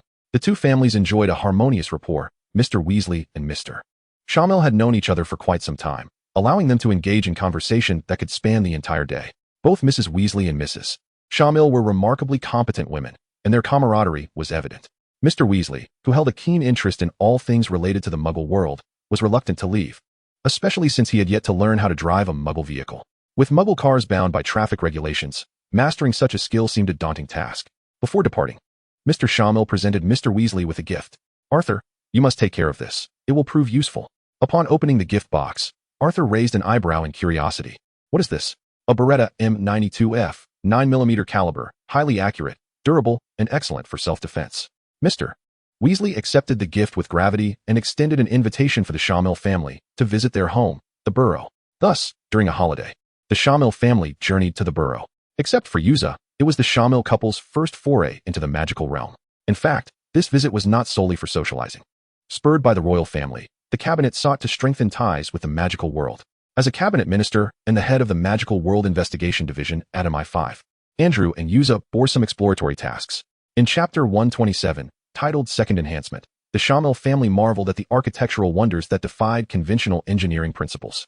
"Arthur, I must say, your car is far more fascinating than mine. It can fly."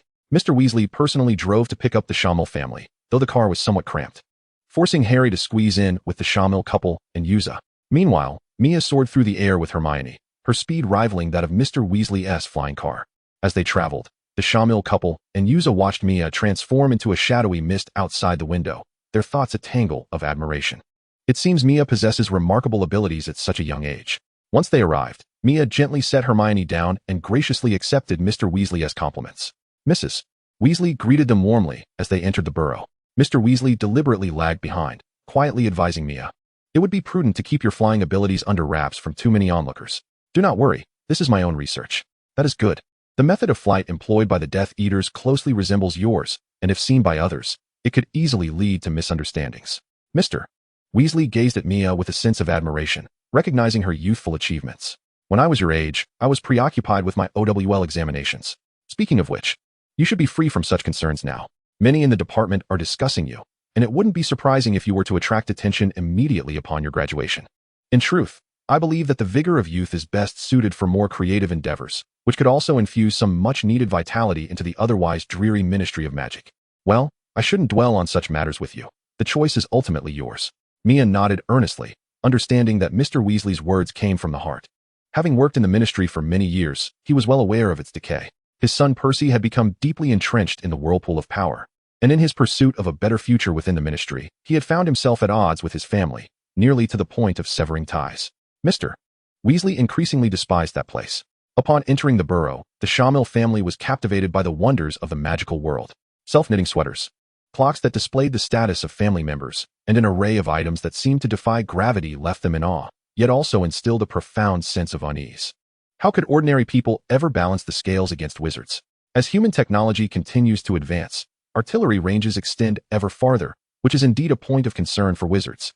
However, if the day were to come when the two worlds erupted into full-scale war, wizards could effortlessly eliminate ordinary leaders with their seemingly instantaneous powers. For ordinary people, such a conflict would inevitably be unequal. For wizards, it would be a war they could ill afford. Thus, a precarious balance exists between the two realms, each quietly developing capabilities to counter the other. At present, mutual peace and cooperation are essential for both sides.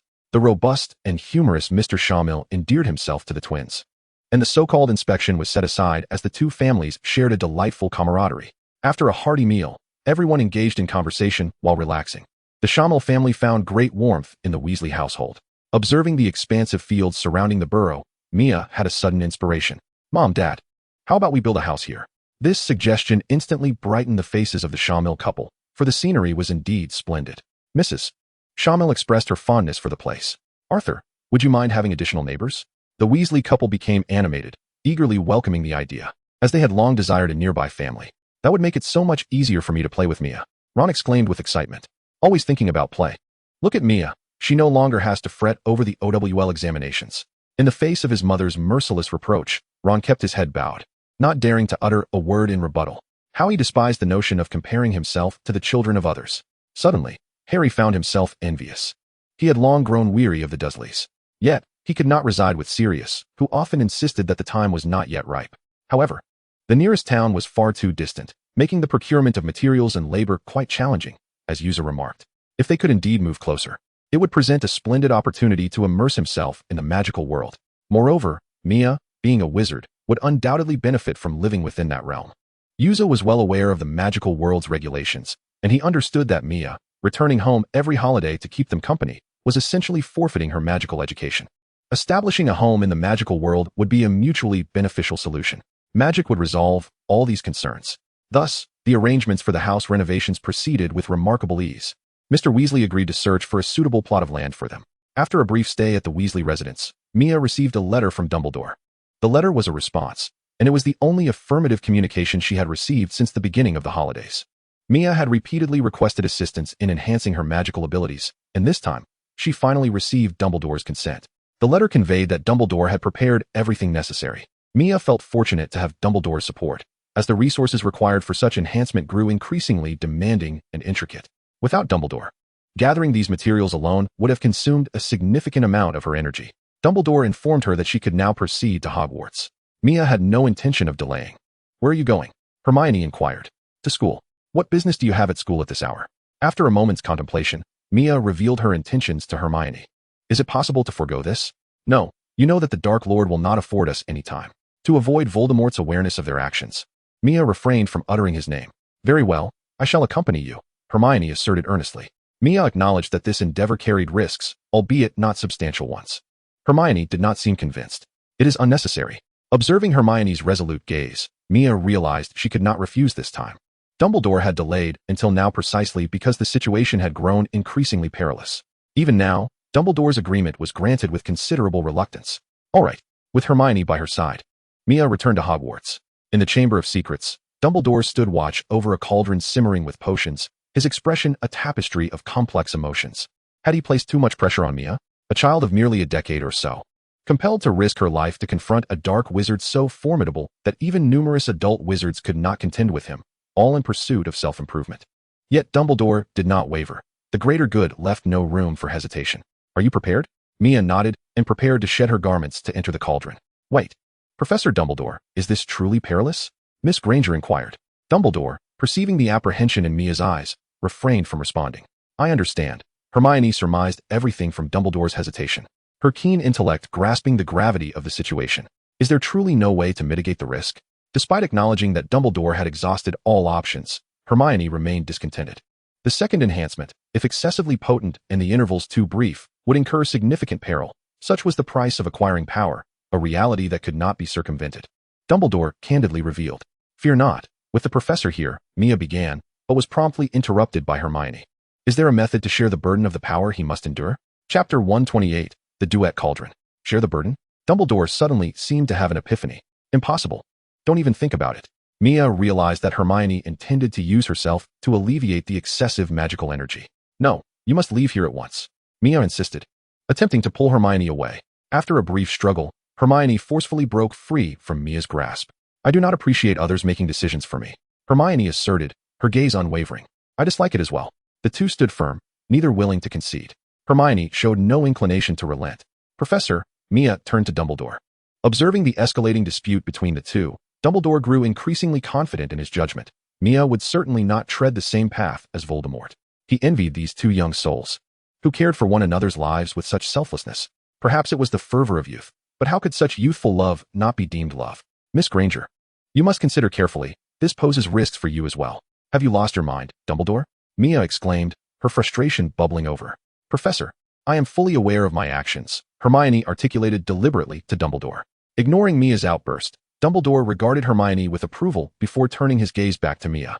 If Hermione can share the burden with you, your chances of survival increase significantly.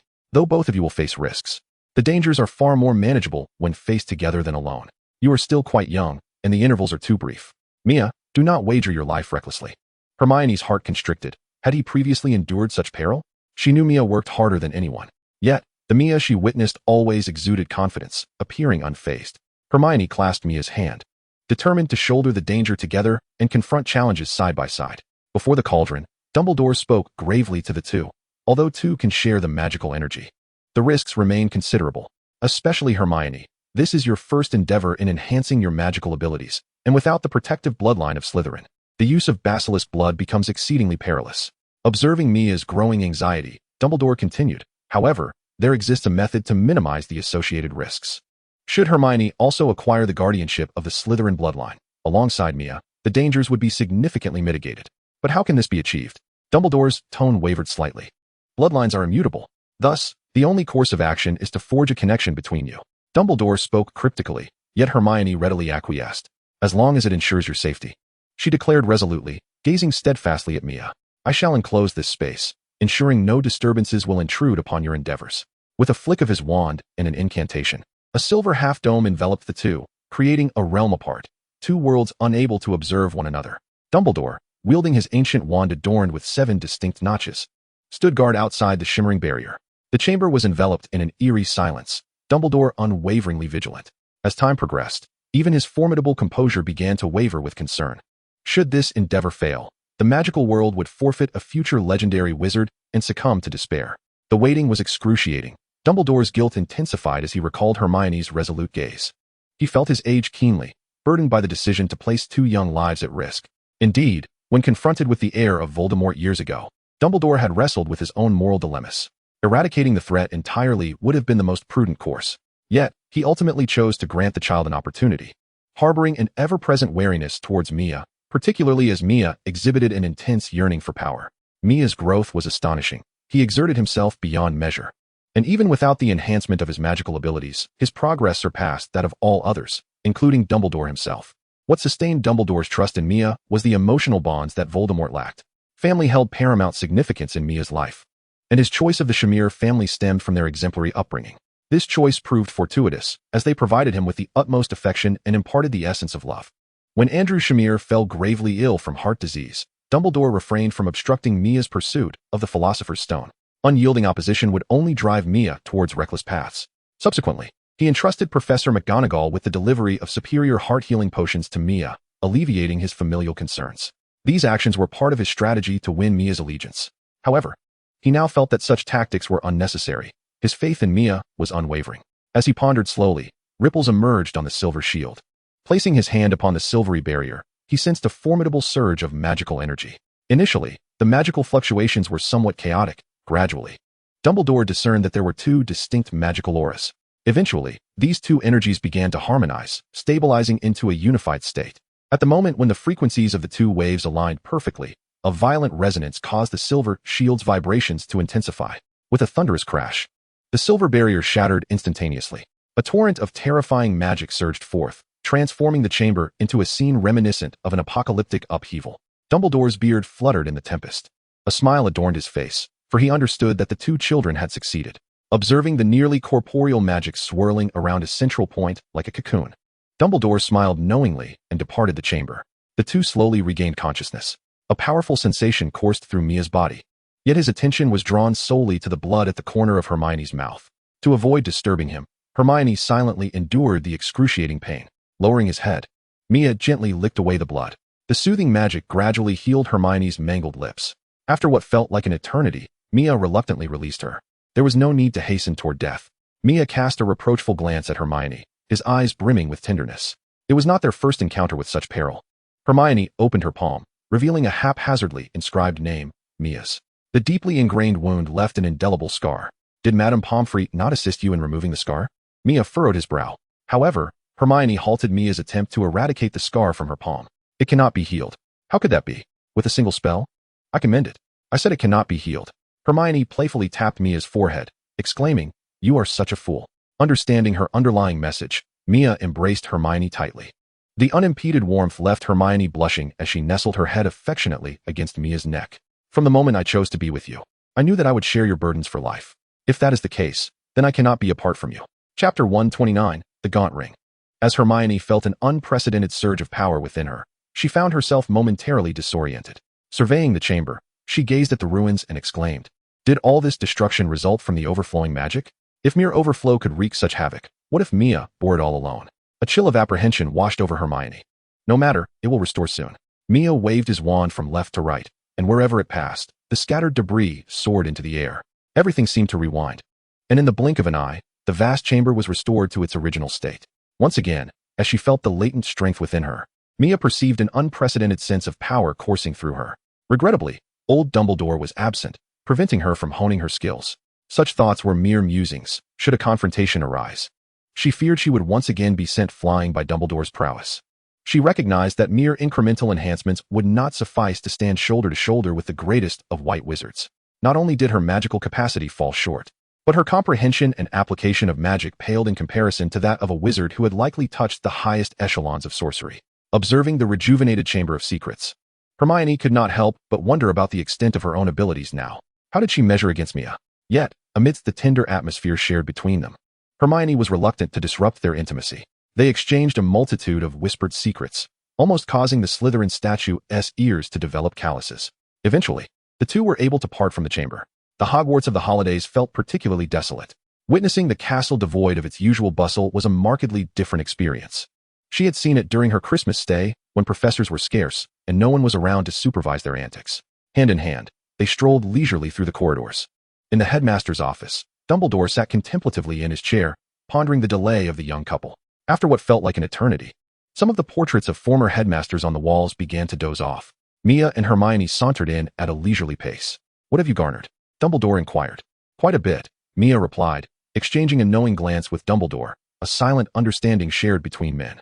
"I must say, witnessing two promising youths as I grow older instills in me a sense of hope for the future of the magical world. Is there yet another task you wish for me to undertake?" Mia ventured. "Can I not even receive a compliment?" Dumbledore, unfazed by Mia's skeptical expression, redirected his attention. "Hermione, I believe this should be entrusted to you," he said, handing her an envelope. Upon inspection, Hermione discovered it was an appointment letter for the position of prefect. "Oh, splendid. Now you wish to employ both me and my wife." Hermione shot a reproachful glance at Mia, who had been rambling on. "Thank you, Professor Dumbledore. I am truly grateful for your belief in me. I shall strive diligently to fulfill the role of prefect.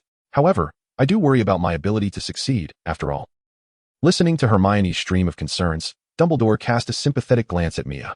"Professor, do you have any advice regarding what I just mentioned?"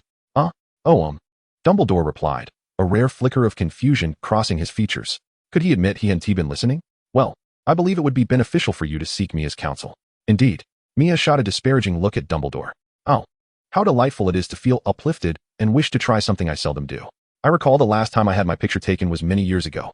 Connolly was quite fond of having me pose for photographs, but he always insisted on the same pose each time." Dumbledore produced a camera, suggesting, "Shall we take a picture?" The camera hovered in midair, as if possessed by a consciousness, seeking the optimal angle. Dumbledore stood at the center, flanked by Mia and Hermione on either side.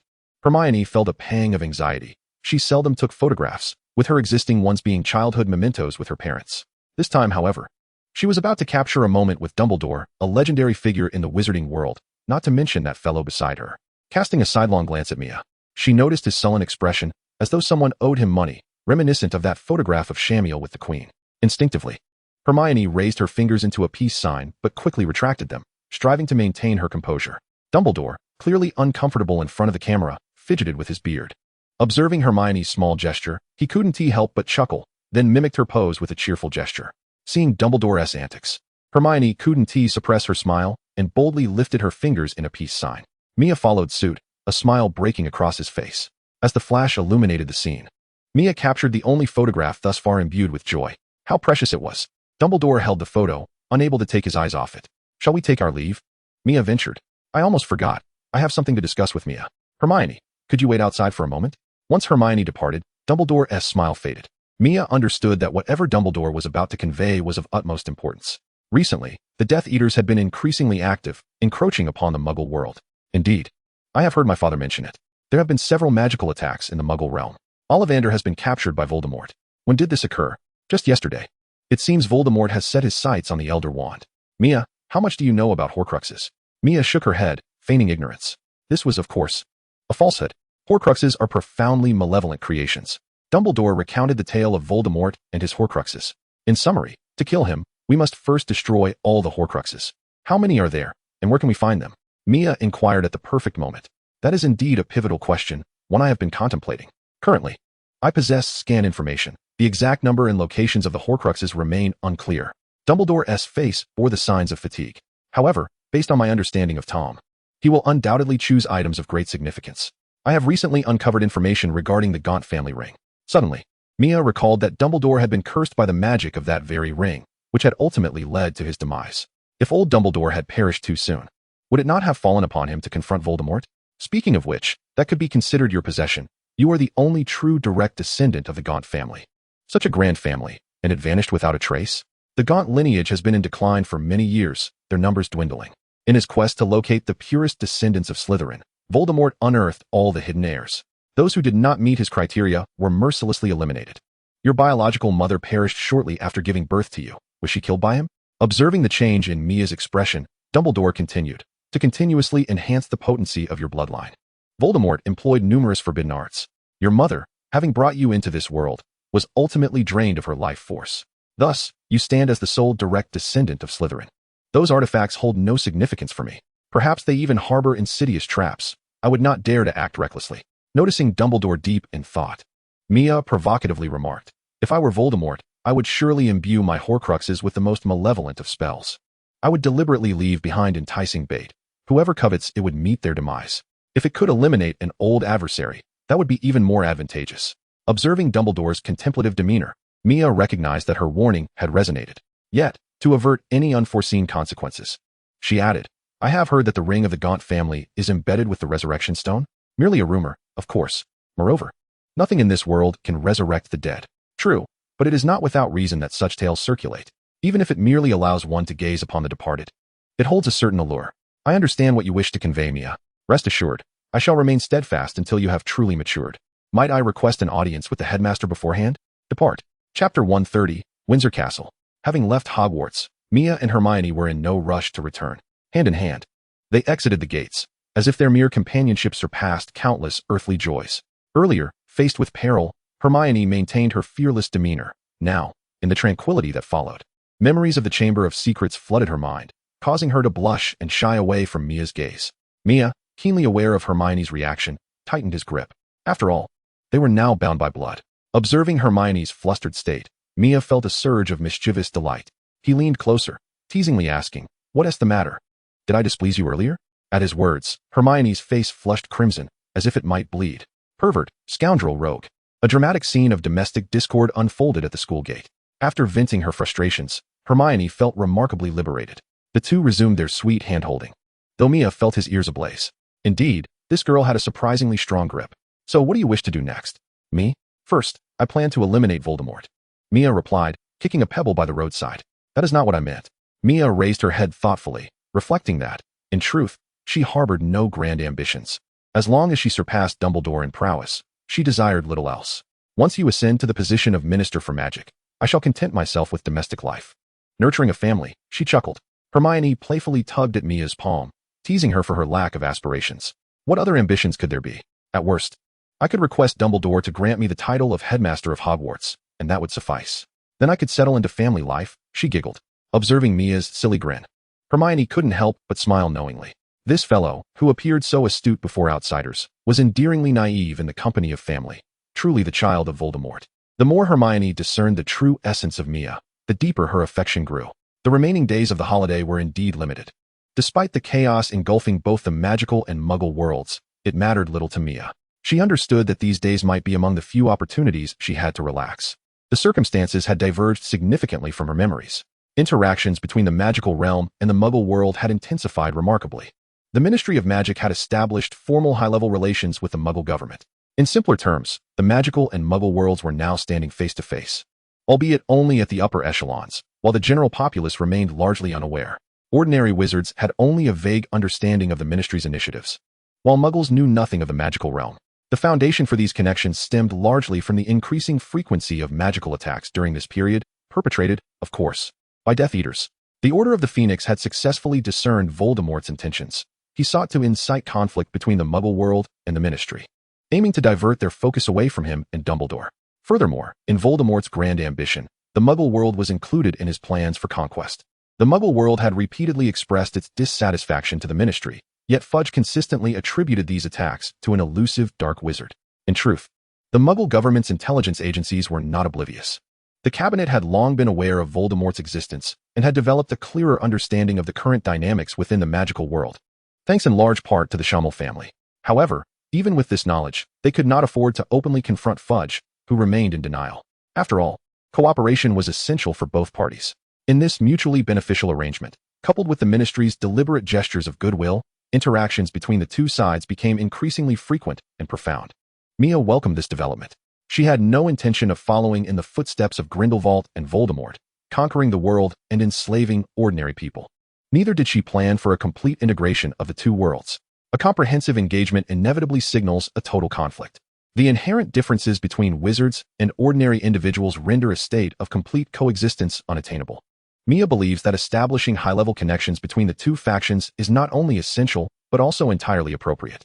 Should they remain in a state of cautious distance, even minor frictions could easily escalate into significant upheaval. Misunderstandings often stem from a lack of communication, without addressing the broader situation. This status quo proves quite advantageous for the Schammel family.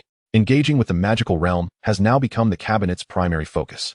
Consequently, the Schammel family, which possesses the deepest ties, the most intelligence, and the most extensive communication channels with the magical world, naturally emerges as the epicenter. Although Andrew Schammel is new to the cabinet, he has quickly become a figure of considerable influence. Despite his youth, Yuza Schammel has excelled in intelligence operations related to the magical world, rising as a bright star within the military intelligence division. In realms unbeknownst to ordinary people, the Schammel family is gradually extending its influence over the core. In the magical realm, Mia hopes that the Ministry of Magic will reconsider its disdain for half-blood wizards due to the increasing interactions with the Muggle world, which would greatly benefit Hermione. While aware that she is destined to become the Minister of Magic, Mia still wishes to assist her further. Events are beginning to unfold in the direction Mia desires, with a velocity that exceeds even her expectations. A royal member has been attacked. The public is aware that a certain prince narrowly escaped being struck by a tower spire during his vacation. However, only the cabinet and core royal members know that this act was orchestrated by a wizard. They have now acquired the capability to detect magical fluctuations, and the magical energy at the scene was glaringly evident. Had it not been for prior warnings, the royal family would have suffered losses far beyond mere casualties. The Schammel family welcomed an envoy from Buckingham Palace. The envoy conveyed the Queen's summons, directed solely at Mia. The destination was not Buckingham Palace, but Windsor Castle, which bore an uncanny resemblance to his childhood memories. Maintaining the status quo serves as a means for the royal family to showcase its grandeur and heritage. Mia felt a sense of bewilderment at how effortlessly he was granted entry. Even ministers do not have such immediate access to the Queen. Upon meeting the esteemed matriarch, Mia's doubts were dispelled. The Minister of Royal Affairs was quite reluctant to allow anyone such easy access to the castle. However, in light of the threat to royal members' lives, he was compelled to relax his stringent protocols. Mia began to comprehend the reason for his summons. Upon entering the castle, he was enveloped by an overwhelmingly potent magical aura. Whenever significant events transpire within the nation or the royal family, the Queen traditionally appears at Buckingham Palace. Yet this time, both the Queen and all royal members remain assembled within these walls. You must sense the magic that permeates this place, do you not? Is everything functioning normally? Forgive this old lady for her concern regarding her own life, the Queen jested. Mia conducted a thorough examination and assured her, rest assured. As long as you and your family reside within this palace, no magical force can harm you. Are you aware of the origins of the magic here? One might easily think of the court wizards of yore. Indeed, it is true that, in the beginning, the chief sorcerer Merlin cast the first protective enchantments to safeguard King Arthur. Subsequently, later court wizards transferred the spells left by the great Merlin to this location, reinforcing them through the generations. Truly, for wizards, this place is as fortified as a fortress. However, as time progresses, magic inevitably wanes, and the royal family cannot remain in this castle perpetually. Chapter 131. The Machinations of the Ministry of Magic. Our interactions with the magical realm have increased, and the royal family requires protection derived from magic. I intend to reorganize the court wizarding council. Will the cabinet consent? The cabinet has always imposed limitations on royal authority. Logically, they would not permit the royal family to possess armed forces. The protection extends not only to the royal family, but also to the central figures within the cabinet and military. The title of court is merely nominal. You know that everything revolves around the monarchy. This is another reason the royal family is often less than endearing. Mia would not naively echo the queen's self-deprecation. The ministers of the cabinet have been embroiled in deliberations regarding the selection of the court wizarding council, particularly concerning the position of chief sorcerer. You hail from the world of ordinary people. Your father is a cabinet minister, your mother is one of London's most esteemed physicians, and your brother serves in MI5. No one is more suited than you. Thus, I am prepared to nominate you as the chief sorcerer of the court wizarding council. Mia had anticipated this and promptly declined. Your Majesty, I am but 15 years old. I am not the suitable candidate in terms of capability. Though he held a favorable impression of the old lady, he had no desire to assume the role of a bodyguard. The queen appeared to have expected Mia's refusal, simply smiling kindly. I have exchanged correspondence with your teacher. My teacher? You mean Dumbledore, Albus Dumbledore? Precisely. He holds you in high regard. Dumbledore, you are selling me out. Noticing Mia's inner turmoil, the queen couldn't help but chuckle. In terms of capability, you are indeed a suitable candidate. Have you not considered Dumbledore? No one is more formidable than he. In a few years, he will retire. He would likely not refuse a part-time position here. Observing Mia's vexation, the queen's smile widened. He has mentioned to me that if you recommend him, he would like me to convey that he intends to maintain his health in hopes of serving a few more years in the role of headmaster. Dumbledore, you rascal. Is this how you utilize your intellect? However, if you truly find no interest, then perhaps you might indulge this old lady in a conversation. The last time I beheld you, you were merely 7 or 8 years of age. The queen chose not to impose, and they simply engaged in casual chatter thereafter. Their discussions were plentiful, predominantly consisting of the elderly lady inquiring about his daily life. Mia also gleaned that the interactions between the higher-ups and the Ministry of Magic were not confined solely to Minister Fudge and a select few officials. Moreover, the ministry's engagement with the Muggle world extended beyond mere high-level dialogues. In essence, both parties harbored their own agendas. In the days that followed, Mia wholeheartedly immersed herself in the pleasures of her holiday. After spending an extended period indoors, she ventured out for a shopping excursion.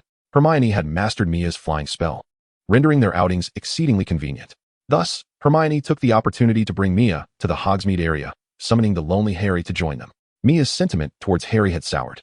She found the notion of a male best friend rather distasteful. The trio strolled through the park where Harry often played during his childhood, and Mia's frustration escalated. Harry felt awkward, as Mia's hand nearly clung to Hermione's, making him feel like an oversized light bulb. Would Mia dare to harm him?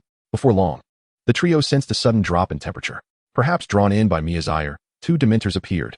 Mia recalled that these must have been dispatched by some pink toad to ensnare Harry. Upon spotting their target, the Dementors charged forward with ferocity. For an ordinary person, facing even one Dementor could spell doom. However, among the 3, any one of them could easily repel the Dementors. Harry, quick on the draw, prepared to cast the Patronus charm. Mia halted him and unleashed the Dementor she had been nurturing in her pocket. Upon encountering a fellow creature, the Dementors hesitated momentarily before swiftly lunging at her. The Dementor Mia had cared for was well-fed and strong, far superior to the 2 imprisoned in Azkaban. After a brief skirmish, the 2 dispatched Dementors were driven away. I sense something amiss, Hermione remarked, furrowing her brow. How could Dementors possibly appear here? Could it be Voldemort? Harry speculated. No, I believe the mastermind behind this is more cunning than that. You are the only wizard residing in this vicinity. If you were to encounter them, you would be compelled to use magic to fend them off. Harry, underage wizards are prohibited from casting spells outside school. Hermione swiftly grasped the crux of the matter. That's why I didn't let you intervene, Mia replied solemnly. Thank goodness you are here. Whoever it is, they certainly want me expelled, Harry said, his face reflecting relief. Do not celebrate too soon, Mia continued, her gaze fixed on a distant point, clearly aware that the adversary was unaware of this plan. Is there more to come? Mia pointed towards the direction she was observing, where someone had just employed the disillusionment charm. As expected at home, Mia was met with a thunderous proclamation from the Ministry of Magic. Mr. Shamil, based on intelligence from a reliable informant, you are suspected of unlawfully detaining a Dementor. You have been expelled from Hogwarts and will be prosecuted by the Ministry of Magic. Mr. Shamil slapped the table with a resounding thud. This was utterly outrageous. It was slander. In the living room, Mia sat nonchalantly on the sofa while her family gathered around him with concern. I did indeed detain a Dementor, Mia stated indifferently. Mr. Shamil's expression momentarily faltered before he continued. Given my position, they shouldn't go this far. You need not worry. Their intentions have always been nefarious. And Dumbledore will handle everything. Mr. Shamil was well aware of Dumbledore's influence in the magical realm. What did he mean by their intentions being nefarious? Mia recounted the relationship between Fudge and Dumbledore. Regardless of the circumstances, they should not unleash such a dangerous entity upon a student. Moreover, this incident had also affected his own child, which filled Mr. Shamil with rage. It seemed Fudge had truly lost his mind in his quest to undermine Dumbledore. He was willing to disregard the repercussions between the two worlds.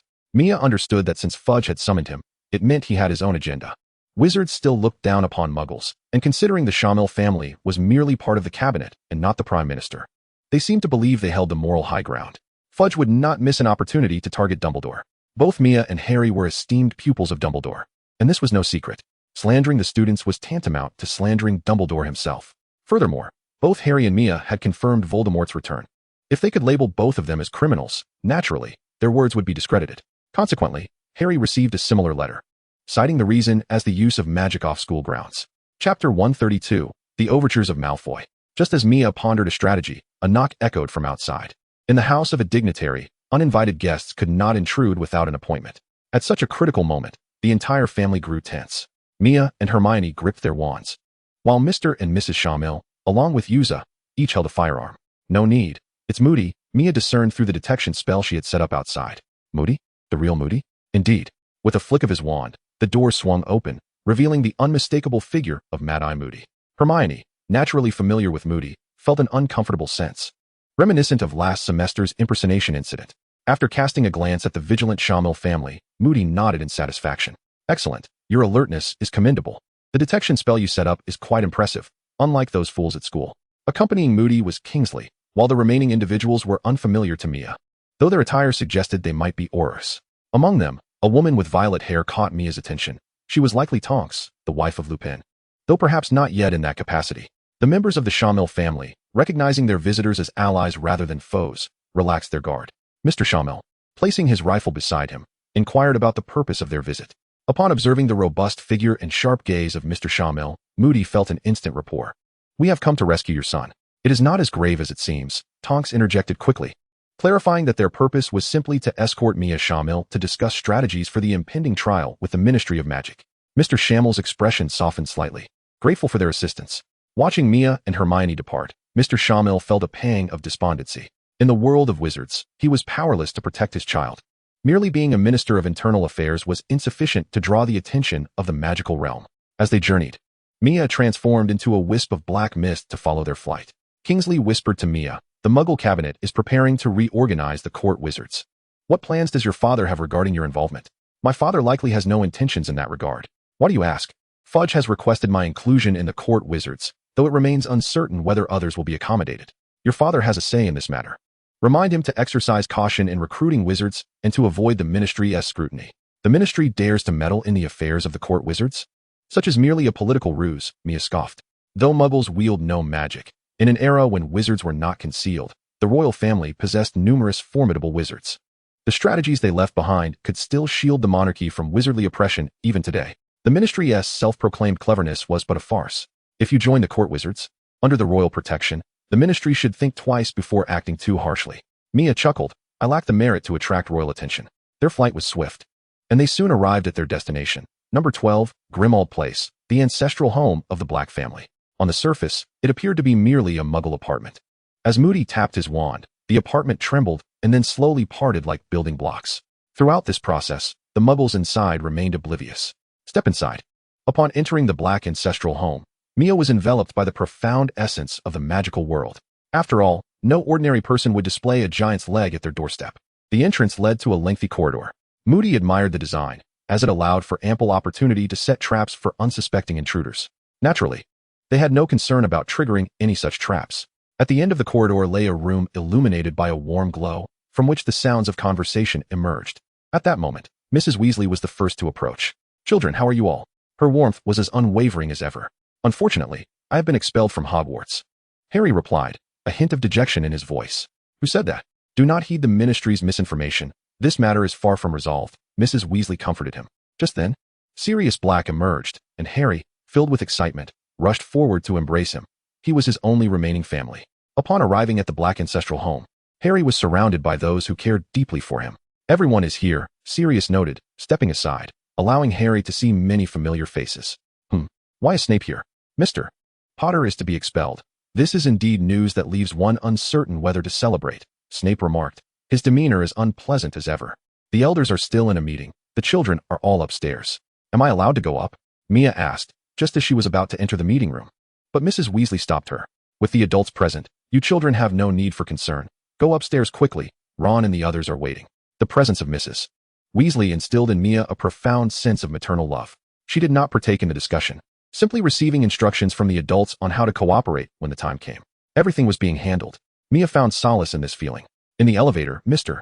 Weasley escorted Harry and Mia toward the courtroom, where they encountered Kingsley along the way. "The time has been moved up. Moved up to when?" 5 minutes from now." It was evident that the ministry had devised a cunning scheme to prevent Dumbledore from attending. Harry noticeably tensed, while Mia remained indifferent.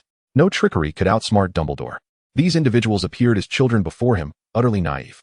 The floor housing the courtroom was eerily desolate, the black tiles on the walls creating an oppressive, chilling atmosphere.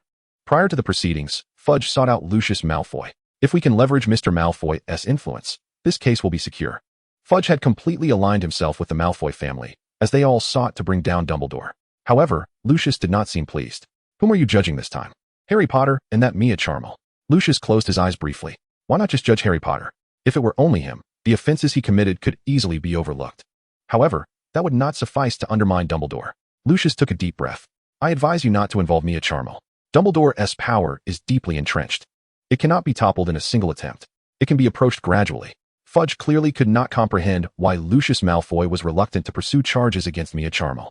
Once the bow is drawn, there is no turning back. To withdraw at this juncture would cast a shadow over the dignity of the Ministry of Magic. Lucius has lost all interest in continuing the conversation. You are on your own. Without a backward glance, Lucius departed, fortuitously encountering Mia and her companions along the way. "Mr. Shamir," he addressed them with an air of utmost respect. Mia was well aware of the reason behind his deference, yet she preferred not to strike at a smiling face. The middle ground held its own advantages for her. "Of course, I am here to face judgment. I believe there must be some misunderstanding. I happen to have acquaintances within the Ministry of Magic. Will this not put Mr. Malfoy at odds with the minister?" Lucius forced a smile. "I have always been a staunch advocate of justice." Chapter 133, Immunity. Upon entering the courtroom, wizards clad in red and black garments were seated on either side of the semicircular dais. At the center sat Cornelius Fudge, the Minister of Magic. Faced with such a formidable assembly, Harry, who had never encountered such a scene before, felt a surge of panic. Beside him, Mia nudged him. "What have you done?" "They claim I used magic outside of school. Is that true?" "I did practice magic at my uncle's house. I thought using a simple Lumos charm would be harmless. I told you to keep it discreet." Harry chose to ignore the esteemed figure of Hogwarts' top student before him. As they entered the courtroom, Harry was the first to be questioned. He perched on the elevated chair at the center, while Mia took her place on the adjacent dais. At that moment, Dumbledore entered. "Dumbledore." Fudge's smile seemed strained, as if he had already been informed of the court's schedule. "I have a rather unfortunate habit of arriving a bit early for everything." Fudge's demeanor darkened. From the outset, he displayed an aggressive stance, offering Harry no opportunity to defend himself, bombarding him with a series of biased insinuations. Unable to bear it any longer, Dumbledore interrupted Fudge's barrage. Though Fudge was displeased, he dared not voice his objections, especially in the presence of members of the Wisingamot. With Dumbledore being the chief warlock, the Wisingamot, established long before the Ministry of Magic, is a profoundly influential organization, particularly in the realm of justice. "Minister, while the law indeed states that underage wizards are prohibited from using magic outside of school, we have rarely expelled students on such grounds." Rarely implies that it has occurred. Of course, such actions were only taken after a serious magical accident had transpired. Although Harry Potter had not yet caused a significant magical incident, allowing him to continue unchecked could lead to unforeseen consequences. Harry, filled with indignation, asserted, "Minister, judicial proceedings must not rely on conjecture for judgment." Dumbledore's voice remained calm, yet it sent shivers through Fudge. Was he questioning his professionalism? However, Fudge dared not retaliate, for this was not solely his domain. The WizardingWorld was renowned for its impartiality, not to mention Dumbledore's esteemed position as its chief warlock. Thus, Fudge had no choice but to swallow his indignation. Nevertheless, according to the Ministry of Magic's investigation, Harry Potter had repeatedly used magic outside of school. Dumbledore turned his gaze towards Harry, who nodded in affirmation. Indeed, he had been quite diligent. Feeling somewhat embarrassed, Harry lowered his head. Minister, why was it that during previous instances of Mr. Potter's violations of the decree, the ministry failed to issue a warning as stipulated? Fudge was momentarily at a loss for words. This is because we wish to grant the young wizard an opportunity for redemption. How are young wizards to recognize their mistakes without a reminder, and how can they amend their ways? The ministry had its own methods of operation. Fudge realized that the conversation had entirely slipped from his control, and he felt a surge of frustration. Dumbledore remained composed. Minister, whatever the procedures, they must adhere to the regulations. Fudge's complexion fluctuated between shades of green and white, yet he refrained from expressing his anger. The case of Harry Potter is to be temporarily set aside. We shall now proceed with the inquiry into Mia Shammer. Mia reclined in her chair, as if at home. Mind your posture, or I shall charge you with contempt of court. Fudge banged his fist on the table. Dumbledore gently patted Mia, prompting her to begrudgingly adjust her position. Suspect Mia Shammer, why did you unlawfully detain a Dementor, and furthermore, am I now a suspect? Isn't this somewhat out of procedure? She interjected, her speech interrupted by a student, which evidently infuriated Fudge. We possess evidence, and you are not permitted to speak freely. Am I not allowed to defend myself? Is the ministry's trial merely a formality with the verdict already predetermined? We have evidence. Very well, present your evidence. Bring forth the witness. The thought of being led by a child ignited Fudge's fury. Oars arrived, having witnessed the entire incident at the scene. What? You saw it, and still didn't apprehend me? What were you thinking? Silence. Fudge slammed the table with force. Mia shrugged nonchalantly. We have a witness, she stated, her demeanor unfazed by Fudge's fury. All right then, you must substantiate what you witnessed. The Auror possessed legal precedence in criminal matters. Fudge's glare was menacing. I believe it is prudent to maintain rigor in judicial proceedings, Dumbledore remarked softly. Fudge surveyed the other members of the WizardingWorld, suppressing his rage. Show your memory. As the Auror acted, all present could clearly see the events that had transpired. What will your excuse be this time? Mia smiled faintly, insisting that there was no room for sophistry. I do have a question. As everyone has observed, why has the Dementor from your Ministry of Magic appeared in the Muggle community? Is it due to your unlawful detention? And what of those two? Whispers began to circulate around them, and Fudge's eyes flickered momentarily. Suddenly, a rather affected cough echoed through the air, causing Mia to frown. He immediately spotted a toad seated among the crowd. If I am not mistaken, Mr. Shamir, it seems you momentarily implied that the Ministry of Magic deliberately unleashed Dementors to attack you? Indeed, what is the matter? Umbridge's face twitched, her smile appearing exceedingly forced and unattractive. I trust the Ministry will clarify why the Dementors strayed from Azkaban and encroached upon the Muggle community, Dumbledore stated. Dumbledore. He has been expelled. You have no authority to defend him. Fudge retorted. Minister, as the headmaster of Hogwarts, I do not recall expelling any student. He has violated the laws established by the Ministry. However, the matter of expulsion is one that Hogwarts must determine autonomously. Umbridge interjected once more, Your Excellency Dumbledore. Might I speculate that you believe Hogwarts can exist outside the Ministry's oversight? Or are you questioning the authority of the Minister of Magic? I have no intention of questioning anyone. However, there has been no precedent for interference in Hogwarts' internal affairs since the inception of the Ministry. Fudge's cheeks puffed in anger. He loathed having his authority undermined. It appeared he needed to assert control over Hogwarts. After a prolonged silence, Fudge gestured for Umbridge to be quiet. Well then, even if the Ministry's oversight is lacking, your unlawful detention of Dementors remains a fact. As Fudge regained his composure, Mia prepared to leave subsequent matters in Dumbledore's capable hands. As the chief wizard of the WizardingWorld, Dumbledore certainly had means to prolong this case indefinitely. At that moment, Kingsley entered with a letter. What could possibly be so urgent at this time? You would be wise to take a look, Kingsley murmured. Fudge glanced at the seal on the envelope and quelled his displeasure. It bore the emblem of the crown. Upon opening the letter, he was met with the royal seal and the signatures of all the cabinet ministers.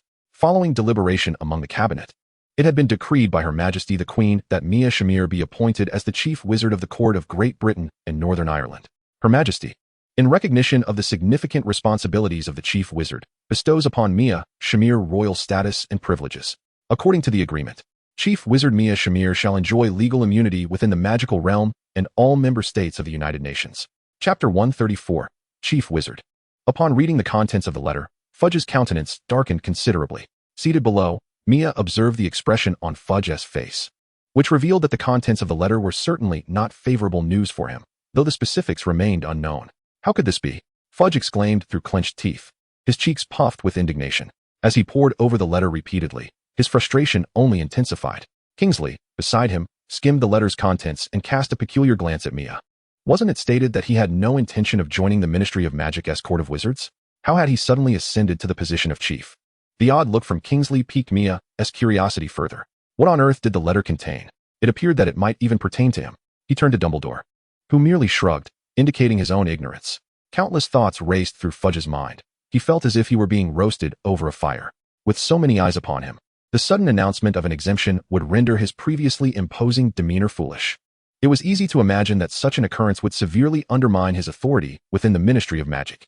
The most immediate consequence would be a threat to his position. Resolutely, he slammed the letter down upon the table. A mere Muggle royal family had no right to interfere in the enforcement of the Ministry of Magic. At that moment, Fudge appeared almost deranged. Indeed, even if he were to lose face, what did it matter? Muggles did not comprehend magic. What could they possibly do to him? Once he retired, he would not concern himself with the tumultuous waves left in his wake. With this thought, Fudge straightened his back. Kingsley quickly discerned Fudge's mindset and softly cautioned, "Minister, this is, after all, a royal correspondence. And what of it? A letter stating an exemption is still just a letter. Where is the dignity of the Ministry of Magic?"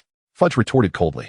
Kingsley observed the reddening of Fudge's eyes and sighed. "Minister, one must not underestimate the royal family's influence. A mere assembly of power-deprived muggles, what influence could they possibly wield?" Fudge scoffed dismissively. Kingsley then noticed an ancient seal within the letter. Suddenly, the seal began to glow. As it flickered, several Aurors maintaining order at the scene suddenly collapsed in agony. Their faces flushed as they clawed at their throats, gasping for air like fish out of water. The unexpected turmoil erupted into chaos within the solemn courtroom. Fudge, disregarding all notions of judgment, shouted, "Summon the Aurors, quickly." A swarm of Aurors rushed in, and the assembled crowd anxiously glanced around. The Aurors swiftly secured the area, with some searching for the assailant while others attended to the incapacitated Aurors. "Minister, the treatment is ineffective." Delirious spoke softly in Fudge's ear. "How can this be? What is happening? Have we apprehended the perpetrator?" Fudge inquired urgently. "Minister, the perpetrator is still at large, and the situation remains unclear. So we have no leads at all." Fudge, accustomed to such rhetoric from his lofty position, suddenly noticed Dumbledore standing idly at the center. "Dumbledore, in this place, your mastery of magic is unparalleled." Fudge forced a smile. "You flatter me, Minister." Now was not the time for Dumbledore's modesty. Fudge cast a glance at the fallen Auror. Lives were at stake. "Minister, this level of magic will not prove fatal to them. From my observations, the source of the magic originates from that letter." Reluctantly, Fudge handed the letter to Dumbledore. As Dumbledore examined the document, all present held their breath, fixated on him. Once again, Dumbledore became the focal point of attention. Fudge ground his teeth in frustration. Upon seeing the contents of the letter, Dumbledore was not surprised and passed it on to Mia. The moment Mia laid eyes on the letter, he noticed the mark in the lower left corner. It clicked. This mark had appeared in Merlin's autobiography. Was it the emblem of some court wizarding order? Suddenly, a red glow seeped from the mark, and before Mia could react, it vanished into his body. In the next moment, Mia experienced a peculiar sensation, as if he could control the lives of those Aurors. "What is happening?" Fudge asked in a low voice. "This is the mark of Merlin, established during the reign of King Arthur, created for the first court wizarding order. This mark identifies any treacherous members within the order and enacts punishment." At that moment, Delirious whispered in Fudge's ear, "These are our operatives embedded within the court wizarding order." Fudge's complexion shifted dramatically, akin to dark clouds rolling in on a rainy day. "Then you should be able to break it." "I am afraid I am powerless," Dumbledore replied. "You cannot do it." Fudge raised his voice, incredulous at Dumbledore's assertion. "Indeed, my knowledge is inadequate to unravel it. However, they are not in mortal danger. They will simply endure some hardship." Fudge, now visibly agitated, teetered on the brink of fury. Yet, as a politician, he would never allow himself to explode in such a setting. "What then shall we do? I believe it is most fitting to have a specialist address this matter." "Conveniently, the current chief wizard of the court is right here," Dumbledore said with a smile. Stepping aside, Fudge then saw Mia behind Dumbledore, leaning against a chair with an air of unshakable calm. Dumbledore was positioning him for the task. He had never anticipated that the elderly lady would place the title of chief wizard upon him at such a critical moment. He found himself unable to refuse. "Chief Mia, I implore you to take action." Fudge nearly ground his teeth to dust. To untie the bell, one must first tie it. The activation of the Merlin mark indicates their ulterior motives. It remains unclear whether they harbor guilt within themselves or are merely puppets of unseen forces. Some furtive glances were cast towards Fudge, whose complexion reddened to the hue of liver. Just as he was about to find himself in an utterly compromising position, Mia waved her wand, and several Aurors regained their breath.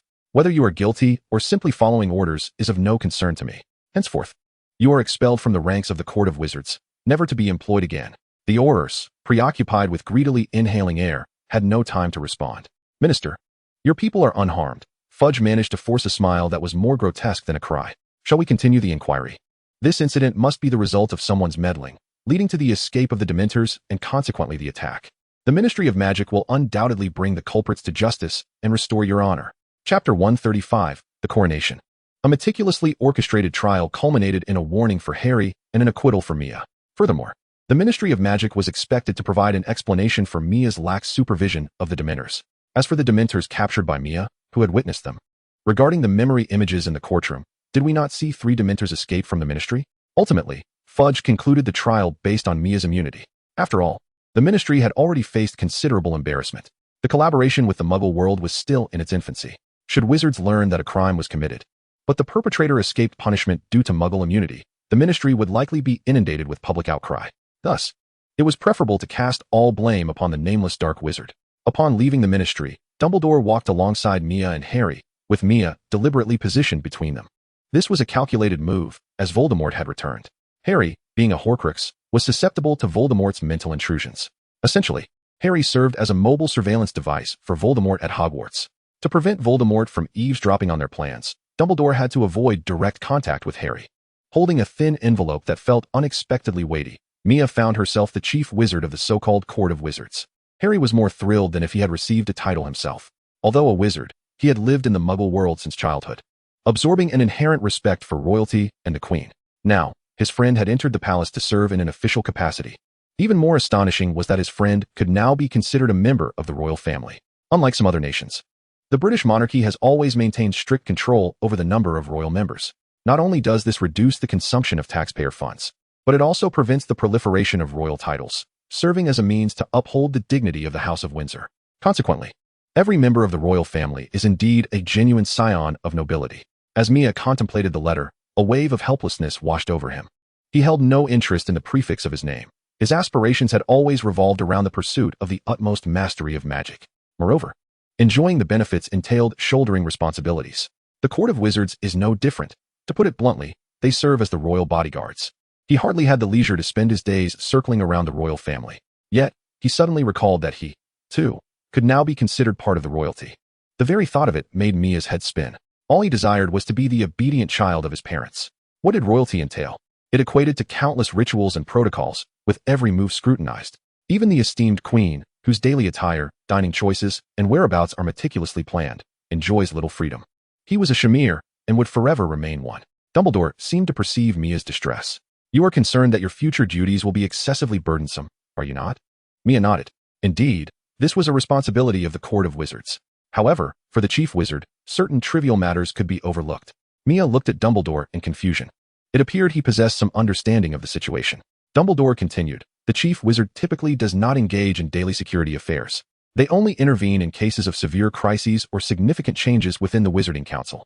The primary responsibilities involve orchestrating security measures and designing, as well as maintaining the protective enchantments of the palace. Upon hearing this, Mia realized it might not be as convoluted as he had imagined. The so-called deployment of duties merely involved convening a meeting to discuss and then reporting at year's end. Maintaining the protective magic was even more straightforward. As there were already established protocols, he merely needed to identify and address any shortcomings. Moreover, he could seize the opportunity to delve into the study of these ancient spells. It sounded rather appealing. Is it akin to the role of the headmaster at Hogwarts? Mia jested. Hogwarts has always treated everyone equally, Dumbledore replied.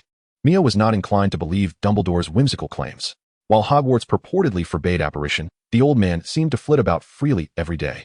You find this troublesome? Mia questioned. Incredulous. If it were Ron, he would have been boasting about it in front of Fred and George long ago. Harry chimed in with envy. I believe the trouble does not lie therein. The real inconvenience stems from the royal identity of the chief wizard. The royal identity is unrelated to that of the chief wizard, Dumbledore clarified. This should be Her Majesty's own decision. Is it in accordance with the rules? It can both comply and not comply. The Queen is wise. She has chosen the right moment and the most suitable individual. Were it not for the timely arrival of this letter, the situation could have proven quite troublesome. Your royal status serves a dual purpose. To safeguard you, and to ensure the continuity of the monarchy. Mia silently nodded, acknowledging that he indeed owed a debt of gratitude to the queen. He had previously assumed that the queen merely inherited the crown from her father. However, upon reflection, he recognized her as a woman of considerable wisdom. Had it been a direct request, he would have surely declined. Yet, with the proclamation of his appointment delivered today in the courtroom, he found himself obliged to accept, thereby acknowledging her favor. Regarding his royal identity, Mia had his suspicions. The queen was a pragmatic individual. Her decision to elevate him to royal status was not merely a matter of personal whim. As Dumbledore had indicated, she was acting in the best interest of the monarchy. The magical world was increasingly interacting with that of ordinary people, necessitating the presence of wizards within the royal family. Not every monarch is as valiant as King Arthur. Should the royal family consist solely of non-magical commoners, it would be incapable of maintaining order over the court's magical elite. The example of the Russian monk is a case in point. Mia could not help but marvel at the queen's ability to retain her dignity in modern society after so many years in power. She was certainly no ordinary woman. Upon returning home, he was greeted by his family, with Hermione being the first to rush towards him, anxiously checking for any signs of injury. News from the court had already reached them. Everyone was aware that Mia was unharmed. It was a relief to be back, with his mother and Hermione holding his hands. Mia nodded reassuringly at his father, affirming that all was well. In a few days, he would need to visit Windsor Castle, where a ceremony would be held in his honor. "I am not fond of such events," he replied. "Your royal identity will remain undisclosed. So only a select few nobles of royal blood and members of the cabinet will be present. It will conclude swiftly, and then you may return home." "Yes. Once it is over, I shall return home." The ceremony commenced promptly, attended by the families of Charmier and Granger. Apart from the royal family, only a handful of elderly earls and key cabinet ministers were present. The proceedings were not lengthy, but were marked by a profound gravity. Despite the small number of attendees, one could feel the weight of responsibility resting upon Mia's shoulders. He accepted the royal insignia, as well as the staff of the chief wizard of the court. The safety of the nation now rested upon him. The queen, adorned in her crown, gazed at the elegantly dressed Mia with affection. "You have placed a heavy burden upon me," Mia remarked with a hint of resignation. He soon realized that his role extended beyond that of a mere royal member. He was also the fifth in line for the throne. The monarchy required him. Amidst the formalities, the queen affectionately patted Mia's arm, saying, "Do remember to visit me often. Now nothing will prevent you. I recall that you possess certain abilities for flight and sudden appearances. Do you wish to experience them?" Mia smiled. "I am too old for that now. My noble relatives and ministers would never permit me to engage in such unseemly antics. Wait until they are not paying attention to speak." An elder and a youth quietly established a pact known only to themselves. Chapter 136, The Duel Before the Queen. Windsor Castle, the gathering place for the most illustrious figures in all of Europe. The royal families of Europe are largely interconnected, and with the addition of a new member to the Windsor family, closely related royals naturally dispatched their representatives. Observing the boy, Mia, standing before the queen receiving his title, the prominent figures of Britain dared not overlook this yet immature lad. He is no mere mascot, but the sole individual of authority within the British royal family. The court wizard corps, excluding Mia as the chief wizard, has initially recruited 13 members. In the future, this number is destined to rise. According to the discussions between Mia and the queen, the ideal size of the court wizard corps should be around 50. It is worth noting that the aurors of the British Ministry of Magic number only about 50 as well. The court wizard corps is not akin to the guards performing at Buckingham Palace. They represent tangible combat strength. This implies that Mia will command an armed force comparable in scale to that of the British Ministry of Magic.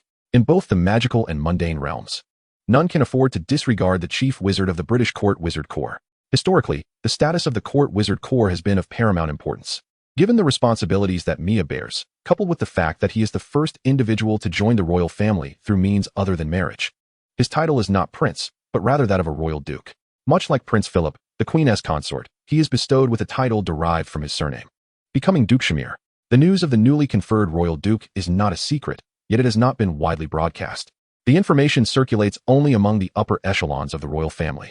It is rather challenging to justify why a 15-year-old boy, bearing a different surname, should be elevated to the rank of duke. When the queen personally placed a crown adorned with countless diamonds and jewels into Hermione's hands, the royal ceremony was thus concluded. Although they are not yet wed, due to the queen's endorsement, all regarded Hermione Granger, a previously unremarkable girl, as the future duchess. Following the royal ceremony, the inaugural ceremony for the chief wizard of the court wizard corps commenced, marking the first gathering of the corps in several centuries. Mia held a silver-gilded scepter embedded with red gemstones, symbolizing the authority of the chief wizard. This scepter is not merely a costly artifact. It is a symbol of the chief wizard that has been passed down since the days of Merlin, capable of invoking the magic left by the court wizards across the nation. With but a thought, Mia could command the entire castle to fall under his dominion. Gazing upon the 13 wizards before him, Mia felt the security that power bestows. To confront Voldemort, reliance solely on Dumbledore's Order of the Phoenix would not suffice. He must possess an armed force firmly under his control. These wizards are predominantly from Muggle families. Only those wizards raised in Muggle households would hold the royal family in reverence.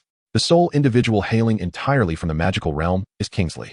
Having protected the Prime Minister for several years, it is only fitting that he be inducted into the court wizard's circle. Moreover, the Mark of Merlin did not react to him.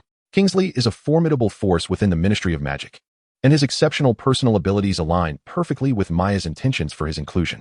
At this moment, Kingsley, who had remained silent amidst the crowd, suddenly stood forth. Maya cast a probing gaze in his direction. Given Kingsley's composed demeanor, it was unusual for him to make such a sudden move in a public setting. Kingsley unexpectedly offered Maya an apologetic look. After a moment of confusion, Maya began to form some hypotheses.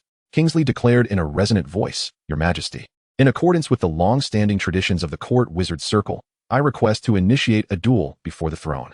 A murmur of surprise rippled through the previously solemn assembly. Hermione, recalling something, cast a worried glance at Maya. The Queen's expression of surprise was fleeting, adorned with her crown and wielding the royal scepter. She maintained an air of neutrality. "Very well, please state the name of your opponent." At that moment, the Queen had already deduced the underlying reasons for this challenge. The chief wizard, the Honorable Maya Shamir. As anticipated, Maya perceived the apologetic look on Kingsley's face and surmised part of the cause. It was undoubtedly instigated by that fellow, Fudge. Some individuals among the audience began to exhibit the demeanor of spectators. The newly appointed chief wizard of the court was to face a duel before the throne right upon his ascension, and given the chief wizard's youth, this duel promised to be quite the spectacle. "Very well, I accept your challenge," Maya replied. Kingsley failed to comprehend the smile upon Maya's face. Although Dumbledore had advised him to fight freely, he struggled to understand why Dumbledore could place such trust in a mere 15-year-old wizard. Even acknowledging Maya's considerable prowess, which indeed surpassed that of his peers, Kingsley was unabashedly confident that his own abilities ranked among the elite within the Aurors. Once a duel is initiated, it cannot be halted. However, after years of evolution, a duel before the throne need not conclude in death. It can cease as soon as one party concedes. Thus, Kingsley resolved to take it easy and voluntarily surrender. "Let us commence." With a flourish of his wand, Maya conjured a dueling platform, eliciting gasps of astonishment from the Muggle nobility present. As they ascended the platform, Kingsley whispered, "I will concede shortly. We shall merely go through the motions." Maya graciously accepted Kingsley's intent, replying, "Thank you, but that will not be necessary." With Kingsley unwilling to strike first, Maya prepared to unveil the contest. In the fleeting moment of their confrontation, as he felt the wand nearly slip from his grasp, Kingsley suddenly realized he had underestimated the young wizard yet again. In the blink of an eye, after exchanging several spells, Kingsley could no longer afford to take him lightly. It was akin to facing a formidable adversary. Sensing the intensity of the incoming curses, Mia understood that the pillar of the Ministry of Magic had begun to take this duel seriously. The clash between truly powerful wizards is a spectacle to behold. It is not merely a silly turn-based game of hitting back and forth. The air is filled with spells that are indistinguishable, cast with a rapidity that renders them silent. Upon witnessing Mia deftly deflect a curse, Kingsley suddenly felt a gust of wind by his ear. Barely evading it, he recognized it as a vicious and intricate wandless spell. The audience below could hardly discern the intricacies. They only beheld the dazzling display of lights and the fierce exchange between the two combatants. Hermione fixed her gaze intensely on the figures atop the stage, her palms clammy with anxiety. "It will be all right. Trust him," the Queen reassured as she grasped his hand. Yet, the expression in the Queen's eyes belied her calm demeanor. The Shamir couple was equally anxious. Mrs. Shamir clutched her husband's arm tightly, wishing to intervene and halt the duel. Others, however, harbored different thoughts. This was their first encounter with wizards in action, and to witness two of the finest wizards unleashing their full potential was an indescribable shock. The princes gazed in a daze. Initially, they had assumed this suddenly arrived commoner was merely a trickster. But upon witnessing the conjured dueling platform and the terrifying battle, their disdain evaporated. Suddenly, both duelists halted simultaneously, and in the next moment, they shouted, "Disarm!" and "Stupefy!" The two beams of light clashed against one another, erupting in dazzling sparks. This was an exceedingly direct method of duel, entirely a contest of magical prowess. As the battle reached this pivotal point, it was time to determine the victor. Logically, the elder Kingsley should possess an absolute advantage. Yet, as he found himself gripping his wand with both hands, and observed the seemingly effortless demeanor of Mia. Kingsley felt an unparalleled shock within. The point of connection of the beams glided smoothly towards Kingsley's side. Both combatants withdrew their spells simultaneously. The outcome was clear. Chapter 137. The newly appointed Professor of Defense against the Dark Arts. With the battle concluded, Mia descended from the dueling platform as the victor. In that moment, no one present doubted Mia's prowess any longer. Previously, the existing 13 members of the Wizarding Council had believed that the 15-year-old chief was somewhat inflated in reputation. However, after witnessing his battle against Kingsley, such thoughts dissipated entirely. At the very least, none of those present harbored any illusions of being able to best Kingsley. Following the ceremony, for the next few days, Mia busied himself with matters of defense. Until the start of the school term, Mia diligently completed all her tasks. On the train, as she recounted her summer experiences, both Harry and Ron were left speechless with envy. A prince, what does that even mean? Ron rummaged through his scant knowledge. Just a hollow title. The royalty today is not what it once was. Even a monarch merely serves as a symbol. Mia proceeded to enlighten the two about constitutional monarchy. I believe that holds more merit than the title of a savior. At least no one would seek trouble. As Harry dozed off, Draco and his entourage happened to pass by. Despite their past conflicts, Draco dared not act as brazenly before Mia as he once did. His father had revealed to him Mia Chammel's true identity. He could hardly fathom that he had shared the same school for over 4 years with the son of the Dark Lord. Now, that very Dark Lord resided in his home. Although the visage of the Dark Lord had become blurred and distorted upon seeing Mia again, the subtle resemblance in their features made him feel as though he were confronting the Dark Lord himself. Considering Mia's previously exhibited terrors, she appeared to him no different from the Dark Lord. How could that guy be so courteous? Ron found it peculiar that Draco refrained from his usual sharp tongue. Given the cunning nature of the Malfoy family, Lucius must have issued a warning. I almost forgot that the son of the Dark Lord is right here, Ron jested. However, his jest failed to elicit laughter from the group. It seemed Ron realized his misstep, his eyes darting as he struggled to find the right words. The atmosphere grew tense for a moment until Harry suddenly interjected, "There's also a savior here. What's so surprising about that?" "Indeed, nothing remarkable about it." "Ha ha ha," Ron quickly diverted. The ambience in the carriage returned to its previous state. Mia felt reassured that Harry did not feel awkward due to her identity. Currently, Harry was under the influence of Voldemort's soul, yet he managed to retain his composure, which elevated Mia's regard for him. It appeared that the real Harry surpassed the one from her memories in both strength and mindset. Due to the presence of Voldemort's soul within Harry, Dumbledore had to maintain his distance.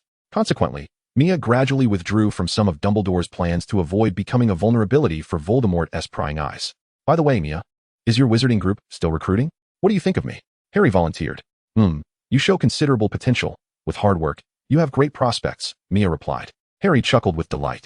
Initially, he aspired to be an Auror, but upon witnessing the complexities of the Ministry of Magic, he felt that serving as a court wizard under Mia would be far preferable. "What about Hermione?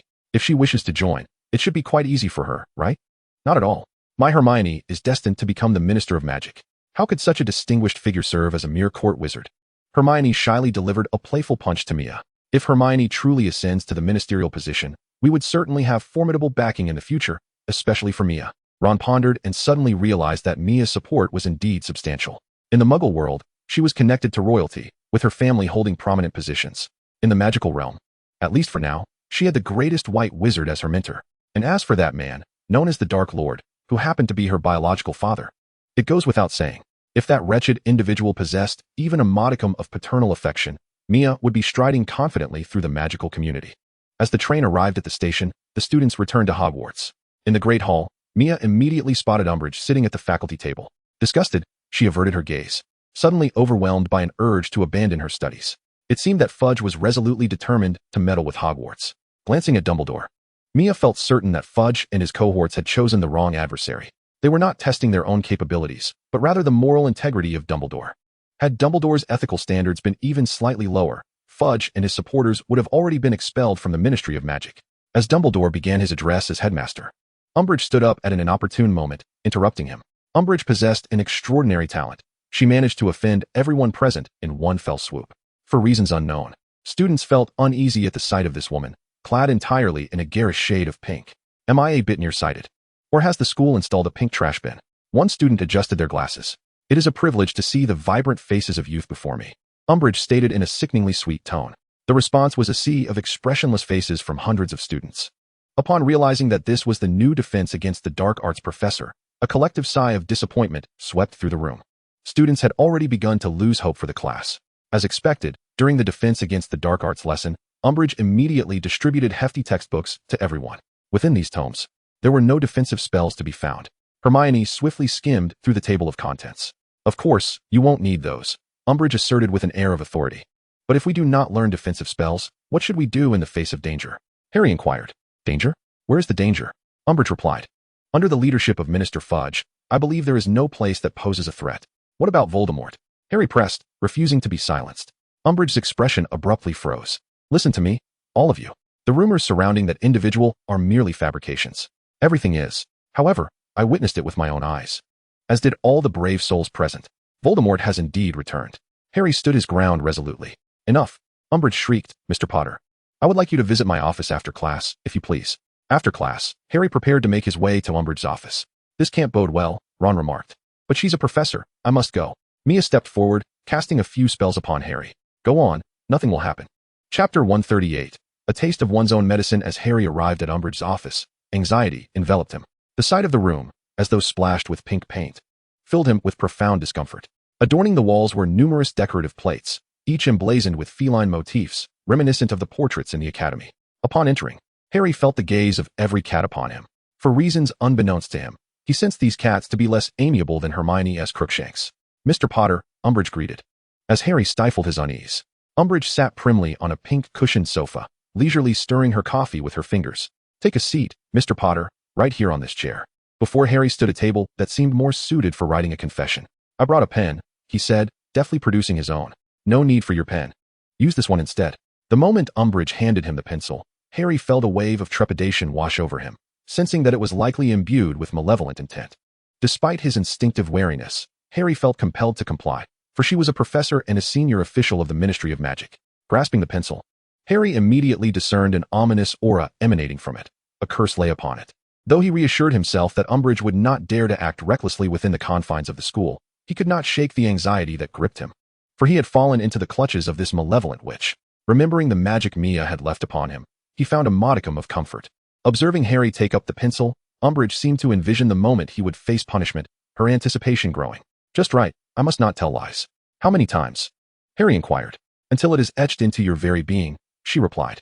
Glancing at the barren tabletop, save for the paper, Harry remarked, You Haven Tea provided me with ink. No, if your sincerity is genuine, ink is unnecessary. Umbridge smiled, her expression reaching deep within, yet it was far from friendly. With a gnawing sense of suspicion creeping into his mind, Harry ultimately set the pencil to the parchment. Umbridge turned away, unable to bear the sight of a studentess suffering. The pencil glided lightly across the parchment, leaving faint impressions as Harry exerted his will. Gazing out the window, Umbridge, cradling her meticulously brewed coffee, suddenly felt her smile freeze in place. The prickling sensation on the back of her hand momentarily rendered her speechless.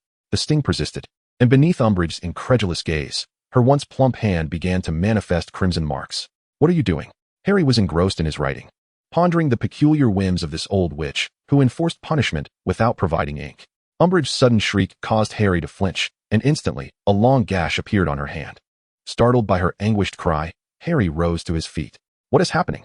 How could my punishment result in this? Yet, upon observing the wound on Umbridge's hand, he swiftly comprehended the situation. The marks mirrored those he had inscribed on the parchment. Are my letters truly so unsightly? Harry regarded Umbridge with a cold stare.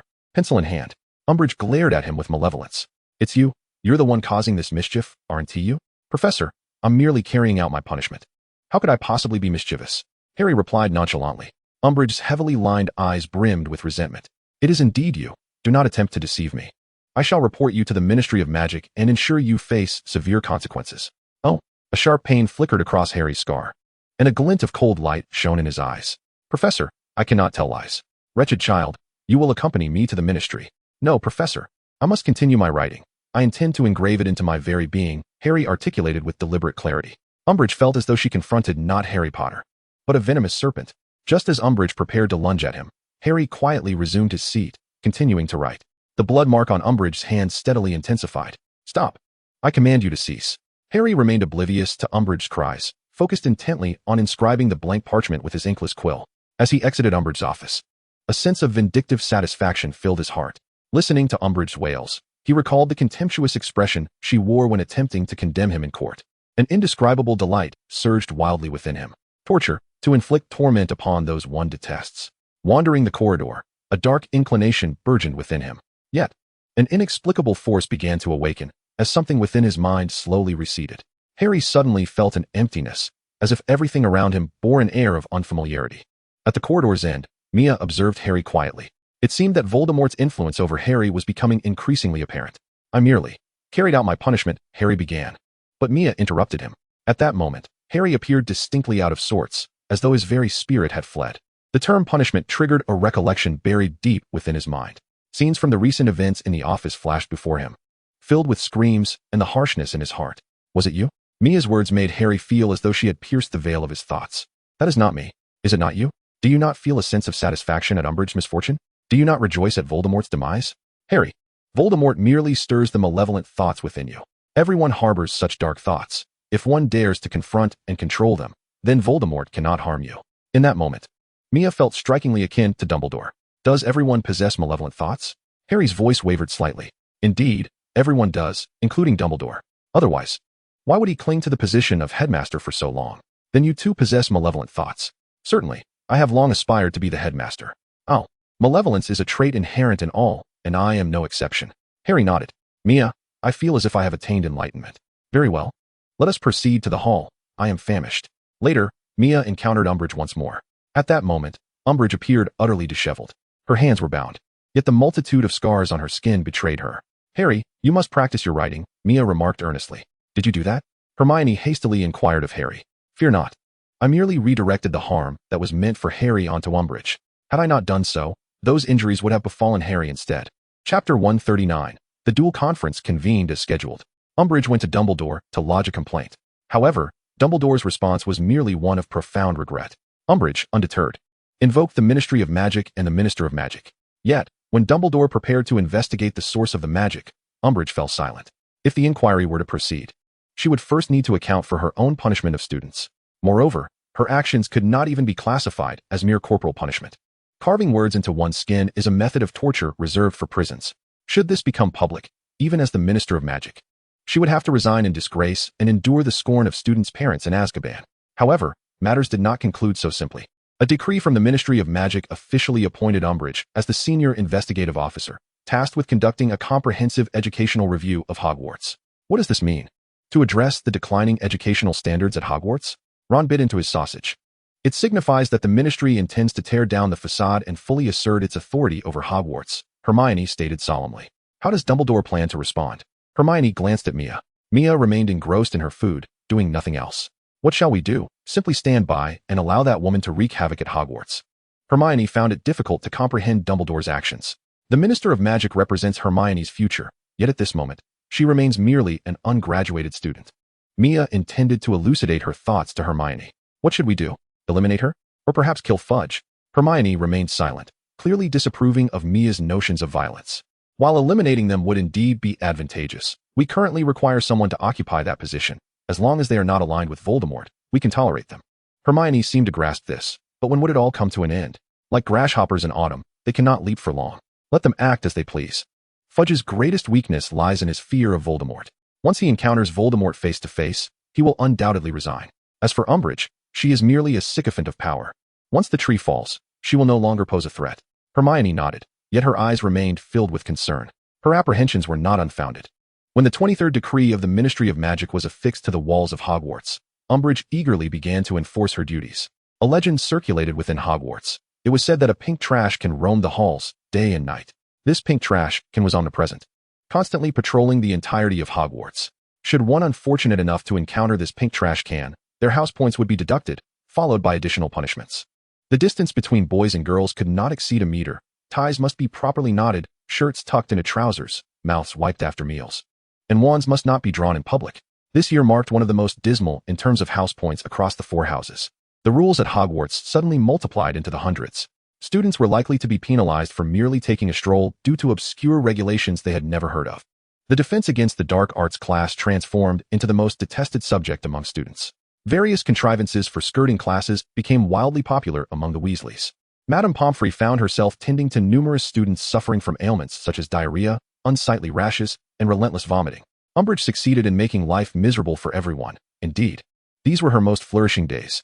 Yet, Her primary target for punishment was undoubtedly the defiant Mia Shamiel, who had dared to disrespect the authority of the ministry in court. Although Mia Shamiel now held a significant position in the Muggle world, she had never regarded Muggles with any respect. Moreover, she was well aware of the inappropriate relationship between Shamiel and Granger, and as a senior investigator of the ministry, she felt compelled to put an end to such conduct. Unfortunately, since her appointment as senior investigator, she had never witnessed Shamiel and Granger together. Even in the classroom and the auditorium, their interactions merely maintained a polite distance. Even if she wished to create discord, she found it impossible to conjure up conflicts from thin air.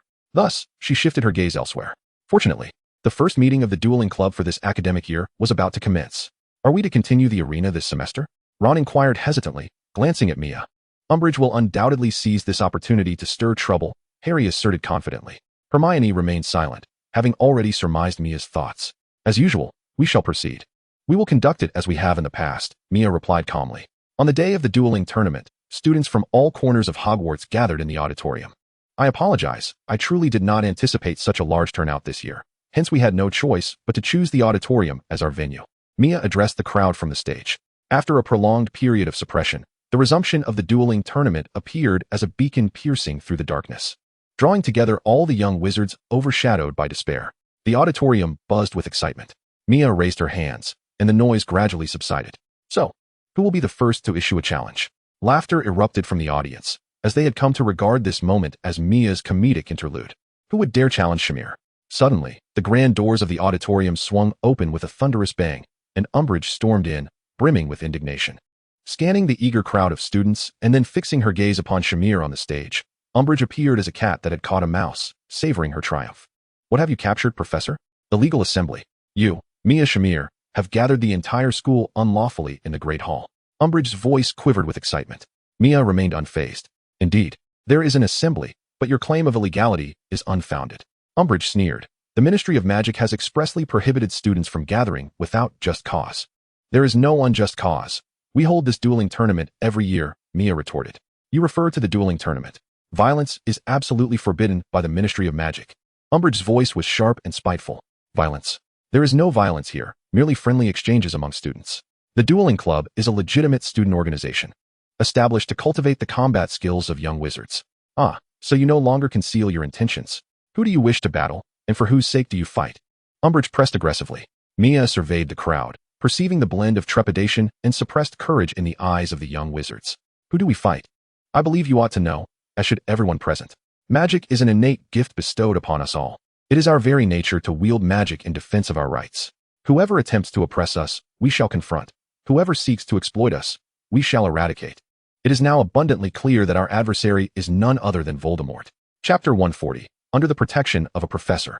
Perhaps it was the taboo name or the menacing words of Mia that rendered Umbridge momentarily speechless, resembling a duck caught by the throat. The young wizards in the hall gazed at Mia on the stage, captivated. Although they recognized Mia's audacity, was her statement not a tad too veiled?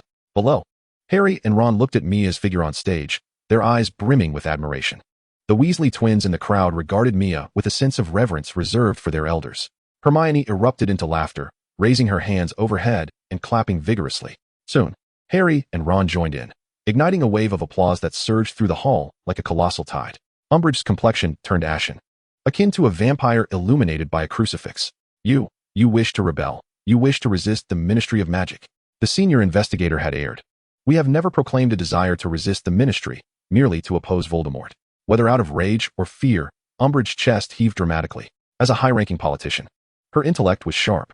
The sentiments of the Hogwarts students had undoubtedly been stirred, and Shamil had indeed named Voldemort directly.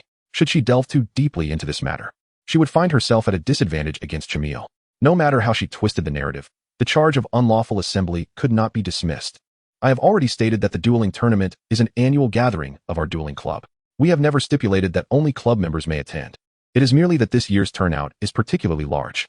You have implicated yourself. You have an illegal organization called the Dueling Club, correct? Umbridge believed she held the upper hand. The Dueling Club is simply a regular student organization. It cannot be deemed illegal. Every compliant student organization has an associated supervising professor, and the head of the Dueling Club is merely a student like you. Does that not constitute illegality? You misunderstand. I am but a teaching assistant. And the Dueling Club certainly has a supervising professor. Still arguing. Since there is a professor, how could a mere student preside over the event? Where's the professor? I am. A sharp voice suddenly rang out from the entrance. Students, make way. You are blocking my path. The students parted, allowing Professor Flitwick to step forward. Umbridge's expression twitched. Was Professor Flitwick attempting to defend him? No, as I mentioned earlier, I am indeed the supervising professor of the dueling club. Umbridge's countenance darkened instantaneously. Professor Flitwick continued, stating that due to the numerous affairs of the dueling club, coupled with his heavy teaching responsibilities, he entrusted all matters to a remarkably trustworthy student, Mia.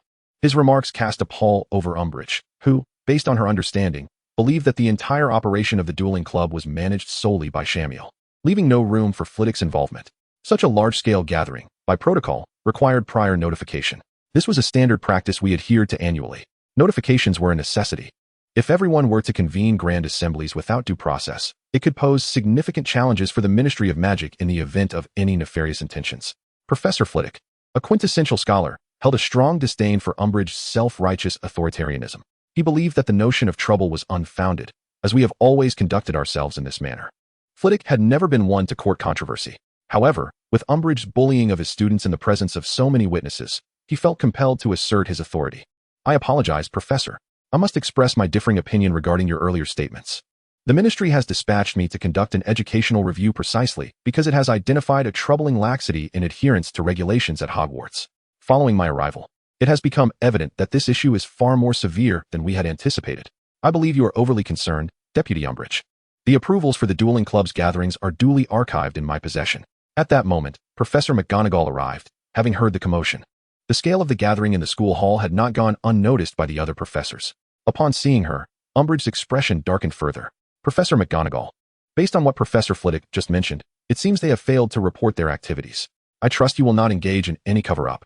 Professor McGonagall showed no inclination to concede to Umbridge. There is no such thing as a cover-up in my realm.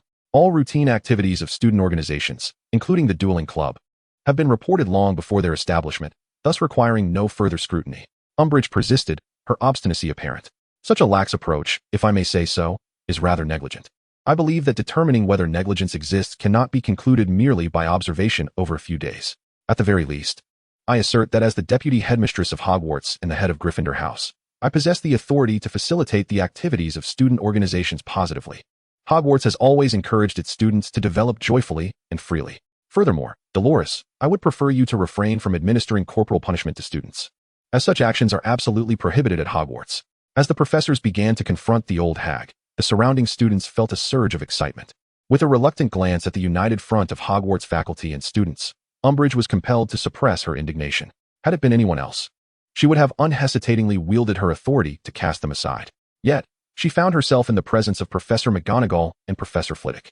The academic atmosphere in the magical realm was profoundly rich, and the esteemed status of scholars like McGonagall and Flitwick was undeniable. Not to mention, these two professors had nurtured countless students over the years. Umbridge had no choice but to stifle her resentment for the time being. With her anger palpable, she strode out, the sharp clicks of her high heels echoing in the hall. Continue, please, Professor Flitwick kindly urged the students. Before departing, both professors cast encouraging glances at Mia, conveying a clear message. With the professor's support, there was no cause for fear. Thus, the duel tournament commenced. Having suffered such a significant setback, Umbridge was determined not to let it pass quietly. Within days, students heard whispers of Professor Trelawney's dismissal from the divination department. Chapter 141, The Hogwarts Army. In the morning, all the students gathered at the school gates. At the center of the crowd stood Professor Trelawney, sobbing behind a pile of luggage. Enough with the tears. Gather your things and leave, Umbridge declared, donning her characteristic pink attire, her demeanor haughty as she faced Trelawney. While she might have been restrained with other professors, Trelawney was different. Sybil Trelawney hailed from a lineage of seers, yet her family was merely known for their charlatanism, hardly a noble lineage. Following her mother's passing, she had accomplished little. Her admission to Hogwarts was likely a result of Dumbledore's benevolence. Dismissing Trelawney was the most fitting course of action for Umbridge. One must select the softest fruit to squeeze. At that moment, Professor McGonagall hurried over. Ignoring Umbridge's self-satisfied expression, she immediately approached Trelawney to offer comfort. Umbridge reveled in her triumph. This was her retribution. Professor McGonagall, do you have any objections to my decision? Umbridge inquired with feigned sweetness. McGonagall merely shot her a cold glance, unwilling to engage further. Just then, Dumbledore's voice resonated through the air. Professor McGonagall, please escort Sybil inside. The headmaster's command brought relief to the students for Professor Trelawney. McGonagall escorted Trelawney back into the school. Umbridge, I believe it prudent to emphasize the stipulations set forth in the Ministry of Magic's 23rd Educational Decree, Umbridge began. Dumbledore calmly interrupted her. You certainly possess the authority to dismiss my faculty. However, you do not have the power to expel them from Hogwarts, whether motivated by loyalty or the greater good. Dumbledore would never permit Umbridge to expel Trelawney. He had initially brought the obscure and often inebriated Trelawney into Hogwarts precisely because she had made the prophecy of the chosen one born in July. The specifics of that prophecy remained concealed. In truth, there was more than one child born in July, and to ascertain the true savior, Voldemort would undoubtedly seek to capture Trelawney to unveil the truth. Once he acquired the information he desired, Voldemort would ensure that Trelawney kept her secret indefinitely. Only the dead can truly guard secrets. Should Trelawney leave Hogwarts, her demise would be inevitable. Thus, Dumbledore afforded no concession to Umbridge this time. Only the headmaster possessed such authority, albeit temporarily. Ignoring Umbridge's threats, Dumbledore turned and departed. In the Gryffindor common room, several companions gathered to discuss the day's events. So, Umbridge is preparing to become headmaster? What a joke. Can she truly compete with Dumbledore? Ron scoffed. It seems the real contest against Dumbledore will not be Umbridge, but rather the Minister of Magic behind her. Harry gazed into the fire, his expression a tumultuous blend of emotions. Surely the Minister of Magic cannot rival Dumbledore? Ron's confidence wavered. Dumbledore is not one to covet power. He is merely the head of a magical institution.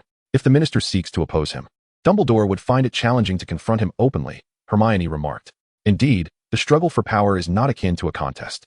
Presently, there are numerous individuals plotting to unseat Dumbledore from his position as headmaster, Mia interjected. Are we to simply watch as the ministry wreaks havoc upon Hogwarts? Ron protested. At that moment, the fire flickered oddly, and Sirius's face emerged within the flames. It turned out that Sirius was there to warn Harry that Voldemort had been active of late. When Harry inquired what they should do now, Sirius could only respond that they must rely on themselves. In the face of Voldemort, the ministry is inconsequential, Mia coldly stated. What then should we do? How do we rely on ourselves? Harry turned to Mia. The group looked to her expectantly. Unable to contain her laughter, Mia remarked, What? Do you all wish to see how I deal with dear old dad? The others coughed awkwardly. The amusement faded from Mia's face. Grant him some respect as my father, but without it, he is simply to be buried. Given the severity of the current circumstances, it is time to begin gathering strength for resistance. What shall we do then? Harry asked, his excitement palpable. First, we must clarify that our true enemy is Voldemort. One day in the future, Voldemort will undoubtedly arrive with his legion of followers. At that moment, the only defenders of the school would be its students and faculty. Therefore, we must arm the students, at the very least, to mitigate future casualties. Maya's words ignited a fervor within several listeners. Let us form an army. Hermione gazed at Maya with anticipation, pondering a suitable name. How about Dumbledore's army? Harry and Ron nodded in agreement. However, Maya countered, this army is not for conquest, but solely to protect the school from Voldemort's grasp. Hence, it cannot be named after any individual. I propose we call it Hogwarts Army. Maya's suggestion was met with immediate support from the group. Surely, the army will require a training ground. Yet, at present, there seemed to be no place within the school where magic could be used. I have a location, Maya asserted, believing it was time to utilize the Room of Requirement. Since discovering the Chamber of Secrets, Maya had transformed her training venue from the Room of Requirement to the chamber itself, a place accessible to those with a wish in their hearts. Far superior to the chamber tailored for Parseltongue. The chamber had already been arranged by Maya as her secret base. No longer resembling the dark and dank sewer it once was, Maya informed Harry and Ron about the existence of the Room of Requirement, while Hermione had already learned of it from Maya. Now that we have a venue, how shall we recruit? Ron posed the crucial question. We must not allow Umbridge to find out, Harry cautioned. Let us start with the dueling club, selecting some worthy individuals to convene in Hogsmeade. Once a few join, we can implement a recommendation system for further recruitment. Hermione's proposal received unanimous approval. Thus, a clandestine gathering was convened in Hogsmeade. Most of those notified to attend were familiar faces, such as Neville, Seamus, and the Patil sisters. There were also other students, including Luna Lovegood from Ravenclaw, the eccentric girl they had only recently met this academic year. The Gryffindor contingent was somewhat larger, while Slytherin had nearly no representation. Why nearly? Because one rather unpopular individual had arrived, accompanied by his entourage. Chapter 142, Formation of the Army. What are you doing here? Ron exclaimed, observing Draco's uneasy scanning of the surroundings as if he were a rare specimen. Draco, do not entertain any dubious intentions. This is merely a gathering of classmates, Harry warned. Irritably surveying the room, Draco spoke in an unfriendly tone. Fine. I know you wish to secretly oppose the Ministry of Magic, don't you? Just as Harry and Ron were about to respond, Draco continued. So it's permissible for you to join, but not for me? This was indeed a startling revelation. Could a member of the Malfoy family possess such integrity? Without the slightest hesitation, Harry and Ron instinctively sensed that this fellow merely wished to act as an undercover agent. My father, cough. Regardless, I am determined to join. You merely need to say whether you will accept me. Draco presented himself as though he were resolutely sticking to them. Mia was well aware that this was yet another scheme orchestrated by Lucius behind the scenes. However, the information disclosed during their clandestine gathering was exceedingly scant. Aside from the few initiators, it was likely that no one else knew they were actually resisting Voldemort. Mia also understood Lucius's intentions. With the discerning eye of the Malfoy patriarch, he recognized that Fudge, like a grasshopper in the autumn, would soon be out of the picture. Joining the resistance, he was forming not only ensured triumph, but also avoided offending anyone, ultimately allowing him to become a familiar face before Lucius. Lucius still sought to place some bets on this future Dark Lord. It was no wonder the Malfoy family had thrived until now. Their acumen and investment was unparalleled. Unfortunately, Mia's gaze toward Draco turned sardonic. The astute Malfoy was oblivious to the fact that the team they intended to join was actually meant to oppose their superior. The matters we are to engage in pertain to the greater good of all. Since Draco possesses this earnest desire, we shall surely welcome him. Harry and Ron exchanged puzzled glances with Mia, while Draco disdainfully regarded the two with an upward tilt of his chin. Hermione looked at Mia, uncertain of what her intentions might be at this juncture. Mia surveyed the room. Though few had come, those present were the most likely candidates to join their cause. As everyone is now aware, the purpose of our secret meeting has been disclosed. So, are we to confront the Ministry of Magic? Seamus inquired hesitantly. And what of it? The Ministry is nothing but a bunch of inept fools. Were it not for my family's backing, Fudge would have been ousted long ago, Draco retorted. Although Seamus disliked Draco's manner of speaking, he could not deny the strength of the Malfoy lineage. Coming from an ordinary family, Seamus's apprehension about opposing the Ministry was understandable. I feel it necessary to clarify that I have summoned you all not for my personal gain. The current state of the magical world is well understood by all present. We are all affected. Are we forming an academic seminar? That Umbridge has made it impossible for us to learn magic properly, remarked a student from Ravenclaw. An academic seminar will not save Hogwarts, Mia countered, casting a glance at Draco. What we are resisting is Voldemort. For those present, Mia's words were startling. That name resonated as a shadow from their childhood. A chilling silence enveloped the room. You mean the Dark Lord? When I arrived, no one mentioned we would be opposing him. Draco visibly faltered. Has he truly returned? Simon inquired. Indeed, every warrior present at the Triwizard Tournament, myself included, can attest to that. Cedric recounted the events that transpired at the Riddle Graveyard. With Cedric's esteemed reputation at Hogwarts, his confirmation swayed the beliefs of those gathered. Mia projected vivid memories from that fateful night, leaving no room for skepticism. The room fell into an even deeper silence. What could be more terrifying than the rumors of Voldemort's resurrection? The truth is, he has indeed returned. Years ago, Voldemort used his ruthless methods to render his name a taboo, one that no one dared to utter. At least in Britain, Voldemort casts a long shadow over everyone. The young wizards present had all heard tales of their parents' struggles during those dark times. Now, they found themselves as part of the narrative. Unprepared for the gravity of the situation, the horrors Voldemort inflicted are well known to all in attendance. How many among you are purebloods? How many are half-bloods? Who among you can guarantee the safety of your family under Voldemort's tyranny? Even now, his name is spoken in hushed tones, and his terrifying legacy is not lost on you. The magical world is not vast enough for us to escape his reach. Draco weakly raised his hand, stating, My family is pureblood. Mia turned to him. Oh, so, Voldemort must have treated your family exceptionally well then? You must feel quite safe now? Her words elicited unfriendly glances from the crowd toward Draco. His expression faltered, and he stammered, Well, our family in truth, they lived in constant fear. His father, Lucius, aged a decade overnight due to anxiety. After his resurrection, Voldemort took residence in their Malfoy manor. Upon returning, Voldemort initiated a reckoning. As a key figure among the Death Eaters, the Malfoy family was subjected to his wrath for their perceived inadequacies. Voldemort's terror extends beyond his enemies. It is said that in his early days, he was somewhat courteous, but now, a mere disagreement could lead to an immediate death curse. Draco had witnessed Voldemort murder on several occasions. Even those who serve him are not exempt from his wrath. The only reason the Malfoy family still exists is that Voldemort finds them somewhat useful. Mia's words prompted deep reflection among the audience. In a world where the nest is disturbed, how can the eggs remain unscathed? This principle is understood by all. What do you wish us to do? One asked. It is not about what I want you to do, but what you must do for yourselves and your families, Mia replied. Form an army to confront Voldemort. A voice, ethereal and resolute, echoed through the air. That is Luna Lovegood from Ravenclaw. Indeed, we must assemble an army, a force that will fight for our own cause.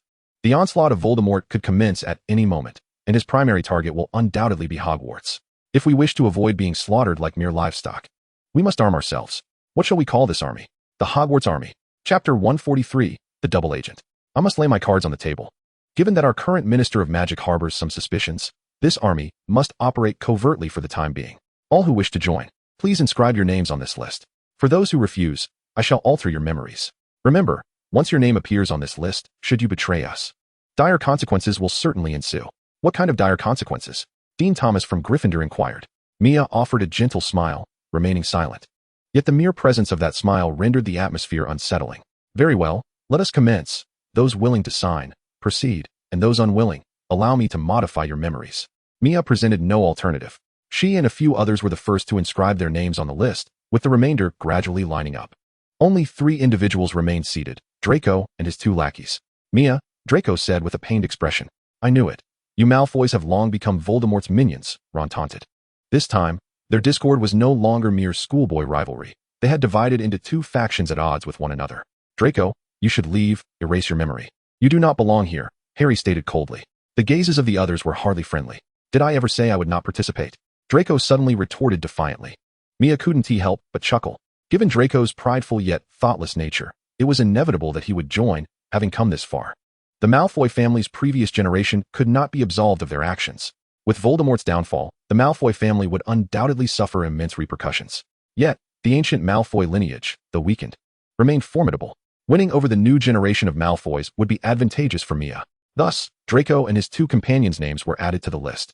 Now, what shall we do next, fight or train? Draco, having successfully joined the Hogwarts army, deliberately flaunted his involvement before Harry and Ron. Certainly, we shall train. For all present are among the more exceptional students. However, that is far from sufficient, as we must confront the merciless Death Eaters. Training will become the norm for our lives ahead. As for you, Mia glanced at Draco. Draco puffed out his chest, striving to exude an air of confidence. You have an additional task. Any task is acceptable. Well, you shall be responsible for regularly conveying intelligence to Voldemort. All right, regularly you say? Who should I report to? Once again, the crowd cast peculiar glances at Draco. His expression was equally awkward. No, I genuinely wish to join. No one has summoned me to gather intelligence. You must trust me. I know. If you do not gather intelligence, does that mean Voldemort will not command you to do so? Draco's face contorted in discomfort. Your family is entirely in Voldemort's grasp. Whatever he demands, you must comply. To Voldemort, you are an excellent mole embedded within Hogwarts. Now that you have joined the Hogwarts army, you must indeed serve Hogwarts. However, on the surface, you are obliged to obey Voldemort. A double agent? Draco began to discern some implications. It does seem to have a hint of substance, does it not? Ultimately, he is merely a privileged young lord, with aspirations limited to maintaining his affluent status. He harbors no desire to pursue the pure-blood cause, nor does he wish to save the world. Everything he has done thus far has been under duress. Mia spoke truthfully. His entire family was under Voldemort's control. A double agent? I would be content if he simply refrained from being a traitor. Ron did not conceal his skepticism towards Draco. Not just him. Everyone except Mia harbored doubts about Draco. In fact, even Mia did not firmly believe that Draco would steadfastly stand by Hogwarts. Do not worry. The magic on the list ensures that no traitors will emerge. Mia's tone was flat, yet an inexplicable chill swept through the group. What does it mean that there will be no traitors? It implies the potential for death or the possibility of losing limbs, or even suffering grievous injuries. The Weasley twins exchanged banter, leaving Draco's face ashen. I will not betray you, Draco implored earnestly. Lucius had spoken to him about Mia's performance upon returning from the Riddle graveyard. To hold his own against Voldemort should be a trivial task for someone capable of such feats. Moreover, as Voldemort's son, Draco doubted he possessed any benevolence. He believed that if he defied the magic on the list, his fate would be dire. Mia nodded in acknowledgement. He need not place his faith in Draco, as the ultimate resistance against Voldemort would not rely solely on the Hogwarts army. Regardless of the number of students, they were no match for Voldemort. Rest assured, since you have been allowed to join, we will place our trust in you. You merely need to fulfill your duties. By the way, if there are no objections, training will commence tomorrow. Draco, your training must be distinct. First, you must master the art of mental occlusion. The initial gathering was swiftly disbanded, leaving only Mia and Draco in each other's company. Alone with Mia, Draco felt a tinge of trepidation.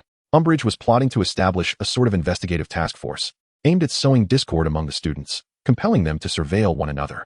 Such a scheme is utterly despicable. Anyone who joins this task force ought to be expelled. Well, I intend for you to join as well. What do you mean? Since you are already acting as a double agent before Voldemort, what has one more Umbridge to contend with? It is impossible for all students to enlist in Dumbledore's army. With so many eyes, we will inevitably be discovered. As the heir of the Malfoy family, your participation in Umbridge's task force will not raise any suspicions, and it will provide valuable insight into their intelligence. Mia perceived Draco's apprehensions. After all, he bore the heaviest burden among them. Are you not concerned that I might expose myself before the Dark Lord?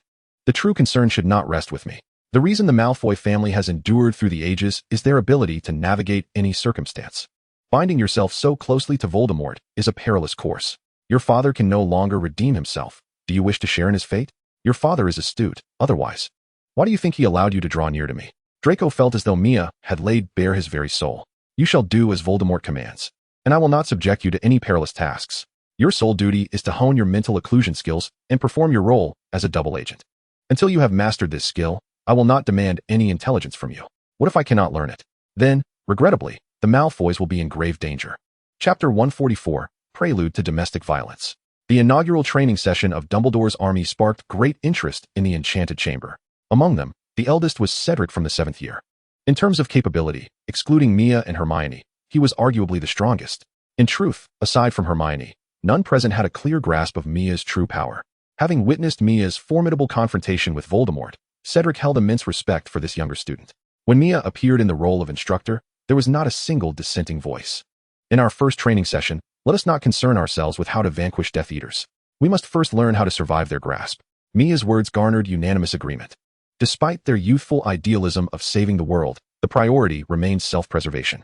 Each Death Eater was a merciless dark wizard, wielding predominantly dark magic. Thus, when confronting Death Eaters, thoughts of disarming spells should be cast aside. This is not a duel within the confines of a school. Mia cast a glance at Harry, who scratched his head, recalling that his first lesson with Mia had been the disarming charm. He had since mastered it to such an extent that it had become his signature technique. Not to mention, he had honed his skill to the point of performing it silently with remarkable finesse. Therefore, the first spell we are to learn is the Killing Curse. In this initial training session, the young wizards were confronted with the harsh realities of combat. Prior to encountering Mia, they were unaware of the multitude of dark magic that existed in the world. Observing Mia as he instructed them on how to defend against dark wizards, they found themselves momentarily confused about who the real dark wizard was. However, despite showcasing an array of dark spells, Mia did not lead these young wizards down the path of darkness. His intention was to enlighten them regarding the brutal methods their future adversaries would employ. War is not a game. It knows no moderation, only ruthless tactics and a fight to the death. He demonstrated the Killing Curse and elucidated how to counteract it. Yet, what he truly imparted to them were defensive spells such as the Shield Charm. After all, in genuine combat, the Shield Charm is the most frequently employed spell. Unless one is a twisted individual like Voldemort who uses the Killing Curse as a mere attack, any normal wizard would invoke the Shield Charm to fend off enemy assaults. In addition to the Shield Charm, Mia also taught an offensive spell, the Stunning Spell. Both the Stunning Spell and the Shield Charm are not considered advanced spells, as nearly everyone present was already familiar with them. However, Mia's training focused on enabling them to utilize these two spells effectively. Now, Hermione and I shall demonstrate for you. The crowd parted, with Mia and Hermione standing on opposite sides. You will use the Stunning Spell to attack me, while I will defend with the Shield Charm. The two exchanged knowing glances and swiftly took action. Hermione executed a silent incantation, while Mia likewise silently blocked with his wand, the silvery light neutralizing Hermione's stunning spell. Do you see? In genuine combat, silent casting will be predominant. If one cannot evade, they should employ the Shield Charm to block. There is also a method of connecting two spells in a sustained counteraction. Mia nodded to Hermione, who immediately understood. She was eager to ascertain the extent of her power after the enhancement and how it compared to Mia's. Thus, Hermione put forth her utmost effort. Stunning Spell. Two beams of light collided and intertwined, with explosions of sparks erupting from their center. The intensity of this magical confrontation left the onlookers astonished. While Mia's performance met their expectations, Hermione's strength surpassed them entirely. Cedric, amidst the crowd, furrowed his brow tightly, realizing that based on Hermione's current display of power, he was not yet her match. He has always presented himself with humility, yet this does not imply that he is unaware of his own prowess. Among the students at Hogwarts, he stands at the pinnacle. Otherwise, he would not have been chosen for the Triwizard Tournament. However, first, there was Mia, whose overwhelming strength left him in despair, and now Hermione Granger has demonstrated abilities that seem beyond his reach. Are the younger students truly this formidable? Hermione's full display of power left her two male friends utterly astonished. Ron's complexion turned pale as he recalled his past taunts directed at Hermione, and he couldn't help but feel grateful for her mercy. Harry, on the other hand, felt a tinge of urgency. as he had always regarded Hermione and Mia as the most exceptional among them. Mia, being the offspring of Voldemort, had already accustomed Harry to her formidable nature. After all, such strength seemed to exist in only one individual. Now, another contender has emerged in Hermione. Despite Hermione's lack of a notable lineage and her own modest self-assessment of merely being a diligent student, the power she exhibited left him both astonished and powerless. Mia, conversely, felt a sense of pride. The benefits of her enhanced magical abilities were immense, and Hermione's diligent practice post-enhancement pleased Mia immensely, even filling her with pride. Ordinary Death Eaters could no longer contend with her. Only those of Bellatrix's caliber posed a genuine threat. As for Mia's own strength, it was Hermione who perceived it most acutely. With her wand in hand, Hermione exerted every ounce of her strength. Yet the point of connection for the spell continued to shift steadily in her direction. Mia maintained an air of calm detachment. The two of them gracefully withdrew their magic simultaneously. This was the essence of their duel, and they hoped everyone would remember it. Now, it is your turn to attack me, Hermione suddenly declared. Are you serious, Hermione? Mia raised an eyebrow. Just don't hold back. I will give it my all. Mia sensed Hermione's competitive spirit, which ignited her own desire to triumph. All right. The two resumed their battle stances. The spectators around them were now thoroughly engaged. As this was a serious match, Hermione wore a grave expression, ready to unleash the shield charm. Mia narrowed her eyes and then swiftly waved her wand, causing Hermione to collapse. Protego. At the moment Hermione cast the shield charm, Mia's spell reached her in an instant, shattering her defense with overwhelming force. Hermione was sent flying and fell unconscious. I win. Mia triumphantly retracted her wand. A profound silence enveloped the surroundings. The Weasley twins looked at Mia with sympathetic eyes. I admit he is undeniably a genius. However, in matters of love, he is utterly foolish. Chapter 145, Domestic Violence in Progress. The inaugural training of the Hogwarts army proved to be remarkably successful, with everyone acquiring knowledge unattainable in the confines of a classroom. Yet, Mia found herself perplexed. Why had Hermione suddenly ceased all communication with him? Observing Hermione, who marched ahead with her backpack in a huff, Mia had no choice but to obediently follow. Was she upset because he had lost their altercation? Sigh, such childish temperaments are truly exasperating. Mia was confident in his assessment. However, Hermione's continued silence irked him profoundly. Hermione, what is the matter? Please, talk to me. The corridor bustled with onlookers, all taken aback by the sight of the typically demure Shamir appearing so vulnerable. Hermione was on the verge of exasperation. Did this fellow truly have no regard for his own dignity? Displaying such affection in public was jeopardizing Shamir's carefully cultivated persona. Abruptly halting and pivoting, Hermione collided with Mia, who had been momentarily distracted. Are you unable to resist speaking to me? She teased, struggling to suppress the urge to retaliate against this insufferable individual. Come with me. Casting a glance at the gathering crowd, Hermione led Mia to a more secluded location. They arrived at the corridor bridge, an ideal spot for a private conversation. What are we doing here? Mia inquired, playfully squeezing Hermione's hand. Both had been diligently striving to strengthen themselves in their own ways. Thus, they had not enjoyed the intimate solitude typical of other young couples since the beginning of the term. Mia prioritized pressing matters, and Hermione did likewise. However, this did not imply that they were disinterested in seeing one another. In fact, had it not been for Hermione's repeated attempts to consider their roommates, she was certain that this particular nuisance would have barged into her dormitory. She had witnessed Mia's clinginess during the summer break firsthand. The most perplexing aspect was that he could accomplish nothing yet still hinder her from doing anything, persistently trailing behind her. At times, Hermione marveled at the excellent upbringing Shamir had received. How else could such a naturally troublesome lad be molded into a lovesick fool? That evening, she had even permitted him into her room, and he did nothing but sleep soundly. At present, Mia tenderly cradled Hermione's hand in his palms. But that was the extent of their interaction. Why are you ignoring me? Mia's voice was soft, causing Hermione's heart to soften in response. The memory of Mia's antics in the request room made Hermione turn her head away in irritation. It's not my fault. Your strikes were far too harsh. Hermione glared at Mia. Was it not you who instructed me not to hold back? You should have considered the weight of your blows. Mia recalled the earlier incident. Realizing it had indeed been rather forceful, Hermione had been sent flying, spinning several times before landing far away. It was over. The image that flashed through his mind caused Mia to burst into laughter, fully aware that he had sealed his fate. Hermione's gaze was almost lethal, and she could no longer contain herself.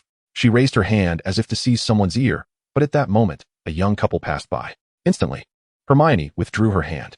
Domestic disputes could be settled in private. It was imperative that outsiders did not witness someone being reprimanded.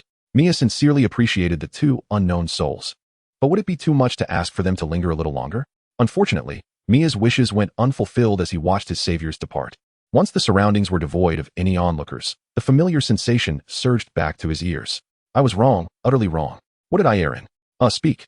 I should not have laughed. You. Mia quickly corrected himself, asserting that he had been too heavy-handed. Only then did Hermione ease her grip. Yet, Mia muttered, at least let you roll a few less times. Following that were a few playful punches. In truth, they were not particularly forceful, but seeing Hermione genuinely vexed, Mia realized he had undoubtedly stirred up trouble again. Please don't be angry. I won't touch you anymore. Whenever my mother is upset, she says she won't let my father touch her at night, and then the next day, they reconcile. Then I won't touch you. Just don't be angry. Gazing at the seriously earnest Mia, Hermione found herself at a loss for words. This fellow could be astoundingly clever at times. Yet when it came to matters of the heart, he was bewilderingly obtuse. Sigh. She had given him everything. What more could she do? She couldn't bring herself to strike him, and truly, to say she wouldn't allow him to touch her felt rather inappropriate. Have you ever touched me? Hermione couldn't help but blurt out, her face instantly flushing. Are you implying that you want me to touch you? Seeing that Hermione seemed to have calmed down, Mia also breathed a sigh of relief. How was she to respond? To say she wanted to? She felt too shy to utter such words. To deny it? That would contradict her true feelings. Flushed with embarrassment from Mia's soul-searching inquiry, Hermione finally succumbed to indignation. You idiot fool. Noticing that Hermione was once again ignoring him, Mia realized he must have acted foolishly once more. He felt helpless about his emotional ineptitude. Everyone has their shortcomings, and matters of the heart happened to be his greatest weakness. Faced with someone he truly cared for, he became clumsy. Observing that Hermione was genuinely ignoring him, Mia hesitated for a moment and then cautiously poked her arm. I touched you. Are you serious? Hermione's eyes widened in shock. Mia scratched his head. You know, I really am quite dim in this regard. Seeing Mia's vexation, Hermione's heart softened. After all, this guy was genuinely slow on the uptake. Why don't you ever touch me? Hermione couldn't help but ask, and as soon as she did, she was startled by her own boldness. Did I not encounter you before, in that secret room? We were. Hermione immediately flushed crimson, hastily covering Mia's mouth, fearing that this fellow might utter something embarrassing. Don't you understand everything? Then why do you continue to feign ignorance? I don't, Mia retorted. You have indeed been pretending. She gestured toward a couple nearby. Engrossed in each other, Mia lowered her head. Observing Mia's sudden silence, Hermione felt a wave of concern wash over her. How could I not desire it? I am a man too. Suddenly, Mia lifted her gaze, closing the distance between them. The intensity of Mia's aggressive stare left Hermione in a state of disarray, akin to a startled rabbit. In her panic, she pushed Mia away. I only refrained from touching you because I feared you might not like it. Mia's eyes quickly regained their clarity. You know, I am quite oblivious in this regard. I fear that I might misjudge the situation and inadvertently hurt you without even realizing it. Hermione clutched her heart, her pulse racing incessantly. The memory of Mia's gaze lingered in her mind, terrifying, as if he intended to devour her whole. Am I truly foolish? Watching Mia's sudden despondence, Hermione leaned closer. You are foolish, utterly so. With a sense of grievance, Mia innocently raised his head, casting a sorrowful glance at the unyielding woman. Even if you deem me foolish, there is nothing to be done. After all, I inadvertently ended up in your grasp. Mia broke into a grin, suddenly wrapping Hermione in his embrace. Startled by his audacious action, Hermione looked up to meet his mischievous gaze. Well, since you are already in my hands, you shall not escape. Chapter 146, Tenderness. Initially, the girl's modesty made her feel shy and restless, but his warmth and the rare intimacy gradually led Hermione to relish this precious closeness, until she noticed that someone's gaze began to grow increasingly menacing. This gaze, she had just encountered, it seemed not to belong to Mia, but rather to the Slytherin lineage. More vividly, it resembled that of Voldemort's heir, as if it sought to completely consume her. Fear gripped her. A rough warmth brushed against her lips, followed by a sharp, biting sensation.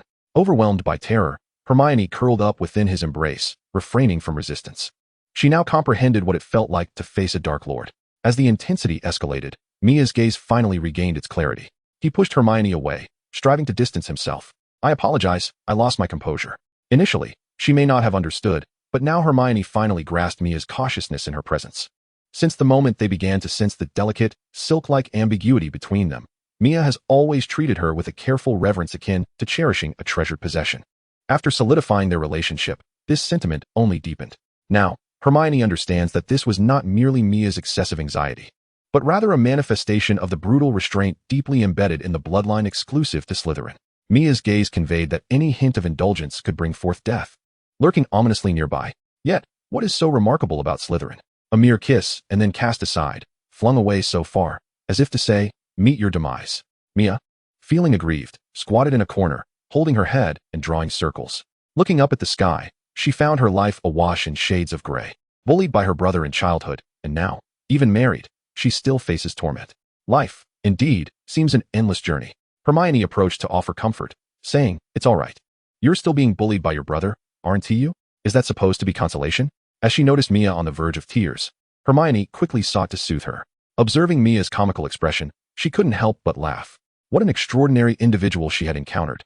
Outwardly fierce and brutal, even among friends. Mia could be excessively pragmatic. He had never concealed his past from her. She was aware of the blood of wizards and werewolves staining his hands. Yet, this very person, when faced with family, exhibited an overwhelming gentleness. Fearful of his mother and still bullied by his brother. It dawned on her that there must be a logical thread to all of this. Hermione recalled that Mr. Shamir also harbored a deep fear of Mrs. Shamir. Indeed, in Mr. Shamir's words, this could be termed respect for family. Perhaps, in addition to this, Mia was striving to demonstrate how he differed from Voldemort. Hermione was privy to certain details about Mia's childhood and now held great admiration for Dumbledore's choices. The Shamir family seemed to embody all that is good, and all associated with them mirrored this beauty. Even the lofty monarch treated her, a mere commoner, with great warmth. She cherished the Shamir family as much as she did the Granger family. The Shamir household was exceptionally progressive, and thus, she had long been embraced into this wonderful family. No one could dispute this, for she had accepted the Queen's gift and was destined to be the Shamir princess. When Mia was conferred with his title, she had already taken residence in Kensington Palace alongside him. There were even a few minor anecdotes surrounding this. Kensington Palace is a royal residence of profound significance, favored by numerous monarchs, where Queen Victoria was baptized. More recently, it served as the abode of the current heir apparent and his princess. However, due to the Queen's remark that Mia's family resided in Kensington District, the royal family relocated. Consequently, several of the heir's offspring harbored grievances towards this prince, who was nearly their age. However, after witnessing His Highness the Prince's magic, they instantly became his most devoted fans. In contrast, the princess exuded warmth, and Hermione regarded her as a wonderful elder. Despite her marriage being fraught with misfortune, of course, such matters are private to the Crown Prince's family. It is time for the parents to move into Kensington Palace. Mia abruptly changed the subject. Has the situation become more serious? Well, according to intelligence from the Muggle world, the Death Eaters have grown increasingly reckless. Are they not afraid of igniting a war between the two worlds?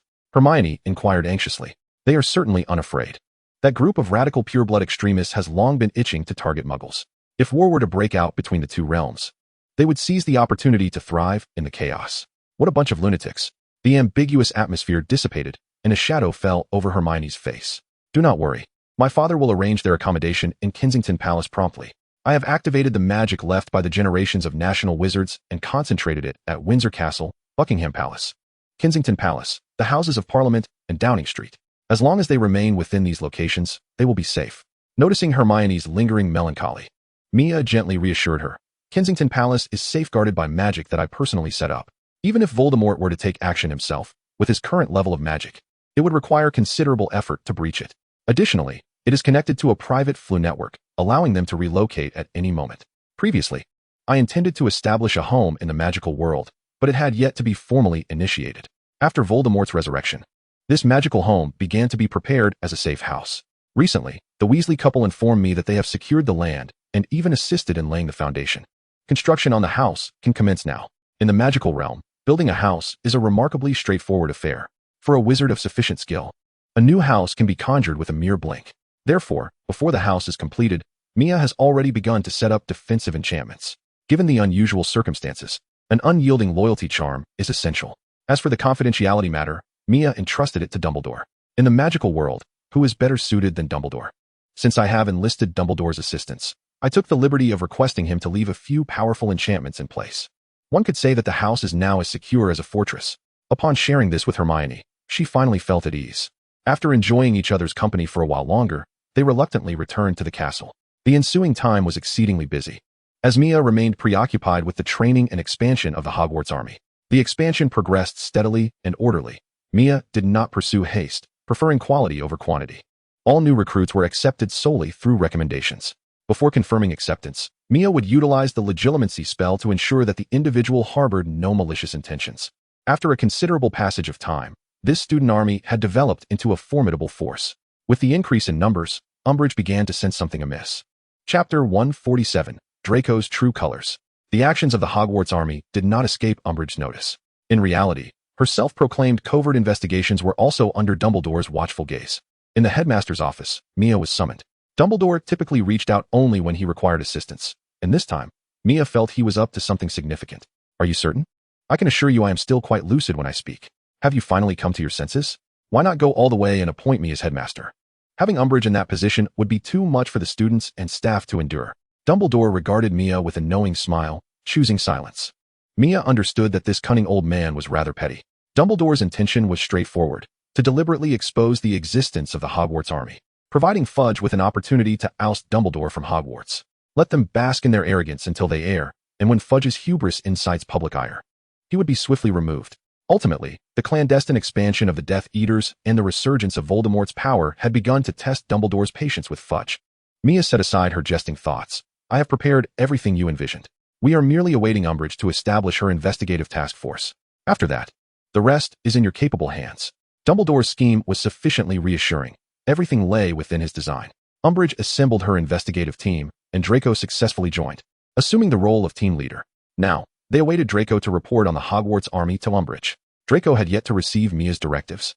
As Dumbledore's web had not yet been fully spun, the linchpin of this web was Barty Crouch. Upon Fudge's departure, it was imperative to have a minister of magic who could resolutely confront the Death Eaters. Barty Crouch was undoubtedly the most suitable candidate. The current head of the Auror office, Rufus Scrimgeour, was also a principled and resolute individual. However, he did not quite see eye to eye with Dumbledore. And compared to the seasoned Crouch, he was still too young. The Order of the Phoenix lay in wait, while Dumbledore bided his time. Meanwhile, Voldemort could not resist taking the initiative. That evening, a disoriented Harry was urgently assisted into the headmaster's office. Awakened from a nightmare, Harry was drenched, as if he had battled a water demon. Ron's condition was not much better, as Harry's nightmare had revolved around his father. According to Harry's dream, Mr. Weasley, on duty at the Ministry of Magic, had come under attack, his life hanging by a thread. Mia understood that Harry had glimpsed the perspective of Nagini, the serpent. Through the connection between the Horcruxes, Mr. Weasley had indeed been attacked.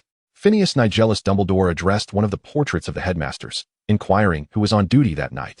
It was Arthur Weasley. Please, notify the others through your portrait immediately and urge them to rush to the Ministry of Magic. Once everything had been arranged, all that remained was the excruciatingly long wait. After sending Harry and Ron away, only Dumbledore, Mia, and Professor McGonagall remained in the office.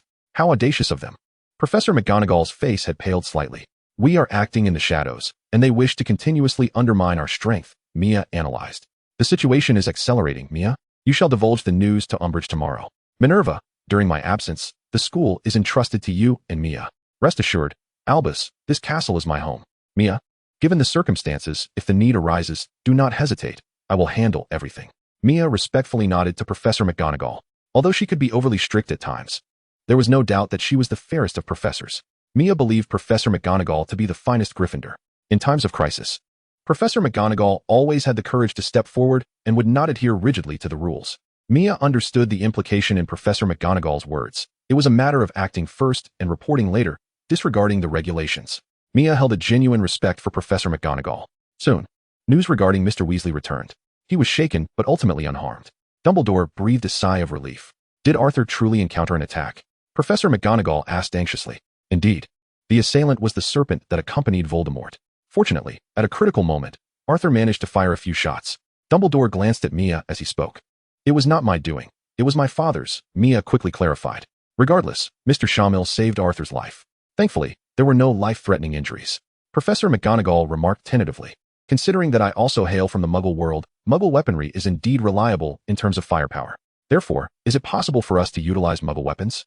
Both Dumbledore and Mia turned to Professor McGonagall, their expressions filled with astonishment. You are rather bold. Mia realized once more that she had underestimated this Quidditch enthusiast. While she and Dumbledore were racking their brains on how to outsmart Voldemort, here was McGonagall, ready to unleash an onslaught. Noticing their gazes, Professor McGonagall appeared slightly embarrassed. I merely considered the possibility. Ahem, Minerva, your thoughts are quite commendable. However, we must sometimes take into account the relationship between the two worlds. Dumbledore suddenly questioned whether he was ruthless enough. Observing his colleague's thoughts, he noted their succinctness and directness in delivering blows. Mia admired Professor McGonagall's audacity while contemplating new strategies. He needed to inform his father to station heavy troops at all significant locations worldwide. Regardless of the nature of the dark wizards, he would annihilate them without hesitation. Muggle weaponry was equally formidable as magic, and should the scale reach a certain magnitude, Even Voldemort would have to lie low. After successfully rescuing Mr. Weasley, Mia instructed Draco to divulge information about the Hogwarts army to Umbridge. When Draco, brimming with enthusiasm, escorted the eager Umbridge to the room of requirement, everyone feigned surprise and panic. In reality, most were unaware of Draco's espionage role, so their reactions were genuine. Everyone behave. Professor, this way please. Observing Draco's sycophantic demeanor, Mia couldn't help but remark on his authentic performance. You. Yes, you. What are you staring at? You're Shamiel, right? Come with us. Draco barked as he approached. Did I perform well? He whispered to Mia. Very well. I wish I could pummel you, Mia replied. Chapter 148, Umbridge Spring. The former Emperor's ventures were abruptly cut short, mirroring the current state of mind among the members of the Hogwarts army. To protect Draco's identity as a spy, Mia refrained from revealing the truth to them. When Umbridge laid eyes on nearly 100 fully armed students, her expression betrayed a blend of fear and manic joy, rendering it somewhat neurotic. The minister will surely reward me. Umbridge eagerly relayed her achievements to Fudge. She gathered all core members of the Hogwarts army in her office. The remaining members crowded the corridor, making it nearly impassable. Any leader would take risks. Despite her apprehensions, Umbridge was determined to interrogate the true orchestrator. She had already woven her narrative. Regardless of whom the students implicated, she intended to smear Dumbledore's reputation. Deep down, she believed that only Dumbledore could amass such a large-scale army at Hogwarts. In the office, Umbridge reveled in her captives, and upon seeing Mia, her excitement surged. The boy of Muggle descent had previously caused the minister considerable distress. Now, at long last, he had fallen into her grasp. Speak up, who exactly is orchestrating these actions? With silence enveloping the room, Umbridge continued, stating that if they would disclose the identity of their instigator, the ministry would not impose any difficulties upon them. The minister holds young talents such as yourselves in the highest regard. However, should you choose to remain reticent, the situation would transform entirely. This is an outright defiance of the ministry. This is rebellion. Umbridge's voice suddenly rose in intensity. Hermione gasped dramatically in response. Miss Granger, fear not. If you are afraid, then merely divulge the identity of the instigator. Umbridge attempted to coax in a tone she believed to be gentle. She cast a malevolent glance at Mia, her eyes betraying a blatant threat. She aimed to exploit the connection between the two to coerce them into confession. Hermione felt a wave of nausea at Umbridge's pretentious demeanor. Yet she stifled her disgust to maintain the facade of being on the verge of tears. Speak up, reveal it, and all will be well, Umbridge smiled, though her gaze was laced with malice and cruelty. Hermione, do share, it has come to this. Mia feigned surrender. We cannot. Cannot what? Umbridge's excitement surged. This indicated that a puppet master indeed existed. Who but Dumbledore could orchestrate the formation of an army among students at Hogwarts? This would be her monumental achievement. Umbridge's eyes sharpened with anticipation. Speak, it cannot be concealed. Noting Hermione's continued sobbing, Umbridge turned her attention to Mia. Then you tell me, who is directing you? It is Professor Dumbledore. Mia, how could you? Harry's eyes widened in fury. Mia secretly applauded him. Mia, I never imagined you would capitulate. Ron was equally committed to the act, his performance impeccable. I have no choice. As long as you do not harm my friends, I will reveal anything you wish. Mia glanced at Hermione. Umbridge trembled with excitement, her wand quivering in her grip. Good, continue. How did Dumbledore coerce you? What are his plans against the ministry? Mia, I cannot believe you are this kind of person. From this day forth, I shall not rest until you pay. Use whatever means you possess. I will not yield. Observing Ron delving too deeply into his role, Mia wished to caution him against overacting. Annoyed by Ron's incessant noise, Umbridge silenced him. Yet, Ron continued to mumble incoherently. Get him out of here. Now, continue speaking. The expelled Ron persisted in his ramblings. Fellow students, their unscrupulous methods know no bounds. They have resorted to using truth serums. In the office, Mia has divulged all of Dumbledore's plans. Umbridge, feeling invigorated, commended her, stating, well done, indeed. However, she cautioned Shamiel. Your previous case has caused quite a headache for the minister. Should he be displeased, the consequences could be dire. What ought I to do? He inquired. Return the Dementia you have detained. Mia smirked inwardly, realizing that they sought to gain even more while attempting to reclaim the Dementor. Very well. As long as it spares my friends from hardship, I shall comply. Thus, a significant case was resolved. That day, all major newspapers were reprinted, each extolling Dumbledore's rebellion, which had been uncovered by Fudge, who was now in hiding. In the office, Dumbledore had effortlessly overturned everyone present, striding out with confidence. Mia had hoped that Fudge would come to his senses after witnessing Dumbledore's might, yet he remained obstinately unyielding. With a mere decree, Fudge declared Umbridge the headmaster of Hogwarts. Umbridge ascended to this coveted position, though it was but a facade. The ancient castle of Hogwarts possessed a spirit of its own and did not acknowledge Umbridge, rendering her unable to access the headmaster's office. Nevertheless, This did not hinder her from exercising her power with the support of the ministry. The Hogwarts army was ostensibly disbanded. Yet Umbridge proclaimed that any members willing to repent could absolve themselves of their crimes. Mia discreetly communicated that anyone wishing to withdraw at this juncture would face no obstruction. Their names would be removed from the list. Thus, by Christmas Eve, 1/3 indicated their desire to exit. During this period, Umbridge thoroughly tainted the venerable institution of Hogwarts. Corporal punishment became a daily occurrence, and Snape's stock of truth serum was entirely depleted.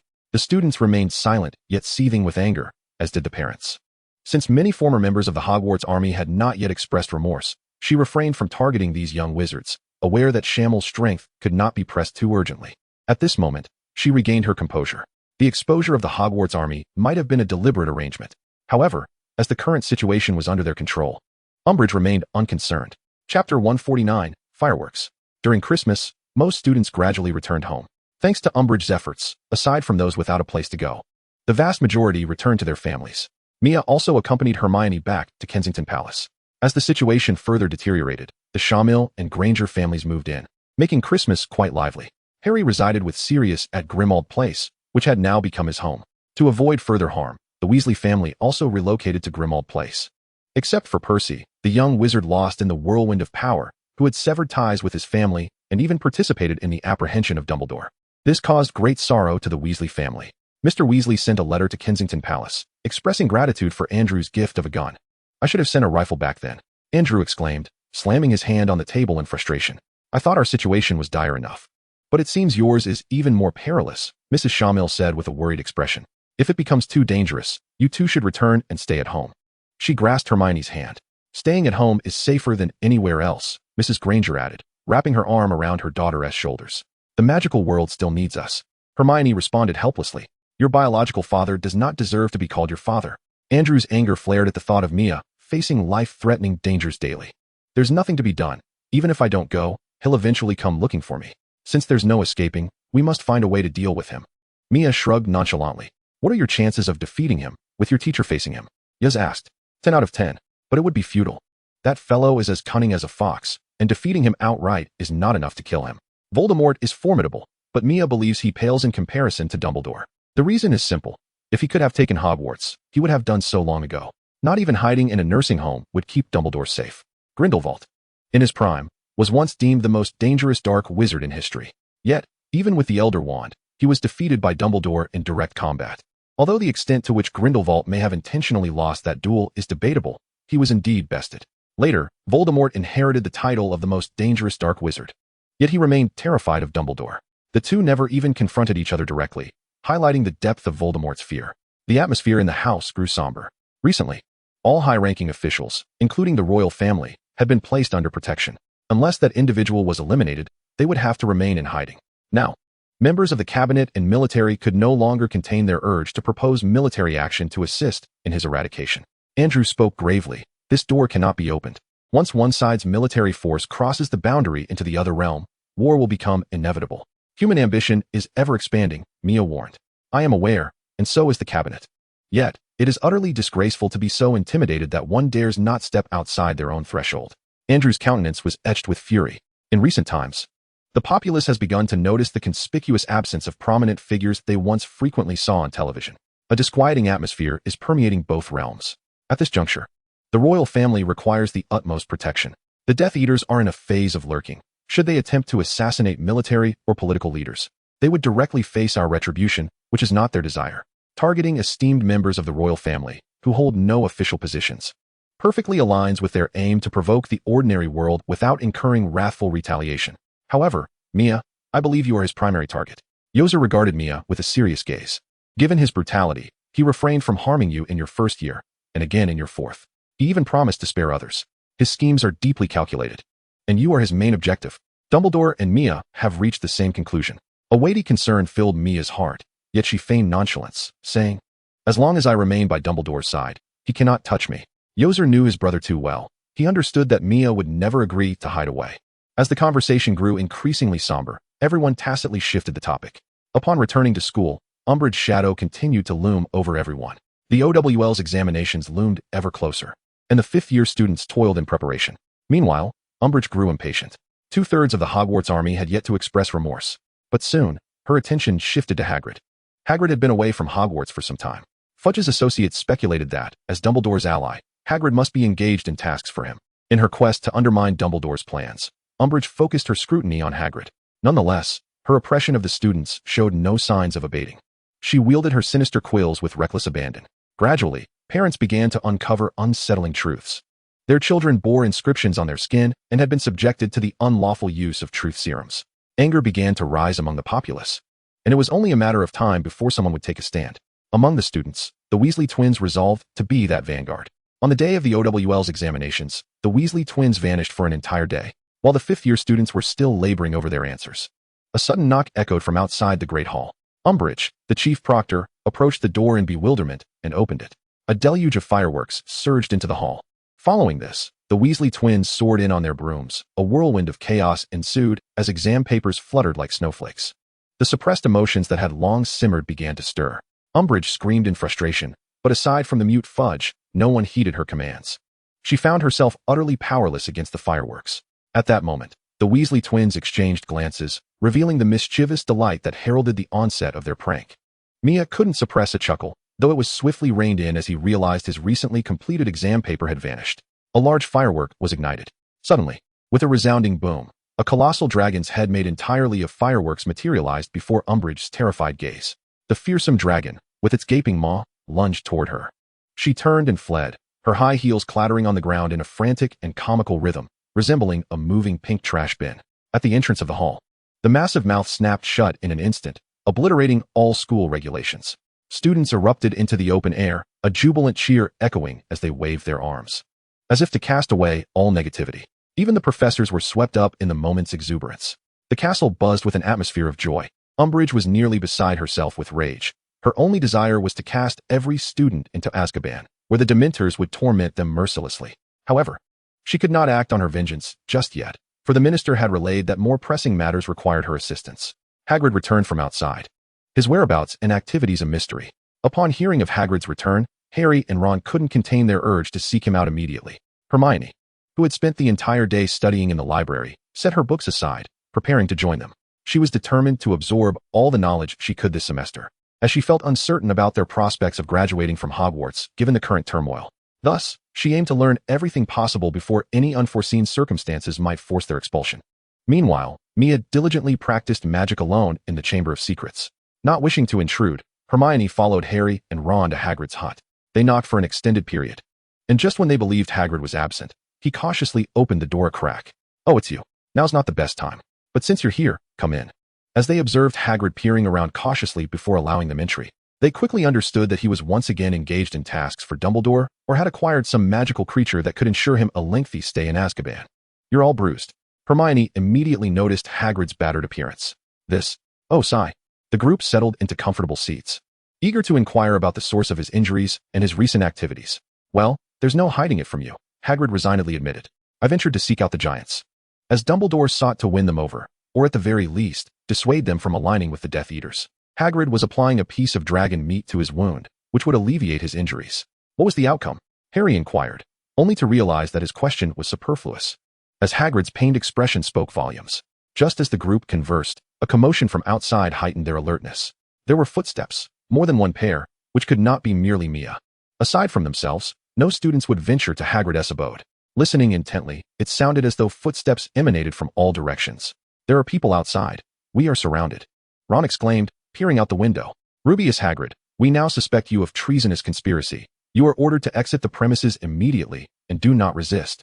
Panic ensued among them. The intruders bore ill intent. This was undoubtedly a plot. Harry had already drawn his wand. Moments later, Umbridge's voice rang out from outside. "Resistance to law enforcement is a serious offense. Immediate forceful detention is warranted." "How dare you?" The group inside instantly recognized Professor McGonagall's voice. Outside, without so much as a glance at the approaching Professor McGonagall, Umbridge commanded, "Attack." Spells rained down from all directions, causing the house to tremble violently. Dust and debris filled the air as shockwaves sent the occupants reeling. "Quick, contact Mia." Hermione's wand released a silver light that swiftly vanished into the distance. That was the Patronus charm, a unique method of communication for the Order of the Phoenix. At this juncture, reconciliation was no longer possible. Upon seeing the students within, Professor McGonagall's face turned pale. "Stop at once. Continue." The 10 Aurors hesitated momentarily, glancing at the students before deciding to follow orders. Enraged, Professor McGonagall took action. Minerva, do you realize what you are doing? Umbridge shouted sharply. I am protecting my students. Though advanced in years, McGonagall acted with unwavering resolve. Her adept magic caught the Aurors off guard, sending them crashing to the ground. The others within began to resist as well. With a wave of her wand, several clay figures emerged from the earth. The clay figures, undaunted, struck with immense force, overpowering the Aurors who had come too close. It was astonishing to witness 10 men being bested by just 5. Umbridge shrieked in fury, "You worthless lot. Stupefy." Hermione immediately countered, beams of light clashing. The Aurors clearly did not anticipate a student holding her ground so fiercely. Hermione understood that targeting a single opponent would not suffice against their numbers. With a flick of her wand, she redirected the spells aimed at her, causing them to strike another Auror instead. The ranks of the Aurors dwindled. Harry, witnessing this, felt a surge of disbelief. His best friend was so formidable. The formidable Professor McGonagall drew the majority of the fire. However, upon witnessing Hermione's prowess, the Aurors swiftly designated her as their secondary target. Although caught off guard, the Aurors, being seasoned professionals and wielding a numerical advantage, quickly regained their composure. The tide of battle shifted dramatically. Outside the fray, Umbridge's gaze was ruthless as she observed the 5 who were fiercely resisting. Charmier had already caused her considerable trouble, and she had not anticipated that Granger would prove equally tenacious. At that moment, under the cover of McGonagall's transformation spell, Hermione managed to inflict significant disruption upon the Aurors, having already rendered 2 of them unconscious with her cunning. Suddenly, Umbridge struck unexpectedly, her target unmistakably Hermione. Overwhelmed by multiple Auror attacks, Hermione had no chance to react and was knocked to the ground. McGonagall, witnessing this scene, was both shocked and furious. Yet, in that fleeting moment of distraction, 4 stunning spells simultaneously struck McGonagall. With the 2 strongest combatants incapacitated, the battle's momentum collapsed. As a dark cloud approached from the horizon, Umbridge felt a sudden jolt of anxiety. Take the prisoner and move quickly.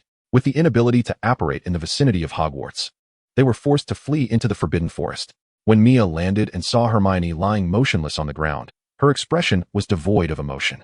She gently lifted Hermione, her gaze as tranquil as a still pond. Emerging from Mia's embrace was a small serpent, Tom, with a reddish hue on its head. She instructed the serpent to commence the cleanup of the Forbidden Forest. Tom swiftly slithered into the woods, ensuring the safety of their companions and delivering McGonagall to the hospital wing.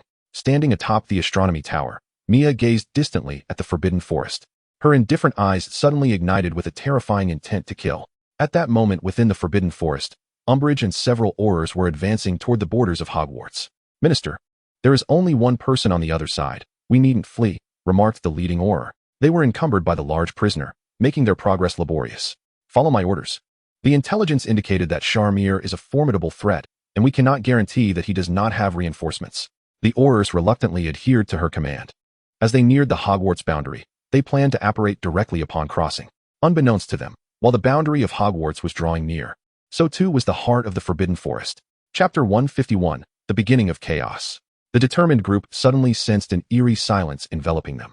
They had ventured deep into the Forbidden Forest. One Auror voiced his concern. Once we leave Hogwarts, we can apparate without worry. With our numbers, we fear nothing. Umbridge, wand in hand, scanned the surroundings with vigilant eyes. All right, let us continue.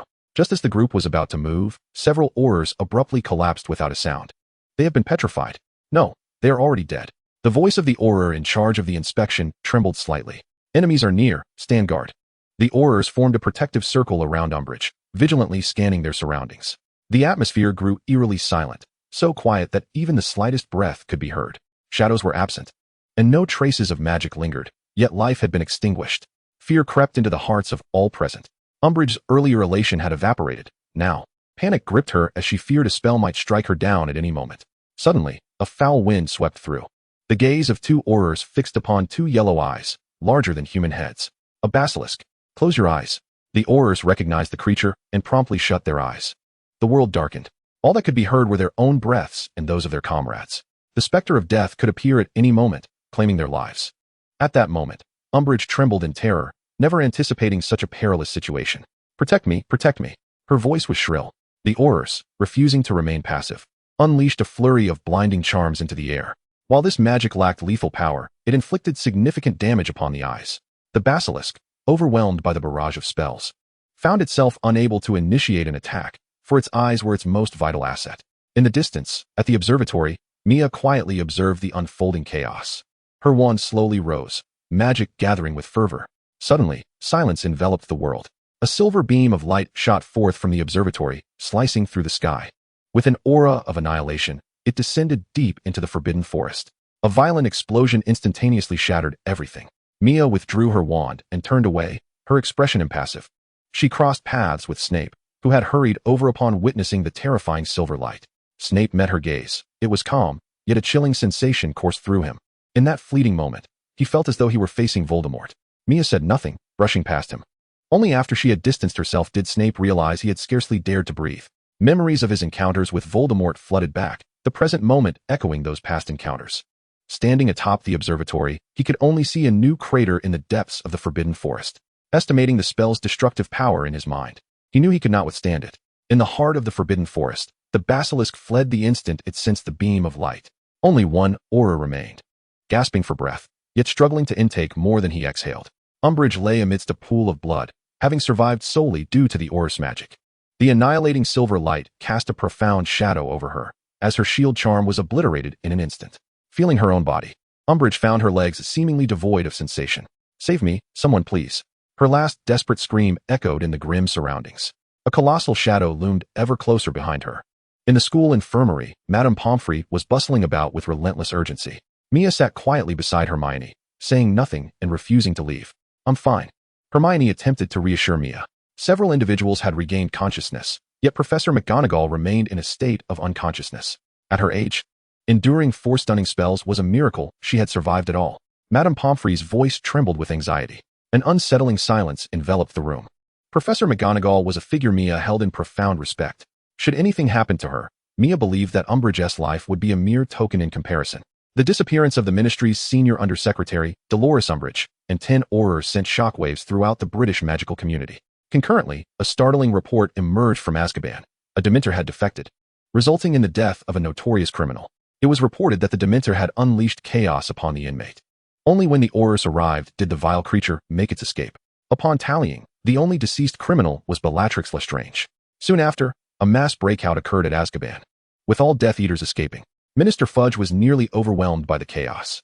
His rhetoric was singular. Dumbledore had colluded with the Death Eaters to assault Azkaban, liberating them and abducting Senior Undersecretary Umbridge along with 10 Aurors. The Ministry issued a highest priority manhunt for Dumbledore across the magical world. This action stirred a tempest in the magical community. Yet, to some, it was merely the folly of a buffoon. In Nemontgard, an unremarkable old man gazed at the wanted poster bearing Dumbledore's likeness and smiled faintly. "Ah, you have grown old." During this tumultuous period, the British wizarding world was in disarray. Harry, too, was plagued by new nightmares. "Serious, it's serious." Harry's face turned pale, for he was his only remaining family. "I must go save him from the Department of Mysteries." "Wait." Hermione immediately grasped Harry's arm. "What if it's a trap? Even if it is a trap, I must go?" Harry roared. "He is my only family. I have been an orphan long enough." Hermione cast a pleading glance at Mia. "I will notify Dumbledore and the Order of the Phoenix. This time, we will hunt down the Death Eaters," Mia declared as she rose slowly. "I'm going too." Harry immediately insisted. "We are going as well," Hermione added. "No, you shouldn't go." Harry attempted to dissuade Hermione. "When will you understand that we are in this together?" Ron interjected. "No, this is different. This time it is far too perilous." "Harry, in this situation, we are the weakest," Ron stated plainly, revealing the truth. "So, how do we proceed?" "All the chimneys at Hogwarts have been sealed by Umbridge." Harry scratched his head in confusion. "Except for her own," Mia reminded. The group made their way to Umbridge's office, encountering Neville, Ginny, and Luna along the way. "I told you they would take action." Luna's voice floated melodically. "Listen, this matter does not concern you. It is quite dangerous. Are you certain?" Mia suddenly interjected. The trio exchanged glances, and Ginny declared, "My brother has been taken by you." Ron felt a surge of emotion, yet Ginny's gaze remained fixed on Harry. "Well, since I've come this far," Neville murmured timidly. "All right, let us depart now." Chapter 152, The Hall of Prophecies. Umbridge is dead, yet the news of her demise has not spread. With Dumbledore being hunted, Professor McGonagall lies injured and bedridden. In haste, Snape assumes the role of acting headmaster. A potions professor, accustomed to tending to the cauldron, is now overwhelmed by a multitude of urgent matters both within and outside the school. To this day, the issue of the sealed Floo network remains unresolved. The group made their way to Umbridge's office with surprising ease. Utilizing the Floo network, they arrived at the Ministry of Magic. From this moment on, everyone must remain vigilant. You must understand, this time there is a genuine possibility of fatalities. Now, draw your wands. Under Mia's warning, The group finally felt the tension in the air. In your dream, where exactly was Sirius in the Department of Mysteries? Mia inquired symbolically. Concerned for his godfather, Harry firmly retained the fleeting details from his dream. Guided by Harry, they navigated their way to the Department of Mysteries. As its name implies, the Department of Mysteries is the most enigmatic area within the entire Ministry of Magic. This department is divided into the Hall of Prophecy, the Hall of Death, the Hall of Time, and the Hall of Brain, all crucial locations. Their destination was the Hall of Prophecies, which housed a multitude of prophecy crystal orbs. Upon entering, they were awestruck by the vast sea of crystal orbs. The towering cabinets obscured the view of the ceiling. Without magic, retrieving the orbs from the highest shelves would have been a daunting task. With so many cabinets, how are we to find the one for next year? Ron exclaimed, his eyes nearly glazing over. Follow me. I still remember which cabinet it is.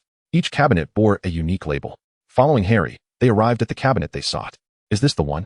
Hermione grew cautious, for the surroundings did not appear to have been the scene of a struggle. Harry could not help but breathe a sigh of relief. This at least indicated that Sirius might be unharmed. Now, their primary concern was no longer Sirius Black.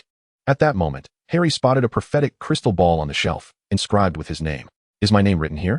He wondered. Everyone, be alert, someone is approaching. Mia remarked coldly. A robust man emerged from the shadows, his terrifying muscles straining against his coat, revealing ghastly scars across his chest. His presence instilled an immediate sense of unease among the onlookers. Fenrir Greyback, Mia calmly uttered his name. The werewolf Fenrir, leader of his kind, the strongest among them.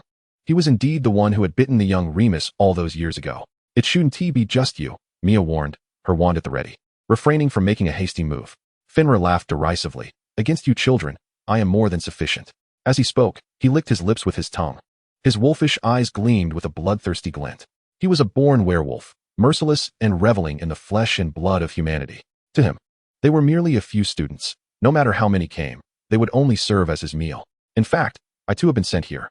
Emerged the genteel Lucius from the darkness. He appeared anything but a threat. Mr. Malfoy, a pleasure.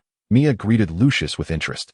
This man was intriguing, betting on both sides for the survival of his family.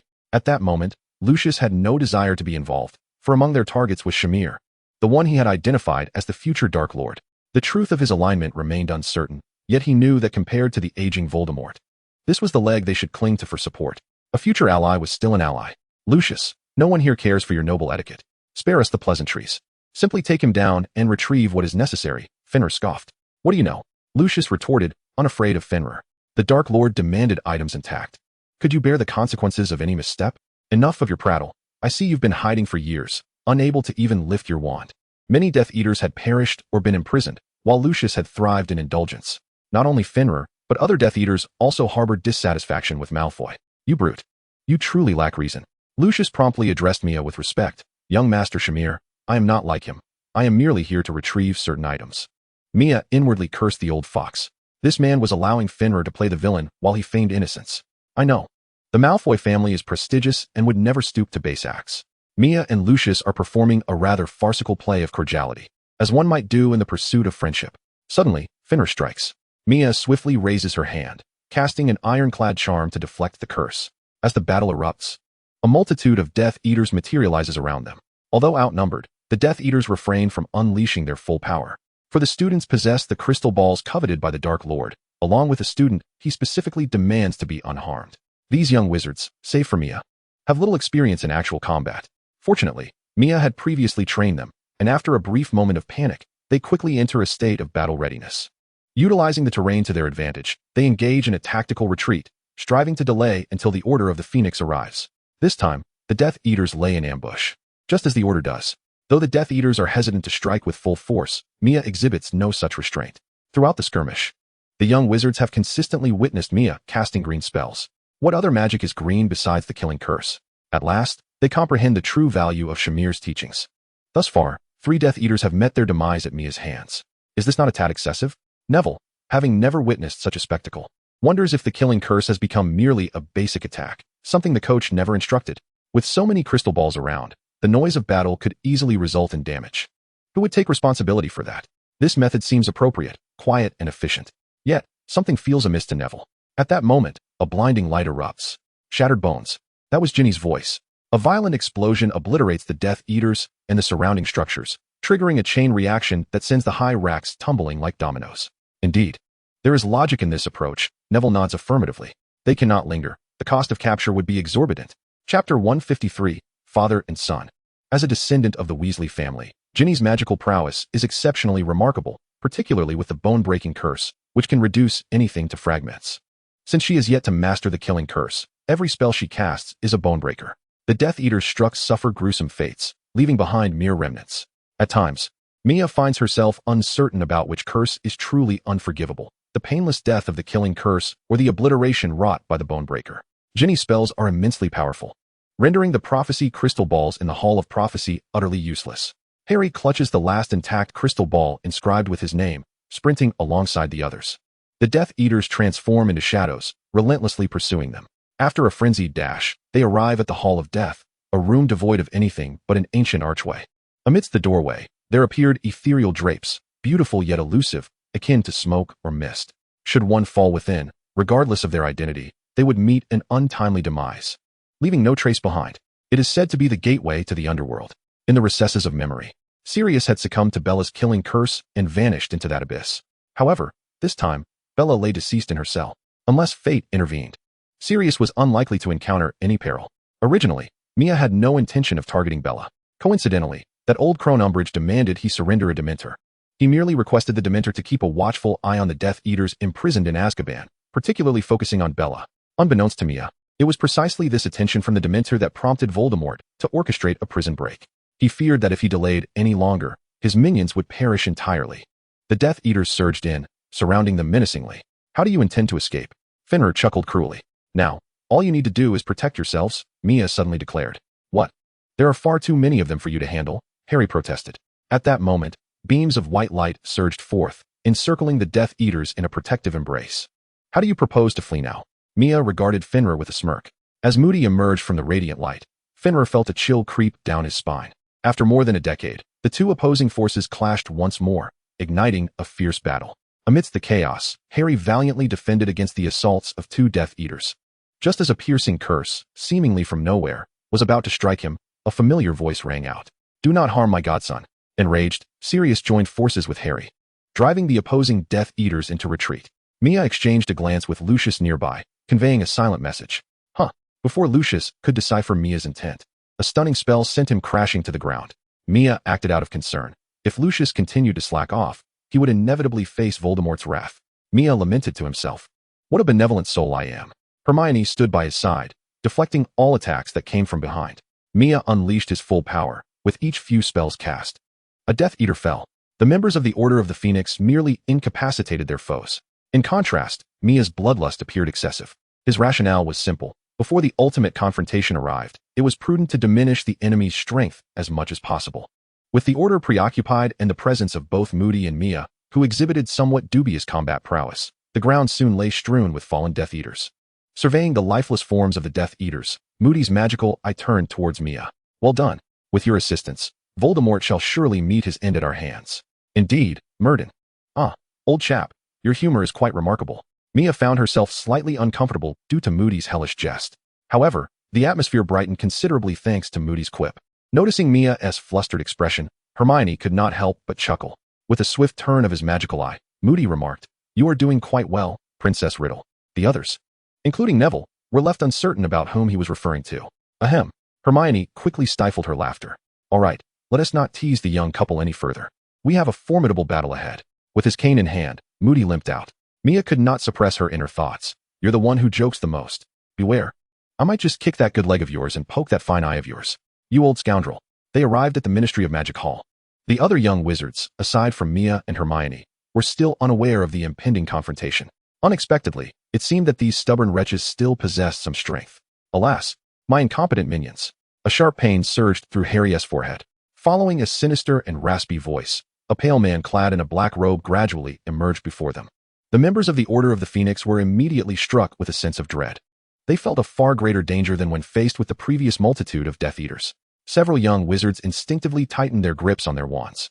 It was their first encounter with the legendary Dark Lord, Voldemort.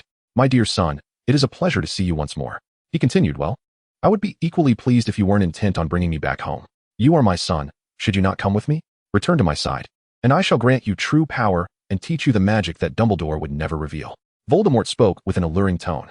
Don't flatter yourself, you bald fiend. You are not to be trusted. If I believed you, it would be sheer folly. Mia suddenly tore off the mask of pretense. We are at war. This is no time for theatrics. Voldemort's expression darkened instantaneously. Due to the effects of the Horcruxes that had splintered his soul, Voldemort's emotions had become unstable, quick to anger and irritable. Avada Kedavra! Harry shouted as he faced the green light hurtling toward him. You curse me, and then you seek to kill me? Avada Kedavra! Mia pushed Harry aside, and the two beams of green light collided. A surge of powerful magic unleashed an unsettling wave. Moody's magical eye darted around, his face reflecting grave concern. Both Mia and Voldemort's powers left him alarmed. Old Dumbledore, where are you? Mia was under immense pressure. Although she possessed considerable strength within the magical realm, it did not mean she could stand defiantly before Voldemort. With a desire to teach his wayward son a lesson, Voldemort's magic pressed relentlessly toward Mia. She understood she was not yet capable of confronting him. Tom, when did you stoop to bullying a child? The familiar voice sent a chill down Voldemort's spine. Upon recognizing the newcomer, the crowd erupted with joy. It was Dumbledore. What a relief. Dumbledore emerged slowly from the fireplace. Wand in hand, the smile on Voldemort's face gradually faded. Chapter 154. The one always hurt is Harry. Mia tightened her grip on her wand while her other hand stealthily reached for the concealed retractable pouch at her waist. Suddenly, Dumbledore winked at her. Disappointed, Mia loosened her hold on the pouch. Dumbledore's gaze served as a reminder not to forget their prior agreement. Before the plan to hunt down the Death Eaters was set in motion, Dumbledore had repeatedly instructed Mia not to use any weapons from the Muggle world. The reasoning was irrefutable. If Mia were to employ Muggle weapons in front of so many witnesses, even if Muggles did not participate in the battle, it would be perceived as an affront from the Muggle realm to the wizarding community. After witnessing the power of Muggle firearms, wizards would inevitably feel apprehensive. This apprehension would lead to mutual suspicion, and the risk of conflict between the two worlds would escalate. Though Mia was tempted to see if she could obliterate Voldemort with artillery, she was not ready to incite a war between the two realms. The battle between the two foremost wizards was about to commence. Two spells, one green and one red, collided, the resulting magical shockwave forcing the onlookers to stagger back. Observing Dumbledore's formidable prowess, the gathered crowd finally comprehended the chasm that lay between them and a true legendary wizard. All present were elite wizards. Yet even the residual force from the clash between the two titans was enough to push them back. Dumbledore wielded the unparalleled Elder Wand, his formidable magic causing his hair and beard to stand on end. In stark contrast, Voldemort was at a disadvantage, as he possessed no such artifact. The grimace on Voldemort's face clearly indicated the struggle he faced against Dumbledore. Voldemort would not engage Dumbledore in a fair one-on-one fight. As he unleashed his magical power to counter Dumbledore, he incessantly waved his wand, directing the magical residuals towards Harry, who stood watching. Get Harry to safety, or Voldemort will undoubtedly find a way to kill him, Mia urged. Mia, calm down. Hermione immediately perceived Mia's intentions. I will eventually have to face him. Trust me, even if I falter, we have Dumbledore. Mia flashed a confident smile at Hermione and then vanished, reappearing at Voldemort's left side. I believe pitting a child against the Dark Lord is not a prudent choice. Kingsley stepped forward. Moody blocked his path with his staff. If it's that boy, you need not worry. In a few more years, we may need to concern ourselves with whether he might become the next Voldemort. Moody's words initially left Kingsley somewhat perplexed. However, upon recalling the scene where Mia dispatched Death Eaters with the ease of swatting flies, he began to consider that perhaps Moody was indeed correct. Moody's magical eye was fixed intently on the three combatants, and through the data relayed by his eye, he discerned that Mia's current prowess had surpassed his own. Narrowing his eyes, Moody, as a legendary auror, was acutely aware that Mia Chamil posed an extreme threat. Were it not for Dumbledore's endorsement of Mia, based on the intelligence he possessed, he would have taken action against her. At that moment, Voldemort was in considerable discomfort. His strength had yet to be restored, placing him at a distinct disadvantage against Dumbledore. Just moments ago, he might have had the capacity to launch an attack against the out-of-bounds Harry Potter. Yet, with Mia entering the fray, he was utterly reluctant to engage Dumbledore in a contest of magical power, for to do so would surely lead to his demise. Voldemort's strategy was predicated on ferocity, employing the most potent and ruthless curses to keep his opponent reeling. In contrast, Mia's approach was one of relentless termination, striking until her foe was utterly vanquished.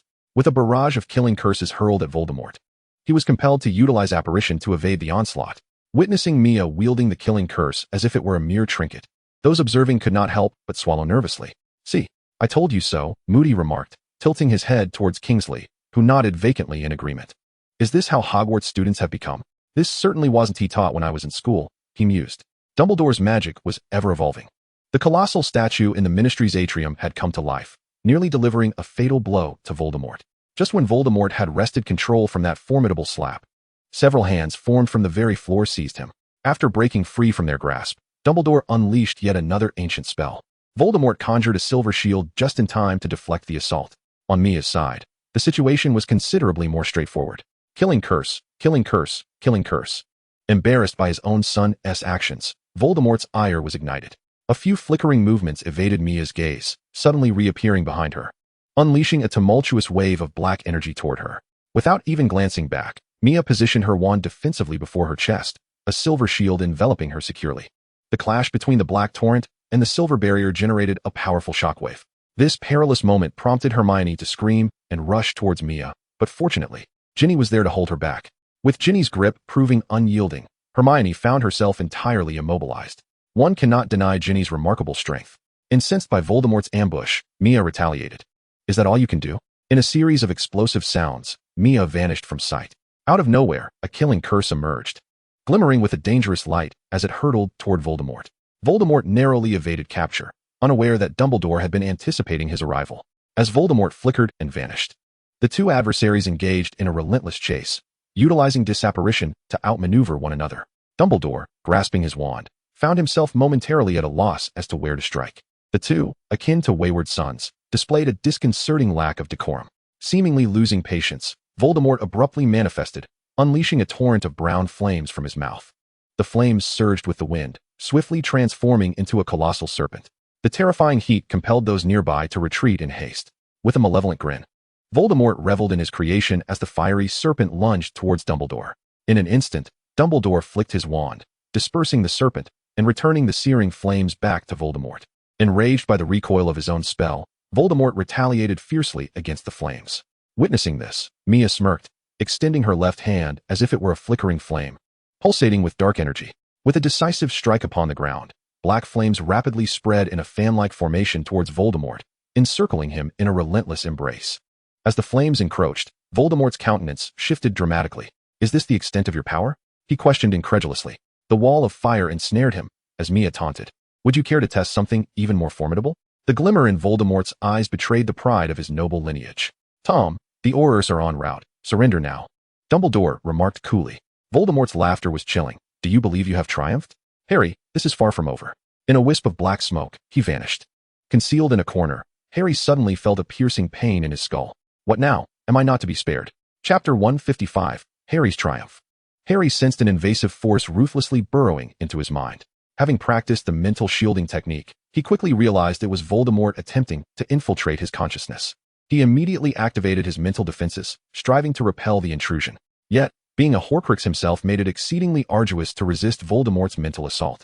A torrent of intense negativity surged within him, as vivid memories flashed through his mind. Being bullied by Dudley, humiliated by the Dursleys, misunderstood by his classmates, and longing for his parents before the mirror of Erased. The echoes of his past morphed into tormenting specters, encircling him, inflicting anguish. In a moment of disorientation, he seemed to witness himself transforming into Voldemort, piece by piece, through the reflection of the mirror. The horrific onslaught invaded Harry's very soul, rendering him more tormented than if he had been struck by the Cruciatus curse. He curled upon the ground, as everyone gathered around, helplessly observing the plight of the wretched boy. Sirius knelt, cradling his godson in anguish, overwhelmed by guilt. Many years ago, he placed his trust in the wrong individuals, resulting in the tragic demise of this child's parents and the loss of his dearest friend. He believes that the entirety of this child's misfortune stems from his actions. Presently, this unfortunate child endures relentless torment at the hands of Voldemort, yet finds himself powerless, utterly incapable of intervening. It feels as though someone is meticulously carving into his flesh. And Sirius experiences profound anguish. Ginny crouches beside Harry, her heart aching as she witnesses his suffering.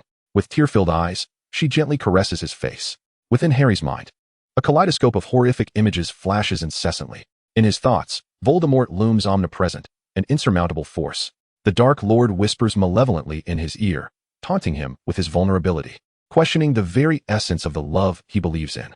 Look around, where are your friends? The haunting images of his parents' murder replay relentlessly in Harry's mind. The cries of his father and the wails of his mother inflicting unbearable pain upon him. Harry, we are here, we are all here. Sirius presses his forehead against Harry's, striving to bridge the gap between them. Yet, Harry remains oblivious, sinking deeper into the abyss of his thoughts. As he begins to lose consciousness, Voldemort's mocking laughter crescendos in its cruelty. Suddenly, he finds himself transported to a peculiar realm. There is nothing here, save for a few familiar figures. Dad, Mom. Harry instantly recognizes the two silhouettes he has seen countless times in the mirror of Erist. Harry, Lily softly calls, her heart aching in unison with her son's suffering. You must be strong. James Potter gazes at Harry with deep concern. I cannot defeat him. He is too powerful. Harry responds with resignation. Do not despair. He is not invincible. Harry, your mother is here, your father is here, and so are your friends. Voldemort is merely a pitiful soul who knows not the meaning of love. He may torment you, but he shall never conquer you. When I chose to sacrifice myself for you, I did so without regret. Beside them stands an elderly man whom Harry has never encountered. Oh, what a pity it is to die without understanding, he muses. Your world is foreign to me, yet I know he is a scoundrel. Fight him, child, fight him. A person devoid of love will ultimately perish in solitude. Harry, overcome him. The three figures gradually dissipate, and a warm current flows through his mind. He shatters the mirror, coldly scoffing at those who have wronged him. Images of camaraderie with his friends surface vividly. I am not like you, Tom. You are merely a wretched creature who cannot comprehend love. As Harry struggles to articulate these words, Voldemort's consciousness swiftly crumbles, retreating from Harry's mind. The Dark Lord realizes that this time, he has failed. Voldemort's figure re-emerged before the crowd, his gaze filled with malevolence as he stared at Dumbledore. You are destined to fail. At that moment, shadows began to emerge from the fireplace. Everyone beheld the scene with clarity. He had returned. Fudge appeared to age significantly in an instant, as though his very soul had been siphoned away. Mockingly, Voldemort gazed at the late-arriving members of the Ministry, and in the blink of an eye, he transformed into a swirling gust of darkness and vanished. Connolly, the wanted Dumbledore, showed no concern for the prospect of capture. Fudge's eyes, once lively, now reflected a profound emptiness as he looked at Dumbledore. The truth was evident to all. That man had returned, and his power had waned. Harry stirred from his slumber, a faint warmth enveloping him. Was that you helping me? He weakly inquired. The expressions of those around him were awkward. Someone just kissed you. Mia teased, her eyes sparkling mischievously. Kissed me? Harry glanced at Sirius, who still held him. What are you looking at? I'm your father. Harry lowered his head, blushing. It was her. Sirius indicated towards Ginny. You've got good taste. Harry noticed Ginny's cheeks flushed, yet she maintained her composure, meeting his gaze without flinching. How could this happen? Ron lamented, feeling as though the world was crumbling. You have a sister-in-law now, Mia added gleefully. No. Ron howled at the heavens. All right, enough of this lovey-dovey nonsense. Everyone involved must comply with the examination. You. Just you, Moody said, pointing at Mia. Shamil, Mia interjected firmly, and Princess Granger, she gestured towards Hermione. Hermione gave a light smack to a certain shameless individual. It's all the same. Everyone must provide a statement. Moody was clearly in his element. The news of Voldemort's return swept through the Wizarding World like a tempest. Reporters surged into the Ministry in a frenzy. Dumbledore once again graced the front pages. Early arrivals, including Barty Crouch, swiftly took control of the situation. It seemed that he was destined to become the next Minister of Magic. After completing her interview, Mia approached Crouch. Aware of Mia's identity and abilities, Crouch treated her with due respect. Once you become Minister, could you possibly lower the legal marriage age? Mia whispered. Crouch regarded her with a peculiar expression. Is that all you have to say? Don't even think about it. It was clear that her suggestion was dismissed. Crouch successfully assumed the position of Minister of Magic, while Dumbledore reclaimed his role as Headmaster. All unreasonable school regulations were abolished, and the investigative task force was disbanded. Hogwarts returned to its former glory. By the way, Trelawney also resumed her teaching position. The students are somewhat reluctant to part with the dashing professor of the Centaur tribe. The Death Eaters have been largely imprisoned, and the situation is firmly in hand. Chapter 156. The confession is underway. The core of the Death Eaters has nearly been captured. However, neither the Order of the Phoenix nor the entire magical community of Britain feels any sense of relief. The news of Voldemort's resurrection has reached every ear overnight. This is not some trivial rumor concocted by Rita. It is a truth witnessed by numerous officials of the Ministry of Magic. He has returned. The Ministry's immigration office has been overwhelmed during this period, with a constant flood of wizards seeking to leave Britain. The stock market has completely collapsed, and every wizard believes that the magical world of Britain is doomed, even though the current minister repeatedly delivers morale-boosting speeches. Who would believe the self-deceptions of an elderly man in such dire times? Yet, in the darkest moments, there are always those who stubbornly emit a glimmer of light. Diagon Alley's shops have closed down in droves, save for one that remains brightly lit, Weasley's Wizard Wheezes. The comical puppet sign incessantly waves its hat at passers-by. This place resembles a star fallen from the heavens, akin to a piece of black silk scorched by a spark. Undoubtedly, Weasley's Wizard Wheezes is the most conspicuous and the most incongruous establishment. The shop is filled with visitors drawn by its reputation, and the unique novelties attract numerous children. In this period when many shops have shuttered, patrons flock here, whether genuinely fond of these whimsical items or simply yearning to witness a semblance of past merriment. Quite splendid. Mia cannot help but praise as she admires the creatively designed shop. Thanks to your galleons, of course. Much gratitude to our major shareholder. The Weasley twins, clad in sharp little suits, lean over the railing. When they opened the shop, they approached Mia for a loan of 3,000 galleons. However, with a generous wave of her hand, she bestowed upon them 30,000 galleons. Thus, with ample funds, the Weasley brothers unleashed their creativity, establishing a joke shop that is unparalleled in the entire magical realm. Aunt Weasley must now be aware of what you two have been concocting daily at school. The multitude of prank items in the shop is primarily the result of the brothers' own ingenuity, including the fireworks that once played havoc with Umbridge, now known as Weasley fireworks. They are the shop's most sought-after product. Don't even think about mocking us with your all-OS. Just wait until you're counting your profits, major shareholder. Mia chuckles as she continues to explore the shop, her gaze sweeping over the throngs of customers, each one representing potential revenue. The Weasley twins may be indifferent to profit, but she certainly is not. Her investment was not made for charitable purposes. The news of Voldemort's resurgence caused merchants to abandon the British wizarding community. The stock market collapsed repeatedly. Mia, seizing the opportunity, invested all the funds earned through Belby at rock-bottom prices, acquiring substantial assets. Many mocked him for being a fool. Yet Mia, having purchased half of Diagon Alley, merely smiled in silence. As for his OWLs, he achieved outstanding in all subjects, a feat marred by the disastrous performance of the Weasley twins during the initial examination. They later retook the tests, and both Mia and Hermione attained the highest possible grades.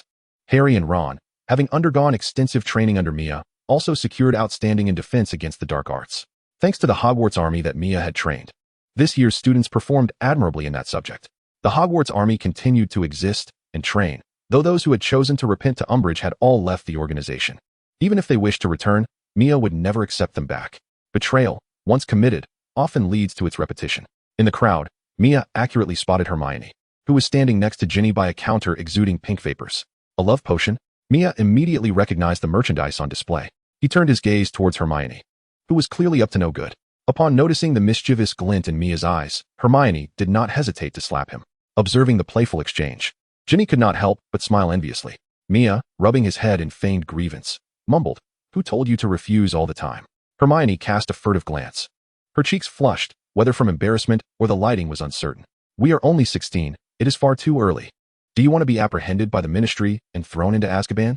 For some time, Mia had been persistently voicing a singular concern, ultimately revealing his impatience. The magical world forbade certain liberties, but the Muggle world did not. Hearing Hermione's words ignited a flicker of hope within Mia. How old must one be in the Muggle world? Having spent so long in the magical realm, Hermione had nearly forgotten some Muggle customs. 16. We shall soon be 16. Gazing into Mia's shining eyes, Hermione felt a pang of exasperation. She was acutely aware of Mia's significant flaw, his overwhelming possessiveness, which was growing stronger by the day. Despite their relationship resembling that of an old married couple, Mia remained unsatisfied without formal recognition. However, they had indeed reached the age where discussions of marriage were appropriate. The passage of time left Hermione feeling somewhat disoriented. Once, she had lost sleep over her tangled feelings, and now, a certain aloof individual was daily beseeching her for marriage. "I feel unprepared," Hermione thought, her hands nervously intertwining. "If this is based on affection, then I fear I shall never be adequately prepared for it in this lifetime." Maya boldly grasped Hermione's hand. "Not to mention my parents. Even the elderly ladies in the palace are becoming impatient. I must be cautious lest one of them issues a decree for marriage." Maya's whisper made Hermione's cheeks flush. "In that case, I must first discuss it with my parents." "Discuss? Have a thorough discussion. Ha ha ha. It's settled. Is this not a clear affirmation? Now both families reside together, and the elders have caught Maya and Hermione in their playful exchanges more than once. How can there still be a need for discussion?" Maya laughed boastfully. Observing Maya's triumphant demeanor, Hermione felt a flicker of joy herself. When one truly encounters someone they cherish, what further preparations are necessary? However, when it comes to playful gestures, Hermione remarked that a certain someone, possessing desire without the courage, merely clung to her daily. Alas, Hermione sighed as she watched Maya's increasingly audacious laughter. That individual, appearing so composed, is in fact still quite juvenile. "Ha ha ha, cough cough," Hermione exclaimed. "I am dying here. Let it be." Observing the oblivious duo, Ginny felt somewhat speechless. At that moment, Harry approached. "This one is rather appealing," he remarked, moving closer to Ginny. Ginny suppressed a smile, responding, "Indeed, quite appealing." This flower is blooming rather grandly. Isn't it? Yes, quite grand. This firework seems rather delectable, doesn't it? It is indeed lovely. Maya appeared to be on the verge of choking with laughter. This table looks remarkably like a table, doesn't it? Harry. Ginny interrupted Harry's awkward attempts at conversation. Oh, what is it? Harry replied, nervous and sweating profusely. Ginny gazed at Harry, his red hair glowing like smoke in the ethereal light. Are you going to confess your feelings? Chapter 157, Slughorn. As the group prepared to leave Weasley's Wizard Wheezes, they finally located Harry. He was found behind a shelf, engaged in a playful exchange with Ginny. Goodness. They've taken it too far. Maya exclaimed in astonishment. Let us go. Hermione tugged her embarrassed boyfriend away. Upon returning to Kensington Palace, Maya shared his intentions with the elders. I wish to marry Hermione. The room fell silent for a moment. Isn't this a bit premature? Mr. Granger remarked with a frown. In truth, it is not too early. In just a few weeks, both children will turn 16, which is quite fitting. Andrew exclaimed with excitement. Hermione, with her head bowed, fidgeted with the hem of her clothing. She was not as brazen as Maya. Hermione, what are your thoughts? Asked Mrs. Schaumel. Oh, Hermione did not expect the question to be directed at her so soon. Maya looked at Hermione with eager anticipation. Very well. Uncertain whether it was the unwillingness to witness disappointment in someone's eyes or if the thought had already taken root within her, Hermione found herself instinctively acquiescing. As Mia beamed with joy, Hermione regained her composure, feeling no trace of regret, only delight. Thus, the engagement was sealed. When the news reached Windsor Castle, a jubilant elderly lady decisively set the wedding date for Christmas. Following the engagement banquet at Kensington Palace, the Queen graciously bestowed the royal crown upon Hermione ahead of time. Are you satisfied now? Hermione smiled radiantly at Mia. This is merely the beginning. There is still another event in the magical realm. Moreover, a lifetime is long. Just as Mia was about to make a move, their friends arrived. You are remarkably swift, Ron remarked. Isn't that the same for you, Harry? Mia teased, casting a sidelong glance at Harry, who was currently engrossed with Ginny. Ron's expression fell instantly. We're currently on bad terms, so please refrain from mentioning him in my presence. Harry, you are truly inconsiderate. I regarded you as a brother, and yet you pursue my sister? A hint of smugness flickered across Harry's face. Ah, it's a case of love at first sight. I will strangle you. Ron threatened. You're courting death. Ginny arrived in a flurry. Poor Ron, unsure where to hide. Succumbed to his sorrow. Meanwhile, a triumphant Harry strolled around with Ginny. Sirius, at the nearby table, looked on with pride at his son. I told you. That lad has my flair from back in the day. You should take it easy. You were the original troublemaker, Lupin mercilessly pointed out. The engagement banquet was attended by many familiar faces. Once the pleasantries concluded, it transformed into a gathering of family and friends. Naturally, the Weasley family was present. Lupin, Sirius from the Black family, and Harry, as well as members of the Order such as Kingsley and Tonks. All the expected guests had arrived. Save for the professors from Hogwarts. One could only blame the whirlwind of events that had prevented the Order from taking a complete break. Tonks had only managed to attend after causing a commotion in front of Moody. Yet, it was of little consequence, for there would be a wedding. At that time, Mia would ensure everyone was invited, including a certain aloof old bat of a professor. After the revelry, the group would return to the struggles ahead. Mia received a summons from Dumbledore, who had discovered a new Horcrux, the ring of the Gaunt family. In the Chamber of Secrets, Mia gazed warily at the ancient ring before her. The dark magic it contained was formidable. Dumbledore nodded. Even I, should it be triggered, would have no choice but to await death. I owe you my gratitude for your earlier warning. It was merely my responsibility. Had it not been for Mia's timely caution, Dumbledore might have succumbed to dark magic as he had in his memories, left only to await the inevitable demise. Dumbledore withdrew the sword of Gryffindor. Shall you come? Or shall I? After all, it is your family's treasured heirloom. Mia took hold of the sword, remarking that it would be better for the younger generation to bear the burdens of labor. The sword rested comfortably in her palm, offering no resistance. It seems that as a descendant of Slytherin, I have garnered the approval of Gryffindor, she mused wryly. The relationship between those two founders of yours was indeed commendable. Oh, Mia's curiosity piqued. But first, to business. Without hesitation, she swung the sword down upon the ring.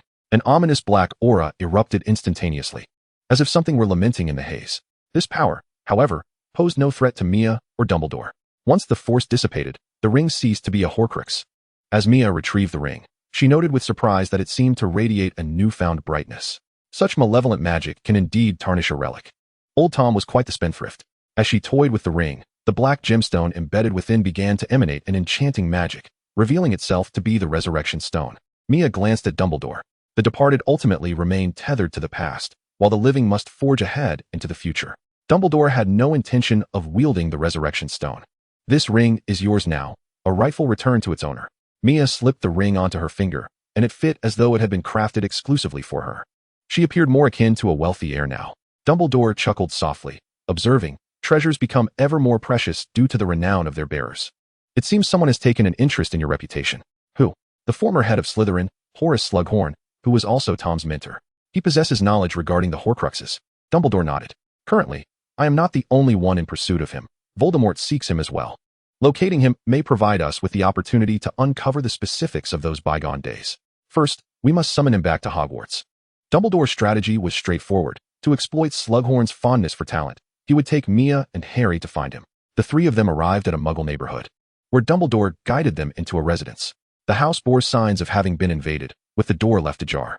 Inside, darkness enveloped them by the glow of their wands. They beheld a scene of utter disarray. Blood dripped from the ceiling, yet Dumbledore quickly discerned it to be merely dragon's blood. Mia's gaze fell upon a solitary armchair. Even disregarding the magical aura surrounding it, this intact piece of furniture stood out amidst the chaos of the room. Professor Slughorn. Mia called toward the chair. She called several times, yet received no response. Forgive my intrusion, Professor.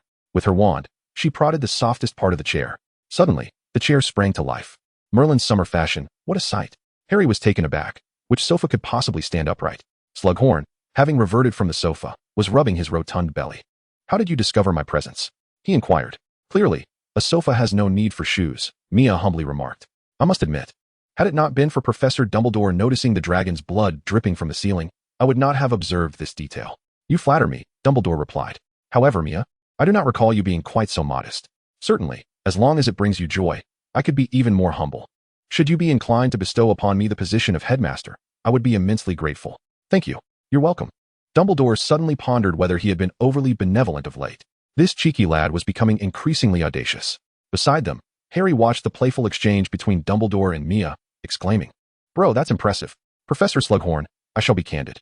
As the future headmaster of Hogwarts, I invite you to rejoin our harmonious and loving family. Well, Slughorn felt his mind faltering. Had students become this remarkable? My apologies, Horace, for any embarrassment caused.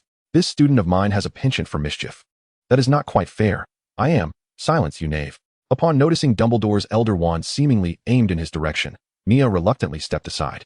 I heard that Death Eaters have been particularly active lately, so I came to see for myself, Dumbledore stated. You can see for yourself? Slughorn gestured to the chaos surrounding them. The Death Eaters have visited me more than once recently. Their pursuit has become quite tiresome. With the Muggle owner of this house away on holiday, I sought refuge here for a few days. Dumbledore nodded, recognizing the necessity of returning the house in good condition. He glanced at Mia, who feigned ignorance. Ahem, did you call for me? Please assist in tidying up the house. Without hesitation, Mia drew his wand and waved it around the room. A whirlwind seemed to rise within, and all the objects began to move, swiftly returning to their rightful places. Even the broken ceiling, shattered vases, and fallen chandeliers were restored to their original splendor. In an instant, the lights brightened, and the room appeared rejuvenated. Truly impeccable magic. Slughorn remarked, unable to conceal his admiration. This child possesses great potential, yet he does not enjoy studying. Albus. By the way, may I borrow your restroom? Of course. Slughorn intended to say more, but Dumbledore did not afford him the opportunity. Once Dumbledore departed, only Mia, Harry, and Slughorn remained in the living room. If I am not mistaken, you must be Mia Shamir, Slughorn kindly inquired. Mia nodded in affirmation. Indeed, you are quite renowned, Slughorn remarked, gazing at Mia as though she were a rare gem. You flatter me. You are the most esteemed potions master in the magical realm. And I have long admired your reputation, Mia responded earnestly. Her compliments were not mere flattery. Although Slughorn had a penchant for students of distinction, it was his own formidable abilities that allowed him to engage with such renowned pupils. Dumbledore would never permit a fool to preside over Slytherin. Slughorn's interest in his students' fame was reciprocated by their desire for his scholarly acclaim. His reputation as a potions master was indeed well-deserved. Slughorn took great pleasure in Mia's praise. In truth, he was not solely enamored with fame. Rather, he had an appreciation for talent. No wizard could contend with the Dark Lord during their student years, Slughorn lamented. Are you Harry Potter? He then inquired, turning his gaze to Harry. Yes, Professor Slughorn, it's a pleasure to meet you, Harry replied, somewhat awkwardly. Dumbledore certainly knew how to play his cards well. Just then, Dumbledore emerged from the restroom. You anticipated that I would not refuse two renowned students from the Wizarding World. Did you? Slughorn questioned. Dumbledore's expression remained unchanged. Indeed, they are among my most promising pupils. I assure you, it won't be long before they surpass both of us. Slughorn fell silent for a moment, seemingly displeased with Dumbledore's scheming. My previous office was as cramped as a broom closet. Naturally, that can be changed. Moreover, the world has become quite tumultuous of late. A raise? What are you doing? I am tidying up. I shall depart for Hogwarts immediately. Ah, Mia. I have long wished to discuss potions with you. I wonder if you have an interest in this subject as well? The unfolding events diverged somewhat from what Mia had remembered, yet the outcome remained unchanged. As recorded in her recollections, Slughorn exhibited an almost excessive enthusiasm towards Mia. Initially, he had been drawn to her renown, but after their conversation, he was astounded by the intellect of this 16-year-old witch. Slughorn had a profound appreciation for talent. Throughout his teaching career, he yearned to gather the most gifted students under his tutelage. For a student of Mia's caliber, one who possessed exceptional fame, power, and status, he would certainly return to Hogwarts, even if Voldemort were to hold a wand to his throat. Having successfully enticed Slughorn back to Hogwarts, Mia found herself unable to escape Dumbledore's grasp. I believe I cooperated rather well this time, Mia mused. Her ostentation before Slughorn was merely a means to showcase her abilities more prominently. It would have been better if it had been less extravagant. Mia absent-mindedly rubbed the back of his head. Horace, possessing intricate knowledge of the soul artifacts from years past, sought his return primarily to extract those details from him, ensuring he would not fall into Voldemort's hands. That person has already been brought back. May I leave now? Not in haste, for there is another individual. Someone else knows the truth. No, this time it is an ally. Mia meticulously counted the renowned wizards of the magical realm. Yet none seemed suitable for the role of a helper. We must not delay. Let us set off at once. To where? Nurmengard. To seek out an old acquaintance? Mia blurted out. Refrain from indulging in sensational news. Dumbledore shot Mia a glance. Mia was genuinely taken aback. He had considered everyone, save for the individual imprisoned within Nurmengard, a notion he scarcely dared to entertain. These two had once been locked in a fierce rivalry. After being confined for so many years, would this person be willing to assist? Ignoring Mia's unfounded speculations, Dumbledore beckoned to Fawkes, and the two vanished into the flames of the Phoenix. Chapter 159, Grindelwald. Rather than a prison, Nurmengard resembled a fortress transformed for war. Few ventured here, and the solitary path was nearly indistinguishable from disuse. Dragons, whether statuesque or real, perched upon the grand entrance. Gazing up at the towering castle, Mia envisioned the formidable power Grindelwald once wielded. Some referred to Grindelwald as the first Dark Lord, while Voldemort was deemed the second. In truth, those who have truly studied Grindelwald recognize that labeling him as a Dark Lord misrepresents his ideals. Voldemort perpetually positioned himself atop a hierarchy, seeking to render the entire world his personal possession. Surrounding him were but servants, devoid of true subordinates. Grindelwald, in contrast, was different. Once, he was a youth with aspirations as high as the heavens. He believed his existence was destined to fulfill a noble ideal. Tirelessly, he sought to realize this vision, vowing to dedicate everything for the sake of a supreme aspiration. His dream was to ensure that all wizards would no longer cower in hiding. He envisioned a world where every wizard could traverse freely across mountains and rivers. Magic was paramount. The most significant distinction between him and Voldemort lay in the aftermath of being confronted by a dear friend who exposed the fallacies of his path. In his despair, he chose to imprison himself rather than seek vengeance at the cost of other wizards' lives. If one were to assign a label to Grindelwald, calling him an extremist revolutionary would be appropriate. He lived for his ideals. Mia could not believe that the wizard, recognized by the Elder Wand, could be defeated while wielding it.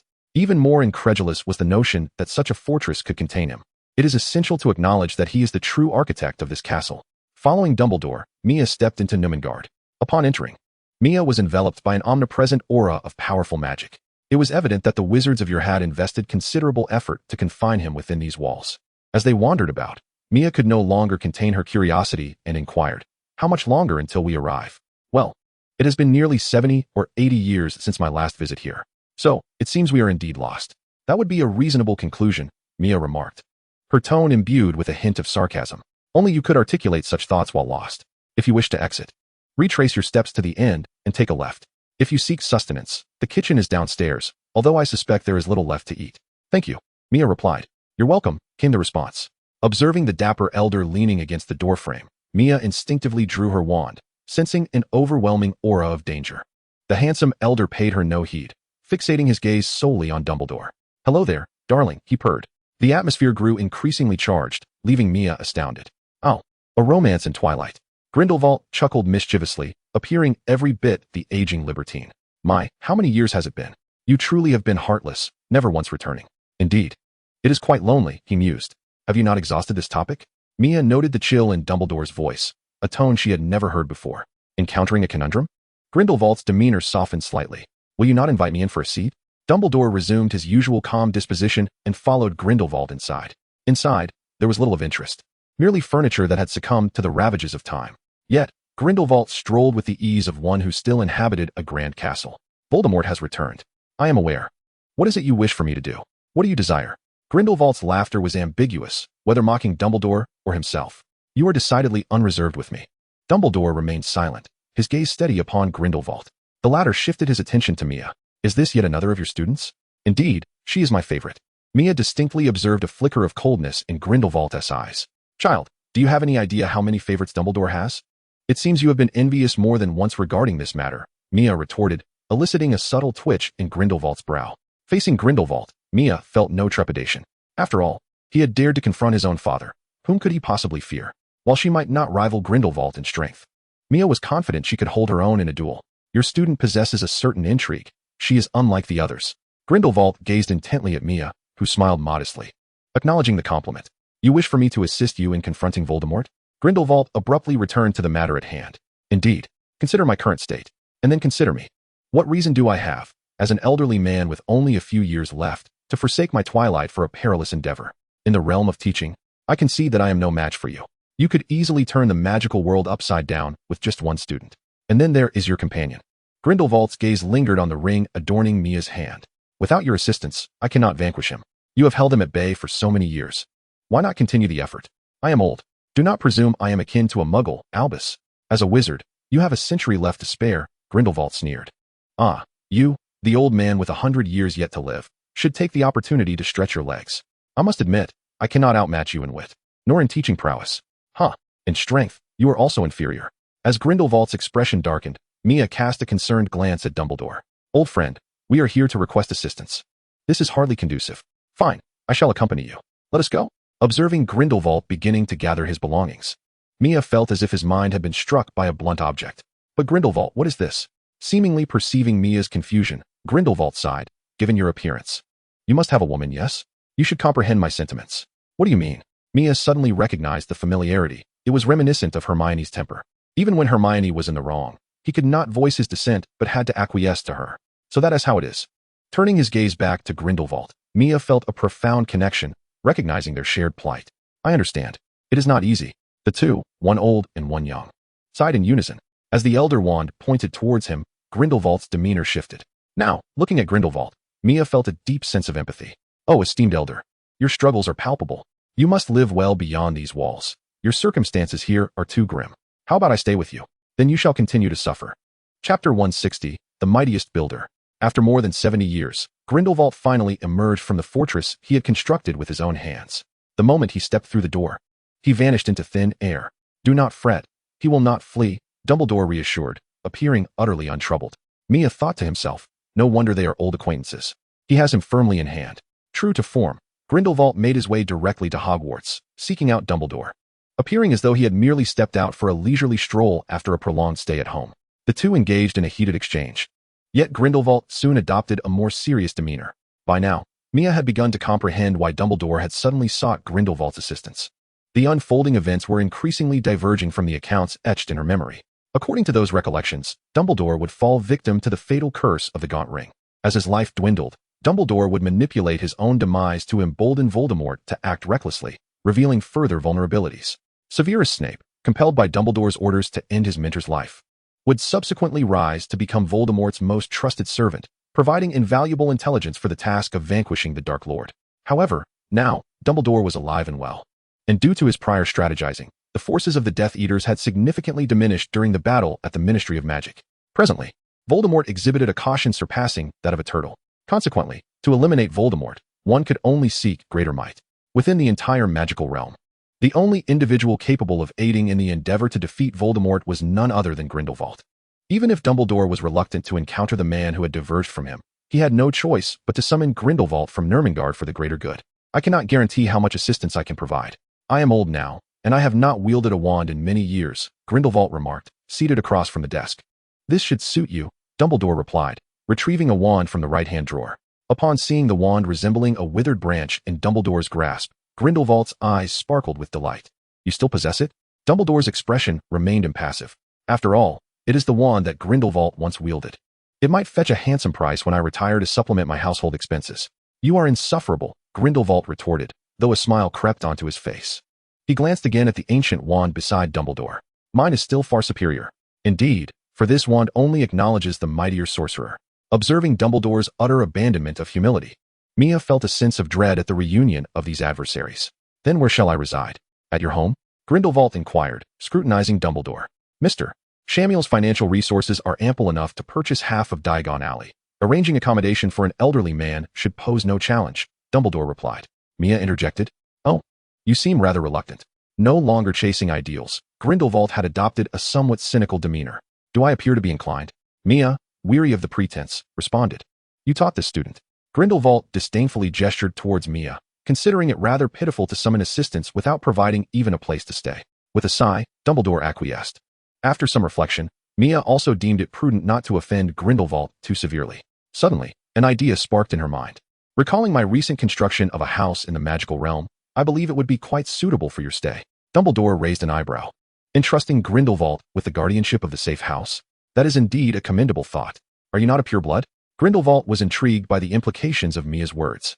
My family consists solely of muggles, Mia candidly replied. Grindelwald's gaze flickered, yet he exhibited no disappointment regarding Mia's lineage. At least you are a wizard. In today's wizarding world, every wizard is invaluable. However, both my biological parents are wizards. Grindelwald looked at Mia in silence. Must you insist on speaking in such fragmented segments? Then who are your biological parents? I have never met my mother, but my father is Tom Riddle, Mia responded nonchalantly. Riddle? The very same as Voldemort, Dumbledore elucidated. For a moment, Grindelwald was taken aback, then regarded Dumbledore with admiration. Pitting father against son. Al, you are becoming increasingly ruthless. Ignoring Grindelwald's sarcasm, Dumbledore waved his hand. Please escort him there. After departing from Hogwarts, Mia transported Grindelwald via apparition to a safe house not far from the Weasley residence. In terms of location, selecting this spot for the safe house was rather conspicuous. The Weasleys, being one of the 28 pure-blood families, have their home well known in the magical community. Yet, the most perilous places often serve as the safest havens. Few would suspect that they would establish a safe house in such a treacherous location. Chanting obscure syllables, Mia conjured forth a half-constructed house from a previously barren expanse overgrown with reeds. Indeed, quite a commendable abode, Grindelwald remarked, hands clasped behind his back, surveying the dilapidated structure. There had been numerous matters to attend to. Thus the house had been set aside. Mia scratched her head. Ah, a triviality. With a flick of his wand, Grindelwald commanded the house to animate. Before long, a fully completed residence stood before them. Truly, Grindelwald is deserving of his reputation as the architect of Nurmengard, Mia mused, gazing at the house with great satisfaction. Quite impressive. Observing Mia, who strolled about with an air of authority, pointing and directing as though he were the employer, Grindelwald felt as if he were in the role of an employee. The more Mia examined the house, the more she found it to her liking. The lighting and ventilation were excellent, and the overall ambience exuded a warmth reminiscent of the Weasley home. The abundance of rooms was particularly satisfying to Mia. In the future, each of Hermione's children shall have their own room. Who would have thought that Grindelwald possessed such commendable skills in house construction? Is the Dark Lord transitioning into a new career? Suddenly, Mia contemplated the prospect of founding a real estate company. After all, there exists a wealth of talent. Grindelwald, with a scowl, entered the house. The top floor room is mine. Casually, one might exclaim, ah, such remarkable craftsmanship. It is indeed unreasonable for Mia to refuse. After all, Grindelwald cannot possibly reside here indefinitely. With each passing moment, Grindelwald finds himself increasingly irked by the young man before him. However, the prospect of delivering a reprimand seems futile. He can sense the latent power within Mia. In the vast realm of magic, few can surpass him. At such a tender age, wielding this level of prowess. Should he possess the ambition to rejuvenate the arcane arts? Grindelwald narrowed his eyes slightly. Chapter 161, The Cultured Grindelwald. Ultimately, Grindelwald refrained from sharing his long-held aspirations with Mia. He had long since relinquished those dreams. To revisit them would merely serve as a humiliation to himself. He discerned that this young man was not easily swayed by the ideals of others. The tumult within his heart was akin to mere ripples disturbing a still pond. Standing at the entrance of the recently repaired abode, the wind swept across the pond, caressed the reeds, and tousled Grindelwald's silver hair. To retreat from the fray and return to a simpler existence was, in itself, a method of sustaining one's life. That household, are they yours? Grindelwald inquired, gesturing towards the nearby Weasley residence. Indeed, the Weasley family constitutes the core of the Order of the Phoenix. Grindelwald felt no confusion at the mention of the order. He was neither a blood supremacist nor an extremist like Voldemort. Yet, he remained an unwavering advocate for the supremacy of magic. The reverence bestowed upon pure-blood families by wizards stemmed from the conflicts between Muggles and wizards many years ago. When the boundaries between the two worlds were not so clearly defined, rifts had already begun to form. Muggles, numerous in their ranks, harbored desires for magic. As wizards sought solace in unity, Muggles infiltrated their ranks, aided by those wizards of Muggle descent. Hogwarts itself was born from this collective of wizards seeking refuge. The basilisk left by Slytherin was intended to purge those wizards with impure Muggle blood. Since that time, wizards have harbored disdain for humanity and shunned those bearing Muggle lineage. Thus evolved the ideology of blood purity. Those nobles who claimed to be purebloods were solely intent on enhancing their own prestige, consequently attaching a label of superior magical talent to the concept of purity. Grindelwald's perspective was broader. He perceived all wizards endowed with magical abilities as the very foundation that upheld the supremacy of magic. However, due to that historical context, he inevitably placed a degree of importance on blood purity. Upon learning of his counterpart's affiliation with the Weasley family, Grindelwald's curiosity intensified. How fared their current progeny? Their lineage was indeed extensive, boasting 6 sons and 1 daughter. Momentarily taken aback by the Weasley family's remarkable fecundity, Grindelwald found himself at a loss for words. Indeed, the greatest disadvantage facing contemporary wizards is their dwindling population. Grindelwald nodded in satisfaction. Mia couldn't help but chuckle. The old man seemed quite suited for a position in the family planning committee. At that moment, Mrs. Weasley, busy in the vegetable garden, spotted Mia from a distance. "Oh, dear child, what brings you here so suddenly? Is there something amiss?" Mrs. Weasley inquired, her tone laced with concern. "Not at all.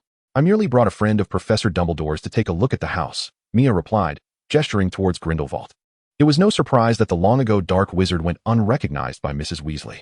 Upon hearing that he was brought by Dumbledore, she refrained from asking further questions. No one fully comprehended Dumbledore's plans. However, as she regarded Grindelwald, Mrs. Weasley found herself at a loss for how to address him. He appeared older than she, yet calling him brother seemed inappropriate given his white hair and the wrinkles on his face. Sir felt overly formal, as he exuded vitality that belied his age. "I shall introduce myself as Johnny Depp," Mia interjected. "Who might that be?" Mrs. Weasley asked. "That would be you," Mia responded with a grin. "Ah, greetings to you. Johnny Depp, since you are both here, why not stay for dinner?" Mrs. Weasley warmly ushered Mia and Grindelwald into the house. She was well aware that the name was a facade, yet Mia's choice to conceal his true identity suggested it was part of Dumbledore's scheme. Out of respect for this understanding, Mrs. Weasley chose not to pry, though this Mr. Depp appeared to be of advanced age. He radiated good health and seemed to hail from nobility, though she could not ascertain from which family. In her mind, she speculated about his identity but remained utterly clueless. Observing his refined demeanor, she assumed he must be an educated gentleman. Upon leaving, Mia took a moment to admire the new house once more. With the enchantments he and Dumbledore had laid, Grindelwald had fortified it further. Now, even Voldemort himself would struggle to breach its defenses. As the school term commenced, the group boarded the train to Hogwarts once again. This year was notably different, as a contingent of Aurors patrolled each carriage of the Hogwarts Express. It seemed that since Barty Crouch had taken office, he had indeed implemented tangible changes. Restructuring the beleaguered Ministry of Magic was no small feat, and Crouch had proven his capabilities. His first act upon assuming power was to bolster the ranks of the Aurors, recognizing the need during wartime. "Did you hear? They've lowered the standards significantly to recruit more Aurors," Ron remarked, intrigued. Harry nodded in agreement. "Honestly, I would rather join Mia's court of magicians." He glanced at Mia. Ron suddenly realized, what's so great about being an Auror? It's all about having connections. "Mia, what do you think of me?" Ron asked eagerly, while Mia remained engrossed in selecting Bertie Bott's every flavor beans. "Indeed, all are quite suitable to be sentinels." Ron, oblivious to the meaning, replied with an air of pride. "You certainly have an eye for talent."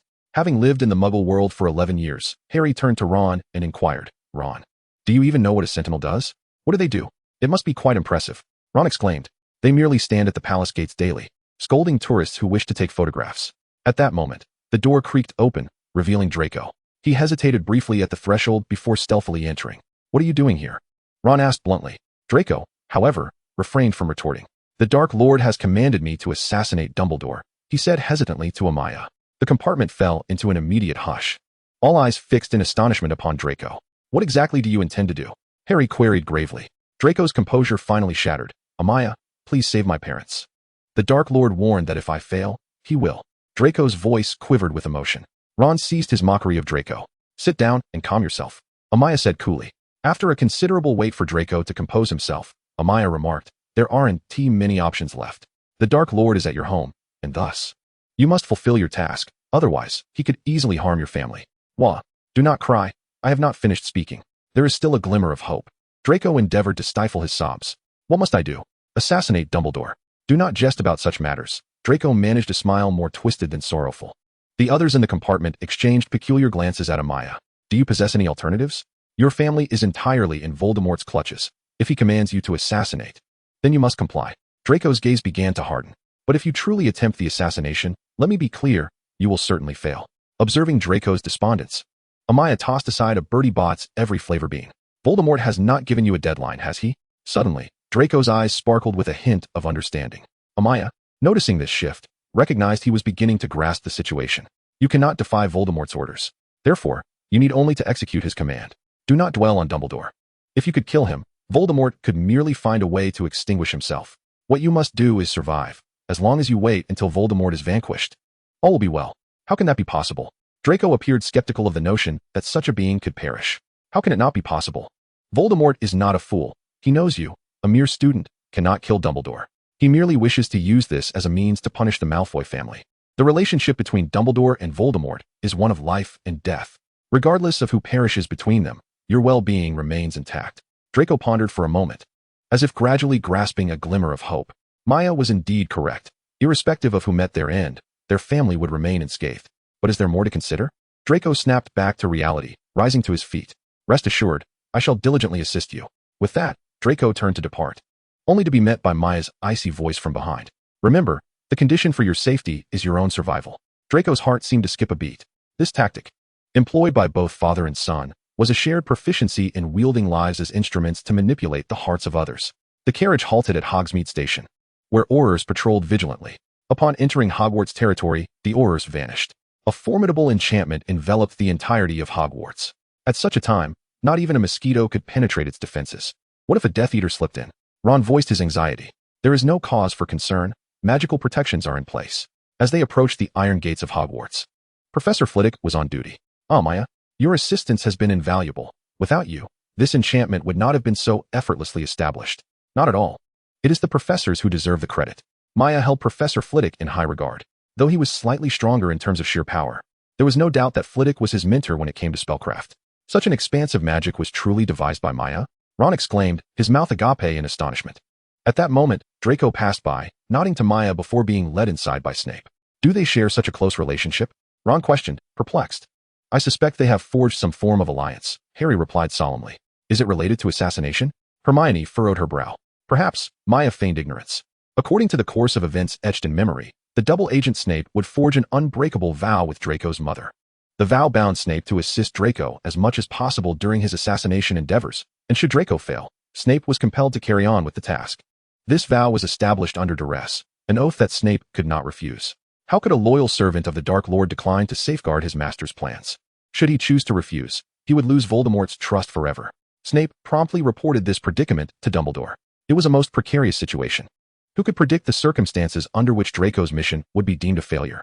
Once Voldemort grew impatient and commanded Snape, under the unbreakable vow, to assassinate Dumbledore. What course of action would he take? It must be said that Mrs. Malfoy's affection for her son has caused Albus Dumbledore a modicum of trouble, albeit merely a trifling inconvenience. As far as Mia is aware, Dumbledore has embarked on a visit to his old friend Nicholas Flamel.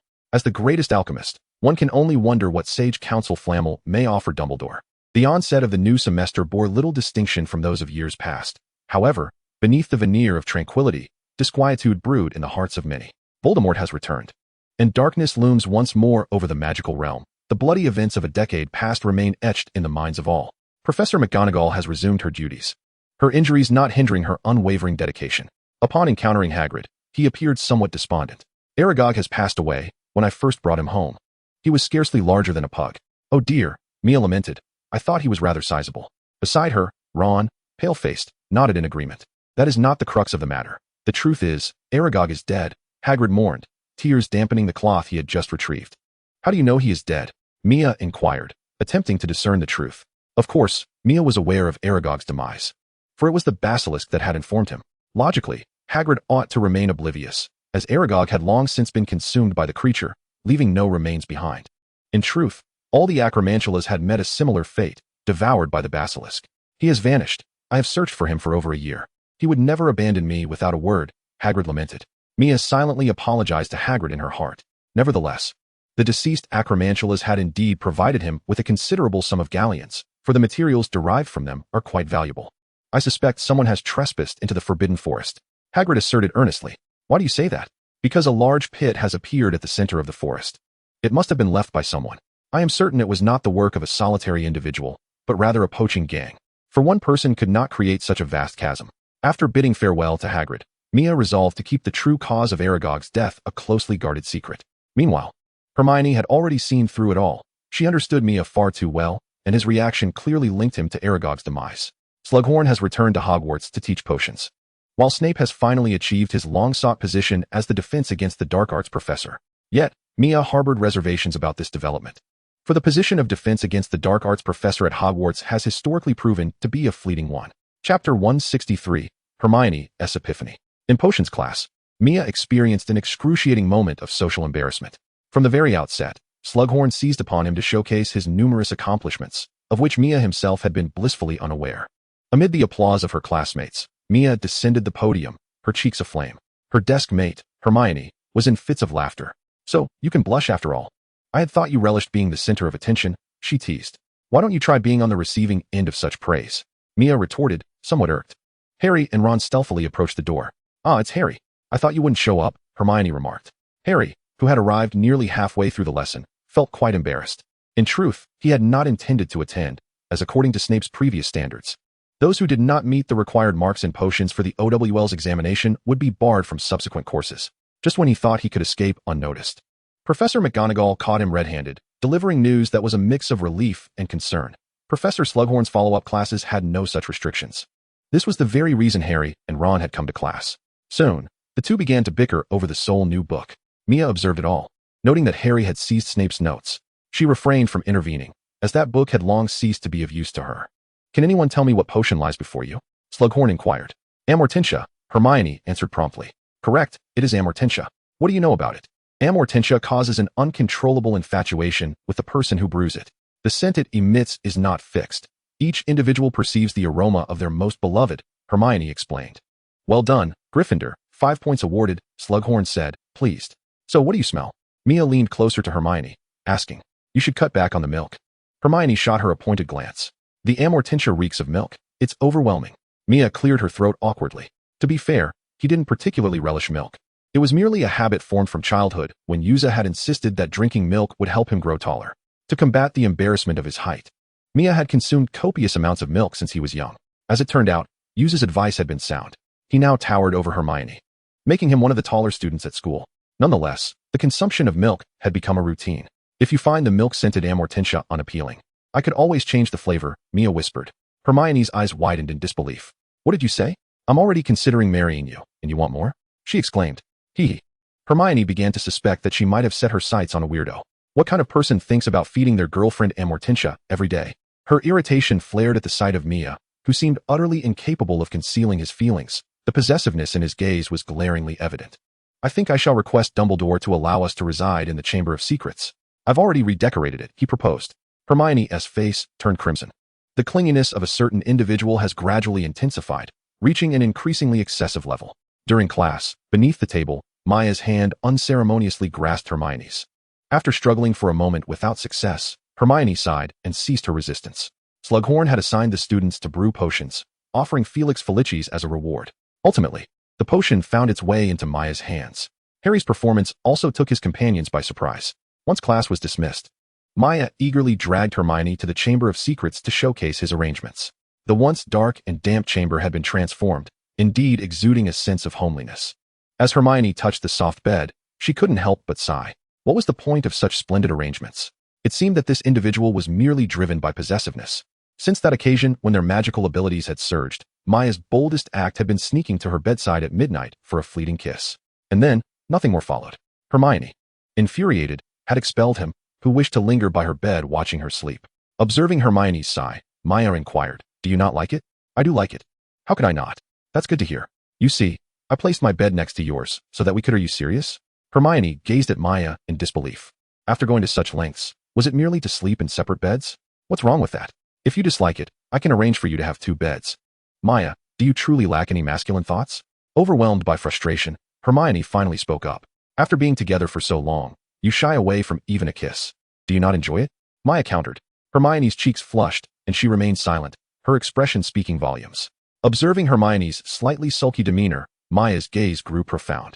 He had been enduring quite a lot himself. It seemed that this individual needed to learn a lesson. Are you serious? Absolutely serious. No regrets? Maya's voice lowered.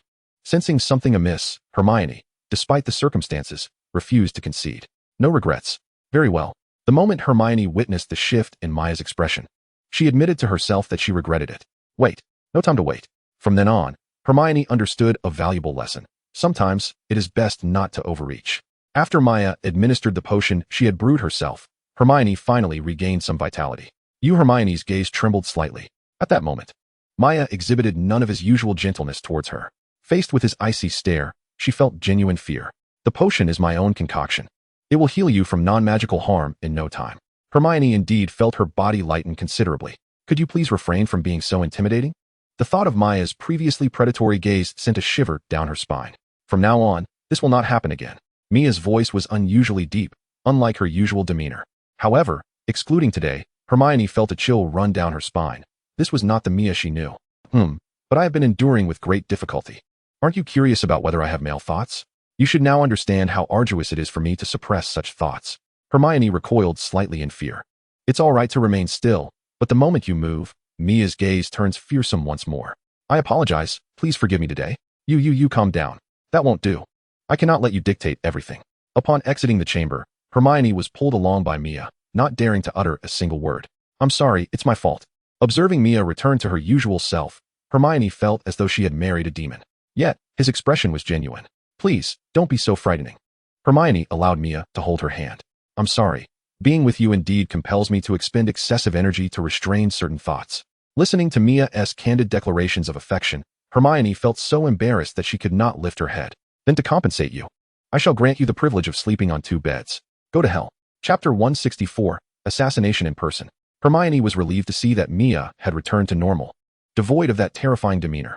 However, there were still some changes. Mia seemed less restrained than before, his hands restless and his gaze slightly mischievous. Fortunately, he did not display any overtly disturbing behavior. Hermione was now completely convinced that Mia had been holding back. To her, this transformation could be considered a positive development, as it indicated a return to normalcy, alleviating her concerns about him losing control and becoming overly troublesome. In the common room, Harry and Ron lingered by the fireplace. Ron was toying with a set of protective gear, while Harry was engrossed in a book, an unusual sight indeed. Has he finally woken up? Mia mused, somewhat astonished. Harry's engrossment in reading rivaled Hagrid's discretion. Upon closer inspection, Mia discovered that Harry was studying Snape's notes. Mia, you're just in time. Take a look at this spell, the Wandless Curse. Harry handed the book over. Dark magic. Don't meddle with it, Mia replied without even glancing at it. He had been reading it all day. Ron gazed at Harry as if he were a stranger. Harry, a textbook detailing dark magic is certainly not a good thing. Hermione expressed with concern. Given the incident with the first-year diary, the emergence of a book that could captivate Harry raised suspicions. It's just a book. What could possibly be good or bad about it? Harry retrieved the book. Harry, could I see what book it is? Hermione inquired. There's nothing noteworthy. It's just an ordinary book. Harry thought that given Hermione's cautious nature, once the book was lent out, it might not be returned. The knowledge recorded in this book encompasses information that is seldom conveyed in textbooks or even by professors. Some of the content deviates from the standard curriculum, yet it proves far more practical. Harry himself perceives the book as rather peculiar. Let me see it, Hermione urged, pursuing him. No, it's practically falling apart. Harry evaded her grasp. He darted about, only to feel a sudden loosening in his hand. The book belonged to the Half-Blood Prince. Who is the Half-Blood Prince? The book had already found its way into Ginny's possession. Upon seeing her, Harry scratched his head, uncertain of how to proceed. The Half-Blood Prince? Hermione expressed her confusion towards this unfamiliar name. That name sounds rather dubious. What sort of normal person would call themselves the Half-Blood Prince? Ron asserted confidently. It must be Professor Snape, Mia interjected suddenly. That's a reasonable deduction, Harry acknowledged with a nod towards Mia. Indeed, the Half-Blood Prince was Professor Snape. This book contained his notes.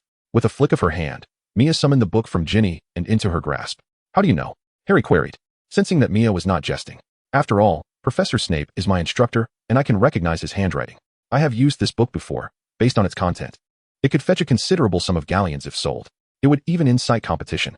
Mia's fingers brushed the pages, and the tattered sheets gradually restored to pristine condition. Noticing that the others were still processing the information, Mia pointed her wand at a nearby table. Sectum sempra. An invisible blade sliced through the air, severing the table into several pieces without a sound, leaving the wall behind unscathed. The onlookers were momentarily rendered speechless at the sudden destruction. So this is the magic you learned from this book? Hermione realized. When Mia had initially taught her, Hermione had wondered why there was no record of such magic in the library. Observing the impeccably smooth edges of the severed table, they instinctively swallowed hard, imagining the implications of someone unexpectedly wielding such a spell against them. At this moment, they were all convinced of Mia's assertions. With a slight gesture of her wand, the table was instantly restored to its former state. Fear not, it is merely an ordinary book. Utilize it wisely. Mia relaxed her grip, and the book flew back into Harry's hands. Glancing at the book, Harry certainly did not dare to consider it an ordinary tome. What are you doing? Mia inquired, observing Ron clad in Quidditch gear. I intend to try out for the Quidditch team, Ron replied, his eyes glimmering with anticipation. Mia had witnessed Ron's skills, and if he performed to his potential, he should have no trouble passing the trials. Ron, make sure to give it your all tomorrow. A girl shyly approached. Ron smiled bashfully in response. Is there a spark there? Mia raised an eyebrow. Lavender, you two have been exchanging glances lately, Ginny teased. It was she who sought me out. Ron's expression bore an air of discomfort. The following day, Mia also came to observe the selection trials for the Gryffindor Quidditch team. Draco, however, stealthily approached. Why aren't you off to carry out the assassination? The longer you delay, the more perilous it becomes to deal with Voldemort. Draco's countenance displayed hesitation. I wish to, but I find myself at a loss regarding how to proceed. Previously, Draco believed that Dumbledore's demise would be inconsequential. However, upon realizing Mia's connection to Dumbledore, his courage waned considerably. Mia regarded Draco with an incredulous expression. Are you genuinely concerned about Dumbledore's death? Draco sheepishly scratched his head. I advise you to display some resolve. In comparison to Dumbledore, it is far more likely that Voldemort would eliminate you. What am I to do? Simply procure a trinket imbued with a curse and slip it through the crack of Dumbledore's door. Above all, do not remain idle, for Voldemort possesses little patience. I have acquired one, Draco said cautiously. All right, take your belongings and follow me. Before the headmaster's office, gazing at the imposing statue, Draco's legs felt weak. Mia, this may not be wise. What is it? Aren't we here to assassinate him? One cannot simply waltz in like that. There is little distinction. If Dumbledore could be dispatched by a mere student, Voldemort would not need to linger as a specter for so long. Cockroach heap. As Mia recited the incantation, the door to the headmaster's office gradually revealed itself. Mia boldly led Draco inside. Mia, what brings you here? Dumbledore looked up at Mia's entrance. Nothing much. Merely here for an assassination. Allow me to defend myself, Dumbledore said, leisurely grasping his wand. No, just a jest, Mia quickly corrected herself. Draco stood by, his complexion pale. Voldemort has captured his family and now threatens him to assassinate you. If you require an ally to infiltrate Voldemort's ranks, please assist him. Dumbledore understood the gravity of the situation and then descended, wand in hand. Chapter 165, Slughorn's Invitation. As Dumbledore approached, beads of cold sweat trickled down Draco's forehead. Child, do not be afraid. In truth, I rather fancy this necklace, Dumbledore remarked, glancing at the necklace they had brought. The necklace lay quietly within its box. Antiquated, yet seemingly of great value. However, to Dumbledore and Mia, this exquisite piece was tainted with a dark magic capable of easily claiming a life. Relax. Unless you purge the memories from your mind, Voldemort will easily discern your actions, Mia elucidated. Draco cast a glance at Mia, his expression visibly easing. Dumbledore gave Draco a reassuring glance, then pressed his wand against his forehead. Clear your mind. His voice seemed to possess an enchanting quality, and Draco was momentarily engulfed in a blinding white light, as if he had slipped into a dream. When the wand was removed from his head, Draco returned to his senses. Remarkable, isn't it? Dumbledore smiled, for within Draco's mind had been implanted a fabricated memory, one that would require time to acclimate to. In this false recollection, Draco envisioned himself plotting to assassinate Dumbledore. Mia observed Draco, who appeared relieved, with a knowing look. True to Dumbledore's style, he would not merely weave a deceptive memory into Draco's consciousness. It could well serve as a means of surveillance, subtly influencing Draco's thoughts. Ultimately, this memory would inevitably alter Draco at some point in the future. Of course, this was merely Mia's conjecture. By the time Mia returned to the Quidditch pitch, it was Ron's turn to take the field. His opponent in the goal was none other than McLaggen. The match had just begun, but judging by the morale and support from both sides, Ron found himself in a precarious position. Although somewhat anxious, Ron skillfully thwarted every ball that came his way. If one could overlook his rather awkward demeanor, McLaggen, on the other hand, was no slouch, showcasing his agility and strength with an air of nonchalance. While his technique did not surpass Ron's, he excelled at flaunting his style, striking poses after every save. As the game progressed, the disparity in morale between the two teams became increasingly pronounced. Amidst the cheers from the opposing support group, Ron began to falter. After receiving a particularly forceful attack, the impact nearly caused him to tumble off his broom. Mia frowned from the stands. If things continued to go awry, he would have to resort to some subtle tactics to assist his friend. Nearby was Ron's support group, though it was somewhat misleading to call it a group, as it consisted solely of Lavender, who was fervently cheering him on. Upon witnessing Ron's near fall, Lavender gasped in alarm.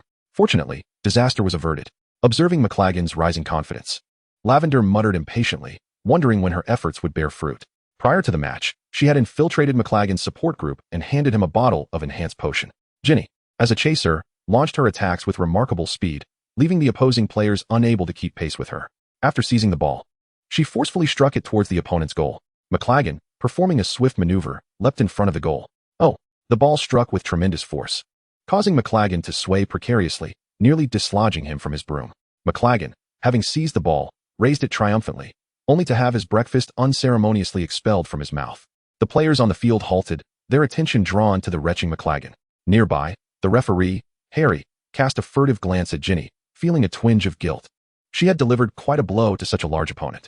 In the stands, McLagan's supporters watched in dismay as their hero, having been struck, began to vomit uncontrollably, silently retracting their signs bearing his name.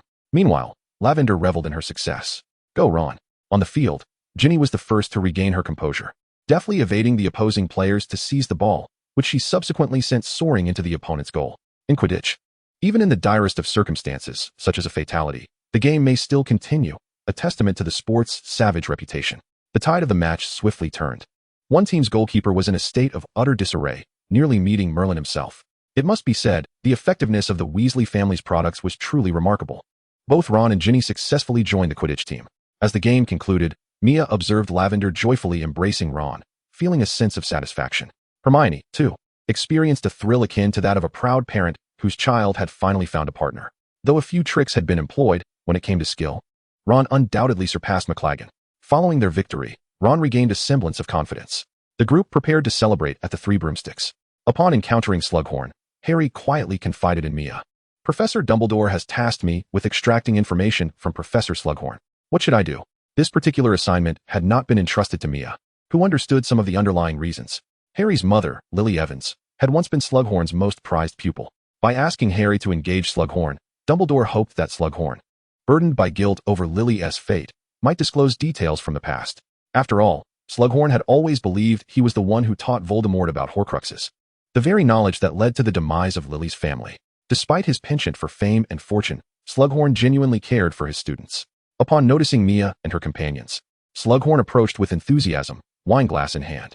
You know, when I was teaching at Hogwarts, this was still referred to as a broomstick. Ha ha ha.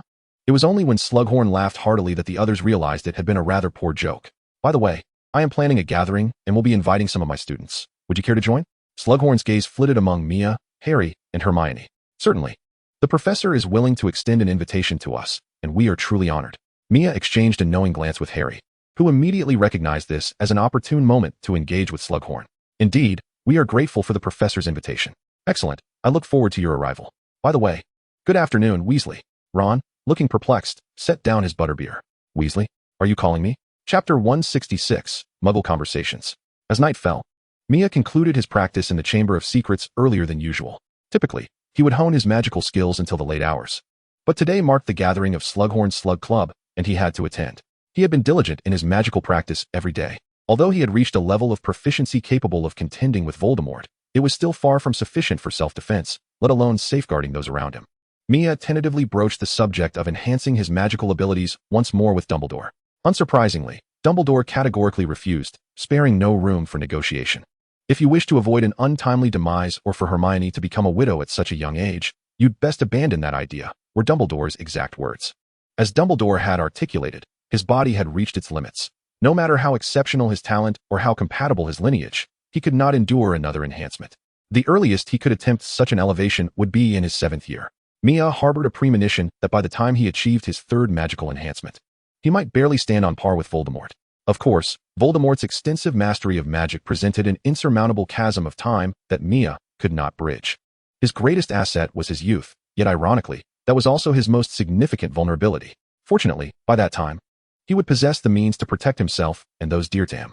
Coupled with Dumbledore and Grindelwald, vanquishing a Voldemort should pose little challenge. Reuniting with Hermione and Harry, they made their way to Slughorn's office, which had been transformed into a festive gathering space, with a round table already occupied by several young wizards. "Oh, you have arrived just in time." Slughorn enthusiastically welcomed them inside. The others at the table, upon seeing Mia, expressed no surprise, greeting him warmly.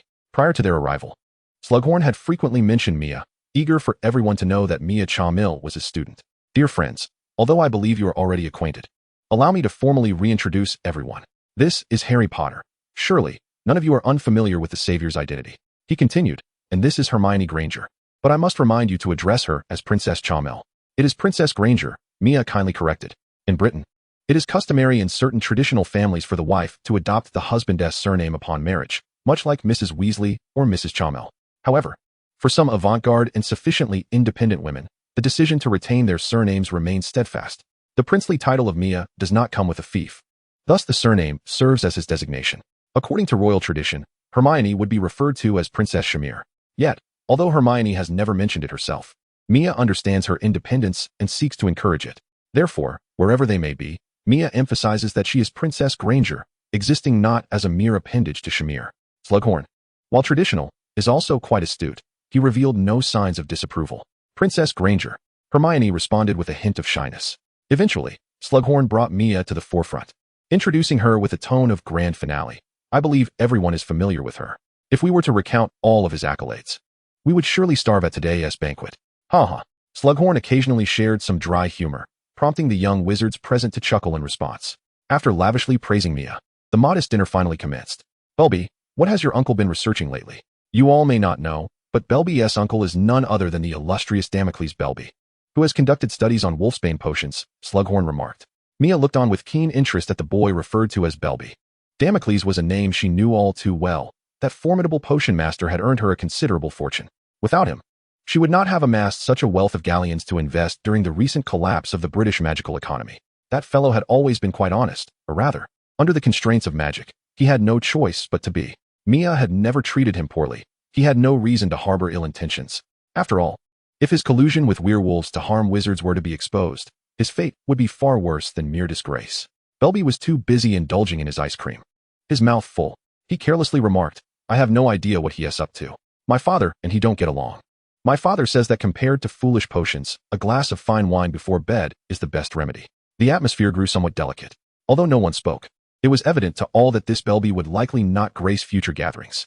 Slughorn subtly shifted the topic to Hermione. "And what of you, Hermione? I hear your parents are in the Muggle world. I wonder what they do?"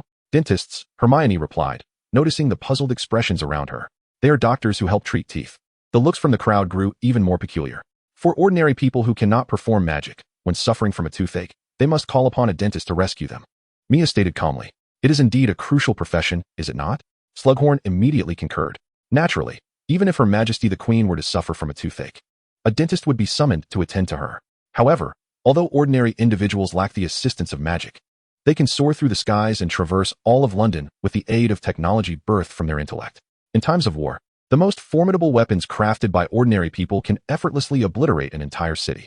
The expressions around the dining table shifted from confusion to sheer astonishment. Could Voldemort truly annihilate an entire city? The wizard they feared most was indeed Voldemort. Yet, large-scale conflicts are rare within the wizarding realm. Even Grindelwald, 70 years past, and Voldemort, from a decade ago, never instigated a genuine large-scale war. Presently, no wizard has witnessed a top-tier sorcerer unleash their full power. The most renowned incident was the great fire set by Grindelwald in Paris 70 years ago. However, that feat could only be accomplished by the most powerful wizards among them. Such weapons wielded by muggles must be quite rare, McLagan cautiously inquired. There are over 100 nations of ordinary people in the world. Yet, fewer than 10 possess these weapons, and even fewer can manufacture them. The wizards present exhaled in relief. It appears that such weapons are not easily wielded, Slughorn remarked with ease. However, for those nations capable of producing such armaments, as long as the need arises, they can effortlessly create enough to scour the entire earth. Mia stated softly. The atmosphere gradually thickened. Chapter 167. Preserved Memories. How is this possible? McLagan's complexion paled slightly. Mia nodded, explaining, since ordinary people lack magical abilities, all their technological advancements rely on nature. As long as they master the technology and secure a supply of materials, the strength of ordinary people equates to that of the entire world. Those powerful wizards are merely ordinary individuals who, through their intellectual prowess, process and assemble various materials. Any ordinary person, provided they possess the requisite knowledge and resources, can leverage technology to achieve anything. Mia was not intending to frighten the wizards. The collaboration between muggles and wizards is gradually unfolding. If the prevailing wizardly disdain for muggles remains unaltered, any cooperative efforts between the two parties, inherently unequal in status, are doomed to fail. Of course, Mia harbored some intentions to support Hermione, as she had no foundation in the magical world aside from him. The weapons I am referring to are known as nuclear weapons. The nation we inhabit is one of those capable of manufacturing nuclear arms. Should this nation operate without any constraints in the production of nuclear weapons, it would possess the capacity to obliterate all civilizations on Earth. However, the current state of peace in the world is primarily due to the existence of several nations that are more powerful than this one. Should all countries unleash their full might, Maya's words abruptly ceased, leaving the wizards with boundless contemplation. It turns out that ordinary individuals possess such strength as well. If the wizards were to silently eliminate their leaders, the headless throng would surely pose little threat. Belby, who had been engrossed in his meal, lifted his head. That's an intriguing notion. Yet, have you considered that if I were to assassinate the Minister of Magic now, would the ministry truly collapse? Perhaps Maya's statement was too startling. No one present could respond at that moment. Ha ha ha, Maya certainly has a sense of humor. However, in the event of such an emergency, a deputy minister would step in. Furthermore, there are several directors beneath that. Slughorn broke the silence, recognizing that the audience preferred this discourse on the unknown over the dullness of formal discussions.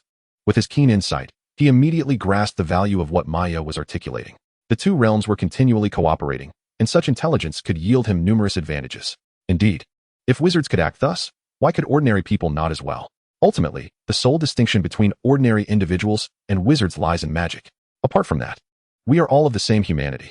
Humans are the most formidable social beings on this planet. That said, let us ponder this. In ancient times, when ordinary people and wizards were at war, were ordinary people truly vanquished?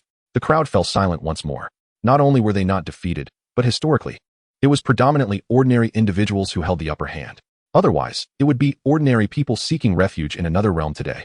As Grindelwald believed, the greatest disadvantage of wizards is their scarcity in number.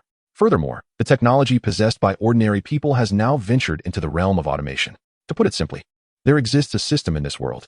Should this nation face catastrophic disaster, without any human intervention, all apocalyptic weapons would automatically activate. Upon finishing her statement, Maya observed that the wizards were deep in thought. Sensing the impact of her words, she continued, "However, the two worlds have coexisted peacefully for many years.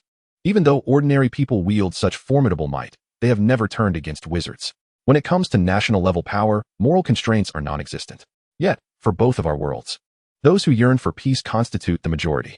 If magic and technology were to intertwine, then, I regret to say, I cannot yet envision such a world. Nevertheless, it is evident that the future will forever be a coexistence of crises and hope. For the assembled wizards, most of whom hailed from pureblood families, the notion of collaborating with muggles was inherently met with reluctance. However, the reality was manifest before them. Myashamir, a wizard of muggle descent, had ascended to a level during his student years where he could rival Voldemort. His contemporaries could no longer match him, and even those renowned wizards, seasoned by time, dared not claim superiority over this alarmingly youthful sorcerer. The long-held doctrine of pureblood supremacy was beginning to show signs of fracture. In truth, beneath their convictions lay a fundamental truth: self-interest reigned supreme. As long as sufficient benefits could be garnered, the distinctions of blood status, be it pure or mixed, wizard or muggle, were of little consequence. Observing the contemplative expressions of his audience, Myashamir understood that his intended purpose had been achieved. He aspired to gradually dispel the misunderstandings and suspicions that had arisen from the lack of comprehension between the two worlds. Only when both realms occupied an equitable position could peace be conceivable. Nuclear weapons do not bring about peace. However, when all possess them, peace may indeed follow. Slughorn, seated at the head of the table, fell into deep thought. The vastness of this world had only truly dawned upon him after a century of life. Was a Voldemort truly insignificant? Slughorn shook his head, recalling the images of years gone by. That extraordinarily youthful wizard had acquired dark knowledge from him, committing heinous crimes in the years that followed. He gazed at Myashamir, momentarily lost in reverie. Time seemed to rewind to decades past, when he faced that young sorcerer. Tom, the visage from memory began to align with that before him. As the two faces converged, Slughorn, overwhelmed, rose abruptly. The countenance he now beheld was unmistakably that same face. The memories that had long brought him shame and guilt lay buried deep within his mind. For years, he believed he had forgotten them, until today, when those long-sealed recollections resurfaced. It was him, indeed, that very face. "Professor, I am Myashimir." Myashimir noted the peculiar expression on Slughorn's face. In that moment of distraction as Slughorn gazed at him, Myashimir unhesitatingly cast the spell to extract thoughts. 7 Horcruxes. Myashimir unearthed that memory. Although he had long been aware of it, he lacked solid evidence to present to Dumbledore. Now, however, he could proceed. "Professor? Oh, my apologies. I became a bit overwhelmed. I was reminded of certain events," Slughorn replied, striving to regain his composure. He then sealed that memory away once more. The subsequent banquet gradually morphed into a personal discourse by Myashimir. The promising young wizards were deeply invested in the future of both worlds. Yet, Slughorn found himself beset by trepidation. Gazing upon that visage, the memory remains indelibly etched in my mind. Chapter 168, Feigning Weakness. The gathering persisted well into the night. After partaking in the various activities orchestrated by Slughorn, the meeting of the Slug Club came to a close. As they departed, Harry, lagging behind, slowed his pace. Mia noticed Harry's actions and discerned his intentions. "No need," she conveyed with her gaze, stepping back to usher Harry out of the room. "Tom," came Professor Slughorn's voice from behind. Mia turned back to see Slughorn's expression, which seemed to probe for something. "Professor, it's Mia," she corrected him once more. "Oh, my apologies, you just reminded me of a former student," Slughorn mused, his gaze drifting. "Do I resemble him?" "Indeed, not only that, he was as exceptional as you," Slughorn reflected. "He must have made you prouder than I ever could." A melancholy expression crossed Slughorn's face as he remarked that some events from the past were best left unspoken. "At least he once brought you pride, did he not?" Mia pressed gently. Upon hearing this, Slughorn's eyes regained their luster. Yes, yes. Having left Slughorn's office, Mia made her way directly to the Headmaster's chamber. "I have brought what you requested," she stated plainly. Dumbledore looked at Mia in surprise. With her wand pressed against her forehead, she slowly extracted a silver thread of memory. Dumbledore's expression shifted as he recalled something, and he promptly summoned the pensieve. Mia deposited the memory into the pensieve. "How did you manage that?" "Legilimency. Horace is aging. Rest assured, he was oblivious." Dumbledore nodded and immersed his face in the pensieve. Moments later, he straightened, his expression grave after viewing the complete and unvarnished memory. "Well?" Mia inquired deliberately. Dumbledore settled into an armchair, his demeanor solemn. "I had my suspicions, yet I never believed he could descend into such madness." Dumbledore looked up at Mia, exclaiming, "7. Mia feigned shock. 7? 7 splits of the soul. Dumbledore too was taken aback. After all, in the magical realm, the soul is an unfathomable enigma. The notion of soul division is already sufficiently deranged, but to split it 7 times is nothing short of astonishing. Finding all 7 Horcruxes will not be an easy feat. Mia mused. Yet, it is not entirely without leads. Given Tom's nature, he would undoubtedly choose items of profound significance to him as Horcruxes. From the very first moment I encountered him, I sensed he was unlike other children. Even in his youth, he possessed an unusual fixation. I have acquired some clues regarding the next Horcrux, yet I still need to verify them. Mia glanced down at the Gunter ring on her hand. Do you require assistance? Certainly. Once my investigation is complete, I will need you to accompany me. Mia had surmised that the Horcrux Dumbledore referred to was likely the Slytherin locket, hidden by Voldemort in a cave beneath a cliff. She recalled that, in the memory, the locket had been replaced with a counterfeit by Sirius's brother, Regulus. However, apart from the deceased Regulus, no one was aware that the cave now housed a fake. Mia naturally wished to issue a warning, but it was an impossible task. The cave was fraught with peril. Just reaching the Horcrux would cost an ordinary person half their life. Dumbledore had no need to gamble with his own life against Voldemort, especially not for a mere imitation. Voldemort's strength was steadily recovering, and injuring Dumbledore would be an exceedingly foolish endeavor. Suddenly, Mia thought of the long-imprisoned Peter Pettigrew. After enjoying free meals for so long, it was time for him to contribute. Besides the Horcrux, there was another crucial matter. Dumbledore stated that Voldemort was preparing to make a move against Hogwarts. He intended to instruct that child from the Malfoy family to prepare for an inside job. How will they coordinate? The information likely came from Snape, as Draco had yet to inform Mia. To my knowledge, there is a vanishing cabinet in Borgin and Berks. Are you suggesting they plan to enter Hogwarts through the vanishing cabinet? Indeed. The other cabinet should be within Hogwarts. Such items were generally absent from the castle, save for the room of requirement. Dumbledore nodded, indicating that perhaps Mia would need to assist Draco in this regard. Are you implying we should let all the Death Eaters in, capturing them in one fell swoop? Mia queried uncertainly. No, it is to allow them to seize Hogwarts. Dumbledore's words did not surprise Mia. His willingness to act indicated that his strength had largely returned. This endeavor was merely a test. Should it fail, Given Tom's reverence for his own life, he would surely retreat. In such a case, they would be unable to eliminate him. Mia shared similar sentiments. Defeating Voldemort was not the challenge, but killing him was the true difficulty. Until all the Horcruxes were destroyed, defeating Voldemort 100 times would yield no fruit. Dumbledore's thoughts aligned closely with those in her memory, to feign weakness, allowing Voldemort to lower his guard in his arrogance. Yet, how could he believe you would fail to protect Hogwarts? Dumbledore smiled enigmatically. Mia, do you know? At times, alchemy is as effective as spells. Coincidentally, I have a friend who is quite adept in alchemy. With his assistance, creating a lifelike replica of my corpse is not beyond the realm of possibility. Mia nodded in admiration. Having connections truly is advantageous. The friend Dumbledore mentioned, renowned for his expertise in alchemy, is undoubtedly Nicholas Flamel. Throughout history, few, if any, have surpassed Flamel in the art of alchemy. However, the faculty and students at the school may face some challenges. Darkness always precedes dawn. Defeating evil invariably demands a certain sacrifice.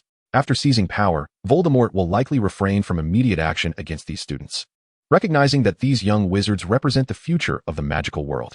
Yet, he will surely employ some formidable methods to indoctrinate them. Following the agreed-upon plan with Dumbledore, Mia commenced her task. Soon, Draco approached her, relaying the assignments Voldemort had entrusted to him. Naturally, Mia adhered to the plan and took Draco to repair the vanishing cabinet located within the Room of Requirement. Chapter 169, Concealment and Remediation. Mia was not particularly adept in alchemy. Fortunately, the vanishing cabinet was not an intricate alchemical device. Moreover, since the cabinet was only mildly damaged, both Mia and Draco swiftly managed to restore it. However, Mia deliberately slowed the repair process. Dumbledore was away investigating the Horcrux at the cliff's edge, and a resolution would take time. At the very least, they needed to ensure everything was prepared before allowing the Death Eaters to enter. Otherwise, it would not merely be a display of weakness, but rather an invitation to danger. Additionally, Mia intended to modify the vanishing cabinet. Allowing the Death Eaters to enter with such ease might diminish their sense of accomplishment. Out of goodwill, Mia resolved to raise the stakes for the Death Eaters. During this period, everyone was preoccupied with their own affairs. Harry and Ron were busy training for the Quidditch match, while Hermione focused on mastering all subsequent knowledge. Mia was occupied with setting traps and preparing gifts for the Death Eaters. Dumbledore, after an extended investigation, returned to Hogwarts. Mia was summoned to the headmaster's office, coincidentally encountering Professor McGonagall, who was leaving after her report. In the forthcoming plans, Professor McGonagall would bear the heavy responsibility of safeguarding the numerous faculty and students once Voldemort seized control of Hogwarts. Rest assured, everything will be fine with the professor around. McGonagall encouraged Mia as she passed by. She understood that this student, yet to graduate, was diligently striving to confront the Death Eaters. She no longer cared whether he was Voldemort's child. Perhaps she once did, but now she recognized him simply as her student. Upon entering the headmaster's office, Mia encountered Dumbledore pacing thoughtfully. "Are you ready?" he inquired. Of course. Dumbledore donned the sword of Gryffindor and prepared to embark with Mia. At that moment, the door to the headmaster's office swung open unexpectedly. Slughorn rushed in, breathless. "Oh, I have a matter to discuss." Mia immediately discerned that Slughorn's issue was far from trivial. A person as socially conscious as he would not commit such a breach of etiquette as barging in unannounced. "Horace?" After a moment of hesitation, Slughorn appeared to have made a difficult decision. "You are preparing to seek the Horcruxes, are you not?" Mia glanced at Dumbledore, who maintained his composure. "Indeed. Your assistance would be most welcome." Slughorn continued to gasp for breath, clearly having run a considerable distance. "Before we proceed, I must ascertain your identity," he stated, pointing at Mia. Dumbledore turned his gaze toward her. Mia contemplated in silence, realizing that Slughorn was not inquiring about her identity as Chamel. "My father, Tom Riddle. Though nowadays he is more commonly referred to as Voldemort," Mia replied calmly. Slughorn's breath became erratic, and upon receiving confirmation, memories surged uncontrollably within him as he gazed at her face. "You are indeed his child. You are truly alive. You may not be aware, but after he was believed to have perished, I attempted to find you." Slughorn seemed to age a decade in an instant. It appeared that Professor Dumbledore had anticipated this moment. "In truth, I have never known how to face you, or Harry." Slughorn looked at Dumbledore. "Had it not been for me, perhaps your father would not have committed those heinous acts. Without me, Harry's parents might have lived." "Lily." Mia shook her head. "Without you, he would still have split his soul. Without you, he would have followed the same path he has taken now. Like most, you were merely a pawn in his game." Slughorn lowered his head, resembling a contrite child. Dumbledore observed his despondent old friend with compassion, aware that today offered his friend a chance to relinquish his burden of shame. "As I mentioned earlier, your student once made you proud, at least. Who could have foreseen that he would later commit such acts? You simply fulfilled your role as a professor. I could not confide in anyone about the events of that time. Once revealed, my fate would have been sealed. Professor, do you understand why my father chose the path he did? Slughorn raised his head. He recognized his mistakes, yet resolutely clung to them. Professor, you have not erred. However, if you choose to evade the truth eternally, you shall forever live in disgrace. I understand, and thus, I have entrusted that memory to you. For all these years, I have been incessantly attempting to erase that particular memory from my mind. Yet, the more I strive to forget, the more it clings to my consciousness. Albus has sought me out multiple times, yearning to uncover that memory, but I have been too fearful to yield it. Throughout the years, I have harbored the desire to shed this burden, yet I found myself paralyzed by trepidation. It was only on that fateful day when you employed the spell of extracting thoughts that I sensed your intentions. In that moment, I resolved to let it be. Maya glanced awkwardly at Slughorn, who had mistakenly believed that his awareness had gone unnoticed. Thus, you must include me this time. I must take action, he declared resolutely. Fixing his gaze upon Dumbledore, the usually reticent Dumbledore nodded in acknowledgement. Very well, hold on tight. The three of them materialized upon a colossal rock, facing a precipice where the waves relentlessly battered the stone. Before them lay a cave, the very entrance they sought. As they ventured inside, they traveled for quite some time until they were suddenly confronted by a rock wall, a testament to previous enchantments. Maya could sense the essence of magic lingering in the air. We must pay a price to gain entry, Dumbledore stated, producing a dagger and poised to slice his palm. However, Slughorn swiftly seized the dagger from him. Allow me, he insisted, and without waiting for consent, he made a decisive cut. The pain elicited a grimace from Slughorn, accustomed as he was to a life of comfort. The stone wall absorbed his blood, and as Slughorn's complexion turned pale, the wall thunderously vanished. How are you? Maya inquired with concern. Without hesitation, Slughorn retrieved a vial of potion from his pocket and consumed its contents. I am fine, he assured, his complexion visibly rejuvenating before their eyes. He strode forward with agility, showing no signs of having lost too much blood. It nearly escaped my mind that a master potion maker would undoubtedly carry elixirs. The deeper they ventured, the dimmer the light became, until only the faint glow of their lumos spells remained. They halted before an inky black expanse of water. Dumbledore attempted several spells, but they were thwarted by an invisible force. The magic here is intricate. If we attempt to break through forcefully, we cannot predict the consequences, Dumbledore remarked. There is a chain, Maya observed, noticing a rusted iron chain at her feet, its other end extending into the depths of the water. Chapter 170, Repentance. No traces of dark magic were present upon the chain. Together, they strained against the chain, ultimately bringing a small wooden boat to the surface. This modest vessel resembled the boats used to ferry students across the lake to Hogwarts. It would comfortably accommodate the three of them. Dumbledore stepped forward first, taking his place within the boat. As Mia was about to step aboard, she noticed that the waterline of the small boat was perilously close to breaching the gunwales. Albus, it seems the fare at Hogwarts has improved since my retirement, Slughorn remarked, gazing at the nearly submerged vessel. Dumbledore furrowed his brow, observing the boat. It was enchanted, evidently limiting the number of entrants. The restriction appeared to be calculated by magical means. Thus, the first to board would inevitably be Dumbledore. Once Dumbledore successfully navigated the small craft to the island at the lake's center, Mia pulled the boat close and stepped aboard. It sank swiftly, observing the waterline, which was scarcely 5 fingers from the edge. Slughorn cast a disbelieving glance at Mia. After she too had successfully set foot on the island, Slughorn followed suit. Upon standing, the waterline was now 4 or 5 fingers lower than Mia's position. I'm getting old, unable to compete with the youth, he mused. The three took turns, and at last, they all stood upon the island. Dumbledore was already examining the stone pedestal in the center. The locket lies within, he stated, addressing the stone basin atop the pedestal. There was still an aura of magic present. Inside, a liquid shimmered, revealing the locket quietly resting at the bottom. Dumbledore tapped it with his wand, only to be met by an invisible force that barred his way. This magic has further implications. If we were to force our way through, the consequences could be dire, Dumbledore said gravely. The cave was saturated with magical energy, bordering on chaotic disruption. Oh. The Draft of Despair, Slughorn identified the potion within the basin at a glance. While unfamiliar, it was known to thrust one into the torment of painful memories, compelling them to seek penance. It wouldn't be lethal, but most wizards who consumed it would experience a complete loss of magical ability for a time. Mia picked up a small bowl nearby, scooped the potion into it, and poured it onto the ground. Instantly, the liquid vanished, and the basin replenished itself. This must be consumed, Dumbledore concluded after some deliberation. This is Tom's scheme, continuously weakening the strength of visitors. Dumbledore regarded the potion with a grave expression. Allow me, Slughorn said, appearing resolute as he took the bowl. Before either of them could protest, he filled it and declared, I refuse to enter the grave burdened by shame. With that, He tilted his head back and drank the potion in one swift motion. Mia silently observed as Slughorn swallowed the potion.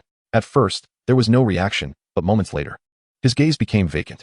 His lips moved slightly as if trying to articulate something, yet no sound emerged. Suddenly, his expression contorted into one of agony, his features nearly twisting in on themselves. The expression on his face resembled that of one enduring excruciating torment. The cavern resonated with the anguished cries of Slughorn. After just a single mouthful, Slughorn collapsed onto the ground, resembling a bullied child, incessantly begging for mercy. Mia was oblivious to the memories that tortured him. Yet judging by Slughorn's persistent obsession, it was likely that the specter of Tom Riddle haunted him. The more painful the recollection, the more potent the poison. This time, he would have to endure it alone. Witnessing his old friend suffer such profound agony, Dumbledore felt a pang of empathy. He too bore the weight of unbearable memories. If his sister Ariana were to stand before him, questioning why he had taken her life, his predicament would not be much better than Slughorn's. He would readily offer his own blood, but to bear the torment of those memories, Dumbledore hesitated. Even when he first acquired the Resurrection Stone, he had vacillated between longing for his loved ones and the difficulty of facing them. Tom, this time, I shall not divulge anything further, Slughorn gritted through clenched teeth, and his gaze cleared as the effects of the potion began to wane. He gasped for air, and Mia supported him as he leaned against the rocky outcrop. The potion, once abundant, had now run dry. Just as Mia observed Slughorn's waning spirit, concerned for his life, Slughorn trembled as he retrieved a vial of potion from his pocket and downed it in one gulp. Instantly, his complexion improved. He rose nimbly without the need for Mia's assistance. In that moment, Mia recognized the significance of mastering potion making. One must admit, Tom's prowess in the art of potions was truly remarkable. Bravo, Dumbledore remarked with a hint of envy. To be free of guilt is indeed a rare fortune. Slughorn had transitioned from being unable to utter the name to now being able to jest about it, finally surmounting the barrier within his heart. Let us not celebrate just yet. There remains much to do, Slughorn declared resolutely, eyeing the remaining potion in the stone basin. As he readied to consume more, Mia intervened. Professor, the remaining potion is no longer worth your while. Slughorn and Dumbledore regarded Mia with curiosity. There are still those who require atonement. Having feasted for so long at no cost, it is time for him to contribute. From her concealed bag, Mia produced a rather awkward scene. A rotund and scrupulous figure was extracted from a palm-sized pouch.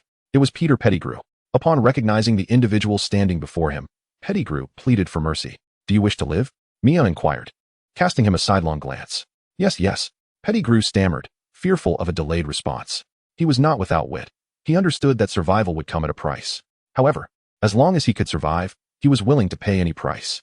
Years ago, he had forsaken his comrades, his integrity, and a finger. Now, he found himself devoid of anything else to lose. As long as he could live.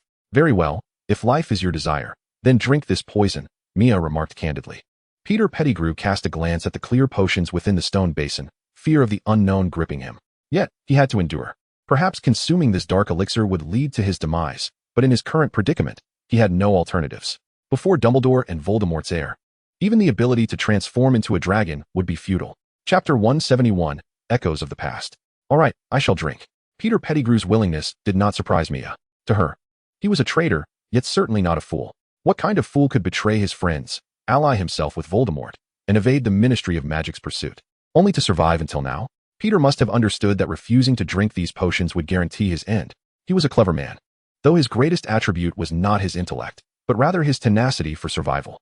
To endure in a chaotic world, he had decisively betrayed his friends and stood before the merciless Dark Lord. In a bid to extricate himself from suspicion, he severed his own finger. For the sake of survival, he had lived as a rat for over a decade. Now, another opportunity to live presented itself, embodied in the form of these potions. He would not refuse. Thus, trembling with fear, Peter Pettigrew consumed the potion. Just as he believed nothing had transpired, a look of sheer terror suddenly overtook his expression. No, James, Lily, I am not serious. Spare me. It was as if he had witnessed something horrific, writhing on the ground in agony. Was he truly Peter Pettigrew? Slughorn gazed at the horrifying visage of Peter, still haunted by the memory. Was I truly that frightening? No, you were quite restrained. Slughorn nodded in satisfaction. No one looked upon Peter with even a trace of pity. Only Slughorn, who had never lost his temper, felt a twinge of discomfort and turned away. As the effects of the first potion began to wane, Mia thoughtfully offered a second bowl. Peter gazed at her with pleading eyes, yet upon encountering that familiar, cold gaze, he resigned himself to drinking the potion. Serious, I was forced into this. Observing Peter writhing like a large, plump worm on the ground, Mia scoffed. Even at such a moment, he continued to make excuses. By the time the third bowl was presented, Peter's voice had grown hoarse. He stared blankly at the potion being offered once more. "Come now," Mia said softly. At that moment, Slughorn felt relieved that he had not consumed the second bowl. Gazing at the crystalline poison before him, the diminutive Peter's vacant eyes reflected a profound terror. "No, no," he instinctively uttered. Maya shrugged helplessly, exclaiming that she had no recourse. "I have only ever fed my wife. Consider yourself fortunate. Now, open your mouth." Observing Maya forcefully administering the potion to Peter, Slughorn felt a twinge of disquiet. Was this not a touch too cruel? He glanced at Dumbledore, not out of pity for the small figure, but because he found it unbearable to witness Maya resorting to such measures. He had already trained one brutal student and did not wish to see that student's offspring descend into cruelty before his very eyes. "It's all right. The child has restraint," Dumbledore gestured to Slughorn. However, in the blink of an eye, he saw Maya brandishing a stone, preparing to pry open Peter's mouth. "Oh dear. Enough of this. This is far too barbaric. What are you doing?" "A simple tap would suffice to make him drink," Maya retorted, discontented with Dumbledore's interference. Clearing his throat, Dumbledore exchanged an awkward glance with Slughorn, asking for a moment as patience. Maya cast a disdainful look at Dumbledore. Ultimately, he still required the child to consume it. After a flurry of activity, Maya finally succeeded in forcing the poison down Peter's throat. The pendant box was retrieved. Peter lay on the ground, his gaze vacant. Caught between life and death, Slughorn had assured them that this potion would not claim a life. If he endured, all would be well. Currently, Peter was merely ensnared in weakness, his senses gradually returning to clarity. He sat up in a daze, turning his head to glance back, then fixating on the murky water's surface. How parched he felt. Slowly, he crawled closer, and in the dim light, he beheld his reflection on the water's surface, emaciated and ghastly. Was he always thus? The once brazen marauder, so carefree and audacious, had once thrived in the company of remarkably gifted young wizards at school. In a moment of reverie, he glimpsed the faces of his friends in the water, a reminder of joyous laughter from days gone by. The mirror of Ariste possessed the extraordinary ability to reveal one's innermost desires. Now, the water's surface had transformed into his own mirror of truth. Rising slowly, memories flickered in his eyes. "Ah, friends." The sound of splashing water caused Maya to turn sharply, and upon witnessing the rippling surface and the empty ground, her expression instantly shifted. She leaped in. Slughorn stood in stunned silence. Yet Maya, sensing impending doom, realized the peril. The water below teemed with the Dark Lord's remains. Any disturbance would awaken them all. The pitch-black cavern fell into a deathly silence. Shattered to pieces, Maya suddenly whirled around, annihilating a specter that had crept up behind them. It sounded like a horn. And immediately, the water began to stir. Countless heads and hands emerged from the depths. The damp, spectral figures crawled up from all sides. They retained their appearances from life, albeit with pallid complexions. Among them were wizards, muggles, aurors, civilians, and even slain Death Eaters. Yet now, they had all transformed into mindless shells, drooling at the vitality on the small island. "Fire is particularly effective against such entities," Dumbledore calmly advised. Both Dumbledore and Mia conjured flames simultaneously, the intense heat forcing the specters to retreat. Slughorn's face turned ashen with fear. Glancing at the remaining Felix Felicis, he swallowed it in one gulp. United, the two of them found that even the overwhelming number of specters could not approach them. In truth, they felt no pressure at all. Suddenly, Slughorn seemed to have discovered something among the throng of specters. He drew his wand, but having consumed the potion and overwhelmed by fear, his spellcasting faltered. "Mia, help me." With a flourish of her wand, Mia summoned the specter Slughorn had indicated. Her magic rendered the specter immobile. By its attire, it appeared to be a figure of noble lineage. "It is you, truly you, Regulus." Slughorn's expression was a tumult of anguish. Both Regulus and Sirius had been among his most esteemed students, with Regulus being his proud apprentice. The news of Regulus's allegiance to Voldemort had pained him deeply. Later, upon Regulus's disappearance, he had sought information about him. Now, he had found his corpse. The once distinguished youth, born of nobility, had transformed into a grotesque specter. "Whatever you have done, rest now." Slughorn's wand emitted a gentle glow, enveloping Regulus. Gradually, the struggles ceased, and his form began to revert. Chapter 172, Christmas approaches. Such a gifted child, how unfortunate. Unable to bear the sight of the lifeless Regulus, Slughorn ached with sorrow. Dumbledore, with his remarkable memory, certainly recalled this young wizard who had once rivaled his brother in excellence. The two brothers of the Black family were once seen as promising heirs destined to restore their family's former glory, one in Gryffindor and the other in Slytherin. Alas, as time passed, they had drifted apart, aligning themselves with opposing factions. Let us take him back. After all, he is Sirius's brother. Perhaps after all these years, he might be prepared to find peace. Regulus's talent had once garnered Voldemort's favor. Such a prodigy vanishing without a trace had become increasingly plausible with time. The three of them returned to Hogwarts with Regulus's lifeless body. In the headmaster's office, Slughorn utilized magic to restore Regulus's lifeless body to an appearance nearly indistinguishable from its former self. As the spell was cast repeatedly, the features became increasingly lifelike. Yet, it was well understood that true resurrection was unattainable. When shall we destroy it? Mia inquired deliberately. That may no longer be within our control. Dumbledore's peculiar response prompted both individuals to turn their gaze toward him. This is a false Horcrux. Dumbledore casually toyed with the locket. False. Slughorn's disbelief was palpable. I bled so much and even ingested poison for a mere counterfeit? Dumbledore nodded, his eyes revealing no hint of disappointment. It seems Tom is more cunning than we had anticipated. Mia cast a glance at the corpse. The once prominent young wizard could hardly have imagined that his past exploits would lead to such burdens for his teacher. Mia surmised that the genuine Horcrux was likely hidden within the Black family residence at Grimmauld Place, though he had no justification for such knowledge. Slughorn's expression betrayed his dismay. In that case, I implore you to keep my secret safe. Should it be revealed, I would be utterly ruined. Despite the unraveling of past grievances, Slughorn remained steadfast in his desire to protect his reputation. Of course, Mia assented readily. I shall summon Sirius. Harry must be yearning for his godfather. Dumbledore cast a Patronus charm out the window. We saw him during the holidays, didn't we? Christmas is also fast approaching, Mia remarked. Dumbledore's eyes brightened. Indeed, Christmas is near. As is your wedding. Slughorn looked at Mia in surprise. Joy illuminated Mia's countenance. Indeed, I am counting down the days. By the way, if you, Professor, would be willing, of course, I would. I shall make myself available that day. Slughorn replied without hesitation. That is splendid, Mia nodded in satisfaction. One could easily envision that, whether in the Muggle world or the magical realm, the most illustrious individuals would gather for the occasion. How could Slughorn possibly miss such an event? Upon receiving Dumbledore's message, Sirius hurried over without delay. Upon seeing the cold body, he momentarily stood at the door, lost in thought. This young man, due to ideological conflicts, had never shared a particularly good relationship with Sirius. For the Black family, notions of pure blood and family honor eclipsed familial bonds.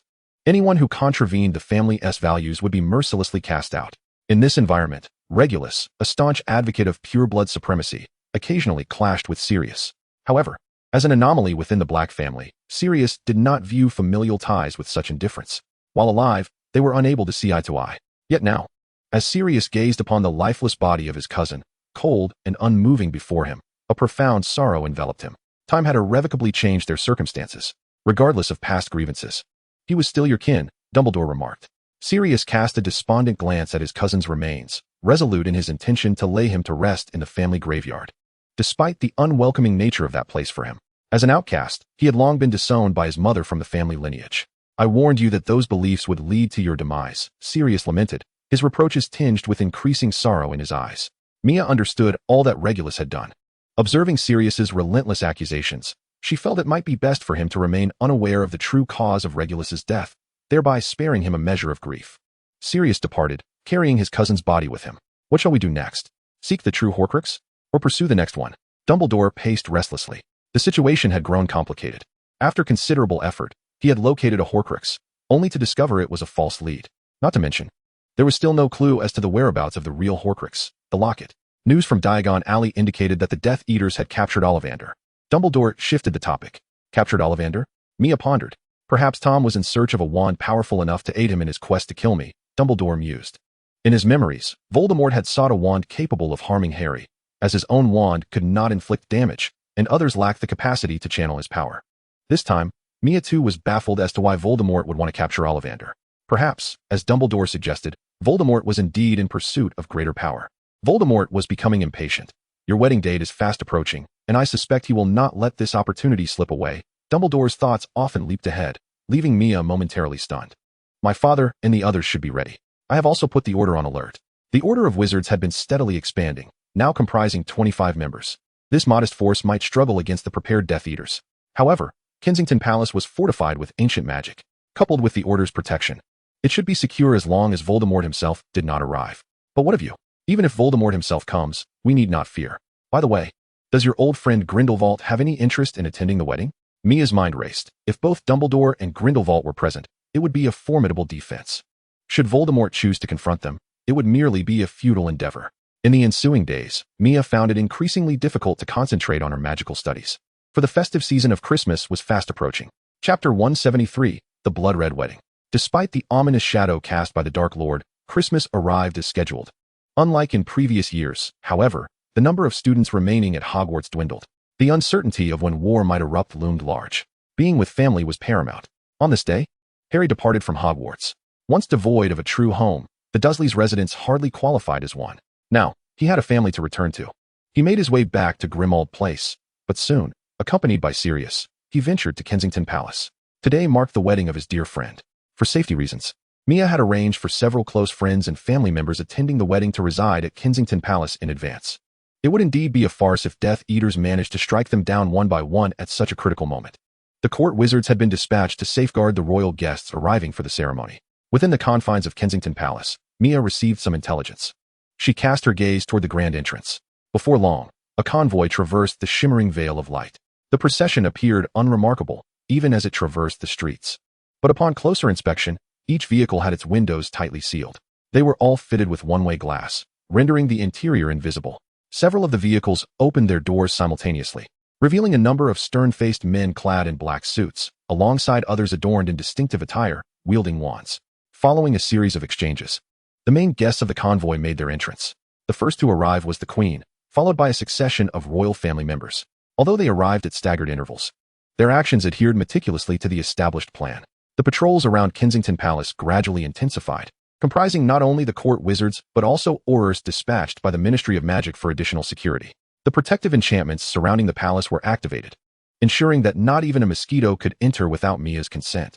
From the fireplace emerged two venerable figures. The first, with a notably large head, was none other than Dumbledore. Following him came Slughorn.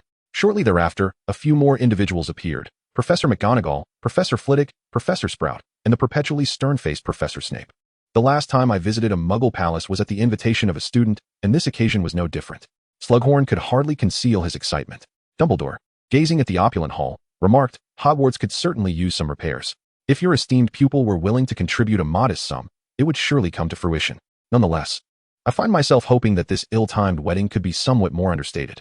If the esteemed headmaster takes pleasure in observing students engaged in premature romances and marriages, I have no further comment." Snape delivered an extended monologue in a completely flat, somber tone. Clearly, Dumbledore appreciated his sardonic wit. According to the laws of Muggles, this is hardly a violation. I do hope there will be an ample selection of desserts at the feast. Once the invited professors at Hogwarts had arrived, Dumbledore sealed off the fireplace. Even a one-way flue network carries the risk of intrusion. Mia hastily made his way over. As the host, he was obliged to extend the courtesies of hospitality. Observing the elegantly attired students, Professor McGonagall was filled with delight. She had eschewed her usual somber black robes for a vibrant green ensemble, sans the pointed witch's hat.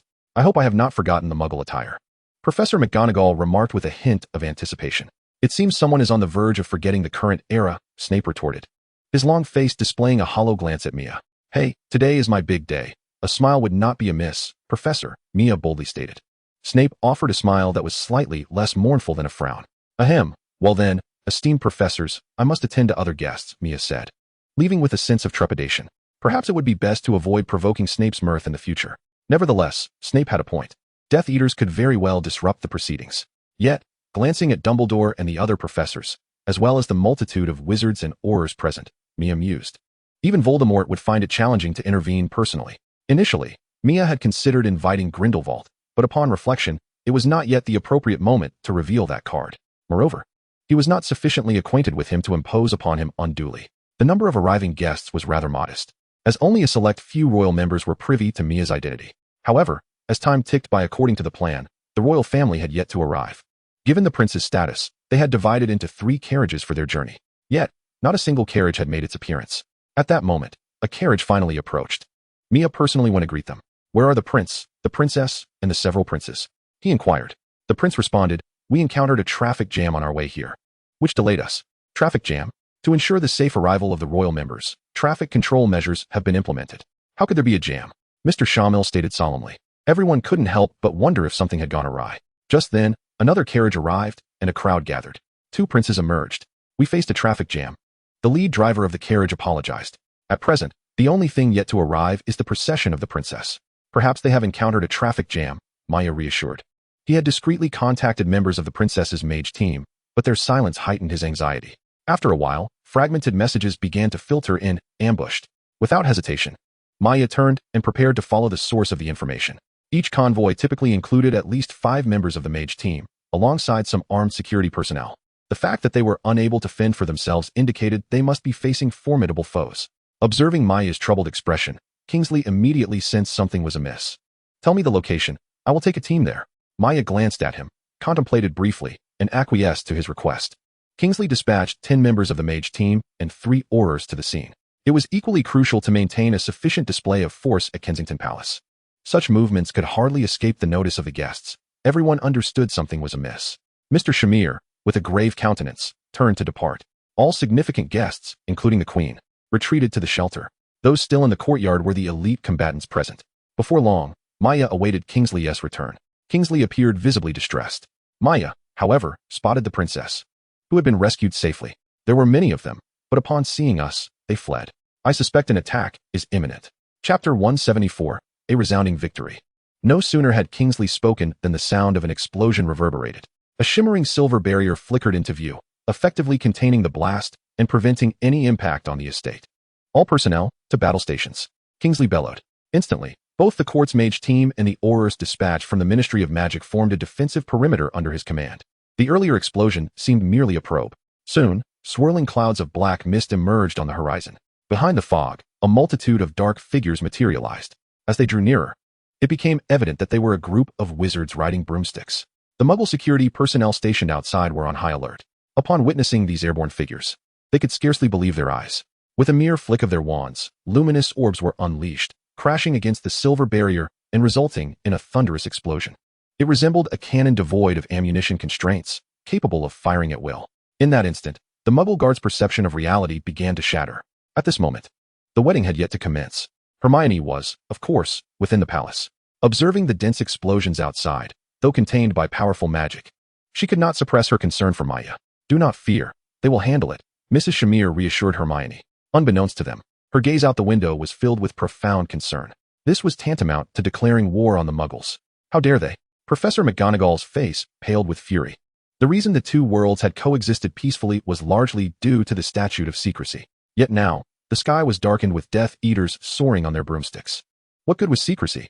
Even though they had imposed a lockdown around Kensington Palace, it was entirely possible that this group could be seen by the Muggles as they flaunted their presence. Members of the Order of the Phoenix shielded those within the palace. For the Ministry's court, wizards and aurors were stationed outside. Among the royal family, there were also agents responsible for security. However, witnessing the horrifying scene outside, their confidence in their own armaments began to wane. The Muggles, unfamiliar with all of this, were in a state of utter panic. They glanced at the wizards armed with mere sticks, then at the explosions engulfing the sky. Their faces turned as pale as paper. The disparity was staggering. In truth, the members of the Order tasked with protecting those in the palace felt no pressure at all. They occasionally cast glances at Dumbledore. Indeed, he exuded a sense of security. Dumbledore remained calm and collected, showing no signs of worry. He discerned that this was merely a grand provocation by the Death Eaters. Given Voldemort's cautious nature, he would not dare confront him directly at this moment. The more Death Eaters there were outside, the more at ease Dumbledore felt. After all, the ranks of the Death Eaters were finite.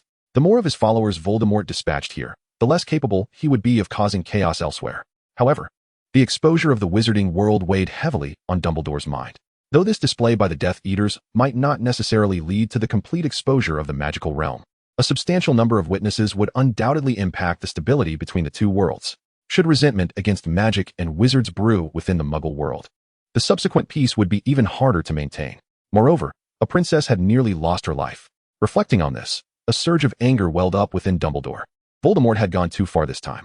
He was clearly intent on dragging both worlds into turmoil. Outside, the wizards did not initiate an attack. Their sole task was to maintain the integrity of the protective barrier. The agents occasionally discharged their firearms, but with the Death Eaters darting about, it was exceedingly difficult to hit them. Maya observed the brazen Death Eaters outside, refraining from engaging. "Son, is this barrier sufficiently sturdy?" Mr. Shamir suddenly approached. "Rest assured, we shall proceed as planned. This barrier is infallible." Maya gazed at the Death Eaters as one might look upon a throng of the deceased. With Maya's reassuring response, Mr. Shamir excitedly seized his walkie-talkie. "Open fire." Suddenly, a cacophony of explosions completely overshadowed the movements of the Death Eaters. Both indoors and outdoors, the ground trembled violently. "What is happening?" Mr. Weasley, responsible for vigilance, exclaimed in panic. "Our army shall contribute its might," the Queen, encircled in the center, spoke slowly. The bewildered Death Eaters, momentarily stunned by the thunderous noise, stood frozen. In the next instant, an intense heat surged forth. It matters not if the aim is off. As long as the power is sufficient, even the broadest miss can inflict harm. Maya scoffed at the panicked Death Eaters outside. They were oblivious to the source of the explosions. The keen-eyed among them only caught a glimpse of something hurtling toward them before it detonated. The explosions were far from over. Countless shards transformed into lethal blades, inflicting severe injuries upon the surrounding Death Eaters, some falling lifelessly to the ground. The efficiency of the artillery was still somewhat lacking, Mr. Shamir remarked, shaking his head as he glanced at Maya. Maya nodded in agreement. Mr. Shamir picked up the intercom once more, deploy thermobaric munitions. From the concealed troops in the surrounding woods, machine guns and tanks unleashed a frenzy of fire upon the airborne adversaries. Witnessing such a degree of firepower failing to shake the formidable barrier, the army grew more emboldened. Upon receiving orders from their superior, thermobaric munitions were loaded into the launcher. With a series of resounding booms, the next moment, mushroom-shaped clouds blossomed around the estate. The Death Eaters experienced the most immediate effects. Oxygen was swiftly depleted, and the combined onslaught of heat and asphyxiation claimed their lives with ease. Following this barrage, few escaped the fray. The wizards below stood in stunned silence. Is this the might of Muggles? Can they be so formidable without magic? Who was it that claimed Muggles were incapable? It is over. Let us clear the battlefield, Maya stated calmly. As the heat dissipated, figures clad in black began to gather the debris under Yuza's direction. This was the prime opportunity. It would not come easily again, Maya cautioned. Mr. Shamir nodded gravely. In truth, this wedding had been meticulously prepared. They had anticipated the possibility of the Death Eaters causing chaos. Therefore, they had devised a strategy to turn the tables and execute a decisive annihilation. Although they had achieved a resounding victory, Mr. Shamir did not dare to lower his guard. He had witnessed the capabilities of wizards firsthand. His son was a wizard, and he understood their formidable nature. This time, the Death Eaters had underestimated their foes and were caught off guard. Had it not been for their oversight, the wizards' cunning tactics would undoubtedly have posed a significant threat.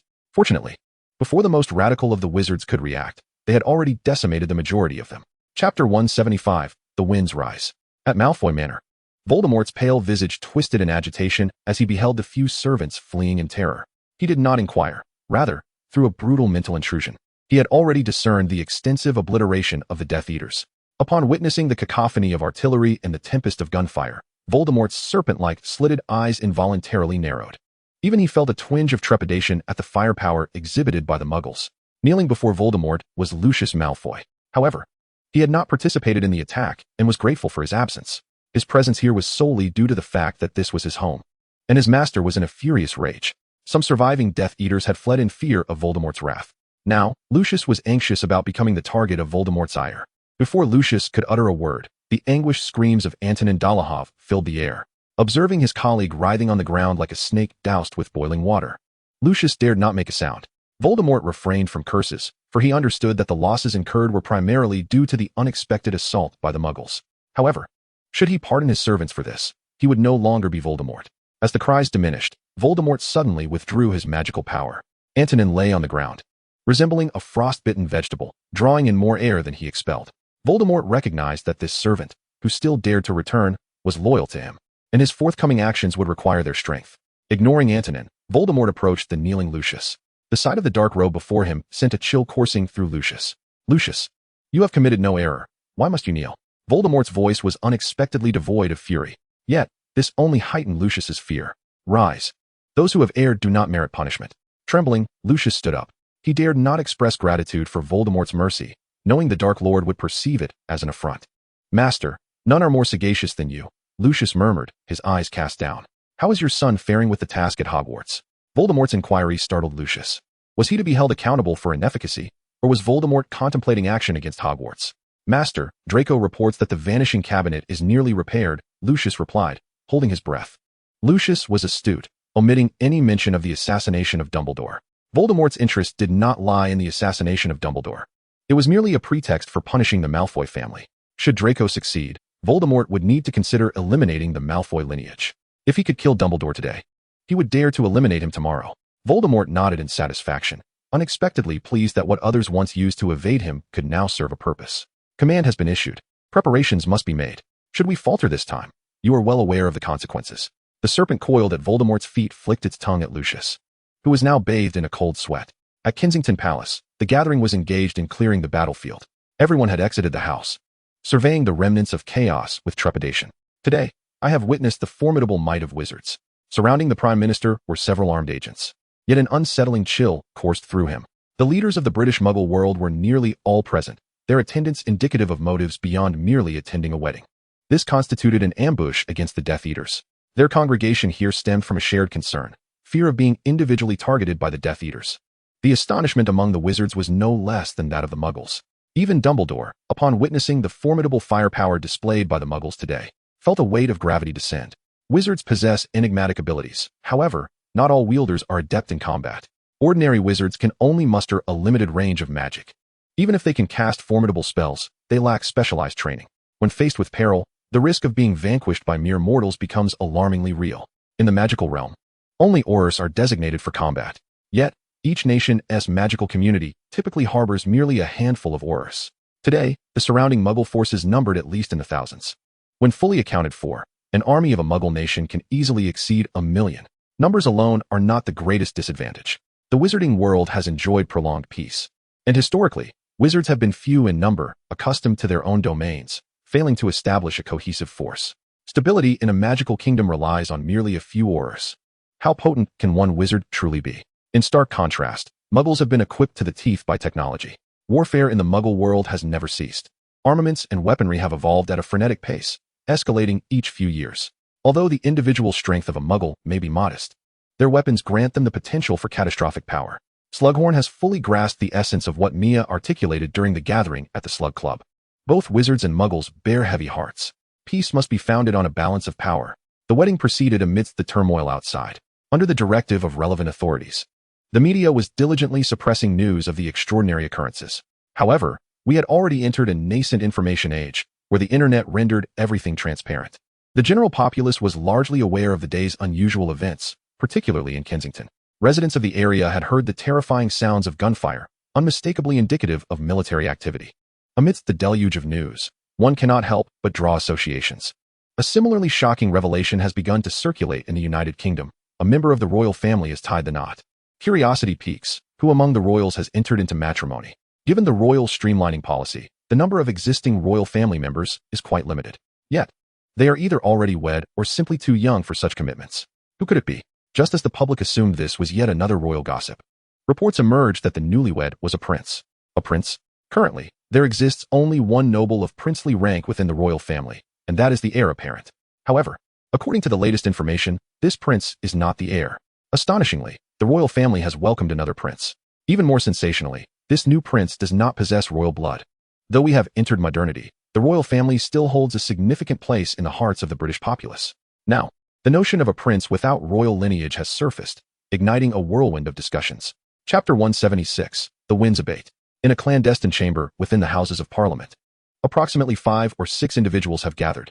While the number is modest, they wield the highest authority in the nation. In a short while, a proposal discussed here will alter the course of the world.